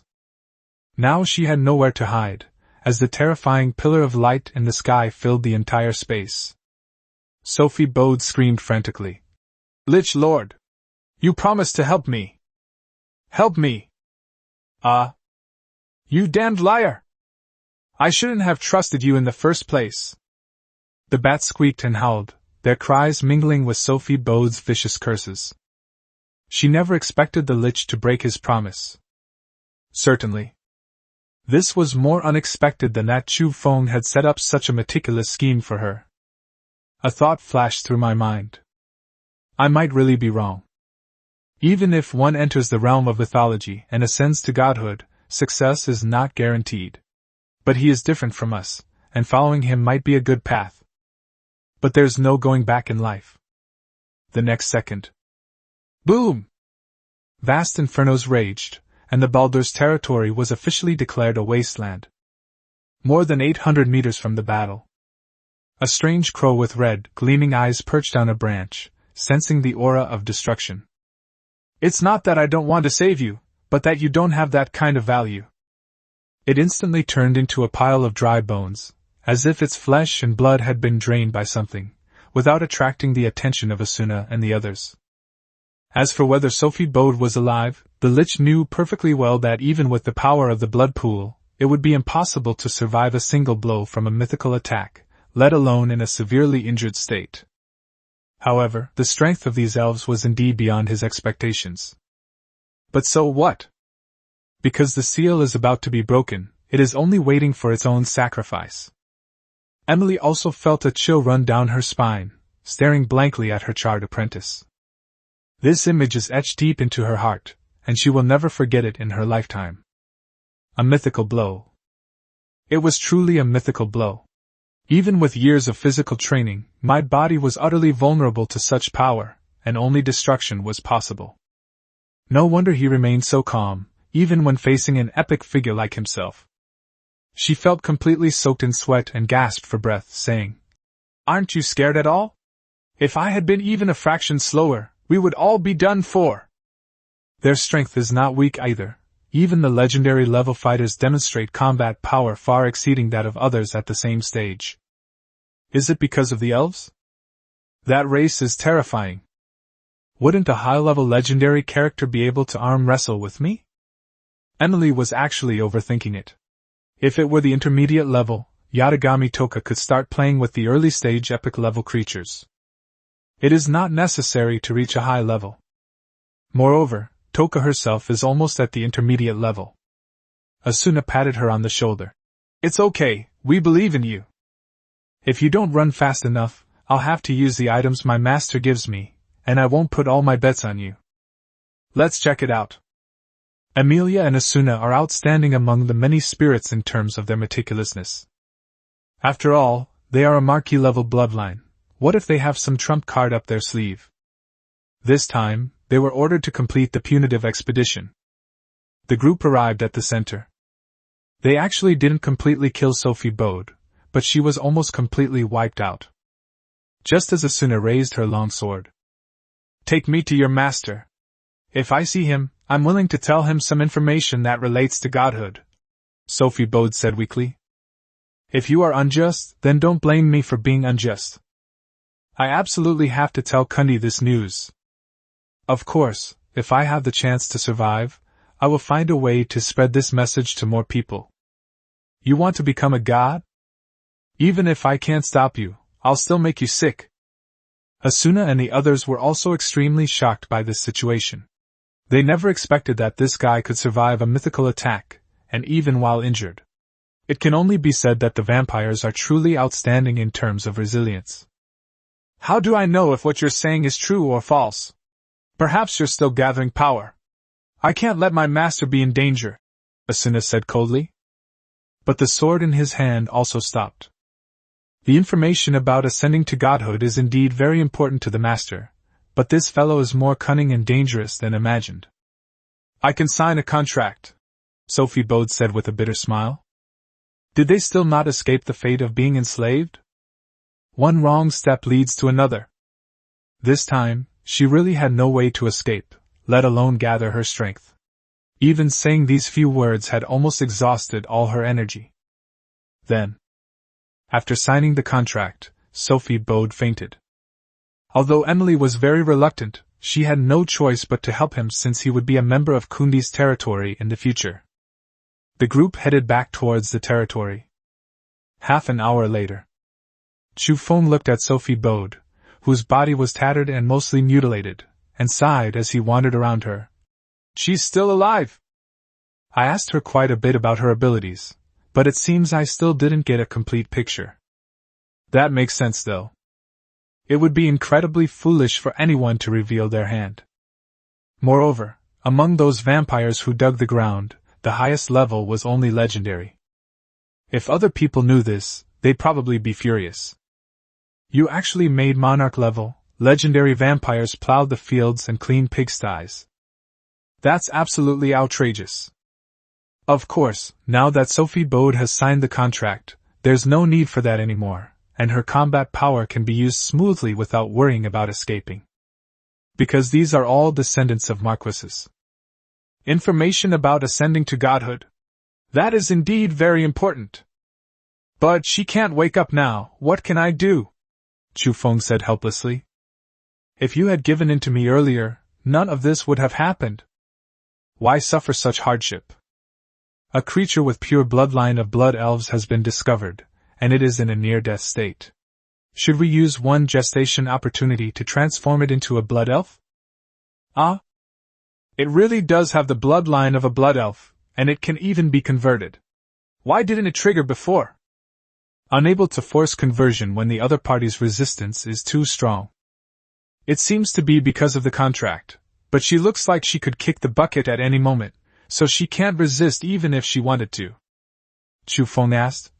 After the transformation, she will belong to my familiar, right? Will her strength decrease? After being transformed into a lord's retinue, they will consume energy to heal their injuries, but will not lose level. If there are creatures with elven bloodlines in the future, will it be possible to convert them? Yes, as long as it's genuine submission and willingness. This clarifies one way to use the world tree, or rather, a way to increase the number of its followers. In the future, if such a situation occurs, directly induce submission and then convert the spirit. Now we have an epic level familiar. How much time can you save? Get rich. Transform. Chapter 124 The World Tree's Transformation Ability. Chapter 124 The World Tree's Transformation Ability. The world tree emitted a verdant light, and several branches stretched out, lifting Sophie into the air and continuously repairing her body. The charred and mangled body began to show bones, muscles, and cold white skin. Abdomen, waist. Chu Feng watched, and just as things were about to get to the crucial moment, Restia stepped in front of him and asked with a forced smile. Master, is it beautiful? Cough, cough, cough. I was just amazed by the world tree's abilities, nothing more. I'm innocent. I was genuinely surprised, but didn't have any particular thoughts. Yes, that was true just now. Now, after being reminded, the temperature has indeed risen a bit. After all, the other person's body proportions are indeed quite good, coupled with that cold and arrogant personality and mature woman's face. It's hard to admit that the other person isn't good-looking. Restia's smile returned to normal, and she snuggled against him affectionately, saying, A short while later, Sophie, looking completely bewildered, stood in front of Chu Feng wrapped in a blanket, feeling an immense sense of kinship yet also finding it perfectly normal. He tentatively called out, Master? Elf type, medium blood elf. Name, Sophie Kundi. State, mature stage. States are divided into juvenile stage, growth stage, mature stage, and ascension stage. Tier epic. Bound Lord Chu Feng. Ascension to godhood, controlling the Lord of Blood, lower level. Chu Feng looked at the panel and was overjoyed. He reached out to touch her head, but then felt a cold wind blow past him. Asuna, Restia, Amelia, and Kurumi Tokisaki. Bite. Scratching his head again. Curious, he asked. How did you survive? The orbital weapon was a genuine mythical strike. Although it was said to be the power of a low-level mythical being, and there might be some leakage, it shouldn't be something that an epic-level weapon could easily defeat. Master, as you know, I have the ability to transform into a bat. Although my power is not strong, it is still at the monarch level. Since I cannot break through the barrier and do not have time to reunite, I have no choice but to merge my adjacent clones together. The strongest are at the initial epic level, and the weakest are at the mid-level legendary level. They continuously resist the onslaught of violent power through self-destruction, plus the vampires. It was the vampires' super regenerative abilities that allowed them to barely survive. As she said this, her body trembled for a long while. It was as if he was recalling the moment when he was enveloped by that terrifying power. Do you still have the ability? Chu Feng continued to ask. That's quite a skill. Moreover, his ability to adapt to changing circumstances during battle is truly outstanding. He turned the tide and fought for that sliver of opportunity. Not to mention Chu Feng, even the Lich never thought she could survive. Yes, and because I transformed into a true blood elf, my power has also increased. Sophie nodded excitedly. I believe I'm not far from reaching the mythical level. Not bad, not bad. Next, the Lich's entire plan was revealed. Originally, this Lich was also a member of the Holy Church, but his lover was caught in the aftermath of the war between the demons and gods and died tragically, leaving him in a state of near death. She pleaded several times to use the epic item, the Holy Grail, to save her lover, but was refused. She eventually died before his eyes and spent several years in a daze, living in a state of madness. During this time, she met the Lich and helped him a few times. This is why a mythical Lich would collaborate with an epic Lich. Later, in order to resurrect his lover, he became a Lich and learned about the news of the alien lord ascending to godhood. Later, he investigated a seal and, after 100 years of research, determined that it was the heart of a god. That's right. The heart of the gods. It's unclear which specific god it was, but it's important to know that the Lich's knowledge far surpasses that of any other creature, so it's not impossible for them to use it to ascend to godhood. Then the way to break the seal is through sacrifice. Unravel it with flesh and blood, life and soul. This was only recently discovered, and it works particularly well for humans. Chu Feng frowned and muttered. With this method of unsealing, the gods inside probably aren't any good either. Perhaps it was the god himself who did it, just to resurrect himself. Aren't there many similar plots in novels and TV dramas? But the heart of God. This thing must not fall into the hands of others. At this time, a group of lords and their armies had reached the edge of the eternal forest, where they once again witnessed the terrifying beam of light descending. The aura of destruction seemed to still linger in the air. The element of fear continued to spread. Should we just give up? Who can handle that thing coming down from here? Who said there wouldn't be a second shot? Are you betting his gun is empty? What do you mean by that? What are you afraid of? There are so many of us, can't we figure something out? Exactly. Why did he use orbital weapons again? It's because of the huge losses in the previous battle. Things don't happen more than 3 times. There definitely won't be a third time. But everyone, maybe I should just give up. At this time, the elite lords, who had initially gathered with great momentum, began to consider retreating. Some of them were not afraid of death. But those are all online trolls. Actually, I was afraid of dying, but the die was cast and I had no choice but to go, otherwise my loyalty to my family would probably be destroyed. And Mohan looked at the other lords with a sullen face. Really? They're all a bunch of useless people, is this really going to work? Several enormous white elephants stood beside him, their tusks as clear as jade, their bodies as large as mountains, and with each step they took, the earth seemed to tremble slightly. What are you worried about? Orbital weapons consume a massive amount of energy cores each time. He already spent a lot of energy cores to buy this weapon, let alone after using it twice. With so many of us forming an encirclement, does he really not value his own life? That weapon is area of effect, not intelligently tracking. These words gave many people confidence. Of course, it's also because of his identity, one of the members of the temple, Ganesha. Chapter 125 The Northern Expedition begins. Target, Kundi. Chapter 125 The Northern Expedition begins. Target, Kundi. Ganesha? Its own familiar is the white jade giant elephant. In terms of strength alone, it can be said to be no less than the king of land battle, behemoth, and even better in defense, but that's all there is to it. He commands 2 legendary-level followers and dozens of monarch-level warriors, making him absolutely overwhelming in strength compared to ordinary lords. He was also one of the top 100 in the previous lord assessment. At the same time, as members of the temple, we have more access to resources than others, and the gap in strength between us will only widen in the future. Ganesha is right. We've all come all this way to get rid of this cancer, Kundi. We are heroes. Dragon slayers. With Ganesha backing us up, what do we have to fear?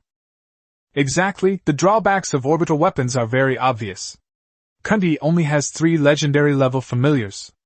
The elves may be strong enough, but Ganesha's white jade elephant is not to be underestimated. But the opponent is Kundi, the strongest lord. So what if he's the strongest lord? I didn't know that when I set out. I'm going to take down the strongest one. Can't even one of our legendary Pokemon handle this? We could drown him with our spittle. But... No buts. The brothers are right. Let's do it. The saying goes, the dragon-slaying youth eventually becomes the dragon himself. Their eagerness to eliminate Chu Feng stems from their belief that the previous fierce battle presents a perfect opportunity to strike. After all, once he recovers, he may never have another chance for a long time. It would be even more impossible to get rid of him after that. Who still has the chance to become the strongest lord and seize that eternal divine power? That's all. Then, with Ganesha's words and the encouragement of the online trolls, most of the fear in the hearts of the others dissipated. This moment, confidence belongs to them. All right, let's continue. Don't give him too much time to catch his breath.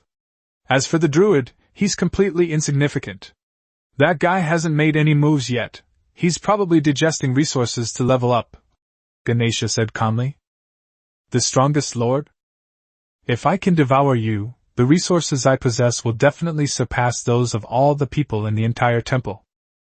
I am the strongest lord.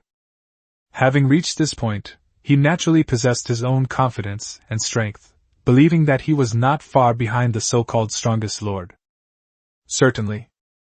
These were all misconceptions given to them by Chu Feng's long period of inactivity, leading them to believe that he had to resort to orbital weapons again due to battle losses. After all, such a wasteful approach is not used unless absolutely necessary. After resting on the spot, the group continued their march toward Chu Feng's territory. The Temple Alliance. That white elephant is really lucky. If he succeeds in the conquest, he might be able to take down the strongest lord in a while. No, it's not that bad. Our family's potential is there, and that kid isn't good enough. Then you have to imagine how incredibly rich Kundi is. He's absolutely rolling in money. Yes, inheriting Kundi's assets was a last resort. Stop nagging. Everything is fine as long as Kundi is gone. Otherwise, our temple is just like a clown, not very intimidating. Unfortunately, we are too far from the eternal forest. Why isn't Princess Titan saying anything? What? Interesting. Ha ha ha, how could I possibly be worthy? After all, Princess Titan is a top 5 powerhouse. We wouldn't dare ask for that much. Taiyu and Days Valley. Yi-Ra looked at the news being discussed in the temple, all of them wishing they were Ganesha, and said expressionlessly, "You'd better pray you can do it, otherwise, with his monstrous strength, these guys will just be flesh and blood to be devoured by him." What a foolish temptation. Even though the intelligence was insufficient, they only sensed that he had suffered battle losses, so they rushed off to launch a punitive expedition. They all want to eat, but have they ever thought about being eaten? I don't believe it. There can't be that many idiots. Someone must be instigating it. Boom! A colossal thunder dragon descended from the sky, its blue-purple light filling the heavens and earth, vividly demonstrating humanity's weakness in the face of nature. but a huge figure was bathed in lightning. Purple gold runes covered the giant's pale blue body, and even the roaring thunder dragon did not harm it in the slightest. Instead, it made the giant even more frenzied, and its muscles bulged even more. Roar! Accompanied by a roar. The lightning seemed to have been absorbed by him and disappeared, while the immense power of the lightning element flowed continuously beneath his skin, stimulating the mysterious and ancient runes. 2 giant hands, each holding a legendary magical beast. It was crushed instantly. It turned into a cloud of blood mist. Yuro nodded in satisfaction, her snow-white hair falling onto her cheek as she gently brushed it aside. Not bad, as expected of a legendary Thunder Titan, its strength sweeps across its peers. At the same time, another terrifying figure appeared, its body radiating an earthy yellow light, with large clods of earth adhering to its body like armor. The ground cracked open, and hundreds of monsters fell into it, and died instantly. The Earth Titan is not bad either. Am I even worthy of being compared to that monster? Looking at the 2 special titans that had been born, Yiroa wasn't entirely confident that he could compare to Chufeng in strength, because he hadn't obtained enough information. Who knows how much he has grown during this time. Therefore, she was also very curious about how Kundi would reappear in front of everyone. Is it the strongest and invincible force, or the fall of a myth? Twilight Forest. Li Hao also paid close attention to this information. After experiencing several setbacks, his thoughts were basically the same as Yiro's, but there were also some differences. His long-suppressed expression returned to its previous arrogance as he grinned and said, Kundi, I hope you survive this time, and I even look forward to you becoming stronger. That's what makes things interesting for me. I'm no longer as shocked by you as I used to be. I've become stronger too. So powerful that you need to look up to them. If it weren't for the distance, I would have personally brought you to your demise. That's right. He didn't think Chufeng had become weaker, and he also believed that this campaign might fail, but the difference was his confidence in his own strength. Roar! A series of dragon roars resounded. When attacking, it can spew out cone-shaped streams of cold air. It is a white dragon belonging to the water or cold element. It enjoys collecting treasure, often uses clawing and biting attacks, and can breathe out cone-shaped flames. When it advances to the epic level, it can sense a large area around it. When attacking, it spews linear lightning. When it grows to epic level, it can create mirages to confuse enemies. When attacking, it spews out linear acid. When the black dragon grows into an ancient dragon, it can control tiny creatures, thus achieving the purpose of reconnaissance. That's right. He is no longer just a green dragon's servant, but now possesses a complete 5-colored dragon servant. And there is one dragon of every type that has reached the legendary level. That's his confidence. 5 legendary dragon family members. Looking at the dragon that he had slaughtered indiscriminately, even able to easily subdue legendary-level magical beasts, Li Hao said. It's not just you, Kundi, who's lucky. I, Li Hao, also have my own opportunities. Chapter 126 The Human Race's Attention. Live broadcast begins. Chapter 126 The Human Race's Attention. Live broadcast begins. Because information exchange is so convenient, and there are always big mouths around, information about this expedition has also been leaked in the communication space. Brothers, Kundi is in deep trouble this time. Ganesha has led hundreds of lords to besiege him. Bullshit. You think we can just gather whenever we want?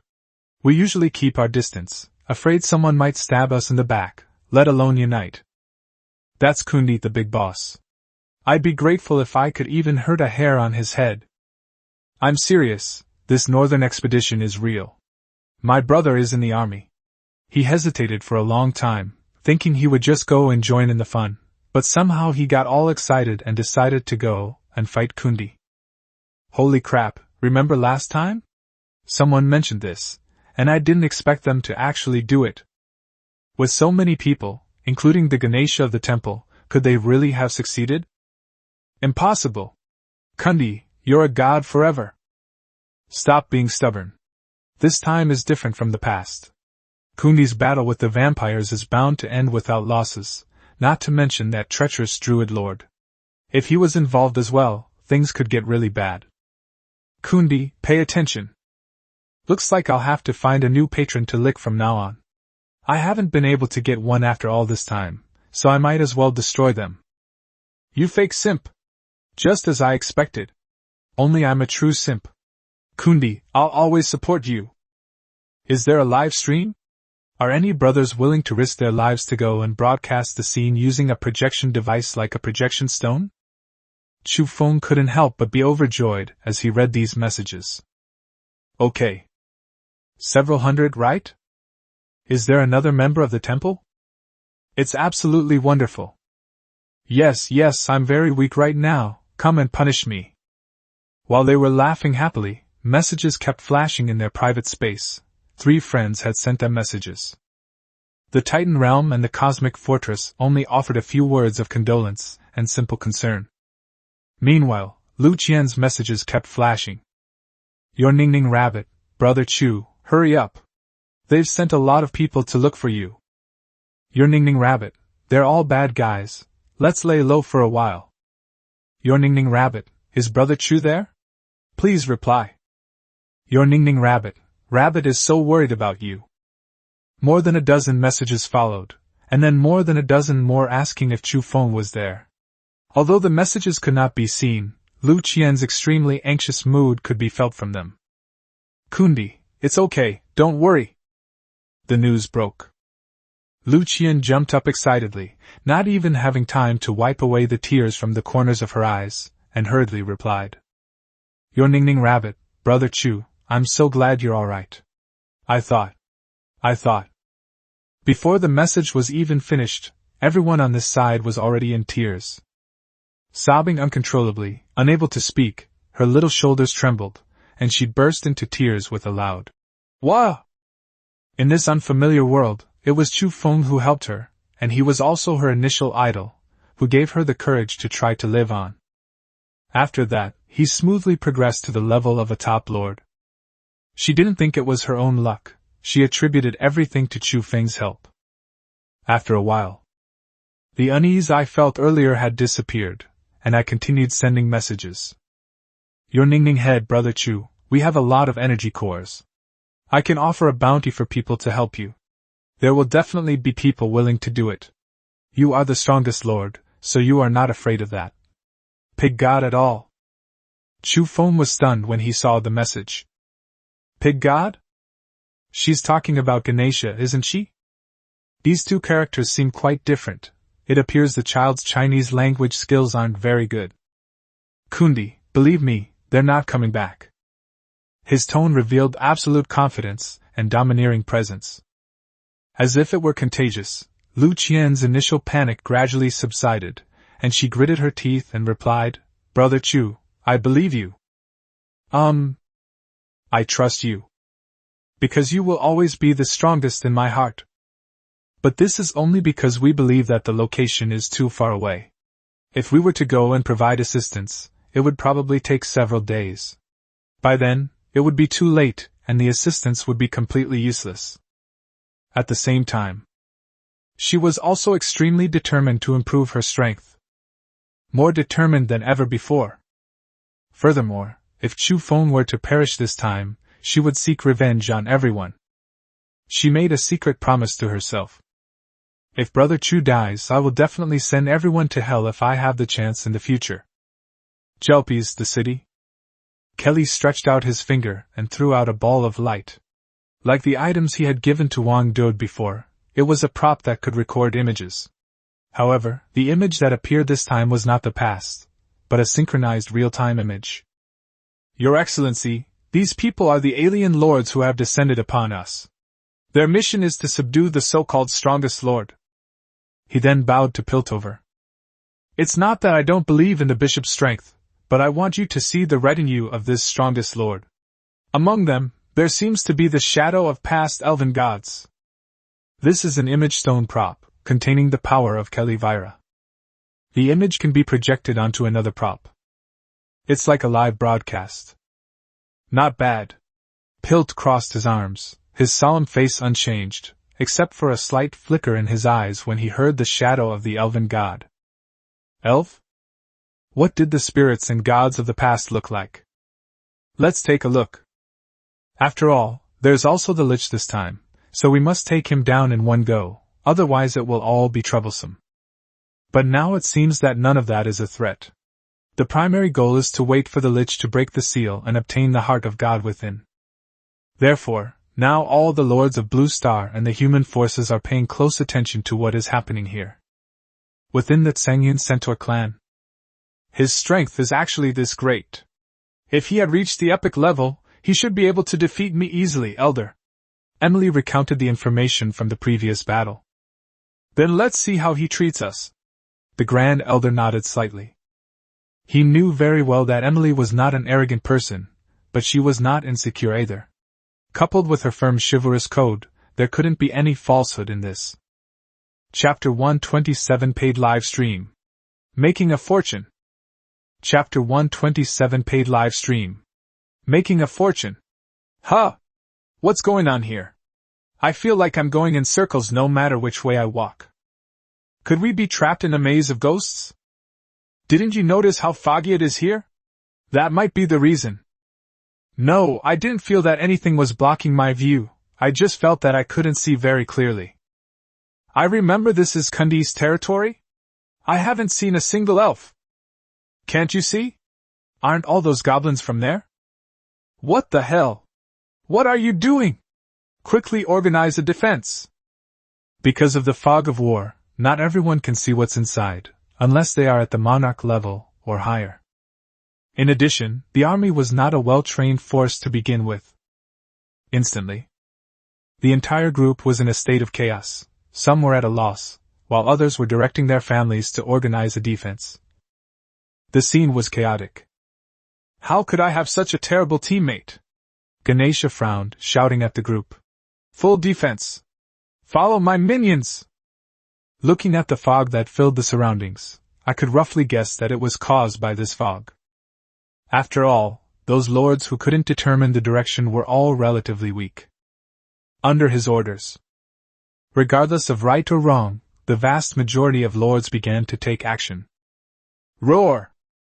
The legendary white jade elephant charged ahead, radiating a pure white light that revealed the real scene within a few meters. At this time, only then did everyone realize that the thousands of goblin warriors, fully equipped and ready to go, were all elite level or above, and there were even dozens of monarch level beings. It was practically the entire combat power of an ordinary lord. Shoot! The leader of the goblins gave the order. Arrows rained down. Damn! Insidious! It must be the area of effect defensive item that Kundi obtained. A dozen or so low-ranking lords' retinues fell to the ground, screaming in agony. They were heartbroken. These are all his own family members. Of course, the vast majority of them were blocked by the enormous body of the white jade elephant, and the tiny arrows were like toothpicks, causing no damage at all. Snort! Ganesha stood at the front, wearing a set of legendary equipment, his tall figure walking forward into the rain of arrows. Is this the kind of petty trick that the strongest lord can only resort to? He glanced at the goblins with disdain. Just a low-class race. Wielding a giant sword, he charged forward with the intention of sweeping away the enemy and slaughtering them, only to find that these guys were much smarter than he had thought. They immediately organized a retreat, and did so very quickly, without the slightest panic. It can only be said that they are much stronger than the retinues of most lords, and can be described as well-trained. Charge! They're just a bunch of goblins, yet they dare to shoot us in the back. Kill them! Let's catch Kundi off guard before he realizes our attack. Brothers, let's kill them! They're scared, ha ha ha. Run! Let's see where you think you can run! It was as if these goblins were nothing more than fish to be slaughtered, since most of the lords were stronger than the goblins and could make Kundi beg for mercy in the next moment. Unfortunately, they all forgot one thing. Chu Feng's familiars were not goblins, but elves. A group of people charged around haphazardly, without any formation whatsoever, looking exactly like bandits entering a village. Boom! Ganesha suddenly stomped his foot on the ground and landed directly on the back of one of the giant elephants, shouting, "Retreat! Fools! Maintain the previous formation! That's just a goblin. It poses no threat to us." But what kind of discipline can an organization like theirs possibly have? The next moment, many people fell directly into the trap and were riddled with thorns. At the same time, a different kind of arrow rain appeared. With their rich elemental power, almost every arrow possesses monarch level or close to monarch level power. This time, the wails were much louder than before. "A fool is a fool, but it's better that he's dead, so he won't get in the way later." Ganesha simply looked coldly at the dead lords without a trace of pity. Those who remained still possessed some intelligence and strength. These were the main forces tasked with defeating Kundi. However, he naturally knew that he was the real main force this time. As long as he had the opportunity to hold off one or two legendary Pokémon, he would be fine. As for casualties, he didn't care. An encrypted space has emerged in the online community, requiring a paid subscription to view. The battle scenes were also shown. Apparently there were exiled war correspondents working there. Holy crap, they really went on a northern expedition. I know the northern expedition was real, but can someone explain why these bandits weren't even one of our people? They had absolutely no organization. Look at the goblins, they all seem well trained. Yes, I'm starting to not want to watch it anymore. Come on, it's a paid service, you'd be missing out if you didn't watch it. My assessment is that they are a mob. Wow, so this is an elf? It looks really weird. Why isn't Kundi showing up yet? They're practically at our doorstep now, could he be injured like they say? What? Kundi is seriously injured? What? Kundi is going to die? What? Kundi is dead? Shut up and watch the live stream. If the territory must have sentries on guard, and they would issue a warning if any unknown person approached, then even though the war has only just begun, it is impossible that there was no news at all, and that they even sent goblins and dozens of elves to fight. This eliminates the possibility of a surprise attack. Inside the temple. Can anyone explain what this exile is all about? Why didn't we think of doing this? This guy is a fucking genius, he's made a killing this time. Putting that aside, is Kundi really too afraid to come out? Who knows? We'll see. Is this little elephant any good? So many people have died so far, and there are too few cannon fodder to go around. It's not even the official start of the war yet. I think the odds are high. There are at least 500 or 600 lords left. If these people can hold off 1 or 2 legendary elves, he might actually succeed. Okay, let's talk about Ganesha again. He's definitely in the top 20 of the temple, if not the top 10. I don't think it's a problem at all. Yes, people have been mythologizing Kundi too much before. There are even traps and defensive items. This guy has thought of a lot, but it's all useless. Yes, spending so much time training goblins is just stupid. Everyone thought that Chu Feng had specially arranged the training, but in reality, it was just Asuna who taught them out of the blue, and she didn't put any effort into it. Inside the city of Jelpies, Pilt's eyes showed disgust. An alien race? So keen on internal strife? This is no invasion or war, it's like children playing house, so boring. After saying that, he turned to leave. Your Excellency, please wait, Kellyville pleaded. I hope you will see what comes next, especially those elves. This finally made Piltover stop. He had seen the footage of Yatagami Toka's battle before, but it was too blurry to make any judgments. If he could see it clearly this time, his judgment of the Pokémon would be more accurate. After thinking about it for a while, I frowned and continued reading. Hundreds of meters above the battlefield, a colossal legendary ghoul was flying, its eyes flashing red, taking in everything. Chapter 128 Unexpected Actors Appear. A Sudden Situation. Chapter 128 Unexpected Actors Appear. A Sudden Situation. An elf, right? Let me see what makes Kundi stand above us and call himself the strongest lord. Ganesha waved his hand. His white jade elephant roared, and its two huge tusks shone brightly like flashlights. Two beams of light shot straight at the elven guards. Boom! A massive explosion resounded throughout the territory, and smoke and dust shrouded most of the battlefield, obscuring the view inside. However, it was discovered that the elves inside showed no signs of resistance. That's it. Ganesha patted the dust off his clothes, a hint of disappointment in his eyes. I initially thought elves were incredibly strong, especially since they were supposed to be able to fight opponents of higher levels, but... Sudden. Holy crap, Ganesha's attack missed? That's impossible. They're standing so close together, there's no way they could hide. I remember that white jade giant elephant was legendary, right? It didn't seem to have activated its life force field, did it? So, the legendary attack was blocked by a monarch-level being? That's unreasonable. But Kundi hasn't appeared yet, there must be something wrong, and so are these elves, they must have some kind of item. Yes, it must be a prop. Ganesha's lips twitched slightly as he watched the motionless elves draw their bows once more. That calm and expressionless face was a complete disregard. It's mockery. Colossus, charge! Follow behind my followers and charge straight to Kundi's source of followers. Let's see how he tries to hide then. With my retinue clearing the way, what can you possibly use to stop me? Once I get to Crystal, whether I push it or not is up to me. Kundi! Hiding won't help. As expected, even the monarch-level elves were helpless against the legendary white jade giant elephant's charge. Such a massive magical beast held an absolute advantage in strength, and fighting it head-on would be foolish. They chose to retreat once again.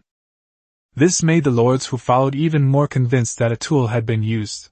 Otherwise, why not just defeat Ganesha directly? Kundi definitely has a problem. Absolutely a chance. Inside the communication space. Breaking news. Ganesha has trampled Kundi and is about to successfully defeat him. Quickly enter the VIP channel to watch. Damn. Who are you kidding? Brothers, he's almost at Kundi's familiar source. If we don't watch, it's all over. Okay. I'll grit my teeth and pull out 100 energy cores to see, otherwise I'll definitely regret it. What are you looking at? Kundi, we'll definitely wipe out these rotten fish and shrimps. Dude, it's okay to say you're poor. Hey upstairs, I'm broke, can you show me around? Then. Once again, a large number of lords entered the private space after paying their energy cores. Inside the eternal forest. Chufeng grinned from ear to ear as he watched the massive influx of people. 30,000 people have already come in to watch. That's 3 million energy cores. No wonder those guys like, cough cough, we're doing a proper live stream. That's right. He secretly opened this channel, and those who said they were about to shut down were paid trolls hired by Cosmic Fortress and Lu Qian, just to get more people to pay to join. Including that photographer, Exile, was hired by Zhou Wire, who said he could help her and would definitely not reveal any secrets. Most importantly, he didn't charge her a penny, which was really outrageous. His delayed appearance was also to give everyone a false impression. That's right. There is a real chance to slay a god and witness the fall of the strongest lord. Who could resist such excitement? Master? Are we just going to let them rush in like this? That Colossus's power is overwhelming, our subordinates might not be able to stop it, Asuna said with slight concern. If we leave it to the World Tree, it could be really dangerous if something were to happen to it. Chufeng stared at the ever-increasing number of people, his mouth practically agape, and waved his hand, saying, it's all right, I've got everything arranged. The script needs to be interesting.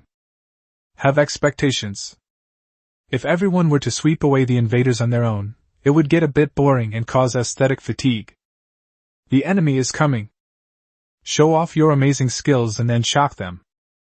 But the great Demon King was just one step away from falling. I definitely want to see the end. The point is to act like you're helpless and have no choice, give people hope, and then fool them enough, before making a dazzling entrance and crushing them with overwhelming force. That's how you truly amaze people. Yes. Asuna felt relieved after watching Yatagami Toka and the others disappear. My worries were somewhat unnecessary. Since the epic blood elf Sophie is also missing, and with her current status as the strongest fighter in the territory being deployed in the shadows, what is there to worry about? Jelpies, the city? Piltover frowned. Did the previous vampires have a significant impact on this strongest lord? This most powerful lord seems to have no power to resist.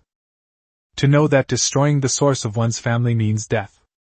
Kellyville also looked puzzled. I've seen him lead his followers into battle before. The vampires were almost powerless to fight back, and several high-ranking legendary figures were crushed. Could there be other elves in the Eternal Forest? They would never have dreamed that someone would be making a fortune now.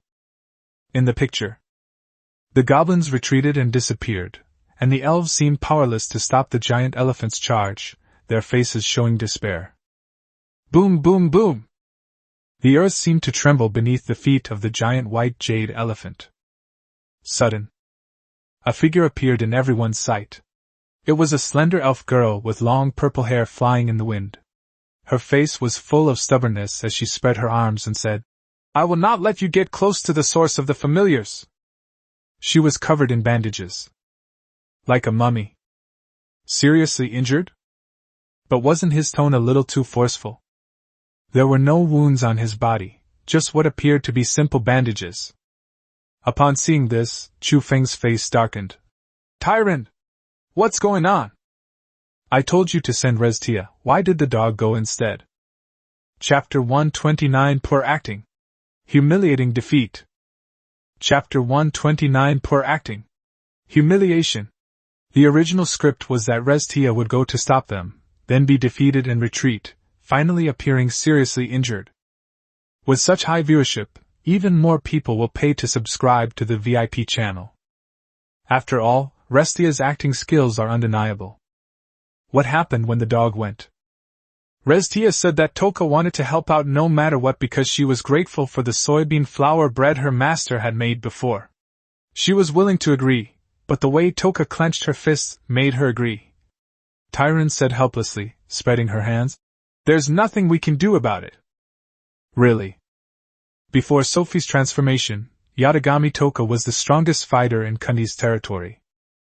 Although Restia is cunning, her schemes simply don't work on her. You can't take two punches from Bang Bang. This girl. Chu Feng sighed. Fine, let's leave it at that then. What else can we do? The actors have already taken the stage, and there's no way to change them now. Master, it's not that I don't want to go, I just have no choice, Restia said with a wronged expression. Isn't she being too domineering? Look at her. Look at her. They're bullying people because they're strong. Own her. Quick. Punish her. Alright, I know. She's very simple-minded. She just feels that it's not good to eat delicious food without doing any work. Chu Feng explained, patting Restia's head. She has quite a few hidden thoughts. But the dog is very innocent, it's purely because of the soybean flour bread. He knew perfectly well that this guy wanted to lower Toka's score in his heart. It could only be said that his personality was worse than Kurumi's. But looking at Toka Yatagami in the picture, I couldn't help but twitch my lips again. Isn't this acting a bit too exaggerated? Restia felt incredibly jealous, but she still managed a smile and replied. You're just protecting her. Just wait. If my strength reaches the legendary level, I'll definitely be much stronger than her. In the picture, compared to the colossal legendary white jade elephant, Yatagami Toka was like a tiny mouse standing in front of a cat. It looks like it's about to be trampled to death any second. Inside the live stream room. Who is this? Kundi's familiar? I thought they were elf familiars. When did they become mummies? It's not a mummy. It's clearly a wound wrapped in bandages. Judging from the faint life force field she displayed, it must be legendary. But when faced with the white jade giant elephant with outstanding physical strength, it was like a mayfly trying to shake a tree. Are you going to get trampled to death? Doesn't Kundi have 3 legendary familiars? Huh. I remember there weren't 2. Dude, your information is outdated. I couldn't bear to watch anymore. The scene was a bit gory. It seems that Kundi is powerless to resist, even his heavily injured family members are fighting. Alas, I never imagined I would actually witness the fall of God. Bullshit. You can always believe in God. Could it be that we've spotted the big boss Kundi this time? This simple scene caused the number of viewers in the live stream to increase by nearly 10,000. After all, he was the one who hadn't appeared in the public eye for a long time, the invincible and strongest lord, and considered a god by many ordinary lords. Will this be a testament to God's renewed glory, or a sign of his downfall? Sudden. The scene shifts abruptly, with Toka Yatagami, who looks like she's about to be trampled to death, placing her hands directly on the elephant's trunk. Boom! Roar! A tremendous roar was heard, and the giant elephant suddenly took a small step back, its eyes filled with rage, and let out a huge roar towards the sky. Yato Togami Kaori's face, which was covered, was taken aback. This guy's strength doesn't seem to match his size. I thought you were so arrogant, but it turns out you're not that strong. That's right. Toka Yatagami, who was supposed to be trampled to death, actually pushed the giant elephant back a step, much to everyone's surprise. Holy crap, am I seeing things? The power of the elves is greater than that of the jade giant. Isn't it said that this thing is stronger than even a behemoth? Look, Ganesha's face has turned green. That's right, she almost fell down just now. Her face didn't look good at all. The other person looked like an injured little girl, no, an injured elf. The scene was breathtaking. Indeed, the main issue is the huge difference in body size. Looking at the scene, Chu Feng covered his face and said, "Sure enough, this guy doesn't know what level his strength is at. Toka's physical strength is enough to go toe-to-toe with an epic-level centaur. How could even a legendary white jade elephant compare? That's a huge difference. It's acting. I'm making you put on an act. I'm already in a state of heavy battle damage. If more of you come, I'll be defeated and you'll gain a lot of resources. That's what we're trying to express. And then you try to push an elephant with both hands?" Yatagami Toka seemed to have realized this as well, knowing that if things continued this way, her master's plan would fall through. Then. Oops! Wow, that's incredibly strong! Suddenly she shouted, "I can't hold on any longer!" It even stretched out a hand and waved to the other elves. "Please help me!" Is she being sarcastic? Absolutely. Look, she's using only one hand. But wasn't she injured? Otherwise, why would she be wrapped in so many bandages? Could that not be the legendary white jade giant elephant? It has a life force field. I can clearly see its suppression of other creatures, and none of the surrounding elves have come forward. Is it possible that this guy is simply strong due to sheer power? It's not impossible, but that doesn't fit the original character design of the elf race, does it? What kind of setting is this? When you arrive on the creation continent, everything is just like the legends and myths of Earth? He's strong in physical strength, but he's not good at elemental power at all. Attack her with magic. Yes, hundreds of lords, so many followers, and quite a few of them are proficient in magical attacks. Slide tackle, no, use magic. Everyone in the live stream was stunned. This exaggerated performance is simply an insult. Certainly. Many of the lords who launched the attack also seemed to have realized something and thought that Kundi might be setting a trap, but now they were in a difficult situation. If we stick together, we still have a chance to accomplish a great feat. Quit? If that happens, you'll have to face trouble alone, which is a dead end. You'll have to grit your teeth and go for it no matter what. Brothers, she's just strong enough to have her summoned minions launch magical attacks. Yes, yes, yes! Ganesha! Cover us! Brothers, watch out for those elves lurking in the shadows. Main force, follow Ganesha! Take down Kundi! We'll have everything! Seeing such clumsy acting, Lu Qian's initial unease subsided, and she happily leaned against the elemental spirit while watching the live stream. Humph! They're all clowns, actually thinking they could win over my idol. How presumptuous. I made a fortune this time by following Brother Chu. And his face was full of anticipation. Will we finally see what Brother Chu looks like this time? What will it look like? I really want to know.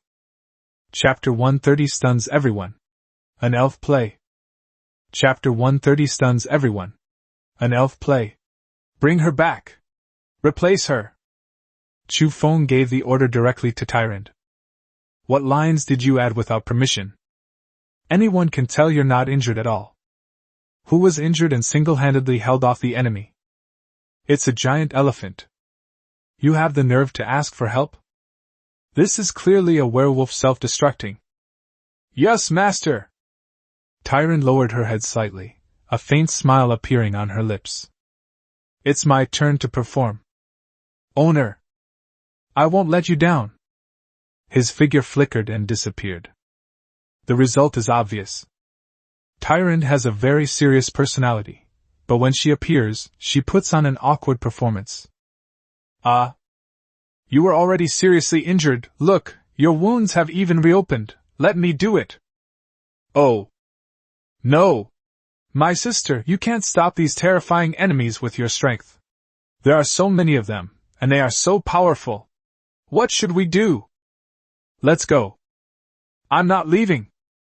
This acting skill stunned everyone. Rumors began to circulate in the online space. Shocking! An elf drama performance appeared in the live stream, and Ganesha, a member of the temple, was relegated to the background.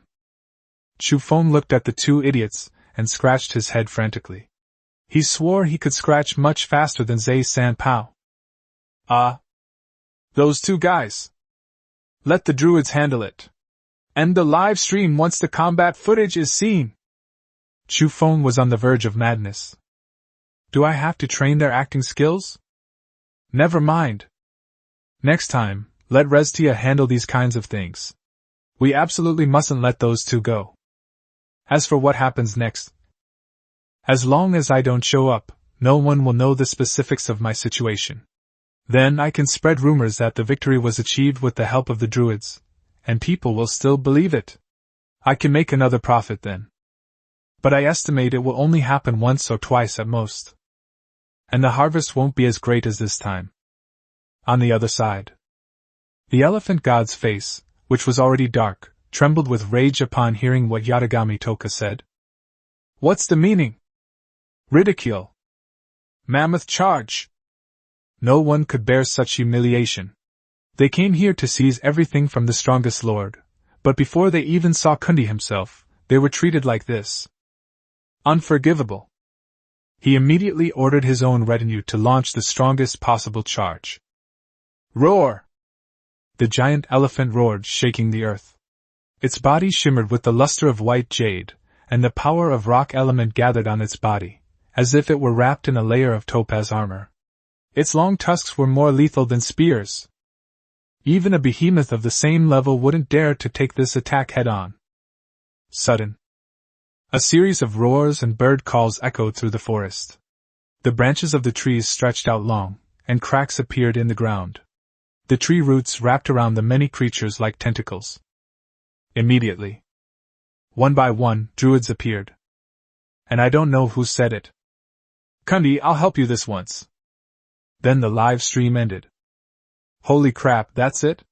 The battle isn't even over yet. I spent so much money, and all I got was a play.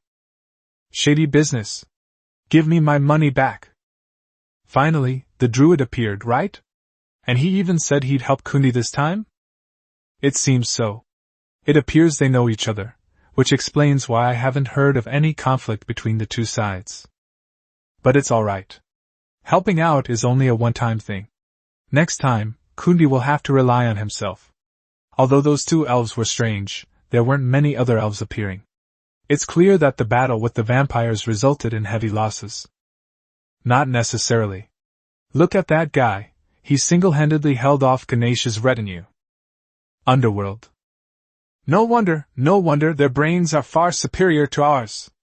As expected of the strongest lord of Big Capital. Christina looked at the energy cores that had been brought in, drool dripping from the corner of her mouth. Then she shook her head and said, "It's just that the acting of Kundi's family members was really an eyesore. Otherwise, I don't know how much more they would have made. With that book from the Goblin, plus the energy cores I've earned now, I can finally be a superior person. Following the big boss is really great. Conduct scientific research. Mechanical ascension." After several encounters, the Kundi she came to know was someone who believed that as long as you kept secrets and provided value, you could get benefits. You don't need to fawn over people like you would at a regular company, put on a show after get off work, or stay late to show you're working hard and demonstrating your attitude. All you need is the ability. This is the kind of boss I like the most. Christina was incredibly envious of Lu Qian, who had been working with Chu Feng from the very beginning. She must earn so much more than she did. Yi Ruo stared at the dark screen, while Lianxing looked thoughtful. After a while, he muttered to himself, "Next time I can open a betting pool. His influence is incomparable to mine, and I can make a profit then." A live stream room appeared suddenly. The acting was so awkward it was like watching the East African Grand Canyon. The emergence of druids. Some of the lines were abrupt. The live stream was interrupted at just the right moment. Isn't this deliberate enough? But people always have a sense of wishful thinking. They always want to try anything they think they have a chance of. Don't think this is foolish. It's just that greed has blinded their reason. It's like knowing you're unlikely to win the lottery, but still thinking, "What if I do?" Actually, you have 10 million in savings, but you've forgotten your password. It costs 2 yuan each time you enter it. Once you get it right, the money is yours. Don't rush, don't give up. As long as you have the will, you can still dream. What an enticing advertising slogan. This is not 10 million, but eternal divine right. The appearance of druids during the battle means that the fight is fast-forwarded to the end. The giant elephant roared in agony. A tooth broke. They fled in panic. Overwhelming massacre. At this time, Toka Yatagami and her companions showed no mercy. Wherever their swords passed, bodies were severed from heads. Then, 2 more legendary Pokémon, making a total of 4. Their combat power is terrifyingly outrageous. The elephant god's expression had lost its previous composure and arrogance. His pupils suddenly contracted. "How is this possible? I've been scammed." Not only was he unharmed, but he became even stronger than before. Moreover, these 4 elf familiars were different from the others. They were not only exceptionally powerful. There's also a special feeling. But for the time being, he couldn't quite put his finger on what was different. 3 minutes later. "Ganesha? That's it." Chu Feng kicked the young man's corpse away and began ordering his men to clean up the battlefield. Chapter 131 Making a Fortune. Chapter 131 Making a Fortune. This long-planned scheme has yielded a fortune, earning over 2 million energy cores. I have a total of 2.138 million energy cores and 13.95 million ore. They've made a fortune. It's clear that the popularity of the strongest lord remains as high as ever, like the return of a god. In short, there is no need to worry about insufficient cores in the short term. The main task is to upgrade the level. Furthermore, this can create a virtuous cycle. Leveling up requires killing monsters and other creatures to obtain energy cores, and timely replenishment can maintain a certain number of energy cores. The disappearance of Ganesha's ID shocked everyone. The temple remained silent for a long time. How so? It seems that the mysterious guy helped Kundi. Oh dear, my little elephant is gone. Don't pretend to be compassionate with crocodile tears. It was you who had a conflict with him before. Enough with the nonsense, I just want to know what's going on with Kundi right now. Don't even mention you, I want to know too, okay? Do you think there's any chance of succeeding if we launch a surprise attack now? If you can go, then go. Nobody will stop you. Kundi is still Kundi, we underestimated him. This guy's level of freakism is even higher than Brother Lee's, right? What a pity! This guy absolutely refuses to join us. I don't know what he's thinking. All the attention was on Kundi. Was he injured? How strong are they? However, the members of the temple are top lords of Blue Star. Although there are several thousand people, if this were placed on the creation continent, it would be a drop in the ocean. The elephant god is lucky to be not far from the eternal forest, but it doesn't seem to be just luck. Certainly. The news spread quickly. Inside the communication space. That's a disaster, Ganesha is done for. This druid lord is incredibly powerful.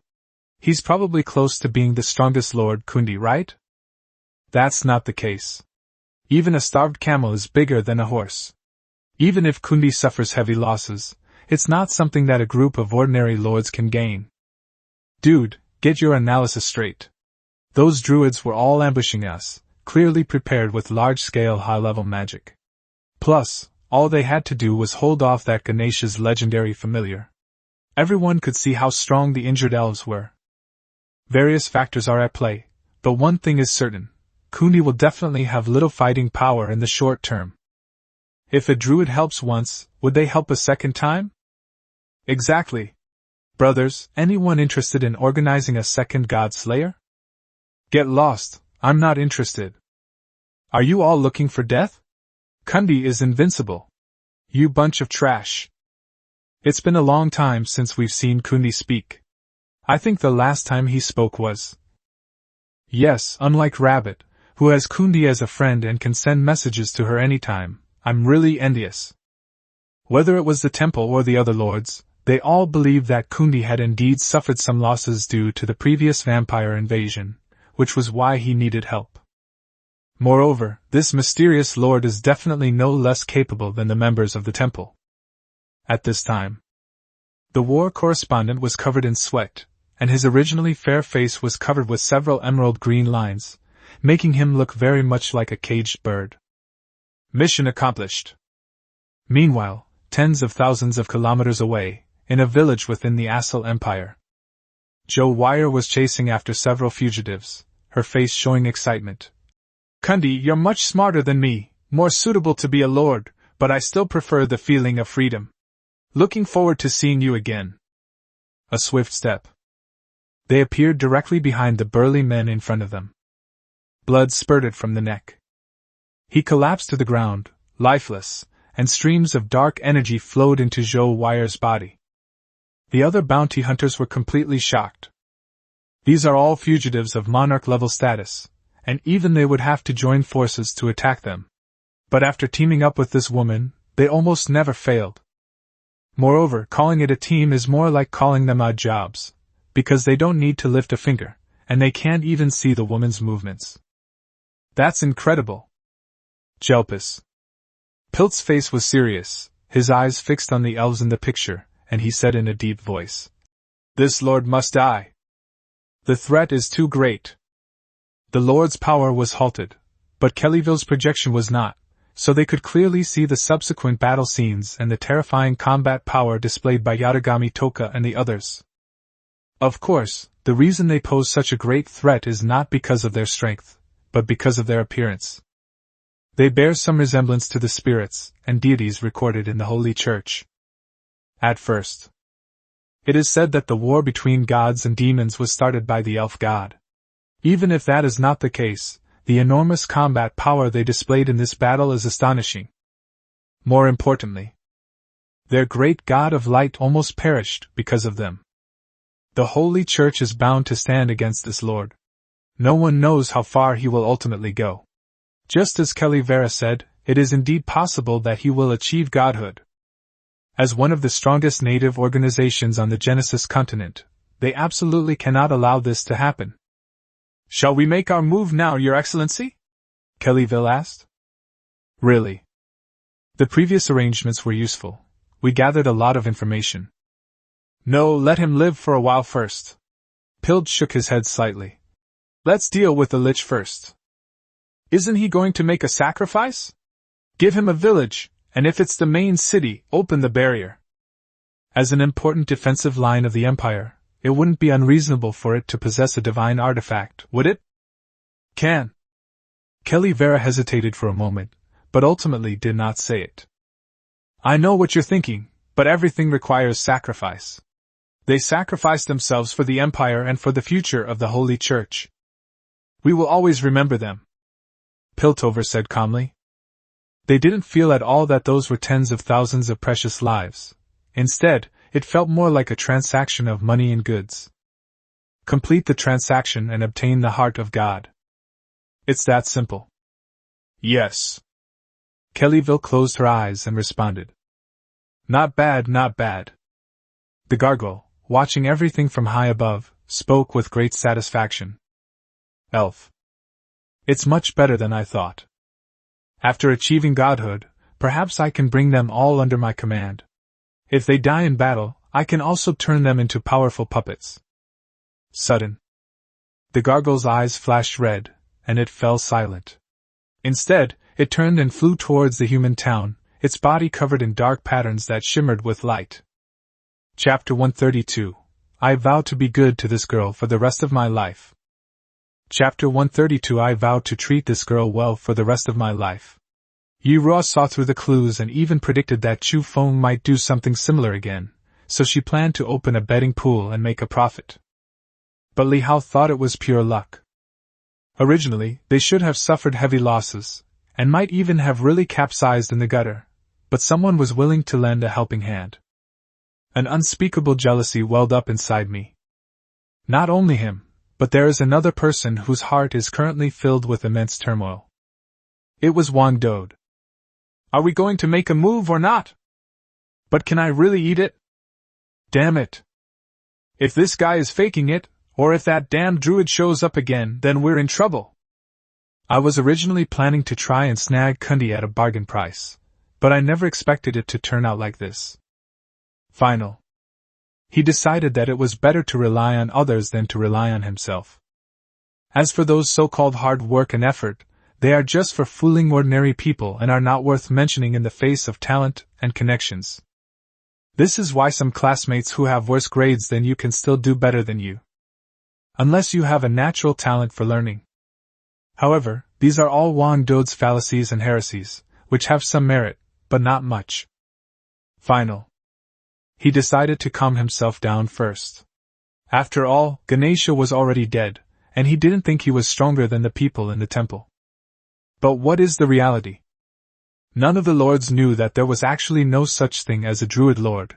He had been fighting alone from beginning to end. There were no battle losses whatsoever. Chu Feng also hosted all the live streams himself. If they knew, it would probably be another wave of crazy shock. Bang! Chu Feng punched Yatagami Toka squarely on the forehead. There won't be a next time, you hear me? That means losing millions of cores worth of business. My heart aches. Of course, they didn't hit hard. It was just a symbolic punishment. Master, I understand. Toka pouted and scratched her head, saying, But Master, don't you really think my performance was very good? We can definitely fool them. Real. It's clear that she's quite confident in her acting skills. But seeing Chu Feng's dark face, there was no further discussion. Even Tyrant, who had been so confident before, was now looking down at her toes. No, she couldn't see them, she was just looking down. I've caused trouble for my owner. Rest assured. Master, I will definitely do my best. Let's not talk about that. Sophie, how are you doing? How's your adaptation to the power going? Chu Feng turned to look at her. But it was just that one glance. A very abstract image appeared before his eyes. Sophie held a leather whip in one hand and a ball of blood-red flame gathered in the other, along with her already long and fair legs. He suddenly turned his head to look. Her hair swayed. He smiled and said, Master, are you getting used to it? It looks like they're playing some kind of game. That's good. Chu Feng nodded. A queenly aura, a whip, tall, fair-skinned and beautiful. It's really good. No wonder some people like this style. If it looks good enough, you won't find it strange. Instead, you'll feel a sense of novelty and excitement. At least Chu Feng had a mental image of it. Master, are you thinking of some bad idea again? Reztia appeared behind him like a ghost. No, don't talk nonsense. I was just checking in on the new guy, understand? Chu Feng naturally wouldn't admit it. I'd been feeling quite uncomfortable lately. Especially after Restia appeared, she was like a shadow, always suddenly appearing from time to time. No wonder I always felt a chill down my spine. Then, over the next 5 days, the gestation process proceeded normally several times, but no high-level spirits emerged. It seemed that their luck had run out. But the numbers surged to 408. Because the experience required for the legendary rank is too high, it will take a long time to break through to the epic rank, not to mention that Sophie is already at this level, so the experience gain is extremely slow. Over the course of a few days, he also learned some information about the Holy Church. Below the Pope are 3 bishops, followed by 5 saintesses as the main structure, and below them are paladins and priests who serve as ordinary combat forces.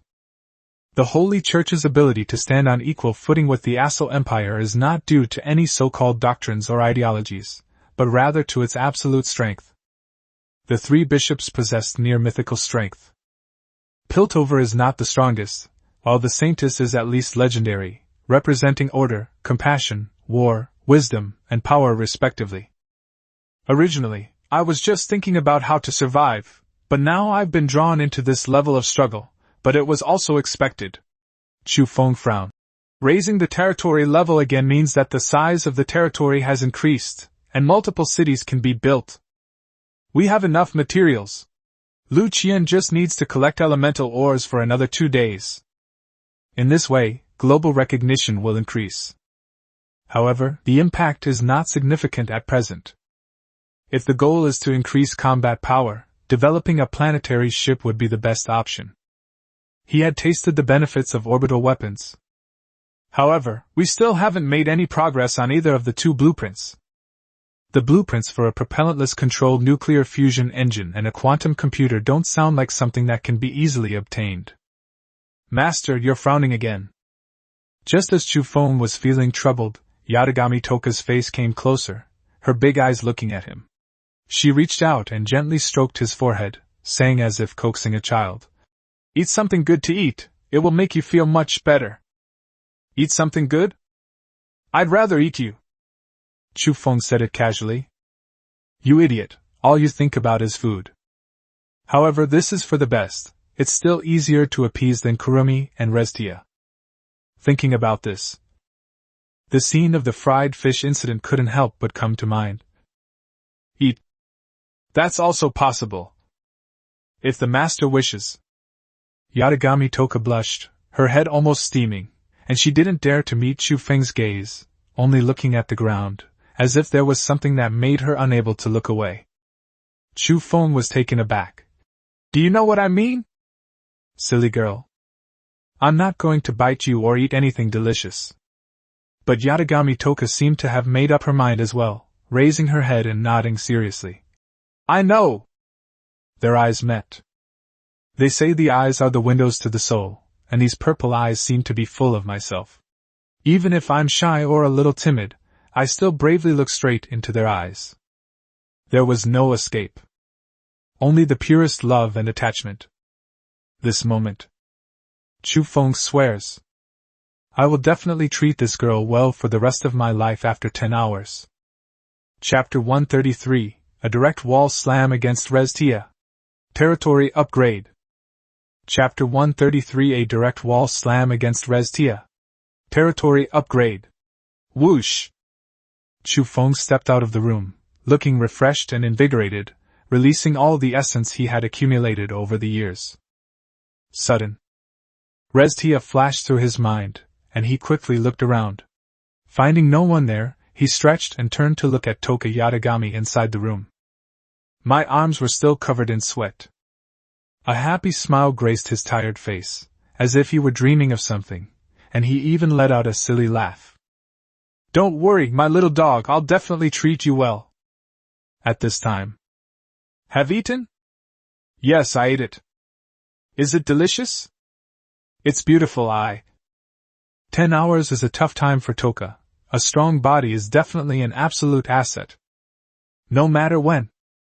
Chu Feng subconsciously answered a couple of questions, then realized something was wrong and looked down to see Restia leaning against the door. I had already confirmed that they weren't there. Why are you like a ghost? His expression froze, then he looked down at Restia, took a deep breath, and said, I know this will definitely upset you, but I'm also in pain because I can't give up on anyone. That's just who I am. So many wives. They're both my flesh and blood.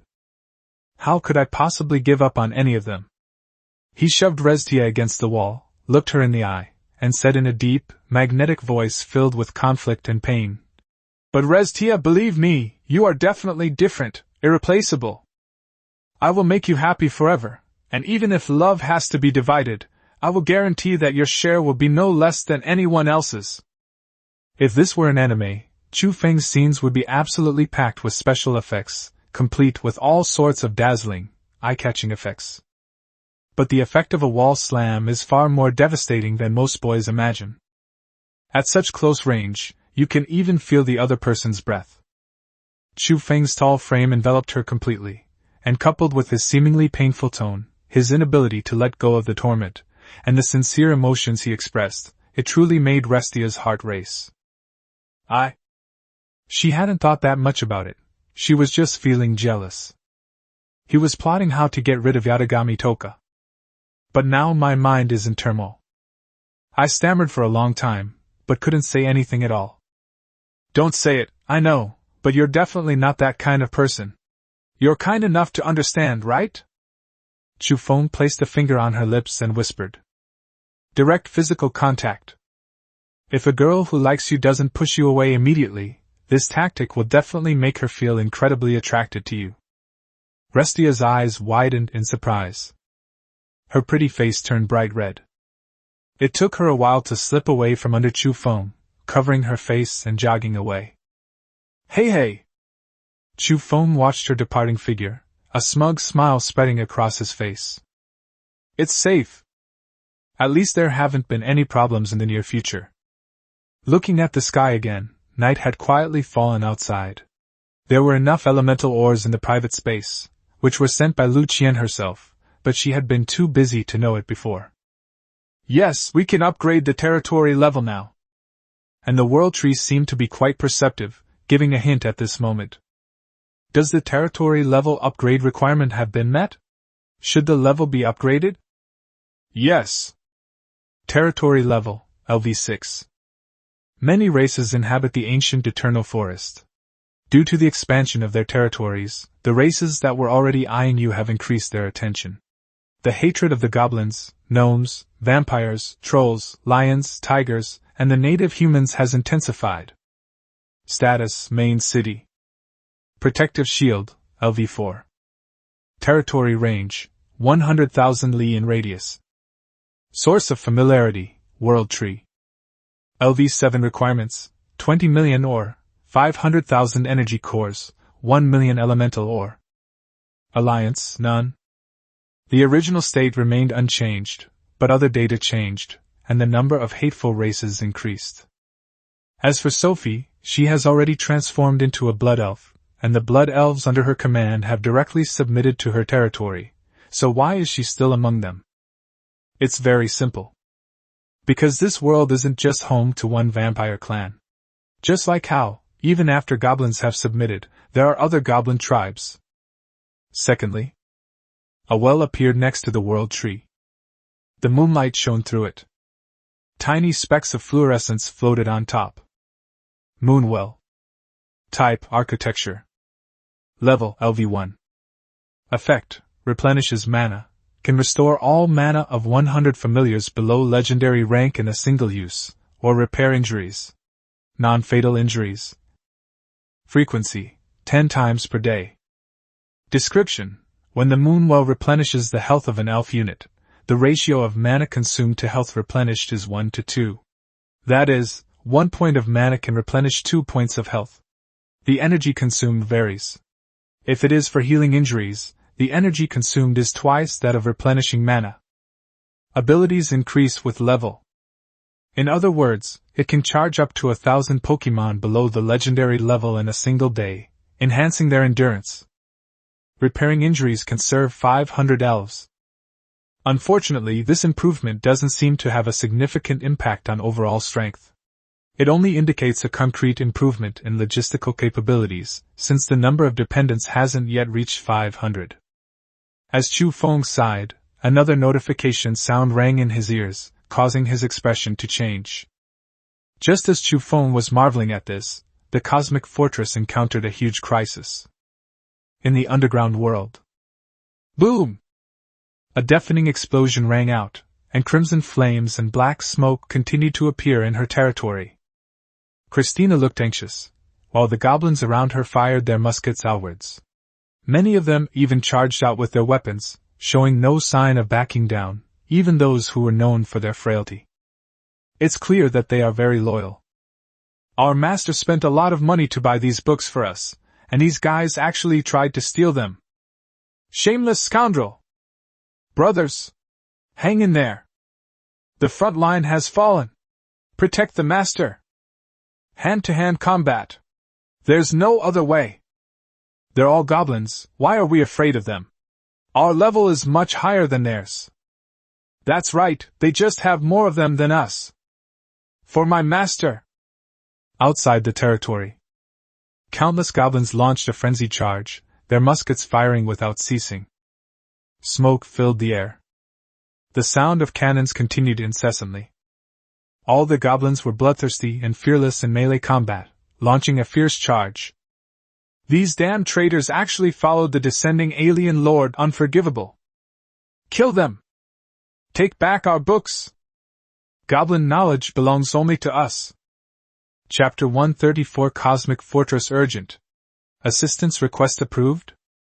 Chapter 134 Cosmic Fortress Urgent. Assistance request approved. Under normal circumstances, goblins would not do something so crazy. They are known in the underground world for being cowardly, timid, and cunning. That's not actually the case. They were indeed cowardly, because they knew their strength was really weak, even compared to goblins. Their pure combat power was far inferior. This is absolutely not cowardice or timidity. It's simply because we've come to terms with the facts. But they were more aware of their advantages. Compared to those foolish races, they were smarter and knew better how to make weapons. For example, muskets. Bullets imbued with magical spells. Elemental ores plus cannonballs. Mechanical tanks. With various technological weapons, they can embark on a journey to a civilization like Atlantis, where they can rival the gods. The books that Chu Feng thought were not that important were not actually possessed by all goblins. Otherwise, why would a legendary vampire go looking for an unknown old goblin? They even managed to block the signals of orbital weapons? All of this proves that the goblins killed by Chu Feng were not ordinary goblins, but a group of goblins with extraordinary skills. Unfortunately, even so, before their technology tree had reached a level sufficient to achieve true technological civilization, they were no match for the traditional power system. Christina was also deceived. This brings us to the cunning of the goblins. They feigned submission while secretly gathering intelligence. What ordinary race would do such a thing? After a few compliant goblins infiltrated the area and learned about the technology books, they secretly slipped away after several failed attempts to steal them. And so the battle took place. These despicable invaders! Christina realized that they were also goblin kin, and she was cursing herself in the process. But I felt mostly anxious. Given the same number of units, the various firearms newly developed during this period are definitely superior to theirs, and overwhelming them in combat power is not a problem. But unfortunately, there were just too many of these guys. And there are also a large number of artillery units. Long range and wide strike area. If this continues, they will definitely be attacked, and according to the habits of the creatures on the creation continent, I will surely die. Christina looked at her fallen kin and the corpses scattered on the ground, sweat dripping from her forehead, her eyes filled with both anger and helplessness. I never expected them to be so persistent, and so excessively cunning. Choose your rest time to launch a surprise attack. There are still too few sentries deployed. My mind was racing, trying to figure out how to break the deadlock, but I'd been so focused on research and development that I hadn't prepared any backup plans. In her desperation, she thought that Kundi might have a solution. After all, she now knew that the other party's ability to become a powerful lord was not just due to luck or the strength of his followers. They also have brains, with all sorts of ideas for harvesting resources. News of the cosmic fortress appeared wildly in Chu Feng's private space. Kundi, it's extremely urgent. Help! I've been invaded by goblins, and now they have 10 times my strength. There's no way I can resist them. Is there any way? I'll pay any price. Please, I beg you. Give me a prop. Or maybe a powerful, one-time use weapon. Dozens of distress messages were sent in succession. Certainly. She sent the same message in the chat space. Holy crap, 10 times the troops? How are we supposed to compete? We're doomed. Aside from the top lords, with 10 times the number of their retinues, there's simply no way to deal with it. If you asked me, the only option is to give up my lordship and become an exile. Yes, in a little while they might not even be able to run anymore. You're doomed, little sister, just give up. That's not necessarily true, but the combat strength of the goblins' followers is really only linked to their level of technology. Almost everyone was advising her to give up her lordship and become an exile. Christina looked at the messages, her face filled with resentment, as she gazed at the goblins who had fought for her. These guys may not be good-looking, but they are truly fighting for themselves, and they are not afraid of death. Are we really going to give up on them? Abandon the opportunity to pursue eternal divine right. She gritted her teeth, filled with grief and indignation. Is this really how it has to be? If this continues, the only option left is to give up. The longer it drags on, the less likely I am to escape. A decision must be made as soon as possible. As the number of deaths among her family members increased, her despair grew. Tears streamed down Christina's face as she glanced at her beloved family, whom she had painstakingly raised. No matter how reluctant she was, there was nothing she could do. Because when you die, you lose everything. It seems we have no choice but to let it go. And at that very moment, Kundi's messages flashed. Sure, but you have to guarantee to give me 100,000 units of ore every day afterward. Christina's face darkened. I'm about to die. You're trying to extort me? Do you have any conscience? Don't you have any chivalrous spirit? You heartless capitalist. Cosmic Fortress. Okay, I agree. This is our last lifeline. We have no other choice but to keep our status as lords and survive, as long as we can have a future. Asking for 100,000 ore is an outrageous demand. It's really impossible for someone else to do that. Hundreds of family members would be digging all day long, and they would only get a little over 10,000 units of ore. But goblins are different. They can build mining machines.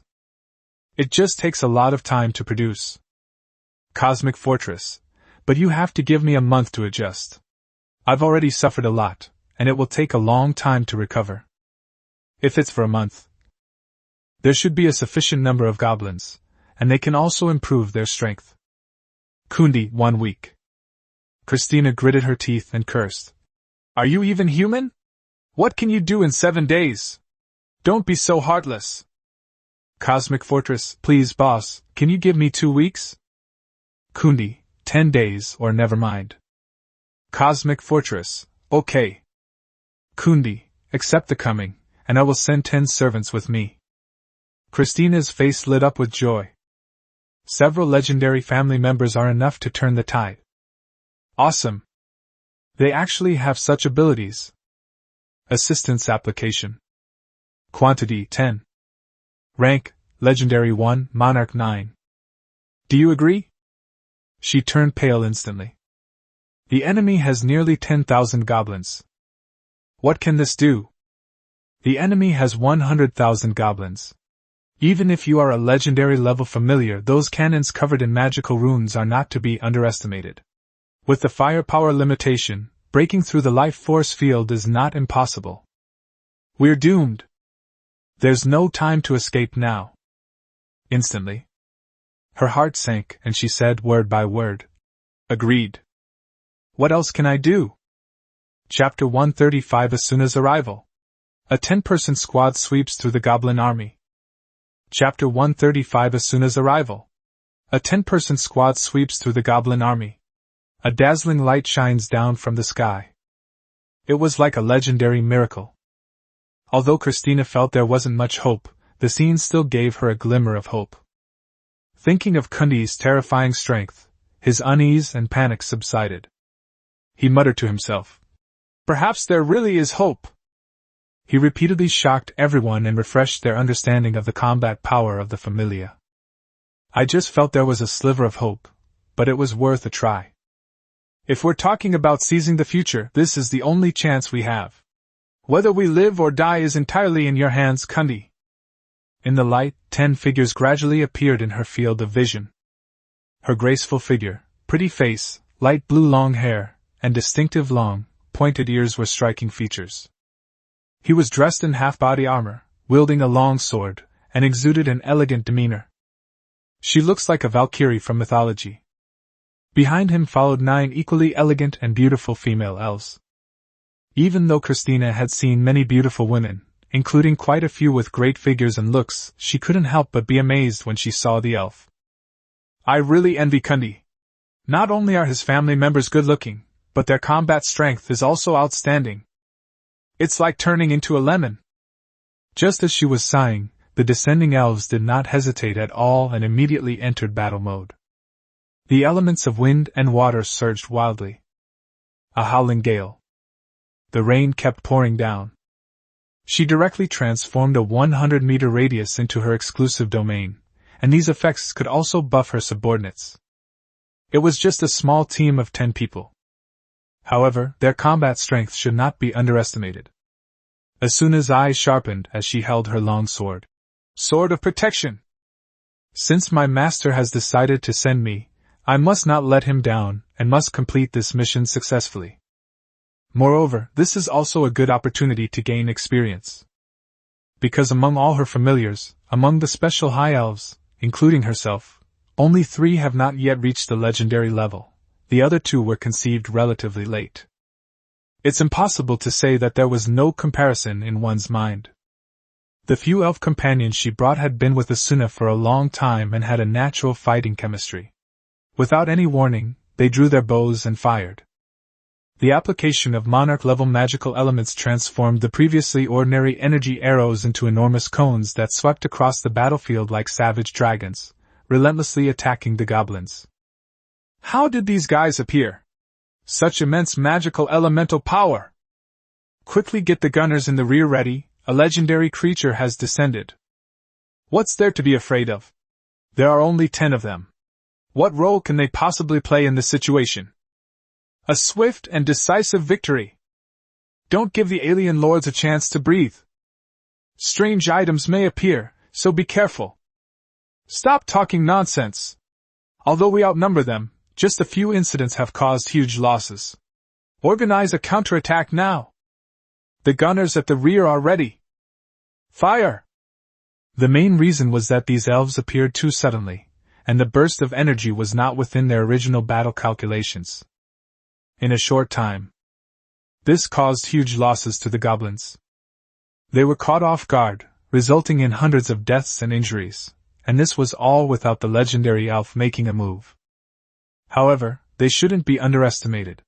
They reacted in just a few dozen seconds, and a series of booming sounds came from behind the goblins. Boom! Boom! Boom! In comparison, Christie's goblins' counterattack seemed rather immature, with most of them being musketeers and very few cannons. Without Chu Feng's support, it would have been inevitable that the city would have been captured. Hundreds of shells flew towards them in unison, but they seemed to encounter some kind of barrier in midair. After a slight pause, a violent explosion occurred, igniting flames in the air. The thick smoke and dust filled the air, making it difficult to breathe. It seemed that at that moment, the entire underground world trembled. The goblins stared wide-eyed, their faces filled with shock. It should be noted that the power of these missiles is no less than that of an attack from a monarch-level creature. Such a dense barrage of shells could easily destroy the life force field of a legendary creature. However, the attack was stillborn before it even landed, as if they had only set off a spectacular firework display. Christie's face also showed a shocked expression. They block such a large-scale attack so easily? Just the magic of a legendary elf? If it were someone else, they might not have much of a concept of such an attack, but her own familiars are goblins. Therefore, it is quite clear that such a wide-range attack, combined with the magical elements attached to the incantation, would cause destructive power no less than that of a nuclear explosion. But this is only the beginning. What truly sets her apart is yet to come. As the shells exploded, the shattered fragments fell like meteorites directly into the attacking goblin positions, turning the already weak creatures into pieces. If you didn't know the situation, you might think they had attacked you. Next, Asna, accompanied by 9 monarch-level elves, began reaping the harvest while wielding long swords and casting spells, much like the Grim Reaper. The area of effect magic caused a large-scale attack. The attacks wielded by longswords were aimed at directly killing the higher-ranking goblin leaders. Looking at the invincible elves, the once confident goblin became terrified, but showed a fearless attitude towards death. Is this guy really a legendary level? How was it possible to intercept such a large-scale attack in midair? Captain, shouldn't we retreat? The disparity in strength between the enemy and us is too great. Escape? Tell me how to escape. We have no choice but to go all out. The goblins had been planning this operation for a long time and had transported all their cannons to the best positions, which meant they had used up all their resources. If they run away now, it means they will have to start all over again from scratch. Furthermore, the higher-ups would never agree to losing this opportunity to acquire the technology. Goblins are indeed cunning and treacherous, and extremely afraid of death, but they cannot resist the temptation of huge profits. 10 minutes later. Although I don't know why your elven race is getting involved in this matter, the goblins' hatred will not end here. We are just a large tribe, and this matter has already reached His Majesty's hands. Your final fate is certain death. If you obediently hand over the goods and submit to us, then I can persuade His Majesty to show you leniency. A goblin with a body as thin as a bamboo pole said with his head held high. He appeared calm on the surface, but was actually panicking inside. What's going on with these mysteriously appearing sprites? Why is its combat power so much higher than others of the same level? His mind was filled with questions, but no one could answer them for him. Chapter 136 Dispatch Authority opened. The Black Dragon God is alarmed. Chapter 136 Dispatch Authority opened. The Black Dragon God alarmed. The only one left on the entire battlefield who could breathe normally was this goblin who was talking. The blood that pooled on the ground formed a small river. Everywhere were mangled pieces of corpses and charred bloodstains. In a normal war, even 10,000 pigs would take a long time to slaughter, but it's different when it comes to supernatural beings. Seeing that the other party showed no sign of lowering its weapon, the goblin became even more panicked. We goblins may not be very powerful in the underground world, but we have served many powerful races, and even mythical dragons owe us favors. As long as you don't kill me. But Asuna paid no attention to his words and was about to finish off this last enemy with a single sword strike to end the mission. With just a slight gesture of raising his hand, he was so frightened that he fainted. Christie quickly stepped forward to stop him. Spare him, leave him to me. The shock he felt washed over his soul like a tsunami. Is this the strength of the strongest lord? Even a small squad of 10 elf servants could single-handedly wipe out a goblin army of nearly 10,000. That's terrifying. This moment, she realized how vast the gap was between herself and the so-called top-tier members of the family. The goblin's strength was far inferior to that of the other members. But it also strengthened their resolve to develop technology. If they didn't take advantage of this, they could never dream of entering the circle of top lords, let alone seizing eternal divine power. Asuna put down her long sword and asked, Are you sure? Aha! Christie nodded. I have the basic skills myself, and the advanced techniques are all in the book on trading, but practice also takes time. Having a familiar goblin can greatly shorten this time, and this guy is perfect for it. Judging from its tough exterior, and its pants covered in excrement, it probably won't be a difficult task. Immediately. Watching Asuna and the others gradually disappear, Christie's face was full of envy. I wish I had such a powerful familiar. The blueprints will be released randomly, so you can choose to pursue technology, or level up to become a god. Let's just do it. Chu Feng looked at Asuna, who had returned and was only a few experience points away from advancing to the legendary level, and a look of satisfaction appeared on his face. Not bad. With the help of the space fortress, the mining speed of ore is expected to increase to a terrifying level, which will also accelerate the construction speed of planetary ships. That's right. The privilege he unlocked this time is to support dispatch. Number of participants limited to 10. Level restriction, legendary quantity 1. It's similar to the assist system in Onmyoji, where you can send your own companions directly to your friend's location to support and assist in the battle. Chu Feng believes there is a lot of room for development regarding this permission. Maybe I can make more friends. It's also possible to attack lords who are far away, which is equivalent to having long-range attack capabilities. However, it requires a high level of individual combat strength, because there can only be one legendary level soldier, and the number is controlled. The reason why it went so smoothly this time is that the enemy was a goblin. Other powerful relatives might not be enough. Furthermore, if Lu Qian encounters danger, you can send your companions to help her. Later on, when ordinary spirits reach high levels or your authority is further enhanced, the number of companions you can send will increase. Taking on bodyguard missions to earn some extra money is not bad. For example, this transaction was quite good. If Christie knew, she would definitely complain vehemently. Is this a transaction? This is blatant exploitation. A person with connections? After hearing some information from the goblins, I roughly guessed their identities. In short, they were just technicians serving various races in the underground world. So what if we have a relationship? The massacre of a large goblin tribe has attracted the attention of the demons. The massacre of a large goblin tribe has attracted the attention of the mythical black dragon. The massacre of a large goblin tribe has drawn the attention of the Jana clan. The massacre of a large goblin tribe has attracted the attention of the succubus race. It has attracted the attention of no fewer than 50 races from the underground world. Chu Feng, who had been looking relaxed, froze. There are really a lot of connections. It's all just attention. If the relationship isn't strong enough, no one will help them. The next day. In the underground world. Great Black Dragon God, your people who submitted to you have been slaughtered. Please punish your enemies with divine retribution. The hunchbacked goblin knelt on the ground, his face full of sorrow, and said, That is the hope of the goblin race. That's it. We must take revenge. Since we can't do it ourselves, then let the Black Dragon God destroy the elves. After all, we almost won it before.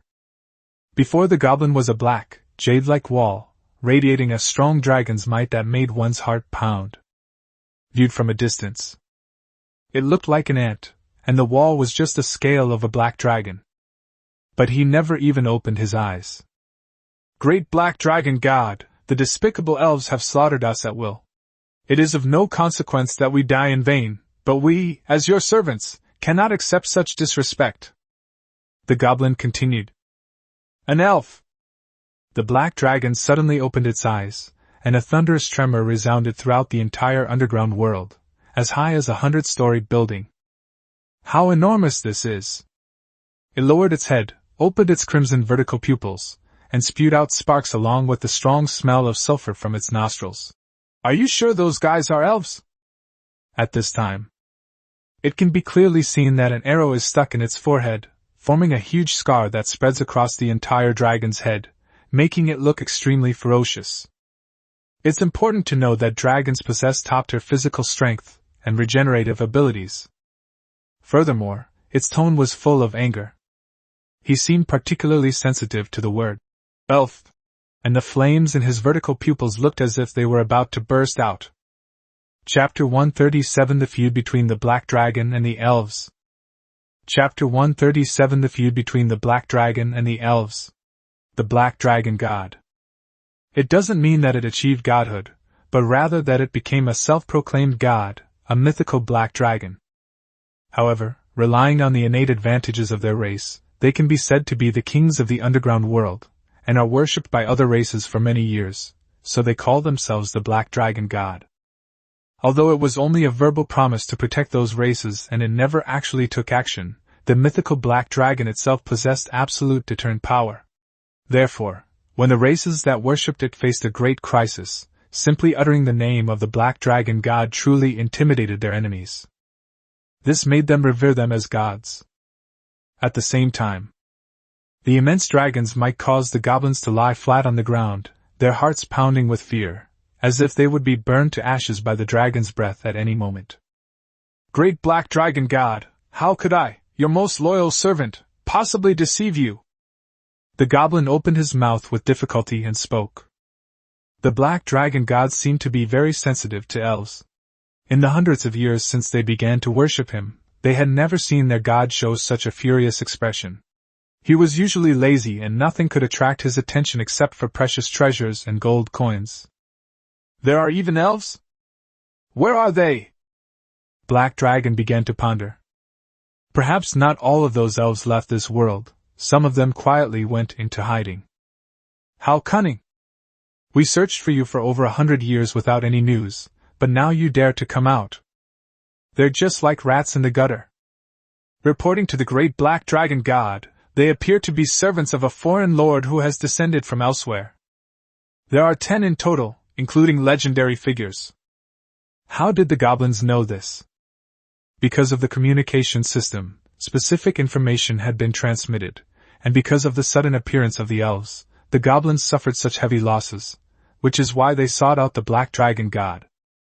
This time, they went all out, leaving only a few hundred people to guard the tribe. A foreign lord?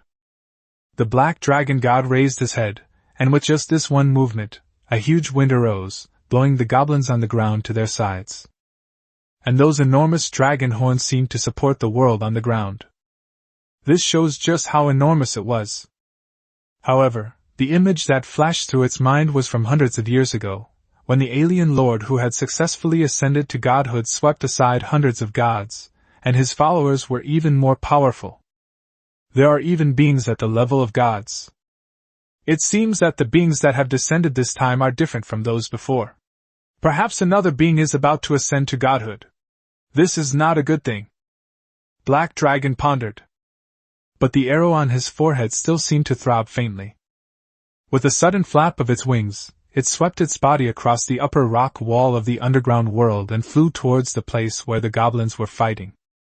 A large number of rock fragments fell directly down. The goblins stared blankly at the departing Black Dragon, their faces showing disbelief. The Black Dragon God really helped us get revenge. Boom! The next second, it was directly submerged in the fragments of rocks. This announcement signifies the complete annihilation of all members of this goblin tribe. It can only be said that the Black Dragon never took these so-called believers seriously, regarding them as nothing more than ants. However, the Black Dragon God did not find the so-called elf. We haven't even found the lord of this place. That's right. Christina had already left her original territory with her family to avoid any potential dangers.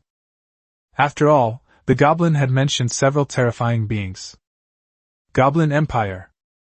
Black Dragon God. She couldn't afford to offend either of them to begin with, let alone now that she suffered heavy losses. We can't possibly ask Kundi for help again, can we? Even if the other party agreed, they simply couldn't afford it. You should know that I'll be working for him for a long time to come.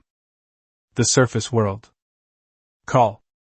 Christina wiped the sweat from her brow and finally smiled. This was truly a narrow escape from death. It seems there's no way to stay in the underground world. It'll be better to lay low above for now. Looking at the remaining 100 or so goblin followers, her face fell. That directly accounts for almost 90% of the family members. The word misery doesn't even begin to describe it. Because high-level goblins are much stronger than low-level goblins, but still can't compare to other races, they can reproduce in much larger numbers than other lords. The saying goes, if the quality isn't good enough, make up for it with quantity. At the same time, several messages appeared in my private messages. Are you alright? That's great. Holy crap, how did you escape alive? And you're even a lord. Everyone thought you were dead. With nearly 10,000 goblins, I don't know how to escape. Even my lizard men probably couldn't hold out. There are just too many of them. Quick! Tell me what exactly happened. Compared to Chu Feng's 3 lonely friends, her private space was much more lively. With dozens of lords she had a good relationship with sending messages of concern. After arranging for her goblin followers, she replied to each message. It was Boss Kundi who helped me, otherwise you really wouldn't be seeing my name now. In the end, there was no possibility of escape, and the entire territory was surrounded. To become an exile? They wouldn't survive under that terrifying, dense barrage of artillery fire. Her friends were initially puzzled, then shocked, and the news spread quickly. Inside the communication space. Brothers, Kundi's territory level has been upgraded again. And he's gained new privileges. How did you know? It's confirmed. The Lord Space Fortress that was besieged before was my friend. This information is definitely true. Is Kundi close to Fortress Cosmos? No, they're only one map tile apart. But do you know what privileges higher-level territories have? They can send their retainers to support their friends. Holy crap! What level do I need? Brotherly should be able to level me up, right? Can you send me 2 dragons to help me level up? Don't ask anymore, it's probably hopeless. Even my friend's territory level 4 doesn't have that kind of permission. I'm only LV3, and I've used most of these resources to upgrade my familiar source. In other words, does that mean the minimum territory level is LV5? Seriously? That's way too fast. You guys don't know anything. The big shots I know are members of the temple, and there are quite a few of them who have reached LV5 level territory, but even they don't have this authority. That's level 6. Wow, Kundi! We're all selectively upgrading, but he's a true master, he does both. Everyone was shocked. They already knew that Kundi's level up speed was terrifying, but they didn't expect it to be this fast. Because you may not need many resources before level 3, but you need to choose how to consume resources. The most obvious way to increase combat power is through the source of your followers. Therefore, many people will prioritize the source of their family rather than territory. Chapter 138 Chu Feng's Exclusive Market. Chapter 138 Chu Feng's Exclusive Market. I'm so envious. To have Kundi as a friend is something I used to envy, but I never imagined it would be a life-saving friend slot. Please, someone add me as a friend. Yes. If you ever need my help in the future, I'll definitely reward you handsomely. By the way, I'm starting to wonder about that previous incident again. Was Kundi really seriously injured? It seems there's no impact. They can even send their families to support others. No, this only proves that Kundi really suffered heavy losses. What insightful opinions do you have upstairs? What kind of person is Kundi? He's very arrogant and aloof, and usually ignores everyone, busy harvesting profits from unsuspecting investors. So why is he doing this time? There must be a deal going on. Indeed, I agree. Some people realized the earlier information, but Lu Qian's online army dealt with it in time, providing a reasonable explanation, which was also to prepare for making another profit later. It also gained the approval of the majority of people. If Kundi were acting normally, he should be embarking on expeditions to conquer various lords, as that would yield the greatest benefits, rather than engaging in trade like this. Kundi needs resources. He lacks resources. Therefore, he did suffer considerable losses before, and his ability to successfully withstand the combined attack of 100 lords made his losses even more severe. Holy crap! My boss deleted me? Mine too. Thank goodness, I don't have any powerful friends. Your boss is so ruthless. He started deleting friends as soon as he heard about the permission settings. No way, my boss didn't delete me. Hee, I guess they haven't upgraded their territory level much? Go check the trading area. The big shots are selling friend slots.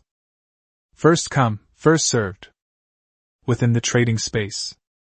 Friend slots, 480. Price, 100 cores. My territory level is LV3, and I can upgrade it to LV4 at any time.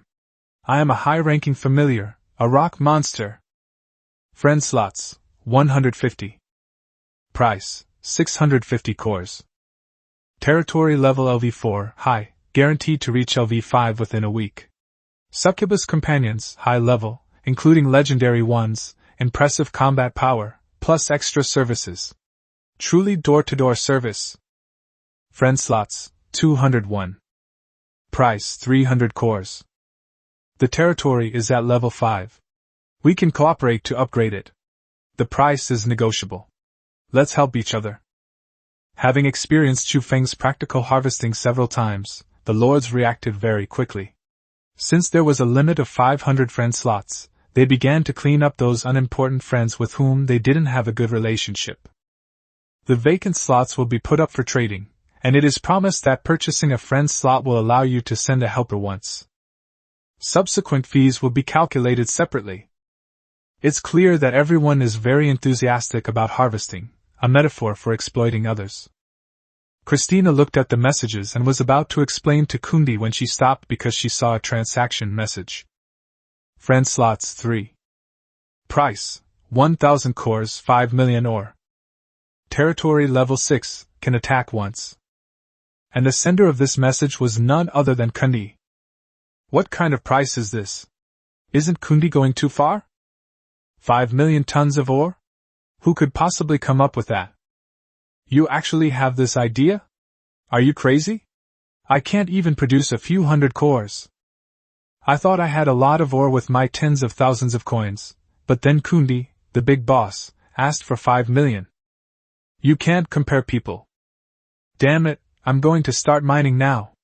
I have enough cores. Dig. Dig. Dig. Digging and digging in a small mine, they unearthed a true big shot. Damn. Why didn't Kundi post this sooner? I'd already bought a friend slot. Hee. Being slow has its advantages.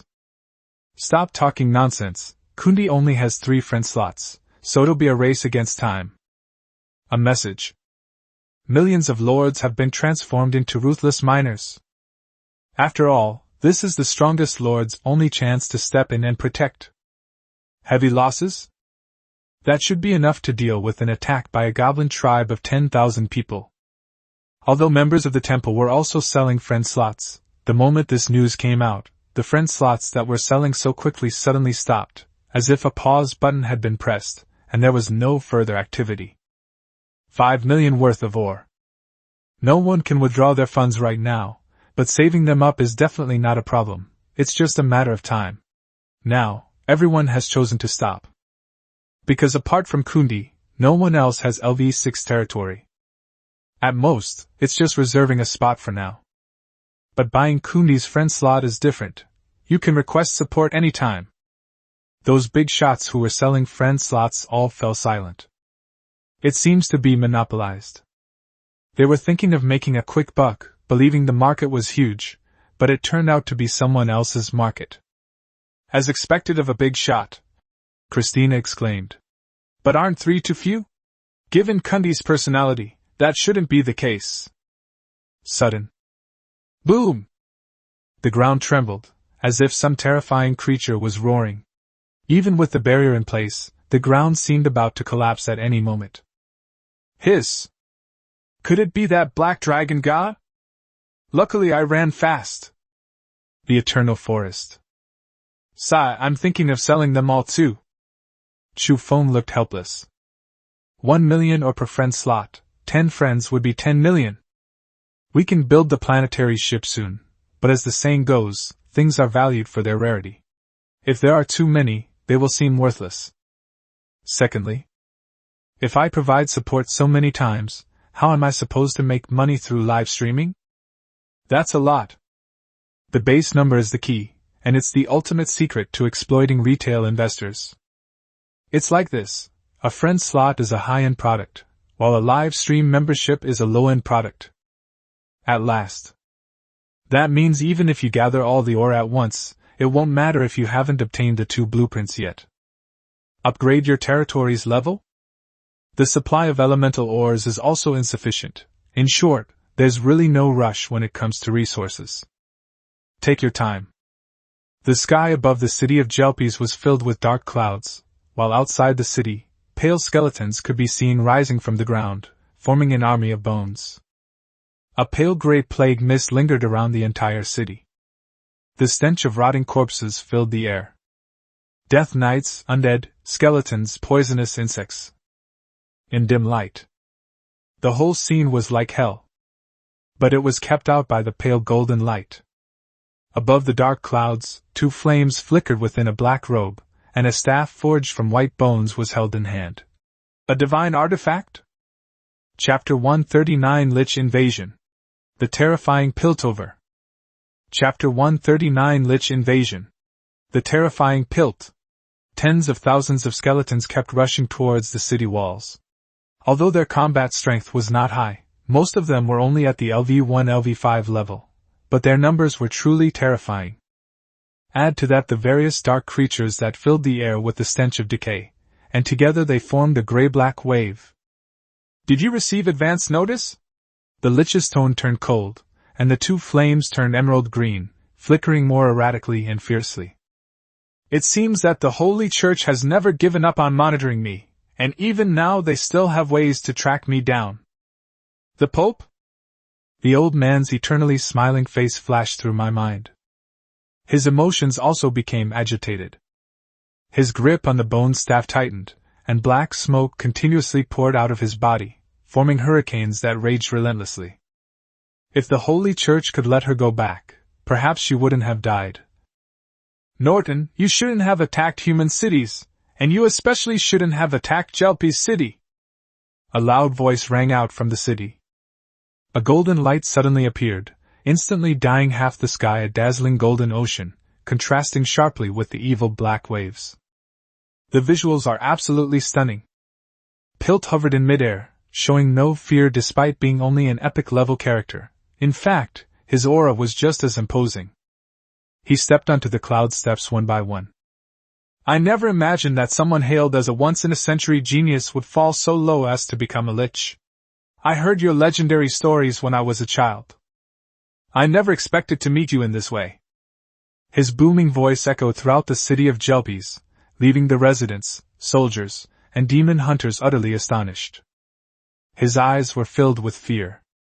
Lich. Such an existence could easily destroy small countries, leaving death in its wake, accompanied by nightmares of fear, death, and even more so, disease and plague. It is the dark magic that creates hell. What? A lich? And a member of the Holy Church at that? Damn Holy Church, how foolish to have nurtured such a creature! My God, can the city of Jelpies hold out? Stop arguing! Didn't you see which adult made a move? They weren't at a disadvantage at all. What's there to worry about? That's right, I heard before that this is a bishop. We cannot ignore this. Retreat is the priority. Running away is a joke. The city has been under lockdown since yesterday. There's no way to get out. I was wondering what was going on. I found it strange at the time. Let us out. Although everyone knew that it was the bishop who was resisting the lich's attack, it did not dispel their fear. Many people are clamoring to leave the city, to escape this place where death could strike at any moment. Unfortunately, they were all stopped by the soldiers. Belses scratched his messy long hair and shouted, "Enough! Listen to me, don't run around. Trust me, stay here and you'll be fine. It's such a mess. Why rush out? Are you looking for death?" That bishop possessed considerable combat strength, but it wasn't enough to protect everyone in the city. All of this was thanks to that divine artifact. Once they left, they would be outside its protective range. Instantly, the people of the entire city fell silent, and after a while, they stopped making a fuss. It seemed that his words carried more weight than the bishop's status. "General, your prestige in the city is much higher than I thought." Kellyville looked at the man, who exuded a lazy aura, with surprise. He had initially assumed that the enemy's status as a general was the reason why his soldiers were so obedient, but now that even the people in the city were behaving the same way, he realized he had underestimated the enemy. No, we just get to know each other well, ha ha ha." Belses dodged the question and casually pulled out a jug of wine and took a sip. "Trouble. Perhaps it's time to change my identity." 50 years. Although I was reluctant, I didn't expect the bishop to come. If I continued, it would be troublesome if I gave myself away. I hate trouble the most. The lich chuckled coldly. "All right, I know exactly what you're here for, but you're not qualified. A mere junior, yet he dares to plot against me. Arrogant." A jet-black light appeared in midair, like a drawn curtain, resembling a black hole, filled with the dense aura of the dead. "Roar!" A roar erupted. A pale, skeletal claw emerged from within, followed by a massive dragon head covered in rotting flesh, and then the entire body. Its ribs are as big as those of an adult titanoboa. That's right. It was a mythical-level summoning spell, and the summoned creature was a mythical-level undead bone dragon. Even a lion uses its full strength to hunt a rabbit. Clearly, the opponent is no ordinary epic-level powerhouse. There's no need for petty probing. Defeating them in one fell swoop with powerful magic is the best course of action. If you have megalophobia, just one look at it will make you collapse to the ground. Piltover's expression also turned solemn, and he murmured, "Bless your servant with the power of my God, and drive away the evil before him." The golden light emanating from his body trembled slightly. With each tremor, the aperture of light expanded until a giant of light, tens of meters tall, appeared behind him. However, it did not emit specium rays, nor did it originate from the M78 nebula. It's just simple light and shadow, filled with rich light energy. Boom! The immense force of the collision pushed him back several steps, but he also successfully blocked the undead bone dragon. As if it had angered the bone dragon, dozens of sharp bone spikes flapped its wings, and a hurricane swept in, with a blackish-purple orb of light appearing in its mouth. Dragon's breath. As expected of a legendary genius, Pill praised, as a huge weapon suddenly appeared in his hand, though its shape made it look more like a prop. Standing over 2 meters tall, gleaming with a metallic sheen, it has no blades or spikes, resembling more of a giant cross. The main body is jet black, with pale gold patterns wrapped around it. Heavy and substantial. Sturdy. Heavy. Boom! A dark breath swept over, enveloping Piltover completely, and a shield that seemed to shimmer with a faint golden light appeared and disappeared. "So, you really are the monster they were talking about?" The lich's tone became serious for the first time. I had long heard that the Holy Church had found a monster with terrifying combat power. Even its death admitted that it was incredibly strong. If it had reached the mythical level, its combat power might be even stronger than that of any general. Because in his line of sight, he could clearly see that most of the other person's clothes had been burned away, leaving only a few simple pieces of cloth to cover their private parts. What was exposed were muscles that were as solid and bulging as steel. It was covered with scars of all sizes. Some were scratches, some were weapon wounds, and some were large scars corroded by venom. There were also dense incantations on them, and black flames of his breath burned around his body. It's even more visually striking than so-called body tattoos. It's hard to imagine how many battles he went through to achieve this. Even the breath of the mythical undead bone dragon seemed to have caused no damage. Chapter 140, a mythical level quest, begins. Seize the Heart of God. Chapter 140 Mythical level mission begins. Seize the Heart of God. Pilt waved his arm, and the cross weapon absorbed the dark flames, seemingly deepening its golden luster. If no one in the Holy Church is called a monster, then I must be the one being referred to. He twisted his joints. The clicking sound continued. The exaggerated, almost terrifying muscle texture makes it seem as if it were cast from steel. "He's a troublesome fellow," the Lich said calmly. "No need to waste time with him." He waved his hand and summoned the undead black dragon back to its original space. After all, he had no intention of fighting to the bitter end. "It's just a waste of time." He was very clear about his purpose. If there was nothing he could do about Jelpy City, then so be it. As for the agreement with the Lion Clan and the Tiger Clan? It doesn't matter. Promises are merely a means for adults to gain trust. Sometimes, fulfilling them is not out of so-called virtue, but simply for a higher reward. Contract? Sacrifice one clone to fulfill the responsibilities of the contract. This loss is nothing. We can just use human sacrifices from other villages to make up for it.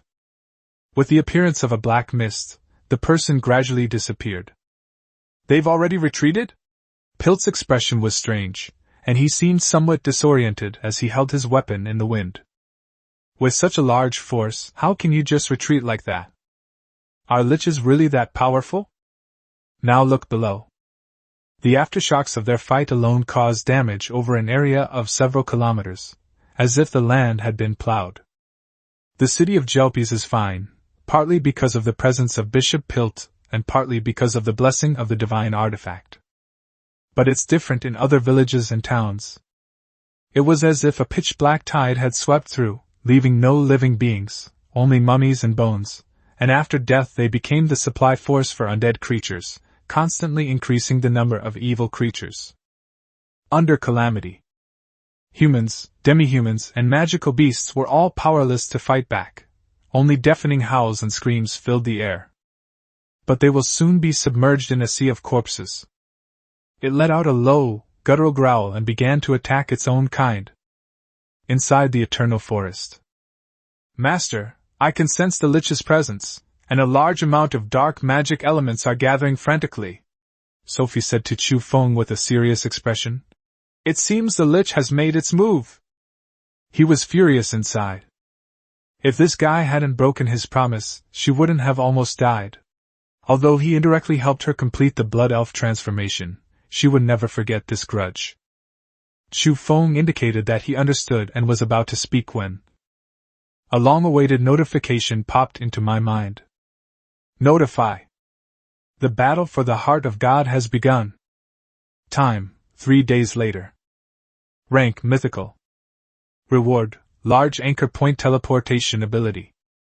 Item description, allows for the teleportation of a large number of creatures after setting up anchor points. There is a limit to the number of anchor points, and each anchor point must be set up by a legendary rank or higher familiar. Each teleport costs 1,000 energy cores. Opener, Kundi. Rewards, increased global recognition by 10%, and increased probability of local races joining their side by 10%. Mission description, this mission takes place in the Eternal Forest. The first 1,000,000 participants are eligible to join, and all lords and exiles can participate. Participants will be teleported to a random location within the Eternal Forest. Obtaining the Heart of God completes the mission, and the item will belong to the lord who registers. Chu Feng was taken aback. He was overjoyed when he saw the notification and the reward. It's finally time for nuclear power to be put to good use. Previously unlocked permissions can also be combined, and teleportation anchors can be set during support, so you can go there at any time. You can attack any location where you've set up your own anchor points. Unfortunately, it cannot transmit the source of familiars, because the description states that it can only be living beings, and the source of familiars is clearly not in this category. This notification was also received by the other lords, and it was very important to them, both for tactical needs and for the mining of long-range resources. By concealing the source of their followers, their tactics become even more flexible. Even playing on their home turf, they are unpredictable and difficult to defend against. If you are attacking the east, and then suddenly the enemy launches a surprise attack from the west, that will definitely catch you off guard. Secondly, subsequent map expansion is also very convenient. And within the communication space. Holy crap, Kundi just started a mythical level quest. What did he do behind the scenes? The Heart of God. This thing sounds incredibly awesome. Nonsense, the literal meaning is enough to tell you what it is, the heart of a god. 3 days later, brothers, I'm going to ask the brothers in the Eternal Forest for news. Hee hee. Maybe we really have a chance this time. Those guys from the temple are quite strong, and they're all allies. If they target Kundi and both sides are injured, we can still pick up the pieces. What are you thinking? A lose-lose situation? Do you even know how many top lords the temple has? Phew. I'm saved. You dare sign up? I'd laugh if I ended up face-to-face with Kundi. Is it really that unlucky? Destruction right from the start? It's hard to say, but everyone should still be wary of the exiles.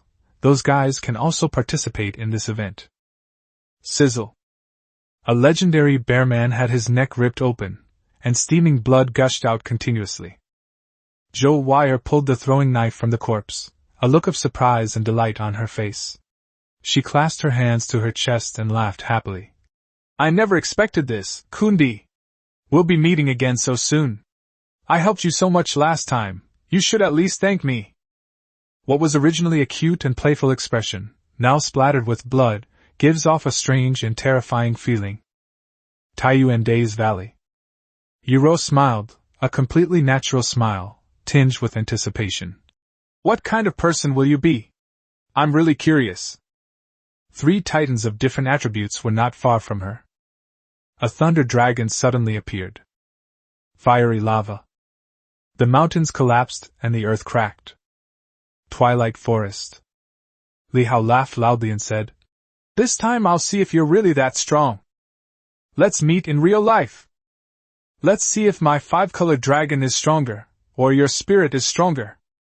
Seemingly sensing his agitation, nearly 100 giant dragons roared in response. Chapter 141 Top Lords Prepare for War. The winds of change are brewing. Chapter 141 Top Lords Prepare for War. A stormy era begins. Disty continent. It belongs to the most chaotic region in the entire Genesis continent. Humans are not the dominant race, nor are demi-humans, nor are demons. No race has completely conquered this place. Chaos. There is no order. The dilapidated, towering buildings are everywhere, making it easy to see that a powerful race once ruled this area. But it's also quite obvious. They have become dust in history. In the eastern region, there are a number of strange peaks and mountains. Unlike the tall fir trees that fill the view of the eternal forest, and unlike the shadowy forest with its thick shrubs, there are hardly any trees or vegetation here. All that could be seen were rocky peaks. From time to time, deep, wild roars could be heard. A gigantic, ape-like creature, nearly as large as a titan, roamed freely, tearing apart any monsters in its path. Occasionally it would thump its powerful body, revealing sharp fangs as if asserting its dominance. It resembles a gorilla, but its limbs are more robust, and its waist and abdomen are not bulky. Its fangs protruded from its mouth like giant scythes.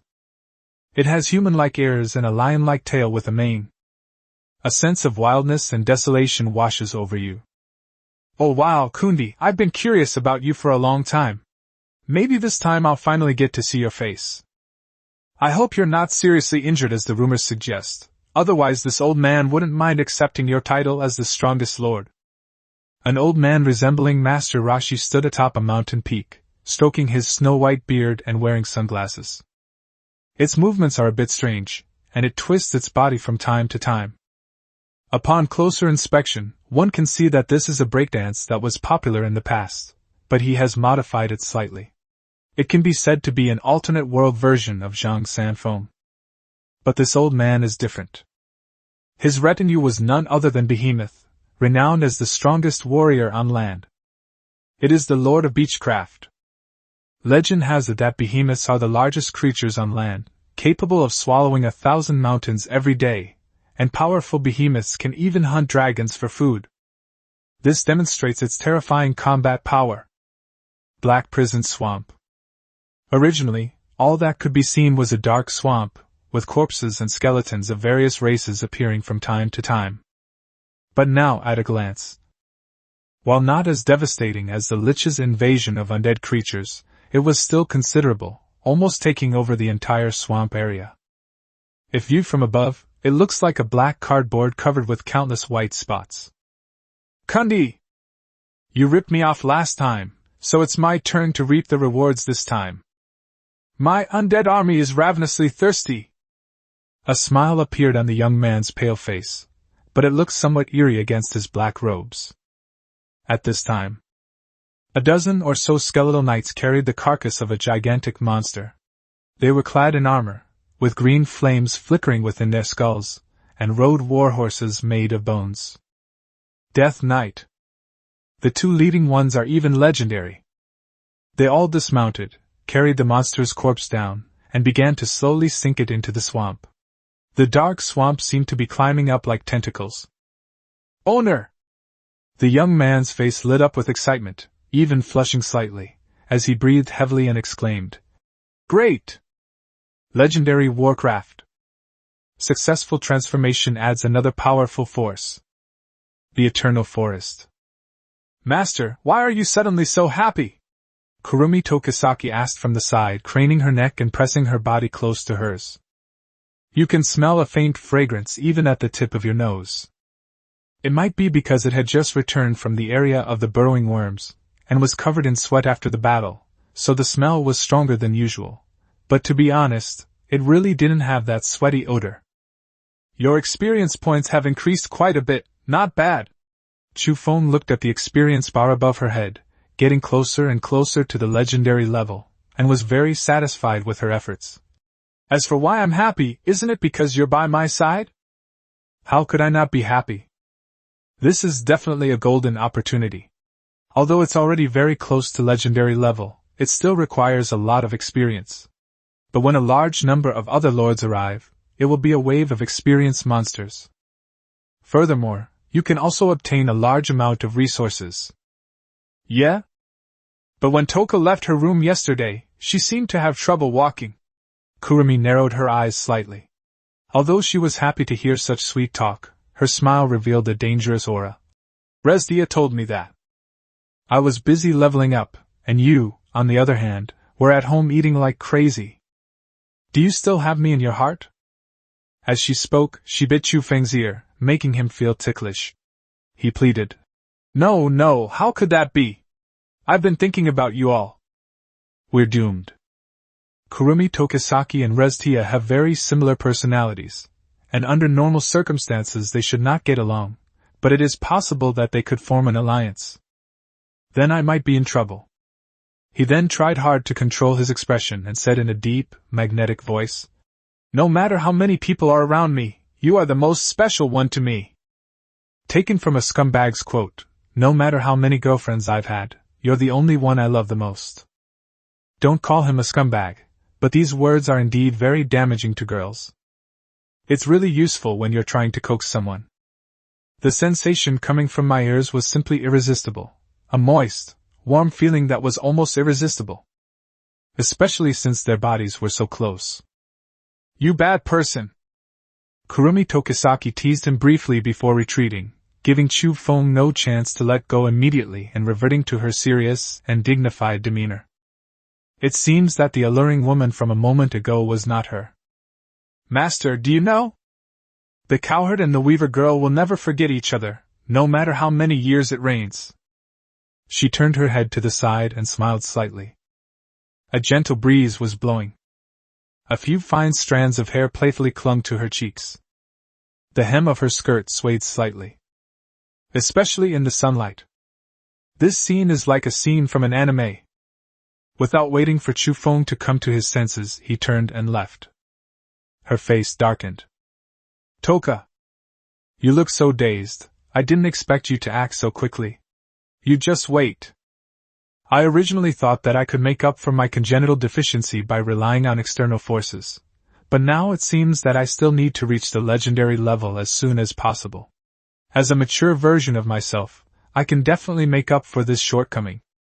Unfortunately, she didn't know that the so-called maturity period didn't change her body's shape, It just meant that she had reached the maturity stage of the elf realm. Wow, why are you suddenly bringing this up? Chu Feng was stunned.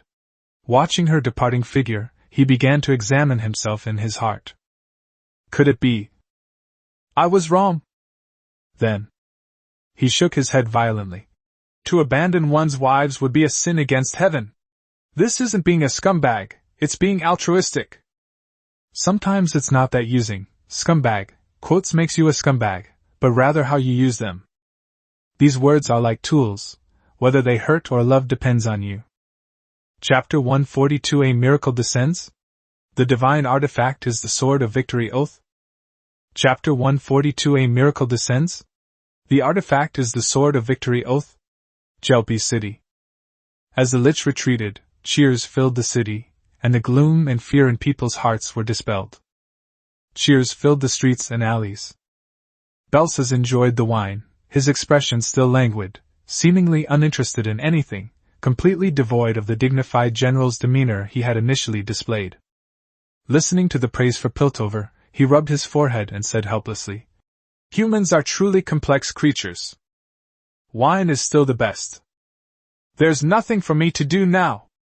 He draped his arm over his adjutant's shoulder and said with a grin, Come on, bring the brothers, let's have a good drink tonight, it's on me. Wow. General, you are mighty. That really scared me to death. I have to drink my fill. Yes. Calm down. Let's find some pretty girls to go with. Surrounded by a crowd, Belsas led a large group of people toward the tavern in the city. For him, there was no such thing as celebration, it was just an excuse to drink. Kellyville wondered to herself, Am I overthinking things? This guy always seemed strange, but now he just looks like an ordinary, lazy general. Illusion? Kelly, what's wrong? We should go. Pilt, now wearing a new robe, walked ahead alone. Using the artifact still requires your power, and given the current situation, we may not be able to complete the mission. Yes, Your Excellency. Kellyville snapped out of her daze and quickly responded. Recalling the scene of the previous battle, she hesitated for a moment before asking, Your Excellency, the Lich seems to be no match for you. Why do you say that? It seems that the Lich has always been outmatched by the Bishop. Even when he summons the undead bone dragon, he can't do anything to the Bishop. Why does the Bishop's tone suggest that the situation is not good? Piltover frowned and said in a deep voice, He withdrew voluntarily and with little energy expenditure.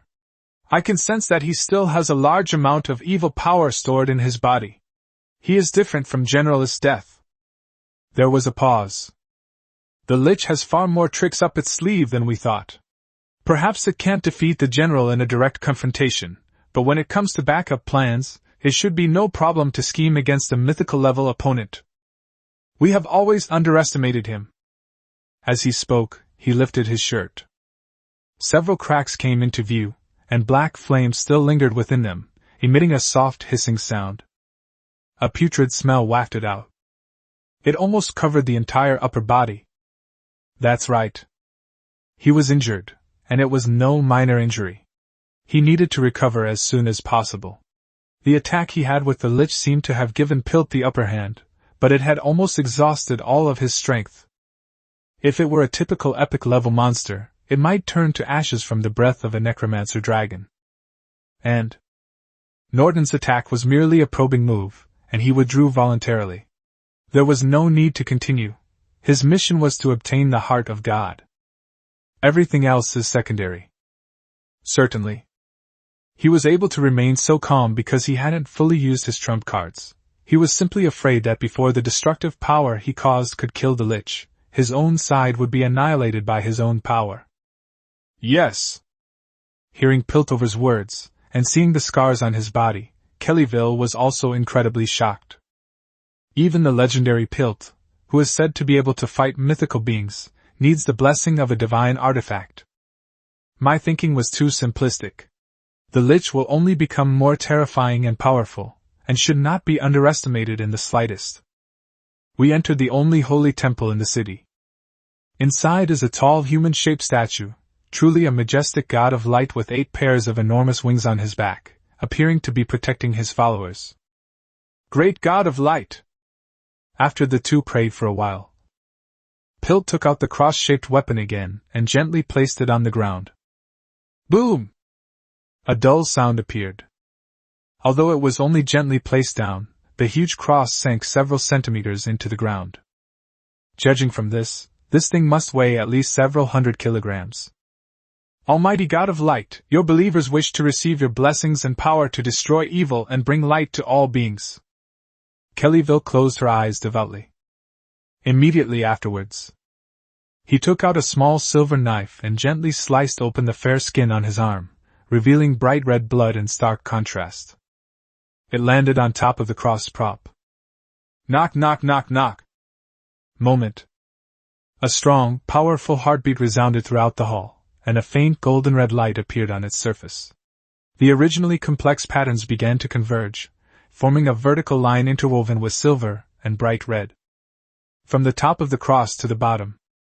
It's much faster than I expected. I'm sure your devotion will be perceived by the great God of Light, Pilt said with a smile. It is known that there is more than one saintess, and they all have the ability to unlock divine artifacts, but this is related to their level of piety towards the gods. The more devout you are, the faster you will unravel the mystery. I was simply thinking of the great God of Light. Kellyville radiated an aura of compassion. It seemed as if she had been draped in a golden robe. And the call echoed in my heart, growing ever stronger. Boom! Originally only at the legendary level, it instantly broke through and successfully stepped into the epic level. And she remained motionless at that moment. It seems to have turned into a statue. Miracle! Pilt turned to look at the statue of the great God of Light, which seemed to open its eyes, but then quickly returned to normal. He knelt directly on the ground. Merciful and almighty God of Light, your devout believer wishes to receive your blessing. Please, relieve me of the suffering I am enduring. But there was no movement for a long time. If Kellyville hadn't maintained her previous posture, and her strength hadn't continued to increase, he would have thought it was his imagination. He then continued to pray for quite a while. There was still no response. I am not devout enough to receive God's blessing, Piltover sighed. Or perhaps this is my destiny. Reach out into the crack of the cross. He pulled out a long sword. That's right. The artifact they spoke of was a long sword that looked exactly like the sword of Excalibur. That's right, the one in our king's hand. Legend has it that the highest-ranking sword in the category of holy swords is forged by a planet, not by humans. Using people's faith as raw material, it crystallizes inside the planet to become one of the ultimate divine weapons of the strongest fantasy. Chapter 143 I Am the Shadow. Joy and Pain Intertwined. Chapter 143 I Am the Shadow. Joy and Pain. Clang! A crisp sound echoed. The blade has a matte finish, and even the edge doesn't show any chilling glint. It looks like a prop.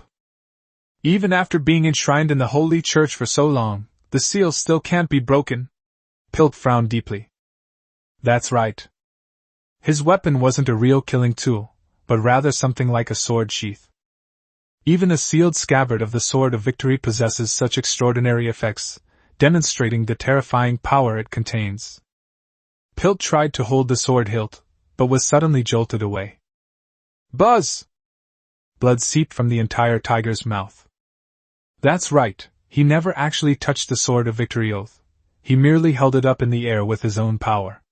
When he tried to actually grasp it, he was directly rejected by the artifact. All right. Having absorbed so much power from our temple, shouldn't we be given something in return? Pilt gave a wry smile and pleaded. If it weren't for the Lich this time, I certainly wouldn't have bothered you. After this, I will not disturb the Holy Sword again. The Holy Sword. It has existed since the founding of the Holy Church and is said to be a weapon bestowed by the great God of Light, possessing unparalleled power. No one knows who forged it. It doesn't have a specific name either. Seemingly understanding his words, it emitted a clear sword-ringing sound and remained motionless while hovering beside him. As he took a step, the holy sword followed. As expected of the Holy Church's strongest artifact, it can actually understand languages. Pilt was extremely shocked and exclaimed with admiration. Weapons can communicate with people. How amazing is that? We've only ever heard of it in myths and legends. This is the first time I've seen it with my own eyes. Immediately afterwards, he bowed slightly and paid homage to the holy sword, saying, "Then I entrust this task to you. I hope to complete the mission with your help." "Your Majesty, Bishop." The voice of Saint Keliavira came from behind him. Ethereal and cold. Seemingly devoid of emotion, its eyes had lost the lively and spirited look of the past, and its strength had directly stepped into the high-level epic realm. "Kelly, you?" Piltover was once again astonished and exclaimed, "A miracle! A miracle of great light! It's already absurd enough that an ordinary legendary level character could reach epic level in such a short time, but it's even higher level. In the human race, that would be considered to have reached the very top level of strength. And he could feel a mysterious power flowing through her body. Even the power within his own body remained perfectly still, without making the slightest disturbance. Your Excellency, the great God of light has bestowed upon me immeasurable power, and I believe I will be able to complete this mission, Kelivia said calmly. Yes, Pilt subconsciously said, then quickly regained his composure and serious expression. Prepare yourselves, we're going to seize the heart of God. What just happened? I've never felt this way before. Even if the other party is a high-level epic-level being, it shouldn't feel this way. He was puzzled, but no matter how hard he racked his brains, he couldn't figure out why. On a huge island on the continent of creation. Everywhere you look, there are all kinds of modern buildings. Plaza, training rooms, running track, dormitory buildings. Everything seemed to be on Earth, not in another world. My lord, everything is ready! The cattered girl looked serious, dressed in a black uniform and a beret, appearing energetic and capable, and made a salute gesture. Hundreds of girls stood around her. They all have cat ears. They all had solemn expressions, waiting for the master to give orders. Under the sunlight, golden waves swayed in the wind, and she wore a long, black robe, but her graceful curves made it easy to tell that she was a beautiful young woman with outstanding looks. She had her back to everyone. Holding a wine glass, swirling the wine inside, he gazed into the distance. There is no need for you to know what lies ahead at this point. But I have a goal that I want to achieve no matter what, but that goal is far away, so I constantly declutter in my life. The use of overly dramatic or cheesy language has been exposed. The fact that this girl was speaking, coupled with her seductive tone, gave it a rather strange feel. But the group of besteared girls behind her were filled with admiration. Her eyes were full of little stars. Cough, cough, cough. I, Wang Shaoling, am the shadow. Those who lurk in the shadows, hunting the shadows. In 3 days, evil will arrive, and we will punish wickedness. After tonight, when the bright moon disappears, the world will be worthy of us. Let the magnificent music begin then. Wang Shaoling pulled up the hood of her robe, slightly obscuring half of her face, maintaining that mysterious yet powerful aura. He kept repeating it to himself. Bushido is about restraining a weak self, gradually transforming it into a strong self, adhering to one's own aesthetic sense, and constantly improving. Her eyes were sharp, but the hint of a smile deep within betrayed her. That's right. This is a girl who is deeply obsessed with anime and manga, especially the Shadow Warrior. After being transported to another world, she puts her obsession into action. Rename it Alpha, and name the territory's shadow far away. She brainwashes these family members relentlessly every day. These cat girls are now her fanatical followers. The loyalty of the dependents is almost always over 95%. Yes. These relatives are all demi-humans of the leopard cat clan. They are not particularly powerful, but many of the offspring she has given birth to possess outstanding talents. In other words, she has many high-ranking relatives, all of whom are geniuses of the leopard cat clan. Legendary quantity, 10. Even Chu Feng can't compare to Wang Xiaoling in terms of the number of legendary level followers. Therefore, after this period of reflection, many lords have had their own opportunities and growth. Many people are determined to succeed in this mission to seize the heart of God. The reward is tempting. The Eternal Forest. What? You're going to teach me magic? Chu Feng looked at the women, who all looked very serious. I actually intend to go for a warrior build, with magic just as a supplement. I don't plan to specialize in it. Besides, I am the Lord. It's actually a mass troop attack. Okay, we only have 438 followers now, so it's not really a mass troop build. It's more like an elite troop build. Yes, Daddy! Klee nodded vigorously. Tylan said that you're spending all your time with Toka now and don't want to practice your swordsmanship anymore. Only she looked serious. The other girl's eyes turned resentful, while Yatagami Toka blushed and counted on her fingers, completely losing her previous carefree demeanor. After all, she's shy about these kinds of things too. Cough, cough, cough. Okay, I'll learn. Our main focus is on increasing our strength, since the number of our followers is constantly increasing, and we will soon be able to upgrade the level of our territory and the source of our followers again. In addition, unless a spirit is conceived in the last few days, most of them are either at the monarch level or about to enter that level. This mission will undoubtedly provide a wealth of experience, and may well be a great opportunity to acquire a large number of legendary level companions. Master, your posture is incorrect. It should be like this. Come on, Master, repeat after me. Lie your lips like this, that's right, and emphasize the sound a little more. You're wearing too many clothes, take them off. I'll explain to you how to gather magical elements. Master, try holding me. This way, you can get used to me as soon as possible after I transform into a weapon. Try it out beforehand. Reztia, don't go too far. I'll teach Master how to use a pistol. Anyway, those muskets are just wasting their time. What's the use of firearms? They're so weak. Chu Feng experienced both joy and pain amidst these treacherous words. Chapter 144 The Seal is Broken. The Heart of God Shakes the Empire. Chapter 144 The Seal is Broken. The Heart of God Shakes the Empire. The sky is gloomy. In a space filled with death and fear, the dominant color scheme is a mix of black, white, and gray. Inside the towering lighthouse, however, lies a completely different scene. A campfire still burned in the warm fireplace. Soon! Once we obtain the Heart of God, I believe we'll be able to meet again very soon. Liz Norton gently stroked the woman's cheek, his fingers trembling, revealing just how excited he was. As long as you complete the ascension to godhood. Even if it were death, I would have the strength to fight it, and I would definitely be able to retrieve your soul from the river of time. When the time comes, I will definitely fulfill those promises I made. His dry cheeks were full of love for his wife, and even the gentlest touches were exceptionally tender, as if he were handling a priceless treasure, with utmost care. A beautiful woman sleeping. A stubborn and persistent man. Everything looked so warm and cozy. At this time. From the perspective of his Horcrux clone. Corpses were everywhere, and blood and death filled the entire village. In the quiet environment, only a few crows flew by, making eerie cawing noises. Life force and soul are being devoured by the tools. Moreover, this was not just in one place, but in several villages. Jelpes, the city.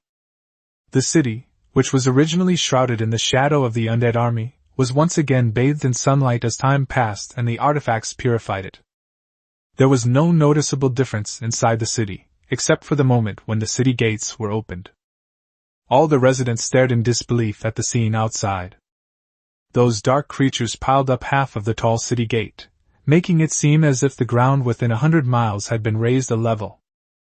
The deep ravine was filled with dismembered corpses. They were shocked by the mythical level of destructive power, and became even more convinced that the Lich was indeed as terrifying as the rumors suggested. If these evil creatures were to break down the door, the consequences would be unimaginable. Is this the undead creature summoned by the Lich? We're just inside the city, completely unaware of the situation. Our panic stems from rumors, but seeing this scene now, This is what the end of the world looks like. This is hell. Hell! Dead? They're all dead. What do you mean dead? We're fine.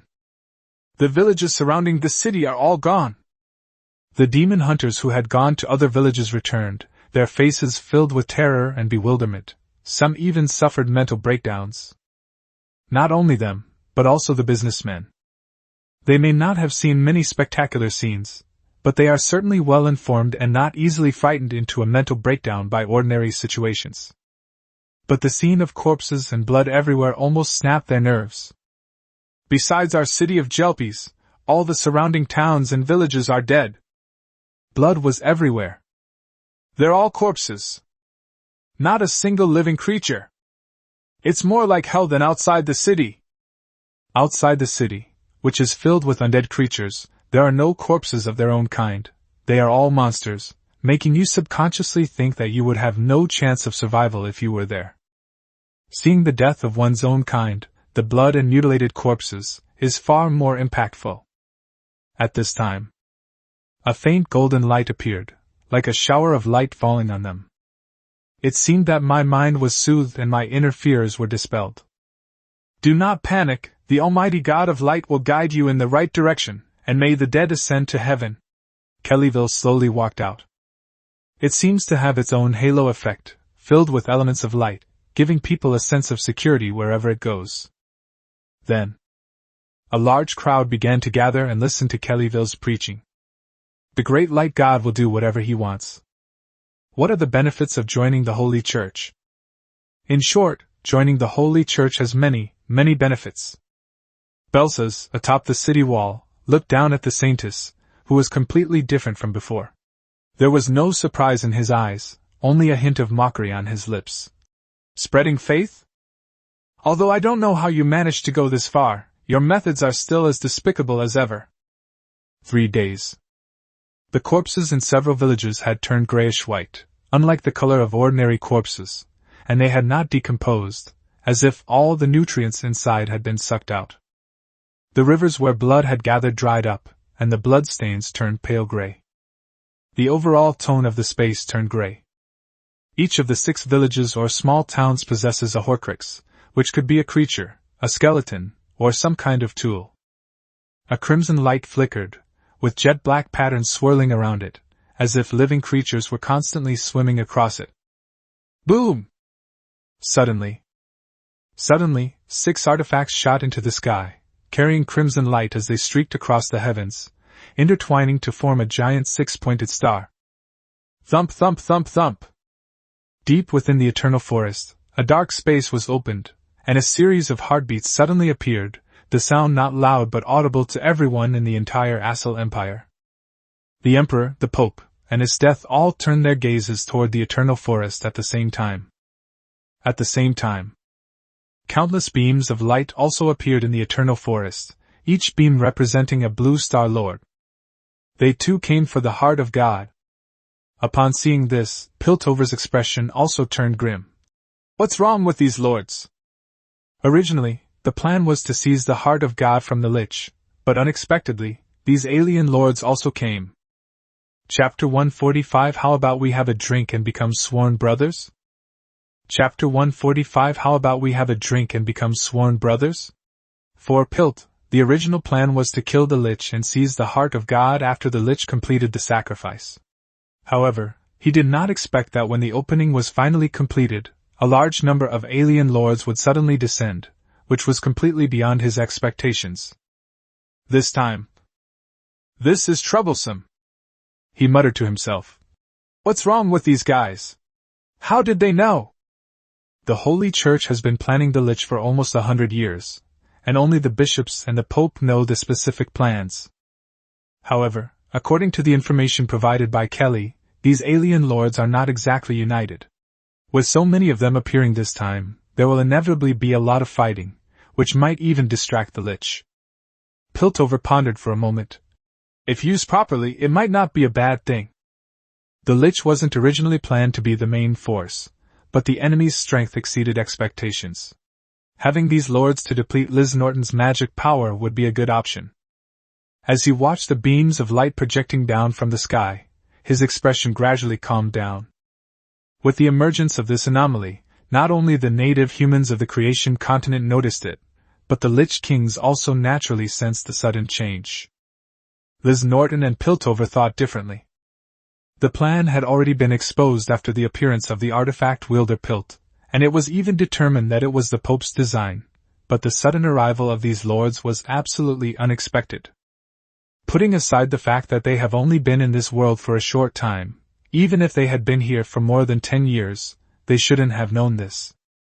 After all, I'd been planning this for hundreds of years. What kind of beings are these guys? Their sudden appearance, their unexpected growth rate, and even their sudden disappearance, everything is so illogical, so strange. It happens almost once every 100 years. He began to ponder the existence of the descendants themselves. Unfortunately, even with his centuries of accumulated knowledge, he couldn't explain it. He only felt increasingly terrified, and the feeling of his heart racing, which he hadn't experienced in a long time, returned. At this moment, it seemed that he was no longer in the body of a lich, but just an ordinary human. Fear and confusion filled my mind. Because no matter how hard he racked his brains, he couldn't figure out that the mastermind behind all of this was someone even the gods of this world couldn't touch. Boom! Dark ripples spread out from him, accompanied by the wails of countless undead. He finally regained his senses, gripping his staff tightly, panting heavily, his eyes flashing with madness. "No matter what, I will not allow you to ruin my plans!" he shouted almost hysterically. "I must ascend to godhood! Only in this way can I undo my past mistakes. I want her back in my life." And within the communication space. Luckily, I was quick with my hands. Although there seemed to be a lot of spots available, they were all snapped up in less than a minute. I didn't go, I'll just focus on developing properly. You guys fight to the death, I'll just watch the show. Quite a few exiles participated in this event, so be careful not to get stabbed in the back. The Eternal Forest, that's Kundi's territory. Just thinking about meeting him makes me so excited. Be careful, the big boss might kill you first. All I can say is pray that you don't encounter any members of the temple at the start of the game. They're eager to establish their authority. Indeed, no matter how I look at it, this event doesn't seem like a good thing.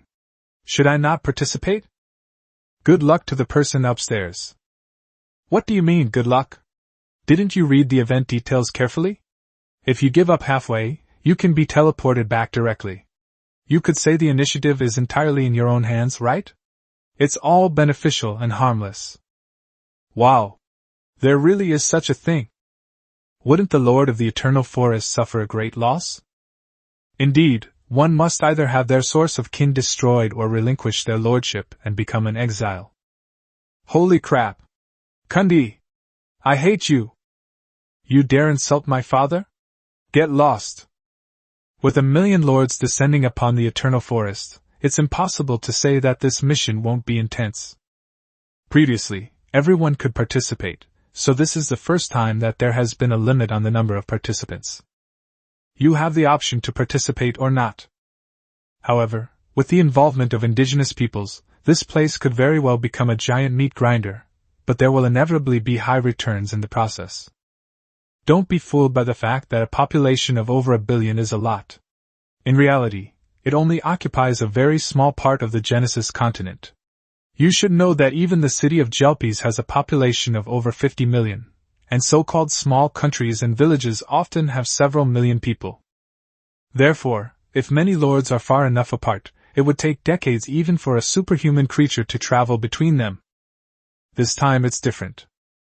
While conquering local forces can yield a lot of resources, it's nothing compared to conquering a lord, unless it's a super large tribe. However, even among pigs, a powerful individual will emerge from a race that reaches a certain population size. For most ordinary lords, that would mean risking their entire fortune. Therefore, compared to the other option, defeating a lord is definitely more profitable. What if we encounter a weak one? Wouldn't that be making a fortune? Most importantly, even if the final campaign fails, it's fine to just give up. It doesn't matter, but it will take a long time to recover afterwards. Then, within the eternal forest, millions of lords descended simultaneously, inevitably leading to encounters. Most of these encounters were met with the most brutal reception, with all forces set to annihilate each other. Although everyone acted differently, many ordinary lords tacitly joined forces. Hey buddy, any ideas about teaming up? There's no need to fight to the death. Kill them! Dude, let's talk this out. There's no need for us to fight. You know, each of our family members has cost us a lot of time and resources. Stop wasting my breath. Either hand over all your possessions, or let's get started. We are all ordinary lords. Only by joining forces can we prevail. Chu Feng watched as several beams of light appeared before him, his expression remaining calm. Not bad, the prey has appeared. What might be a problem, or even a source of fear, for others, he simply wanted more easy prey. At this time, a young man appeared before Chu Feng, his face full of arrogance, shouting loudly. Come on! Don't even mention those guys from the Holy Temple, even Kundi would have to crawl on his knees. This time I'm going to slaughter everyone in my path. But before he could be arrogant for more than a few seconds, he noticed that the four of them were staring straight at him. Moment. The atmosphere became slightly awkward, because everyone else turned their attention to him when they heard the sound. He paused, then immediately softened, laughing it off and saying, Hey guys, what a coincidence! How about we have a drink and become sworn brothers? Oh shit! What's going on? Why are they face to face now? What if they think I'm pretentious and get angry and kill me first? There was a hint of panic on his face. When he looked at Chu Feng, his body stiffened, as if he had been blocked, and he began to stammer. Brother, are you Boss Kundi? We're doomed. The worst seems to have happened. This person looks a lot like Kundi in that blurry video. This is the eternal forest, after all, you never know, you might actually encounter it. Chapter 146 Give me a chance. I want to be a good person. Chapter 146 Give me a chance. I want to be a good person. Kundi? This word is a name that all lords know by heart. Then, with the gaze shifted, everyone looked at Chu Feng, their expressions growing increasingly grave. It really does seem to be Kundi, the strongest lord. But thinking about his own level of familiars, it seemed that he was not much stronger than those vampires. However, when he thought about their immense wealth, his heart became excited again. Rumor has it that he suffered a severe injury. They even had to rely on the help of that druid lord to narrowly escape disaster. It's not like there's no chance. Yes, they were initially intimidated by the title of the strongest lord, but considering the generous rewards and the option to forfeit if they couldn't win, why not give it a try?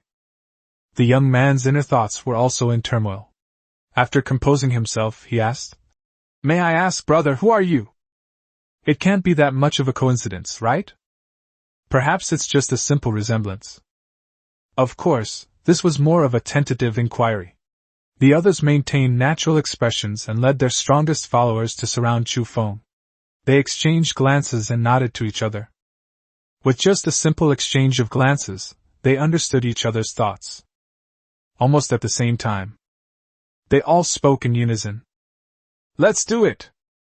Whether you are Kundi or not, as long as there is a possibility, we will not give up such a great opportunity, and besides, we do not see your family members next to you. If you died, you can only say you were unlucky. Who told you to look like Kundi? The reason why these strangers could work together so seamlessly is simply because the name Kundi is just too tempting. If I could absorb all his resources, wouldn't I be much closer to eternal divine authority? The lure of profit always outweighs everything else. You should know that even brothers can turn against each other when faced with huge profits. Besides, they weren't familiar with each other. Instantly, their followers launched an attack on Chu Feng. I haven't even said I am yet. Chu Feng was speechless. You attacked me before I even had a chance to speak? Isn't this going too far? The young man who had been speaking was also stunned. Guys, your teamwork is so good, it's making me feel really awkward. But his merfolk, armed with harpoons, also charged forward. In terms of strength, they cannot be considered weak. Almost each of them has a legendary companion. But Chu Feng showed no sign of panic from beginning to end, as if they were nothing more than air. His unwavering and indifferent demeanor aroused suspicion among the lords who had suddenly launched their attack. Isn't he? Were you terrified? That's such a slow reaction. Is the neural reflex arc too long? There are 4 people in total, which means there are 4 legendary level familiars, as well as hundreds of other combat-capable familiars, all of whom are elite level, or above. Not to mention the legendary level familiars, this number of elite monsters alone is enough to overwhelm and weaken a legendary level 1. Boom! Just as they were about to reach Chu Feng, a giant silver sword appeared in front of them, and the explosion sent the monsters within 100 meters flying. Yatagami Toka held the sword of Damocles and planted it into the earth. A strong wind was blowing. Her long purple hair danced in the air. Looking at those who were about to attack, she was far more furious than Chu Feng, who remained calm, and roared. Die! You are nothing but prey, yet you dare to lay a hand on your master. A small merman, holding a steel fork, wore a disdainful expression. His life force field was activated, and the power of the water element caused streams of water to appear on the previously dry ground around him. Then it transformed into armor around its body. They faced off against Toka Yatagami's attack head-on. As Chu Feng witnessed this scene, a background music involuntarily played in his mind, "Snowflakes are falling." Then, the water elementals transformed into snowflakes that floated in the air, and Amelia appeared in everyone's sight, her expression filled with disgust, as she began to chant a spell. Freeze! Ice spikes suddenly appeared. Moreover, it was a large-scale spell that flew directly towards the 4 of them. At that moment, looking at the 2 girls who had suddenly appeared, their pretty faces and pointed long ears made them even more certain of what they were thinking.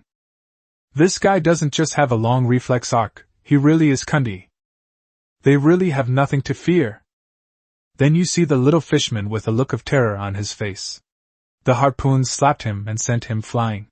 You can clearly hear the sound of bones breaking.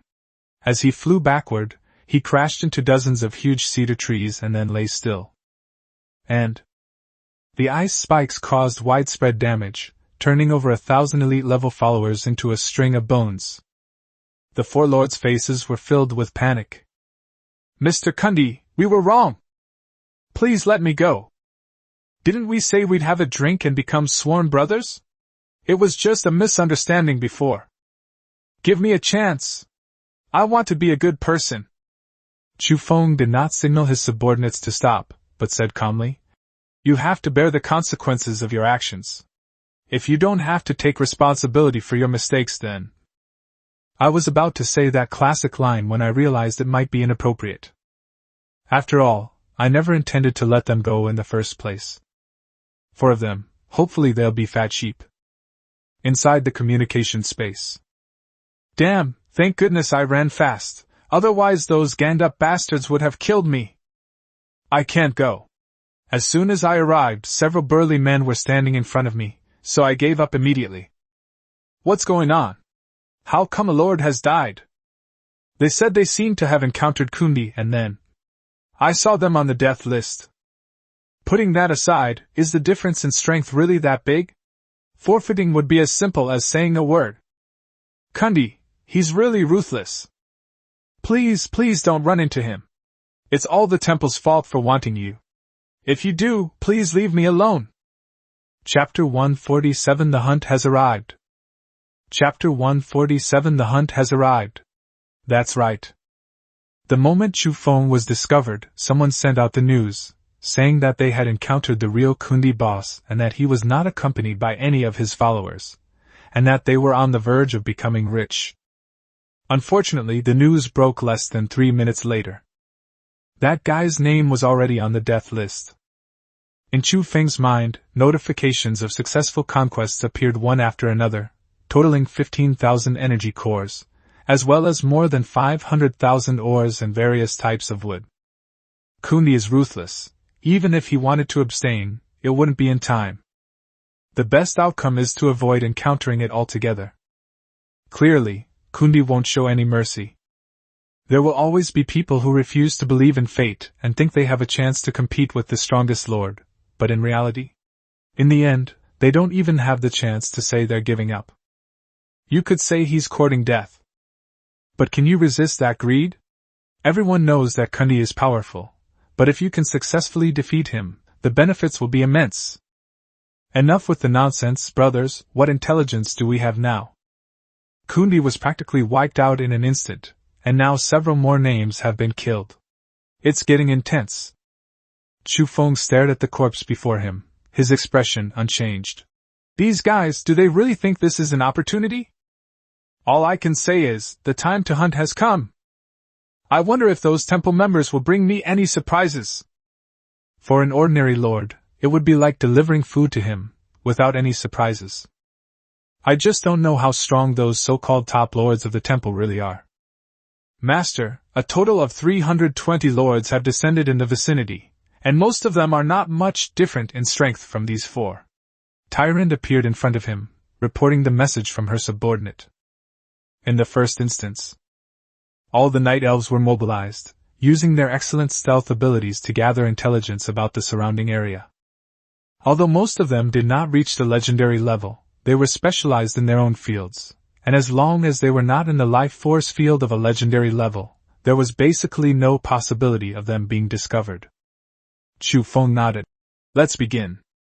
More than 300? I believe the hunt will be completed soon. Looking up at the sky, the Lich's Horcrux was still floating in the air, as if it were twinkling with crimson stars. Thump, thump, thump, thump. A powerful heartbeat still echoes within the eternal forest. Still no action? They're more tolerant than I imagined. Chu Feng never paid attention to the other lords. He was only thinking about the Assal Empire and the Lich's movements. Orbital weapons are ready at any time. If it weren't for the quantity limit, given the current number of energy cores, we would immediately have to start the cleanup phase. Otherwise, a few minutes will be enough. The Lich Liz Norton looked down at the chaotic battle below, lowered his head and gently kissed the woman's forehead, saying tenderly, I have important business to attend to, but I'll be back soon. I won't keep you waiting too long. He walked over to the fireplace and added a few more pieces of firewood. I carefully covered her with a blanket. His entire body transformed into black smoke and disappeared into this space. Immediately afterwards, they appeared deep within the eternal forest, gazing at the pitch-black space, where a strong, powerful heartbeat emanated. A faint purple, eerie flow of energy clung to it. When you reach out to touch it, bang! The immense energy slammed him away, his arms shattering into pieces. Had he not acted quickly, his entire body might have been destroyed. Is breaking the seal not enough? Norton asked thoughtfully. It shouldn't be like this. Which step went wrong? According to the information he deciphered, this place would open a spatial coordinate, leading directly to the location where the heart of God is stored, but it is strange that teleportation is not possible now. Sudden. A voice came from not far away. Hello? Norton turned his head and saw an arrogant, chubby alien lord looking at him with an overbearing expression. As if sensing his attention, the lord coughed twice and said, Old man, what is this thing? Tell me. That thing seems to have shattered the old man's hand. It looks a bit strange, but who knows, it might be something good. But when he saw Norton's face when he looked up, he was immediately frightened. His skin was dry and brittle, and his eyes were sunken. He looked like a dried-up human body and couldn't help but take a few steps back. Damn! What is that? Dead body? A race of dark creatures?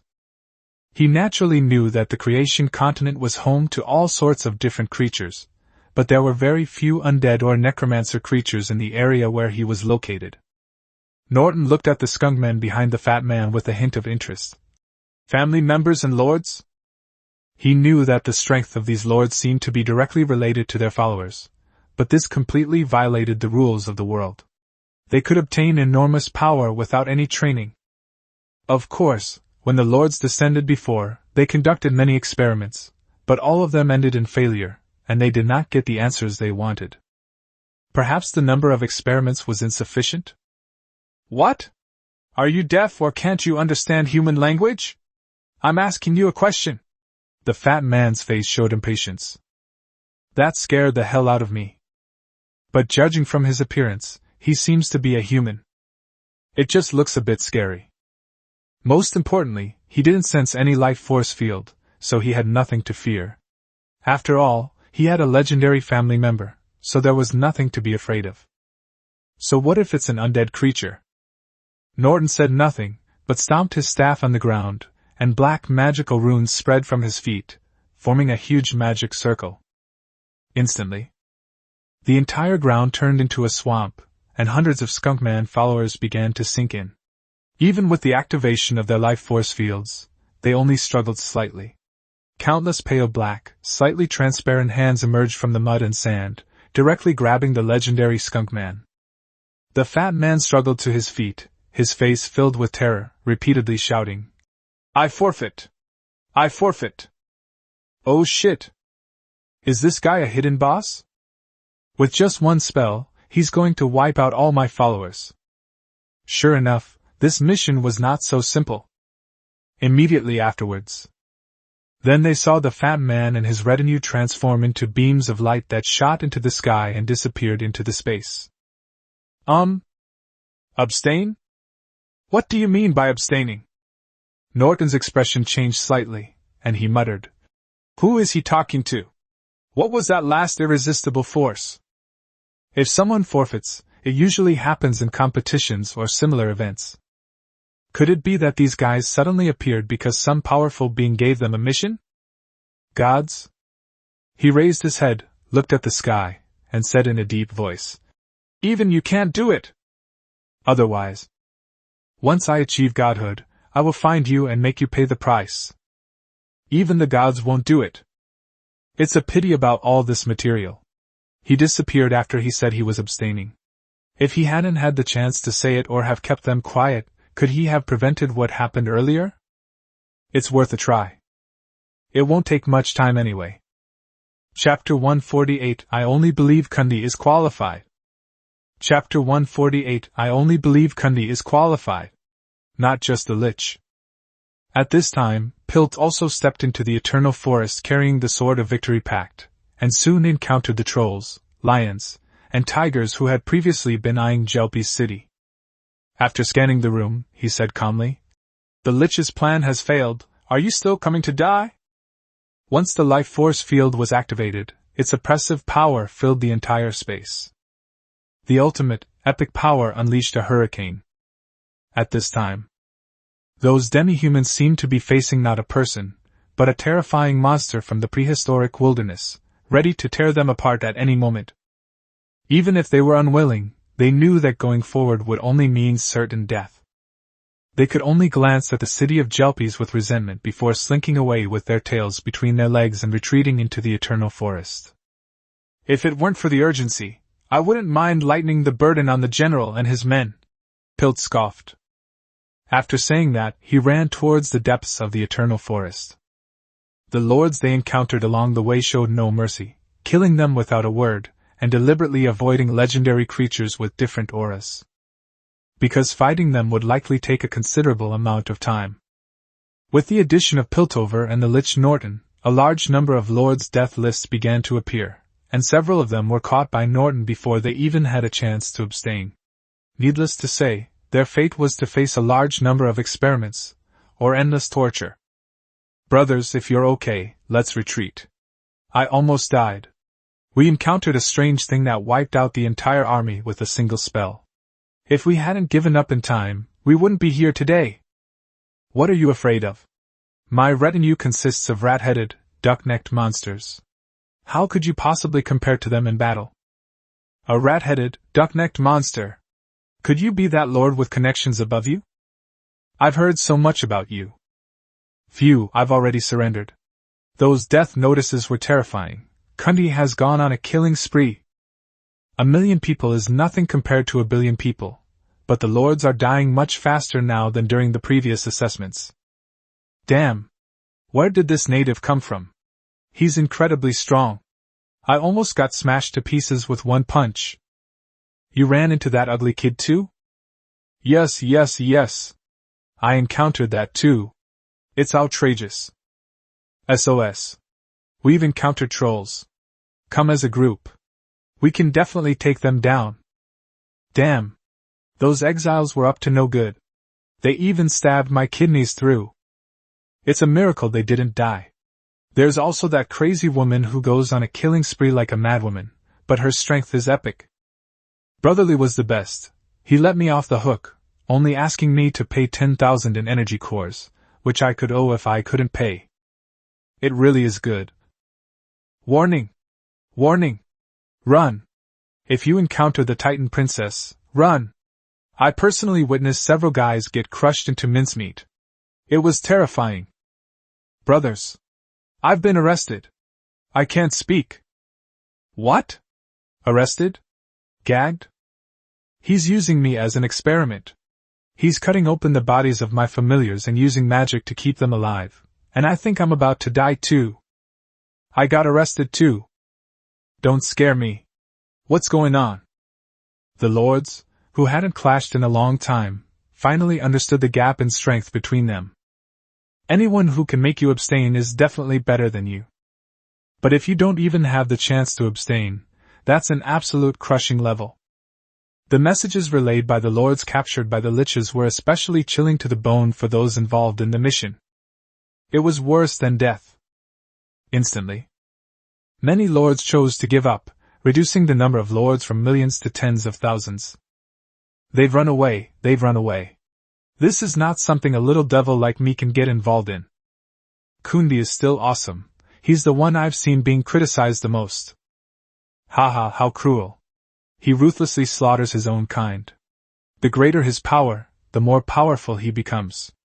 What he should be doing is not slaughtering his compatriots, but leading everyone to unite. Bullshit. Ban moral blackmail. Exactly, some people are incredibly envious, but they can't do anything about it. They can only think about how to get benefits from others, and they probably wish that Boss Kundi would be their bodyguard. If you choose to participate in the mission, you must be prepared to face death. Enough said. I, Kundi, have just taken down another one. Inside the Eternal Forest. Yura, a very nice name. I apologize for my rudeness before. Li Hao looked at the white-haired mature woman in front of him, his heart pounding wildly. He changed his wild attitude and tried his best to act like a gentleman. Her looks and figure are 1,000,000 times better than any of the minor celebrities that Blue Star used to have. Especially their temperament is different. He straightened up, waved to his retinue, and gently stroked the dragon's head. Don't worry, I can protect you. See that? 5-colored dragon. And it's a legendary dragon. Quick. Look at me with adoration. Boom! A rumbling sound came from the ground, and a giant covered in thorns stood beside Yirua. Its size was no less than that of a dragon, and its special effects were even more dazzling. This made Li Hao's expression freeze. Haha, as expected of the Titan Princess, her retinue is extraordinary. We are the most likely candidates to seize eternal divine power. Is this Titan? It seems even stronger than the 5-colored dragon. If it weren't for the opportunity, a mere green dragon's retinue would probably not be as good as this woman. Oh? I don't think so. The most likely person right now is Kundi. As for protection, I appreciate it, but I don't think it's necessary. Yi Ro's expression was indifferent as she turned and walked deeper into the Eternal Forest. That's it. You might not even be a match for me, yet a few lizards of different colors make you so arrogant? Moreover, your spoiled and arrogant nature is something you can't hide no matter how hard you try. A series of sounds like an earthquake echoed as several enormous titans followed her. Li Hao was left standing there, bewildered in the wind. Chapter 149 Shocking the Lich. The Power of Time. Chapter 149 Shocking the Lich. The Power of Time. Kundi, everyone thinks that only Kundi deserves to be called the strongest lord, the one who can seize eternal divine power, so why don't they all just give up? On one hand, they're thinking about how to take everything from him, and on the other hand, they're feigning respect. Nausea! Am I really weaker than him? After seeing Yi Ruo leave, Li Hao's face contorted with rage, and he let out a hysterical roar to vent his inner dissatisfaction. Immediately afterwards, several messages appeared in succession. Lord dead, vanquished by Kunyi. Lord dead, vanquished by Kunyi. Lord dead, vanquished by Kunyi. And their appearances at almost the same time gradually calmed Li Hao's expression. He took a deep breath and said, "Fine, you're still the best now, but don't give me a chance." The so-called rumors are completely unreliable. Kunyi didn't suffer any losses at all. It's even stronger than before. Those guys from the temple aren't all that great. It gave me a sense of pragmatism, and I also warned myself that if I encountered an elf, I should just have a tentative exchange and not go all in. The saying goes, store up grain, build high walls, and delay declaring yourself king. Then, while conquering other lords, they were also heading towards the heart of God. Your Ningning Rabbit, Brother Chu, many people have quit, and the Lich and that bishop have also suffered considerable losses. Your Ningning Rabbit, it looks much stronger than an ordinary lord. That Lich even captured quite a few lords for experiments. Brother Chu, be careful. Lu Qian herself also planned to participate in this mission, but Chu Feng persuaded her otherwise. What is the purpose of the mission? The heart of God? No, for 99% of people, it's simply to make it easier to conquer other lords. Only the temple and top lords like Chu Feng are qualified to seize the heart of God. Everyone else is just there to set the scene. But does Lu Qian lack those resources? Of course they have plenty. The various elemental potions and weapons sold in the shops alone give them a resource advantage over most lords. There is absolutely no need to risk your life to participate in this mission. Lu Qian naturally wouldn't deny her idol's suggestion, especially since it made so much sense. So she observed in the communication space and promptly relayed any important information to Chu Feng. The Lich is still a lot more troublesome. Chu Feng listened to Lu Qian's report, noting that her methods were extremely strange and that she was proficient in dark magic and necromancy. Isn't this the strongest Lord Kunyi? What a coincidence! A crow appeared in front of Chu Feng and said. It tilted its head and looked at Yatagami Toka and the others. Elf, if I hadn't seen it with my own eyes, I really wouldn't have believed that it still exists on the creation continent. Even now, I still find it hard to believe. It stood atop the legendary gargoyle's head, leisurely grooming itself. Oh? Isn't this Mr. Lich? Chu Feng looked at him with interest. I always thought you weren't interested in us lords, or rather, you didn't take us seriously. What made you come here in person? It should be one of his soul weapons. Its aura is only legendary, but we can't be careless. After all, quite a few lords were arrested before they even had a chance to abstain. As expected of the strongest lord, your attitude is different from the others, and you don't seem surprised at all by my appearance, as if you expected it. Norton looked at Chu Feng with interest. They are either arrogant or afraid. Of course, there are some who act similarly to you, but their strength is somewhat lacking. As for why I came here, you don't think I'm here to visit you, do you? Lords are different from other beings. If I could become one of them, perhaps I could also find a different path to godhood. How could that be? I just felt. Chu Feng said with a chuckle, only halfway through his sentence. Sudden. Crimson flames erupted from the ground, engulfing the Lich's raven horcruxes and gargoyles in a raging inferno. Even the trees around the area that weren't burned were directly scorched and turned black. It was Klee's fire magic. The power of a legendary pinnacle. And it's not just that simple. Boom! Then came a series of explosions. The frozen land. What was originally an effect like a lava hell has now strangely started snowing, and ice attribute magic elements, carrying a hurricane, are rushing directly towards the center of the explosion. The space was filled with two contrasting winds, a deafening roar, a cacophony of creaking sounds, and the cracking of ice. A song of ice and fire. The coordination is excellent. I didn't expect you to be able to use two completely opposite magical elements to this extent. I must say that the elves' talent in magic is unmatched by other races. Such power completely surpasses that of a beginner-level epic-level weapon. You have truly exceeded my expectations, Kundi. The Lich's voice slowly emanated from within. A dark crack appeared in the middle of the ice and fire magic, as if it had been torn open by something, and the gargoyle slowly walked out from it. The crow had vanished and turned into ashes. The gargoyle also had hundreds of cracks all over its body, which shows that physics also applies to this world. Extreme temperature differences can cause objects to shatter and break apart. It's like glass that will shatter if it's heated and then suddenly cooled. With each step of the gargoyle, most of its torso shattered on the ground, looking as if it were about to fall apart at any moment. Bang! Chu Feng did not respond to his words. A beam of light, tinged with moonlight and trailing like a comet, pierced straight through his body. Boom! The gargoyle was reduced to a pile of fragments, from which black flames could be seen rising. You're really rude, it even makes me angry. As he spoke, he was about to fly away. But how could Chu Feng agree?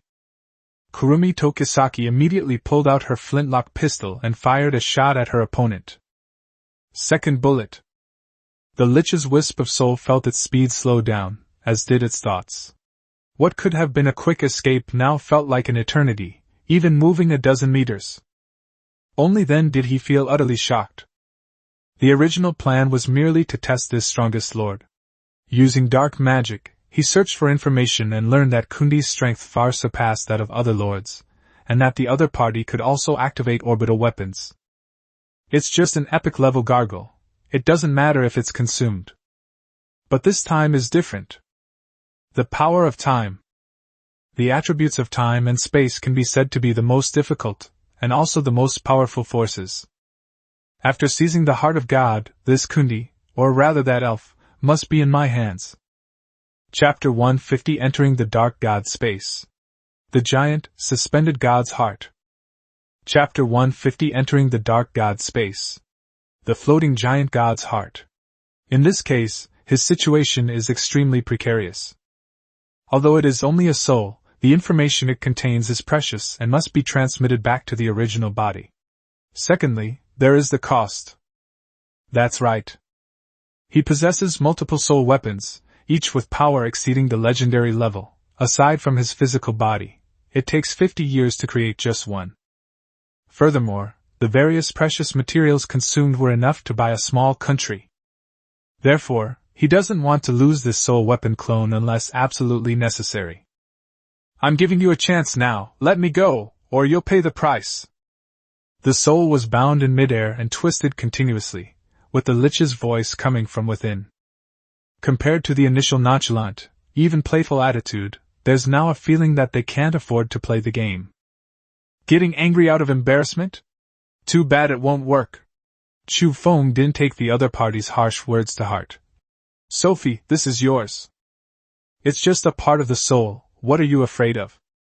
Moreover, since I didn't have a chance to relay the message to my true self, and I don't know exactly what happened, you can't really think I don't know anything, right? Yes, master. Sophie stepped forward with a hearty laugh, and a stream of crimson energy materialized into a bottle, which she then filled with. Isn't this the esteemed Lich Lord? I never thought you'd have such a day.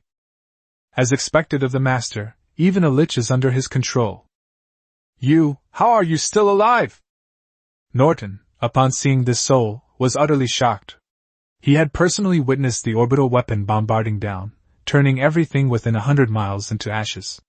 How could Sophie, an epic-level being, possibly escape? Yes. Sophie covered her mouth and sneered. It seems the Lich is quite surprised. I have to thank you for this, otherwise I wouldn't have had the chance to meet my master. Don't worry, I'll definitely treat you well. The last few words were spoken through gritted teeth. Your power has also changed. The clone's soul writhed even more intensely, seemingly expressing its shock. Unfortunately, Chu Feng had no intention of letting it go. he only planned to let Sophie try to use this soul clone to obtain useful information. After all, she was the only one among the entire family who possessed dark magic.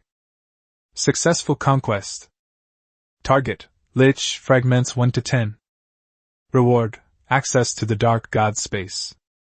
Description: a lich residing in the Eternal Forest, an evil being who has lived for hundreds of years and witnessed the war between gods and demons, possesses immeasurable power and a vast amount of knowledge.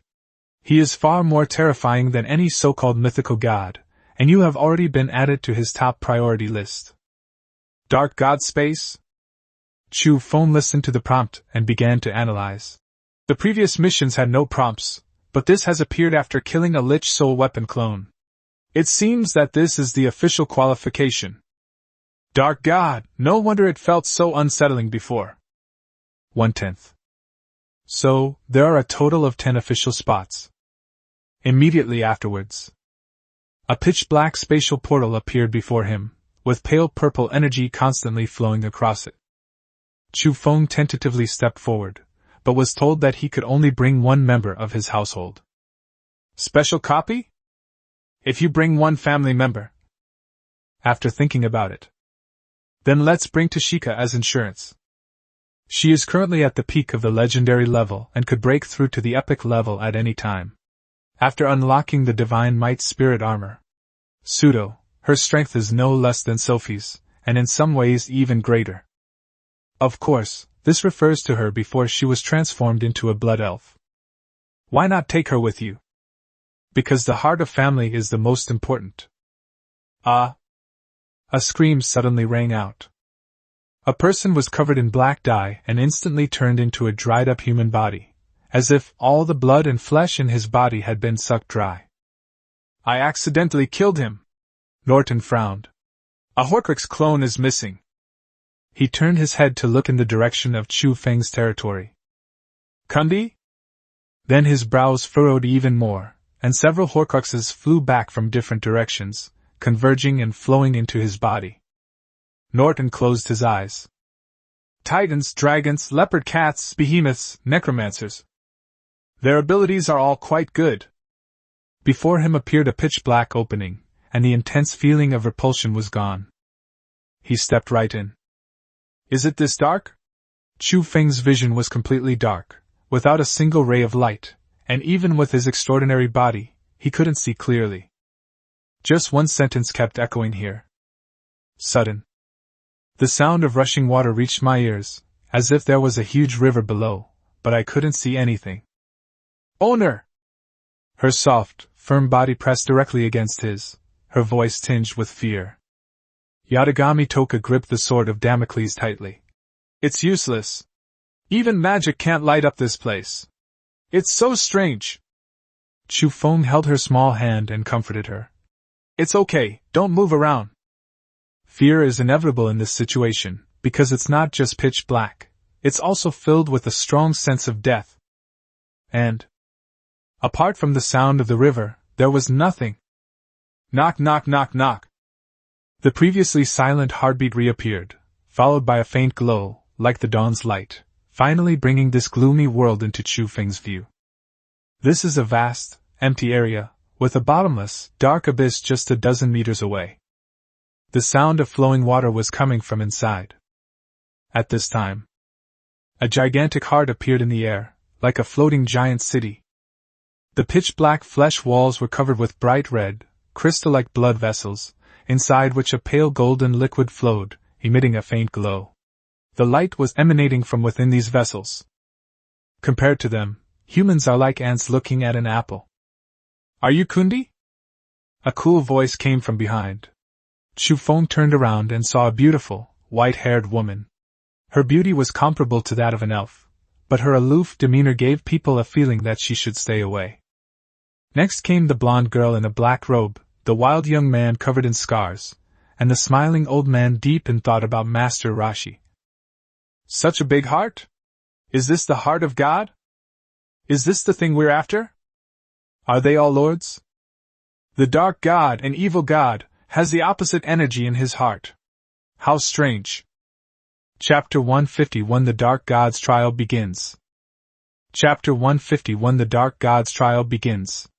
Crimson energy, like ribbons, swirled around the heart, resembling the rings of a revolving planet. With each beat of the enormous heart, visible ripples spread outwards. Looking at the crowd around him, Chu Feng knew that they were the ones who had qualified, but he also had a question in his mind. By using fragments of the Lich's Horcrux as your qualification, you are essentially shutting the Lich out. But as soon as you speak of Chow Chow, a cloud of black smoke appears. Is this the heart of God? An old, deep voice came from his mouth, and Norton looked up at the masterpiece that seemed like a miracle. Of course, it is no exaggeration to classify this as a miracle. After all, it is the genuine heart of a god. That's right. The Lich also entered the space, but although he was qualified, he was prevented from entering immediately due to the manipulation of an unknown force and had to wait for the preparations to be completed. Of course, even a mythical Lich was no less shocked than Chu Feng and his companions when he saw such a scene. Chu Feng looked at the Lich dressed in black and immediately recognized his identity. After all, no one else could match his evil and dark aura, especially since they had just met before. Although it was only an exchange with one of his Horcruxes. Kundi, I didn't expect we'd meet again so soon. Norton walked up to him and looked at the only lord who hadn't let his Horcrux escape. He stared at Chu Feng and Yatagami Toka with his emerald green eyes. I didn't expect that elves could have such abilities, even abilities involving time. This young man was the lord who had destroyed one of his Horcruxes before. Yes. In reality, the qualification to enter this world is not to destroy a Lich's Horcrux, but simply to defeat or escape it. Otherwise, it's estimated that even these 10 spots will be hard to come by. Yes, we're old friends, why don't you give way? Chu Feng said with a smile. Oh shit. I was quite confident that I wouldn't be able to get in, but then the Lich suddenly appeared. What do you think? Norton also let out a low laugh, which, combined with his withered and pale face, looked particularly eerie. The conversation between the two, which sounded like that of old friends, attracted everyone's attention. Kundi? All eyes turned to them. The first thing you see is a handsome and masculine young man with a calm expression. This is quite different from the image they have in their hearts. He should at least be a middle-aged man, someone who looks weathered and has sharp eyes, or someone who looks rather cunning. But looking at him now, he looks like a college student who has just entered society. This is Kundi? He's been rarely seen in the chat space for so long, it's great to finally see him in person. Kundi, I admire you. But I would rather call you the strongest of the Blue Star Lords, leading us to break through the layers of mystery and find the legendary truth. Oh ho! Kundi! Look at my age, don't you think about respecting the elderly and caring for the young? How about we cooperate? Snort! Still legendary? Its leveling speed seems a bit slower than mine. Everyone kept staring at Chu Feng, as if they were looking at something. It made him feel very uncomfortable. Li Hao felt completely ignored, and even the legendary green dragon beside him held no appeal. I felt even more annoyed. It was just that the green dragon behind him seemed to be sick. The whole dragon was trembling slightly and shrank back behind him, looking a bit like a bully precious child. This made him afraid to be arrogant. I just feel frustrated inside. Is it because of this space, or are there just too many people here who are stronger than me? Normally, he could only judge the gap between his own combat strength and others by looking at everyone's battle records, but this was the first time he had ever sold himself out to the opponent. Despite his usual arrogant demeanor, he actually has a rather eccentric personality. Certainly. If others show fear, he will mark them, which will give him an advantage. Now that the situation is unclear, he doesn't dare to make any moves.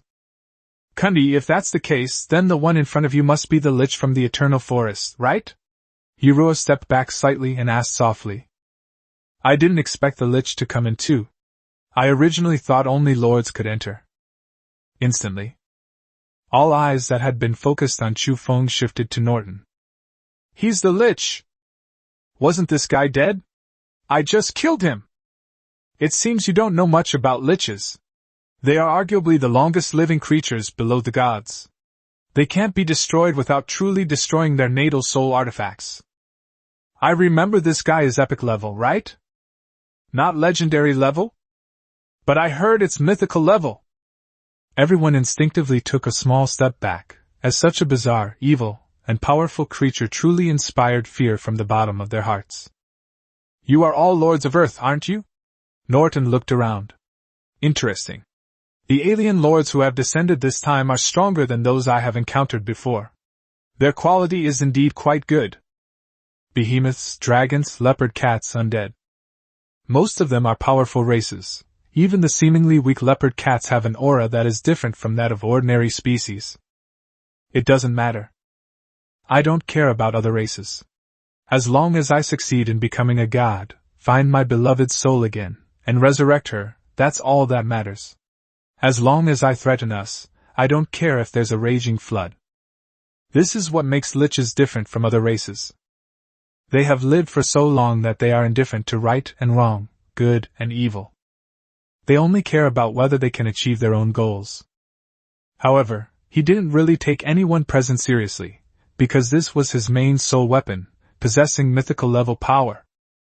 The lich's eyes were like those of a hunter, sending chills down one's spine. Yiru and the others' pupils contracted slightly as they began to plan their next move, but the next second they were drawn to a voice. The alien race that descends, those favored by the gods, those who linger on the borders, and the slaughterers.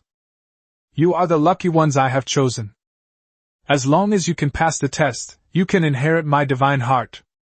The voice was like a booming bell, seemingly right next to my ear, yet also as if it were being transmitted directly into my mind. Test? Everyone noticed this word. The world exists between reality and illusion. Only darkness is eternal. The test begins. Instantly. The whole world turned pitch black again, as if it had swallowed everything. Even sound could not be heard, touch had disappeared, and it seemed as if there was no body at all. If I weren't still conscious, I would truly feel as if I were already dead. This moment. Chu Feng's mind seemed to be filled with slideshows, including memories of his past life and everything he had experienced on Blue Star after transmigrating. All his memories were being unearthed. Chapter 152 I Am Who I Am, a different kind of old S. Fireworks. Chapter 152 I Am Who I Am, a different old S. Fireworks. Everyone is watching everything from a third-person perspective. Not a single secret was concealed. Secretly teasing female classmates in elementary school, secretly holding hands in middle school, secretly writing love letters to pretty female teachers, getting caught trying to kiss a girl by a teacher in high school, and so on. The image of a corporate slave after starting work, smiling in public, but secretly being a nagging mother, etc. Even the most private things were revealed one after another. I felt like I had been stripped naked. Chu Feng watched as they unfolded like slides, and then a drop of pitch-black ink began to stain the entire world. Once again, silence and darkness descended. A voice murmured in his ear. Do you feel incredibly lucky to have transmigrated here, and do you even think you're the protagonist because you have a unique family member, are incredibly powerful, and are hailed as the strongest lord? What's the reality? Immediately afterwards, the scene reappeared, showing the future Chu Feng had imagined, millions of divine beings and their spirits conquering countless realms, sweeping away vast numbers of gods, seizing eternal divine power, and achieving immortality. The next second, a large, dark hand crushed his arrogance, causing Chu Feng's body to tremble, his mind to shake. You are nothing but a plaything, a pawn. There is no point in you striving for it. There's just a big hand pulling all the strings behind the scenes. It's just a game played by the gods. Do you really believe that the gods you speak of are gods? Isn't that a bit too frivolous? Why not just give up now and not let those guys have their fun, right? His tone carried a strong, sinister, and seductive quality. They were trying to persuade Chu Feng to give up everything. From then on, he began his depravity. Exile yourself into darkness. And so, his consciousness, which was sparkling with flashes of thought, began to be enveloped by darkness. In reality, Faint black lines appeared on his skin. With each additional line, his body became pitch black and transparent. If his entire body were to be engulfed in darkness, he would inevitably be swallowed up by this mysterious power. However, a dappled light appeared on him. A towering tree stood horizontally in the void, surrounded by colorful light, and a warm feeling filled his body. Chu Feng suddenly opened his eyes, his clothes soaked with sweat. Furthermore, he discovered that everyone seemed to have fallen into a deep sleep, suspended in the air fighting against the dark force. Clap, clap, clap, clap. Norton clapped his hands, his face full of admiration. I thought you were going to die, but I didn't expect you to be the first to wake up. Do you also have some kind of obsession? Determination can conquer all. If we can't save her, nothing else matters. The Lich was able to emerge so quickly because of his love for his wife, a love that had persisted for hundreds of years. Chu Feng glanced at him. Does it matter? What business is it of yours what you insist on? I have never considered myself the main character. I have always been cautious in getting to where I am today. Even with my only family, I have never stopped caring for thee, a metaphor for exploited people. In short, I deserve all of this, and it's not just because of good luck at the beginning. As for the mastermind behind it all, is it something I can control right now? Only by becoming strong enough can one transcend being a pawn and simply play by the opponent's rules. The reasons for my unwavering devotion are Toka Yatagami's dazed smile, Amelia's poise, Asuna's gentleness, Kurumi Tokisaki and Restia's Sundara charm, Klee's repeated calls of old father, and Tyron's enormous cough cough. In short, long live my anime waifu. How could I possibly give her up? My life as a master has only just begun. It's definitely not because I'm an LSP. Chu Feng nodded emphatically. Absolutely not. Master, you scared me to death just now. I didn't know where you went. Yatagami Toka hugged Chu Feng tightly, her face streaked with tears, a truly pitiful sight. It's all right. Chu Feng felt the powerful energy within him, a look of satisfaction on his face, and he hugged Shi Xiang and stroked her head to comfort her. Really? Give up my ass. Let whoever wants to wallow in despair. These days, there's no such thing as self-destruction or being filled with despair. I am who I am, the unique old S. Fireworks. Not only him, but also Master Rashi, the Chunibi girl, Li Hao, and Yi Ro all woke up, but each of them had a different expression. Some were blushing with embarrassment, some were burning with anger, some looked melancholy, and others exuded a chilling aura that kept strangers at bay. Although the vast majority of people passed the test, it was noticeable that 2 people were missing. Naturally, it has disappeared forever. Congratulations on passing the first test. As inheritors of the Heart of God, you must naturally possess considerable strength. The next stage is a death match, and the winner will be the successor. Then, the whole atmosphere changed instantly, and the smell of gunpowder filled the air. Is it that simple? Then I'll accept the Heart of God. Norton laughed loudly. I originally thought it would be very difficult. The result was merely a test of the mind, followed by a contest of strength. Even when facing the combined forces of many, the mythical level self felt there was no chance of losing. You really think it's yours for the taking? Pilt walked over from a distance, his body covered in black magical runes that twisted and turned, and you could even see his skin bulging as if tiny insects were crawling around inside. The Sword of Victory contract floats beside him. Oh? The little mouse has finally come out. I thought you were going to hide forever. Norton seemed completely unsurprised by his appearance, his expression remaining unchanged. He was rapidly chanting a magic incantation. Roar! The undead bone dragon has reappeared. Its enormous body was comparable to a 100-story skyscraper, and its 3 huge dragon heads roared at Piltover. Mythical undead bone dragon.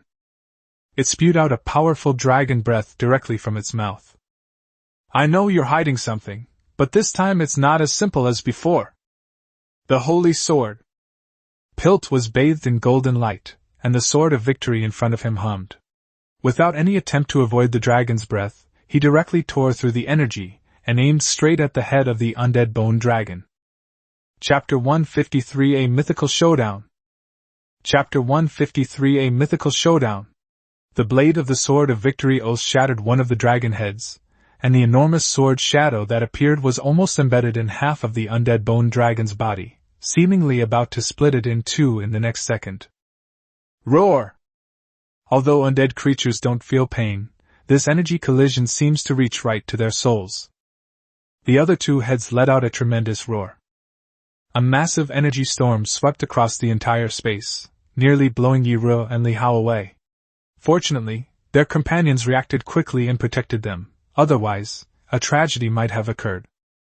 This is the absolute power difference between a mythical level and a legendary level. Norton, you should repent for the sins you have committed and pay the price.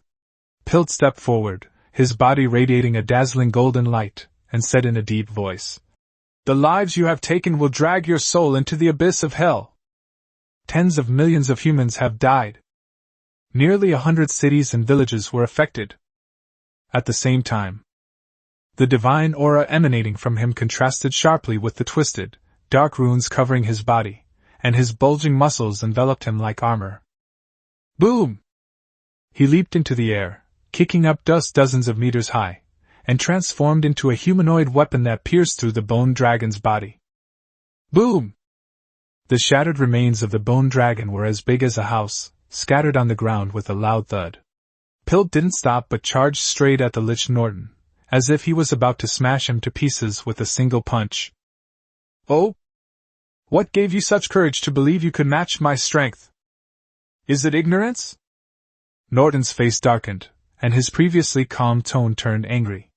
He raised his staff high and chanted a spell. Death Domain! The dark light gathered in the air into a sphere, expanding rapidly. Multiple layers of light and shadow flashed continuously. Within a few breaths, Piltover was enveloped in it. He watched as Piltover disappeared from sight and sneered. Foolish! How can the power of the flesh compare to fear and darkness? The endless abyss is your destiny, not mine. The attack wasn't flashy. It does not present a huge energy field, but it is filled with an extremely dense death energy that can amplify a person's inner desires infinitely until they become their own nightmares and devour their body. The greater the power, the stronger the desires will be. Let yourself devour yourself. Even among mythical beings, few could withstand such an attack, unless they reached the level of his death. This is why he remained active in the Eternal Forest instead of directly causing trouble for the Assal Empire, because that woman's strength was beyond his reach. The two completely ignored Chu Feng and his group during their fight.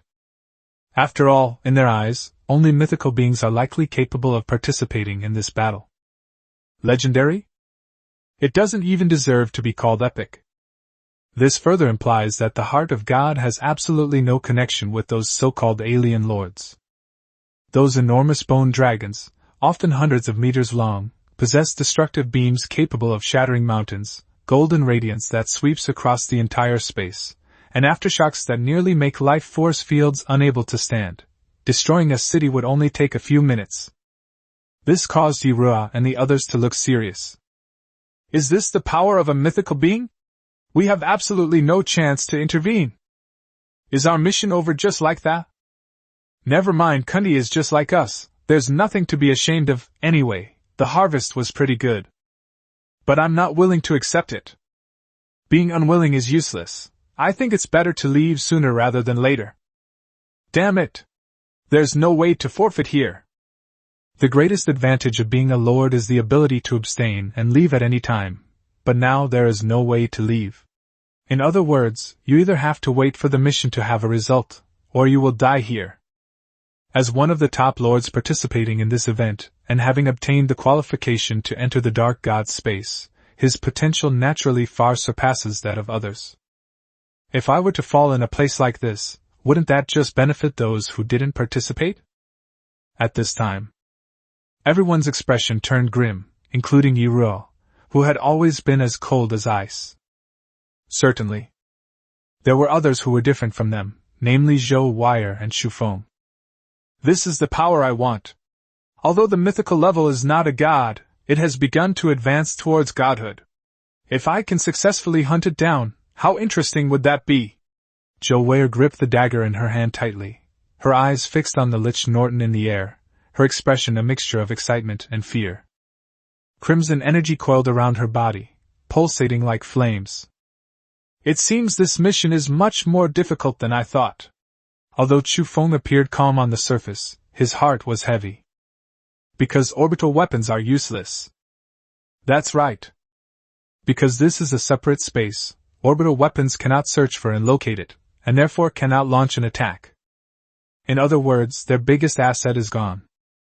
All we can do is try to stay calm and think about how to get through this difficult time. This is also a difference between people.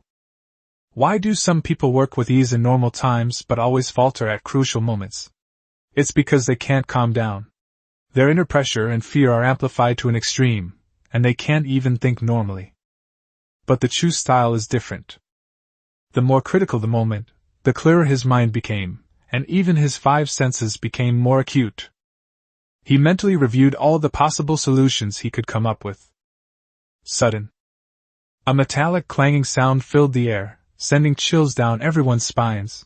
It was like the sound of chalk rubbing against the blackboard when we were kids in school. A glimmer of light appeared on the black sphere. Immediately afterwards, a golden arc appeared, tearing everything apart. Pilt, his body radiating golden light, lay in the air, his chest no longer breathing, seemingly lifeless. Only the sword of victory packed beside him emitted bursts of sword cries. As expected of the holy sword, it possesses such extraordinary power even without anyone wielding it. A look of envy flashed in Norton's eyes. Unfortunately, even the holy sword could not save your life. Pity. If it weren't for his identity as a lich, which prevented him from gaining the holy sword's approval and thus rendering him unable to wield its power, he would surely have taken it for himself. But it can't be destroyed either. It can be said that this sword is one of the Holy Church's most treasured possessions. It is also a being that many mythical level powerhouses fear. Because this sword has a legend of slaying gods. After dealing with Pilt, Norton turned his gaze to the group of lords. Alright, this boring game should come to an end. Being able to witness a mythical battle, I believe you can die without regrets. Looking at their tense expressions, the lich's lips curled slightly upward. Just kidding. You're all good test subjects. If you can't escape, then obediently become my little mouse. Is it because the space of the dark god is inescapable? Even that mysterious power couldn't do it? Interesting. Chapter 154 The Strongest Assassin Jo Wire? Chu Feng's Unusual Behavior. Chapter 154 The Strongest Assassin Jo Wire? Chu Feng's Abnormal Behavior. Hearing the lich's eerie laughter was like being pricked by needles in their hearts. Looking at the figure in the black robe, it was as if a huge shadow was constantly expanding, and it seemed that death would befall him at any moment. Certainly. They will not sit idly by and wait to die. Even if they are no match for the enemy, they will fight back. Most of the lords who were able to enter this place this time have advanced to the legendary level, and the followers they brought are either mid-level or high-level. Fighting ordinary epic-level enemies is not a problem for them. Their combat power is not weak. Even on the creation continent, they are a major force. However, it seems somewhat powerless in the face of mythical power. Suddenly, at the moment when a major war was about to break out. Clang! Norton raised his staff, blocking a dagger gleaming with a ghostly blue light. The Slayer is indeed more foolish than I thought. Unable to suppress your killing intent, you failed to observe. Pfft. Before he could finish speaking, dozens more daggers pierced through his body, turning him into a pincushion. Jo Wire smiled excitedly. Do you think it's foolish to be a hunter? The dagger sliced open the abdominal cavity, revealing dried-up internal organs. Not a drop of blood flowed out, and sparks flew as it collided with the bones. The crimson energy surged directly into the wound. But the next second... Boom! The pitch-black smoke enveloped the lich's entire body, and countless arms emerged from it, with dark green energy swirling around them. It was dark magic. Death bind. Just as they were about to grab show wire, they missed. Your ability to conceal yourself is the strongest I've ever seen. Even the Empire's so-called #1 assassin can't compare to you. Very impressive. Norton didn't care about his injuries at all, letting the huge open wound be exposed in front of everyone. He didn't hold back his praise for Zhou Wire. But this level is not enough. If you were to reach the mythical level and become a puppet, I believe it would definitely be a great help. Interesting. Having such an assassination tool would greatly enhance combat power, since the undead bone dragon is too large and can cause widespread destruction, but it lacks agility and the ability to hunt high-level creatures. As for the wound, for liches, they are already free from the constraints of their physical bodies and can change at any time, so this minor injury is not even enough to damage their bodies. However, that crimson energy was also very strange. It has the power to erode the soul. It will take some time to process, otherwise this main soul weapon clone will be completely devoured. Clumps of black mist constantly shuttled across the withered flesh, continuously consuming the strange blood-red energy. Zhou Zhuoyer's figure disappeared, but this attack was like a signal flare. Everyone united, and their respective allies launched an attack on the lich. Roar! A giant dragon, its entire body emerald green and carved from jade, launched a surprise attack, carrying corrosive energy that blocked the lich's movements from multiple directions. Bang bang bang! Behemoth pounded its solid muscles and charged toward the lich with unstoppable momentum. Its ferocious face had a pair of savage eyes, and it was clear that it intended to tear its enemy to shreds. Boom! Blue-purple lightning descended from the sky. As if sensing the call of its offspring, the titan, whose size was no less than that of a dragon, was wrapped in lightning, which shone brightly with the lightning descending from the sky and transformed into a thick spear, which was hurled fiercely at the lich. Lightning accompanied by a hurricane, like a spear of natural disaster. Everyone unleashed their strongest attack. The lords had retreated to the ground in this space, distancing themselves from the battlefield, with the dark, turbulent river flowing below. They waited for the result with solemn expressions. Master? Aren't we going to make a move? Yatagami Toka asked, standing beside Chufeng. Wait a little longer. Chufeng observed everything with his eyes, his mind racing with thoughts, and then spoke in a deep voice. Wrong. Was the lich's fight with that bishop really that easy? The bone dragon was cleaved into pieces by that sword, but the magic power consumed must have been considerable, and even if he was determined to obtain the heart of God, he would have invested all his wealth in it. So many Horcrux clones. Isn't this body one? Given the lich's unpredictable methods, he shouldn't be facing him head-on like this. After all, he's a mage, not a warrior. Shixiang believed Chufeng's words completely. Holding her weapon, she stood guard beside him, carefully observing the battlefield and awaiting orders. Boom! Under the combined attack of the crowd, even the barrier formed by the black mist was penetrated and directly struck Norton's body. His black robe was torn to shreds, and his body turned into charred remains that fell from the sky. This result left everyone dumbfounded. We killed the lich?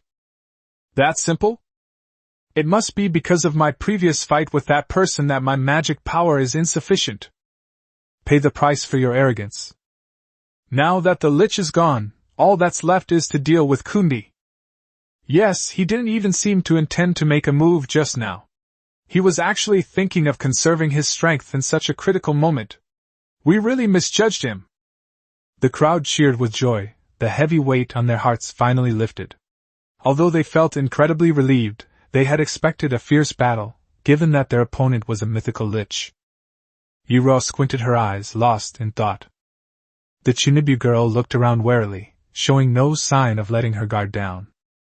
Master Rashi remained motionless, wearing sunglasses, and didn't seem particularly happy. Toka, kill that guy! Use all your strength! Chufeng pointed at Pilt, who was floating in the air, as if that was the real enemy, not some corpse.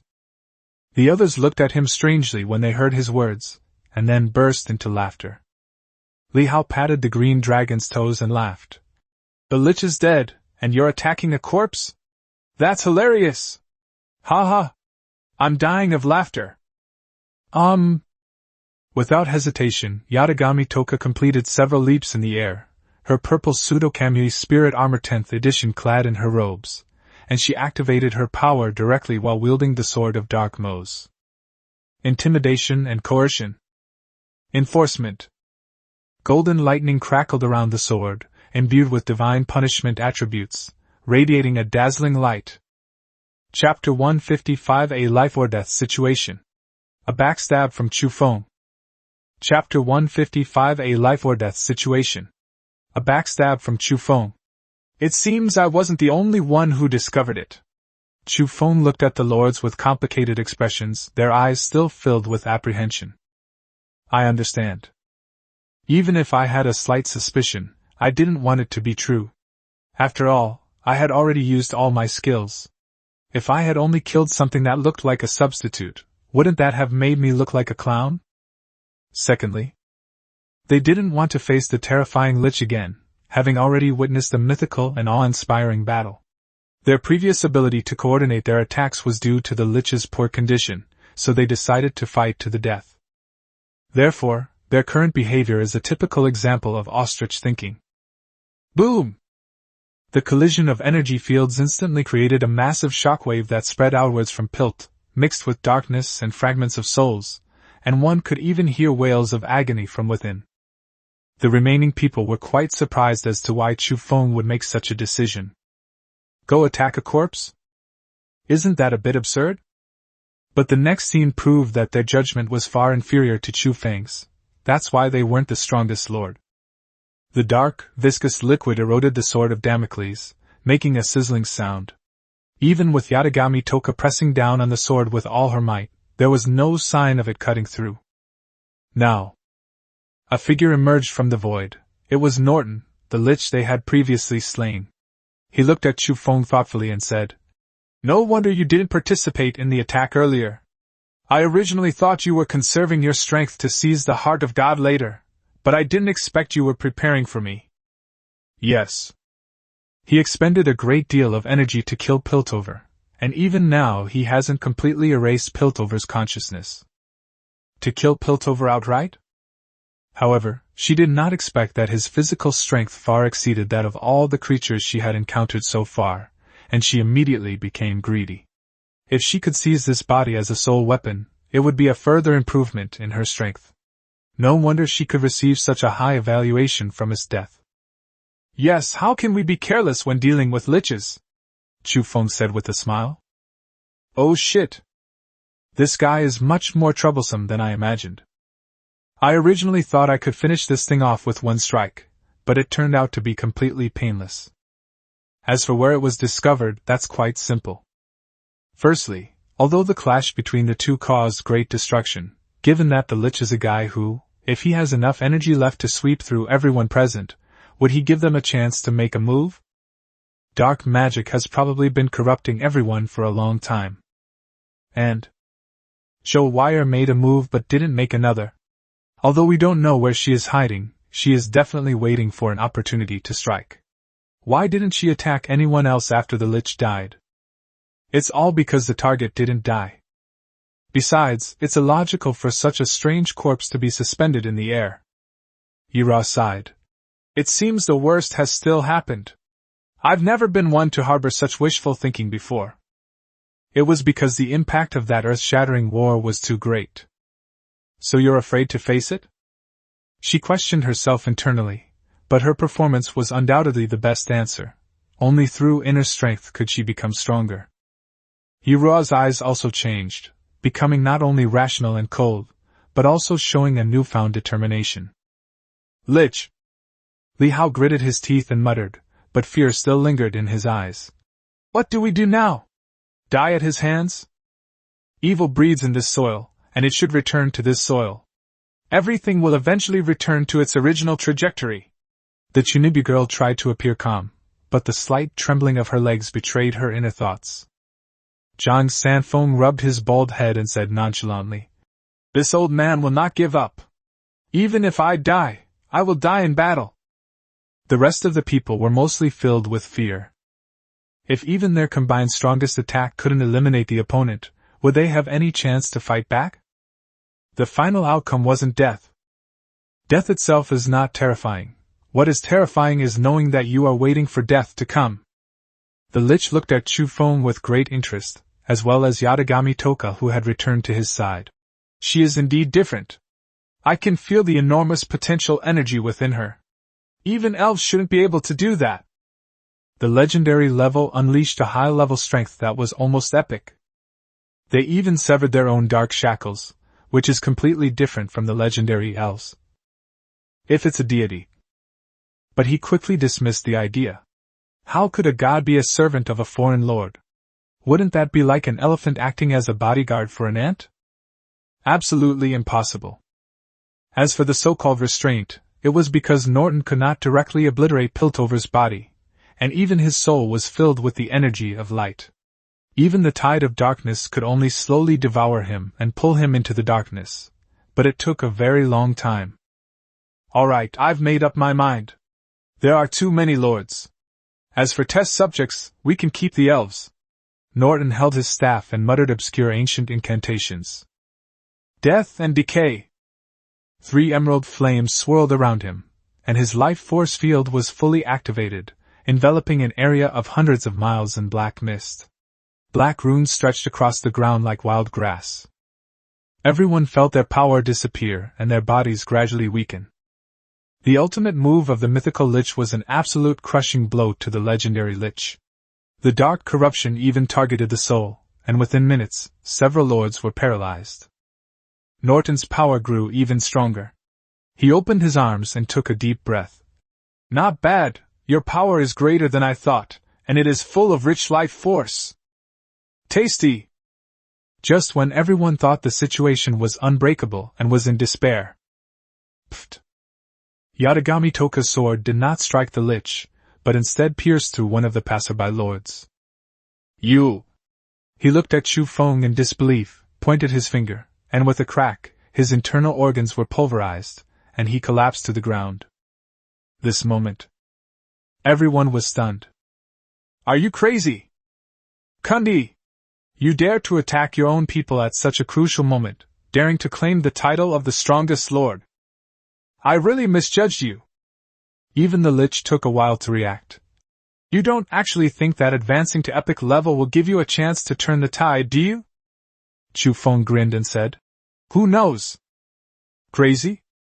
There's no way to abstain now. Even if Toka went all out to kill the Lich before the opponent had recovered enough, what other options were there?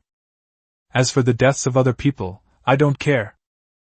I would rather betray the world than let the world betray me. Successful conquest. Rewards, 3,800 energy cores, 420,000 ore, 300,000 wood, plus 1 blueprint. Because I had Toka with me, she was just a little short of leveling up to epic rank. Really? After gaining experience, Yatagami Toka directly stepped into the epic rank. As expected, new abilities have been unlocked. Elf species High Dark Elf. Name Yatagami Toka. State, mature stage. States are divided into juvenile stage, growth stage, mature stage, and ascension stage. Tier Epic Beginner. Ability and authority unlocked. Pseudo-Divine Might Spirit Armor. 10th grade, exclusive. Fierce Slaughtering Duke. Bound Lord Chufeng. Ascension to Godhood, the Tyrannical Elf God. Chapter 156 True Battle to Kill the Duke. Dual Blades. Chi Stream Slash. Chapter 156 True Battle to Slay the Duke. Dual Blades.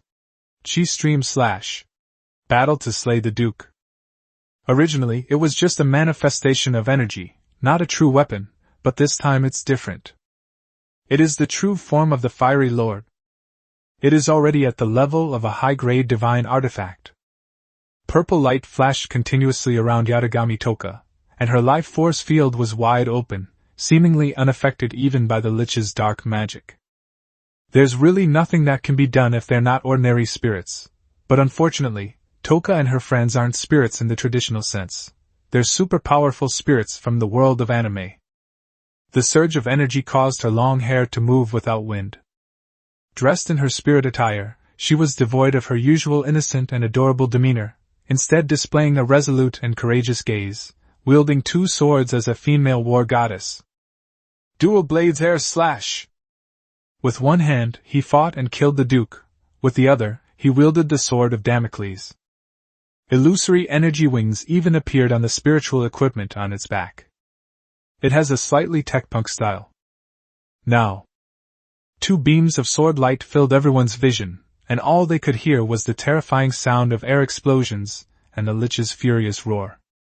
How is that possible?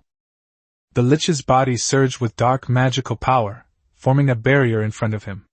Looking at the spiderweb-like patterns, he was utterly shocked. I am a mythical figure. Even though the battle with Pilt had cost them a lot of energy, after being absorbed by the death and decay range, they had recovered most of it.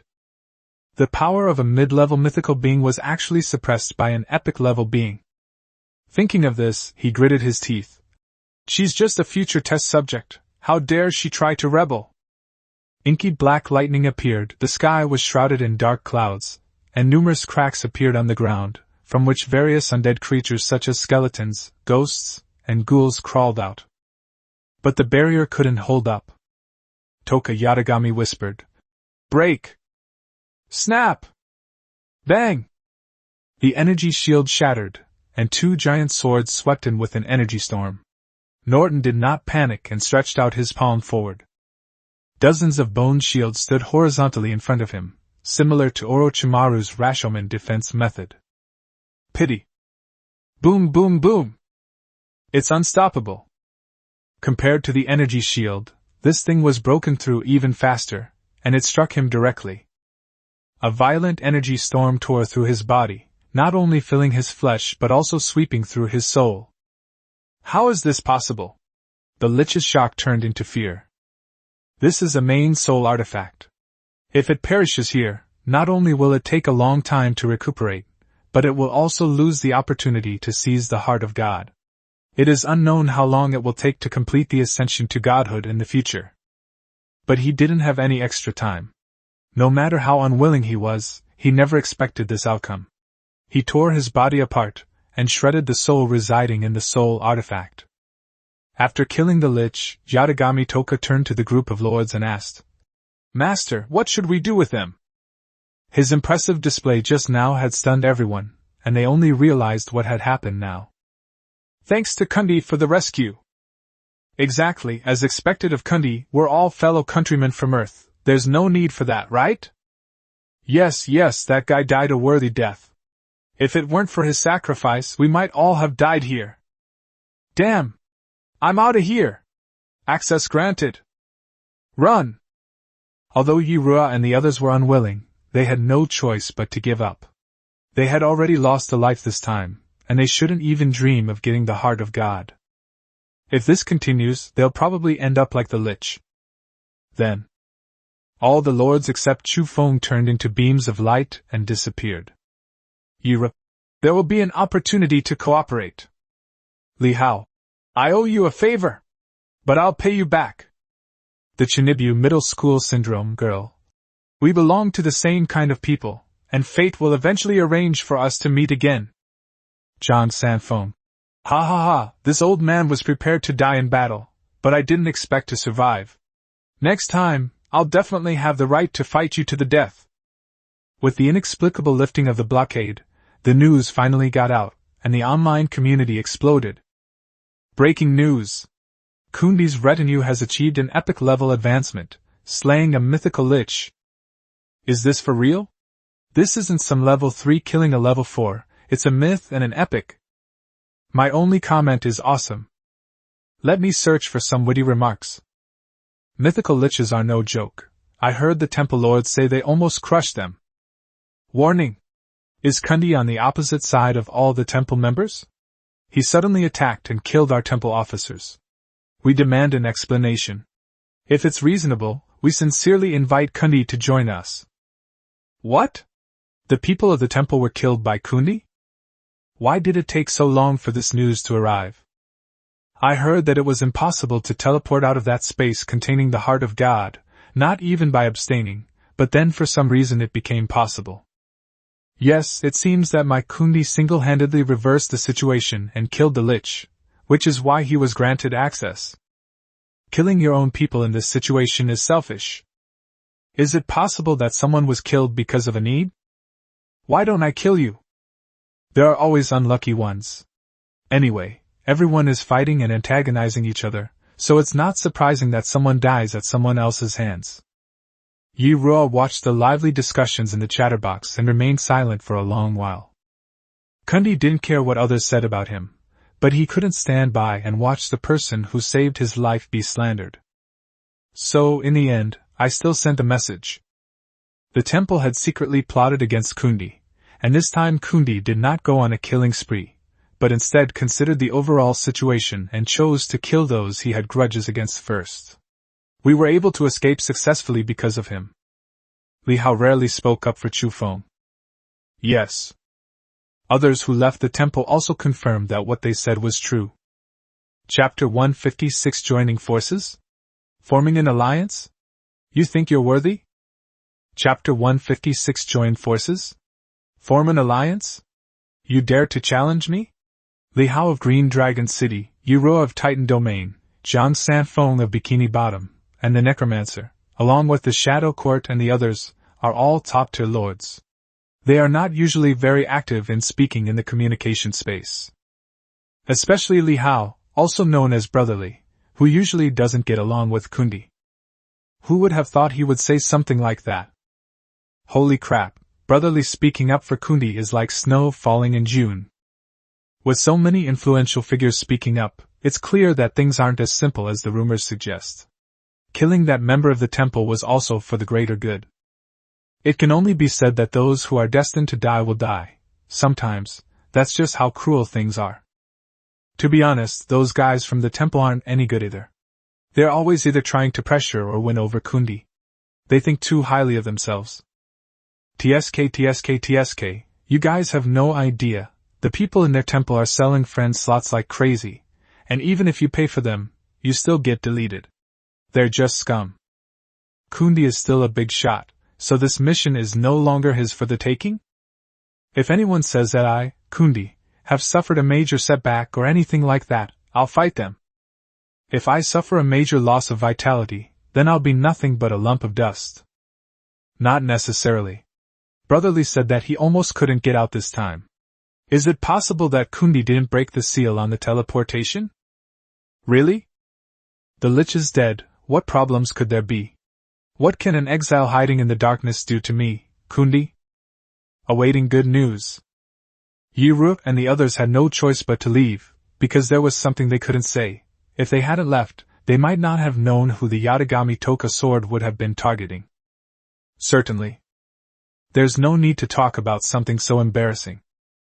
Meanwhile, the Lich's soul artifact in the pitch-black space was horrified. Even though it was unwilling, there was nothing it could do.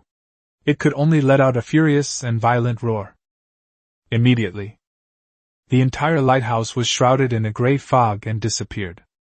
It's clear that this was a huge blow to him, and he lost the ability to gamble again because he lost a large number of soul artifacts, including his strongest main soul artifact. If they forcibly try to seize the heart of God, and fail, there will truly be no chance of recovery. This is because the main soul weapon itself is incredibly powerful, and at the last moment, it also revealed some information. There is an epic-level spirit comparable to a mythical one. Moreover, even the final Horcrux is only of epic rank. Kundi! I'll make you pay! Angry words echo throughout the space. How about you have a little arm wrestling match, Zhou Wire? Chu Feng said to the air. This time, Zhou Wire's growth was quite surprising to him. She had advanced to the epic level all by herself, and as an exile at that, which was no small feat. Unlike lords who can rely on their retinues, exiles gain experience points all by themselves, but they face greater danger. Furthermore, the requirements for the lord's actual combat ability are exceptionally high. After all, we all come from Earth. How many opportunities do people living in peacetime have for real combat? It can only be said that Joe Wire's talent lies in this. Are you going to send me away like this? We had a fierce battle when we first met, and I even helped you a lot afterwards.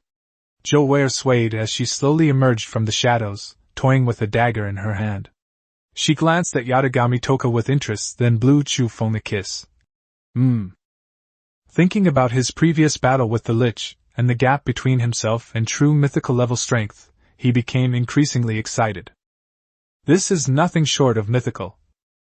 How exciting would it be to assassinate a god? It seems I won't have the chance. Maybe next time we can have a more in-depth discussion. As she spoke, she gave him a flirtatious wink and vanished in a beam of light. Master? What fierce battle? In-depth exchange? Yatagami Toka's expression changed slightly, and she stared at Chu Feng with an unfriendly tone. Although Toka still retains her innocent and naive nature, she is not completely ignorant about matters between men and women. Soybean flour bread. Upon hearing this, Toka Yatagami was taken aback for a moment, then snorted and stopped worrying about it. Just wait. If you go back, you'll have to explain this woman to me. It always makes people feel uncomfortable. He didn't explain, but straightened up and casually said the name of a dish. Because he had made a promise with Yatagami Toka that in an emergency, if she said the word soybean flour bread, he would have to obey her orders no matter what and not lose his temper. Immediately afterwards, Chu Feng turned to look at Pilt and began to ponder. What's going on with this guy? And there was no follow-up to that voice. From beginning to end, he never took the so-called test seriously. Even though it's the only voice, how do you know that truly completing his test will grant you the heart of God? This isn't a system. Just as he was thinking, Pilt, who had been hovering in the air, slowly descended. He stood on the ground, his hand supporting the scabbard of the cross, and said weakly, Thanks. I never thought I would survive thanks to a lord from another race. That's a mythical lich. Even after using his trump card, the holy sword, he still couldn't kill his opponent. He never imagined that he would be defeated by an epic level elf, and that he would be completely crushed. Were you awake a while ago? Upon hearing Chu Feng's words, Pirt's expression stiffened, and he pretended not to hear them. I hope to join forces with you, using our holy church as a bridge, to build a harmonious world in the future. Leave the heart of God to me, and on behalf of all the people of the Assal Empire, I thank you. I myself am deeply indebted to you. Don't worry. I'll definitely repay this kindness in the future. What do you mean I woke up very early? I just said the time I woke up. The battle was already over, okay. He would never admit that he had been awake for a long time and was just lying there pretending to be dead. After all, his own situation was not good, and he even hoped to watch them kill each other, and then reap the benefits. However, he never expected the battle to end in this way. It should be noted that even a lich that had reached the mythical level was easily shattered by this elf. If this were to reach the Empire, I doubt anyone would believe it. After all, even as a bishop, he himself could not do that. However, given his current state, obtaining the heart of God is nothing short of wishful thinking. He turned to look at the holy sword. They realized that the other party had no intention of acknowledging them. This master seems to have completed his mission and has no intention of intervening further. Since we can't take it by force, we can only outsmart it. However, there was no precedent for this, such as a lord forming an alliance with an imperial-level power. Or perhaps we should see if we really have to accept the test that the mysterious voice spoke of to inherit the heart of God. In that case, I might still have a slight chance. Fortunately, the lich wanted to take over his body, so he slowly eroded his soul through corrosive means. But unexpectedly, before the magic circle could be maintained to that extent, he was already killed by this lord named Kundi. But reality shattered his illusions. You think you're worthy? Looking at his disheveled appearance, Chu Feng said with a slightly mocking tone. If you weren't afraid of my strength, you definitely wouldn't have said such a thing. Let's settle this with our skills, but I think the outcome is obvious. What alliance? What imperial people? What do these things have to do with me? Besides, you are natives of the creation continent. After this period of investigation, the disciplinary action is quite clear. The local forces of the creation continent have never stopped their campaign to annihilate the lords. The number of lords who died at the hands of these native empires was not large, simply because the places where the lords descended were far from these human empires. Chapter 157 First Encounter with the Golden God. Chapter 157 First Encounter with the Golden God. It seems we can't avoid a battle after all. Pilt frowned. We all have our own missions, and I must complete them even if it means death. He himself grew up in the church, and it was in the church that he found his value, and they discovered their talents, which led to the bishop he is today. Otherwise, he might have died on the street when he was very young, and as a monster reviled by everyone. His value is what the Holy Church bestows upon him. Under such circumstances, Piltover could not possibly choose to submit to Chu Feng, even if it means death. The two remaining lucky ones, begin your death match. The ultimate victor will inherit the heart of God. Just as the two were about to make their move, the mysterious voice rang out once more. And from the depths of the abyss, the sound of the dark river surging grew ever louder. It's like boiling lake water. If the voice was about to continue, but it stopped abruptly before the words were finished.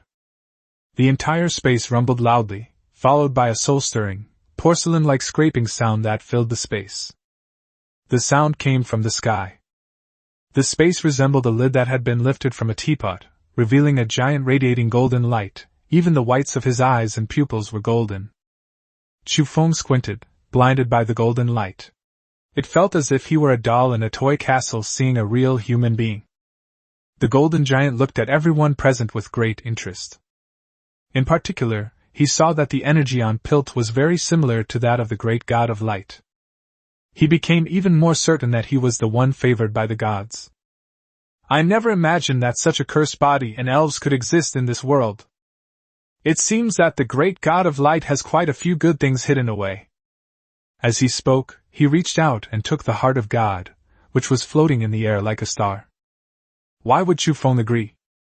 Holy crap, are you kidding me? It was originally said that completing the mission would grant me the heart of God, and things are progressing quite well so far. Unexpectedly, another being who seemed to be a god suddenly appeared. No! This is something I've worked so hard to get through, even facing life-threatening situations.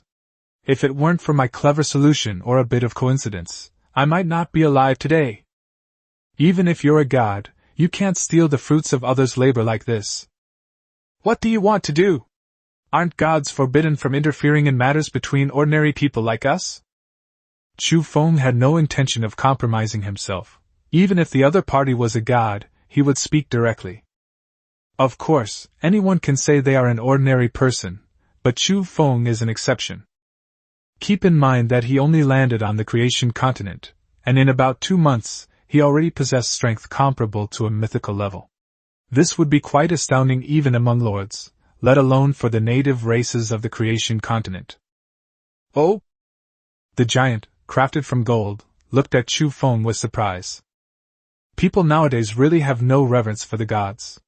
Even after displaying such a powerful body and strength, the other party still thinks of snatching meat from the tiger's mouth.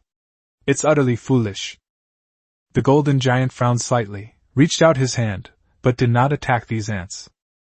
But it was just the action of reaching out.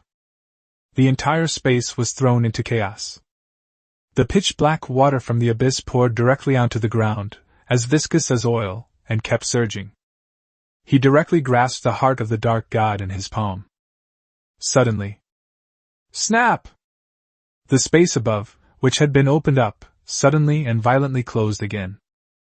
Even the golden giant's arm was snapped in two and fell to the ground with a loud thud. Chu Feng was stunned. What kind of script is this? My own hand is broken. He stepped forward and began to examine the golden giant head and the heart of the dark god. This thing isn't a lizard's discarded tail, but rather the arm of a god. Chu Feng was certain. Even mythical liches had never given him such a shock. A huge, mysterious body, resembling a totem. And that arrogant, haughty attitude. Isn't this just what gods are supposed to be like? On the other side, the shocking scenes that suddenly appeared left Piltover in disbelief, causing him to frantically scratch his head. This heart of God is involved in such a huge deal? Originally, they only came to collect a heart of God or to stop the Lich from obtaining it, but unexpectedly, it has now directly involved two gods. I should have had General Death accompany me back then, but alas, there's no going back now. In a mysterious space on the continent of creation, tens of thousands of Chinese characters can be seen scattered in the void. If anyone else saw it, they would definitely recognize it as the character, seal. Multicolored light flashed continuously. That's right, this is the very seal that binds all the gods of the creation continent. It's just that it's much more lively inside now than before. Horus looked down at his arm, where the break appeared perfectly smooth, as if it had been sliced open by a sharp fragment of space. He muttered to himself, "What exactly is that thing? It seems to be much more powerful than us gods." That power traversed the continent of creation, reaching every corner of the world. It can even unlock the seal on life at any time. It is closely related to the lords who descended upon them. Chapter 158, Official Sanctions. Chapter 158, Official Sanctions. Horus. A deity with an eagle's head and a human body, wearing an Egyptian crown, a linen skirt, and holding a vast energy staff and an anka, life, symbol. His entire body was cast in gold, and his eyes were made of azure gemstones. A pair of large, golden wings covered most of its body. "Birdhead, how come your hand is broken? Weren't you so arrogant before, saying you were going to leave this place?" "Stop talking nonsense, Horus, what's going on?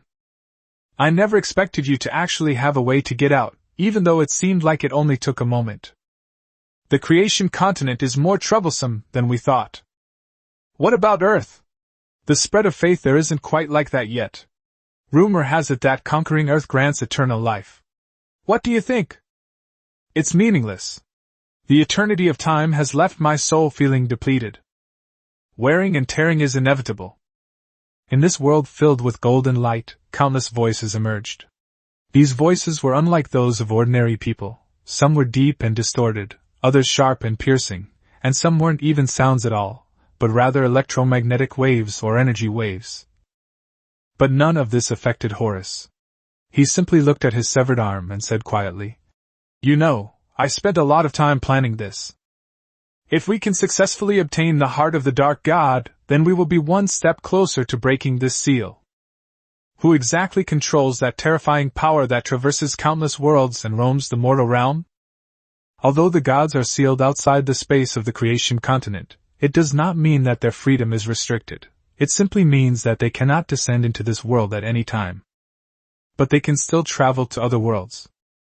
Horus tried to restore his severed arm, but could only manage to restore a small section. "It actually damaged my source power." Chu Feng was naturally extremely shocked. He simply pretended to be nonchalant, and maintained a calm expression. "Shocking them won't help. If that power had been used against me directly, even if Yatagami Toka had reached the epic level, she wouldn't have been a match for it.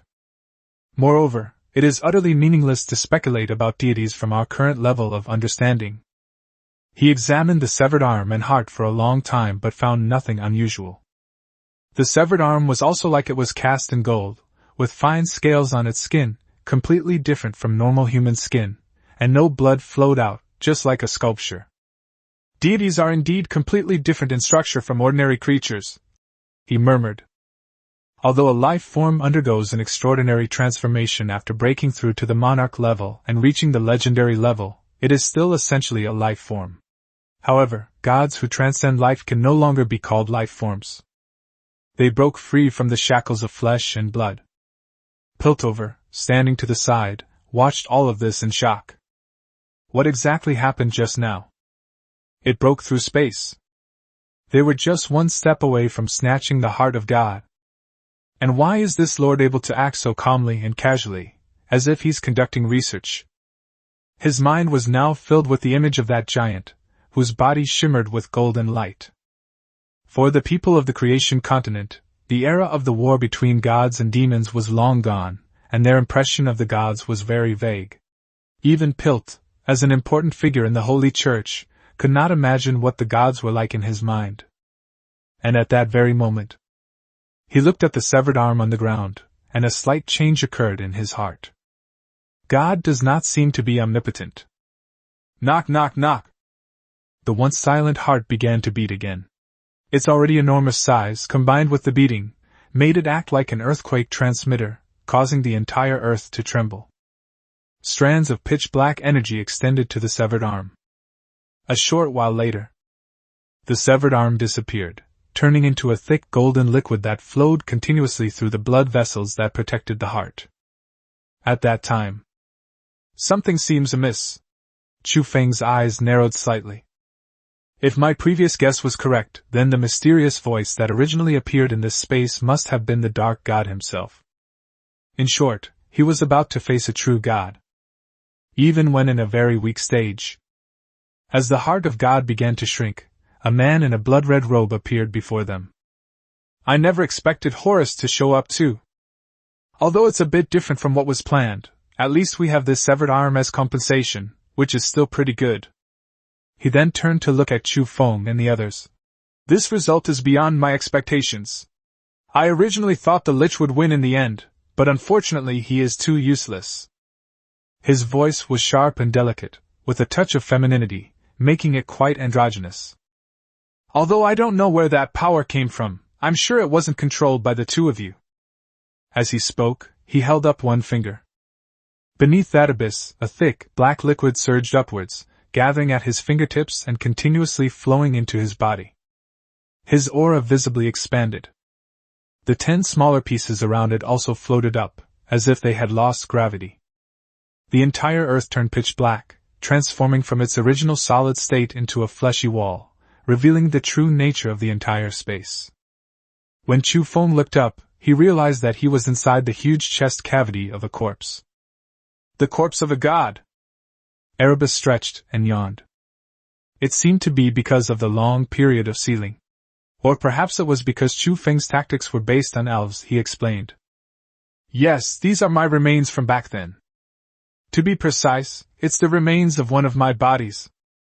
As he spoke, the fleshy arms beneath his feet began to pull them into the netherworld. Even when they tried to resist with elemental power, they were instantly devoured. It's clear that this dark god hasn't had enough to eat yet.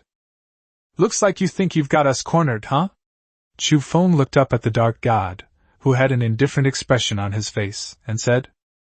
The reason he could speak so calmly was because of a prompt that appeared in his mind. An anomaly has occurred and is being corrected. The deity's state is abnormal, and is in the process of returning to its initial state. The current state is that of an initial god, posing a significant threat to lords, and its level forcibly suppresses the mid-level mythology. With permissions granted, the hosts can forego the day's rewards at any time and return to their own territory. Soul host weapon discovered, Sword of Victory contract. Although Erebus was once a god, he is now merely a heart of what he once was, or even just the heart of one of the bodies. How much power can it inherit? It's important to understand that even gods are divided into multiple classes. Upper, middle, and lower positions. Moreover, there are gods above them. Although he is still a god, he is not as powerful as before. The prompts from the words in my mind appeared. The entire space changed once again. The land that had been engulfing them returned to its original state. Erebus himself also showed a look of astonishment, and cried out in terror towards the void. What exactly are you? Am I orchestrating all of this, or are you pulling the strings behind the scenes? Do you think you can control everything? I am God! Chapter 159 An Indescribable and Eerie Power. Chapter 159 An Ineffable and Bizarre Power. Erebus felt as if the energy within his body was bound by some law, causing him to drop directly from the level of a god to the level of a myth. This reminded him of the mysterious power that appeared when Horus's arm was cut off. I just never expected it to affect me again. He absolutely refuses to believe it's a coincidence. The quest begins. Defeat Erebus to obtain the heart of God. This voice was different from the previous one. It was a notification sound in Chu Feng's mind. This moment. The official rules of the game have finally emerged. Looks like we need to be even more powerful. Chu Feng looked at the dark god who had fallen into madness and finally breathed a sigh of relief. That's still fine.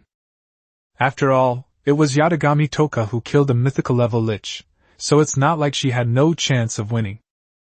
It can only be said that the mastermind behind bringing him into this world is far more powerful than he imagined.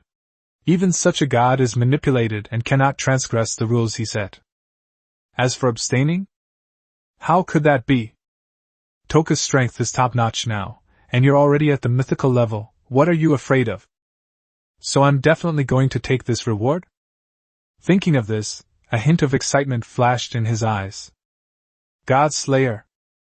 You don't think I'm the same kind of being as the lich before, do you? Erebus laughed angrily. Although I don't know where this power comes from, it must be related to these mysterious lords. I cannot resist this force. However, as a fellow mythical being, I am certainly not comparable to that lich. They even dared to try to steal his divine heart. It's utterly ridiculous. He has no interest in investigating the reasons behind the current outcome, or rather, he lacks the power to do so. Therefore, we can only proceed according to the other party's rules. The hint he received was that killing the last lord would grant him liberation. However, things didn't go as planned. Because against Toka Yatagami, who is currently at her strongest, she can arm wrestle with anyone who isn't a god. The two fought so fiercely that they shattered the entire space, a far cry from their battle with the lich. Neither side completely dominated the other, on the contrary, they appeared to be evenly matched. If Chu Feng had the chance at this moment, he would definitely say, I'm evenly matched with the gods. 3 hours later. Yatagami Toka unleashed her signature dual sword technique, cleaving Erebus in two. He opened his eyes wide and kept opening his mouth at Chu Feng, but he never said a word. At that moment, light shone down from the sky, and the entire space began to shake, as if it would collapse and be destroyed in the next second. Chu Feng looked at the heart in his hand, which had returned to the size of an ordinary human's. How should I use this thing? He must have known that the Dark God's level had been compressed to the mythical level, but Pilt didn't. Now. He stared at the scene before him, utterly dumbfounded and shocked. Has this been the slaying of a god? He, who was originally unruly, was now truly convinced. Thinking back on his previous arrogance, he couldn't help but smile bitterly. Taking on this task is practically suicide for me. He walked up to Chu Feng and bowed deeply. Thank you so much for saving my life. Please let me know if you ever need anything in the future.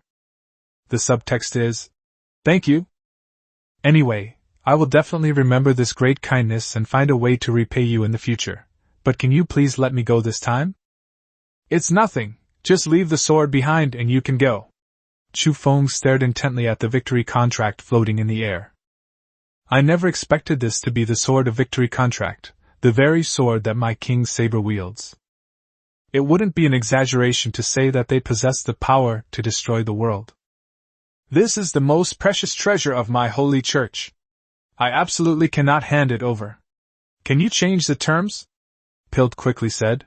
Furthermore, this weapon has its own consciousness and is not controlled by me. You should be able to see that even when I was fighting so fiercely, it was just floating to the side and did not exert any power. I never expected that everything would go so far as to exceed our plans. Originally, they thought that eliminating the lich would be enough, with the help of the holy sword. However, they did not expect that not only was the lich no match for them, but the lich died at the hands of the elf before they could use their last means. Even deities appeared. Do you think you have a choice? Stay or die? Chu Feng said coldly. Are you trying to drive me to the brink? Aren't you afraid I'll do something desperate? Pirt's tone gradually turned hostile, and the strange runes on his body began to ripple again. He was truly prepared to fight to the death, unleashing the evil sealed within his body. This is his last resort to fight against, or even destroy mythical beings. A short segment of the ineffable power of living beings. In other words, it is the remains of the Cthulhu race. Chu Feng felt his hair stand on end, his thoughts completely out of control, as if he were about to go insane in the next second. Master, I feel something is wrong. Yatagami Toka was also close to him at this moment, her hands holding the two swords trembling slightly, and her breathing became rapid.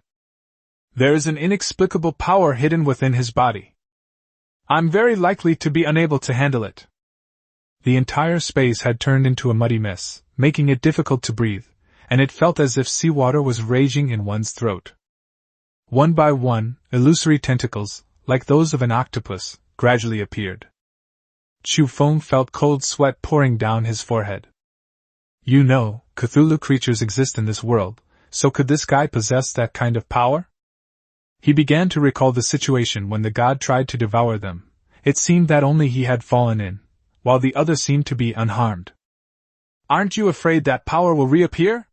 Chu Feng's eyes darted around, and he feigned composure as he said, Or do you believe that the power within you is above that of a god? It naturally didn't want to give up this sword, but it was also wary of this mysterious power, so it had no choice but to try to borrow the tiger's power. Chapter 160 My King Saber. Artoria Pendragon. Chapter 160 My King Saber. Artoria Pendragon. This indescribable fear truly comes from the depths of my soul. Unlike elemental magic, which can only be described as an individual's energy level, Cthulhu's bizarre and ineffable power transcends all language. You! Piltover's face turned grim. Certainly. He was deeply grateful to Chu Feng for allowing him to survive, but it wasn't enough for him to hand over the Sword of Victory contract.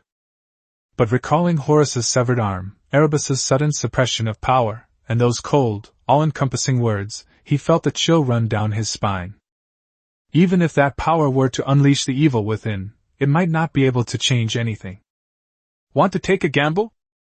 Chu Feng grinned, his entire body relaxed as he spread his arms, appearing calm and in complete control. You've seen everything. This is our Lord's strongest power, and the reason why we've been able to grow so rapidly. You don't think I'm called the strongest Lord just because of my followers, do you? Yes, it is indeed because of family members. All of the above is just me bragging, but you'd better take it seriously, otherwise, you can expect me to come after you. As the saying goes, it's not the thief you should fear, but the one who has his eye on you. I hope you can make the right judgment. Ha ha! Pilt's eyes darted around, and he laughed. How could I? I see that Lord Kundi is a handsome and talented man, and you are an outstanding individual. Moreover, you have saved my life. How could I refuse you? Take a gamble? There's no way I'd take a gamble. If we lose, not only will we lose the Holy Sword, but all the effort we've put in to get to this point will be for nothing. Besides, do you think the Holy Sword is so easy to get? But this is not a decision I can make. The reason why the Holy Sword is so important to us is not only because it contains great power, but also because it has its own thoughts. Pilt pointed to the Sword of Victory Pact, a helpless look on his face. If you can gain its approval, I have nothing to say. Actually, he had his own agenda. The Holy Sword has been passed down within their religion for hundreds of years, but no one has ever truly mastered it. Whether they are the chosen ones of heaven or peerless powerhouses who have ascended to mythology, they have all tried to control this Holy Sword, which is capable of destroying the world, but without exception, they have all been rejected. Therefore, they have always nurtured it by sealing it away, only calling it out to fight when needed. Rather than saying that the Holy Church possessed the sword, it would be more accurate to say that the two had a cooperative relationship. This is why, after careful consideration, he decided to relinquish the Holy Sword. That means, you can take it. You can't take it away anyway. Chu Feng stared at the sword, pondered for a moment, and then said, Then I shall accept it without hesitation. Are you sure I can't take it away? But we should try no matter what. I'll type 2 words. We walked through it step by step. But something happened that completely surprised Piltover. The Holy Sword slowly descended, standing there right in front of Chu Feng. His eyes widened in shock. This How could someone react like that to a stranger? This guy is not a member of our holy church, nor is he a saint or a bishop. Even if the Pope himself were to appear, he couldn't make much of a fuss with this unruly holy sword unless there was a deal involved. At the same time, his heart tightened, and he became uneasy. I silently told myself it was impossible, absolutely impossible, it was just a coincidence. To others, Chu Feng might have only been facing a sword, and they could see his expression gradually change, from calm and composed to shocked, and then to affectionate. That's right, because the scene from his perspective is completely different from others. What he saw was not a sword, but Artoria Pendragon. She wore a golden crown and a blue dress with white trim, covered by silver armor with blue patterns. Her legs were clad in pure white trousers, and her feet and hands were completely covered by thick silver armor, making her appear majestic, imposing, and powerful. And he was wearing a thick cloak. The aura of a king is overwhelming. Our king closed his eyes, crossed his hands in front of him, and placed them on the hilt of the sword of victory pact. She had snow-white skin, long, flowing golden hair, and a beautiful face that didn't need any makeup. Beauty, majesty, power, and elegance permeate her entire being. Behind her, countless heroic spirits could be seen kneeling in worship, clad in armor, yet all possessing unwavering gazes. The surrounding area was filled with the smoke of battle, and you could even hear the shouts of fighting, as if you were on the battlefield. A gentle breeze was blowing. Artoria's hair swayed across her face, revealing the mottled bloodstains that had been concealed. O one from another world, softly call upon the name of my king. She will pick up the blade that shattered the world and embark on the path of conquest once more. A soft voice sounded in his ear. This pulled Chu Feng, who was still immersed in the smoke and fire of war, back from the scene. No way, really? Am I going to get my hands on the Saber King? He rubbed his eyes hard to make sure what he was seeing was real, and uttered the name of the saber. Artoria Pendragon. Come out here! I'm incredibly excited. The fact that they could assimilate vampires and transform them into elven followers was already shocking enough. I never expected to encounter the legendary Sword of Victory this time, and even be able to awaken Saber. This is just too awesome. Artoria Pendragon? The king of the hairy hair? Pilt was completely bewildered by what he was saying. The one in front seems to be a name, but what is this? King of the hair. What does it have to do with the holy sword? But I've never heard of it. Especially seeing Chu Feng's strange expression, one could only feel that this lord seemed to be a little mentally unstable. The way he looked at a sword with such deep affection was truly unsettling. But something even more alarming happened. The holy sword slowly hovered in the air, as if being dragged by some force, and then flew to Chu Feng's side. No way! How is this possible? Pilt was shocked, staring at the holy sword in disbelief, muttering, Impossible, absolutely impossible, this can't be real. So many years. Countless powerful figures and geniuses have come into contact with this sword, yet it has not attracted the slightest attention. He never expected to be conquered by a lord from another world today. It was something he simply couldn't believe. But the reality is cruel. Chu Feng gently stroked the Sword of Victory contract. I'll reluctantly accept it. If there's nothing else, you can leave. Discovered heroic spirit, Artoria Pendragon. Convertible. Required conditions, 3 million cores, including the ability to awaken the true victory contract sword. This range is simply outrageous. I've only managed to get a little over 2 million, and I haven't even built a planetary ship yet. We'll have to take a long-term approach. But we can accept the sword for now. It seems it will be a while before Saber comes out. Yes. He can recruit Artoria as his familiar in the form of an elf, but the prerequisite is that a mythical level of power must be used to guide the transformation and nurturing.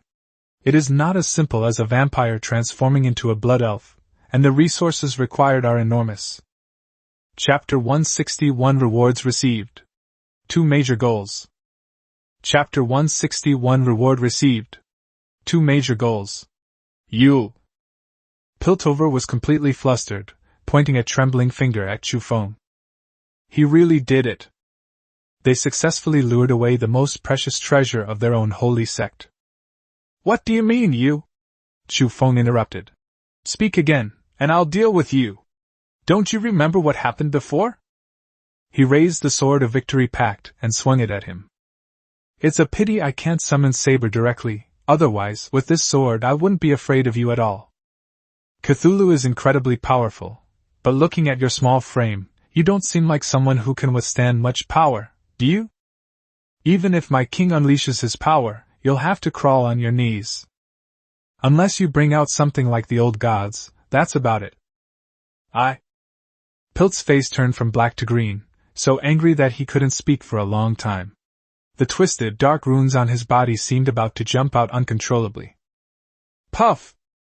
He spat out a mouthful of blood several meters away, and quite a lot of it, staining a large area of the ground red. All I can say is that this guy's physical abilities are indeed very strong. Most people would probably be dead by now, but he was still glaring at Chu Feng. Then he put on a long robe and wrapped himself up. Golden patterns appeared on his robe, which seemed to be something like a sealing spell. He walked shakily toward the black hole that was being teleported. This time, we lost both our wife and our army. Not only did they fail to obtain the heart of God, they also gave away the Holy Church's most precious treasure to others. But this information is more important than my own death. Artoria Pendragon and Saber, this is the spell to activate the Holy Sword. Perhaps there will be a chance to take it back in the future. Call! Chu Feng pointed to the sweat on his forehead and let out a long sigh. We finally managed to get away with it. It seems that Restia and the others' training wasn't in vain. But no one helped wipe his sweat all day. Turning his head, he saw Yatagami Toka staring at him with wide, innocent eyes that were clear and pure yet tinged with a hint of naivety. Master, what's wrong? It's nothing. Chu Feng waved his hand. Forget it, how could a dog have any sense of propriety? Self-reliance leads to abundance. He wiped away the sweat. The mission has been successfully completed. Based on the recent probability of spawning Spirit Familius, it's estimated that it will be difficult to get any. The main targets should be the planet ship and the transformed saber. Looking at the entire space again, it gradually became more stable from its original state of shaking and about to collapse. However, there were several huge holes in the sky, filled with pitch blackness mixed with twisted deep purple energy. Can this place be put to use? It doesn't look very reliable, it looks like a dilapidated building, but if it can be repaired, or if it can be firmly controlled by some means, then it would be a good base.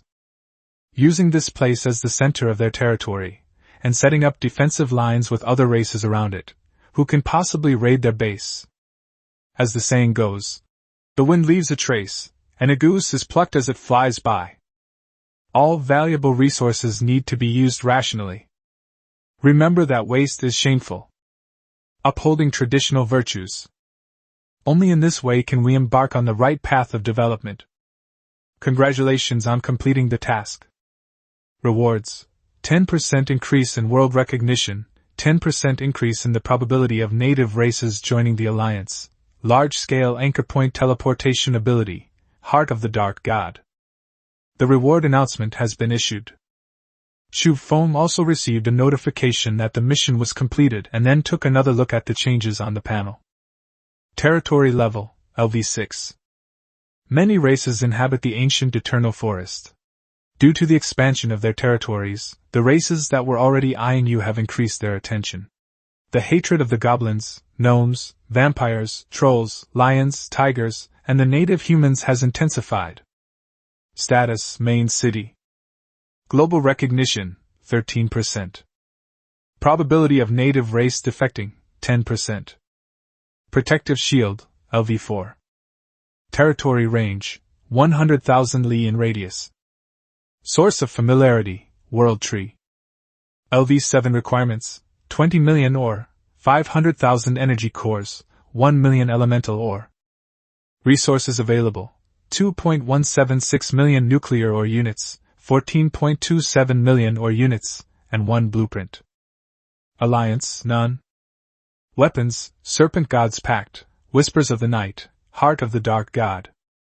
With both probabilities increased significantly, the combat strength on the outskirts of the territory may have a chance to increase considerably, since the elven familiars are still considered elite troops. As for the placement of large anchor points, it can be combined with the permissions for assisting in battle. This expands the scope of the attack to almost the entire creation continent, making it an absolute strategic item. The Heart of the Dark God is also a weapon. Chu Feng looked at the heart in his hand. The heart was now the size of a normal organ, with dark golden blood flowing within the black crystal. It had completely lost its previous evil aura and instead resembled a dark work of art. Name: Heart of the Dark God. Quality: lower god level. Types: items, weapons. Description: the heart of one of the bodies of Erebus, a god shrouded in darkness and wielding endless depravity, was lost during a failed attempt to reclaim his chance to return to the mortal realm. It can increase the probability of dark attribute races ascending to godhood, and contains the power of the dark rules. When detonated, it is equivalent to a full-force attack from a lower-level god. After reading the description, Chu Feng suddenly realized. So it's a one-time use item and a self-destruct device. This announcement was also spread throughout the communication space to all the lords. As expected, Kundi's dad finally achieved his victory. No surprises. If anyone can be considered invincible in terms of words, it's Kundi. I don't believe a word of what anyone says about me, Kundi, suffering a major loss of strength, or losing a large number of followers. How many lords descended upon the Eternal Forest this time? Even the top lords didn't run away in disgrace. As expected of the strongest lord, he can't squeeze out a single drop of water. Chapter 162 Everyone Strives for Excellence. Chapter 162 Everyone Strives for Excellence. Yiruo wasn't surprised at all by the appearance of the announcement, but felt increasingly powerless. They're both lords, so can the difference really be that great? She turned to look at the Thunder Titan, who was covered in wounds, with a look of guilt in her eyes, and said softly, "This is not your fault. We still have a chance. She has reached the epic level, and you also have the ability to fight beyond your level. You are no weaker than her elven companions." In terms of strength, Thunder Titan is fully capable of contending with epic-level opponents, but it is not enough against mythical-level opponents who are currently on the path to godhood. However, that guy was calmer than I thought. He knew from the beginning that he was no match for the Lich, which is why he targeted his own people, or rather, potential enemies, only making his move after they reached epic level. That's right. After all, it is perfectly normal for lords to fight each other. Master, Thunder Titan stopped halfway through his sentence. I want to go and conquer the Hornbill clan. That was a group of magical beasts with a large number of monarch-level and legendary-level creatures, possessing feathers and crests as hard as steel, capable of easily tearing through the claws of enemies, and moving at extremely high speed. They are also a troublesome enemy they have recently discovered. Because there are so many high-level ones, there might be losses if we try to eliminate them all at once. This time, Yiruo was almost in danger, which is an insult to the name of Titan. If Thunder Titan can be promoted to epic level, it can also defeat mythic level. Therefore, he was determined to break through his level even at the cost of his life. Go ahead, but don't die in there. I believe in you. Yiruo nodded. The Titan race possesses boundless potential, with the Thunder Titan being the most outstanding among them, but it cannot be unleashed without pressure. At that time, other alien Titans can be dispatched to secretly provide protection. Yes, Master! Half an hour later. The journey was filled with howling winds, accompanied by lightning and gales. The deep blue thunder dragon mingled with a large flock of hornbill monsters. Crimson blood splattered. The roars were incessant. Countless feathers were scattered on the ground, shimmering like jewels, and the broken parts resembled broken swords, stained with specks of blood. The experience points are also constantly increasing. The other Titans stood guard in the distance, watching their leader mercilessly slaughter others. They knew that accompanying their master on this mission had not gone smoothly, and they were also thinking about leveling up as soon as possible. Twilight Forest. Hundreds of five-colored dragons spread their wings and flew, their countless breaths washing over the earth, turning all creatures below the legendary level into charcoal. Kill them all! Level me up as fast as possible! Li Hao's face was contorted with rage. He jumped off the dragon's back with his sword in hand, letting his blood splatter even as he was injured. When things got tough, he gritted his teeth and drank a potion of elemental energy. Yes, I am not as good as you, but I will definitely not do this next time. I will become stronger and stronger. I originally thought that if we met in real life, the gap between me and Kundi wouldn't be that big. And what was the result? Under the Lich's attack, his brain seemed to shut down, leaving him standing there like a clown, and finally he slunk away, giving up. If he can do it, why can't I? If his subordinates hadn't been able to advance to the epic level, he might have died, but at least he should have tried to find a way instead of just standing there stupidly. Li Hao's mindset has changed this time, although his personality remains eccentric. That's right. He has grown up. The City of the Dead. Bikini Bottom. Shadow Courtyard. All the lords who participated in this event were more or less aware of the gap between themselves and Kundi, whether in terms of strength, experience, or even their own mindset. They all took action. If we don't do this, the gap between us and Kundi will only widen.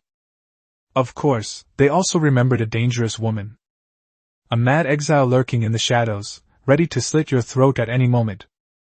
Because so far, no exile has ever done what she did, or even dared to assassinate a mythical lich. If you can't be friends, then don't offend them. But if a conflict really breaks out, you must strike decisively. Otherwise, I won't be able to sleep well if someone like that keeps thinking about me. Pilt emerged from the dark god space and was teleported to the depths of the eternal forest, but the strange energy remaining on his body kept the magical beasts at bay, preventing them from approaching. His youthful face was now deathly pale. How am I supposed to explain this to the Pope? The holy sword was lost. The information it contained was certainly important, but it was still lost, that's a fact. Oh, isn't this His Excellency the Bishop? A voice suddenly appeared. Pilt turned his head and saw a carefree young man in his line of sight, with dozens of legendary, heavily armored earth dragons with dragon blood behind him. Even though it was severely injured, it was still not something these lizards could bully. He ripped off his robe, the runes on his body twisting and turning, a faint black mist swirling around him, and said in a deep voice, "Besides Kundi, do you even deserve to fight me? It's not that unparalleled power. With Cthulhu's power, even a fragment would be enough." No! You're overthinking it. I have no intention of attacking you. Wang Dode quickly waved his hand and said, "Put them on quickly, otherwise you and your brother will catch a cold, and I will be in big trouble." Kundi, right? That's what I got, now I'm the #1 lord. With so many legendary family members, who can stop them? However, now is not the time to shock everyone, because I don't know how Kundi will become after obtaining the Heart of God, so I need to make some more arrangements. He thought to himself with smug satisfaction. Just wait. Watch as I take down Kundi. Indeed, with your shifty-eyed look you don't seem like someone important. So tell me, what do you want? Peart raised an eyebrow and asked. My appearance should be random, so how did you know? And my identity, since we've definitely never met before. He then voiced his question. Hee. Wang Dode forced a smile with a dark expression. I'm here to help you. I've worked with your holy maiden before, and I provided a lot of information. Your location was also told to me by the holy maiden. It seems things didn't go well for you this time? But I have some very important news to tell you. Once we know this news, getting rid of Kundi will be no problem at all. Oh shit. If it weren't for those little tadpoles swimming around on your body, I would have killed you already. Your whole family has shifty eyes. You're not a star. Chapter 163 Kurumi Tokisaki's Little Trick. The Wall Slam Fails. Chapter 163 Kurumi Tokisaki's Little Trick. The Wall Slam Fails. What news? Pilt looked at the Lord with some suspicion, but did not doubt what the other man said. It also comes to mind what Kellyville said before. She had allied with a lord and had a plan, but it seems to have failed. The traitor certainly fits this carefree and irresponsible image. After all, wherever there are people, there will be conflict. If everyone were united, the creation continent would have been unified by the human race long ago. Don't be in such a hurry. I just want to know what benefits I can get if I tell you. Wang Dode rubbed his hands together, revealing a shameless smile. As you know, it's not easy for us lords who have descended to the creation continent. We may face death at any time. We have neither strength nor power. Holy maiden, please don't accuse me of being greedy. You're helping me, but I still need to get the benefits I'm entitled to. That's right. The reason he had so many followers who reached the legendary level was because of Kelly Villa's help. If it really matches what you said, you can get rid of Kundi, and I won't treat you unfairly. Peart sneered. But if it's fake, I guarantee you won't have a good ending. Although he may seem unreliable, sometimes you really have to rely on such a traitor. This kind of person is willing to betray anyone for their own selfish gain. As long as there are benefits to be gained, they won't even blink an eye, let alone unrelated lords or their own blood relatives. Ha ha! Your Excellency, what are you saying? I'm known as the honest and trustworthy young man. How could I possibly lie to you? Wang Dode patted his chest and said, Don't worry, I just want an equal exchange. He burst out laughing at Piltover's expression. They probably suffered a loss at Kundi's hands, otherwise they wouldn't have said such a thing. I'm determined to have you this time. The two began a deal. All the Lord's information was exposed to the local forces of the Genesis continent. All the information Chu Feng has revealed so far is known to Piltover. The number of legendary familiars, the exact location of their source, and all their deeds from the moment they first shocked all the lords. Kurumi Tokisaki stared intently at Toki Yatagami, her face expressionless. Is it epic? Reztia nodded and said, Yes, your slime seems a bit redundant, and besides, it's not even as big as her. Shut up. I'm telling the truth. Besides, will you be able to stay with your master in similar situations in the future? Then they both fell silent. That's true. This time it was obviously very dangerous. Toka must have had a lot of enemies to break through to the epic level. Even if she was just a little short of experience to level up, it wouldn't be enough to just take a few monsters. Rezdia turned her head and asked, What do you mean? If this continues, Toka will monopolize the master's attention. Of course, it cannot be ruled out that she might be trying to incite hatred. Snort. Kurumi Tokisaki snorted. So what? I'm confident in my charm. But your master probably doesn't like your little tricks. The owner seems to have a particular fondness for Toka, liking her for her innocent nature. So she didn't use any tricks or schemes. No way. Reztia touched her cherry-like lips, placed them on the lips, and said with wide eyes, Haven't you kissed Master yet? I've slept with Master before. No way? No way? You've worked so hard to level up all this time, and you haven't received any rewards at all. She then described the situation of resting with Chu Feng at that time. His face was full of smugness. Yeah? Kurumi's face darkened. I've been scammed. A woman who isn't a little aloof won't stand a chance. The future is something we must take control of ourselves. That night, Chu Feng finished washing up and was about to return to his room when he noticed that this time the toilet was different from before. It had a faint, intoxicating fragrance. This scent. Close your eyes and take a gentle sniff. After a moment's thought, he said, Kurumi, is that you? The saying goes, one can recognize a beauty by her fragrance. Now I can say that I spend every day with different girls, and they all have their own unique scents. Kurumi's body scent is also different from the others. Let's take perfume as an example. The top notes are youthful and elegant. The middle notes are intoxicatingly alluring. The base notes are a complex and irresistible fragrance that will drive your hormones wild. Master, there are cockroaches in my room today. Can I sleep here with you? Kurumi asked, wearing a yukata, her hair still damp with moisture, her exposed shoulders revealing incredibly fair skin. Seeing Chu Feng's unwavering gaze, she felt quite smug. Pure? It's worthless compared to sexiness. Unfortunately. Chu Feng hesitated for a moment before replying. Okay, you sleep in my room, and I'll sleep in yours. Cockroach? Who are you trying to fool? But you haven't reached maturity yet, otherwise Kurumi, you'd be setting yourself on fire. Yes. Because Tokisaki Kurumi's current figure is still too girlish, looking like a middle school student, Chu Feng wouldn't feel guilty if she were an adult. Owner! He pushed her against the wall, looked up at Chu Feng, stood on tiptoe, raised his head, and his eyes were full of alluring moisture. Once. Twice. 3 times. The attempt to forcefully pin the owner against the wall failed. A young man over 1.8 meters tall and Kurumi, who was just over 1.5 meters tall, simply couldn't reach him.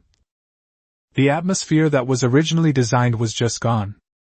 Then look at Chu Feng's face, which is almost twitching from trying to suppress his laughter. Don't you know how to humble yourself? The girl is being so proactive.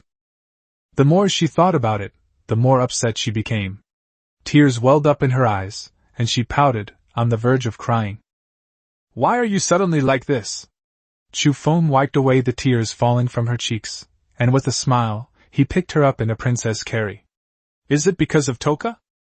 Feeling the warmth of the embrace, Kurumi felt somewhat at a loss, because this was not part of the original plan, and she was especially embarrassed that her little scheme had been seen through at a glance. All those carefully prepared tricks were thrown to the back of their minds. I just felt my heart racing. Otherwise, why would you be acting so strangely? Chu Feng said while holding her. Why don't you just rest here? I'll stay with you, okay? It seems I haven't been paying enough attention to Kurumi. Moreover, her personality may seem independent, arrogant, or even cunning, but it is actually a manifestation of her sensitivity. Chapter 164 Master. So this is your taste.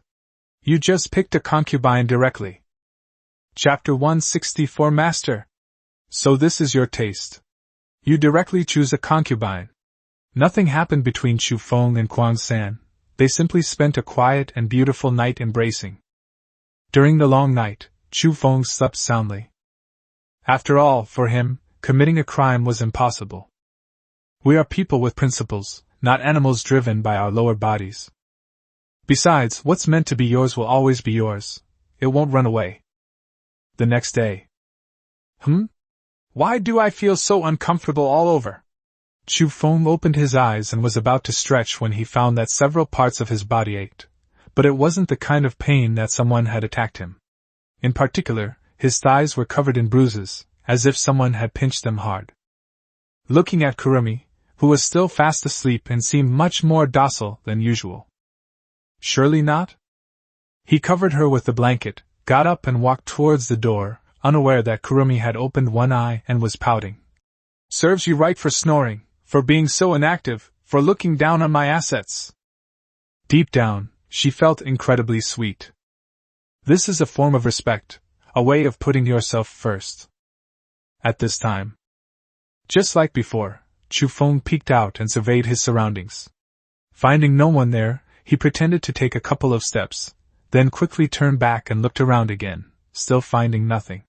Phew! This time we don't need to. Reztia reappeared behind him like a ghost, her face unusually gloomy, emitting a low, slightly shrill laugh, as if her throat had been choked. Nothing is needed? Asuna was just like her. I see you're having a lot of fun, but you also look very tired. Kurumi should be stronger than Toka. After all, their levels and strength in this area are different. I originally thought I would be next. Tyron nodded in agreement, then said meaningfully, I didn't expect that you, Master, also have this kind of taste. I used to think it was because I wasn't sexy enough, but it turns out it's because I wasn't young enough. In the end, she still lost to Kurumi. Amelia also looked at Chu Feng with a forced smile, her arms crossed over her chest, her posture very dignified. Everyone's eyes started to look strange. So this is what kind of owner you are? Chu Feng said with a dark face. What nonsense are you talking about? What hardship? It's like I ate her yesterday. I haven't done anything right, have I? What do you think of this? What kind of looks are those of you? Oh. I understand. Nothing was done. The group spoke in unison, their eyes and tones perfectly in sync, indicating that they were watching you perform all by yourself. You. Chu Feng couldn't finish his sentence. Kurumi tormented me while I was sleeping, not what you think. But now it seems there's no need to explain. It's like mud falling into your crotch. It's either something or something. That's right. Chu Feng didn't pretend, straightened his back, and pointed at Tyron. Tomorrow you. Then he pointed at Asuna. The day after tomorrow. Amelia followed. The day after tomorrow. They were all stunned by what Chu Feng said, and then they blushed and lowered their heads in silence, not knowing whether they were looking at his toes or if his fingers were more interesting. Finally, Chu Feng turned to look at Restia. And then, seeing the expectation in her eyes and the way she cupped her face in her hands, he paused, saying, Put it aside for now. I reckon you're the one who brought them. The other girls are all very well behaved, none of them are always loitering outside my room. But whenever something happens, you're always there, and that'll make things exactly as you wish. Absolutely impossible. Me? Why can't I do it? Restia was so angry that her face turned as red as a train, and smoke billowed from her forehead. She walked up to him and questioned him. Chu Feng ignored them and said to the crowd, Stop talking. If there are any objections, then cancel it. The minority shall obey the majority. Raise your hand if you have any objections. Then. No one raised their hand except for Restia. She was the only one who raised her little hand, jumped up in anger, and then looked at her apologetically. As the saying goes, better to die a friend than a poor monk. You. Restia's face, which had been flushed with anxiety, quickly returned to normal. She smiled and bowed slightly, saying, Yes, I will follow Master's instructions. Okay. I'll listen to you. Don't let me catch you. You wait. Well. Chu Feng felt a chill run down his spine when he saw her expression. Could it be that Restia had some wicked idea she wanted to use against him? The Atherid Empire. The main urban area has a unique cluster of buildings. In front of the main building, which has a Western European style, a tall sculpture stands in the center of the park-like entrance. Several pairs of wings surround a naked, muscular man who holds a scepter aloft. He is their great god of light. Guards were stationed in all directions, their bodies completely covered in armor, with only their eyes showing, and they held long spears. You're saying that Artoria Pendragon, Saber, is the incantation to activate the holy sword? The Pope's white beard trembled, his grip on his scepter tightened, and he hurriedly pressed forward. Then the holy sword can now be used by us. Take it out now! I never expected this. I can witness the true power of the holy sword in my lifetime. You must know that for countless years, countless geniuses and mythical beings have never been able to wield the holy sword. It's been so many years. If its power can be utilized then. But that Kundi stole the holy sword. Before the Pope could even finish his internal monologue, he was doused with a bucket of cold water, a truly chilling kind. His flushed face turned black, then green, and finally a deep, ashen blue. Gritting his teeth, he lowered his head to meet Peter's gaze and asked, word by word, Are you telling the truth? The holy sword has been unsealed and fallen into someone else's hands. The most powerful artifact of the other empire, a treasure passed down for thousands of years in the Holy Church, is gone just like that. Moreover, he is a lord from another race. If this gets out, the Holy Church will become a laughingstock. Most importantly, it could become the weapon that cuts off his own head, making him extremely angry. However, looking at Pilt, who was bowing his head and accepting his fate, he knew that it was definitely not his fault, so he continued to ask. Tell me, what exactly happened?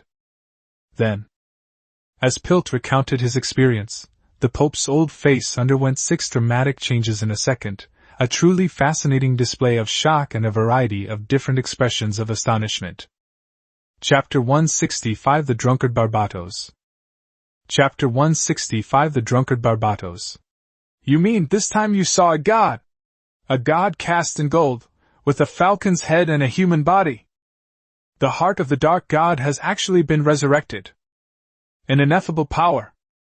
The Pope paced back and forth, his expression never wavering, muttering to himself from time to time.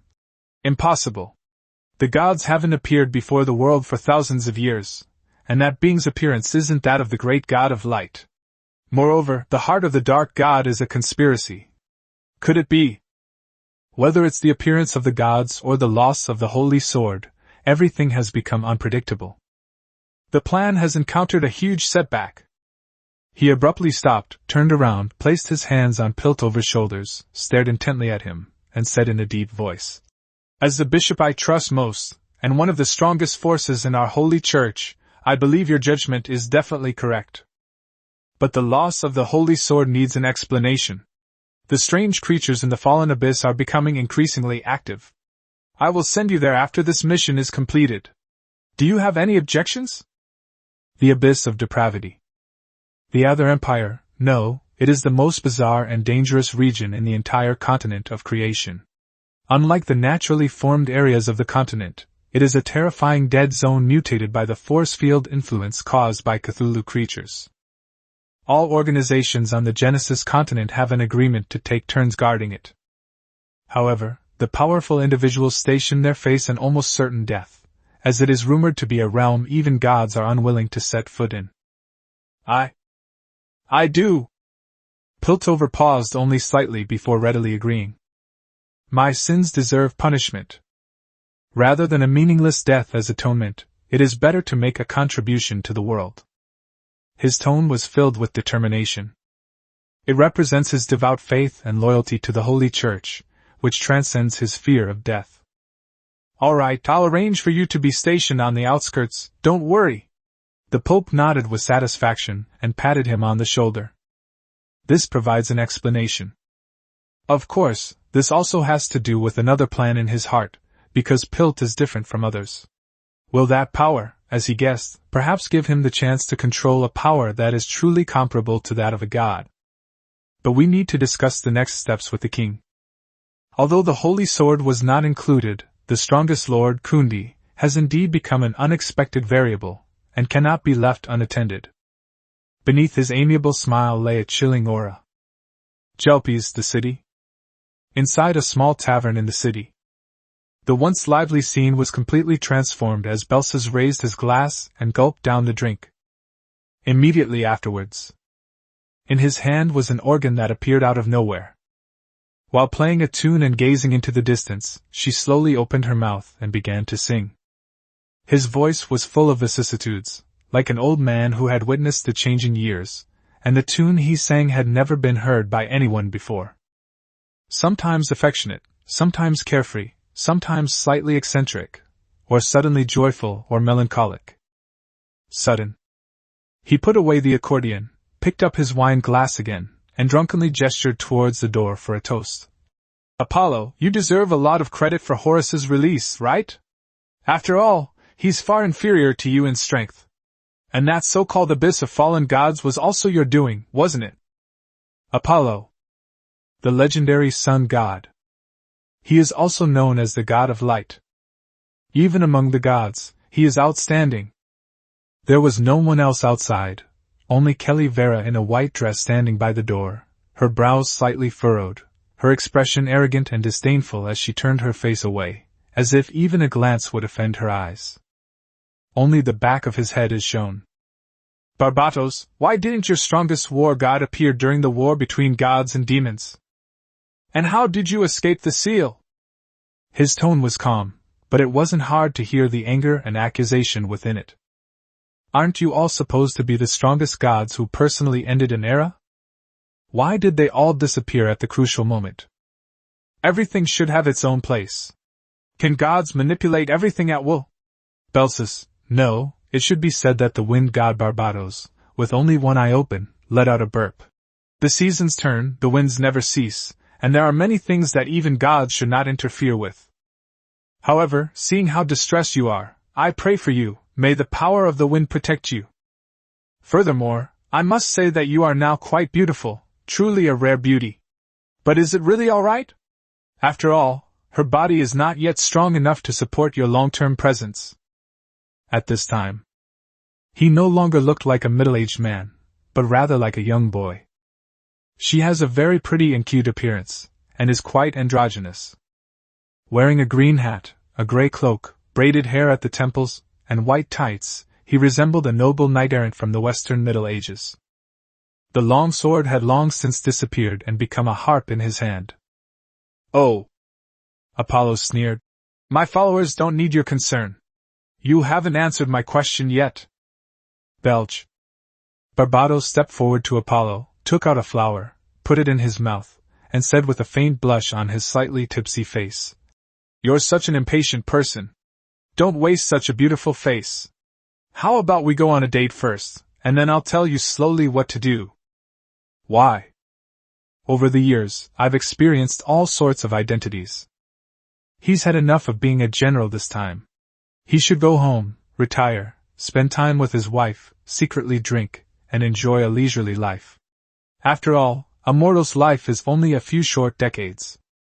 As expected of the free-spirited wind god, he acts so freely, even when the other party is Apollo, who is also a god. Apollo's expression remained aloof, his pupils were entirely golden, and dark gold patterns appeared beneath his snow-white skin as he stared at Barbatos. "Ugh, how boring. If you guys were here, I definitely wouldn't be this comfortable. I'd better just stay put." Barbatos waved his hand, casually touched Kellyville's cheek, sniffed it with a smug look, then spread his wings and took off, disappearing in the blink of an eye, leaving only his faint echo. "You can handle the rest. After all, you are a saintess, and I am just a lowly general. I believe you can definitely handle it. As for why I wasn't sealed away, I'm not telling you." Apollo was shivering with cold. Damn alcoholic. None of those gods are normal. "It doesn't matter, I just hope these guys don't get in my way. I will definitely master the secrets of the creation continent, and when that time comes, my divine status will surpass my father's." Chapter 166 Barbatos Comes Knocking. Chapter 166 Barbatos Comes Knocking. From the conversation between Apollo and Barbatos, it is not difficult to see that there are different factions among the gods, and Barbatos, as the god of wind, does not seem to be simple. In particular, it also mentioned the strongest martial god. The fact that even the proud Apollo addressed him in such a way is enough to prove the immense power of this god. Apollo naturally took care of the mess left behind by Belsa's. No, it should be said that Barbatos, since he didn't want any turmoil to occur in the city of Jelbes, as this guy seemed to have quite a bit of influence here. "Yes, holy maiden, we will inform the imperial military." The knight bowed respectfully, turned and walked towards the door to complete his mission, to report on General Belsa's situation. The temple and the Assal Empire are already allies, and as the third in command of the temple, handling such matters is not difficult. All he needs to do is provide a reasonable and convincing reason. "The eternal and indestructible divine authority, do you also want a share of it?" Apollo, who was possessing Calivia's body, frowned and muttered to himself. "A weak body can't hold on for long, but there will be another chance when she recovers." Suddenly, a golden light flashed across his face, and his originally dark gold pupils gradually returned to their azure blue. She covered her forehead, frowned, and her tone returned to that of a charming saint. "What's wrong with me? Aren't you praying in front of the idol?" Her memory was still stuck on the time when she activated the sword of Excalibur and seized the heart of the dark god. She was very confused about the current situation. "Lost lamb, I know everything about you, but all of this is under the guidance of my great god of light. You only need to follow the faith in your heart, move towards the dawn of hope, and let the seeds of faith spread throughout the entire continent of creation. If you reach the mythical level, you will have a chance to have me descend upon you." Apollo's voice appeared in her mind. Great god of light. Kellyville's heart pounded wildly. So these were all the omnipotent god of light. Naturally, she would not question her faith, especially since no miracles had occurred for so many years. It was an unparalleled honor to have one happen to her. None of that matters. She knelt on the ground devoutly, praying with her hands. Thank you for the guidance of the great light God.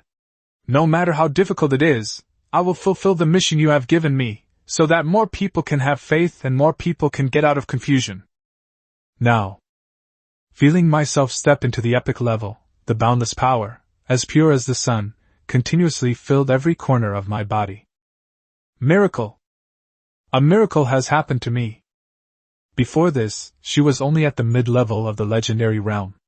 Her aptitude was quite good, but without any opportunities, she didn't know how long it would take to reach the epic level. Furthermore, Kelly Vera even believes he can reach the legendary level. Unwavering. Because this was said by the great God of light, and anything said by a deity is definitely true. This is mainly because Apollo cannot remain in this body for an extended period of time. Even the consciousness of a god is beyond the capacity of ordinary people to withstand, much like a two-dimensional being trying to withstand the power of a three-dimensional being, even if it is weakened many times over. This is the absolute difference between living organisms. Therefore, her body did indeed change, breaking through its original limits, and her energy became increasingly pure, intense, and radiant. Certainly. It was a choice made out of necessity, as the requirements for the body that was to be born were too demanding in every aspect. First and foremost, he possesses outstanding talent at a young age. Secondly, there is absolute faith. As for the rest of the Holy Church, with no miracles occurring for so long, some of them have quietly changed their hearts. Their faith is no longer just simple faith, but rather a desire for power. That's why I chose Kellyville. This saint represents compassion and has a genuine desire to save the world. The emergence of this mission served as a wake-up call for all the lords, revealing that Kundi's strength far surpassed that of the others. They were acutely aware of the gap between monarch level and legendary level, let alone epic level. To be honest, this gap makes me feel suffocated. Sometimes giving up is also an option. A lord doesn't necessarily have to compete with Kundi. It can also be the foundation for our survival. Indeed, I feel the same way. Now I'm much more relaxed by simply observing the battles between the big shots and giving up. Just don't argue. Are you just giving up like this?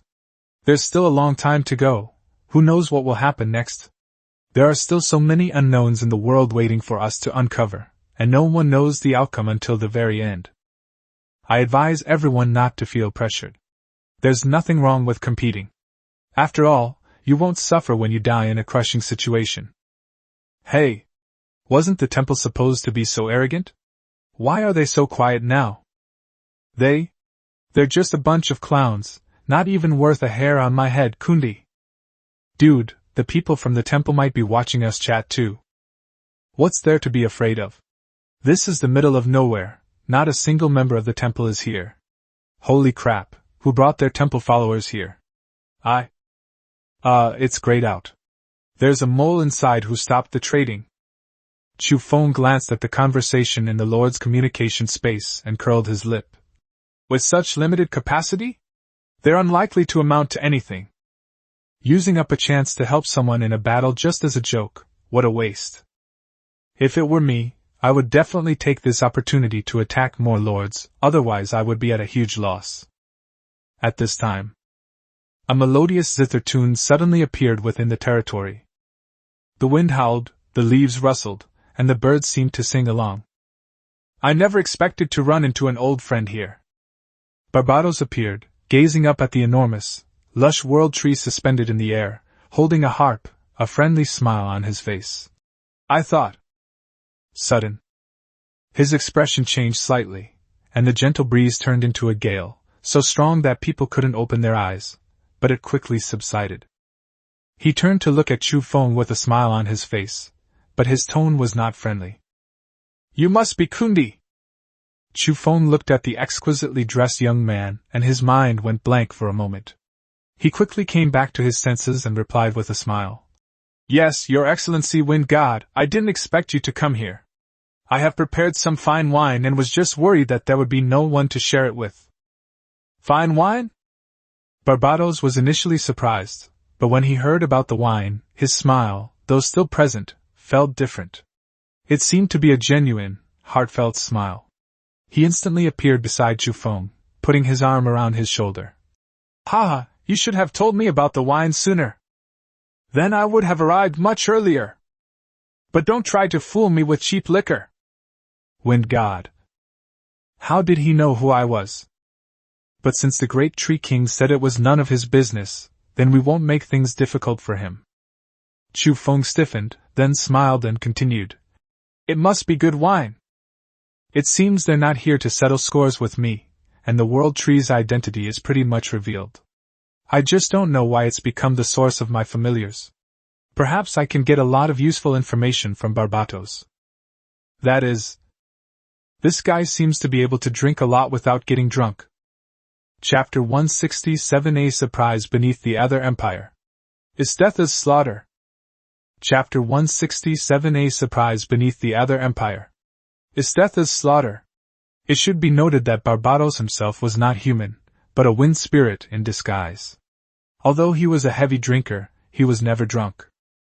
Thinking of this, Chufeng's heart stirred. A wind spirit?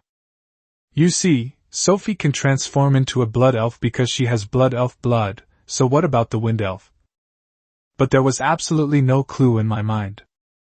It seems there are still level restrictions. After all, the other party's identity is now the wind god.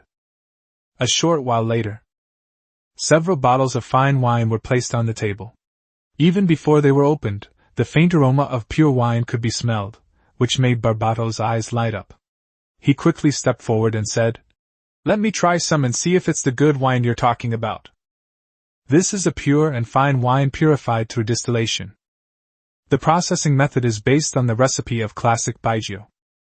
Furthermore, because the raw materials are different from the plants on Earth and contain magical elements, even if your level is high enough, you may still get drunk. Even if Chufeng has now entered the legendary level, compared to the god of wine among humans, he is no match for Barbatos. 1,000 words remain unspoken in my heart, but let us raise our golden goblets and drink to our gathering today. 1 cup down, 2 cups clean, 3 cups reveal true feelings. The east wind blows, the war drums beat, may your fortune be as vast as the eastern sea, may auspicious purple clouds come from the east, and may good fortune arrive with every cup of wine. He kept offering toasts without stopping. Anyone who didn't know better would think Barbatos was some big boss who had traveled from Earth. With a wicked smile on his lips, he kept clinking glasses with Chufeng. Almost all of the stock, which was about a dozen large barrels of liquor, was consumed. Chufeng also felt his feet were floating, his head was heavy, and his stomach was churning. Looking at the other person's slightly flushed cheeks and calm smile, he deeply regretted his decision. This guy was just like his character was. His alcohol tolerance is astonishing. Owner! Before Chufeng collapsed, he saw the worried expressions on Asuna's and the others' faces. Then he was enveloped in softness, and several faint fragrances rushed into his nostrils. He then fell into a deep sleep. This wine is good, but I still think dandelion wine suits me better. Barbatos swirled his wine glass, glanced at Chufeng lying in the arms of the beauties, and smiled. This one is quite interesting. His elf daughter gives me a familiar feeling, and his old friend is willing to follow him. I hope he won't disappoint the great Tree King. Yes. He didn't know Klee. She was the wind goddess who originally existed on the continent of creation, but she seemed quite familiar to him. I stretched. After glancing at the world tree, he said to the women, If your master wakes up, I suggest he explore the underground world, especially the area under the Emperor of the Assal Empire. There's a surprise waiting for him there. Since it's your choice, I naturally respect it. As for that unknown secret, I will continue to investigate it. You can rest assured that you can leave it to me. Then, as if by magic, he produced a Cecilia flower and placed it on the table. I won't drink this wine for nothing. If you need anything, you can tell it, and I will respond. Then it disappeared again. Yatagami Toka, her face flushed with embarrassment, hugged Chu Feng, seemingly unconcerned about the smell of alcohol on her. As she led him back to the room, she said, "I'll take Master to rest." The others naturally noticed that something was wrong as well. All that could be seen was Chu Feng's hand. No wonder they run so fast. So it turns out they realized that staying any longer was inappropriate. "It's all right, Toka, you probably haven't eaten enough. I'll take Master there, you go and get something to eat." "Oh. Asuna, you still have to train the druids and other subordinates, so I won't trouble you." "What are you talking about? Toka ran away with Master. Quickly chase after her. We absolutely cannot let her get all the benefits."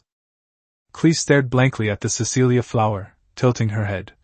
"That brother said Mom will come looking for me too. The Great Tree King will send her here? Is it the World Tree? We must tell Dad this good news when he wakes up." She didn't know Barbados, but subconsciously felt that what he said was trustworthy. At the moment Chu Feng was drunk, the army of the Assel Empire was at its front line. Millions of rebels have united to resist the tyrannical rule of the Empire, fighting against the army of Assel at the sound of horns. A magical explosion! The cannons are firing. The battle between monarch-level and legendary powerhouses caused a huge commotion, cracking large areas of the earth, and the collision of elements resulted in heavy losses for the ordinary soldiers. The smoke of battle continues. It was incredibly tragic. At this time, several rebel leaders, wielding epic-level items, beamed with joy, seeing their side gaining the upper hand and feeling that the scales of victory were tipping in their favor. "Brothers, kill! This is the first step towards victory for our resistance. Take this city. The enemy is just an ordinary warrior, but the leader is an epic-level being. Come on. For freedom. For everything that belongs to us." It must be said that the leaders of these rebels were indeed outstanding in combat. Using their own strength as a breakthrough point, they directly cut a huge hole in the army of the Assel Empire, and kept breaking up the enemy's formation inside. The enemy was completely unable to organize an effective defensive posture, and was almost being overwhelmed. Just when the rebels thought this was going to be a victory, snowflakes suddenly began to fall on the entire battlefield, and the summer sun suddenly became colder than winter. This strange change made them uneasy. Suddenly, a long whip made of ice appeared, tearing a fighting rebel leader to pieces. Then, it transformed into a weapon from the center, piercing through the bodies of many soldiers. They were all frozen into ice blocks and fell to the ground, smashing into ice shards, forming a vacuum zone in the center of the battlefield. A figure with long silver-blue hair appeared in everyone's sight at some point, dressed in a domineering pure white uniform of a senior officer, revealing an impressive figure. Deep, icy blue eyes and eyelashes. She has exquisite and perfect facial features and crystal clear, snow-white skin. She has a queen-like oval face, exudes a powerful and domineering aura, and possesses an irresistible charm. Ice flowers danced all around him. It seemed that at this moment, the entire battlefield was under the control of her, the queen. And that is indeed the case. The blood congealed into bright red snowflakes. Isdeth wore a satisfied smile, brandishing her ice whip. "Today, I will bestow upon you the punishment of piercing." Chapter 168 The Ruins of Atlantis. Chapter 168 The Ruins of Atlantis. Isdetha's greatest hobby is using torture, and she doesn't care about the location, since no one present is stronger than her. Snowflakes danced across the entire battlefield. A whip made of hundreds of intertwined ice spikes appeared, each one piercing through the bodies of more than 10 people, causing numerous casualties. Even millions of people seemed so powerless under her slaughter. They stood on the battlefield like skewers of candied hawthorns. His eyes were filled with fear. Vines imbued with icy properties spread from the wound, creating ice sculptures. There were hundreds or even thousands of people. They didn't seem to be from the enemy army, rather, they seemed like exquisite decorations, while the queen standing in the center of the arena was the only protagonist. Isdeth smiled and looked at the remaining rebel leader, then snapped her fingers. Snap! Bang! With snow and ice everywhere, even in the scorching summer and under the blazing sun, one feels as if they are in the depths of winter. Certainly. The chilling feeling came even more from that woman's murderous intent. She was smiling. Her hands were not stained with blood. All eyes were fixed on her, the queen wielding an ice whip, her fear emanating from her very bones. Demon! She's here! The leader is dead! Run! How can I run? I'll fight her to the death. If you can't kill her, can't you kill someone else? Charge! The rebels were all volunteers, but without the supervision of a regular army, and with their leader, who symbolized the highest fighting strength, being so easily killed, many chose to retreat, especially after seeing his death's appearance. But most people, having suffered oppression under the Asural Empire, still chose to take up arms and continue their resistance. Unfortunately, it all seems so laughable in the face of absolute power. On the battlefield, ice spikes flew everywhere as death went, piercing, tearing, and slicing through everything in their path. It looked like a huge slaughterhouse. In about an hour, the Imperial soldiers launched a massive counterattack, causing the rebels to flee in disarray, while as death stretched out her pleasingly curvaceous figure. I had a great time today. He adjusted his hat and asked a subordinate who rushed over. What is it? Reporting, General! The approaching soldiers kept their heads bowed, not daring to meet his gaze, and quickly saluted. His Majesty the King commands you to attend an important meeting.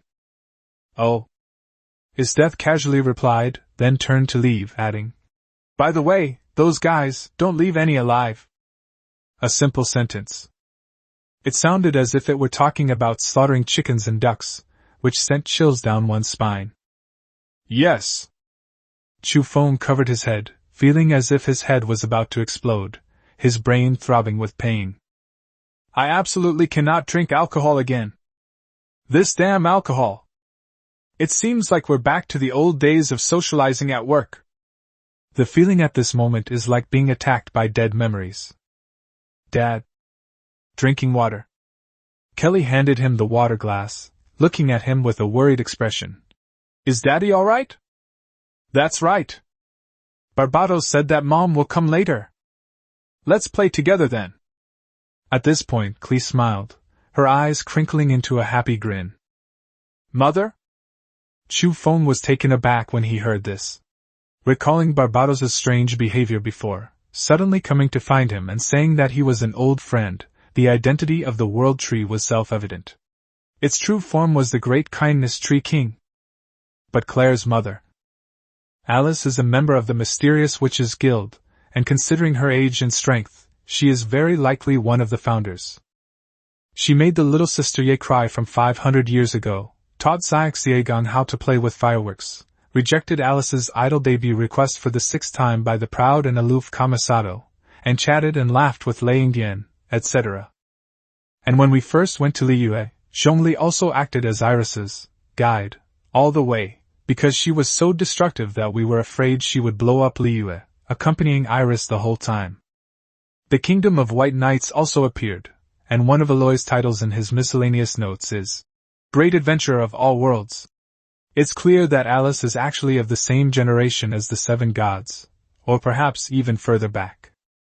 Of course, it is not difficult to find from the information that Alice is not her biological mother. This character is shrouded in mystery. Chu Feng was looking forward to meeting her. Okay, then we'll take Clee on adventures everywhere, alright?